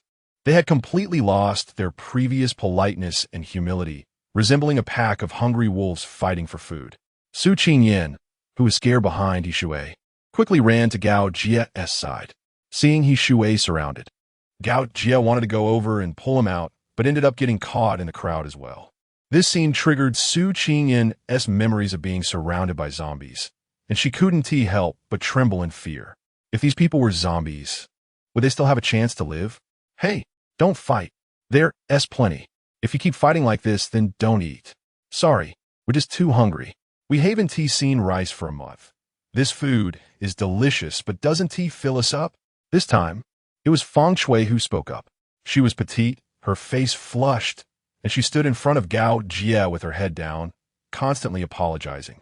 This made it difficult for Gao Jie, a big man, to get angry. He mumbled, if you want to eat, just eat properly. Why are you fighting? He Shui already said if you're not full, he'll get you more, right? Fighting like this isn't right. Chapter 102. A makeshift family in that kind of situation. Who could hear what anyone else said? Moreover, even if they heard, they wouldn't believe it. In a world where one meal was uncertain, who would be willing to share their food with others? Good people no longer existed in this world. So when Feng Shui heard Gao Jie say he would get them food, her reaction was not only one of shock, but also skepticism. Are you really going to give us food? Gao Jie nodded at her doubtful gaze. Receiving a positive answer, Feng Shui burst into tears of joy. Finally, there was hope. They wouldn't have to scavenge like wild dogs anymore. Gao Jie's nod was noticed not just by Feng Shui, but by everyone else as well. And they all thought like her. They wouldn't have to go hungry anymore. You are truly good people. We haven't encountered anyone as kind as you on this journey. We are so grateful. We don't even know what to say. Li Dafu, in his 70s, had tears of gratitude streaming down his cloudy eyes. He, like he said, didn't know how to express his thanks to Gao Jie, so he could only kneel and bow, showing his sincere gratitude. Rural people, honest people, this was their most direct expression. As the head of the family, Li Dafu knelt down, and naturally, the others followed suit. In an instant, Gao Jie and He Shui were placed on a pedestal of immense honor and sanctity. Su Qingyan hid behind a group of people, watching Gao Jie and He Shui's faces filled with helplessness and fear. She bit her lip, and her clear eyes darkened. This family arrived in a way that was too strange, and they were too orderly. Not a single person had fallen victim to the hands of death. It wasn't that Su Qingyan's heart was dark, but rather that reality was like this. It was difficult for anyone to survive, not only due to the scarcity of resources, but also because of the presence of powerful enemies. For a family to remain whole, they would need formidable strength. Only a person who was strong enough could protect what they wanted to safeguard. But looking at this family situation, they resembled beggars who had been begging all the way. Would a strong person allow themselves to end up like this? Su Qingyan was angry with the family of 7 and felt a sense of vigilance and wariness. She wanted to remind Gao Jie and He Shui, but seeing that the two of them had already bonded closely with that family, almost to the point of sharing their hearts, she worried that if she told them there was something wrong with that family, they might look at her differently. Life is not easy for everyone. It's important to help each other out. There's nothing wrong with that. People shouldn't live so coldly. They should have more warmth and kindness. Su Qingyan could see that Gao Jie and He Shui were both good people, kind-hearted individuals. She couldn't help but sigh in her heart. Forget it. Let them do as they wish. Su Qingyan wrapped her cotton coat tightly around herself and walked towards the door. Oh, little sister, what are you looking at? It was pitch black outside, and there was nothing to see. Feng Shui quietly walked up to Su Qingyin's side, and her sudden voice startled her. I wasn't looking at anything. It's just so dark outside. How did you all get here? Su Qingyin asked, taking the opportunity to inquire. Oh, we just stumbled our way here in the dark. We saw a light over here and thought we might get lucky. I didn't expect to actually run into such good people like you. Feng Shui chatted familiarly with Su Qingyin, but Su Qingyin didn't have much she wanted to say to her. Su Qingyin turned her head to look at the table where they were all gathered. What was Feng Shui doing coming over here? Have you eaten enough? That little bit of food is not enough to fill our gaps. We've already finished eating, and we're still far from full. Brother Gao and Brother He asked us to wait. The two of them want to get us some food. Su Qingyin took a glance inside the big house, and indeed did not see Gao Jia and He Shui. Her heart skipped a beat. I'll go help Brother Gao and Brother He. Su Qingyin was about to call him uncle, but upon realizing that she no longer had the appearance of a 17 or 18-year-old, she quickly changed her words. Sounds were coming from the small room inside, and Su Qingyin knew that Gao Jia and He Shui were preparing food in there. Fortunately, the two of them understood the principle of not revealing their wealth, and they didn't open the storage bag in front of her otherwise. Su Qingyin didn't want to think of people's hearts as so despicable and evil, but it was still better to be cautious. Being careful was never wrong. Avoiding the probing gazes of those people, Su Qingyin hurried into the small room. The little girl was very tight-lipped and refused to say anything. Feng Shui shook her head. It smells so good. I'm hungry again. Li Xiaowai covered his rumbling stomach. Just hold on a bit. There will be food soon, Li Daren comforted him, patting his head. For a while, you all need to control your expressions. Don't act rashly until we understand their background. I think they must be hiding a lot of supplies nearby. Otherwise, they wouldn't be so generous with food. Think about it. If you only had one bite of food, would you give it to someone else? Jiang is still the spiciest. When Li Dafu said this, everyone fell into deep thought, their previous gratitude evaporating, replaced by greed and a fierce expression on their faces. Even the youngest, Li Xiaowai, shed his childlike innocence, revealing the fierceness and desire of an adult.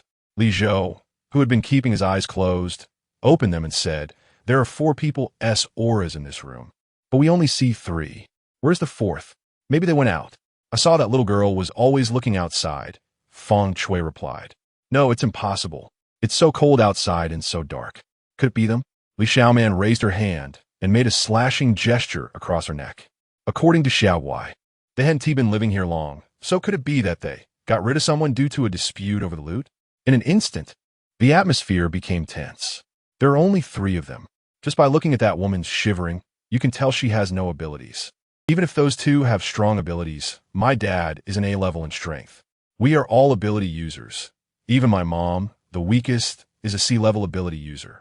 Can we deal with them? Li Xiaowai's words were far from what a 6 or 7-year-old child would say. His observation and logic were almost comparable to an adult's.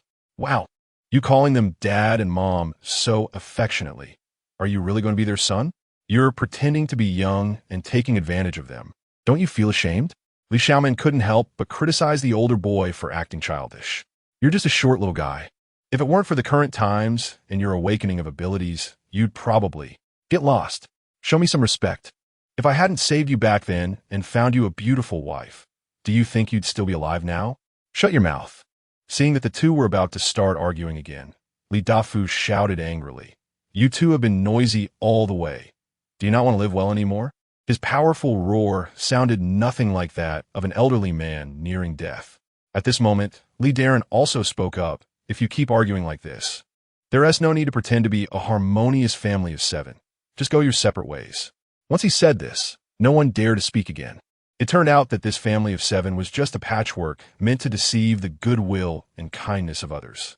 Throughout their journey, they had tried this countless times and were truly surprised that even in such a self-serving era, there were still so many kind-hearted people.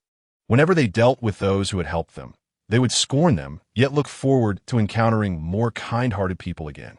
Not only did they receive help, but they were also given various supplies. If Su Qingyin knew how they had come this far, she would definitely curse them out. These beasts who feast on human blood bonds. Unfortunately, their conversation was tightly covered and nothing could be leaked. Zhou Miao Miao had the ability to hide her aura, an ability that obscured prying eyes. Therefore, the system inside Su Qingyan's body did not trigger an alarm, and she found nothing when she entered the system to search. Everything seemed normal, but Su Qingyan's instinct told her that too much normalcy was also a sign of abnormality. He Shuijian noticed Su Qingyan had entered and hurriedly took out the storage bag he had just put away, pulling out a lot of fish and meat, as well as pouring a lot of rice. It seemed that cooking one pot of rice was not a problem. With so much food, would they be able to finish it? Su Qingyan asked him, is it really 5 or 6 times more? They had been saying they were hungry for 4 or 5 days and hadn't eaten anything, and they hadn't seen rice for half a month. I just thought I would help them since we had plenty of supplies. Yishui said while handling the things in his hands. What's wrong? These supplies are mine and the boss's. You don't need to take your share. Su Qingyan was about to speak when Yishui's words from behind caught at her throat. She sighed inwardly and slowly said, it's nothing. I just heard that some pregnant women don't like the smell of fish or eating fish during pregnancy. So I wanted to ask if we should check with her if she has any aversions. Yishui was taken aback. But we only have fish here. I'll go ask. Gao Jie said. It's a kind gesture. We shouldn't make her uncomfortable. Su Qingyan regretted her unnecessary concern. She hadn't noticed that the pregnant woman hadn't touched the fish, nor did she see any discomfort on her face. Li Darren and the others were getting a bit impatient. Wanted to send Li Xiaowai to check when they saw Gao Jie come out. Gao Jie thought about directly asking the pregnant woman if she was allergic to fish or if there were any precautions, but then realized it wasn't appropriate for a man to approach a woman like that. He quickly waved to Li Darren. Li Darren saw that Gao Jie was calling him and hurried over. Brother, is there anything you need help with? Just say it. I won't refuse if I can help. Seeing his politeness and sincerity warmed Gao Jie's heart. It's nothing. I just wanted to ask if your wife has any dietary restrictions, like fish. Can she eat it? Does she dislike scallions, ginger, or garlic? And does she prefer lighter or stronger flavors? Is there anything else she wants to eat? Li Darren smiled. Brother, she's not that particular. Given the situation, having something to eat is good enough. You don't need to worry about her. That is not right. Pregnant women's bodies are different from ordinary people. Since we have the means, we should still take care of her. Seeing Gao Jie say that, Li Darren felt he had to show more care and love for his wife. Otherwise, people would start to doubt him. Li Darren smiled even wider. Brother, wait a moment. I'll go ask her. The man didn't seem to care much, yet his words sounded casual. However, seeing the two of them chatting intimately dispelled Gao Jie's wild thoughts. As a single guy, how could he understand the dynamics of couple? Some people are like that, rough yet delicate. They seem indifferent but are actually deeply caring. This reminded him of the interactions between Su Dongye and Su Qingyan, the young couple. No, he thought if they're busy inside, he should go find that guy. He hoped nothing went wrong. Brother, what does that person want from you? When can we eat? Li Xiaoman asked. That person probably has his eyes on your sister-in-law and came out to ask what she wants to eat. TSK. Pretty girls are always heartthrobs. Just think, how many men have you attracted on this journey? Li Darren's face showed displeasure as he shot a glare at Zhou Miao Miao. With so many men here, aren't we enough for you? Why bring in more men? He asked, what is it that you don't eat? I'll let that old man with his eyes glued to you know. Damn it, a bitch is still a bitch, an ungrateful wolf. I'm just trying to protect you, and what do I get? Attracting one man after another. Is the baby in your belly really mine? What are you looking at? You really want to hook up with that old man? As long as you can find out where they hide their supplies. I'll make sure they don't touch you for a month. Hearing this, Zhou Miao Miao's expression changed, but she still looked at Li Darren with confusion and bewilderment. She was so dazed that she wouldn't understand. Don't waste time. That person is still waiting. Li Dafu was unwilling to have his benefits stripped away so easily. He wasn't done having fun with this woman yet. Chapter 103. Fighting brother, can you hurry up? The kid is very hungry, and my wife is hungry too. Li Darren rubbed his hands awkwardly, looking honest and embarrassed. Yes, everything is ready. Just needs to be stir-fried a bit, and it will be ready to eat soon. The last sentence had a pointed meaning. At first, Su Qingyan didn't catch on, but by the time she did, Gao Jie had already left, and her face turned bright red. What did Uncle Gao say? Yishui looked at the blushing Su Qingyan with a smile. I don't know what he said either. Su Qingyan was once again made a mess by Yishui. She simply couldn't stay here any longer. Su Qingyin couldn't stand He Shui's laughter any longer. Both of their faces seemed to be unpleasant, especially Gao Jie, who had several footprints on his body, as if he had been kicked. She remembered that when Su Dongye went out, his clothes were brand new and clean, but how had they become as if they had been roasted or burned? All gray and dirty. Did the two of them get into a fight? Why? Su Qingyin hurriedly walked over, wanting to ask something, but her eyes caught sight of the large group behind her. In the end, she asked nothing and just walked to Su Dongye's side, leading him to the back room where He Shui was cooking. Li Daren's gaze had been fixed on Su Dongye, and after seeing him disappear into that room, he walked over to Gao Jie and asked, "Brother, who was that young man just now? It looks like he got into a fight with someone." Then, Li Daren exclaimed in surprise, "Brother, did you also get into a fight? Who was it? Who bullied you? Tell me, brother, I'll take care of him." "It's nothing. I just accidentally tripped while going out. I'm going to see if He Shui is done with the food," Gao Jie replied, rubbing his leg where Su Dongye had kicked him. "This kid is really ruthless. If he hadn't spoken up in time, I might have been a corpse by now." Hiss. At such a young age, to have such fierce and vicious skills, I really don't believe he doesn't have some family background. Gao Jie recalled the first time he met Su Dongye, his cool and noble demeanor. Upon further reflection, Su Dongye had been quiet along the way, and his movements were polite and elegant, clearly not the child of an ordinary family. It seems I need to find an opportunity to ask that kid. What if he has some shocking identity? I heard that the Southeast Wada base is controlled by wealthy families. And if that kid really is the young master of one of those families, then if we follow him, won't we all rise to prominence? Thinking this way, Gao Jie no longer cared about the few hard kicks he had just received from him. Chapter 104. A-class mental system. When Gao Jie entered, he saw Su Qingyin looking at Su Dongye with concern, checking his body. Upon seeing him enter, she gave him a reproachful look, as if saying, "How could you, an adult, hit a child? Why did you hit him so hard?" Gao Jie couldn't help but feel amused and was almost tempted to take off his clothes and pants to show her who really hit hard. "Boss, I'm not saying it's your fault, but why did you go out and end up hitting someone?" He Shui also complained. You two look at me. I've got a good reason to be angry," Gao Jie replied, feeling exasperated. "You two should ask him why he attacked me without reason. I kindly approached him, and before I could even get close, he came at me with a deadly move. I dodged in time, and just as I was about to speak, he kicked me hard. Look at this." Saying this, Gao Jie pulled down his collar to reveal a bright red fingerprint bruise. He Shui and Su Qingyin both couldn't help but gasp sharply. Their gazes then fell on Su Dongye, who was silent beside them. "Little brother, what exactly is going on?" Su Qingyin asked in confusion. Su Dongye also looked puzzled. He didn't know how things escalated to him fighting with Gao Jie. All he knew was that after stepping outside, he was alertly scanning his surroundings, using his mental power. It seemed he detected a group of people, and just as he was about to probe further for information, his mental power touched something, and then he couldn't remember anything after that. Hearing that Su Dongye also had a headache, Su Qingyin quickly reached out to massage his temples. Su Dongye's hand also covered hers gently, giving a light nod. "It's much better now. It doesn't hurt as much anymore, so you don't need to worry."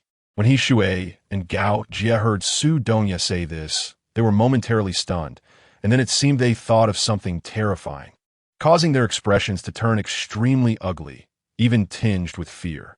Su Qingyin observed the changes in both of them. She pretended to be unaware and asked Uncle Gao, "Uncle He, what's going on with this young man? Do you know?"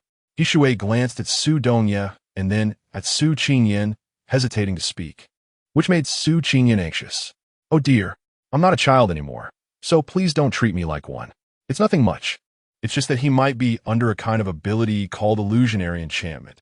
Su Qingyin heard about this type of supernatural ability for the first time, but it was not difficult to guess, based on Su Dongye's demonstration, that it was a type of mental ability. Who is it who used mental power against Su Dongye? She knew that Su Dongye himself was a mental ability user, and his star rank was B level. If someone could make him fall into a trap and lose himself, that person's star rank must be above his. Su Qingyin's heart raced. Her nerves and muscles were in a tense state. He Shui and Gao Jie did not notice Su Qingyin's change, but Su Dongye was aware of it. He gently patted the back of her hand, reassuring her that she didn't need to worry or be nervous. He was fine now. This kind of ability was only possessed by mental-type ability users, typically used to protect oneself by setting up a barrier around their resting area or to trap enemies. Given the situation of this young man, it should be the former. He had accidentally stumbled into a barrier set up by another ability user who had been here before. Gao Jie reassured the two that as long as the barrier was broken, it would not have any adverse effects on those who had been affected by the illusion. Su Qingyan and Su Dongye did not relax because of Gao Jie's words. At this moment, the boiling pot interrupted their thoughts. You two don't need to worry. The boss said it's fine, so it must be fine. You two just rest here for a bit, and the boss and I will take the food out. After He Shui and Gao Jie disappeared from Su Qingyan and Su Dongye's sight, Su Qingyan immediately gave Su Dongye a glance, and the two of them crouched down in unison. Su Dongye and Su Qingyan had the same thought. The ability user who could create the illusionary evil must be stronger than Su Dongye. Su Qingyan suspected that the ability user was among those 7 people. Su Dongye agreed, as he vaguely felt the fluctuations of energy within his body, a kind of pulling wave of the same type of energy. Su Dongye didn't dare to use his mental power for fear of being detected by that person. The two were writing in the dirt with their hands. When footsteps approached, Su Qingyan hurriedly pulled Su Dongye up, rubbing their feet against the ground to erase what they had just written. Fortunately, Gao Jie and He Shui were not focused on the two of them. They thought the little actions were just the intimacy of a young couple. Do you two want to come out and eat a bit more? You can chat with them and find out the situation. Didn't they come up from the county town below? They're also heading to the shelter, so they might know something. Su Qingyan asked, You girl, it's obvious you didn't pay attention in school. Do you know geography? Even though they came from the county town below, that county connects 4 nearby provinces. If we want to go elsewhere, we must pass through their town, He Shui explained. Are you saying that whether we head south or north, we have to go through their county? Exactly. Hearing He Shui say this, Su Qingyan became interested, but she also wanted to know what those 7 people intended to do. Were they planning to kill and seize supplies, or were they seeking companions to go to the shelter? If it was the second option, that would be fine. They could just part ways at the shelter. But if it was the first option, then they would have to be cautious. As an A-level mental ability, user was much more powerful than other types of ability users. Su Qingyan and Su Dongye followed He Shui to the dining table, where Gao Jie had already started drinking with them. The atmosphere was warm and harmonious. Anyone unaware of the situation would think Gao Jie was part of their group. Like family. Thin Monkey, come over here. I've saved a spot for you, they said, letting the two of them sit with their peers. Gao Jie, who hadn't completely sobered up from before, took a few more drinks and was now genuinely drunk. His eyes were all squinted. Su Qingyan was worried. What if both of them got drunk? Brother He, it's too crowded over there. You should stay here. Moreover, it wasn't easy to walk over. With their family of 7 already sitting at the table, it was crowded enough, and adding the 4 of them made it impossible to sit comfortably. Gao Jie was sitting at the innermost part, and if He Shui sat next to him, it would indeed be inconvenient when 3 or 4 people stood up to give up their seats, just as He Shui was about to refuse. Those 3 or 4 people stood up. Brother He, come on. You are our benefactor. You should sit in the main seat and be with Brother Gao. Unable to decline their hospitality, Su Qingyan watched as He Shui was pushed inside, and just as she was about to say something, Feng Shui pressed her down. Little girl, you should sit down too. This is your boyfriend, right? You both look so young. Why did you get married so early? Feng Shui had already learned from Gao Jie about Su Qingyan and Su Dongye's information. They were also beneficiaries, a newlywed couple. Su Qingyan's hand was being pulled hard by Feng Shui. She wanted to speak, so she squeezed her hand tightly, causing Su Qingyan's face to change color from the pain. Su Dongye noticed that Su Qingyan's complexion was off and looked down to see that her wrist was being gripped. His eyes darkened, and he directly reached out to fiercely grasp Feng Shui's hand, using all his strength. Feng Shui winced in pain and had to let go. She didn't dare to make a scene. This was not the time for mistakes. Feng Shui smiled at Su Dongye and teasingly said, Oh, I didn't see that coming. Young man, you really care for your wife. Come on, hurry up and let your wife sit down. Standing for too long can make your legs sore. Feng Shui tried to act as if nothing was wrong, but her trembling hand betrayed her. It felt as if her hand was about to be crushed.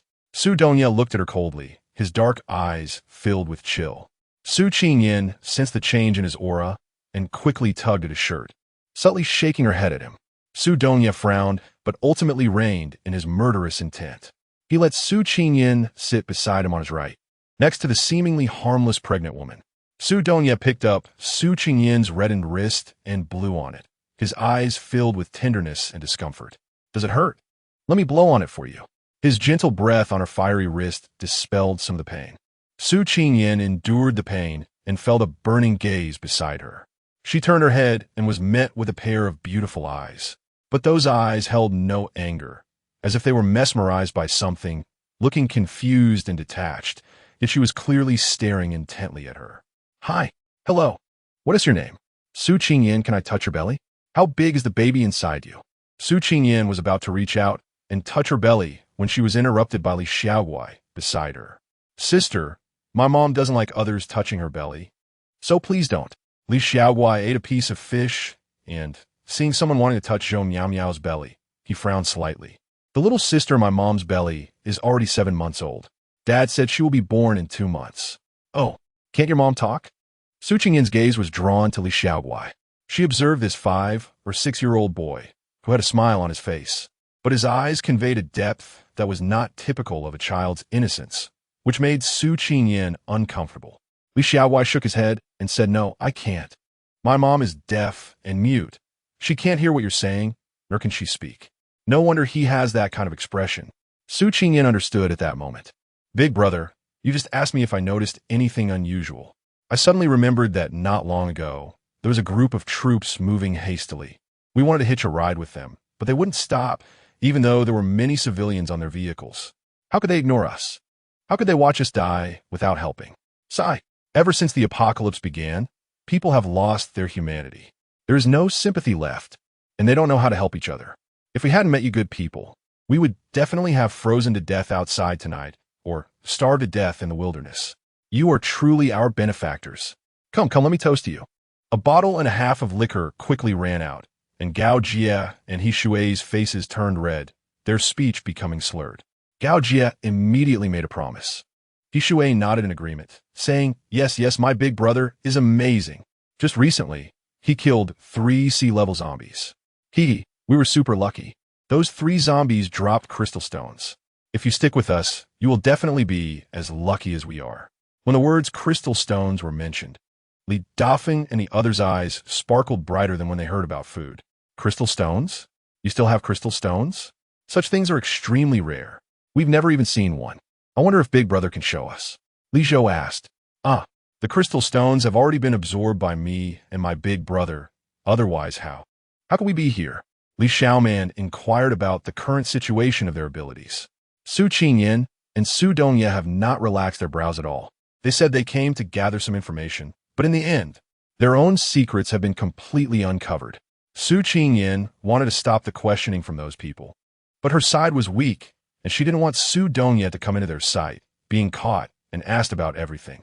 If it were the old Su Dongye, he wouldn't be afraid of their questions, but now Su Qingyin was worried that they might find some loopholes. In the current situation, Su Qingyin didn't know what to do. Su Dongye could sense her anxiety and unease, as well as the ill intentions of those people. Looking at Gao Jie and He Shui, who were drunk and dazed, he narrowed his eyes and said, Since you all say that Brother He and Brother Gao are your benefactors who saved you, then you should finish all the remaining food. Just clean up a bit. Brother Gao and Brother He are already drunk. We'll take them to rest. There are plenty of rooms here. You can find a place to sleep. His abrupt voice interrupted the continuous questioning, which displeased Li Daren and the others. But Su Dongye brushed them aside and walked up to Gao Jie and He Shui, ignoring everyone's strange looks, and grabbed the back of their necks by their clothes and threw them out. It was unclear whether they were too drunk or if Su Dongye didn't throw them hard. Either way, they showed no reaction. After saying this, without looking at their faces, Su Qingyin and Su Dongye helped the 2 of them towards the previous room. Chapter 105. Disagreement, brother. What should we do? That young couple took those 2 inside and is planning to get them drunk to ask about the supplies. Isn't that a dead end? Should we wait until we reach the refuge to take action? Li Zhouquan saw the figures of the four disappear from view, his face full of unwillingness. He knew that the longer the night dragged on, the more dreams there would be. Who knew what would happen tomorrow? If it were up to him, it would be best to deal with all four of them right now. Taking advantage of the two ability users being drunk would make it easier to act. Those two young people clearly had no strength. It would be good to leave one breath in them to ask where they had hidden the supplies. Li Xiaoguai agreed with Li Zhouquan's words. That young couple is really in the way, especially the woman. She's very wary. From the moment we appeared, I felt her vigilance. Just look at her reaction at the table earlier. While those two are drunk now, we should take care of them. Who knows what that woman might do at night? What if those two wake up and, under her persuasion, sneak away? Li Dafu, who had just eaten and drunk enough, didn't think as much as the other two. He just wanted to hold Zhou Miao Miao and sleep well. Whatever happened could wait until tomorrow. Tonight, Zhou Miao Miao belonged to him. You all discuss it, and let me know when you're done. Saying this, Li Dafu revealed a lewd smile at Zhou Miao Miao in Li Darren's arms. Darren, isn't it time for your dad tonight? Li Darren was just considering whether to take action against the four that night when he felt a shadow loom over him. He looked up and saw that it was Li Dafu, who had approached him since he hadn't acknowledged him. Seeing that his gaze was fixed on Zhou Miao Miao in his arms, Li Darren didn't show any unusual expression. He only smiled and said, Father, why are you in such a hurry? Your daughter-in-law can't run away. She has important things to do tonight. Your matters can wait. Just as he was about to reach out to take Zhou Miao Miao, Li Dafu frowned in displeasure. Didn't we agree that it was my turn tonight? What does that mean? I remember the last time it was the same. Good son, are you going to be an unfilial son? After being interrupted multiple times, even a good-tempered man would grow resentful, let alone Li Dafu, who had a violent temper. He immediately erupted. Li Xiaoman saw that her brother and father were about to argue over a woman and quickly pushed Feng Shui beside her. Dad, that woman Zhou Miao Miao is pregnant. Why are you in such a hurry? Isn't there's still one here? Besides, didn't you just hear what brother said? Those two must have hidden a lot of supplies. Relying solely on coercion and temptation won't get us satisfactory answers. It will be better to let this woman try. Do you still want to live like before? I certainly don't. A woman, when can't she be enjoyed? With supplies, what kind of woman can't we have? Why bother? Brother, you too. It's just a woman. Just like you said, we don't even know if the child in her belly is yours. It probably isn't from our family. Why do you care so much about her? Look at her. Can she really get anything out of them? Wouldn't that alert them? I also think that woman among them is quite cunning. Why don't we deal with her first? Hee hee. Li Xiaoman laughed lewdly, which made Feng Shui next to him shudder. Chapter 106. Bloodstained hands. The four people in the room could hear nothing of the discussions outside. Su Qingyan frowned as she looked at He Shui and Gao Jie, who were both drunk and passed out. Su Qingyan became anxious. The two of them clearly regarded those 7 people as holding supplies and having an overflowing sense of sympathy, which would eventually lead to their own downfall. What to do? Should they just ignore the two of them? Su Dongye moved his ears, as if he heard someone approaching, so he made a shushing gesture to Su Qingyan. Su Qingyan stopped speaking. Sure enough, not long after, a clear and sweet female voice sounded from outside. Brother Gao, I see you two are quite drunk, so I made some sobering tea. Can I bring it in? Is that He Miao Miao's voice? Su Qingyan hasn't forgotten what the child said recently about his mother being unable to hear anything and unable to speak. Who is the person standing outside talking? Could it be a ghost?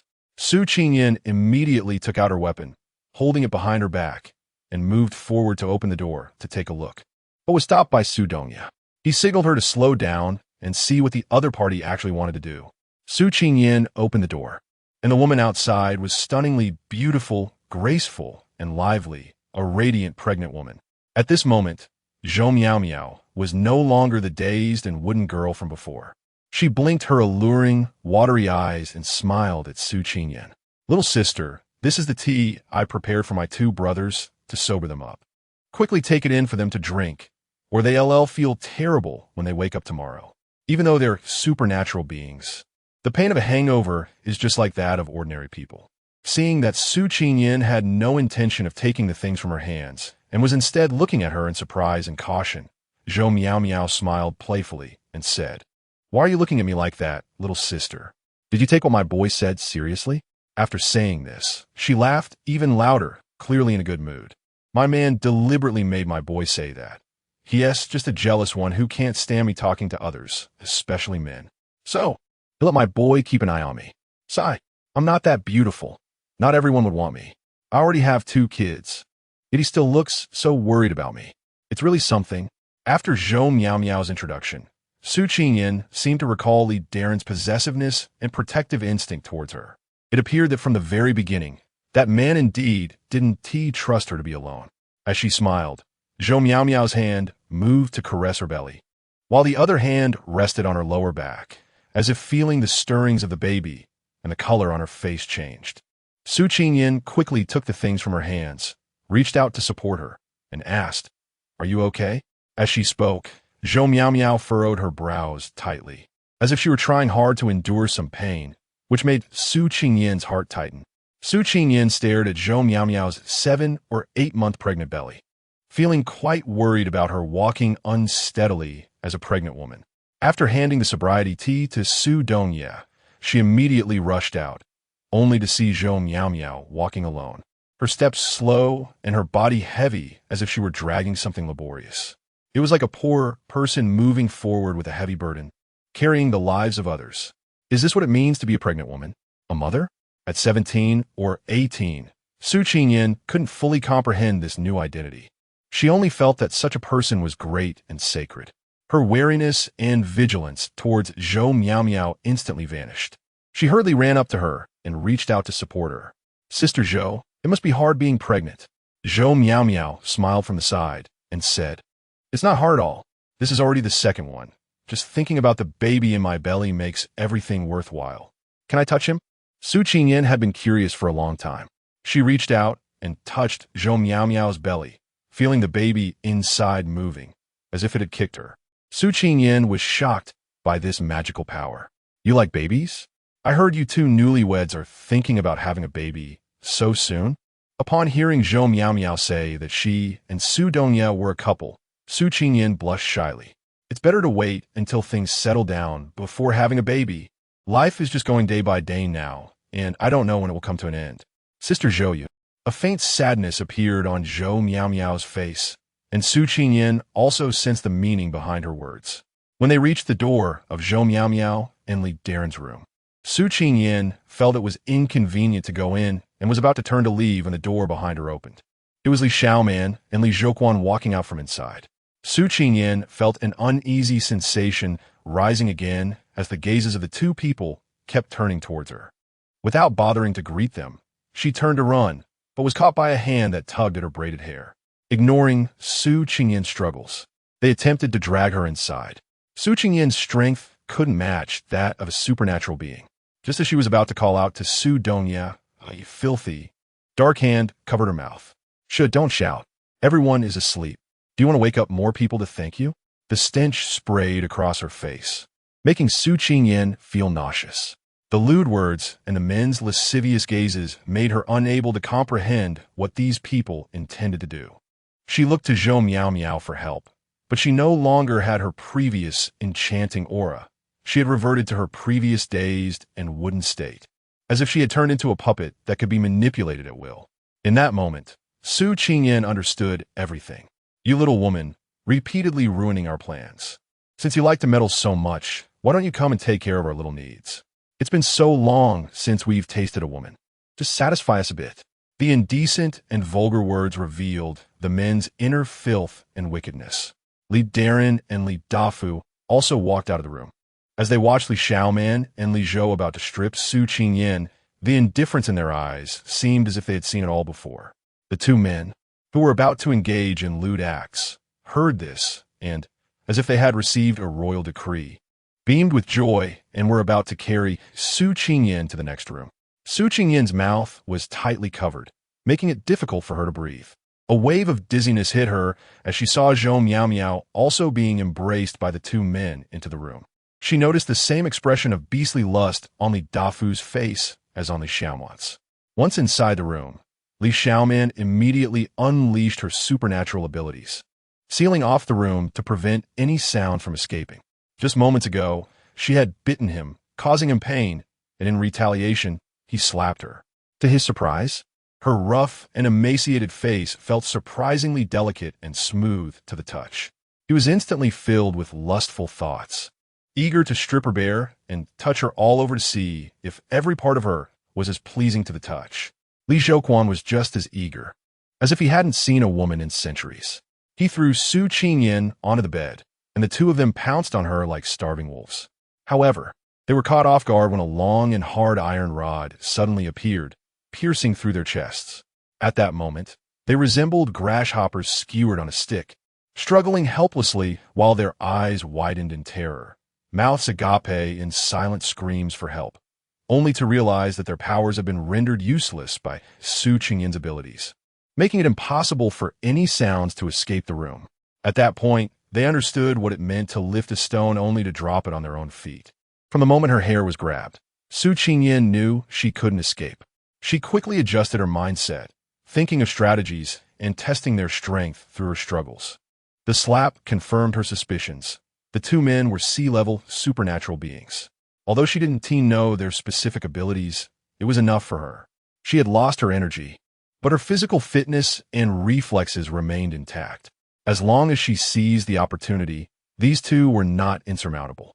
In the current moment, Su Qingyan managed to subdue both of them. The long stick she wielded was made of an unknown material, but once it was stained with blood, the energy it unleashed was unimaginable.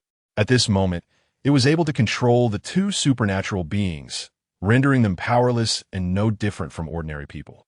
The pain made Li Xiaoman and Li Zhouquan realize their predicament, transforming from aggressors into victims. They felt a strong killing intent emanating from Su Qingyan. They didn't want to die. After struggling to survive, they found themselves facing death at the hands of a woman. But reality slapped them hard in the face. Spare us. Spare us. We won't dare anymore. It's all his fault. He came up with the bad idea. The two began to shift blame onto each other. Su Qingyan had seen such drama with Zhao Shi. She disliked these schemes and detested the human nature of betrayal for personal gain. Initially, she had hoped to extract useful information from them, but looking at their disgusting faces, she decided against it. Men, what else could they think with other than their lower bodies? They were just useless fools who deserved to die. Su Qingyan gripped the long stick and vigorously stirred it between their two chests, the blood and flesh visibly being absorbed by the stick. This was the first time Su Qingyan had witnessed such a scene. She was surprised but quickly calmed down, as she felt a warm breath being transmitted from the stick in her body, gradually restoring some of her recently expended energy. Without this supportive energy, her body was truly a waste.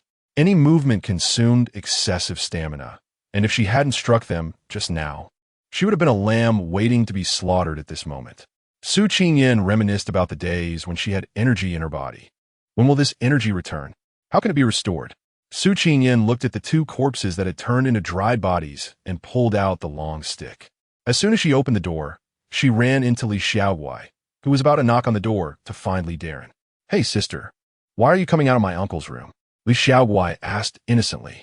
However, the mockery and disdain in his eyes were too glaring, and Su Qingyan immediately understood that this person, who looked like a child, was definitely not a child, but a supernatural being disguised as one. These 7 people were not a family at all.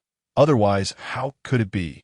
Thinking of the scene where Li Daren and Li Dafu both embraced Zhou Miao Miao as they entered the room, Su Qingyan's worldview had already shattered into pieces.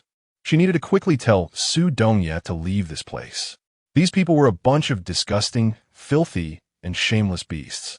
Su Qingyan concealed the disgust in her heart, masking the aversion and fear in her eyes, and smiled as she said to Li Xiaoguai, "I'm just here to deliver some things." Hearing that Su Qingyan came to deliver something, Li Xiaoguai became curious. "What are you bringing for my uncles? Is it food? Is there something for me?" As Li Xiaoguai approached, Su Qingyan instinctively wanted to retreat, but she restrained the panic within her and forced herself to calm down. "Yes, it's food. I have a little bit left. Do you want to eat?" "Sure. I'm hungry again. Hurry up and bring it to me." Upon seeing the food, Li Xiaoguai became excited and didn't think much more, reaching out to Su Qingyan. She cheerfully grabbed his hand, pulling him forward with force.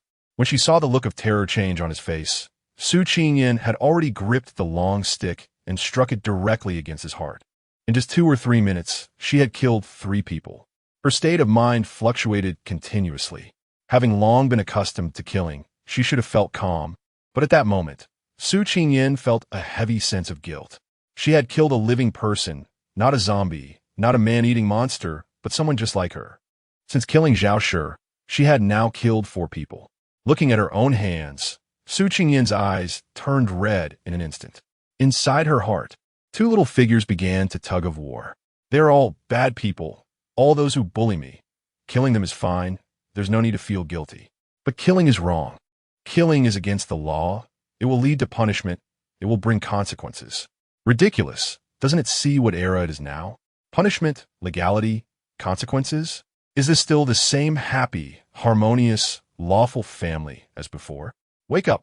This is already an era of humans eating humans. If you don't kill them, they will kill you. Do you want to die? No. It's not like this. Su Qingyan's mind was in a state of chaos. She curled up in the corner like a wounded lone wolf, her body filled with hostility and a sense of world weariness, yet feeling so helpless and small. Looking at Su Dongye with eyes full of heartache and discomfort. Chapter 107. It's no drink. Come on, keep drinking. From now on, you'll follow us. And we'll make sure you have enough to eat and drink. Gao Jie, who had drunk the hangover tea, went from lying down to sitting up, his eyes no longer as dazed and murky as before. He kicked He Shui, who was sleeping like a dead pig beside him. Hey, wake up, hurry up. Boss, what's wrong? What about those 2 kids? Gao Jie asked about Su Qingyan and Su Dongye's whereabouts. I don't know, maybe they went to sleep somewhere else. He Shui said without thinking. They've taken this place to sleep, so they must be looking for another place to rest. Get up, stop sleeping. Let us go find them. Gao Jie pulled He Shui, who was about to fall asleep again, up. His right eyelid was twitching, and he felt that something was off. Reluctantly, He Shui got out of bed. The 2 of them left the room one after the other. He Shui stretched and yawned, just about to call out Su Qingyan and Su Dongye's names when Gao Jie in front suddenly stopped. He rubbed his nose, which had been hurt from the collision, and complained, Boss, didn't you say we were going to find those 2? Why did you stop all of a sudden? It hurts like hell. Dead. Someone's dead. Although it wasn't his first time seeing a dead person, Gao Jie was still quite shocked. He Shui didn't hear clearly what Gao Jie said and tried to go past him, but then a small, motionless body lying on the ground caught his eye. He Shui hadn't noticed anything unusual yet. When he got closer, intending to pick up Li Xiaoguai, he saw a lifeless body that could even be described as a dry corpse. He Shui screamed. The 3 people inside the room, engaged in some indescribable group activity, immediately stopped upon hearing the unusual scream. Li Dafu and Li Darren recognized that the scream didn't come from among them. It was unfamiliar and filled with terror. Their previously good mood darkened instantly. Without time to put on their clothes, the 2, only fastening their pants, opened the door. They had imagined various scenarios in their minds, but they never expected to see Li Xiaoguai's corpse, and a desiccated one at that. Others were unclear about Li Xiaoguai's strength, but Li Darren was well aware. A B-level Earth-type ability user, when it came to escaping, no one could match him. Who could catch him if he burrowed underground? Unless it was an A-level ability user or an A-level zombie. Who on Earth could it be? How could they cause Li Xiaoguai to die silently and even be drained of his blood? This left Gao Jie and He Shui awkwardly standing in place. In their eyes, Li Darren was just a father heartbroken over the death of his son. They wanted to step forward to ask about the situation, but knew that this was not the right moment. There is nothing more tragic than a white-haired person sending off a black-haired one. Gao Jie and He Shui were not in a good mood either. After all, someone had died in their territory, and it was an unclear death. They wanted to investigate, but had no way to do so. The 2 had to continue looking for Su Qingyan and Su Dongye. Where could those 2 kids have gone? It seemed to be snowing outside. Gao Jie pushed open the door, and a gust of cold wind blew in, along with the snow. Looking at the large snowflakes drifting outside, Gao Jie's eyes became bewildered. In August, the weather was unbearably hot, yet at this moment, the cold wind was sharp and the snow was falling heavily. If someone had told him before that it snowed in August, he would have shot them a sideways glance and cursed them for being crazy. But now, some things really cannot be deduced according to common sense, nor are they unchangeable.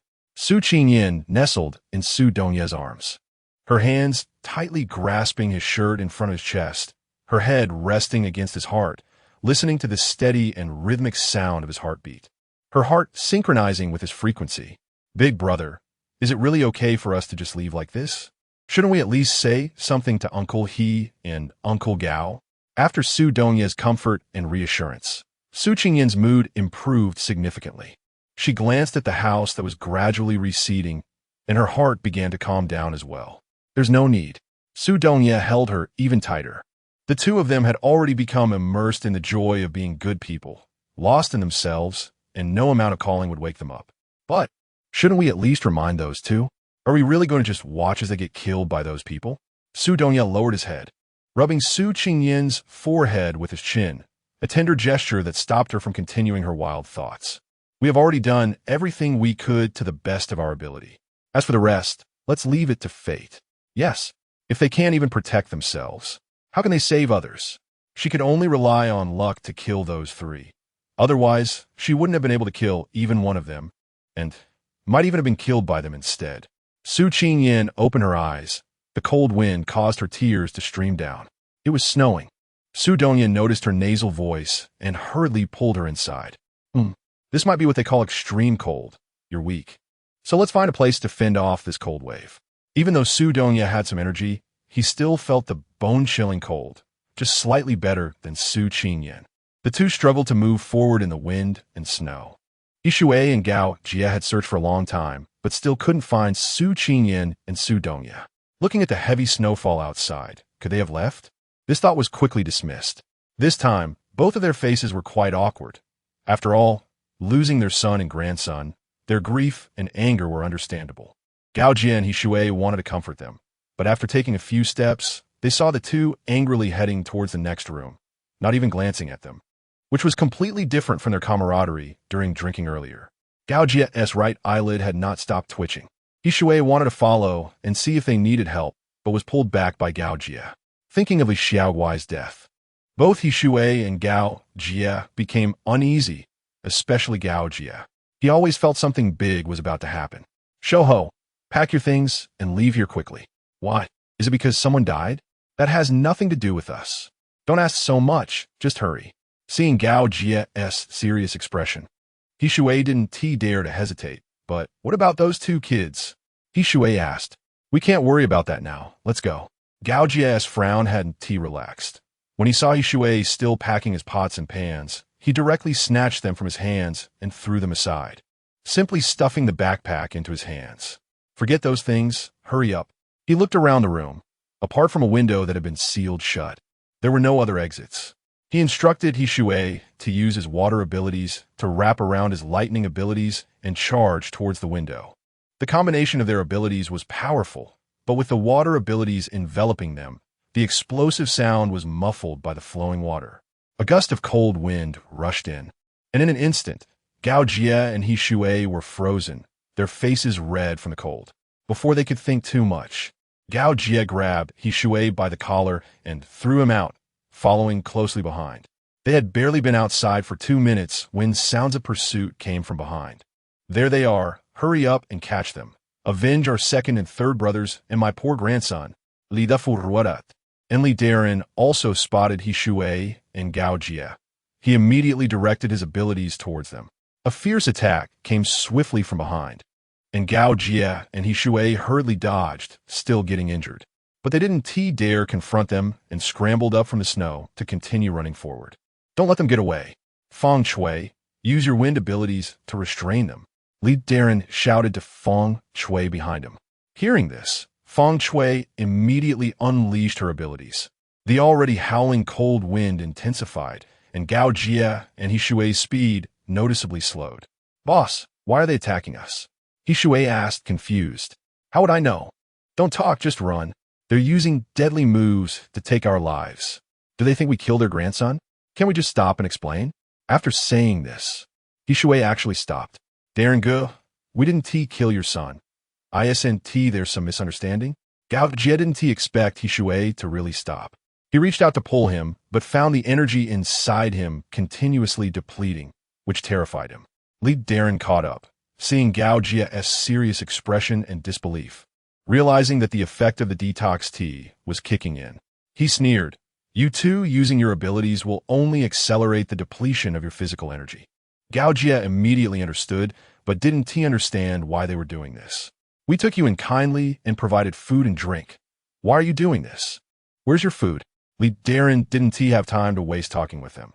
He just wanted to quickly obtain their supplies and leave this hellish place. He and Li Dafu wanted to find the Xiao Man and Li Zhouquan to discuss an action plan, but didn't he expect to find two corpses just like Li Xiaoguai's? This was clearly not the work of zombies. Zombies kill directly. They either eat, tear apart, or turn the victim into one of their own. However, Li Xiaoguai, Li Xiaoman, and Li Zhouquan's deaths had their blood drained, a vicious method of killing, clearly human-made. Gao Jia and He Shui's abilities were clear to them. They could never have killed those three. Who could it be? Li Darren stared intensely at Gao Jia and He Shui, asking, "Why are there only the two of you? Where are the other two?" "Darren Gu, listen to us. We really didn't kill Li Xiaoguai. Why would we want to kill you? If we wanted to kill you, why would we give you food?" He Shui was still thinking that as long as the misunderstanding was cleared up, they could go back to how things were before. "What do you need them for?" Gao Jia frowned and asked. "They killed our companions." Feng Shui didn't he believe that the couple could silently kill Li Xiaoguai, Li Xiaoman, and Li Zhouquan, but the fact was that those two were indeed missing. Impossible, He Shui denied without thinking. How could those two possibly kill anyone? They couldn't even handle zombies, so how could they kill ability users? You saw it too. That girl doesn't have any abilities at all. She is so weak she needs to be wrapped in a quilt. Just because you say it's impossible doesn't make it so. Do you know their backgrounds? What if that girl is just pretending? Xiaoga, why do you trust them so much? If it didn't kill them, then where are the other two? Why did you run? Or do you know something and are helping them escape? Feng Shui threw out one question after another, along with accusations that made He Shui's face flush, leaving him speechless, unsure how to refute. Why waste words with them? Let them hand over their supplies. A life for a life. Li Dafu was initially furious about the three deaths, but then thought that since they were dead, splitting the supplies among fewer people would mean more for them. So that is how it is. If you still don't understand what is going on, then you really are too foolish. Gao Jia sneered. So you've had the intention of killing and robbing from the start. Your conscience has been fed to the dogs. Boss, what do you mean? He Shui sensed something in his heart, but was unwilling to believe it. You're really stupid. Can't you see? These people aren't a family. They're a patched-together gang of robbers, specifically targeting ability users with supplies. Gao Jia was too lazy to explain further to He Shui. If you want supplies, you'd better see if you have the ability to take them. As soon as the words fell, Gao Jia's lightning ability unexpectedly struck the three people in front of him, hidden in the wind and snow. The electric shock-like pain caused Feng Shui to fall to the ground and spit blood, while Li Dafu and Li Darren only trembled slightly before quickly retaliating. Gao Jia couldn't withstand their attacks. His body swayed unsteadily, supported by a soft force from behind. It was He Shui, who had come to his aid using water-based abilities. Facing each other, Gao Jia's strength was fundamentally a whole star level lower than that of Li Darren and Li Dafu, making the fight increasingly difficult. Coupled with the depletion of energy in his body, it wouldn't be long before he was defeated. Gao Jia and He Shui lay on the ground, continuously spitting blood. Li Darren approached, stepping on Gao Jia's head, burying his features directly in the ice and snow, giving him no chance to speak. He stared intently at He Shui, who was glaring at him, and asked, "I'll count to 3. Tell me where your supplies are, and I'll let you both go." At that moment, He Shui hated them and also blamed herself. If it weren't for her suggestion to get food for them, if it weren't for her actions to get close to them, if it weren't for her soft heart, she and the boss wouldn't have fallen to such a state. They were right. One day, kindness could become a sword that stabbed one's own heart, hurting oneself and those around them. She had dragged down the boss. I said, "Let my boss go first." Li Darren coldly snorted. "You don't have any bargaining chips to negotiate with me." Li Darren increased the pressure of his foot slightly, and Gao Jia's painful groan reached He Shui's ears. She bit her lip, her eyes reddening as she glared at these bandits. The supplies are in these 2 bags. Let my boss go. Lee Darren had already thought about it. How much could just 2 backpacks hold? He didn't believe it. This time, he exerted full force with his foot, and blood flowed continuously from Gao Jia's mouth and nose, scaring He Shui into crying out, "I said it. The stuff is all in the backpacks. If you don't believe me, you can open them and take a look." Li Dafu caught Li Darren's gaze and, half convinced, opened their backpacks. Looking at the contents inside, he couldn't help but exclaim, "What the hell, there's so much supply." Li Darren frowned when he saw Li Dafu pull out a bag of rice, followed by flour and wheat. His eyebrows immediately relaxed. "You've given us the stuff. Let us go. There should be more naive and innocent people like you in this world." But alas, Li Darren clicked his tongue, his eyes darkening, and with a forceful stomp, he directly broke Gao Jia's neck. Then, with another kick, he aimed at He Shui's temple. Blood instantly splattered, and her head burst open. 2 lives were lost just like that at his hands. The snow fell heavier and thicker, covering Gao Jia and He Shui with a layer of white like a cotton quilt. What about the other 2 little bunnies? Should we go find them? Li Dafu, carrying the 2 backpacks, walked behind Li Darren, looking around as he walked, trying to locate the hiding place of the other 2. Chapter 108. Shelter inside the shelter. A stunningly beautiful woman was pacing anxiously in the room. Dong Xian tried to steer the conversation, not daring to voice his other suspicions. Given Zhao Shi's notorious character, he might have died somewhere. The Zhao family only had Zhao Shi as their sole descendant. She had promised her parents to take good care of him, ensuring he would expand the Zhao family's lineage, even at the cost of selling 7 or 8 years of love. He absolutely couldn't have any accidents. Has there been any information from the tracker? Zhao Yi asked. I'll go check right now. When Dong Xian went out to look for Zhao Shi, he had checked once before, and everything had seemed normal then, but now on a 34-inch TV screen, the scene before Zhao Shi's death was displayed. A 17 or 18-year-old girl stood over Zhao Shi, holding a long stick. She raised her right hand, and with a swift motion, the stick struck out, blood splattering everywhere. And Zhao Shi fell to the ground, unable to rise. The final image froze on that pure and beautiful face. Dong Xian didn't know how to tell Zhao Yi about this. Just as he hesitated, the door was hurriedly pushed open. Now he wouldn't have to say anything. Who is this? I want to kill her. Zhao Yi entered and immediately saw the scene of her brother, Zhao Shi's tragic death. Her eyes turning red as she glared at the murderer on the screen, gnashing her teeth in fury. The beautiful woman instantly transformed into a madwoman. Anyone would be scared, even an ability user. Dong Xian quietly shifted his footsteps, trying to leave unnoticed, but just as his hand touched the doorknob, he heard someone calling his name. I want all the information on this person, at any cost. After calming down, Zhao Yi returned to her original state, rational and pragmatic. Copy this person's photo. ISN T Chun Hai always thinking about my brother's woman? Send it to him. Dong Xian quickly saved the photo, following Zhao Yi's orders to find Chun Hai. Just thinking about Chun Hai's lascivious old face made Dong Xian inwardly curse the old lecher. The delicate woman locked in the room with Zhao Shi. He had seen her once before. She was incredibly beautiful, but unfortunately, without any abilities, she was destined to become a plaything of the strong in the apocalypse. It seemed Zhao Shi wanted to train her well before giving her to Jiang Haonan to help solidify his sister's position. Men, especially those who are rich, powerful, and influential, always have countless women surrounding them. The more women there are, the more trouble arises. Otherwise, how could an A-level ability user be reduced to doing bodyguard work? It was annoying but fortunately easy. As Dong Xian closed the door, he glanced at the woman sitting on the sofa, staring blankly at the TV screen. He wondered if this time, Jiang Haonan would still turn a blind eye, allowing her and Chun Hai to get closer. No higher-up would want to see their trusted aide and their woman getting close. Dong Xian was contemplating whether to tell Jiang Haonan about this matter. But after thinking it over, he decided against it. He only needed to ensure Zhao Yi's safety. Everything else was outside his responsibility. Even if something did happen, it would concern him when Jiang Haonan sought accountability. Unfortunately, the events happening with Zhao Yi were seen by Li Jiasen's maid. After Dong Xian left, She couldn't wait to tell her mistress about Zhao Shi's death. Tonight, Zhao must not be allowed to bring Jiang Haonan to her room. Miss, I have great news to tell you. What is it? The zombies are all dead? The world has returned to normal? Ihua couldn't help but roll her eyes. Was that even possible? What great news could there be?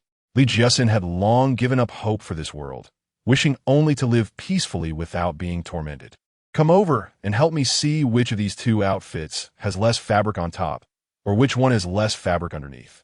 Ihua glanced at the two outfits in Li Jiasin's hands, finding them utterly unwearable.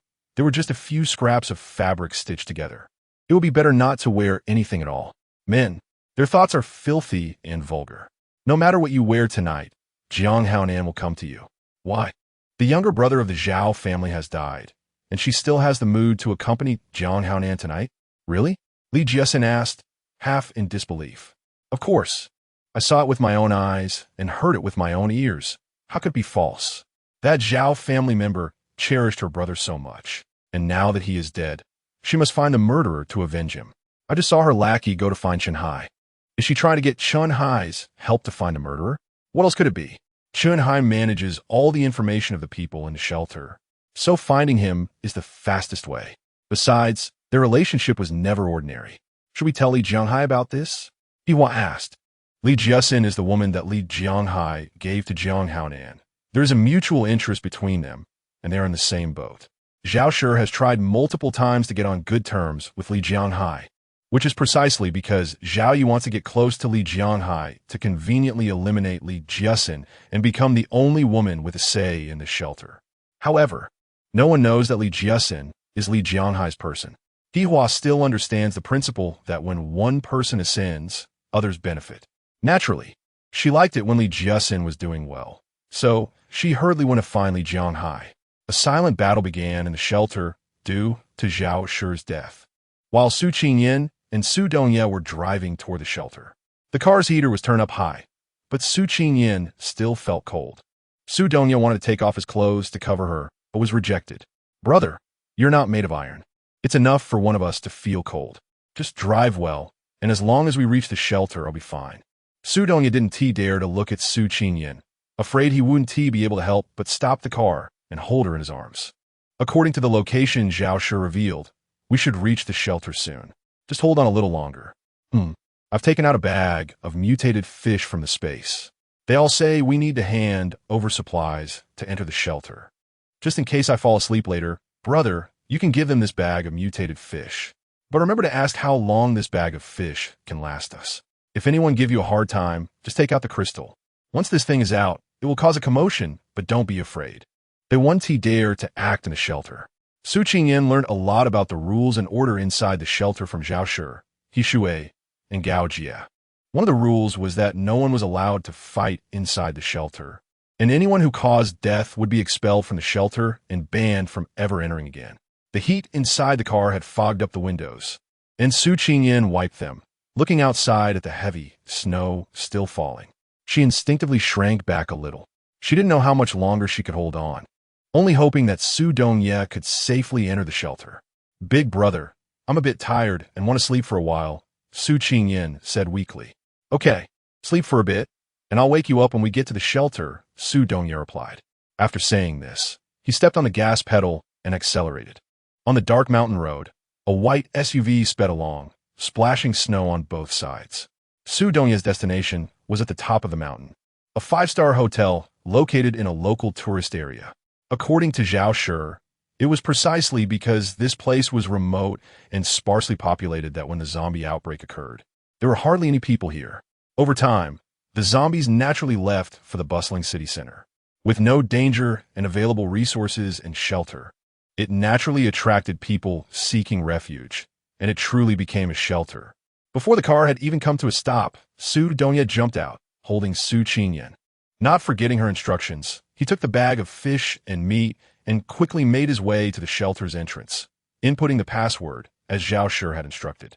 A narrow iron gate opened slowly, allowing only one person to pass at a time. Su Dongye tightly held Su Qingyan as they crossed inside. Upon entering, there was another iron gate. Behind this iron gate was the main entrance of the shelter. Su Dongye knocked on the door handle hard. waiting for a long time before someone came out.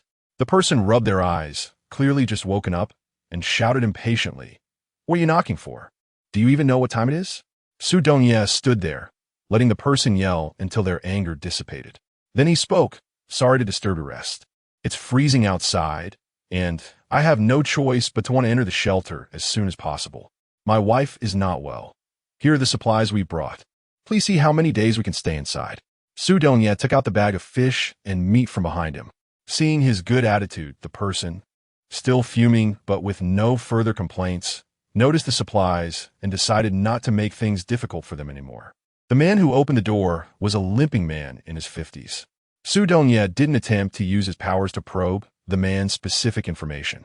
The people here were mixed, and for safety's sake, following Su Qingyan's advice, they proceeded with caution. "Wow, what a strong smell of blood. What's inside?" Before it was opened, Uncle Lu asked about the bloody smell, looking puzzled. "Meat, fish," Su Dongye replied simply. Uncle Lu guessed it would be meat, but was surprised to see so much fish. And it was fresh. He looked at the fish and then at Su Dongye, momentarily unable to accept that this bag of fish was caught by this young man who looked only in his early 20s. "Kid, how did you manage this?" Uncle Lu asked curiously. Not being able to gauge the young man's capabilities, Uncle Lu naturally didn't dare to offend him recklessly. Uncle Lu weighed the bag of fish in his hands, estimating it to be at least 90 pounds. He took another look at this unremarkable, yet seemingly noble young man. He couldn't afford to misjudge again. Uncle Lu glanced down at his limping foot and pulled out a key from his pocket, which had a label reading 466. "This is the key to your room. The number is on it. Based on the supplies you provided, you can stay for a month, which is 30 days. Uncle Lu, fearing he might not understand, gave Su Dongye a small booklet and a map. This contains detailed information and rules about the shelter. Make sure to remember these before you leave your room. Young man, when you arrive at a new place, the first thing you need to do is understand the survival rules of that place. Everything else can wait. Fill out this information and also hold this ball," he added, pulling out 2 more items. These were things Zhao Shi, He Shui, and Gao Jie hadn't mentioned. Seeing Su Dongye hesitate, Uncle Lu was even more certain that this unfamiliar young man was visiting the shelter for the first time. So these items were even more necessary. To enter the shelter, everyone must fill out a form and test their ability level the first time they come here. "Please proceed." Knowing it was unavoidable, Su Dongye asked no further questions and took the pen and paper to fill it out. The information he filled in was fabricated by Su Qingyan in front of He Shui and Gao Jie. He placed his hand on the ball for the test. However, the ball was completely unresponsive. Even Su Qingyan, sleeping in his arms, was not spared. Su Dongye filled out the information for her, and the ability test yielded the same results. The ball showed no reaction at all. Chapter 109. Curiosity. Su Dongye couldn't wait to open the door to their room and rush straight to the bathroom. After filling the bathtub with hot water, he carefully placed Su Qingyan inside, then quickly turned on the air conditioning to the highest temperature. He sat beside the bathtub, staring intently at Su Qingyan, whose eyes were tightly closed. Even with a human skin mask, it couldn't hide her pale complexion and exhausted expression. He knew she had borne a lot along the way. The collapse of the old world, the establishment of the new world, the destruction and reconstruction of values. These were not things that an average person could digest or accept in an instant. Even if he hadn't lost his memory, he couldn't calmly accept this twisted world. The changes in species, humans surpassing nature, and severe climate conditions. These were just what he had experienced, seen, and felt. There were still things he hadn't witnessed. Human nature cannot withstand tests even in peaceful times. In such a harsh survival environment, it only becomes more boundless and bottomless. Su Dongye didn't need to think too much about what would happen to He Shui and Gao Jie. In a world where there are no limits, good people do not have good endings. It wasn't that he and Su Qingyan didn't want to save them. There was simply no way to save them. Su Dongye reached out to smooth Su Qingyan's tightly furrowed brows, saying, "You don't need to blame yourself or be sad. Everything we did was merely self-preservation. Whether He Shui and Gao Jie can survive is something we can only leave to fate. Dian, the people you've killed are all people who deserve to die. Don't be sad, okay? If you hadn't killed them, the end result would be that we both would die. This world has already become this way. It's not something we can change. Although I don't know what happened before, I know you must have gone through even more brutal fighting. In the future, with your big brother by your side, I won't let your hands be stained with blood again. With me here, everything will be all right. Big brother. Su Qingyan opened her tear-filled eyes. She woke up when Su Dongye placed her in the hot water of the bathtub. She just didn't know how to face Su Dongye. She had killed someone and left Yi Shui and Gao Jie behind. She didn't want to, but everything was just an excuse. Leaving was leaving, and killing was killing. I know, Big Brother knows everything. This is not your fault, nor mine. It's the fault of this era. Don't blame yourself, and don't feel guilty or sad. If they encountered the same situation, they would also leave us without hesitation. Su Dongyi Gomfort Su Qingdian. After hearing Su Dongye say this, Su Qingyan seemed to understand a lot. However, her guilt mostly stemmed from her feelings of indebtedness to Qin Xiong and the others.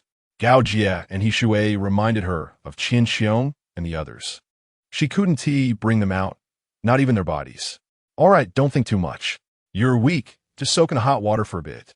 And I'll go see if there are any pajamas or bathrobes in this room. After Su Dongye said this, Su Qingyan realized that she was soaking in the bathtub. At this moment, her clothes were completely soaked and could not be worn anymore. There were some clothes in the space, but they were all outerwear, big cotton coats, which were not suitable for wearing in a heated place. Big brother, are we in shelter? How long can we stay here? Hearing the voice coming from the bathroom, Su Dongye, who had walked to the outer room, shook his head and Su Qingyan nodded repeatedly, only to realize that Su Dongye couldn't see her at all. She stammered, "Okay, I understand." Upon hearing this, Su Dongye didn't dare to linger any longer, truly afraid that he might do something uncontrollable. Just a moment ago, he was so close. If it hadn't been for Su Qingyan's movements, he would have really walked over. For some reason, he always felt that he had once possessed it. Hearing the sound of the door closing, Su Qingyan finally relaxed her body. She forcefully slapped her own cheeks, feeling too embarrassed. She actually undressed in front of Su Dongye. Even though they had been intimate before and had seen each other honestly, that was before he lost his memory. Now, he only had memories of being 9 years old. How would he see her like this? Su Qingyan was frantically losing her mind in the bathroom, feeling embarrassed. Hearing her voice from inside, Su Dongye couldn't help but chuckle. She was still so childish. Knowing that Su Qingyan was fine and full of energy, he finally felt completely at ease. He began to examine the room. He wondered if the old man at the door did it on purpose or if the room was originally like this. In the large room, there was only a bed. Although Su Dongye only remembered things from when he was 9, it didn't mean that his mind was filled only with memories from that age. Over the past decade, everything he had experienced and seen was stored in his mind. And as long as he wanted to think about it, those memories would come rushing back. Just like now, when he saw this room, memories of various hotel rooms he had seen and stayed and flooded his mind. He realized that this room was a suite, a studio apartment type of suite. One kitchen, one bathroom, one bed, and one balcony. He opened the wardrobe, and a bathrobe was neatly hung inside, with nothing else.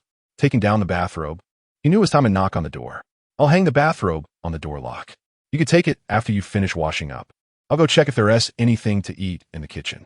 After hearing a response from inside, Su Dongye walked away, feeling relieved. He went to the kitchen, which was fully equipped, clean, and tidy, as if it had never been used. He opened the cabinets to see what was inside, but they were completely empty, with nothing at all. It made sense. If there was food, it would have been cleaned out by the people here. They had to pay for supplies. How could they possibly provide food? The bedding and kitchenware were just what was originally there. Su Dongye let out a bitter laugh, realizing he had overthought things. Su Qingyan, wearing a bathrobe, came over looking for the source of the sound. "What's wrong? Is there really nothing to eat?" "That's normal, just wait." Saying this, Su Qingyan took out a lot of snacks from the space, but they were all just snacks. Su Dongye frowned upon seeing them. "Don't like them? What do you want to eat? I can get something else." Seeing her about to take out more things, Su Dongye quickly raised his hand to stop her, not wanting to cause more trouble. "Let's just eat these for now. Once you've rested, we can go out and take a look. Aren't you curious?" Hearing that they could go out, Su Qingyan was indeed curious about this shelter. However, she couldn't just go out in her bathrobe. Besides, she wasn't wearing anything under the bathrobe, so there was no way she could go out like this. Su Dongyan naturally followed Su Qingyan's gaze and landed on her bathrobe, and he immediately thought of what was beneath it. Suddenly, the redness that had just faded returned, and this time, even the roots of his ears turned red. I'll go wash your clothes. The temperature in the room is high. They'll dry in a bit. Watching Su Dongya flee in embarrassment, Su Qingyan covered her mouth and chuckled. This was the first time she had seen Su Dongya so flustered. It was too funny. But then she remembered he was going to wash her clothes, and she couldn't smile anymore. Her underwear was in there. Embarrassment crept onto her delicate face, making her look shy and adorable. The warm scene in the room contrasted sharply with the cold confrontation outside the shelter. Uncle Lu was staring at two documents in his hand, troubled, his two sparse eyebrows almost furrowing into one. The fish head had crystal stones. Where had these crystal stones gone? A stream of questions tormented Uncle Lu. Forget it. It's better to avoid trouble. He hadn't forgotten that his lame leg was due to meddling in others' affairs and underestimating them. The forces within the shelter were complex and large, but no one knew better than the doorman. Seeing the newcomers, he was up against people he couldn't afford to offend, all of whom were Jiang Haonan's trusted aides. He couldn't offend any of them. Uncle Lu immediately bent over and greeted Chen Hai and Li Jianghai. I didn't know two esteemed guests were here. What brings you here? Chen Hai had no time for small talk and directly took out a photo, asking, have you seen this person? Uncle Lu took it, examined it carefully, and after a moment of contemplation, slowly replied, no, I haven't seen this girl. I don't know why Master Chen is looking for her. Don't ask what you shouldn't ask. At your age, how can you still not learn your lesson? Do you want another leg to be lame? Not getting any answers. Chen Hai didn't waste time and took his men to another place for questioning. With one master gone and another still here, Uncle Lu naturally didn't dare to be negligent. He hurriedly ran to Li Jianghai. I didn't know what brings you here to my little place, Master Li. Li Jianghai, like Chen Hai, was also looking for that girl. Seeing Chen Hai return empty-handed, he knew he wouldn't get anything out of it either. He scrutinized Uncle Lu from top to bottom, landing on the two papers in his hand. What is this? Uncle Lu respectfully handed over the information filled out by Su Qingyan and Su Dongya, saying, this is the information filled out by the newly arrived couple. Li Jianghai glanced at what was filled out, his gaze landing on the housing section. What materials did they pay to get a room on the 4th floor? I was just about to register it and send it to the storeroom. It's a bag of fresh mutated fish meat. Fish meat? Fresh? Not bad.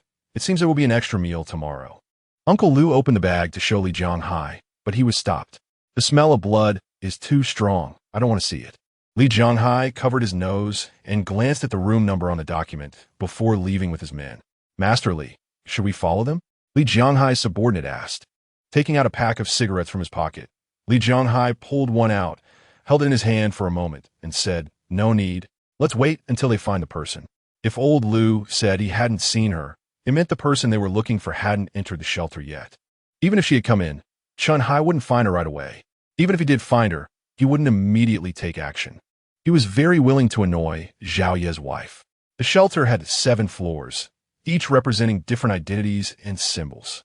Su Qingyan and Su Dongya lived on the 4th floor, representing wealth and power, while also signaling that they had not joined any faction within the shelter. This made them targets for many factions in the shelter. Li Jianghai naturally had his eyes on them as well. Who in T want more subordinates? If they could recruit some star-level experts who came with supplies and could scavenge for more, wouldn't tea that enhanced their own strength? After having a light snack in their room, Su Dongya and Su Qingyan stepped out. Having been curious about the shelter, Su Qingyan was eager to explore after reviewing the manuals and diagrams. To her surprise, there was a shopping mall selling various items, all scavenged by ability users, where goods could be exchanged or food traded as long as both parties agreed. There were also underground entertainment venues, all of which piqued Su Qingyan's curiosity. Chapter 110. Taking a chance, Su Dongya held Su Qingyan's hand, and the two strolled around the hotel lobby like a young couple. The shelter was essentially a collective term, composed of a 5-star hotel and several nearby villas. The wealthy and powerful occupied the villas. For example, Jiang Haonan owned one. Those seeking refuge would go to the villa area if someone chose them and an agreement was reached. Otherwise, they would need to pay a certain amount of supplies to stay in the shelter. Accommodations and activity areas within the shelter were allocated based on the supplies contributed.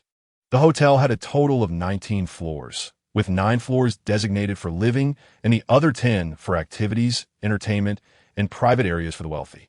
Su Qingyan and Su Dongye were assigned to live on the 4th floor, which limited their activity range to below the 4th floor to access higher floors. They needed someone to guide them or a key card. Curiosity also had its timing. At night, everyone was resting. They were human, not zombie-like monsters, and they knew fatigue, weariness, pain, and comfort. Su Qingyan yawned in disappointment as she leaned against Su Dongye's shoulder. There's nothing here. I was thinking about buying a new outfit. Let's come back and take a look tomorrow during the day. It was cold and desolate, a scene filled with sadness and misery. It really wasn't suitable to keep walking. The two couldn't help but glance over out of curiosity. More than 10 people, each with an impatient and angry expression, especially the man at the front, who had a deep scar on his forehead, giving him a fierce and menacing appearance. It was clear he was not a good person. The newcomers were Chun Hai and his group of subordinates. After searching 7 or 8 places without finding the person in the photo, Chun Hai was running out of patience. When did you two enter the shelter? Su Dongye tightly hugged Su Qingyan as he faced Chun Hai's unfriendly inquiry and replied straightforwardly, "Just now." Upon hearing "just now," Chun Hai recalled the information he had seen not long ago. Chun Hai's fierce gaze scrutinized the two in front of him, a man and a woman, both of average looks, appearing to be around 24 or 25 years old. Aside from their noticeable height, there was really nothing remarkable about them. "I am Chun Hai from the shelter, in charge of all personnel here. You two submitted a bag of fish and meat?" Su Dongye nodded. His composed demeanor made Chun Hai look at him a few more times. The young man had bright, clear eyes, full of spirit, and appeared relaxed. Clearly someone who hadn't been beaten down by society and didn't understand the ways of the world. Chun Hai smirked sarcastically. Just a naive kid. No wonder he could be so composed upon hearing his name. That bag of fish and meat was probably just a lucky find on the road. Initially, he had thought about trying to recruit someone who could submit a bag of fish and meat, but upon seeing this naive kid, he lost that thought. The reason he stopped was that he couldn't find anyone and was feeling irritated, wanted to take a chance, and ask if these two had seen anyone. "Did you two encounter this person on your way here?" Chun Hai pulled out the photo again to ask. Chapter 111. A Lingering Fear. Su Qingyan had been held in Su Dongye's embrace until she heard him reveal his name, Chun Hai. A trace of panic flashed across her face. Fortunately, she was facing away from Chun Hai, so he couldn't see her expression. Then she heard him say he was looking for someone, and Su Qingyan's hand that was gripping Su Dongye's clothes turned pale with tension. Chun Hai had an unusual relationship with Zhao Yi. Did Zhao Yi know that Zhao Shi was dead and that she was the one who killed him? Was he looking for her? How did they know she had come to the shelter? Su Qingyan's thoughts were in disarray, but fortunately, Su Dongye was there to cover for her. Otherwise, her current expression would surely raise suspicions in the cunning Chun Hai. Su Dongye glanced at the photo of Su Qingyan in Chun Hai's hand, shook his head, and said, "I don't know her, never seen her before." He had not expected to gain any clues from this young man. So after Chun Hai put away the photo, he still advised, "If you see this person in the future, come to room 869 to find me." Su Dongye nodded with a blank expression. It was only after Chun Hai and his group of subordinates had completely vanished that he finally released the tightly held Su Qingyan. "Don't be afraid. We are wearing human skin masks. He won't recognize us. Yes, as long as we don't take off the masks, no one will be able to recognize us." Su Qingyan felt a lingering fear. As the two entered the room, facing the bedroom with only one bed, she felt uneasy. Su Dongye had already gone into the bathroom to take a shower, leaving her alone in the bedroom. What should she do? Sleeping on the same bed? They had done it before, but that was when they were children. Now, both of them had grown up, and although they understood the intentions this time, still. Su Qingyan's cheeks couldn't help but turn bright red. Before she could think of a way to make it work, Su Dongye had already walked out of the bathroom. Without a change of clothes, he was only wearing a long bath towel around his waist.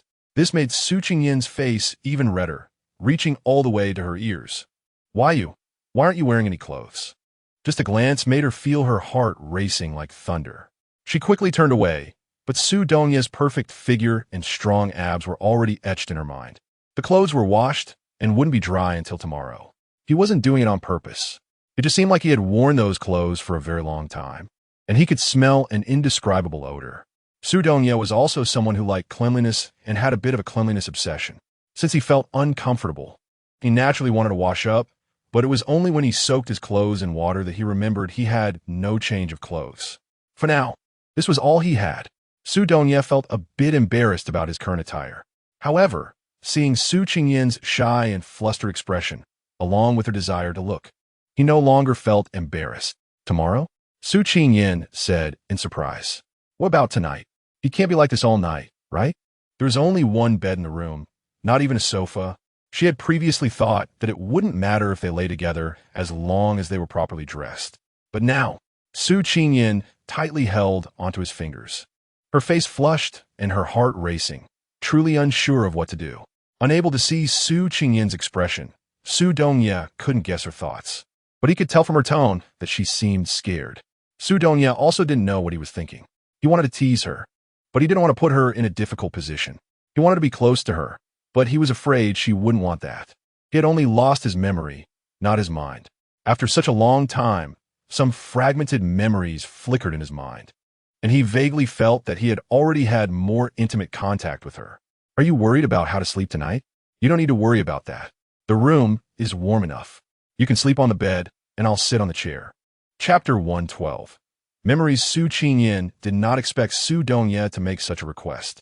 She glanced at the wooden chair and felt that sitting on it would definitely be uncomfortable. If he sat there for a whole night, he would surely feel unwell the next day. Moreover, he only had a bath towel on him, although he had heating and was an ability user. So he wouldn't catch a cold. What if? Anything could happen, and that what if was always a concern. Chenhai was looking for her, and, at this moment, neither of them could afford any mistakes. No need, we could just sleep on the bed together, she said. Saying this made Su Qingyin inevitably blush. It felt like she was inviting him to do something more, but in reality, she just wanted both of them to be more comfortable. Su Dongye wanted to refuse, but Su Qingyin had already turned her back to him and climbed onto the bed, pressing herself against the wall and leaving a large space, dividing the quilt into two parts. Su Dongye knew that if he refused again, it would seem pretentious. Behind him, there was a rustling sound, and Su Qingyin was blushing so much that she could have boiled an egg. She covered her racing heart, secretly scolding herself for being so timid. It wasn't like she hadn't slept with Su Dongye before. They had done even more intimate things. Now, simply sharing a blanket to sleep should be nothing. A warm breath came from behind her, and Su Qingyin knew it was Su Dongye. He lifted the quilt and looked at Su Qingyin tightly wrapped in her thick, bulky cotton coat, asking, "Do you want to take off this coat? It wouldn't be comfortable to sleep like this." After saying this, Su Dongye realized he had overstepped and hurriedly added, "I don't mean anything else. I just want you to be more comfortable. Besides, that coat is outerwear. It's not very clean." He stopped speaking when he saw Su Qingyin starting to take off her coat.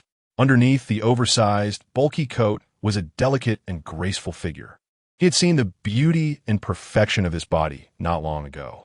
Not daring to think further, Su Dongye quickly turned his face away, but his eyes still uncontrollably glanced over. After Su Qingyin took off her cotton-padded jacket, she was left with only her inner clothes. She shyly hurried to cover herself with the quilt, still facing away from Su Dongye. The warm, fragrant scent lingered at the tip of his nose, and Su Dongye couldn't help but sniff it, greedily savoring this familiar yet unfamiliar aroma, unable to resist moving closer to Su Qingyin. "Dian, can you tell me about what happened before?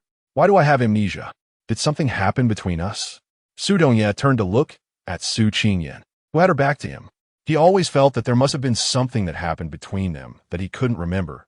Otherwise, his mind wouldn't be filled with vague images of a man and a woman intertwined. The warm, humid breath hit Su Qingyin's smooth back, making her already tense and anxious self even more restless, especially after hearing Su Dongye's last question, causing her entire body to flush red. The situation is too complicated, and I don't know how to explain it to you right now. As for why you have amnesia, I'm not entirely sure either. At that time, it seems I might have died. Su Qingyin bit her lip, and the last two words were swallowed down. It should have been caused by a head injury sustained during a fight with zombies that led to your amnesia. Is that so? Su Qingyin nodded. Are we always together? Have we always been in the orphanage? In Su Dongye's memory, the two of them were still in the orphanage, still children. No. Taking advantage of the fact that it was just the two of them, Su Dongye asked about the past again. Su Qingyan didn't want to hide anything from him, so she told him everything she knew. They didn't say goodbye, and he disappeared from her life. At that time, she must have been very sad, extremely upset. He gritted his teeth, enduring the pain in his head. Su Qingyan was waiting for his next words, wanting to know what had happened that made him suddenly disappear. They had agreed that he wouldn't leave her alone and wouldn't abandon her. Why did he vanish without a trace? Just seeing Su Dongye clutching his head, curling up and trying to suppress the pain, made her panic. Without caring about the difference between genders and their exposed bodies, she hugged Su Dongye and anxiously asked, "Hey, what's wrong? Do you have a headache?" Cold sweat soaked Su Dongye's bangs, hiding the pain and discomfort in his eyes. I'm fine." Su Dongye bit his lip, avoiding Su Qingyan's touch. His unsteady breathing and trembling body clearly indicated he was in extreme discomfort. How could he still say he was fine? Su Qingyan asked nervously, "Su Dongye, what's wrong with you? Do you have a headache? Is it because of the things that happened before?" Just thinking about the past made Su Dongye's head hurt. The headache forced him to stop thinking about the past. Don't think about it anymore. Let's not think about those things. They've all passed, and it's okay if we can't remember. Seeing him in pain made Su Qingyan's breathing difficult. Not knowing how to alleviate his pain, Su Qingyan thought back to a long time ago. Back then, when they were in the orphanage, whenever she was bullied, he would hold her, comfort her, and say things to make her happy, dissipating all her pain and unhappiness.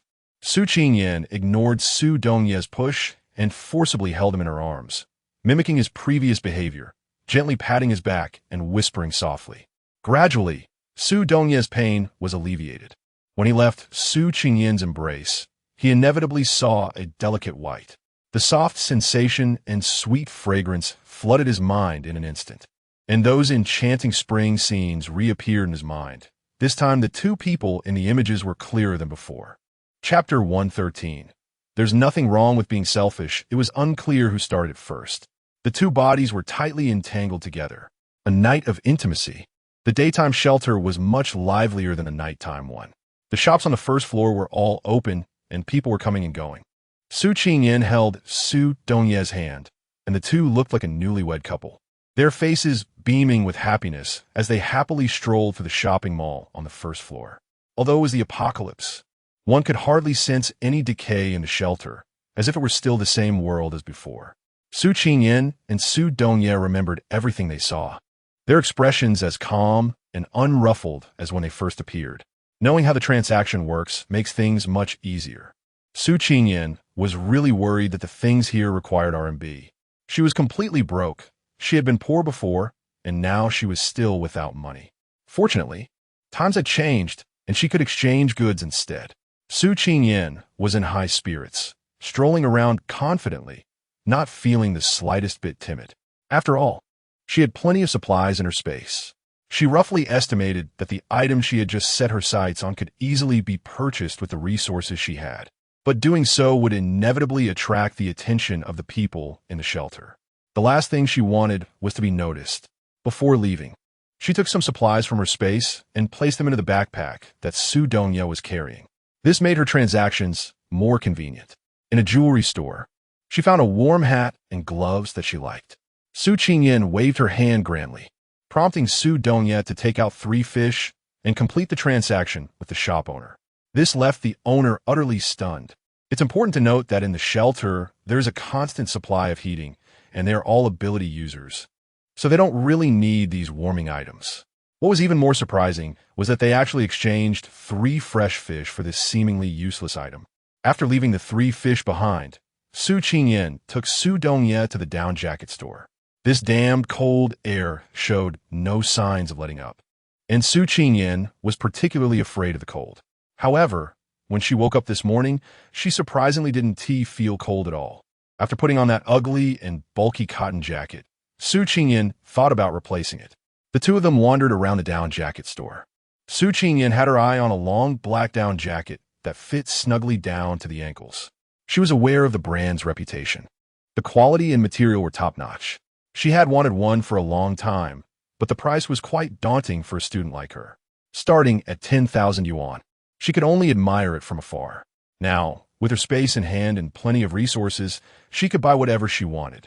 After spotting the jacket she liked, Su Qingyan asked Su Dongye if he had any favorites, and, coincidentally, he found a men's version of the same jacket. Pink bubbles of excitement began to rise in her heart. Wearing couple outfits with Su Dongye was something she had always dreamed of. Hey, what do you think of this one? I think you would look really handsome in it. The store only had the owner sitting at the cash register, who was too busy munching on seeds and looking outside to pay attention to them. This suited Su Qingyan just fine. She took the clothes for herself and encouraged Su Dongye to try them on. They stood in front of the mirror, although they were wearing masks. It couldn't hide their perfect figures. Su Qingyan was very satisfied. Once she put it on, she didn't want to take it off. Little brother, let's just wear it. Su Dongye saw that she liked it and went along with her. When the two of them reached the cash register to check out, a tall, cold-looking woman appeared. She kept staring at the clothes on Su Qingyan, her gaze not very friendly. This made Su Qingyan quite uncomfortable. Su Dongye also sensed her ill intentions from the woman. He pulled Su Qingyan to his side, blocking her line of sight. Boss lady, weren't you saving this piece of clothing for me? How did it end up on her? Su Huayu said coldly, looking like she was ready to accuse, her finger almost poking Su Qingyan's nose. This made Su Dongye very displeased. Before he could take action to break that finger, Su Qingyan tugged his sleeve, signaling him not to get angry. It's just a piece of clothing. Just give it to her. Miss Su, this piece of clothing has been here for almost a month, and I haven't seen you bring any supplies to exchange. If you still want it, at least give me an explanation. I'm running a business here, not doing personal shopping. Everything here requires supplies, and I'm about to run out of stock. You can't force me to death. The boss lady knew that Su Huayu had come empty-handed and realized she could not possibly buy this worthless down jacket. For ability users, down jackets were not needed for warmth. They were purely for looks, and there were plenty of good-looking clothes available. Why did you have to have this down jacket? Su Huayu's face turned ugly after being retorted by the boss lady. She stubbornly declared, I don't care. I want it. If you want it, then bring the corresponding supplies. 20 pounds of rice or flour, and if you have meat, even better, 15 pounds of meat will do. Hearing the price announced by the boss lady, Su Huayu was stunned. Why has it suddenly become so expensive? Wasn't it just 10 pounds of rice and 5 pounds of meat before? I was almost ready. The boss lady didn't look at Su Huayu but turned her gaze to Su Qingyan. Do you want it? If you do, then give me the supplies. Our store does not negotiate. You didn't say this to me back then. Su Huayu became anxious and grabbed the boss lady, ready to argue with her. Su Qingyan really likes this piece of clothing, but there's always a notion of first come, first served. Since someone else has taken a liking to it first, let's look at other styles. Su Qingyan was about to take off her clothes when Su Dongye directly pulled out 30 fish from his backpack and threw them on the boss lady's counter. We'll take these 2 down jackets. Do you think the weight is enough? If not, I can add more. Brother, I don't really like this piece of clothing either. I'll look at other styles. Su Dongye blocked Su Qingyan's way, keeping her by his side. With a focused and serious gaze, he said, since you like it and have the ability, why not just take it? Don't compromise yourself, and don't think about helping others. Dandan, we should live for ourselves. What's wrong with being a little selfish and domineering? I think you look best in this outfit, Dandan. You are the prettiest in this dress. I've said that as long as it's something you like, I'll bring it to you. Su Dongye gently rubbed her little head, then stood up straight, looking down at Su Huayu and the boss lady like a king, making both of them involuntarily avert their gazes, not daring to meet his eyes. Chapter 114. Not worth it. Taking advantage of the fact that the man in bed had not yet woken up, Li Jiasin quietly got out of bed and went to the living room to drink the herbal concoction that Yi Hua had found for her to help with pregnancy. Quick, quick, quick, sugar. Why is this so bitter this time? Li Jiasin frowned at the bitterness, her tongue sticking out. Yi Hua handed over the prepared sugar water and said, this time, I spent a lot of money asking Uncle Lu to get it. He said if you persist 3 times, you can definitely have a boy. This time it will really work. In order to conceive Jiang Haonan's child, Li Jiasin had tried all kinds of methods, including folk remedies and unconventional approaches, but her belly had not shown any signs of change. Yi Hua nodded repeatedly. Uncle Lu said if it doesn't work, he'll refund me double. Who needs his money? Well, I'm worried about his time and frequency. I don't want to drink so much bitter medicine only to end up with an empty belly. While touching her stomach, Li Jiasin was lost in thought, wondering what that scheming Zhao Yi was doing. Did Jiang Haonan get angry yesterday for not going to her room? Thinking of Zhao Yi standing at the door last night, eagerly watching Jiang Haonan enter her room, Li Jiasin felt a sense of smugness. To avoid falling into such a predicament in the near future, Li Jiasin cleverly thought of using a child to bind Jiang Haonan to her or to solidify her own position. As long as she could conceive Jiang Haonan's child, she would gain an advantage, even if she was not an ability user. All the ability users in this shelter would have to treat her with respect when they saw her. Yihua showed a hint of embarrassment. That woman Zhao Yi is very scheming and never shows her thoughts on her face. As for whether you got angry because Jiang Haonan went to her room, it's hard to say. What do you mean? Yihua gestured for Li Jiasin to lean in closer and whispered, didn't she ask Chan Hai to help find the killer of her brother? In the end, they couldn't find him and ended up giving a beauty to him. I heard that beauty is a gift from the Zhao siblings to Jiang Haonan to please him and secure their position. Just when she thought she wouldn't be outdone by other women, that Zhao wench was sending a beauty to Jiang Haonan. Damn it. What kind of people think of such ideas? Li Jiasin suppressed her anger and said, you go tell Li Jianghai to help me pick a few beautiful women. You also want to send women to Jiang Haonan? Yihua raised an eyebrow, looking at Li Jiasin with a hint of amusement. Li Jiasin rolled her eyes at Yihua. Isn't Shin Hai fond of women? If Zhao Yi can use women to win him over, why can't I? Yihua immediately gave Li Jiasin a thumbs up. Miss is really smart. Just as Li Jiasin was about to laugh proudly, she heard a man's voice calling for her from the bedroom. You better go. Don't let anyone find out about this. Yihua knew what she meant and quickly tidied up the things she had brought, closing the door carefully, only to unexpectedly run into Li Jianghai. Her expression changed, and everything in her hands fell to the floor. Running into such a clumsy maid early in the morning ruined her good mood, especially since Li Jianghai was not in a good mood either. When he was about to explode, seeing it was Li Jiasin's maid, he held back. If it were someone else, he would have kicked him out by now. I'm sorry, Li Yi, I didn't mean to. Why are you so clumsy early in the morning? Is Jiang Laoda up? Yihua shook her head. Not up. Then who are these things prepared for? It's for the young lady. She said she was tired serving Jiang Yi last night, so she asked me to prepare these. Li Jianghai chuckled, understanding. Men, they know men best. But considering what happened last night, how could Jiang Laoda not have noticed anything? That shouldn't be the case. Li Jianghai stood at the door, unsure whether to go in or not. Li, do you want me to go in and report? Li Jianghai thought for a moment and nodded. You first asked a young lady how Jiang Laoda's mood was last night. If it was good, let her know I have something to report. Yihua instantly understood Li Jianghai's meaning. If Jiang Laoda was in a bad mood, it would be best to avoid him. They could wait until he was in a better mood to discuss anything. Yihua went back in, but this time she was much more cautious. Who was it outside? A deep male voice came from inside the room, sounding like he was in a good mood. Yihua immediately relaxed. Li Jiaxin, who was ready to have some fun with Jiang Haonan, was displeased to see Yihua. What is it? If it's not important, I'll peel your skin. Why are you so angry early in the morning? Did I not feed you enough yesterday? Jiang Haonan teased. When Yihua entered the room, she saw Li Jiasin half undressed, lying on Jiang Haonan, the two entangled, with visible traces of their intimacy. Her face turned red, realizing she had interrupted something. Not daring to look more, she immediately lowered her head and said, Li Yi is waiting outside, saying he has important matters to report. Hearing that it was Li Jianghai, Jiang Haonan stopped his hands wandering over Li Jiasin's body and helped her sit up.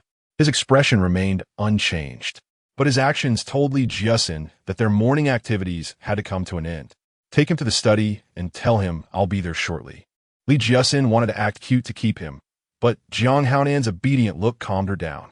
Then you have to come tonight to make it up to me. Otherwise, I won't feel good all day and will be unhappy. Jiang Haonan liked obedient and understanding women. Seeing that Li Jiasin hadn't done anything to annoy him, he was happy to indulge her.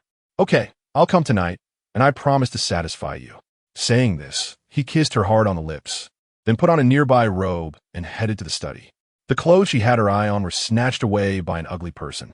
Su Huayu could not swallow this anger. She glared at the boss lady, so furious that she could only point her finger, unable to say a harsh word. Who said this boss lady's star rank is A-level? Although she is of the water element, her husband is A-level earth element. This couple occupies the storefront purely based on their A-level star rank strength, and they are also the targets that the Su family wants to win over. Miss Su, if you're not convinced, you can take out equivalent resources. Since you don't have any, then don't put on a face as if you've been bullied. If your family saw you, they might think I did something to you.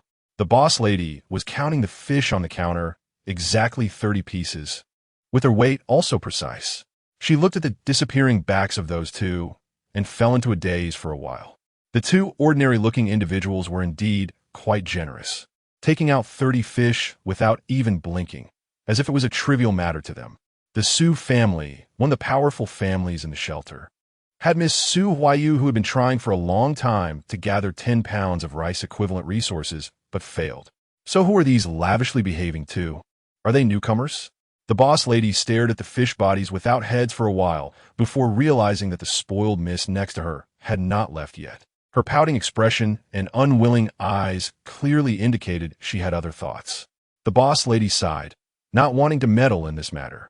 But if something happened to this spoiled girl after she left her place, and the Su family sought revenge, her life would not be as good as it is now. In this chaotic world, what one seeks is simply a stable life. Miss Su, I advise you not to have any other thoughts. You should hold back your unwilling heart until you have investigated those two identities clearly. Su Huayu turned her head and glared at the boss lady. What do you mean? It means nothing, just a kind reminder to you. Don't provoke people you shouldn't provoke and bring trouble to your family. Though this last part sounded a bit serious, it was for the sake of this spoiled girl who was unaware of the world. Whether she listened or not depended on her intelligence. After the boss lady put away the 30 fish, she no longer paid attention to Su Huayu and walked toward the back door. Su Huayu, left standing there, stamped her foot in anger. She was indeed frightened by the boss lady's last sentence. The elders at home often reminded the younger generation that the world has changed. It is no longer the same world as before, and not to rely on family and background to cause trouble outside. Cherish your life and keep a low profile. If you can survive, then do so, unless you are strong enough to ensure your own safety. Family often used the example of a younger son of the Zhou family next door to teach them a lesson. Relying on family background, with powerful people at home, he acted recklessly outside, and in the end he died. The person who killed him is still living well, enjoying a carefree life. It's not that no one in the Zhou family wanted to avenge him, nor is there no one who could kill the murderer. It's just not worth it. A dead person is not as important as a living one. It is said that the deceased even did business with the Zhou family a few times. The deceased Zhou family's youngest son was once the most favored child of the Zhou family, and now that he is dead, he is dead. Perhaps the Zhou family has long forgotten him. Su Huayu thought about what her parents had said to her in private. You, if you were killed outside, we want to be able to avenge you. It's not that your dad and I don't have high star ranks, but it's not worth it. Do you understand? Just a moment ago, she was puffed up like a puffer fish, but now Su Huayu felt deflated, lacking any spirit. How has this world become increasingly suffocating? She missed the days when she could act freely and without restraint. Hey, why do you look so listless? Did your uncle and aunt lecture you? Or were you bullied? Speak up. I'll help you take revenge. Xiaohan silently appeared behind Su Huayu. He originally wanted to scare her, but found her in low spirits. What is wrong? Su Huayu, lacking any energy, didn't bother to respond to his antics. She pushed down the hand resting on her shoulder and weakly said, "Let us go. Go away. I'm not in the mood to play with you today. What is up? Did your uncle and aunt really lecture you? What mistake did you make this time? Go away.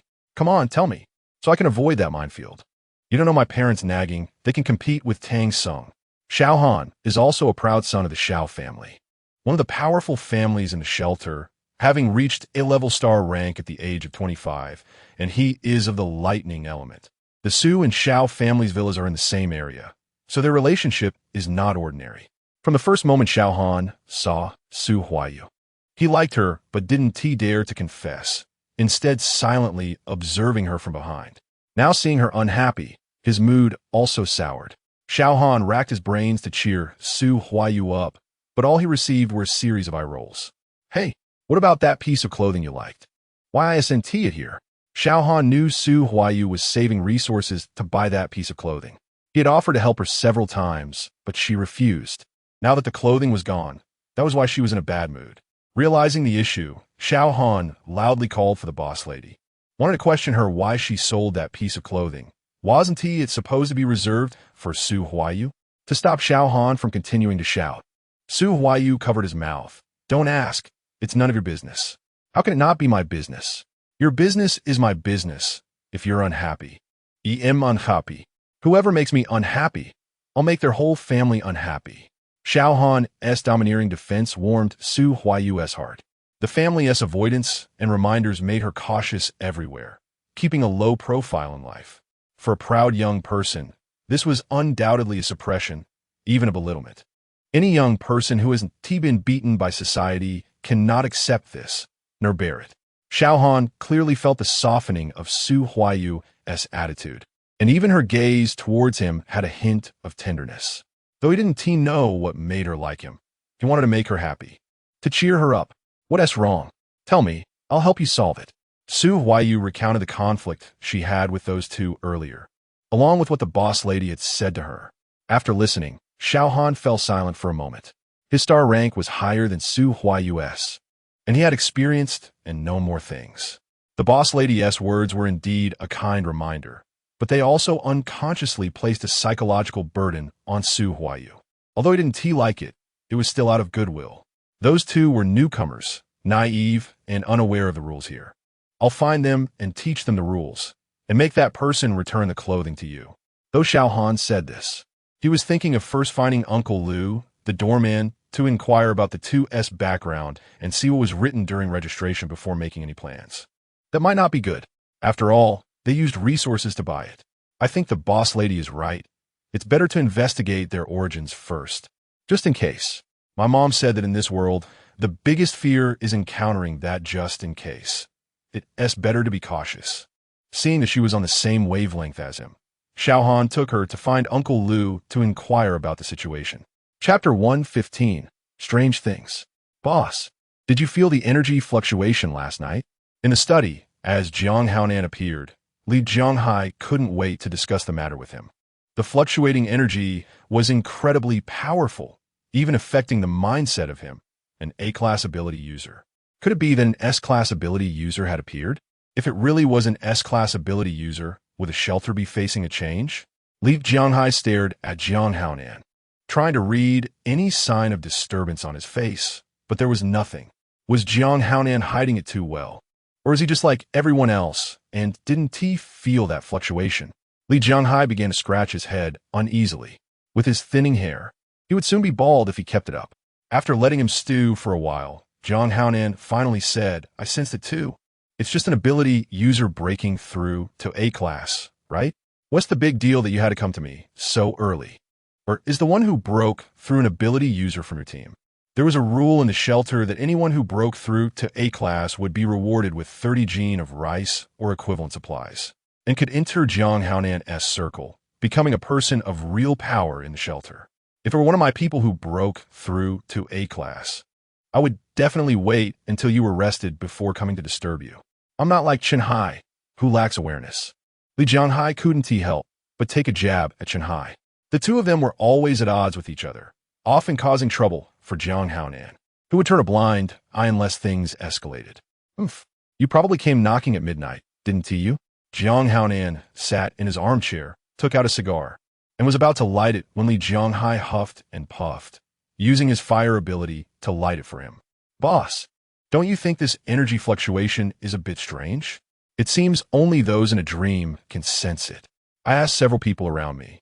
Even the A-class ability users from the Xiao family, Su family, and Jia family didn't notice it. It was those ability users who went to bed early that were awakened by this strong energy fluctuation, rushing out of their rooms thinking there was an earthquake or a zombie attack. Li Jiangnan still felt that the energy fluctuation was unusual and needed to be taken seriously. Go call Chen Hai over and see if someone on his side has broken through to A-class. Also, discreetly inquire if anyone from those major aristocratic families has made a breakthrough. Jiang Haonan exhaled a cloud of smoke. How many A-class ability users do we have in our faction that are close to breaking through? Find out about these as soon as possible. Seeing Jiang Haonan taking it seriously, Li Jiangnan immediately ordered his subordinates to take action. Meanwhile, on Li Jiesen's side, she was in her room throwing a tantrum at Yihua. Useless. Don't you know how to seize the opportunity? After being by my side for so long, can't you tell what is important? As long as I'm pregnant with Jiang Haonan's child, what does Li Jianghai count for? What important matters require reporting so early? Isn't it just two dogs biting each other? The more she thought about it, the angrier she became, throwing the cushion in her hand. It's best to have relations right after taking medicine. That's when it's easiest to conceive, and yet I wasted it like this. Find out what happened that made Li Jianghai so eager to report. Also, look into that bitch Zhao Yi's situation. Yihua stood there, allowing Li Jiesen to scold her. When she saw Li Jiesen was tired, she handed her a cup of tea, as if the person Li Jiesen was talking about wasn't her. Get out, just seeing you annoys me. By the way, I've arranged to go shopping with Mrs. Su today. You go gather some supplies to take with you. Having learned from previous experiences, Yihua was careful and no longer panicked. As she passed Zhao Ye's door, a young figure came out from inside, Dong Xian. Why is Dong Xian coming out of Zhao Ye's room so early? His clothes look like they're from yesterday. Could it be? Yihua squinted, as if she had discovered something significant. To avoid being noticed, she lowered her head and pretended to be oblivious, but Dong Xian still stopped her from leaving. Good morning. Starting to serve people so early? Did Jiang Haonan not sleep well last night? Dong Xian had no intention of making things difficult for others. But this person always liked to gossip behind people's backs. If she saw him coming out of Zhao Yi's room early in the morning and didn't stop her mouth, the baseless rumors would reach Jiang Haonan's ears, making things difficult for him and Zhao Yi, even if they really had nothing going on. Yihua knew she couldn't win against him, so she pretended not to hear and just wanted to get away from him. Why aren't you talking? I'm right, aren't I? It's Li Jiesen who didn't serve him well. She had to try to steal him away, but ended up with nothing. If you don't have the ability, don't try to take on that role. Some people really need to be self-aware. They shouldn't say things they shouldn't or covet people and matters they shouldn't In the end, they end up with nothing. What is right or wrong? Do you think anyone wants Zhao Yi that? As Dong Xian pulled out his sword, Yihua swallowed her words but felt unwilling. My young lady prioritizes the bigger picture. She knows Jiang Yi is busy with government affairs and managing all matters in the shelter, so she wouldn't want to disturb him, letting him discuss important matters with Li Jianghai in the study. Not everyone is self-centered, making everyone revolve around them. People like that will eventually be abandoned. Dong Xian picked up on the key information in Yihua's words. Li Jianghai went to find Jiang Haonan early in the morning. Why? Is he reporting something? Did Chen Hai use his connections to find the murderer of Zhao Shi? Jiang Haonan had indeed issued orders prohibiting the misuse of public power. If that was the case, it could be troublesome. Yihua glanced at the dazed Dong Xian, seeing him unable to refute, feeling pleased that she finally won a point. She quickly went to handle what Li Jiesen had asked her to do. Behind her were Li Jianghai's subordinates. Dong Xian wanted to ask something, but when he saw Chen Hai give him a calming gesture, they just nodded at each other as they passed, which was noticed by Li Jianghai's subordinates. This left Dong Xian uncertain whether to tell Zhao Yi, who had finally managed to sleep after a sleepless night. After thinking it over, he decided against it. If it really was a case of misusing public authority, even waking Zhao Yi now wouldn't help. They would only know what was going on once Chen Hai came out. Last night, he didn't know if Zhao Yi managed to sleep. But Dong Xian didn't rest either.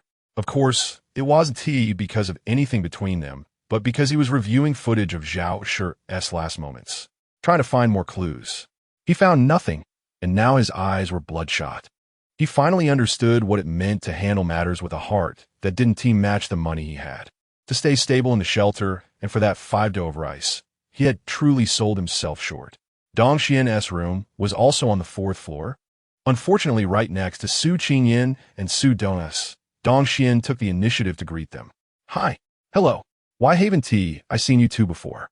Did you just move in? Su Qingyan was discussing with Su Donya what to eat and whether to try some local specialties when a sudden sound pulled them out of their lively conversation. Su Qingyan looked up and saw a young and handsome face greeting her and Su Donya. The cheerful boy, with a natural charm that was hard to resist, said, "Hello. We checked in last night. Are you staying here?" Su Qingyan pointed to the room next door and asked. While Su Qingyan was sizing him up, Dong Xian was also observing the two in front of him. Besides having strong abilities, anyone who could stay on the fourth floor must also have a little fortune. Seeing that these two were unremarkable in appearance, he was certain they possessed some treasures. This piqued Dong Xian's curiosity. Su Donya listened to Su Qingyan's idle chatter and couldn't help but rub her little head. The other person had already pulled out their key. Where else could they stay? After Su Donya said this, Su Qingyan felt her question was a bit silly and smiled embarrassedly. In front of outsiders, the two didn't shy away from their intimate actions at all. Dong Xian asked, "Are you two a couple?" Hearing the word couple, Su Qingyan was about to nod happily, but unexpectedly, Su Donya was even quicker. "No, we are husband and wife." This made Su Qingyan smile even more brightly, her eyes squinting with joy. She nodded repeatedly. "Yes, we are newlyweds." "What about you?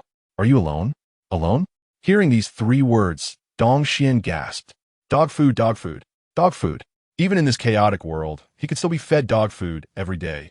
He really had no one else to blame. Su Qingyan's heart-wrenching question made Dong Xian not want to talk to the two of them anymore.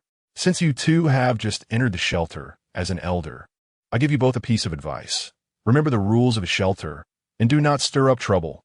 "All right, thank you, big brother." Listening to the thunderous sound of the door closing, Su Qingyan looked at Su Donya in confusion. What happened to him? Weren't we just chatting happily a moment ago? Did we say something that upset him? Su Donya pinched her nose. There was no one cuter than her. Unable to help himself, he leaned down and kissed the corner of her mouth. "No, maybe he just wasn't feeling well and had to rush to the bathroom." "Oh, then let's go. By the way, what do you want to eat later?" "Whatever you like, we'll eat." Su Qingyan happily linked her arm with Su Donya's, and the two continued to stroll around the shelter in their newly bought couple outfits. Su Huaiyu saw that Xiao Han had already given Uncle Lu, the doorman, several packs of instant noodles, yet they still couldn't extract any useful information from him, which made her somewhat angry and annoyed. This old man was too greedy. Xiao Han sensed Su Huaiyu's impatience, and he secretly squeezed her fingers, signaling her not to rush and to wait a bit longer. Was the little girl unhappy because her lover's supplies had fallen in my pocket? Aren't you being a bit too petty? People are most afraid of being small-minded. This way, you won't be able to go far. Uncle Lu fiddled with the several packs of instant noodles he had just received, his eyes glancing at Su Huaiyu before landing on Xiao Han. You scoundrel. No wonder you can only guard the door here. The treasure of the Su family. How many times has she heard such filthy words, especially said to her face? Su Huaiyu was about to get angry and use her powers to teach this old man a lesson, but Xiao Han stopped her from the side. The senior advised to keep some decorum. You wouldn't want the other leg to be lame too. Hearing this again, Uncle Lu's cheeks puffed up. Xiao Han was also a bit angry, but he knew that this doorman must know something they didn't. "Uncle Lu, a few packs of instant noodles aren't enough. How about this?" Xiao Han took out a pack of instant rice from his backpack. For someone who hadn't had rice in a long time, this was quite tempting. Uncle Lu didn't care about his earlier reluctance anymore. Taking the instant rice, he tossed a key to Xiao Han. "The things are in that drawer. I'll give you 20 minutes. Once you're done, hurry up and leave. Keep your mouth shut, and don't say anything you shouldn't." Su Huaiyu didn't expect that one pack of rice would open this old rogue's mouth. Had she known, she would have taken it out from the start to avoid all this unnecessary chatter and wasted time. Xiao Han caught her questioning gaze. He just squeezed her hand. The two arrived at the drawer. Before Xiao Han even used the key, the drawer opened. It seemed the lock was merely decorative. Su Huaiyu noticed the seriousness of the situation, and the two exchanged a quiet glance. Xiao Han pulled out the registration book and the star rank record sheet beside it. He looked at the book while Su Huaiyu rummaged through the star rank record sheet. In no time, they found the registration information of a man and a woman. It read Su Yin and Su Yi, residing on the 4th floor. Su Huaiyu also flipped to the page for their star rank records and found a blank. She held it up in confusion for Xiao Han to see. These two couldn't possibly have no star rank. Did that old rogue take a bribe and fail to register them? Impossible. Registration is something that can't be sloppy. Unless Uncle Lou didn't want to stay in the shelter. So why was there no record of their star rank? Anyone who could stay on the 4th floor had to be at least a B-level ability user. Xiaohan was also puzzled. Chapter 116. The appearance of S-class star ranks. Uncle Lou was enjoying the instant rice Xiaohan had given him. The aroma was delicious. Not to mention how it tasted in his mouth. He smacked his lips in satisfaction, thoroughly enjoying it, knowing that since he started guarding this place, he hadn't had rice. Although he was focused on eating, his ears were perked up. The conversation between Xiaohan and Su Huayu was clearly heard by him. Were they here to look for information on the couple who entered last night? You two are searching for a pair of newlyweds information? After finishing the last bite of rice, Uncle Lou wiped his mouth with the back of his hand and walked over to Xiaohan and Su Huayu, looking at the registration book they were examining. He directly reached out and took it from them. No need to look anymore. They had just arrived last night, first time in the shelter. After checking the registration, we know they're new, but why were they arranged to stay on the 4th floor without abilities? This was the part that confused and made them skeptical. Without abilities, how did they encounter the headless, mutated fish? Did they pick it up from the roadside? Anyone with a brain would know that was a lie. So why lie? There must be something fishy. You two don't believe that they have no abilities either? Uncle Lou asked. Xiaohan had only seen their backs and hadn't interacted with them, not even seeing their faces, so he had no say in this. Su Huayu nodded vigorously. They couldn't possibly have no abilities. I could even feel the energy fluctuations from that man. Uncle Lou pulled out the ball that Su Qingyan and Su Dongye had touched before, gestured with his chin for them to extend their hands and place them on it. Being the darlings of powerful families, they naturally knew what the ball in Uncle Lou's hand was for. They didn't understand why he was bringing this out to test their abilities. Just ask directly. It's not like it's a secret. Seeing them frozen and not moving, Uncle Lou shot them a disgruntled glance. Put your hands on it. Let us see if my ball is broken. Xiaohan immediately placed his hand on it, and the ball emitted a brilliant glow. Not bad, A-level star rank, quite promising. And you? Su Huayu placed her hand on it as well. The glow was less intense than Xiaohan's. Although it wasn't A-level, it was still B-level. Uncle Lou nodded at the two of them, then said, you see, my ball isn't broken, right? But when those two were tested yesterday, this ball was dim and showed no sign of wanting to light up. What should I write in the registration book? Make something up? If Chen Hai finds out, and Zhang Haonan knows, am I still going to stay in the shelter? Uncle Lou only spoke like this in front of these two young people. If he were to talk to Chen Hai or Li Jianhai, they would absolutely think he was crazy. Because when people reach a certain level, they simply can't hear the words of small fry. How did you two sleep last night?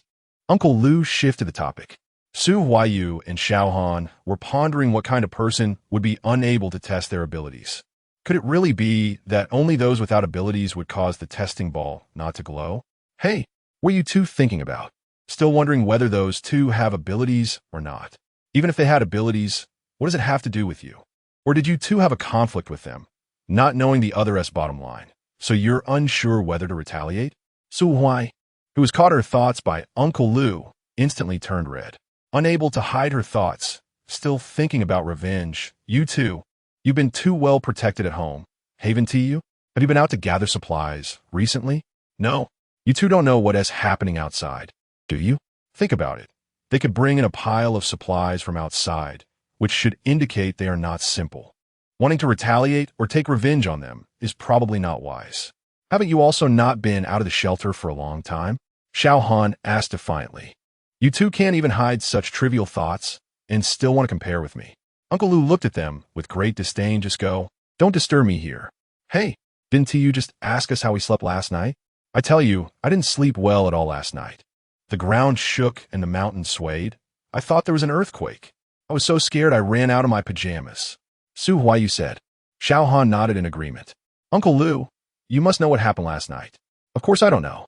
That's why I wanted to ask the two of you. I wanted to see if there were any inside stories between the Xiao family and the Su family. But it turns out these two kids know even less than I do. Hearing Xiaohan's retort, Uncle Lou immediately lost interest in chatting with them. No, I don't know anything. You two should just go back where you came from. Seeing that Uncle Lou really didn't want to chat with them, Xiao Han pulled Su Huayu back the way they came. Xiao Han, don't you think Uncle Lu is a bit strange? Su Huayu asked. A person with abilities has had their origin destroyed. Do you think he can be normal? Are you saying Uncle Lu? Xiao Han nodded. I heard the elders in my family mention it by chance, but you mustn't tell anyone. Especially don't mention it in front of Uncle Lu. How pitiful he must be. So what is his star rank now? Su Huayu became even more curious. He was a B rank, but now. Probably just C rank, Xiao Han said, his words filled with deep regret. After wandering around for a while, it was already noon, time for lunch. Xiao Han naturally didn't want to part ways with Su Huayu so soon, so he suggested taking her for barbecue. Barbecue in the shelter isn't something you can just casually afford. It requires at least 15 kilograms of rice or equivalent value in supplies. Su Huayu remembered the last time she had barbecue was thanks to Li Jiasen. She had run into Li Jiasen while shopping with her mom and was invited to have lunch, enjoying a delicious barbecue. Hearing that Xiao Han wanted to take her for barbecue, Su Huayu naturally agreed. When they entered the barbecue restaurant, it was packed with people, and despite the high prices, many were still willing to give it a try. Unfortunately, Su Qingyan and Su Dongya also chose to have barbecue for lunch. They hadn't had such lively food in a long time. Now Su Qingyan was not short on money at all. She ordered whatever she wanted. The table was filled with various meat dishes. At a glance, you couldn't get such a spread without at least 30 kilograms of rice or equivalent supplies. This drew the attention of nearby tables, who began to look over at Su Qingyan and Su Dongya. Mom, Sister Li, when did you two get here? As soon as Su Huayu entered the barbecue restaurant, she saw Su Qingyan and Su Dongya and felt a surge of anger. What was even more frustrating was that she couldn't seek revenge on them. Uncle Lu's words didn't sound like a joke, nor was it to cancel her. It was a sincere warning. Now seeing the two of them enjoying themselves in this expensive barbecue restaurant without a care in the world made her realize they were definitely not ordinary. Mrs. Su didn't expect to see her daughter here, and she was followed by that Xiao boy. Although she didn't oppose them playing together, she still hoped her daughter would find a powerful ability user who loved, protected, and cared for her. Miss Su, you look even prettier than before, Li Jiasen said with a bright smile. Su Huayu felt a bit embarrassed to be complimented in front of others. Sisterly, are you teasing me? I've always looked like this. It's you who looks even more approachable. As she spoke, Su Huayu naturally leaned closer to Li Jiasen, skillfully linking her arm with hers. Her eyes glancing at the large pink diamond on her finger and the sparkling diamond bracelet. She couldn't help but exclaim, Wow, Sisterly, this is so beautiful. This ring must be bigger than a pigeon egg, and this bracelet is just too pretty. Looks like soon, I'll be calling you Madam Leader. The words Madam Leader struck a chord with Li Jiasen. This lively and beautiful girl truly resonated with her. Do you like it? Li Jiasen took off the bracelet and put it on Su Huayu's wrist. See, it's very pretty and fits you perfectly. It's a gift for you. This is too precious. I absolutely can't accept it. Before Su Huayu could say anything, Mrs. Su immediately refused, saying, I appreciate your kindness, Mrs. Li, but this is really too valuable for a child like her. She doesn't deserve it. What are you saying, Sister Su? It's rare that Huayu likes it. And what does it matter if she deserves it? As long as she likes it. Mrs. Su's repeated refusals didn't work, and the two women were starting to look uncomfortable.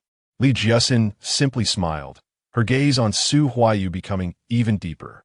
Xiao Han, standing next to three women, felt a bit awkward and out of place. He wanted to find an excuse to leave, but thinking about the promise he made to treat Su Huayu to barbecue. Li Jiaxi naturali notisa, Xiao fans discomfort.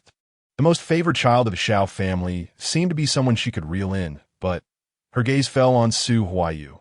Her importance seemed to outweigh Xiao Han's. Forget it. Things haven't developed yet, so I won't stir the pot. Xiao Han, right? I often hear Jiang mention you. You're quite accomplished for your age, being at a rank already. Your future is limitless.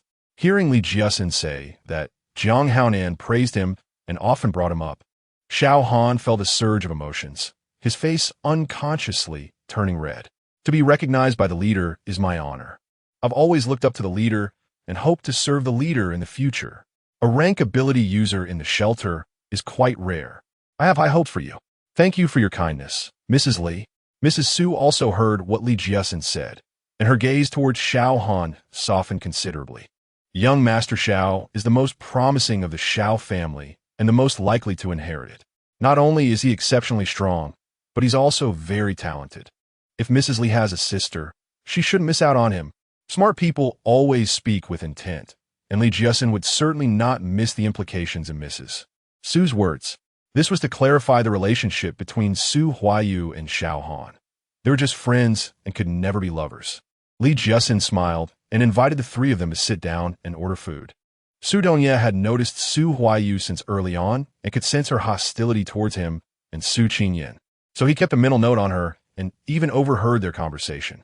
"Hey, big brother, what are you looking at? Are you checking out the beauties over there? Wow, they really are beauties." When Su Qingyan was picking meat for Su Dongye, she noticed that he hadn't eaten the meat she had picked for him earlier. Unable to help herself, she put down her chopsticks and looked at him, only to find him distracted. She leaned closer to him and indeed caught him looking elsewhere. Following Su Dongye's gaze, Su Qingyan looked over and saw the woman who had tried to snatch clothes from her that morning. She was accompanied by 3 others, 2 women and 1 man. One of the women was well-maintained but clearly older, dressed like a wealthy lady. The other woman was truly beautiful, glowing white from head to toe, with delicate and exquisite features, a graceful and enchanting figure. Any man would be drawn to such a woman. "So, Su Dongye, do you also think she is prettier than me?" When Su Qingyan first asked him if he was looking at a beauty, Su Dongye widened his beautiful, clear eyes and looked at Su Qingyan. When he heard her call his name, he couldn't help but laugh.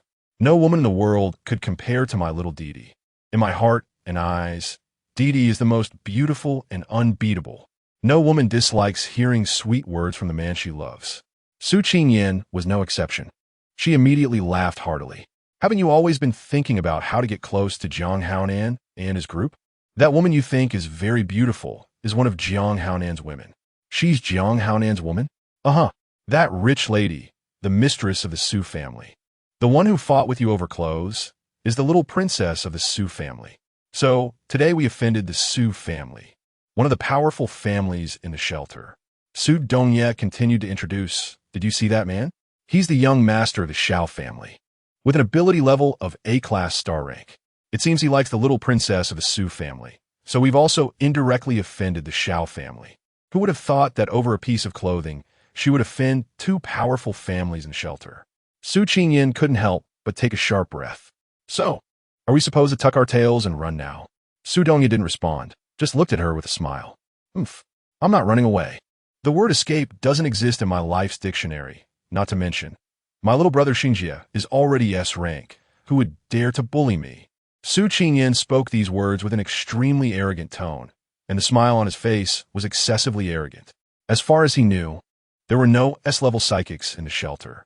Chapter 117, Master Socializing. Su Qingyan's gaze also fell on Li Jiasin. At first glance, she was amazed by her beauty, and upon closer inspection, she found the woman so stunning that it was hard to look away. No wonder Su Dongye was staring at her.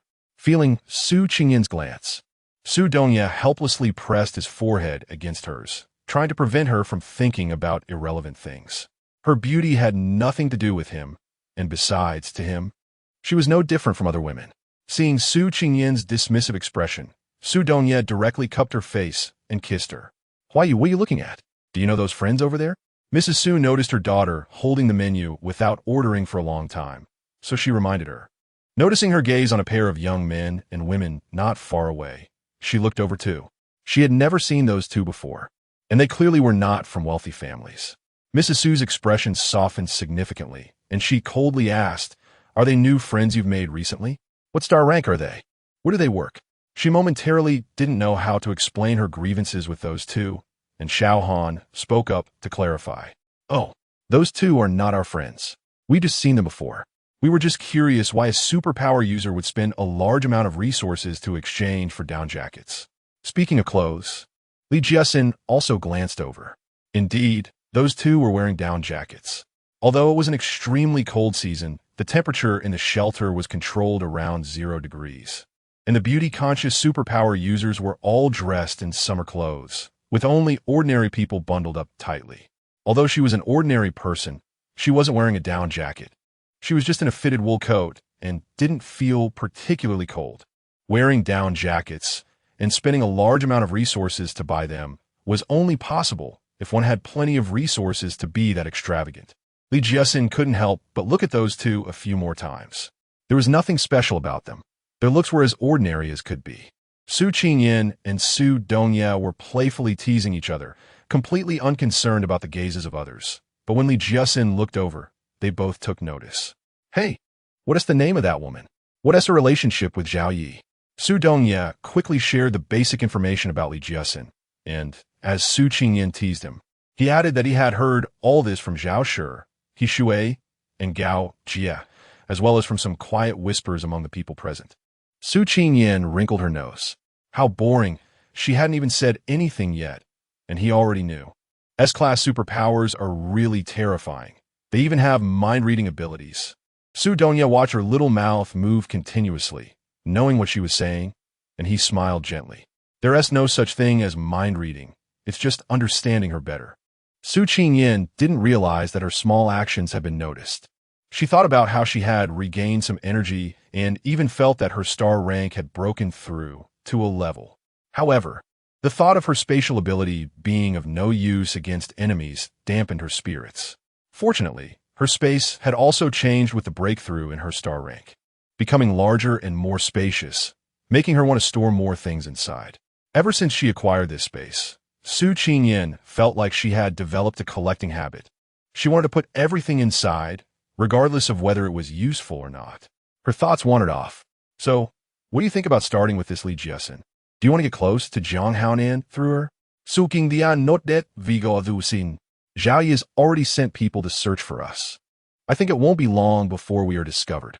Even if we can't prove that we are the killers of her brother, as long as she has suspicions, whether true or not, I believe she will take action against us.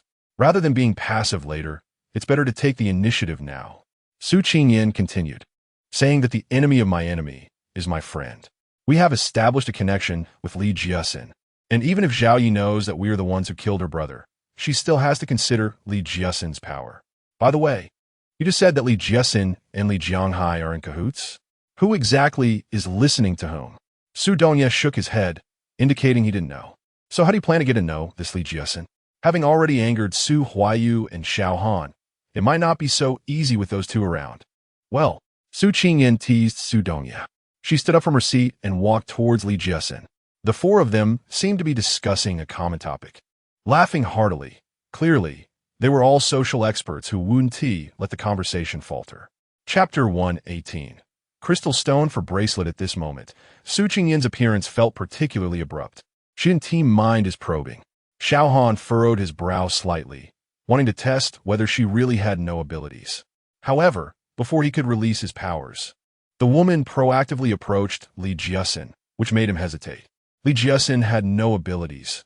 If she were accidentally harmed, that would be Jiang Haonan's woman. Xiao Han lacked the capability and the courage to offend Jiang Haonan just to figure out this woman's true strength. Excuse me, beautiful lady. May I ask if you would sell me that sparkling bracelet? Su Qingyan's eyes were fixed on the bracelet on Su Huayu's wrist, but she was speaking to Li Jiaxin. As soon as she said that, all four people present felt offended, especially Su Huayu. Her face turned red with anger. Her pair of phoenix eyes stared at Su Qingyan, as if saying, "Isn't it enough that you stole my down jacket this morning?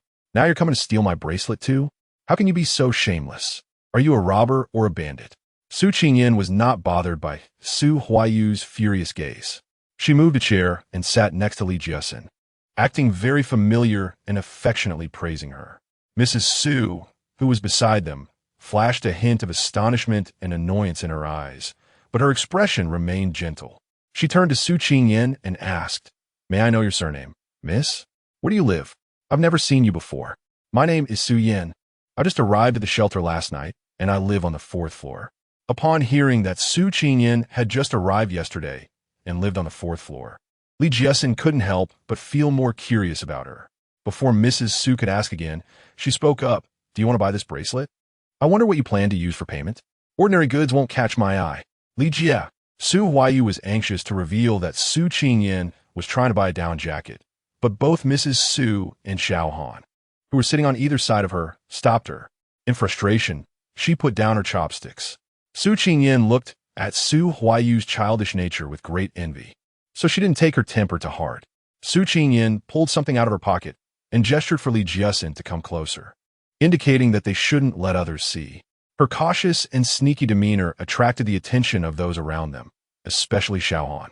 Li Jiasin hesitated for a moment, but then thought that this young woman wouldn't dare to do anything to her in public, especially since there were high-level, star-level ability users protecting her.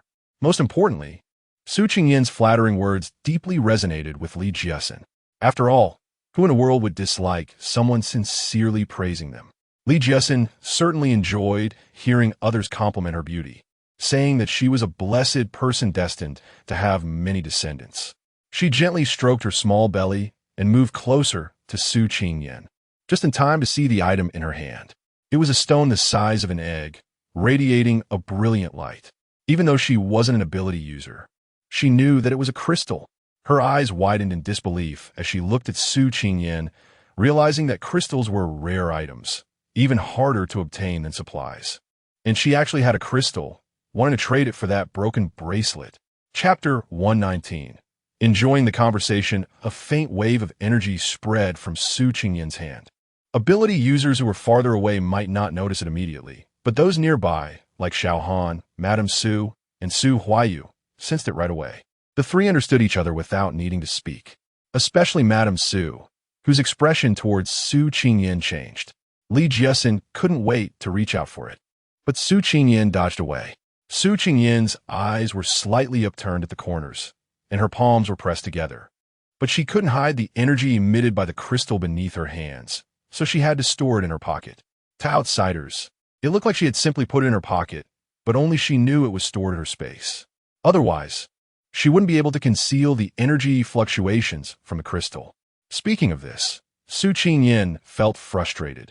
Her supernatural ability was of no use at all, not even capable of hiding her aura.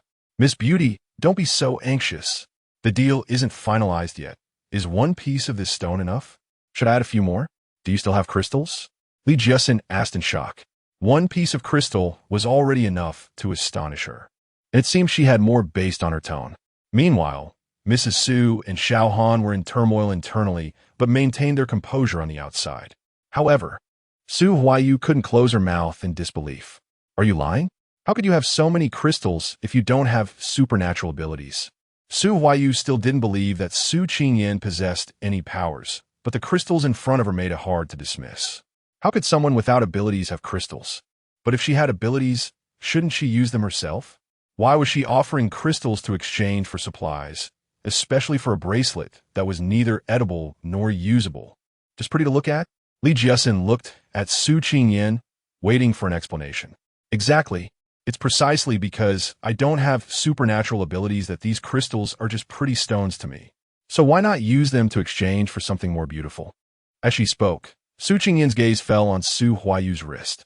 This time, there was no evasion, even misses. Su took the bracelet from Su Huayu's wrist and handed it over.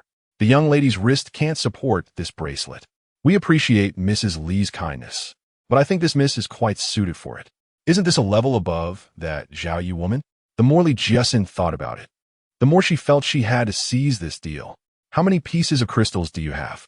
Li Jiasin asked, while Mrs. Su and Xiaohan listened intently. Su Qingyan extended a palm. 5 pieces? Li Jiasin asked, do you want to exchange 5 crystal stones for this bracelet? Su Qingyan waved her hand, put down 2 fingers, and said, 3 pieces. Can I exchange this bracelet for 3 pieces? It's really beautiful, miss. 3 pieces. Li Jiasin wanted all the crystals in her hand, but that was obviously not possible. 3 pieces it is. Since my sister has spoken, I won't haggle over the price. Let's just consider it a way to make a friend. Su Qingyan quickly took out 3 crystal stones and placed them in Li Jiasin's hands. Joyfully, she put on the bracelet on her wrist, shaking it proudly as she asked, Sister, does it look good on me? Li Jiasin, who had already gone crazy with happiness over the 3 crystal stones, kept her eyes glued to them and said, It looks good, it looks good. It really matches my sister's wrist perfectly. Sitting across from Su Qingyan, Su Huayu was not happy at all. Her pretty little face was extremely uncomfortable at that moment, and her small hand was tightly held by Madame Su under the table. Chapter 120. Nonsense talk having caught Li Jiasen's attention. Su Qingyan did not want to stay there any longer and stood up to leave, but her wrist was grabbed by Li Jiasen. Li Jiasen realized she had been too impulsive and quickly let go, saying, "I don't know what my sister plans to do after eating. If not, I can take you around the shelter. Since you just arrived, you must not know much about it. I'll be your guide." Li Jiasen's enthusiastic demeanor made Madame Su frown slightly. Wasn't she just an ordinary person with some crystal stones? Was she worth Li Jiasen's efforts to please her despite her own status? A hint of disdain flashed in her eyes. Madame Su was temporarily too busy to soothe Su Huayu's temper, only signaling her to behave and not to throw a tantrum like a spoiled young lady.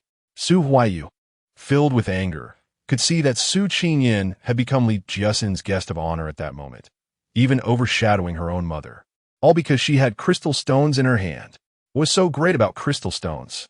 Once the extreme cold passed, she would actively volunteer to follow the Su family team to search for supplies.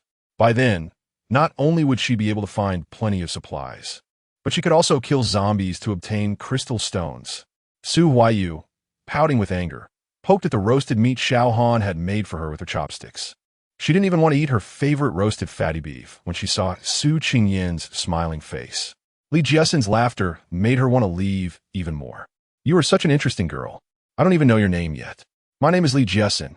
You can just call me Sister Li." Su Qingyan said the name she registered when entering the shelter. "My name is Su Yin." "Sister Li, you look younger than me. Calling you sister doesn't mean I'm calling you old, but if I call you younger sister, that would be taking advantage of you." No, I'll just call you beautiful miss." Li Jiasen originally intended to use the address to bring the two closer together, but unexpectedly, she was directly rejected. She was momentarily at a loss for words, but fortunately, at that moment, Madame Su spoke up. "You young people are great. Unlike me, I'm just called Madame by my husband as surname.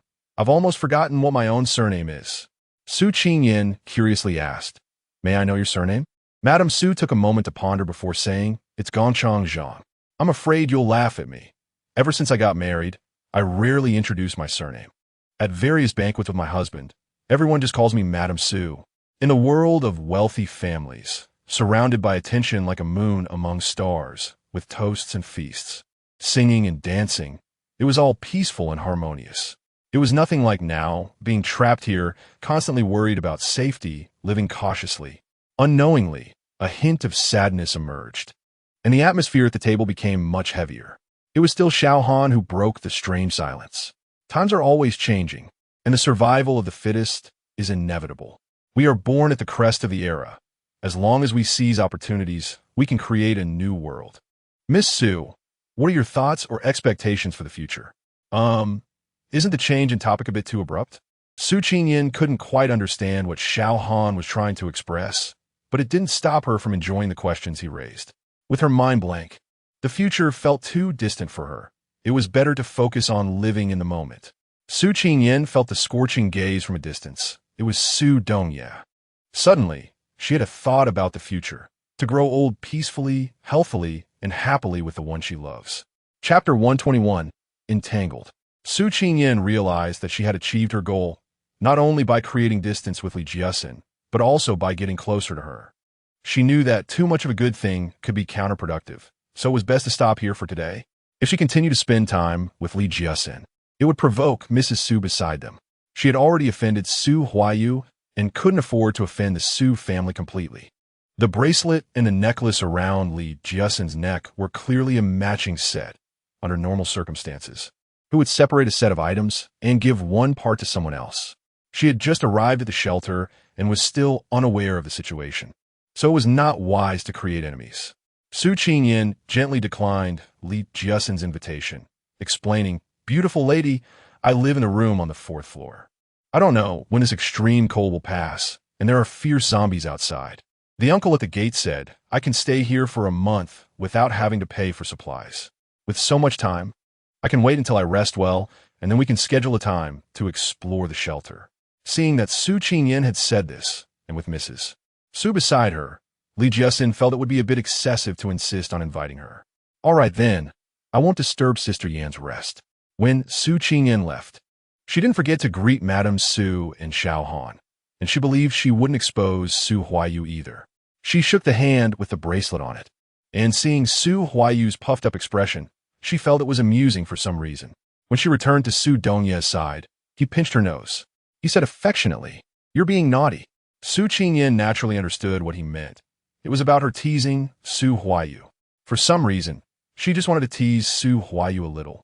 Not because of the down jacket incident, but simply because she wanted to play around. "Hey, do you think this bracelet looks good?" Su Qingyan was showing off the bracelet she had exchanged for 3 crystals. Su Dongya naturally complimented it, but for safety's sake, he reached out to take the bracelet off for inspection, only to be refused by Su Qingyan. Su Qingyan took the opportunity when Su Dongya touched her hand to shyly dodge, pretending to accidentally fall into his arms. Naturally, Su Dongya was delighted by Su Qingyan's affectionate gesture. He wrapped his arms around her slender waist, his fingers caressing her, which made Su Qingyan giggle uncontrollably.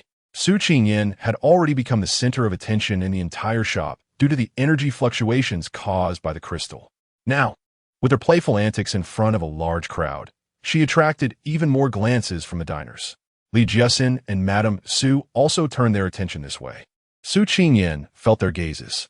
She didn't want to attract Li Jiaxin and the others' attention any further, but now it was too late. Everyone in the shop had noticed the two of them. But why was he still holding her while sitting on his lap? Su Qingyan raised her head in confusion and coincidentally met Su Dongya's lower gaze. The two kissed in front of everyone. Their lips met, and Su Qingyan, feeling shy, wanted to pull away, but Su Dongya Wu-Ti let this opportunity slip by. He instinctively reached behind her, holding her head and deepening the kiss. Su Huayu watched the entangled couple and couldn't help but scoff. How disgusting, so impatient and indiscriminate, not even considering the place, really inappropriate. Is there no crystal to buy a bracelet, but also crystals to look at houses? Mrs. Su frowned as well, but upon hearing her daughter's words, she couldn't help but glare at her. Li Jiaxin's expression remained unchanged. She even showed a hint of envy as she said, "Being young is great, so unrestrained." "Mrs." Li sighed about the passage of time. Feeling embarrassed, "I haven't said anything at my age. You're only 30, and that young lady looks to be around 24 or 25. Just a 5 or 6 year difference. Like that girl said, you look even younger than her." Mrs. Su flattered. Su Huayu's good mood had long disappeared. Seeing that they had almost finished eating, she didn't want to stay any longer and stood up to say goodbye to Li Jiaxin and her mother before leaving. Xiaohan naturally followed. As they walked out of the shop side by side, they couldn't help but glance at the still-kissing couple, their expressions and eyes revealing a strange awkwardness and discomfort. Taking the opportunity to catch her breath, Su Qingyan, with a flushed face, forcefully pushed Su Dongya away. She hurriedly sat back in her chair, even distancing herself a bit. Ever since they had become intimate the previous night, he seemed to have changed into a different person. He was always trying to take advantage of her, whether it was hugging, kissing, or pinching, completely unlike the reserved, abstinent Su Dongya she knew before. After the intimacy, the lingering feelings made Su Dongya's voice carry a tingling sensation, causing the redness that had finally faded to return. "Why sit so far away? The young man won't eat you. Come over here. I've grilled your favorite fatty beef for you." Su Qingyan glared at him in anger, and seeing the shiny, fragrant tender meat, she couldn't help but swallow her saliva. Forgetting about whether Su Dongya would take advantage of her again, Su Qingyan pulled her chair closer to him. She took a bite of the barbecue with his chopsticks. Just as she was closing her eyes to savor the deliciousness, Su Dongya unexpectedly made a move to kiss her. Ugh! Her mouth was kissed again, and not only that, the barbecue in her mouth was actually taken away by him. Su Qingyan angrily fought back. They were entangled in a kiss. Though both of them wore human masks, the expressions on their faces revealed an affectionate look and a beautiful longing, making those watching unable to contain their excitement. "Boss, did you put something in this barbecue? Why does my body feel so warm after eating? Did you drug us?" shouted a busybody who loved to stir up trouble. The people around joined in the ruckus, which finally separated the two who were kissing. Su Qingyan really wished she could find a crack in the ground to hide in. After just one bite of the barbecue, she wanted to escape, but she didn't expect Su Dongya to calmly hold her back. "Come on, there is still so much left to eat. We can't waste it." Su Qingyan gave him a fierce glare and said, "What are you eating? You can eat alone. Helplessly. She didn't have as much strength as Su Dongya, nor did she have as thick skin. So, she had an unsatisfactory barbecue meal while hiding and covering up. Chapter 122. Extravagance and Generosity. Chun Hai stood outside Jiang Haonan's study, wiping the fine sweat that had oozed from his forehead and adjusting his temporarily changed clothes before raising his hand to knock on the door.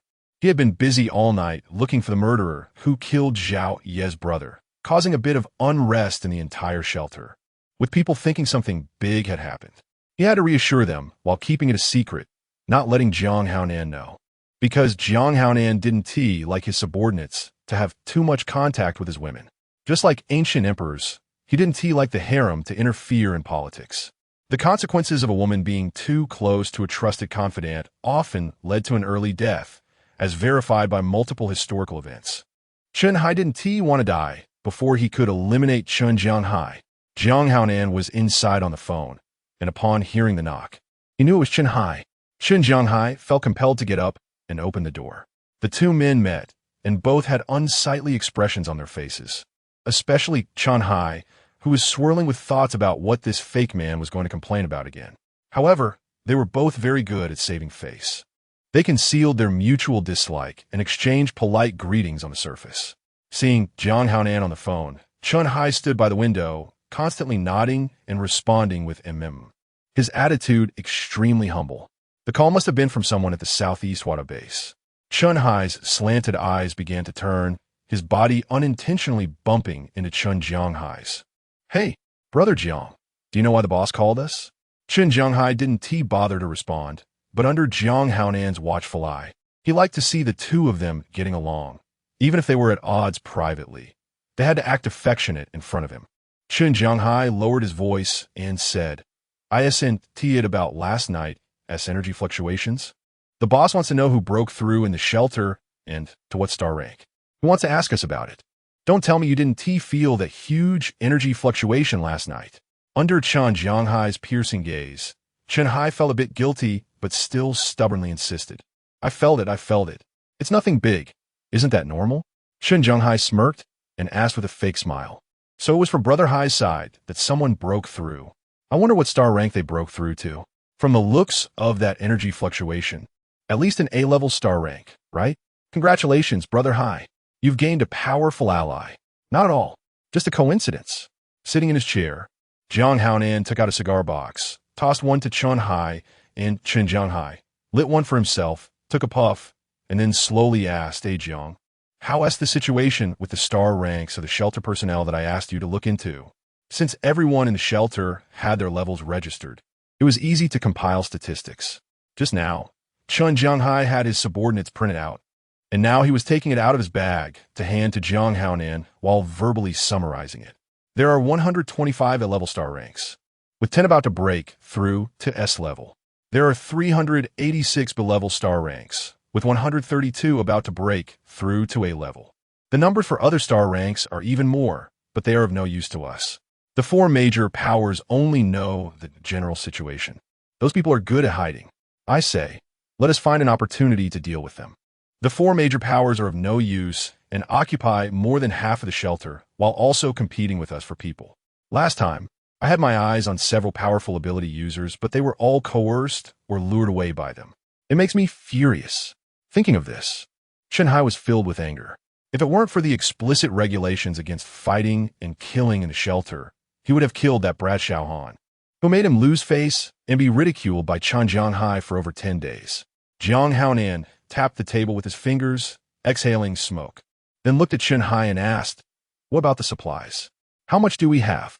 Chun Hai was caught off guard by the sudden question, but fortunately, he was well aware of the shelter's supplies and replied, "There are 50 truckloads of various types of goods, 70 truckloads of daily necessities, and another 102 truckloads of other items." "What about gasoline?" Jiang Haonan continued to ask. This question caught Chun Hai off guard. "They told us to only submit gasoline in the future. We don't need anything else. We can even exchange food for gasoline." Hearing Jiang Haonan say this, Chun Hai and Chun Jiang Hai exchanged glances, both smiling obsequiously and asking, "Is there good news from the Southeast Wada base?" This implied that power was being delegated to him. as long as he could stand firm. Seeing the two trusted confidants looking so happy, Jiang Haonan glanced out the window where it was still snowing heavily. When would this extreme cold pass? This matter must not be publicized, especially to the four major powers. Chen Hai and Chun Jianghai understood the stakes involved. If they found out, they might create all sorts of trouble behind their backs. The southeast Wada base was the closest and safest base, where they wouldn't have to worry about zombies or mutated plants and animals attacking them. They could live a life like before, without fear of hunger or cold. However, they had already stopped accepting large numbers of new arrivals, as the base was nearing capacity. The four major powers had previously inquired about ways to get to the southeast Wada base. At that time, Jiang Haonan hadn't yet climbed up to the Su family. Now, it was better to secure their own position first. After discussing the important matters, Jiang Haonan didn't forget about the energy fluctuation from last night. Since Chen Jianghai had already said it was from his side, he needed to ask Chen Hai, "Do you know about the energy fluctuations last night? Was it from your people?" Faced with Jiang Haonan's question, Chen Hai didn't dare to brush it off. He honestly replied, "I didn't notice anything last night, and none of my subordinates reported it this morning. It wasn't from my side." Ignoring the strange sounds Chen Jianghai made, he continued, "Could it be from the four major powers? It must be. Damn it, the ones I had my eye on were about to break through, and if they had just given them 2 or 3 crystal stones, they could have reached a level. But they were intercepted by the Shao family, which is infuriating. Otherwise, we could have added another powerful A-level star rank." When mentioning crystal stones, Jiang Haonan remembered that he needed 15 more crystal stones to break through to S level. And he asked Chen Hai, "Have there been any crystal stones submitted recently?" Chen Hai knew what Jiang Haonan was thinking. He shook his head. "No, I haven't seen anyone using crystal stones to gamble at the underground casino." Jiang Haonan also knew that crystal stones had become scarce resources. No one would take them out unless absolutely necessary. He certainly wouldn't go robbing for them. It looked like he would have to go and fight for them himself. How long would this storm last? Chun Jianghai said, "I have a snow-type ability user who said it could stop in as little as 15 days, or as long as a month. This extreme cold is particularly strange and unprecedented. It's the longest since the apocalypse." "That is quite a long time." Jiang Haonan frowned. Jiang, check how many ability users have reached their residency limit. For those who can't submit supplies, let them find a way. And those who can't submit within a day should be kicked out. Weren't they given 3 days before? The extreme cold drives them out, and all it will do is lead them to death." Before the word could be spoken, a sharp gaze sealed the lips. "When did you become so kind? Why don't you hand over supplies for them?" Jiang Haonan said in a deep voice, "We are not a charity organization, nor are we bodhisattvas who save the suffering. Take care of yourself." Chen Jianghai and Chun Hai both lowered their heads. Su Dongya also didn't know what was happening to him. Whenever he saw Su Qingyan and smelled the pure osmanthus fragrance on her, he couldn't help but want to kiss her, touch her, and caress her. Ever since they had been intimate last night, he wanted it even more. Su Qingyan was feeling upset and didn't want to pay attention to Su Dongya walking ahead. Someone was kissing her repeatedly in public. Even after she said no, he still continued. It was so annoying. Su Qingyan was truly angry at Su Dongya, walking ahead without listening to his shouts. Hey, slow down a bit. Be careful." As soon as Su Dongya's words fell, Su Qingyan accidentally bumped into a man. Realizing it was her own fault for being too angry to pay attention to the road, she immediately apologized, and her anger towards Su Dongya deepened. It was all his fault. If he hadn't made her angry, she wouldn't have bumped into someone else. After Su Qingyan finished apologizing and looked up, she saw an elegantly dressed man with a handsome face and tall stature, smiling at her and saying it was okay. This made Su Qingyan feel even more embarrassed. She realized she had been too impulsive. Su Dongya quickly walked over to Su Qingyan's side in just a few steps. Noticing her forehead was red, likely from the bump, he instinctively reached out to rub it for her, but she unexpectedly dodged him. "Hey," Su Dongya called out unhappily. Su Qingyan didn't want to pay attention to him. She asked the person she had just bumped into, "Are you hurt? Do you want to?" She wanted to say if he wanted to go to the hospital for a checkup, considering her forehead still hurt, but then she realized there was no hospital nearby. Li Shengxi found this girl amusing. Even with such a wide road, she still managed to bump into him. At first, he thought she was just another girl trying to get his attention, but when he looked into her clear and pure eyes, he realized he was overthinking. She really had accidentally bumped into him. Otherwise, she wouldn't have asked if he wanted to go to the hospital. Now, where was their hospital? He was an ability user. How could he possibly be injured from her bump? He was fine. Su Dongye interjected. Su Qingyan glared at him with annoyance, but still didn't want to pay him any mind. I truly apologize for bumping into you just now. This is my compensation. Saying this, Su Qingyan took a crystal stone out of her pocket, holding it up in her palm and offering it to Li Shengxi. She smiled innocently and purely. To take out a crystal stone like this was indeed quite generous, almost extravagant. Not only was Li Shengxi taken aback by Su Qingyan's action, but even the passers-by nearby were stunned, stopping in their tracks to see which rich kid was so careless with a crystal stone. I don't know how to address you, but I'm Li Shengxi. Are you really going to give me this crystal stone? Su Qingyan nodded sincerely yes. Didn't I say I would give you a gift? Here, take it. Little girl, do you have any crystal stones left? I can trade you everything I have. Me too. I have a lot of good things here. Let's trade for crystal stones. In an instant, Su Qingyan was surrounded by a crowd. Li Shengxi stared at the crystal stone in his palm for a long time, rubbing the edges with his fingers, a glint of brilliance flashing in his eyes. There's so many of you surrounding this little girl. Aren't you trying to force her into a deal? He said. The shelter has regulations. No one can force others, let alone coerce them into a reluctant trade. As soon as these words were spoken, the crowd around Su Qingyan took a step back, but they all looked at her with smiles, hoping for her favor. Unfortunately, Su Qingyan was frightened by their display and was now huddled in Su Dongye's arms, her big, watery eyes filled with horror and confusion. Li Shengxi stepped forward and returned the crystal stone to Su Qingyan, still wearing that gentle smile. He said in a calm tone, the little girl probably doesn't know how precious crystal stones are nowadays. It's not good to give them away so casually. Moreover, as her companion mentioned, I am an ability user. That little bit of impact just now didn't harm me at all, but your forehead is turned red. I should be the one to apologize to you. No need, thank you for your kindness. Su Dongye said coldly. All right, may I ask where you live? Is it far? Su Qingyan readily replied. With Li Shengxi's intervention, those who wanted to negotiate with her automatically stepped back, but a few were still unwilling to give up. Su Dongye and Su Qingyan were in a disagreement about whether to go to Li Shengxi's house when they overheard this. Su Qingyan's gaze towards Li Shengxi changed in that moment, adding a hint of wariness and vigilance, yet she still innocently asked, you only need 2 more crystal stones to break through to A-class star level? Li Shengxi's expression shifted slightly, but in the end, he honestly nodded, yes. Then why are you giving this one back to me? I have another one here. Since you need it, I'll just give you both. This made everyone nearby gasp. What kind of girl is this? Crystal stones can be given away just like that. If one isn't enough, then 2 will do. If 2 aren't enough, will there be a 3rd or a 4th? How does she have so many crystal stones? Doesn't she need them for herself? Some people started to inquire about this extravagant and generous girl. Chapter 123, Pretending. Su Qingyan looked at Li Shengxi, who stood motionless and showed no signs of joy on her face. She stepped closer and asked, is 2 pieces not enough? How many more do you need? As soon as these words were spoken, passers-by on the street gasped. Does she still want to give away crystal stones? Each of them wished they could rush in front of Su Qingyan and let her bump into them. That bump would be worth a lot. They wouldn't suffer any loss and could get crystal stones for free. 1 piece is already good.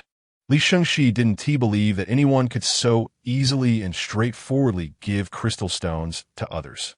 It seemed like she was giving away not crystal stones, but just a stone from the roadside. You? Are you really giving them to me? Not exactly. Didn't you say you just need 2 more to break through to A-grade star level?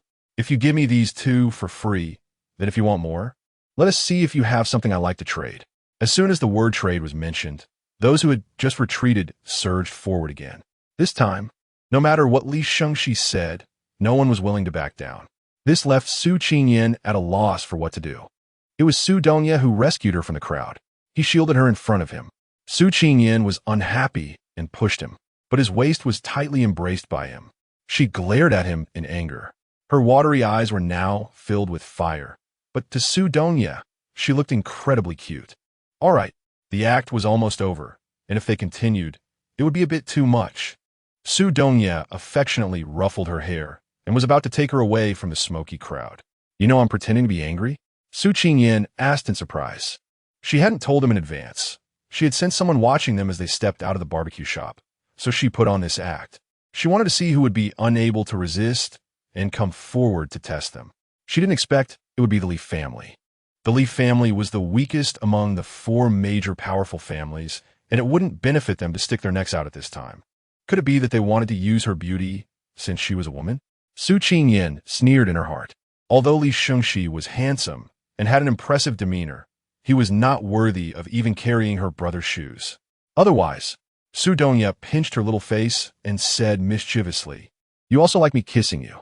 You wouldn't get mad at me for this." Su Qingyan felt her face flush from Su Dongye's blunt remark, and she stubbornly said, "Who said that? I don't like him at all." "Okay, just a little bit doesn't mean I like him. It's the little brother who likes me, all right?" After saying this, Su Dongye unceremoniously leaned in to kiss her.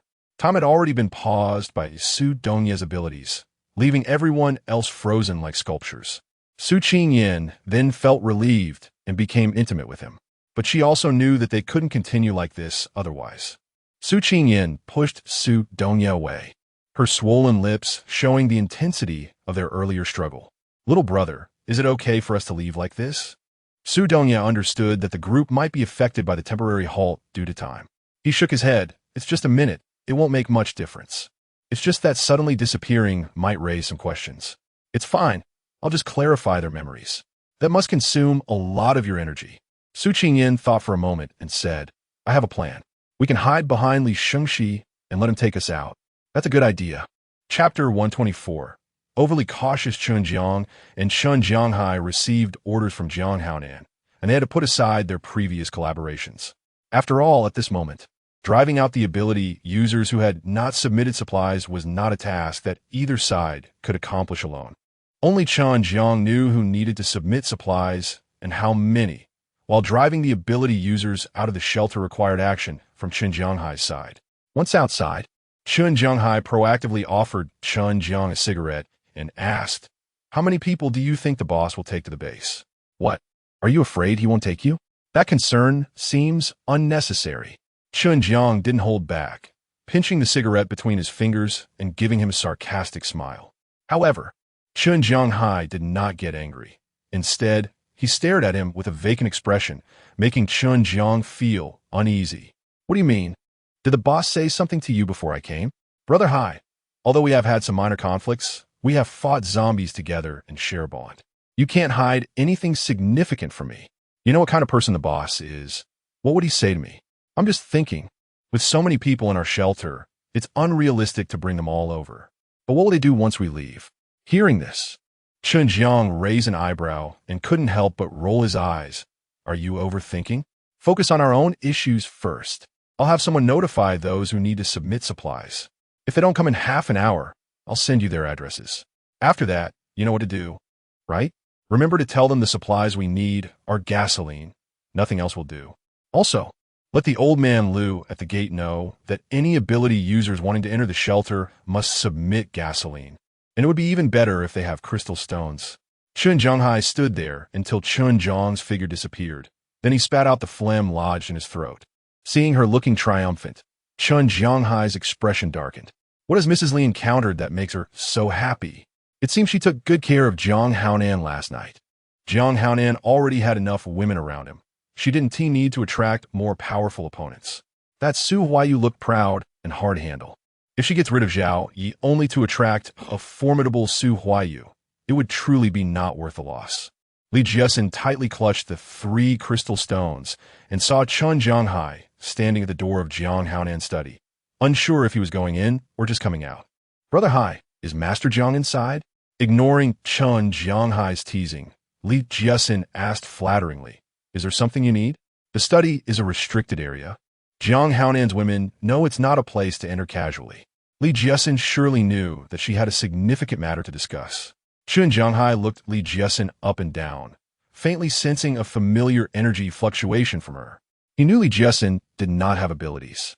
Li Jiesin could tell from Chen Jianghai's tone that Jiang Haonan was indeed in the study. That's good. Just as she was about to push the door open, Chen Jianghai stopped her.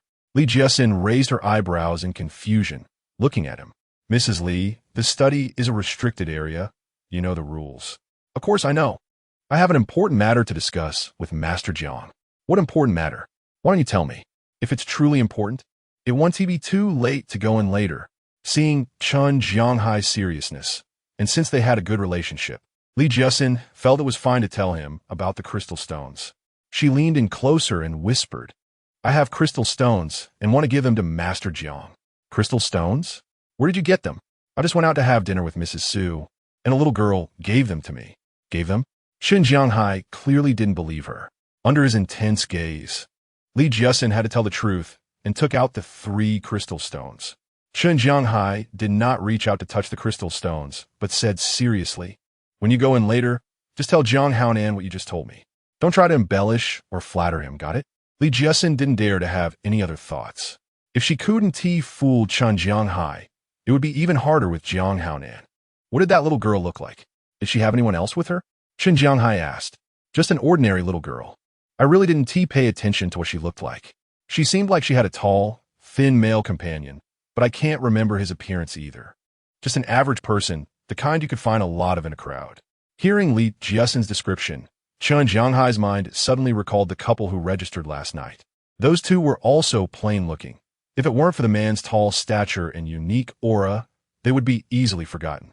The only reason he remembered them was because of that bag of fish meat without the fish heads. Clearly, they knew there were crystal stones inside the fish heads. But he couldn't sense any energy fluctuations from them, nor could he detect the aura that ability users should have. At the time, he thought nothing of it, but now he found it suspicious. Where are they now? They should be resting in a room. The little girl said she was tired and would look for me to explore the shelter once she rested. Seeing he had no more questions, Li Jiesin was about to raise her hand to knock on the door when Chen Jianghai beat her to it. She shot him an annoyed glare and was about to ask him what he meant when Jiang Haonan's voice came from inside. It's me, the boss. Mrs. Li says she has something important to give you. I let her in. As Chen Jianghai opened the door, he whispered in Li Jiesin's ear, Don't worry. I won't steal your credit. After sending Li Jiesin in, Chen Jianghai closed the door and left. At this moment, the loudspeaker in the shelter began to announce. It was Chen Hai reading out the list of people who needed to submit supplies. Su Dongye removed his abilities, and those who were forcing Su Qingyan to trade heard the announcement from the loudspeaker in the shelter, their expressions changing dramatically. Some cursed angrily, what a greedy person. There's still 3 days left, and they say the time is up. No, I have to reason with them. Do any of you feel the same? With a call, others responded. The group surrounding Su Qingyan then began to disperse, leaving a few behind who, seeing Li Shengxi in front, didn't dare to push too hard. Little girl, take a look at what I have here. If there's anything you like, let us trade. I just need 2 more crystal stones to break through. Su Qingyan has achieved the effect she wanted, and there is no need for her to continue being a scatterer of wealth. Although the crystal stones are of no use to her, they're still somewhat useful to Su Dongye, so she should keep them just in case. Su Qingyan pretended to pick and choose for a moment, pouted, shook her head, and said, Sorry, I just didn't find anything I liked. All right. You guys are being too pushy. If someone doesn't like it, there's no need to make it awkward for yourselves. Li Shengxi's serious expression made it clear that no one dared to approach again. He invited Su Qingyan to his house once more, but she declined. Brotherly, breaking through to the star level is important. This little injury really isn't a big deal. If you feel really bad about it, how about you treat me to a meal after you break through? Anyway, I'm in the shelter on the 4th floor, and you can find me anytime.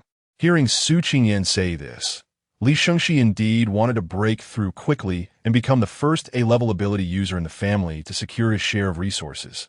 Otherwise, all right, I'll thank you after I break through. Li Shengxi stopped being overly sentimental, as some people were already running out of patience.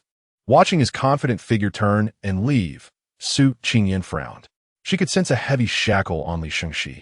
He wasn't as relaxed as he appeared. Sigh. Life in this world is never easy or simple. Even gods have many unavoidable things they must do. Hadn't she just lost her temper at Su Dongye out of necessity? Thankfully, he understood her little thoughts. Otherwise, she really didn't know if he would listen to her explanation afterward or if he would still be angry.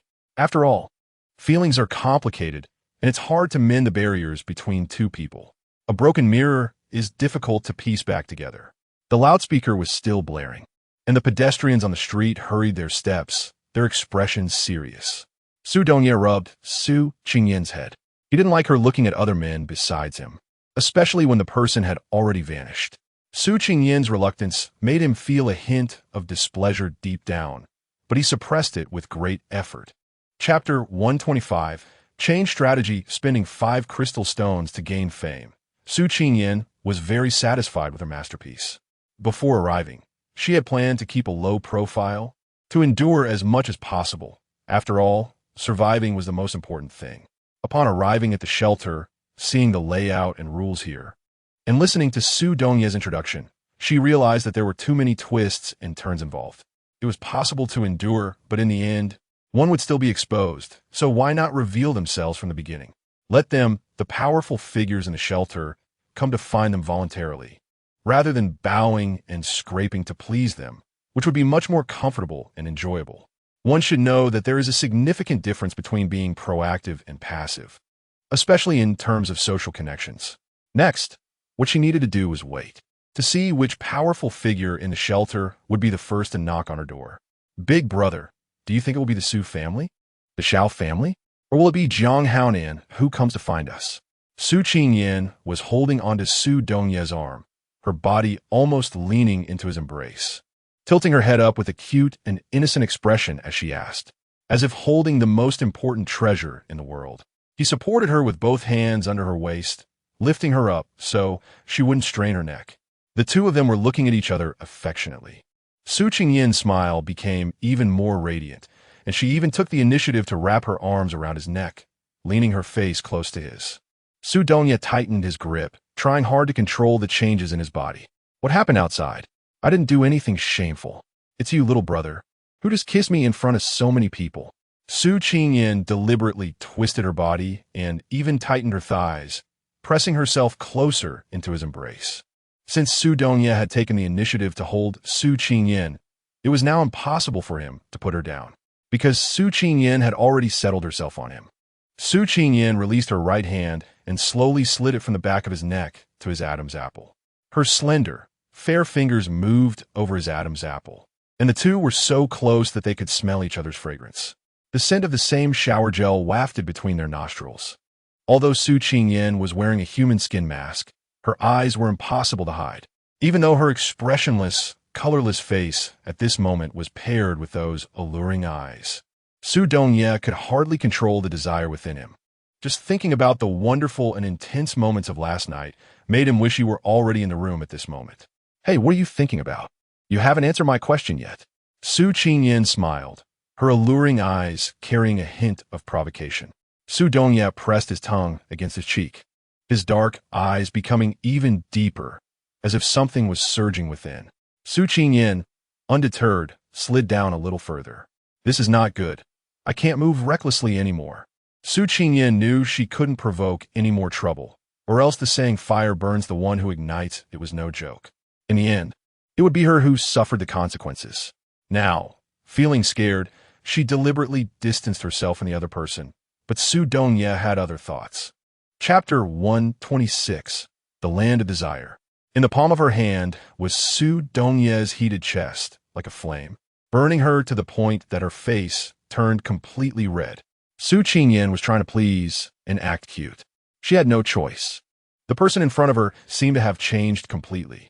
From a noble young master who was reserved and self-disciplined, he had transformed into a street bully who acted on impulse and did as he pleased. What could she do? She couldn't break free, couldn't bear to fight back, so she could only submit. Su Qingyan saw the restrained desire in Su Dongye's dark eyes about to break free from its cage, overwhelming and terrifying. To make herself feel better afterward, she wisely decided to seek him out. As expected, after Su Dongye heard her words, the cage that was about to shatter began to stabilize. This was a hint, so don't wait until later to beg for mercy. This reminded Su Qingyan of last night. No matter how much she shouted or begged for mercy, he seemed to have a heart of stone, completely indifferent to her well-being. Thinking of this made Su Qingyan angry, and she couldn't help but twist the hand resting on Su Dongye's chest. Unfortunately, he was an ability user, even if he weren't. His chest was as hard as a rock. This little bit of strength was nothing to him, and even when her fingers broke the skin, he showed no reaction. Su Dongye liked it when Su Qingyan showed her little temper towards him.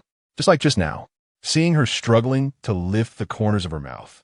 He found her even cuter and couldn't resist wanting to kiss her in front of so many people. Not only to kiss her, but to completely possess her, making her belong entirely to him, just to him. Su Dongye couldn't wait any longer.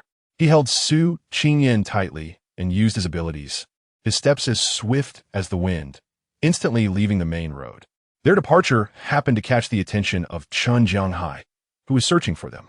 Brother Jiang, aren't these the two who came in last night with a bag of fresh fish? One of Chun Jianghai's subordinates exclaimed.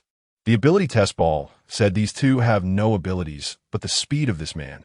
What is that if not the speed of an ability user? Chun Jianghai's subordinate voiced the confusion in Chun Jianghai's mind, but unfortunately, no one could answer him at the moment.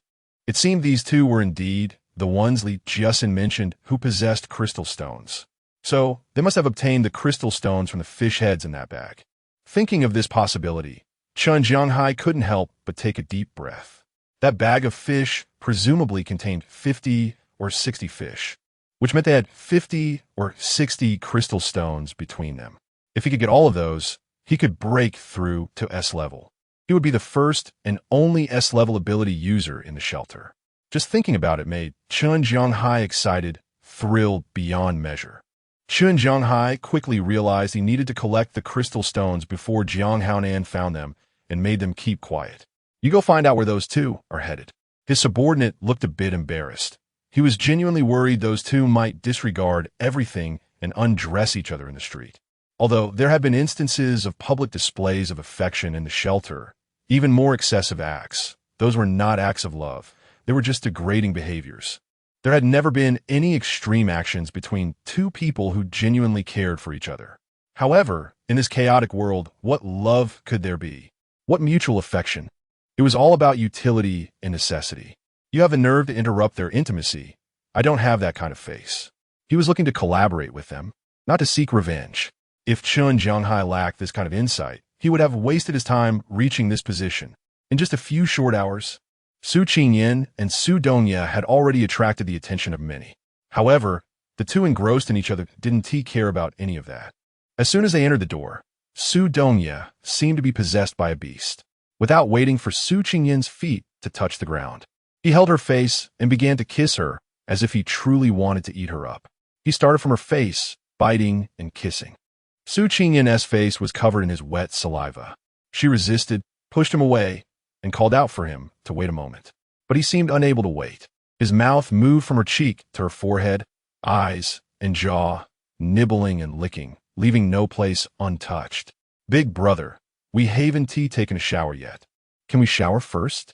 Su Qingyan was driven to a desperate situation by Su Dongye and had no choice but to adopt a delaying tactic. She needed to let him cool down, otherwise, with his current crazed and fierce predatory power, she would be in tears before long. There was no need for a shower. She smelled delightful and was clean all over. Su Dongye was suppressing the turmoil within him, but his voice betrayed him. His voice, laden with desire, was low and resonant like a cello's bass, making it irresistibly alluring. At this moment, Su Qingyan's cheeks were flushed, her gaze hazy and enticing. Su Dongye could no longer hold back. He used both hands and feet to firmly pin Su Qingyan down on the double bed. There was no time to take off her clothes one by one. The sound of tearing fabric brought Su Qingyan back to her senses a little, and realizing her current predicament, she hurriedly pulled the quilt from the side to cover herself. Her bashfulness and timidly charming face further ignited the man's primal instincts. Su Dongye was no exception. However, he knew how to make Su Qingyan willing and even compliant with him. Su Dongye forcefully tugged at the corner of the quilt, pulling it down tentatively. Sure enough, as soon as he spoke, Su Qingyan's hands loosened, though she still shyly buried her head. Trust me, little sister, I won't hurt you. I promise I won't be like last night. I will make you feel good. Be good. One by one, Su Qingyan fell deeper into the trap. She let down her guard, relaxed her vigilance, and wholeheartedly focused on Su Donya's beautiful peach blossom eyes. Those deep black eyes that drew her in at first glance were gradually consuming her, and she was intoxicated, willingly allowing herself to be enveloped, dragged along, eagerly embracing a journey into a world of pleasure. Chapter 127. Unity of Body and Mind. Su Donya, still unsatisfied, held the completely bare Su Qingyan in his arms, occasionally rubbing his chin against her sweaty forehead. When aroused, he even leaned down to ravage her already swollen lips that he had kissed and bitten. Su Qingyan had already lost all temper because of him. It was just that her temper had been worn away by his soft and hard tactics before. The moment she showed a bit of resistance, he would put on a pained expression, and, coincidentally, Su Qingyan could not stand his pitiful look the most. Knowing he was acting, she still couldn't bear to refuse him. She could only comply with him time and again, letting him manipulate her. And the final outcome was just the way it was now. She didn't even know where he got this habit of making her call him, not just call, but also say some embarrassing words otherwise. Just thinking about it made Su Qingyan wish she could kick him down. As soon as she lifted her leg, a tearing pain shot through her thigh. Su Donya heard Su Qingyan's gasping and hurriedly lifted the blanket to see what was wrong. Was it because he hadn't controlled his strength well before and hurt her? It was only the second time, and he was so aroused that he couldn't control himself, inevitably losing his measure in the heat of the moment. Su Donya became anxious, gripping Su Qingyan's legs and pulling them apart. Red and swollen, a vivid crimson, tender. The sight was like a beautiful rose ravaged by a storm. Those clear black eyes were about to be stained with desire. The hot breath and heavy gasps gradually seeped in her body. The tingling sensation spread throughout her, and waves of dizziness began to wash over her. Su Qingyan was truly frightened by the feeling that made her seem like she was flying into the clouds. It was exhilarating, but after the excitement came endless sinking and exhaustion. Little brother, no, I really don't have the energy anymore. Su Qingyan opened her rose-colored eyes, looking pleadingly at Su Donya, her weak voice begging for mercy. If her body wasn't trembling and her hands weren't pressing his head down, the gentle sound of flowing water mixed with a sweet fragrance made him truly believe she was begging sincerely, not just acting coy. However, Su Donya followed the direction of Su Qingyan's hands and lowered his head slightly. He took a deep breath, savoring the sweet scent filling his mouth. Ah! The delicate, sultry protest made Su Donya's spirit jolt. Dian, you like it, right? This time, be gentler, big brother. Su Donya raised his head, observing the expression on her charming little face. At this moment, both Su Donya and Su Qingyan revealed their truest selves, shedding their masks in the shower. They were doing the happiest things with their most beloved person, truly united in body and heart. Her pretty little face was filled with purity, yet her brows and eyes held an enchanting allure. Su Donya just wanted to keep her hidden within himself, ensuring no one else could see his Dian in such a tempting state. Su Donya slid up from Su Qingyan's feet, inch by inch marking her with his scent, making sure everyone knew she belonged to him, and no one else could touch her. When he reached her neck, he stared at that spot for a while. Only when Su Qingyan let out a soft hum did he bite down hard. Instantly, her delicate neck was marked with a deep crimson. Chapter 128. Kicking open the door, the young couple, having just tasted the pleasures of desire, always seemed to have endless energy, curiously exploring each other's bodies and the unknown joys. Another round of passionate lovemaking ensued. This time, Su Qingyan was so comfortable that she fell asleep, and Su Donya carried her into the bathroom to wash her. Seeing the marks he left on her fair and tender skin, Su Donya felt a pang of heartache. But he didn't regret it. He focused on the fading marks on her neck, leaning in to find the previous imprint and remark it until Su Qingyan let out an uncomfortable hum, at which point he finally relented. However, he continued to nibble on her lips for a long time before letting her go. Having tasted the beauty of it, he wanted to be forever entranced. And not only that, he wanted to pull Su Qingyan into it with him. The person in his arms fell asleep comfortably again, and Su Donya knew he couldn't tease her anymore. Otherwise, she would genuinely get angry, and what if she punished him by not letting him into bed later? He couldn't bear to lose this wonderful experience. Su Donya carefully placed Su Qingyan on the freshly changed bed. He took the used sheets and duvet cover into the bathroom to wash them. If Su Qingyan saw them tomorrow, who knows how red her face would turn. What if she thought of what just happened and forbade him from doing it again in the future? That wouldn't do. It would take away a lot of fun. At this moment, Su Donya's mind was filled with the pleasurable moments that had just made Su Qingyan roll her eyes in ecstasy. Streams of water cascaded down, beautiful and delightful, as she reached the peak of physical pleasure, while his heart swelled with joy. He had allowed the girl he loved the most to experience one of life's wonderful moments. Su Donya also picked up the torn clothes that had been ripped apart in their urgency. Looking at the shredded fabric, he couldn't help but blush. He hadn't realized that he was so driven by desire and so impatient. Fortunately, he had bought many new clothes while shopping earlier that day. With some free time now, Su Donya took out those new clothes to wash them, clean the bedroom, and once the lascivious scent was gone, he finally felt at ease to sleep with Su Qingyan. Unbeknownst to both of them, they had slept for quite a while. A sudden, urgent knock on the door pulled them from their sweet dreams. Su Qingyan woke up in a bad mood, feeling achy and uncomfortable all over. Her temper was a bit worse than usual. Seeing that the knocking at the door was relentless, she became even angrier and kicked out in frustration, inadvertently kicking something soft down. With a thud, Su Donya was completely awakened, and the groggy Su Qingyan also came to her senses. She saw Su Donya crawling out from under the bed, completely naked, and couldn't help but scream, as if she had forgotten everything that had happened before. "You, why aren't you wearing any clothes? Do you sleep without clothes?" As soon as Su Qingyan finished speaking, she realized that she was also naked, and her entire body instantly turned pink. She hurriedly wrapped the blanket tightly around herself, and all the previous scenes flooded back to her mind. Su Qingyan shyly buried her head into the quilt. How could this happen? That person couldn't possibly be her. She wasn't that promiscuous and shameless. The person outside seemed to have heard the screams from inside, and the ringing of the doorbell turned into loud knocks. Even Su Qingyan and Su Donya felt that the person was about to kick the door open. Chapter 129. You've changed. Su Donya's face darkened, because the person kicking the door was none other than Dong Xian from next door. "Su-yin, what is wrong? Open the door. Hurry up." Dong Xian anxiously kicked the door with all his might. If it weren't for the rule in the shelter that prohibited the casual use of abilities, he would have used his powers to break the door down. He had just wanted to cook for himself when he discovered that the spices in the kitchen were missing. So he thought of the young couple next door. They didn't seem like the type to cook, so borrowing some kitchen tools from them should be fine. It wasn't that Dong Xian didn't want to go out to buy some, but it was already dark. The shelter had rules.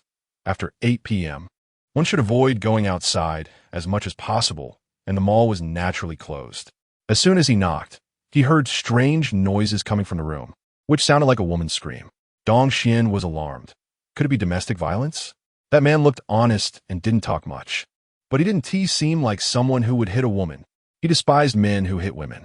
"Su-yin, open the door. Don't be afraid. I'm here to save you." Dong Xian kicked the door again, this time using all his strength, but the door opened from the inside. He saw a man in a bathrobe looking at him with an impatient expression. "What's going on?" Su Donya heard Dong Xian say he was coming to save Su Qingyan, and his eyes were filled with hostility, his tone even more annoyed. Meanwhile, Dong Xian caught a glimpse of Su Qingyan, also in a bathrobe, standing not far behind Su Donya, looking equally impatient as she stared at him. Is there something going on? Su Qingyan's morning grumpiness had dissipated a bit with the action of getting dressed, but she was still not very happy. She had been sleeping well, and not only was she disturbed, but also had to hear some nonsensical words. Save her? Did she need saving? After such a big misunderstanding, he felt embarrassed to say that he was worried about her being abused by a man. Otherwise, it would have turned into him getting a beating. He immediately revealed his purpose for coming. "Can I borrow some seasonings from you? I've run out, and I forgot to buy more because of other things, and the stores are closed at this time." "Seasonings? Do we have any, little brother?"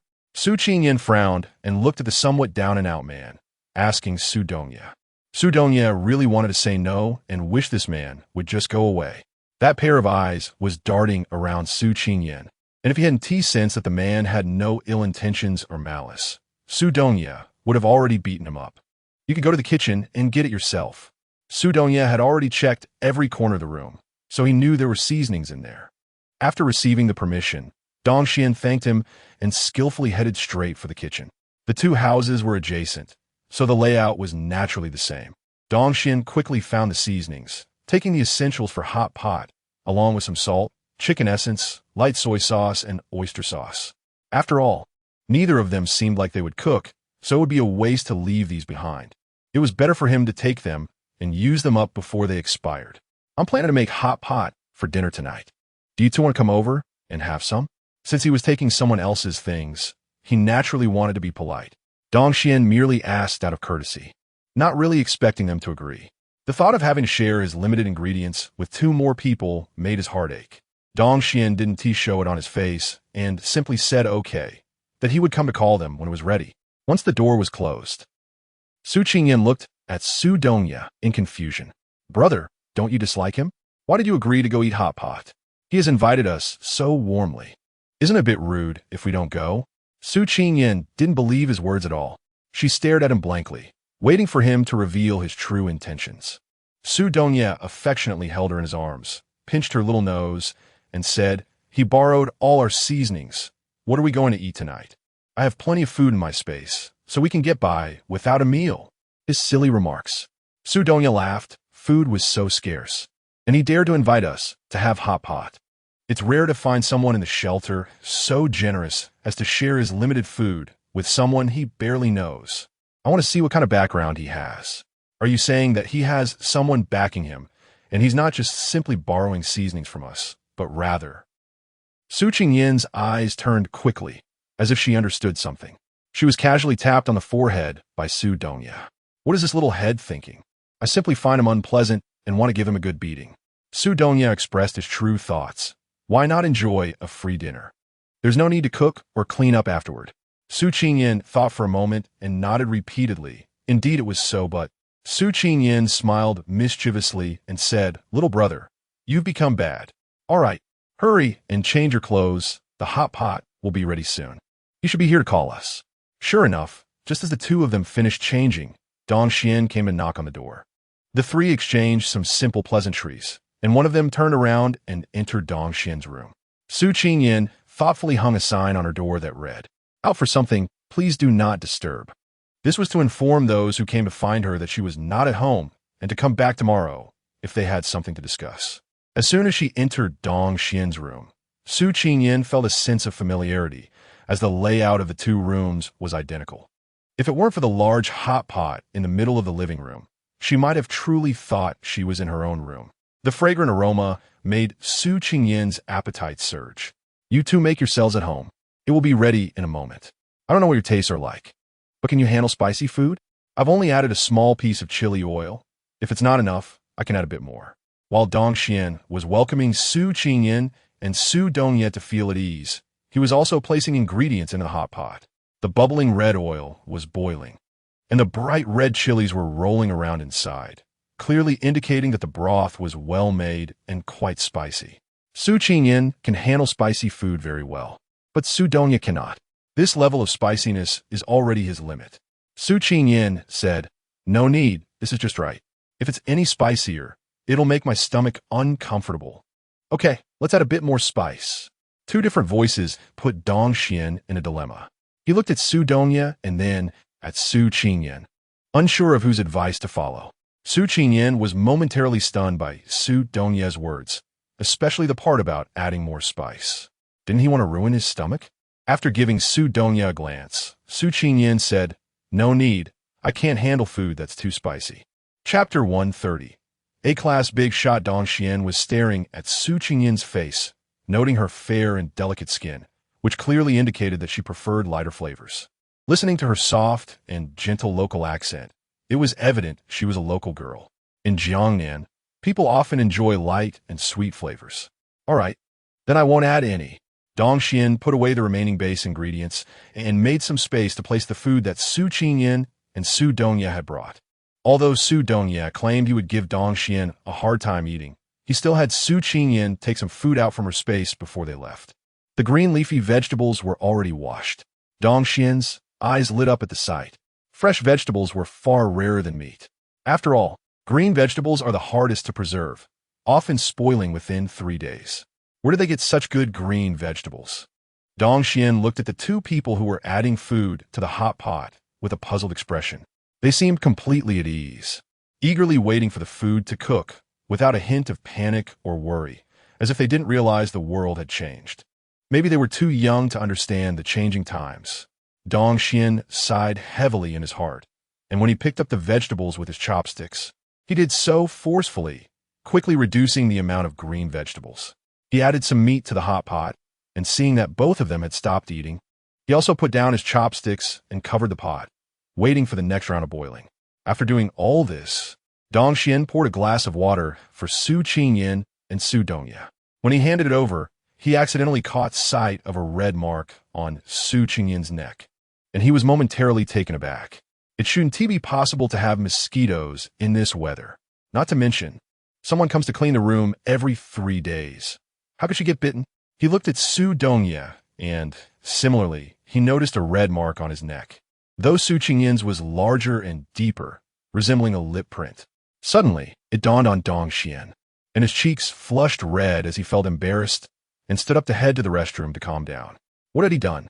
He had interrupted someone else's good time, and Dong Xian felt utterly ashamed. Was it because he had been single for too long that he had forgotten what it was like? It seemed he needed to take some time to visit the underground city to relieve some stress. He couldn't help but envy the two young people for their happiness. In fact, Dong Xian wasn't that old. He was only around 28 or 29. But compared to Su Qingyan and Su Dongye, he definitely felt older. 17 or 18 was the age of blooming youth, beautiful and vibrant. When Dong Xian came out of the restroom, he saw the couple enjoying their meal, completely unconcerned about waiting for him. Hearing the door open, Su Dongye turned his head and said apologetically, "Brother Dong, sorry we didn't wait for you. Everything is ready. If we don't eat now, it'll be overcooked. I've already put some in your bowl. You won't mind, right?" Upon hearing this, Dong Xian felt that this kid was quite considerate, even taking the initiative to prepare some for him. He replied, it's fine. How does it taste? Is it okay?" After Dong Xian sat down and saw that his bowl was filled with meat and some pickled food, the gratitude he felt earlier had long faded. Looking into the pot, there were no green vegetables left. Even those that hadn't been added to the pot were gone. "Why haven't you two eaten any meat?" Dong Xian said. "Come on, eat more. This is rare meat in the shelter. I exchanged it for my military achievements." As he spoke, he scooped a lot of meat from the pot into Su Qingyan and Su Dongye's bowls, feeling as if they hadn't eaten meat in hundreds of years. And he was eager to feed them. "That's enough, Brother Dong. You're too generous. Not only did you invite us to dinner, but you're also so lavish. I'm truly touched and admire you." Su Qingyan said, her eyes sparkling, playful, and a bit mischievous. Su Qingyan was eating the fresh and delicious vegetables in his bowl, and his smile was almost reaching his ears. He clearly knew that Dong Xian liked and wanted to eat vegetables, but while he was away, he actually took all the vegetables, leaving not a single one for him.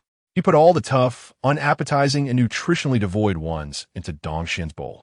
Su Qingyan observed Dong Xian's eyes twitching incessantly at the sight of the bowl of meat, his mouth opening and closing several times before finally turning into urging the two of them to eat more meat. She wanted to laugh, but was holding it in, causing her stomach to hurt too much. Cough, cough, cough. What's wrong? Eating too fast, or is it too spicy? Here, drink some water. Whenever there was any movement around Su Qingyan, Su Dongye would become anxious. Seeing her face turn red from coughing, he was even more worried and wanted to give her water, fearing she might choke again. His excessive enthusiasm and thoughtfulness also made Su Qingyan feel troubled. She was just struggling to hold back her laughter, which was why she looked like this. Su Qingyan hurriedly took the cup of water from Su Dongye and drank, telling him not to be so nervous, that it would be fine soon. The affectionate actions of the two made Dong Xian, who was sitting nearby, lower his head and eat the unappetizing food in his bowl. This was really torturing himself. He shouldn't have been polite and invited those two over for hot pot. He didn't get to eat what he liked and ended up with a mouthful of dog food instead. How disgusting. While the two were being all lovey-dovey over there, the single dog was buried in his food here, even unable to focus when Su Qingyan asked him questions. "Ah, what did you say? I didn't hear clearly just now. Can you say it again?" Su Qingyan and Su Dongye have both eaten well and are full. They recalled that Dong Xian had mentioned before that one could exchange military merits for supplies. What exactly is this military merit, and how is it exchanged? Su Qingyan and Su Dongye were both curious, eagerly looking at Dong Xian, waiting for him to explain, but he hadn't listened to them at all. The food lovers were solely focused on eating, determined to eat until dawn. Su Dongye had no choice but to repeat the question that Su Qingyan had asked. "Oh, this." Dong Xian put down his chopsticks and took a tissue to wipe his mouth.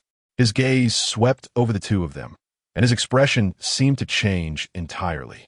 There was a hint of arrogance, pride, and self-importance in his demeanor. "To be honest with you two, I am an A-level ability user. In the shelter, the highest ability users are A-level." As he said this, Dong Xian lifted his chin slightly and glanced at Su Dongye. Su Dongye instantly received his message and showed a shocked, incredulous expression. "Wow, Brother Dong, you are amazing. You're actually an A-level powerhouse. The ability users I encountered before were all B-level, and I thought they were already very impressive. I didn't expect you to be even stronger." At this moment, Su Dongye's face was filled with admiration and respect. Chapter 131. First meeting with Zhao Yi. Su Qingyan looked at Su Dongye's exaggerated expression and couldn't help but smile. When Dong Xian glanced her way, Su Qingyan also cooperatively expressed how impressive it was. And indeed, it was impressive. At least her star level hadn't reached a grade. Speaking of star levels, Su Qingyan vaguely sensed a fluctuation in her physical energy, which seemed to be stronger than what she felt during the day. So, while Su Dongye and Dong Xian were chatting, Su Qingyan focused and examined her physical energy. This examination left Su Qingyan greatly surprised. Her depleted energy showed signs of revival, slowly stirring, and she felt a warm sensation in her dantian. This was the energy within her starting to recover. Su Qingyan casually checked her star rank and was surprised to find that it had changed to B. Then she thought of Su Dongye's star rank, which had surprisingly reached S level. He had inexplicably broken through last night, achieving S level without any preparation or any action from either of them. It was just too baffling. Su Qingyan thought for a moment they hadn't done anything different from usual these past 2 days. At most, they had become intimate with each other. Su Qingyan's face suddenly turned red, surprising Su Dongye, who was looking at her. He leaned slightly towards her and whispered in her ear, "What's wrong? Are you feeling unwell?" The hot breath rushed into her ear, causing a tingling, itchy sensation that made Su Qingyan shrink her neck and instinctively want to move away. This overwhelming, tingling feeling frightened her too much. She was afraid she wouldn't be able to control herself and would moan out loud. Su Qingyan's face turned even redder, all the way to the roots of her ears. When Su Dongye saw her flinch slightly, he frowned and reached out his right hand to wrap around her waist, pulling her closer with a forceful tug. "What are you hiding from? Are you feeling unwell?" She couldn't possibly say it was because she was thinking about their intimate moments from last night. Could she? And today's? That would be so embarrassing. Su Qingyan noticed that the hand on her waist was up to no good. She twisted her body, but found it impossible to break free. How could this person be like this? Su Qingyan knew that Su Dongye wanted her to tell the truth and not to try to gloss over it. She had no choice but to lean closer to his ear and whisper, "I think I've discovered the reason for the changes in our star ranks. Look at the way you two are acting. You must have just gotten married not long ago." "Brother Dong, I don't like what you just said. Others are others, and you can't compare them to us." Right. Look at me, I'm already talking nonsense before even drinking." At a glance, you two are definitely meant to grow old together and be with each other for life. Dong Xian felt he had said something ungracious, picked up his cup, and said, "Brother Dong, with water as wine, I'll punish myself with 3 cups. Brother Dong, are you envious and jealous of us?" Su Dongye didn't let Dong Xian self-punish. Instead, he raised his cup and clinked it with his, asking, "You haven't been single all this time, have you?" Dong Xian detected the teasing in his words and shot him a glare. "How could that be? Back in the day, I had thousands pursuing me, okay? Countless beauties threw themselves at me, yet I remained untouched." Upon hearing this, Su Dongye couldn't help but laugh out loud, and Su Qingyan joined in as well. "Brother Dong, Don't believe in boasting. You brat. Are you looking down on people? Just look at your brother Dong, handsome and charming, and even more humorous and witty. What woman wouldn't he like someone like me? Even now, many women still throw themselves at me. Get a rest. No matter how much Dong Xian insisted. Su Dongye kept shaking his head, indicating that he didn't believe a word of it. Dong Xian had no choice but to turn his gaze to Su Qingyan, hoping she would look at it from a woman's perspective and see if any woman would like him. Su Qingyan could only shake her head, indicating that the topic between the two of them should not involve her. Just like that, the three of them chatted freely during the hot pot meal. The atmosphere warm and natural, as if they were old friends who had known each other for a long time. Without alcohol, Dong Xian kept insisting that Su Dongye drink water. Before long, the two of them finished a large pot of water. Dong Xian couldn't hold it any longer and rushed to the bathroom. Su Dongye laughed behind him, and Su Qingyan couldn't help but laugh along. When Dong Xian closed the bathroom door, Su Qingyan pursed her lips and kept smiling at Su Dongye. He was getting worse and worse. Dong Xian was genuinely drinking water, while he conveniently stored it using his ability. What was he grinning about? Su Dongye felt a bit shy from her laughter and pinched her nose. At that moment, the doorbell rang. Su Qingyan glanced towards the direction of the bathroom and then at Su Dongye. At his silent cue, she got up and walked towards the door. As soon as the door opened, Su Qingyan was taken aback by the person outside. It was a very sexy, mature, and beautiful woman. Just a moment ago, she had been joking with Su Dongye about Dong Xian not having a girlfriend, and now a gorgeous woman had come to find him. Su Qingyan quickly stepped aside to let the beautiful woman in. Hello, are you here to see Brother Dong? Please come in. He is a bit busy right now, but will be done shortly. You can sit down for a bit. She couldn't let Dong Xian's fate be interrupted. My husband and I live next door. Brother Dong invited us over for hot pot.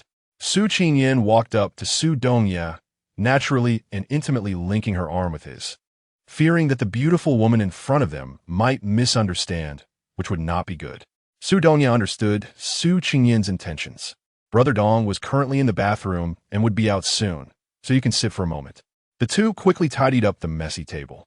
Zhao Yi came over to ask if Dong Xian had found the murderer of her brother. Even the slightest clue would be good. She did not expect that there were other people in his room, and that he was enjoying food and drink with someone else. Looking at the unfamiliar young man and woman in front of her, Zhao Yi suppressed her anger and sat down on the sofa near the door. Her cold and proud demeanor made Su Qingyan and Su Dongye feel that this woman was someone Dong Xian could not handle. However, it was better for them not to meddle in other people's emotions. Chapter 132. Threats. Su Qingyan and Su Dongye cleaned up the table, even washing the pots and bowls. But Dong Xian still hasn't come out of the bathroom. Su Qingyan glanced at the beautiful woman sitting on the sofa, noticing her slightly furrowed brows and tightly pressed lips, which clearly indicated that she had something important to discuss with Dong Xian, and a hint of impatience flashed in her striking fox-like eyes. She walked over to Su Dongye, who was arranging the dishes, and whispered, "Do you want to check on Brother Dong? That lady looks like she is about to get angry from waiting." After putting the clean dishes in place, Su Dongye took the clean cloth that Su Qingyan handed him to wipe his wet hands and glanced at the frost-faced woman. Just waiting for someone, is it really necessary to be angry? Under Su Qingyan's urging, Su Dongye had no choice but to knock on the bathroom door. "Brother Dong, are you okay in there?" Inside the bathroom, Dong Xian had already heard the commotion outside. He was just dealing with a stomach issue and thought about how it was late at night, and the only person who would come to him would be Zhao Yi. He had already spent the entire previous night with her.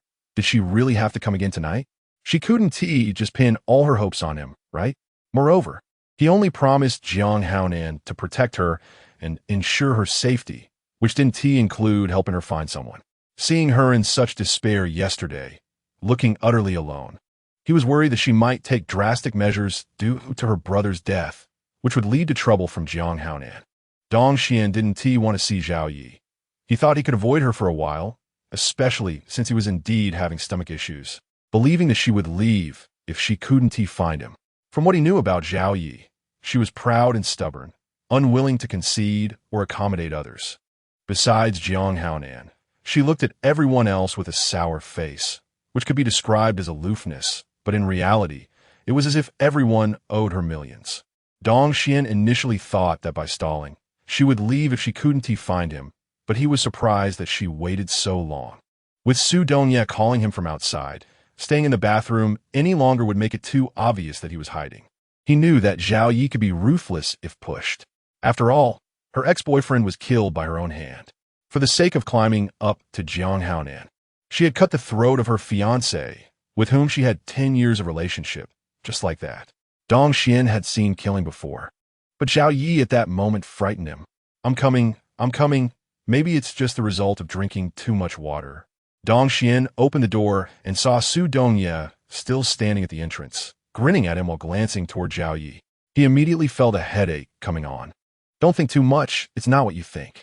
Hey, Brother Dong, don't be shy. I thought you were just bragging, but seeing you in person, not bad, not bad. Su Dongye secretly gave Dong Xian a thumbs up. Dong Xian wanted to explain further, but felt a piercing gaze from behind. So he quickly pulled Su Dongye over to Zhao Yi's side. He changed from his previous casual demeanor to one of restraint and nervousness. Madam Zhao, what brings you here so late? Did Chief Jiang send you to find me? Su Dongye noticed a change in Dong Xian's attitude and realized that he and Su Qingyan had overthought things. Madam Zhao? Chief Jiang? Could it be that this woman was Jiang Haonan's woman, and she shares the same surname Zhao? Su Dongye's heart tightened, but his face still wore a relaxed and easy smile as he teasingly asked, Brother Dong, who is this beautiful lady? Why not introduce us? Dong Xian immediately shot Su Dongye a look to stop him from saying anything foolish. However, Zhao Yi spoke up herself. Hello, I'm Zhao Yi. I have some matters to discuss with Dong Xian. Have you finished your conversation? Hearing the name Zhao Yi, Su Qingyan's face changed dramatically, and she almost dropped the glass cup in her hand. Zhao Yi? Isn't she the sister of the person she killed? She was currently sending people to search for her. What was her relationship with Dong Xian? From her words, it seemed she was dismissing them. She had something to say to Dong Xian that she didn't want others to know. Su Dongye noticed the coldness in Su Qingyan's palms and wanted to avoid arousing suspicion. So he quickly added, This hot pot is really delicious. Next time, I'll treat you to barbecue, Brother Dong. Since you have matters to attend to, we won't disturb you. In truth, Dong Xian didn't want them to leave. Once the door closed, he threw himself into the farthest corner from Zhao Yi. Chasing after me like this won't help you find the person who killed your brother. You could ask Chen Hai. He has a wide network and might have some leads. Zhao Yi stormed over to Dong Xian, looking down at him from above, her tone cold and oppressive. You didn't even go out to look today. How can you say you can't find that bitch? I'll give you 3 more days. If you can't bring that bitch to me, I'll have Jiang Haonan expel you from the shelter. I heard this extreme cold will last for over half a month. Without the shelter's protection, do you think you can survive? A threat? A blatant threat. Dong Xian wasn't a person without temper. The man who had originally appeared timid and cowardly suddenly had a steadfast look in his eyes. His gaze toward Zhao Yi shifted from respect and fear to disdain and mockery. Just because I called you Madam Zhao, you really think you're the legitimate wife of Jiang Haonan? Let us get this clear. I'm only responsible for your safety. As for other matters, you can find whoever you want. Dong Xian was tired of serving this temperamental and volatile woman. At worst, he wouldn't rely on Jiang Haonan anymore. After all, there were the Shao family, the Su family, and even the Li family. These 3 families had repeatedly reached out to him, but he owed Jiang Haonan a favor. Otherwise, why would an A-class ability user be a bodyguard for someone else? Zhao Yi didn't expect the usually silent and obedient man in front of her to resist her. This made her furious, her face alternating between red and white. Then she remembered Dong Xian's identity and Jiang Haonan's instructions to treat him with more courtesy. It was also her fault for being so anxious that she lost her composure. Zhao Yi stared at Dong Xian in a daze, her eyes growing red as her alluring fox-like eyes shimmered with tears. Her pitiful appearance tightened Dong Xian's heart. Chapter 133. No rabbit, no hawk once outside. Su Qingyan slumped down, and Su Dongye hurriedly held her in his arms. Feeling her tremble in his embrace, he knew what she was worried about, fearing that Zhao Yi might recognize her. He gently kissed her forehead and reassured her, Don't be afraid. We're wearing human masks. She wanted be able to tell. Due to the tension and fear, Su Qingyan's eyes glistened with a hint of cherry red. She looked up at Su Donya and asked uncertainly, "Really? She didn't see through it?"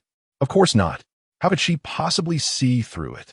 She is just an ordinary person, without any ability.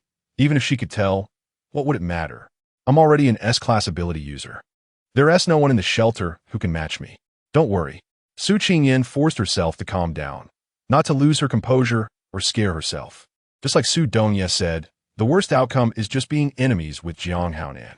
The question is, would Jiang Haonan become an enemy of an S-class ability user for a woman? In the shelter, Jiang Haonan is powerful, but there are also other forces at play. Su Qingyan thought of Li Shengxi's grateful gaze. If he broke through to the A-level star rank, the Li family might not dare to act behind the scenes. The Su family and the Xiao family were even more aware that she held a large number of crystal stones in her hands. Under the temptation of the crystal stones, they might not hesitate to form an alliance. At that time, could Jiang Haonan withstand the combined power of the three families? After analyzing the current situation, Su Qingyan felt much more at ease. This was largely thanks to Su Donya, who had already analyzed the situation in the shelter for her in advance. He had pointed out who could be befriended, who could be recruited, and when it would be best to reveal her financial strength. This led to her chance encounter with Li Jiasin, where she gifted Li Shengxi crystal stones. Of course, there was a lot of gambling involved in these matters, but fortunately, fate was on her side, allowing everything to go smoothly. Moreover, it even allowed her to meet Zhao Yi in advance, a woman without any special abilities. Su Qingyan now believed the information she had previously heard about Zhao Yi.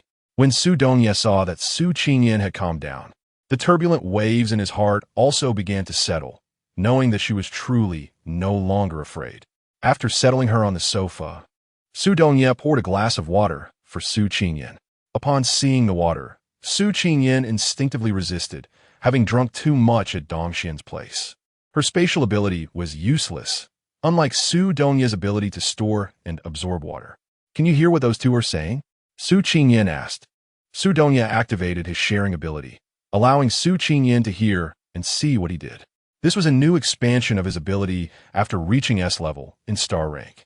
When Zhao Yi and Dongxian's conversation clearly reached Su Qingyan's ears, she was quite surprised.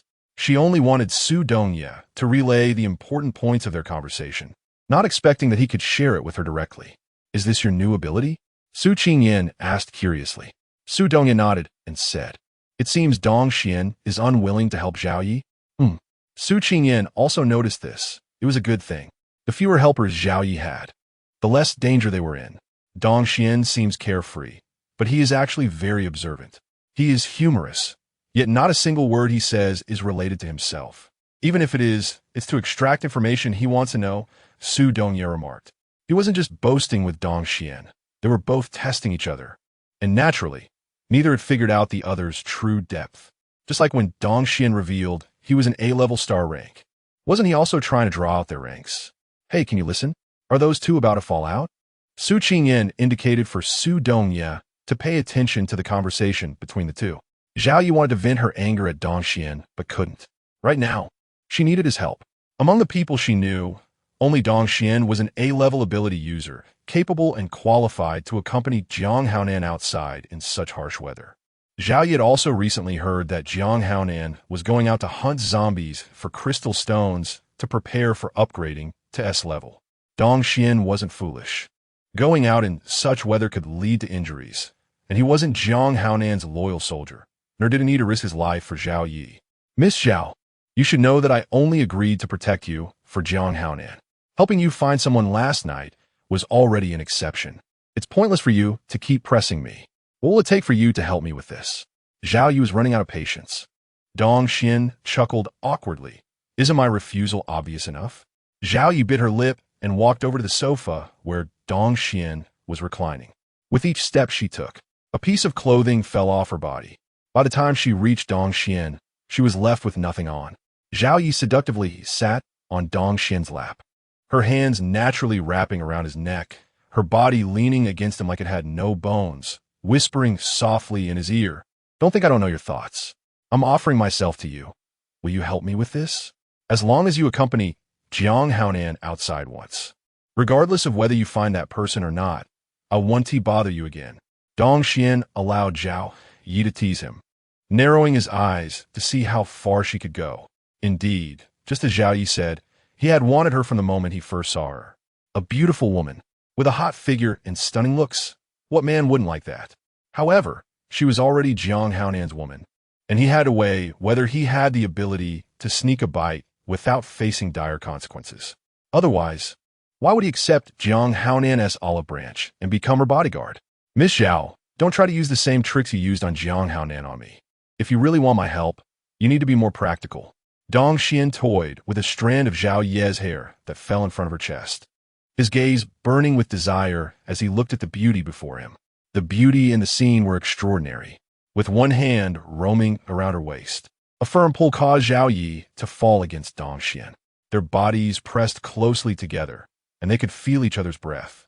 The man's eyes were filled with desire. Hot and raw. I don't act until I see results. If this is all you have, I advise you to think it through before coming to me. It was clear that he wouldn't act until he got what he wanted. Zhao Ye's eyes darkened as she took the initiative to kiss his lips. Chapter 134. Sixth Sense.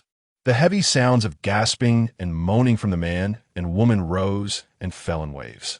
Su Dongye hurriedly retracted his ability, his ears turning red. Su Qingyan's blush was not much better than Su Dongye's.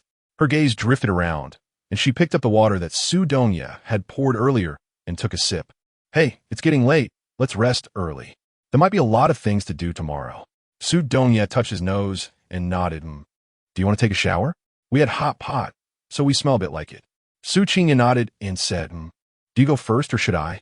Without giving Su Dongye a chance to speak, Su Qingyan grabbed her pajamas and ran to the bathroom. His eyes shone like black pearls, revealing his thoughts, and Su Qingyan dared not bathe with him. Otherwise, she could easily imagine how things would turn out. Her thighs still hurt from earlier. In the next room, the two were entangled intimately, while the two here lay quietly in bed chatting. Hey, do you think Dong Xian can figure out it's me? Su Qingyan turned to the side, looking face to face with Su Dongye, her fingers wandering over his handsome face. No way, no way. Is it that you won't be found or that you won't be looking for me? Even if he finds you, he won't tell Zhao Yi. Why? A man's intuition. Su Qingyan was amused by these words. She had only heard of women having a sixth sense, which was very acute, but she had never heard of men having intuition as well. Well, now you've heard it. Su Dongye let Su Qingyan's fingers wander over his body until her fingers crossed over his Adam's apple and entered his shirt. Only then did he open his eyes and grasp her wandering hand. Be careful, don't get yourself burned. Su Qingyan didn't care about him. With a light tug, she freed herself from his grasp. Little brother, you've changed. This was the second time Su Qingyan had said he had changed in front of him. Su Dongye stared at her intently, as if he wanted to engrave her into his bones. No matter what, I will always be your little brother. You are also my little one. It was the first time Su Dongye had spoken sweet words, and it was so domineering and arrogant that Su Qingyan felt sweet inside. She couldn't help but want to get closer to him, her body naturally leaning towards him. Su Dongye was certainly pleased with her initiative. He wrapped his arms around her waist, firmly holding her in his embrace as if afraid she would run away. He rubbed his chin against her forehead, then lowered his head to kiss her lips. The moment he touched her, he couldn't control the restlessness within him. He wished he could pin her beneath him and savor her fully. Su Qingyan let him kiss her for a while, but when she felt she couldn't breathe, she pushed him away and said softly, Little brother, my body still hurts. Is it okay if you don't come tonight? Seeing her pitiful appearance, Su Dongye also realized that their activities had exhausted her, and he shouldn't push her further. Just like she said before, there were still many things to do tomorrow. When they entered, they left several lines of small characters on the out for business notice they had stuck on the door. But they all used an ability to obscure the messages, so only designated people could read them. Unless one-star level reached a certain height, and they had the intention to peek, other ability users wouldn't be able to see it. There were 3 or 4 groups of messages on it, agreeing to come back tomorrow to arrange things. And what surprised Su Qingyan and Su Dongye was that Chen Jianghai was also coming. How did he know they had crystal stones? Su Dongye thought for a moment and smiled, saying Li Jiesin should have a good relationship with Chen Jianghai. Chapter 135. Heaven's thunder and earth's fire, what kind of relationship? Su Qingyin pointed to the next room and asked, "Is it like those two? If it was like Dong Xian and Zhao Yi, that would be too disgusting." Su Qingyin had seen Chen Jianghai before. He was a fat old man in his 50s or 60s, with a big belly and a bald head. Oh my! Regardless of that, she thought such a beautiful woman as Li Jiasin wouldn't want to get involved with a man like that. Was it a real-life version of Beauty and the Beast? Just thinking about it made Su Qingyin shiver. Su Dongye was charmed by Su Qingyin's little expression. How could he be so cute and so innocent? There are many kinds of relationships in this world, not just physical relationships between men and women, but also transactions and mutually beneficial relationships. Su Dongye explained, Chen Jianghai has a preference for men. He has no interest in women. Even a woman like Li Jiasin wouldn't stir any feelings in him, even if she were naked. Ah, he likes men? Su Qingyin had heard of such things about sexual orientation before, but had never encountered it. She didn't expect to come across it in the apocalypse. Zizi. Su Qingyin was amazed and couldn't help but ask, what about him and Jiang Haonan? It can't be, although she hadn't seen Jiang Haonan in person. Thinking of a beauty like Li Jiasin, anyone who caught his eye wouldn't be too bad. But if he had a relationship with Chen Jianghai, especially one that couldn't be spoken of, then one could imagine what Jiang Haonan was like. Su Qingyin was a bit apprehensive about meeting Jiang Haonan tomorrow, fearing she might not be able to hold back the hot pot she had eaten. Seeing her frowning and pouting expression, Su Dongye knew she was lost in thought. He tapped her forehead and said, "Stop overthinking. If Jiang Haonan really had something going on with Chen Jianghai, then what is the point of Li Jiasin and Zhao Yi? They're just a simple superior-subordinate relationship. Chen Jianghai relies on Jiang Haonan, and Jiang Haonan values Chen Jianghai's abilities. That's all." "Oh, who told you not to clarify things, causing misunderstandings?" she retorted. "Then tell me, what is the relationship between Chen Jianghai and Li Jiasin?" Women have a natural curiosity and love to dig into such information. Li Jiasin should be brought in by Chen Jianghai to keep Zhao Yi in check. Didn't I tell you before that Chen Hai and Zhao Yi have a deep relationship, and Chen Hai and Chen Jianghai can't stand each other? If it were just Zhao Yi whispering in Jiang Haonan's ear, do you think Chen Jianghai would sleep soundly every night? Upon hearing this, Su Qingyin instantly understood. Mutual restraint? That actually benefits Jiang Haonan. With a beauty in his arms, both capable subordinates still have to listen to him. Hey, what do you think would happen if Jiang Haonan discovered that his woman had betrayed him, making him wear a green hat? Are you trying to break their balance? Or do you just want Zhao Yi to have a hard time? What if I said it's both? Su Dongye pondered for a moment. That's not impossible. As long as we keep it subtle, they won't catch on to us. But if that's the case, our schedule will have to slow down a bit. Su Qingyin was momentarily stunned before realizing that their main purpose in coming to the shelter was to leverage Jiang Haonan's actions to head to the southeast Huada base. If Jiang Haonan's internal situation became chaotic, they might not be able to act for a while. So, let's not let him know for now. After all, there's no rush at the moment. I can see that Zhao Yi won't only seek out Dong Xian this time. He will definitely come looking for him again later. Su Dongye nodded in agreement. When Dong Xian was mentioned, Su Dongye recalled the whispers Su Qingyin had shared with him earlier. Why was it that he couldn't remember the words that had just been on the tip of his tongue? Seeing her on the verge of tears, Su Dongye comforted her, saying, "It's okay. If you can't remember, you can't remember. I often forget many things at the last moment too. Let's not think about it today. Maybe it'll come to you tomorrow."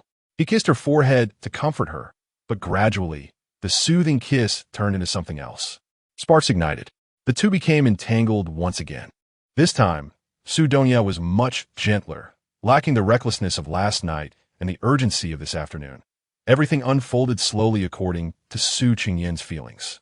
The pajamas were removed during the kisses. Hearing her soft moans of pleasure, Su Dongye became excited and kissed her more passionately, exchanging sweetness in each other's mouths. Su Qingyin was intoxicated by the refreshing sensation brought by Su Dongye. Her gaze was dreamy, with a faint blush on her cheeks, and her pure little face was filled with waves of desire, seductive and charming. Fortunately, he managed to restrain himself. Su Qingyin managed to break free from Su Dongye's grasp, gaining a moment of clarity, but her eyes still appeared confused. I remembered what I wanted to say." In this moment of joy, Su Qingyin became excited, and as she twisted her body, she inadvertently placed herself into the wolf's mouth. She was startled by the sudden intrusion. Su Qingyan tensed her body, her eyes becoming moist. She felt a tightness, as if being firmly squeezed. He was both pained and pleased. Seeing Su Qingyan filled with tears, he stood still, softly coaxing her with a pained voice. "It's all my fault, all my fault. Be good, my dear. Just wait a moment, and you can punish me however you want. Please stop crying, okay?" Su Qingyan bit her lip, not allowing a single sound to escape her mouth. But Su Dongye was really quite annoying. "You're driving me crazy. Let me take a breather." Su Dongye endured the large beads of sweat rolling down his forehead, trying to please Su Qingyan. "Good girl, is that enough?" Su Qingyan blushed and pounded his back hard, pouting as she said, "Didn't we agree that you wouldn't come tonight? Why are you here again? You can't blame me. It was clearly you, my good baby, who came over on your own." Su Dongye lowered his head, constantly kissing her lips, coaxing and tempting her, trying to distract her so he could make his move. "Come on, tell me what you've been thinking about." Su Qingyan was really annoying him. Who acts like this? But fortunately, he didn't move and gave her a chance to speak. She pressed her hands against his smooth chest muscles, trying to push him away a little, but he was like a mountain pressing down on her, unmoving. Chapter 136. Sweet and juicy, how can I speak like this? Her voice made Su Dongye extremely excited, and seeing Su Qingyan with a face full of spring emotions made it even harder for him to control himself. Su Dongye moved slightly. Su Qingyan let out a soft huff. She gazed at him with seductive eyes, the corners of her eyes shimmering with tears, and her red lips trembled slightly. Wasn't this speaking? Su Dongye felt her body shudder and leaned down to kiss her slightly parted lips, followed by a deep kiss. His soul trembled. Su Qingyan turned her head away, panting, refusing to let him kiss her again, otherwise she really wouldn't be able to face anyone tomorrow. Her lips were almost swollen from his kisses. "Come on, what did you remember?" Su Dongye looked at her awkwardly and couldn't help but nudge her again. Unable to bear it, the strength she had just built up leaked out once more. Su Qingyan is really driving him crazy. Why is this man like this? He seems like a hungry wolf. "Hey, can you take a break? Let me finish speaking before you do anything." Su Qingyan had no choice but to take out her trump card and plead for mercy. "I'm not tired. I don't need to rest. What do you want to say?" "Let me guess. Is it related to the star ranks of the two of us?" Su Qingyan's eyes lit up. She didn't expect Su Dongye to think the same way she did. Her large eyes sparkled with brilliant light. At that moment, Su Dongye really wanted to bully Su Qingyan thoroughly, making the scene something only he could see. His hands began to wander, and the waves of tingling sensations made Su Qingyan completely soften. Little point, did you guess correctly? Shouldn't there be a reward? Lost in his, she let him manipulate her. What reward did he want? Wasn't he taking it for himself? Su Qingyan really didn't expect that once a man indulges, his mind would be filled with these thoughts. Even a restrained, celibate man, once touched by desire, can seem like a completely different person. This is just our speculation. It may not be true. Young man, is there another possibility? Perhaps we only need to interact physically? Su Qingyan still felt that it might not necessarily require the two to engage in intercourse to trigger the loosening of their star levels. Perhaps just showing a bit of intimacy and touching each other's skin would be enough. Unexpectedly, as soon as her words fell, she was met with Su Dongye's light laughter. He looked at her with a charming smile, his beautiful eyes reflecting her image, as if she were the very center of his gaze. Su Qingyan was momentarily intoxicated, being so deeply loved by the person she adored.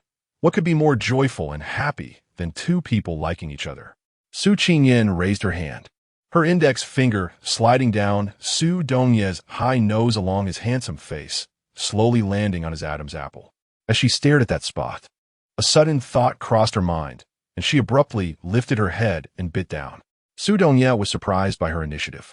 Their bodies, already connected, responded to her action, further intertwining them. Her long black hair spread out on the white sheets, and the petite figure, blushing all over, lay amidst it, presenting a tempting posture that made Su Dongye's eyes red with desire. Yet he restrained himself. He knew he had to hold back. It wasn't the right time yet. Peaches are only sweet and juicy when they are ripe. Had her body as Stargate shown any signs of loosening when we kissed before? Think about it. Didn't a warm current appear in your body last night? And was the stargate loosening then? Su Dongye gave her time to ponder. He sat tightly beside her, his gaze burning as he looked at her pink and fair body. Chapter 137. Impulse. Su Qingyan, who had long since extricated herself from the sea of emotions, was aware of her current appearance, completely bare and under Su Dongye's gaze. Feeling embarrassed, she reached for the blanket next to her to wrap herself up. However, the blanket was beside Su Dongye, and when she tried to pull it, he unexpectedly snatched it away and placed it on the sofa. At that moment, they were both in a state of undress. Even though they had already been intimate, Su Qingyan still couldn't handle it. Su Dongye, on the other hand, acted as if nothing were wrong, completely unconcerned about his nakedness. He leaned closer to Su Qingyan, and when she tried to evade him, he pulled her into his embrace. Have you thought about it? Su Qingyan's face turned red. She couldn't think of anything else. Don't be like this.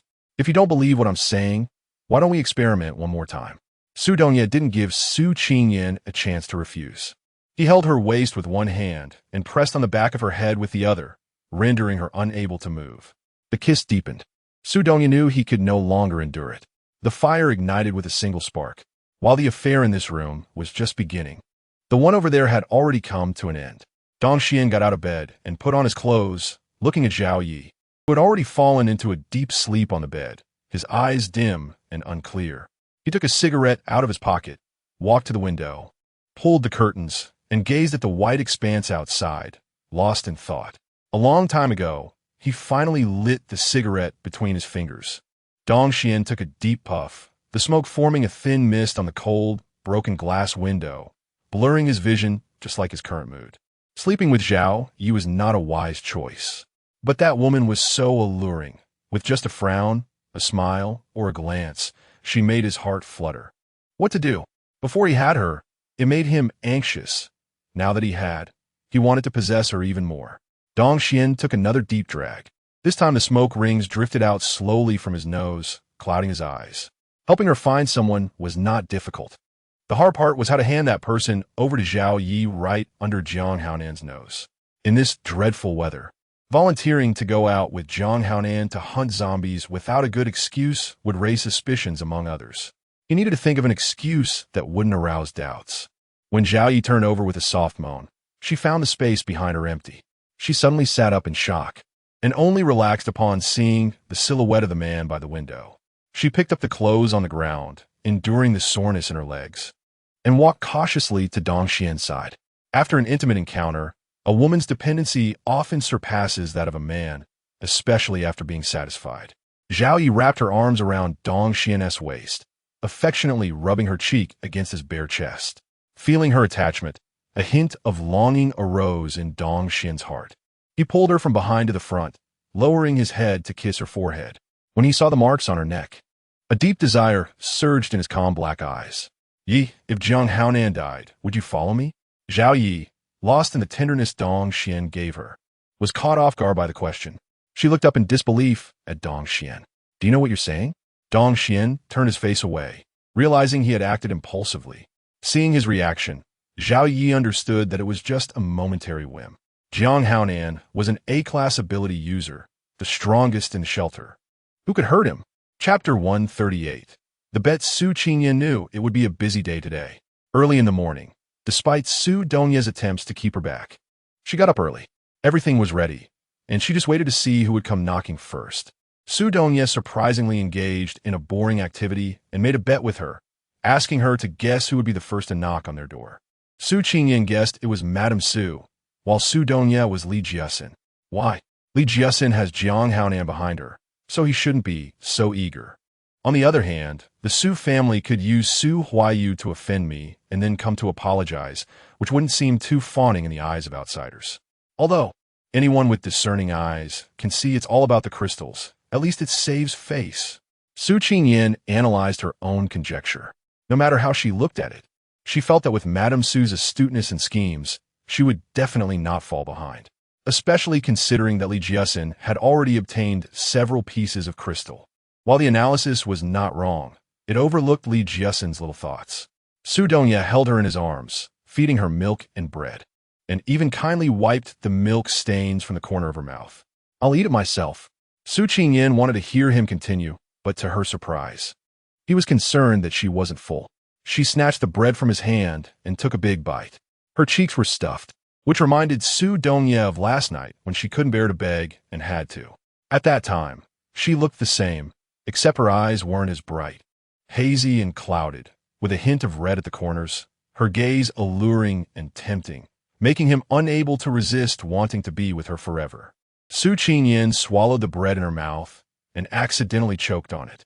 She quickly took a sip of milk from Su Dongye's hand until she felt comfortable enough to burp. Just as she was feeling embarrassed, she noticed Su Dongye looking at her with deep and dark eyes, and a feeling of unease surged in her heart, causing her body to tremble. Before she could stand up and run away, a pair of large hands climbed up her waist, firmly trapping her. She could only gasp for breath and plead for mercy. "Big brother, I really can't take it anymore. There are still many things to do today. Please have some pity on me, okay? I'm all swollen." Su Qingyan had no choice but to sell her misery and plead for mercy, hoping that Su Dongye would not unleash his animalistic nature again. Su Dongye also knew he had been a bit excessive these past few days, but as a man who had just tasted the pleasures of the flesh, he was savoring it. He wanted to restrain himself, but the person in front of him felt like a delicious meal, and for a hungry person, how could he possibly endure not to eat? Su Dongye buried his head deeply in Su Qingyan's neck and took a deep breath, trying to calm the turmoil in his body before saying, "Don't move around. Let me hold you for a while. It'll be fine soon." Su Qingyan could clearly feel the changes in his body, especially since she was currently straddling his legs. It was all too evident. Seeing his heavy breathing and hoarse voice, she knew he was indeed restraining himself, so she didn't dare to move and let him hold her. After quite a while, Su Dongye finally spoke again. Jiang Haonan might not be in a hurry, but Li Jiasin wanted to gain his trust and affection to elevate her status in his heart. So she had to be anxious from the time she left the message last night. It was clear that her urgency was evident since she had someone come over so late. Therefore, she would definitely be the first today. Chapter 139 Result. Xiao Han also left a message, didn't he? He came later than Li Jiasin. So why don't you say that the Xiao family was the first to arrive? Su Qingyan did not quite agree with Su Dongye's statement. How about we make a bet? Su Dongye raised an eyebrow, looking at Su Qingyan's thoughtful expression, finding it adorably cute, almost wanting to kiss her. But he knew what he looked like at that moment. That kiss would be terrifying, and he wouldn't be able to hold back. He could only helplessly lick his lips, imagining that he had already kissed her, savoring her in his mouth. Su Qingyan analyzed each of the people who left their marks one by one, and she still felt that the possibility of misses. Su coming first was relatively high. After all, behind Li Jiasin was Jiang Haonan. If she were so eager, wouldn't it seem too impatient and petty? Moreover, Jiang Haonan was not a big fish that would bite at any bait. "All right, I bet with you." Su Qingyan vowed with determination, "If I win, you're not allowed to touch me this week." She was genuinely a bit scared of him. That insatiable look made her fear she might die under him. Su Dongye didn't expect Su Qingyan to propose such a wager. He twirled a strand of her long hair, his eyes fixed on her rosy little face with a predatory glint. Her sparkling eyes were shadowed by dark circles, showing signs of not having rested well. It seemed she had really overdone it. But just thinking of her clinging to him, crying and begging for mercy, he couldn't help himself. At that moment, guilt and self-blame surged within Su Dongye. "Fine, I agree. As long as you win the bet, I'll do whatever you say. Don't say a week. I can even go a month." Su Qingyan's eyes moved as she stared at his serious and earnest face, unable to believe that he could be so easy to talk to and would not touch her for a whole month. Su Qingyan skeptically curled her lips. "Really? If you don't believe me, I can swear." As she spoke, Su Dongye raised his hand to swear, but was stopped by Su Qingyan. "Fine, I believe you. But wait. You haven't said what will happen if you lose. How could I possibly lose? But what if you do? There is no what if. I will definitely win." Su Qingyan, filled with an unknown confidence, firmly believed that she would win. However, under Su Dongye's smiling gaze, she reluctantly said, "Then you can make a request. As long as it's not too unreasonable, I'll agree." "That's what you said. You can't go back on your word later." Go ahead." Su Dongye leaned close to Su Qingyan's ear and whispered something. Before long, Her face turned as red as a monkey's bottom, bright red, as if it could bleed. Annoyed, she punched him lightly and desperately tried to distance herself from him. This time, Su Dongye did not stop her, but instead told her to calm down. He couldn't push her too hard. What if she changed her mind? Then he would lose his benefits. He hadn't expected the arrival to be so quick. Su Qingyan was eager to know the answer. Without waiting for Su Dongye to get up and open the door, she took a step forward. However, she was taken aback when she saw the person outside the door, a woman she had never seen before. Could it be that neither she nor Su Dongye had guessed correctly? Just as she was thinking that she wouldn't have to fulfill his embarrassing request, she heard the woman in front of her say, "You must be Miss Su, right? I am Lady Li's maid, Hua. The lady sent me to see if you have gotten up. Can I invite you to have breakfast together?" Upon hearing the name Lady Li, Su Qingyan felt a sudden sense of unease. Not far behind her, Su Dongye was suppressing his laughter, his lips pressed together. Chapter 140. Acting rashly, the sound of his light laughter reached Su Qingyan's ears, and the flush that had just subsided surged back to her cheeks. Embarrassed, she turned her head and glared at the smirking guy. Only when she saw him restraining his laughter did she turn back to the woman standing at the door and say, "I'm sorry for making you come in person. I've already had breakfast." Su Qingyan was afraid that the woman at the door wouldn't believe her, so she turned to let her see the food on the table. Bread and milk. These items are rare in the apocalypse. She smiled and said, "Even if you've eaten, you can have some more. Fried dough sticks and pan-fried dumplings, along with pork rib and kelp soup. These are hard to come by. Mrs. Li specifically instructed the chef to make them. Doesn't Miss Su want to try some? These things aren't available all the time. It's just that we happen to have these ingredients recently. If you miss out, they won't be available anymore." Su Qingyan smiled, understanding the meaning behind her words. "All right, please wait a moment. I just got up not long ago. Let me tidy up." "No problem. I'll wait for you here." Su Qingyan did not invite Hua in, so Hua naturally would not take the initiative to enter the house. The door was left open, and Hua stood outside waiting. Su Dongye casually looked Hua up and down before following Su Qingyan into the bedroom. Taking advantage of her changing clothes, Su Dongye said, "That woman outside is a water-type ability user, star level A, and is Li Jiasen's maid. Would an A-level ability user willingly be a maid for an ordinary person? Is she being sent by Jiang Haonan like Dong Xian?" Su Qingyan asked curiously. "No. She was given to Li Jiasen by Chen Jianghai. Chen Jianghai is so good to Li Jiasen. He gave her an A-level ability user? Are they really not in that kind of relationship? Is this really unavoidable?" Su Dongye flicked her forehead irritably. "Don't think too much. On the surface, it's Chen Jianghai who gave her to Li Jiasen, but in reality." At this moment, Su Dongye left a cliffhanger, and Su Qingyan stopped changing her clothes and turned to look at him. "What is it actually? Hurry up and say." With her fair body in front of him, Su Dongye narrowed his eyes. This subtle movement was noticed by Su Qingyan, who deliberately opened her clothes in front of her chest, exposing her fair skin directly, almost causing Su Dongye to bleed from his nose. Seeing that he was about to make a move, Su Qingyan quickly put on her clothes. Let him tease her. Humph. After putting on a pink qipao, Su Qingyan's graceful figure was accentuated. Su Dongye frowned and raised his eyebrows. "You're going out dressed like this?" "Of course not." Su Qingyan took the down jacket she bought yesterday and put it on over her outfit. "How about this?" Only then did Su Dongye relax his expression, stepping forward to zip it up to the top. "Be careful. What they want is just crystal stones. If the situation seems off, just give them the stones and protect yourself. Don't act rashly, understand? I will come as soon as possible." "Got it, got it." Su Qingyan let down her long hair that was previously styled, her lustrous black locks cascading over her shoulders. The fitted pink down jacket accentuated her petite figure, making her appear like a delicate girl of 17 or 18. If it weren't for the human skin mask she wore, her true identity might have already been exposed. Following Hua, Su Qingyan gave Su Dongye a reassuring gesture and began to chat enthusiastically. Chapter 141. Zhao Ye's speculation. Zhao Yi, who was just about to head out, did not expect to see Hua. Could it be that her affair with Dong Xian had been discovered? Impossible. They had only been intimate last night, and it was unlikely anyone would know, let alone discover it. Hua was standing at the door of the adjacent room, seemingly waiting for someone. Wasn't that couple from last night living next door? What was Yihua's relationship with them? Zhao Yi felt a surge of anxiety. Dong Xian, dressed and ready to go find Jiang Haonan, noticed that Zhao Yi hadn't left yet and was peeking by the door, seemingly curious about something. He quietly approached and caught a glimpse of Yihua through the crack in the door. Dong Xian frowned.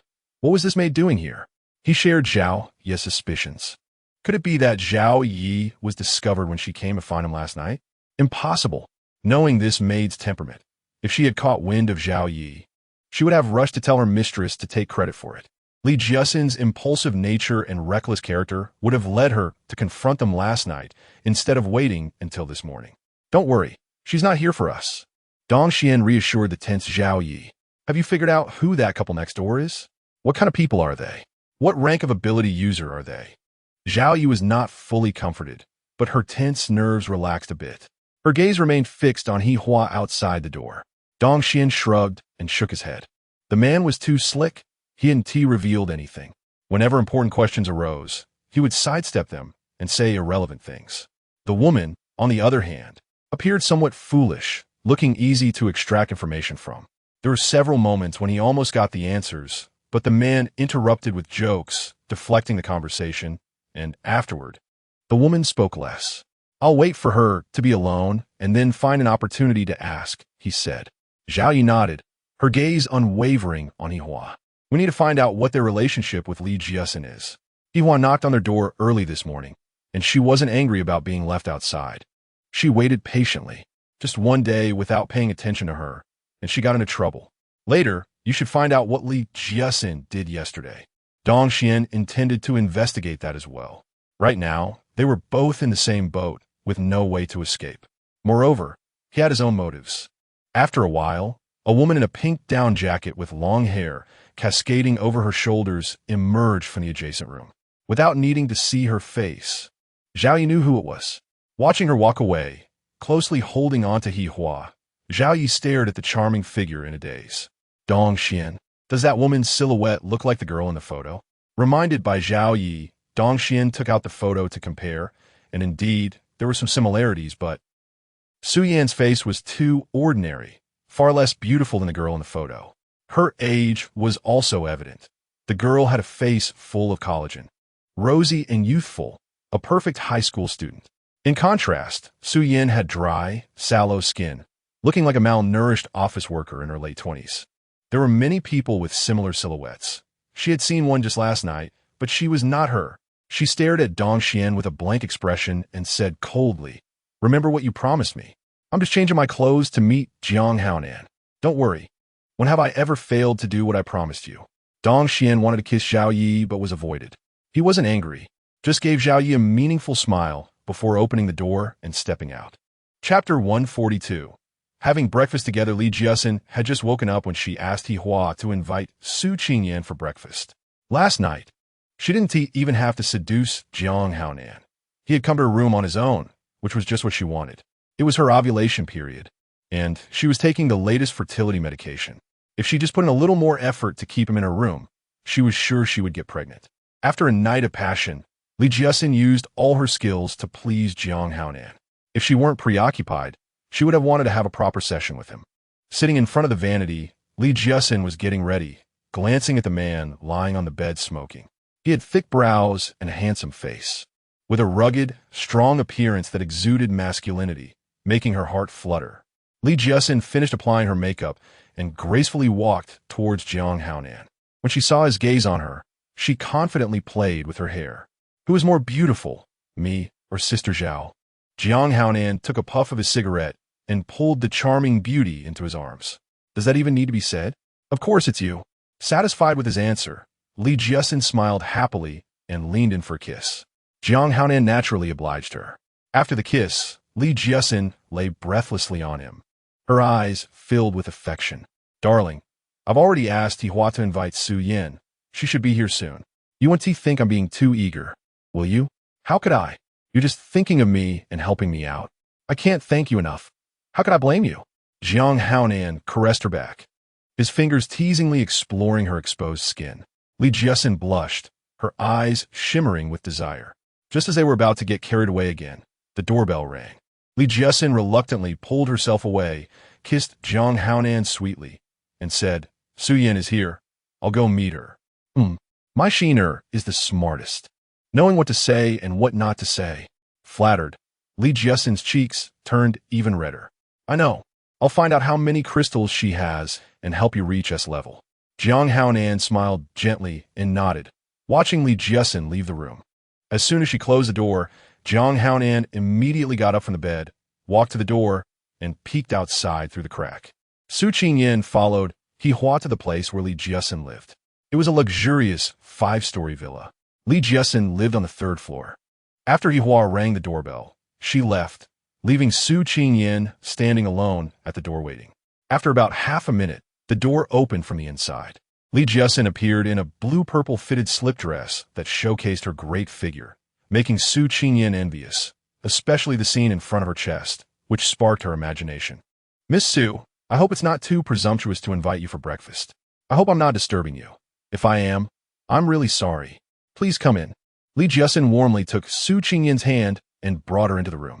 The luxury inside was even more exaggerated than what could be seen from the outside, with the whole room filled with soft pink colors, leaving Su Qingyan in shock, which was evident on her face.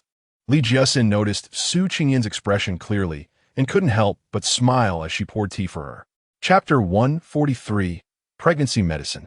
After Su Qingyan left, Su Dongye also went out. The two had already discussed and decided to act separately. Su Qingyan went to meet Jiang Haonan, while he went to scout the area, checking where the important locations in the shelter were, what resources were available, and most importantly, whether he could gather any information they wanted to know. Su Qingyan politely accepted the tea that Li Jiesen brought over. After taking a sip, she began to admire and compliment the room's decor and furnishings. Li Jiesen naturally smiled with joy upon hearing this.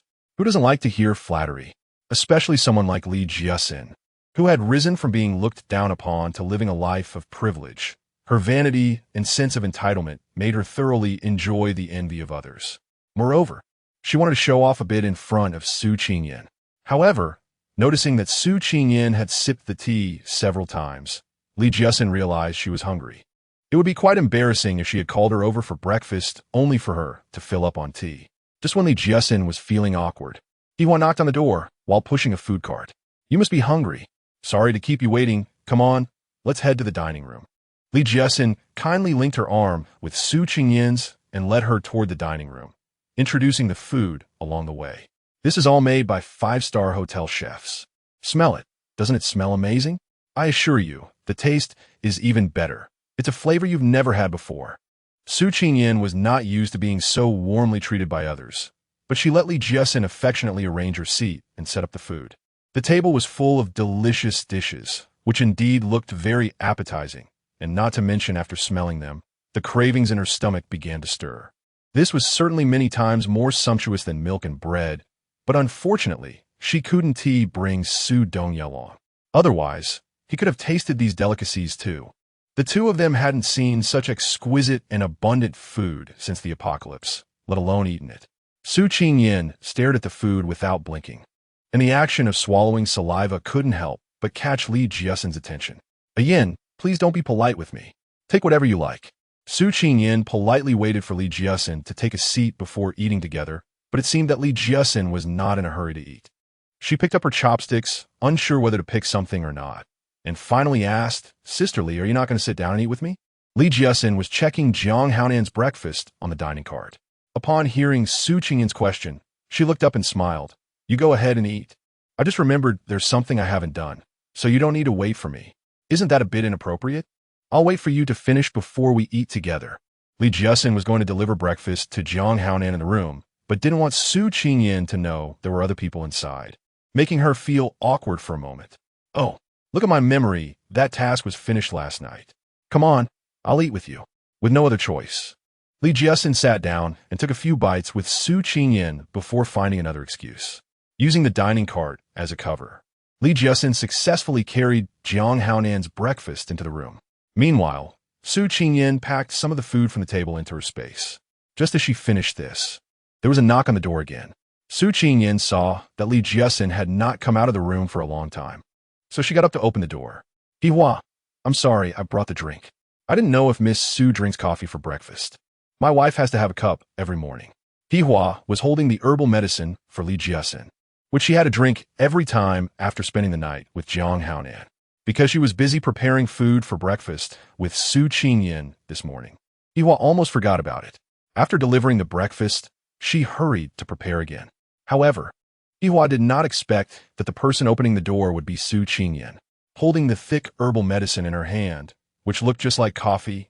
She had a sudden idea and came up with this excuse. Su Qingyin stared at the dark coffee in Hihua's hand, her eyes brightening. She hadn't slept well last night, and a cup of coffee at this time would really help her feel more awake. Otherwise, it wouldn't be good to yawn in front of Li Jiasin later. Su Qingyin didn't think much and directly took the coffee from Hihua's hand and started drinking. A bitter taste rushed straight into her heart. It was too bitter. She wanted to vomit, but felt embarrassed to do so. Su Qingyin swallowed hard. Seeing Hihua staring at her, she felt embarrassed and took another sip, finishing the entire cup. Chapter 144. Bait Hihua stared at the empty cup, then looked at Su Qingyin's wrinkled face, unconsciously twitching her mouth, as if she could taste the bitterness herself. She opened a small white porcelain jar beside her and said, "There's sugar here." Crystal clear rock candy was inside, and Su Qingyin seemed to see a savior. She unceremoniously picked up a piece and put it in her mouth. The sweet taste gradually masked the bitterness in her mouth, and her expression finally relaxed a bit. Su Qingyin said with an embarrassed smile, "This coffee is a bit bitter. The one I usually drink is sweeter." Huamian didn't show any reaction on the surface, but his heart was already in turmoil. How could it not be bitter? She finished it in one go. This is Chinese medicine. Li Jiasin would take at least half an hour plus a white porcelain jar of rock sugar to finish such a cup. The lady is used to this taste. I didn't know you liked it too, so... Su Qingyin then realized that this was prepared for Li Jiasin, not for her. It's fine. Since Miss Su also enjoys drinking it, I'll prepare another cup for you right away, and this time I'll make sure to add sugar in it. Li Jiasin's medicine was consumed by Su Qingyin, so Hihua naturally had to hurry to prepare it again. And this time, she didn't forget Su Qingyin's share. "No, it's not necessary. 1 cup a day is enough for me." Su Qingyin didn't want to drink such bitter coffee anymore and politely refused. After Li Jiasin delivered breakfast to Jiang Haonan, the two of them were affectionate for a while. She then came out holding a pile of jewelry boxes and saw Su Qingyin standing at the door. "Ian, are you full?" "Ah." Su Qingyin received the signal in her eyes, realizing that she had misunderstood and was about to leave. She quickly explained, "Sister Hihua came by just now, and I drank the coffee she prepared for you. She's got to make you a new one." "I'm sorry. I didn't know it was specially prepared for you." Coffee? Li Jiasin was momentarily stunned, but quickly realized what it was. She smiled and said, "Well, I have a habit of drinking coffee in the morning. It's fine. Just a cup of coffee." This is also something that Hihua didn't handle well. You don't need to feel guilty about it. Come on, you must still be hungry. Let's continue eating. After we're done, let's take a look at the treasures collected by my sister and see if there's anything you like that she can give you. After placing the jewelry box on the coffee table in the living room, Li Jiasin took Su Qingyin's arm and led her to the dining room. Earlier, they had only taken a few symbolic bites, and now she was also hungry. However, when Li Jiasin entered the dining room and saw the table full of food, only to find that only a few dishes remained, her gaze shifted from Su Qingyin's mouth to her stomach. Su Qingyin also knew that she had packed too much food without paying attention for a moment. Being stared at like this, she felt embarrassed and lowered her head. "I'm sorry, Sister Li, this food is really too lavish, too exquisite, and too delicious. I just didn't pay attention. It's okay. I can't eat much anyway. This is enough for me." Li Jiasin suppressed the twitching at the corners of her mouth, holding her chopsticks to pick up the remaining food. Ever since she started following Jiang Haonan, she hadn't eaten anyone else's leftovers, and now, under Su Qingyin's gaze, she was forced to eat. Not only that, but the person who had already eaten a lot was also trying to grab food from her. "Sister Li, this steamed dumpling is so delicious. It seems to be crab roe steamed dumpling, right? The flavor is rich and the soup is fresh. It's really too delicious." The last crab roe steamed dumpling, which she liked the most, was unexpectedly snatched away. Li Jiasin watched Su Qingyin licking her lips in delight, and her fingers holding the chopsticks couldn't help but tighten. "Yes, This is one of the chef's specialties. How about we have lunch together today? Sure. I'm worried that after eating such delicious food, my taste will become picky, and I want to know what to eat for lunch. Being able to have another meal with Sisterly makes me so happy. Then it's settled. After we finish looking at the jewelry, I'll take you around. Chapter 145. The innocent Su Qingyan, a white marble coffee table was filled with sparkling jewelry, shiny and dazzling. Very eye-catching. Su Qingyan's eyes widened. Wow, wow, wow, Sisterly, these are all so beautiful. You must have spent a lot of effort and money, right?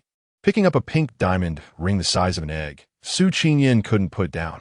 Without waiting for Li Jiasin to speak, she put it on her finger. She tried on her left hand, and then on her right hand, her face full of joy, but in the end, none of her fingers could wear it. Li Jiasin's favorite was this pink diamond, and while hesitating whether to take it out, Jiang Haonan wrapped his arms around her waist and affectionately whispered in her ear, "In the future, you'll have even larger and more beautiful pink diamonds, even blue diamonds and red diamonds." She naturally understood what he meant, gritted her teeth, and took it out. "What's wrong, Ayan? Don't you like this pink diamond?" Li Jiasin asked, seeing Su Qingyan's disappointment. "I like it, but I can't wear it." Li Jiasin had already noticed that Su Qingyan's fingers were not as slender and long as hers. This diamond ring was custom-made according to her hand size, so it wasn't for everyone to wear. "What's wrong? Didn't you say you liked this pink diamond?" "I told you, anything you like can be given to you. No need for a transaction like yesterday." Li Jiaxin. Su Qingyan noticed the disbelief in Li Jiasin's eyes and hurriedly explained, "Really, I don't have any abilities." "Sisterly, I'm not lying to you. You can check my body. The uncle who registered at the entrance of the shelter can vouch for me." Li Jiasin could sense Su Qingyan's tension and unease, and she comforted her. "It's okay not to be an ability user. I'm not an ability user either. There are many people in the shelter who are not ability users, so don't be nervous." Su Qingyan was worried that Sisterly would dislike her because she wasn't an ability user. "I really like you, Sisterly, and I genuinely want to be friends with you. Yesterday, I scolded me, saying that one shouldn't be petty. If I want to be friends with others, I should be more generous. Today, Sisterly treated me to such a hearty breakfast, and this is the gift I brought. I hope you won't dislike it."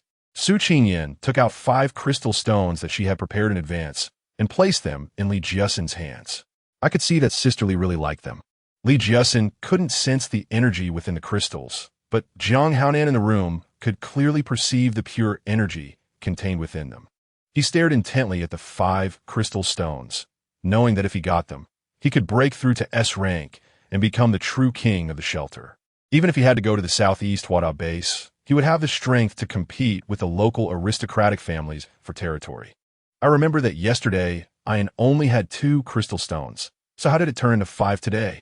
Su Qingyan smiled and said, "Ayi only let me carry 5 crystal stones on me. He said carrying more would cause trouble. While I was outside before, someone tried to rob me, but fortunately, Ayi is strong, so they didn't succeed." "Ayi, the man you were with yesterday? What is he to you?" Li Jiasin had been probing Su Qingyan's words from the very beginning, first gaining her favor, increasing intimacy, and then gradually laying out bait and traps. Look, she hadn't even taken the initiative to speak, and this naive woman had already offered her crystal stones. So generous and lavish, just like that, 5 crystal stones at once. Chapter 146. Hooked Su Qingyan fiddled with the various pieces of jewelry on the table, picking them up and trying them on. When she heard Li Jiasin's topic shift to Su Dongye, she shyly raised her cup and took a sip. "He is my husband, and all these crystals were given to me by him." "Your husband is an ability user?" Su Qingyan nodded, as if it were an A-level star ability. "I don't understand much about these matters since I'm not a supernatural being." "A-level star ability user?" Li Jiasin's eyes lit up. She was in need of a powerful supernatural being by her side. If she could bring him to her side, wouldn't that give her more confidence in the shelter? She knew that the Dong Xian next to Zhao Yi was also an A-level star ability user. Relying on such a powerful supernatural being by her side, he strutted around every day, practically with his nose in the air.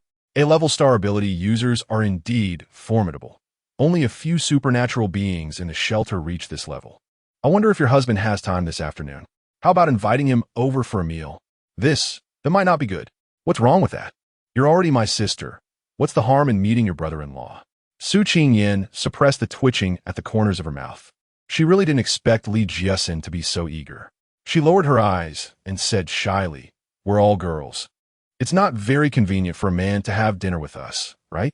What's inconvenient about it? We'll call your brother-in-law over, and it'll be just right for us to be together." Brother-in-law? This time it was Li Jiesin who blushed. It was the first time she was introducing Jiang Haonan to someone, and the person involved was right in the room. Li Jiesin felt a bit anxious and worried. She was afraid that Jiang Haonan wouldn't like it, and even more afraid of angering him. But then she thought, she had helped him obtain 5 crystal stones and assisted him in breaking through to S level. Surely, she must hold a place in his heart.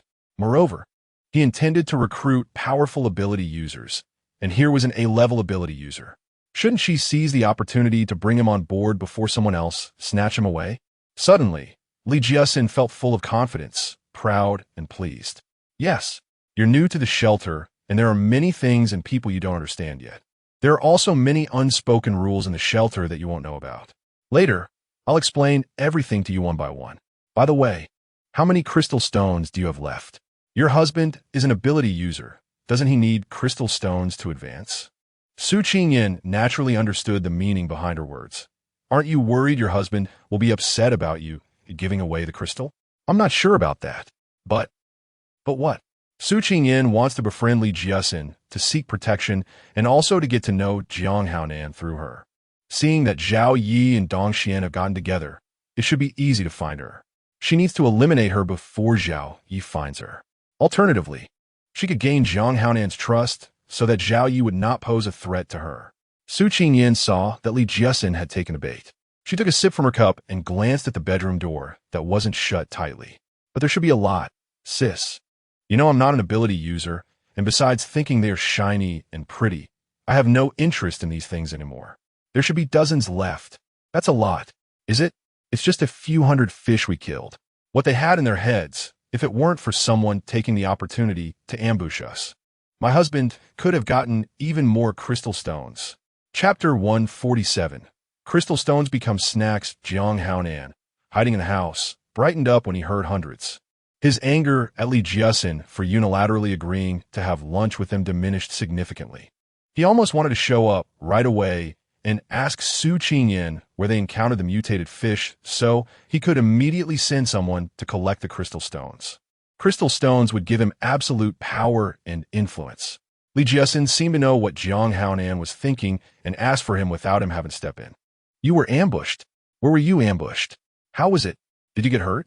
Your husband is already an A-level ability user, so he shouldn't have been hurt, right? At that time, he wasn't a level yet, but fortunately, neither of us got hurt. It was also because of the ambushers that we were forced to leave that small courtyard. Otherwise, we could have gotten more crystal stones.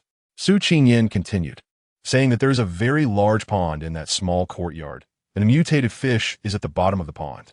So, you don't have many crystal stones on hand, do you? Li Jiesin just wants to know how many crystal stones her husband has after he ascended to the star rank, and whether it is worth her effort to win him over and please him. Su Qingyan seemed unaware of her own thoughts, pondered seriously for a moment, then began counting on her fingers, and finally said under Li Jiesin's eager gaze, there should be 50 left. 50? That's quite a lot. Bubbles of excitement rose in Li Jiesin's heart, and she looked at Su Qingyan as if she were a fox coveting a piece of meat in a crow's beak, her black and white eyes spinning around eagerly. Jiang Haonan, on the other hand, wished that Li Jiesin would hurry up and take Su Qingyan away. He needed to quickly arrange for someone to find that small courtyard and go to the pond to retrieve the crystal. Sister Ayan, are there any jewelry pieces you fancy? This pink diamond is indeed beautiful. Although it can't be worn on a finger, it could be made into a necklace. Li Jiesin selected a water pink crystal necklace, and the pink diamond jumped out from the ring setting, creating an incredibly dazzling and luxurious combination necklace. She eagerly took the initiative to put it on Su Qingyan and even kindly brought a mirror for her to look at. Su Qingyan initially refused, but she couldn't resist her enthusiasm and initiative, so she had to sit there and enjoy her service. At that moment, Li Jiahui was like a salesperson, eagerly and patiently promoting her products.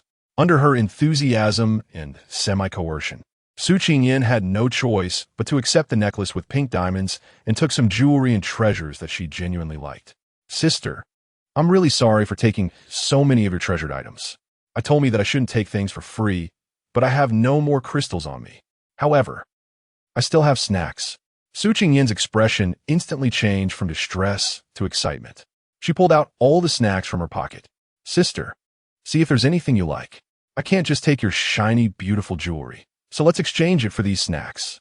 The anticipation of the sparkling gems fell flat as Li Jiasin awkwardly smiled at the table full of snacks. No, it's okay, I don't like snacks.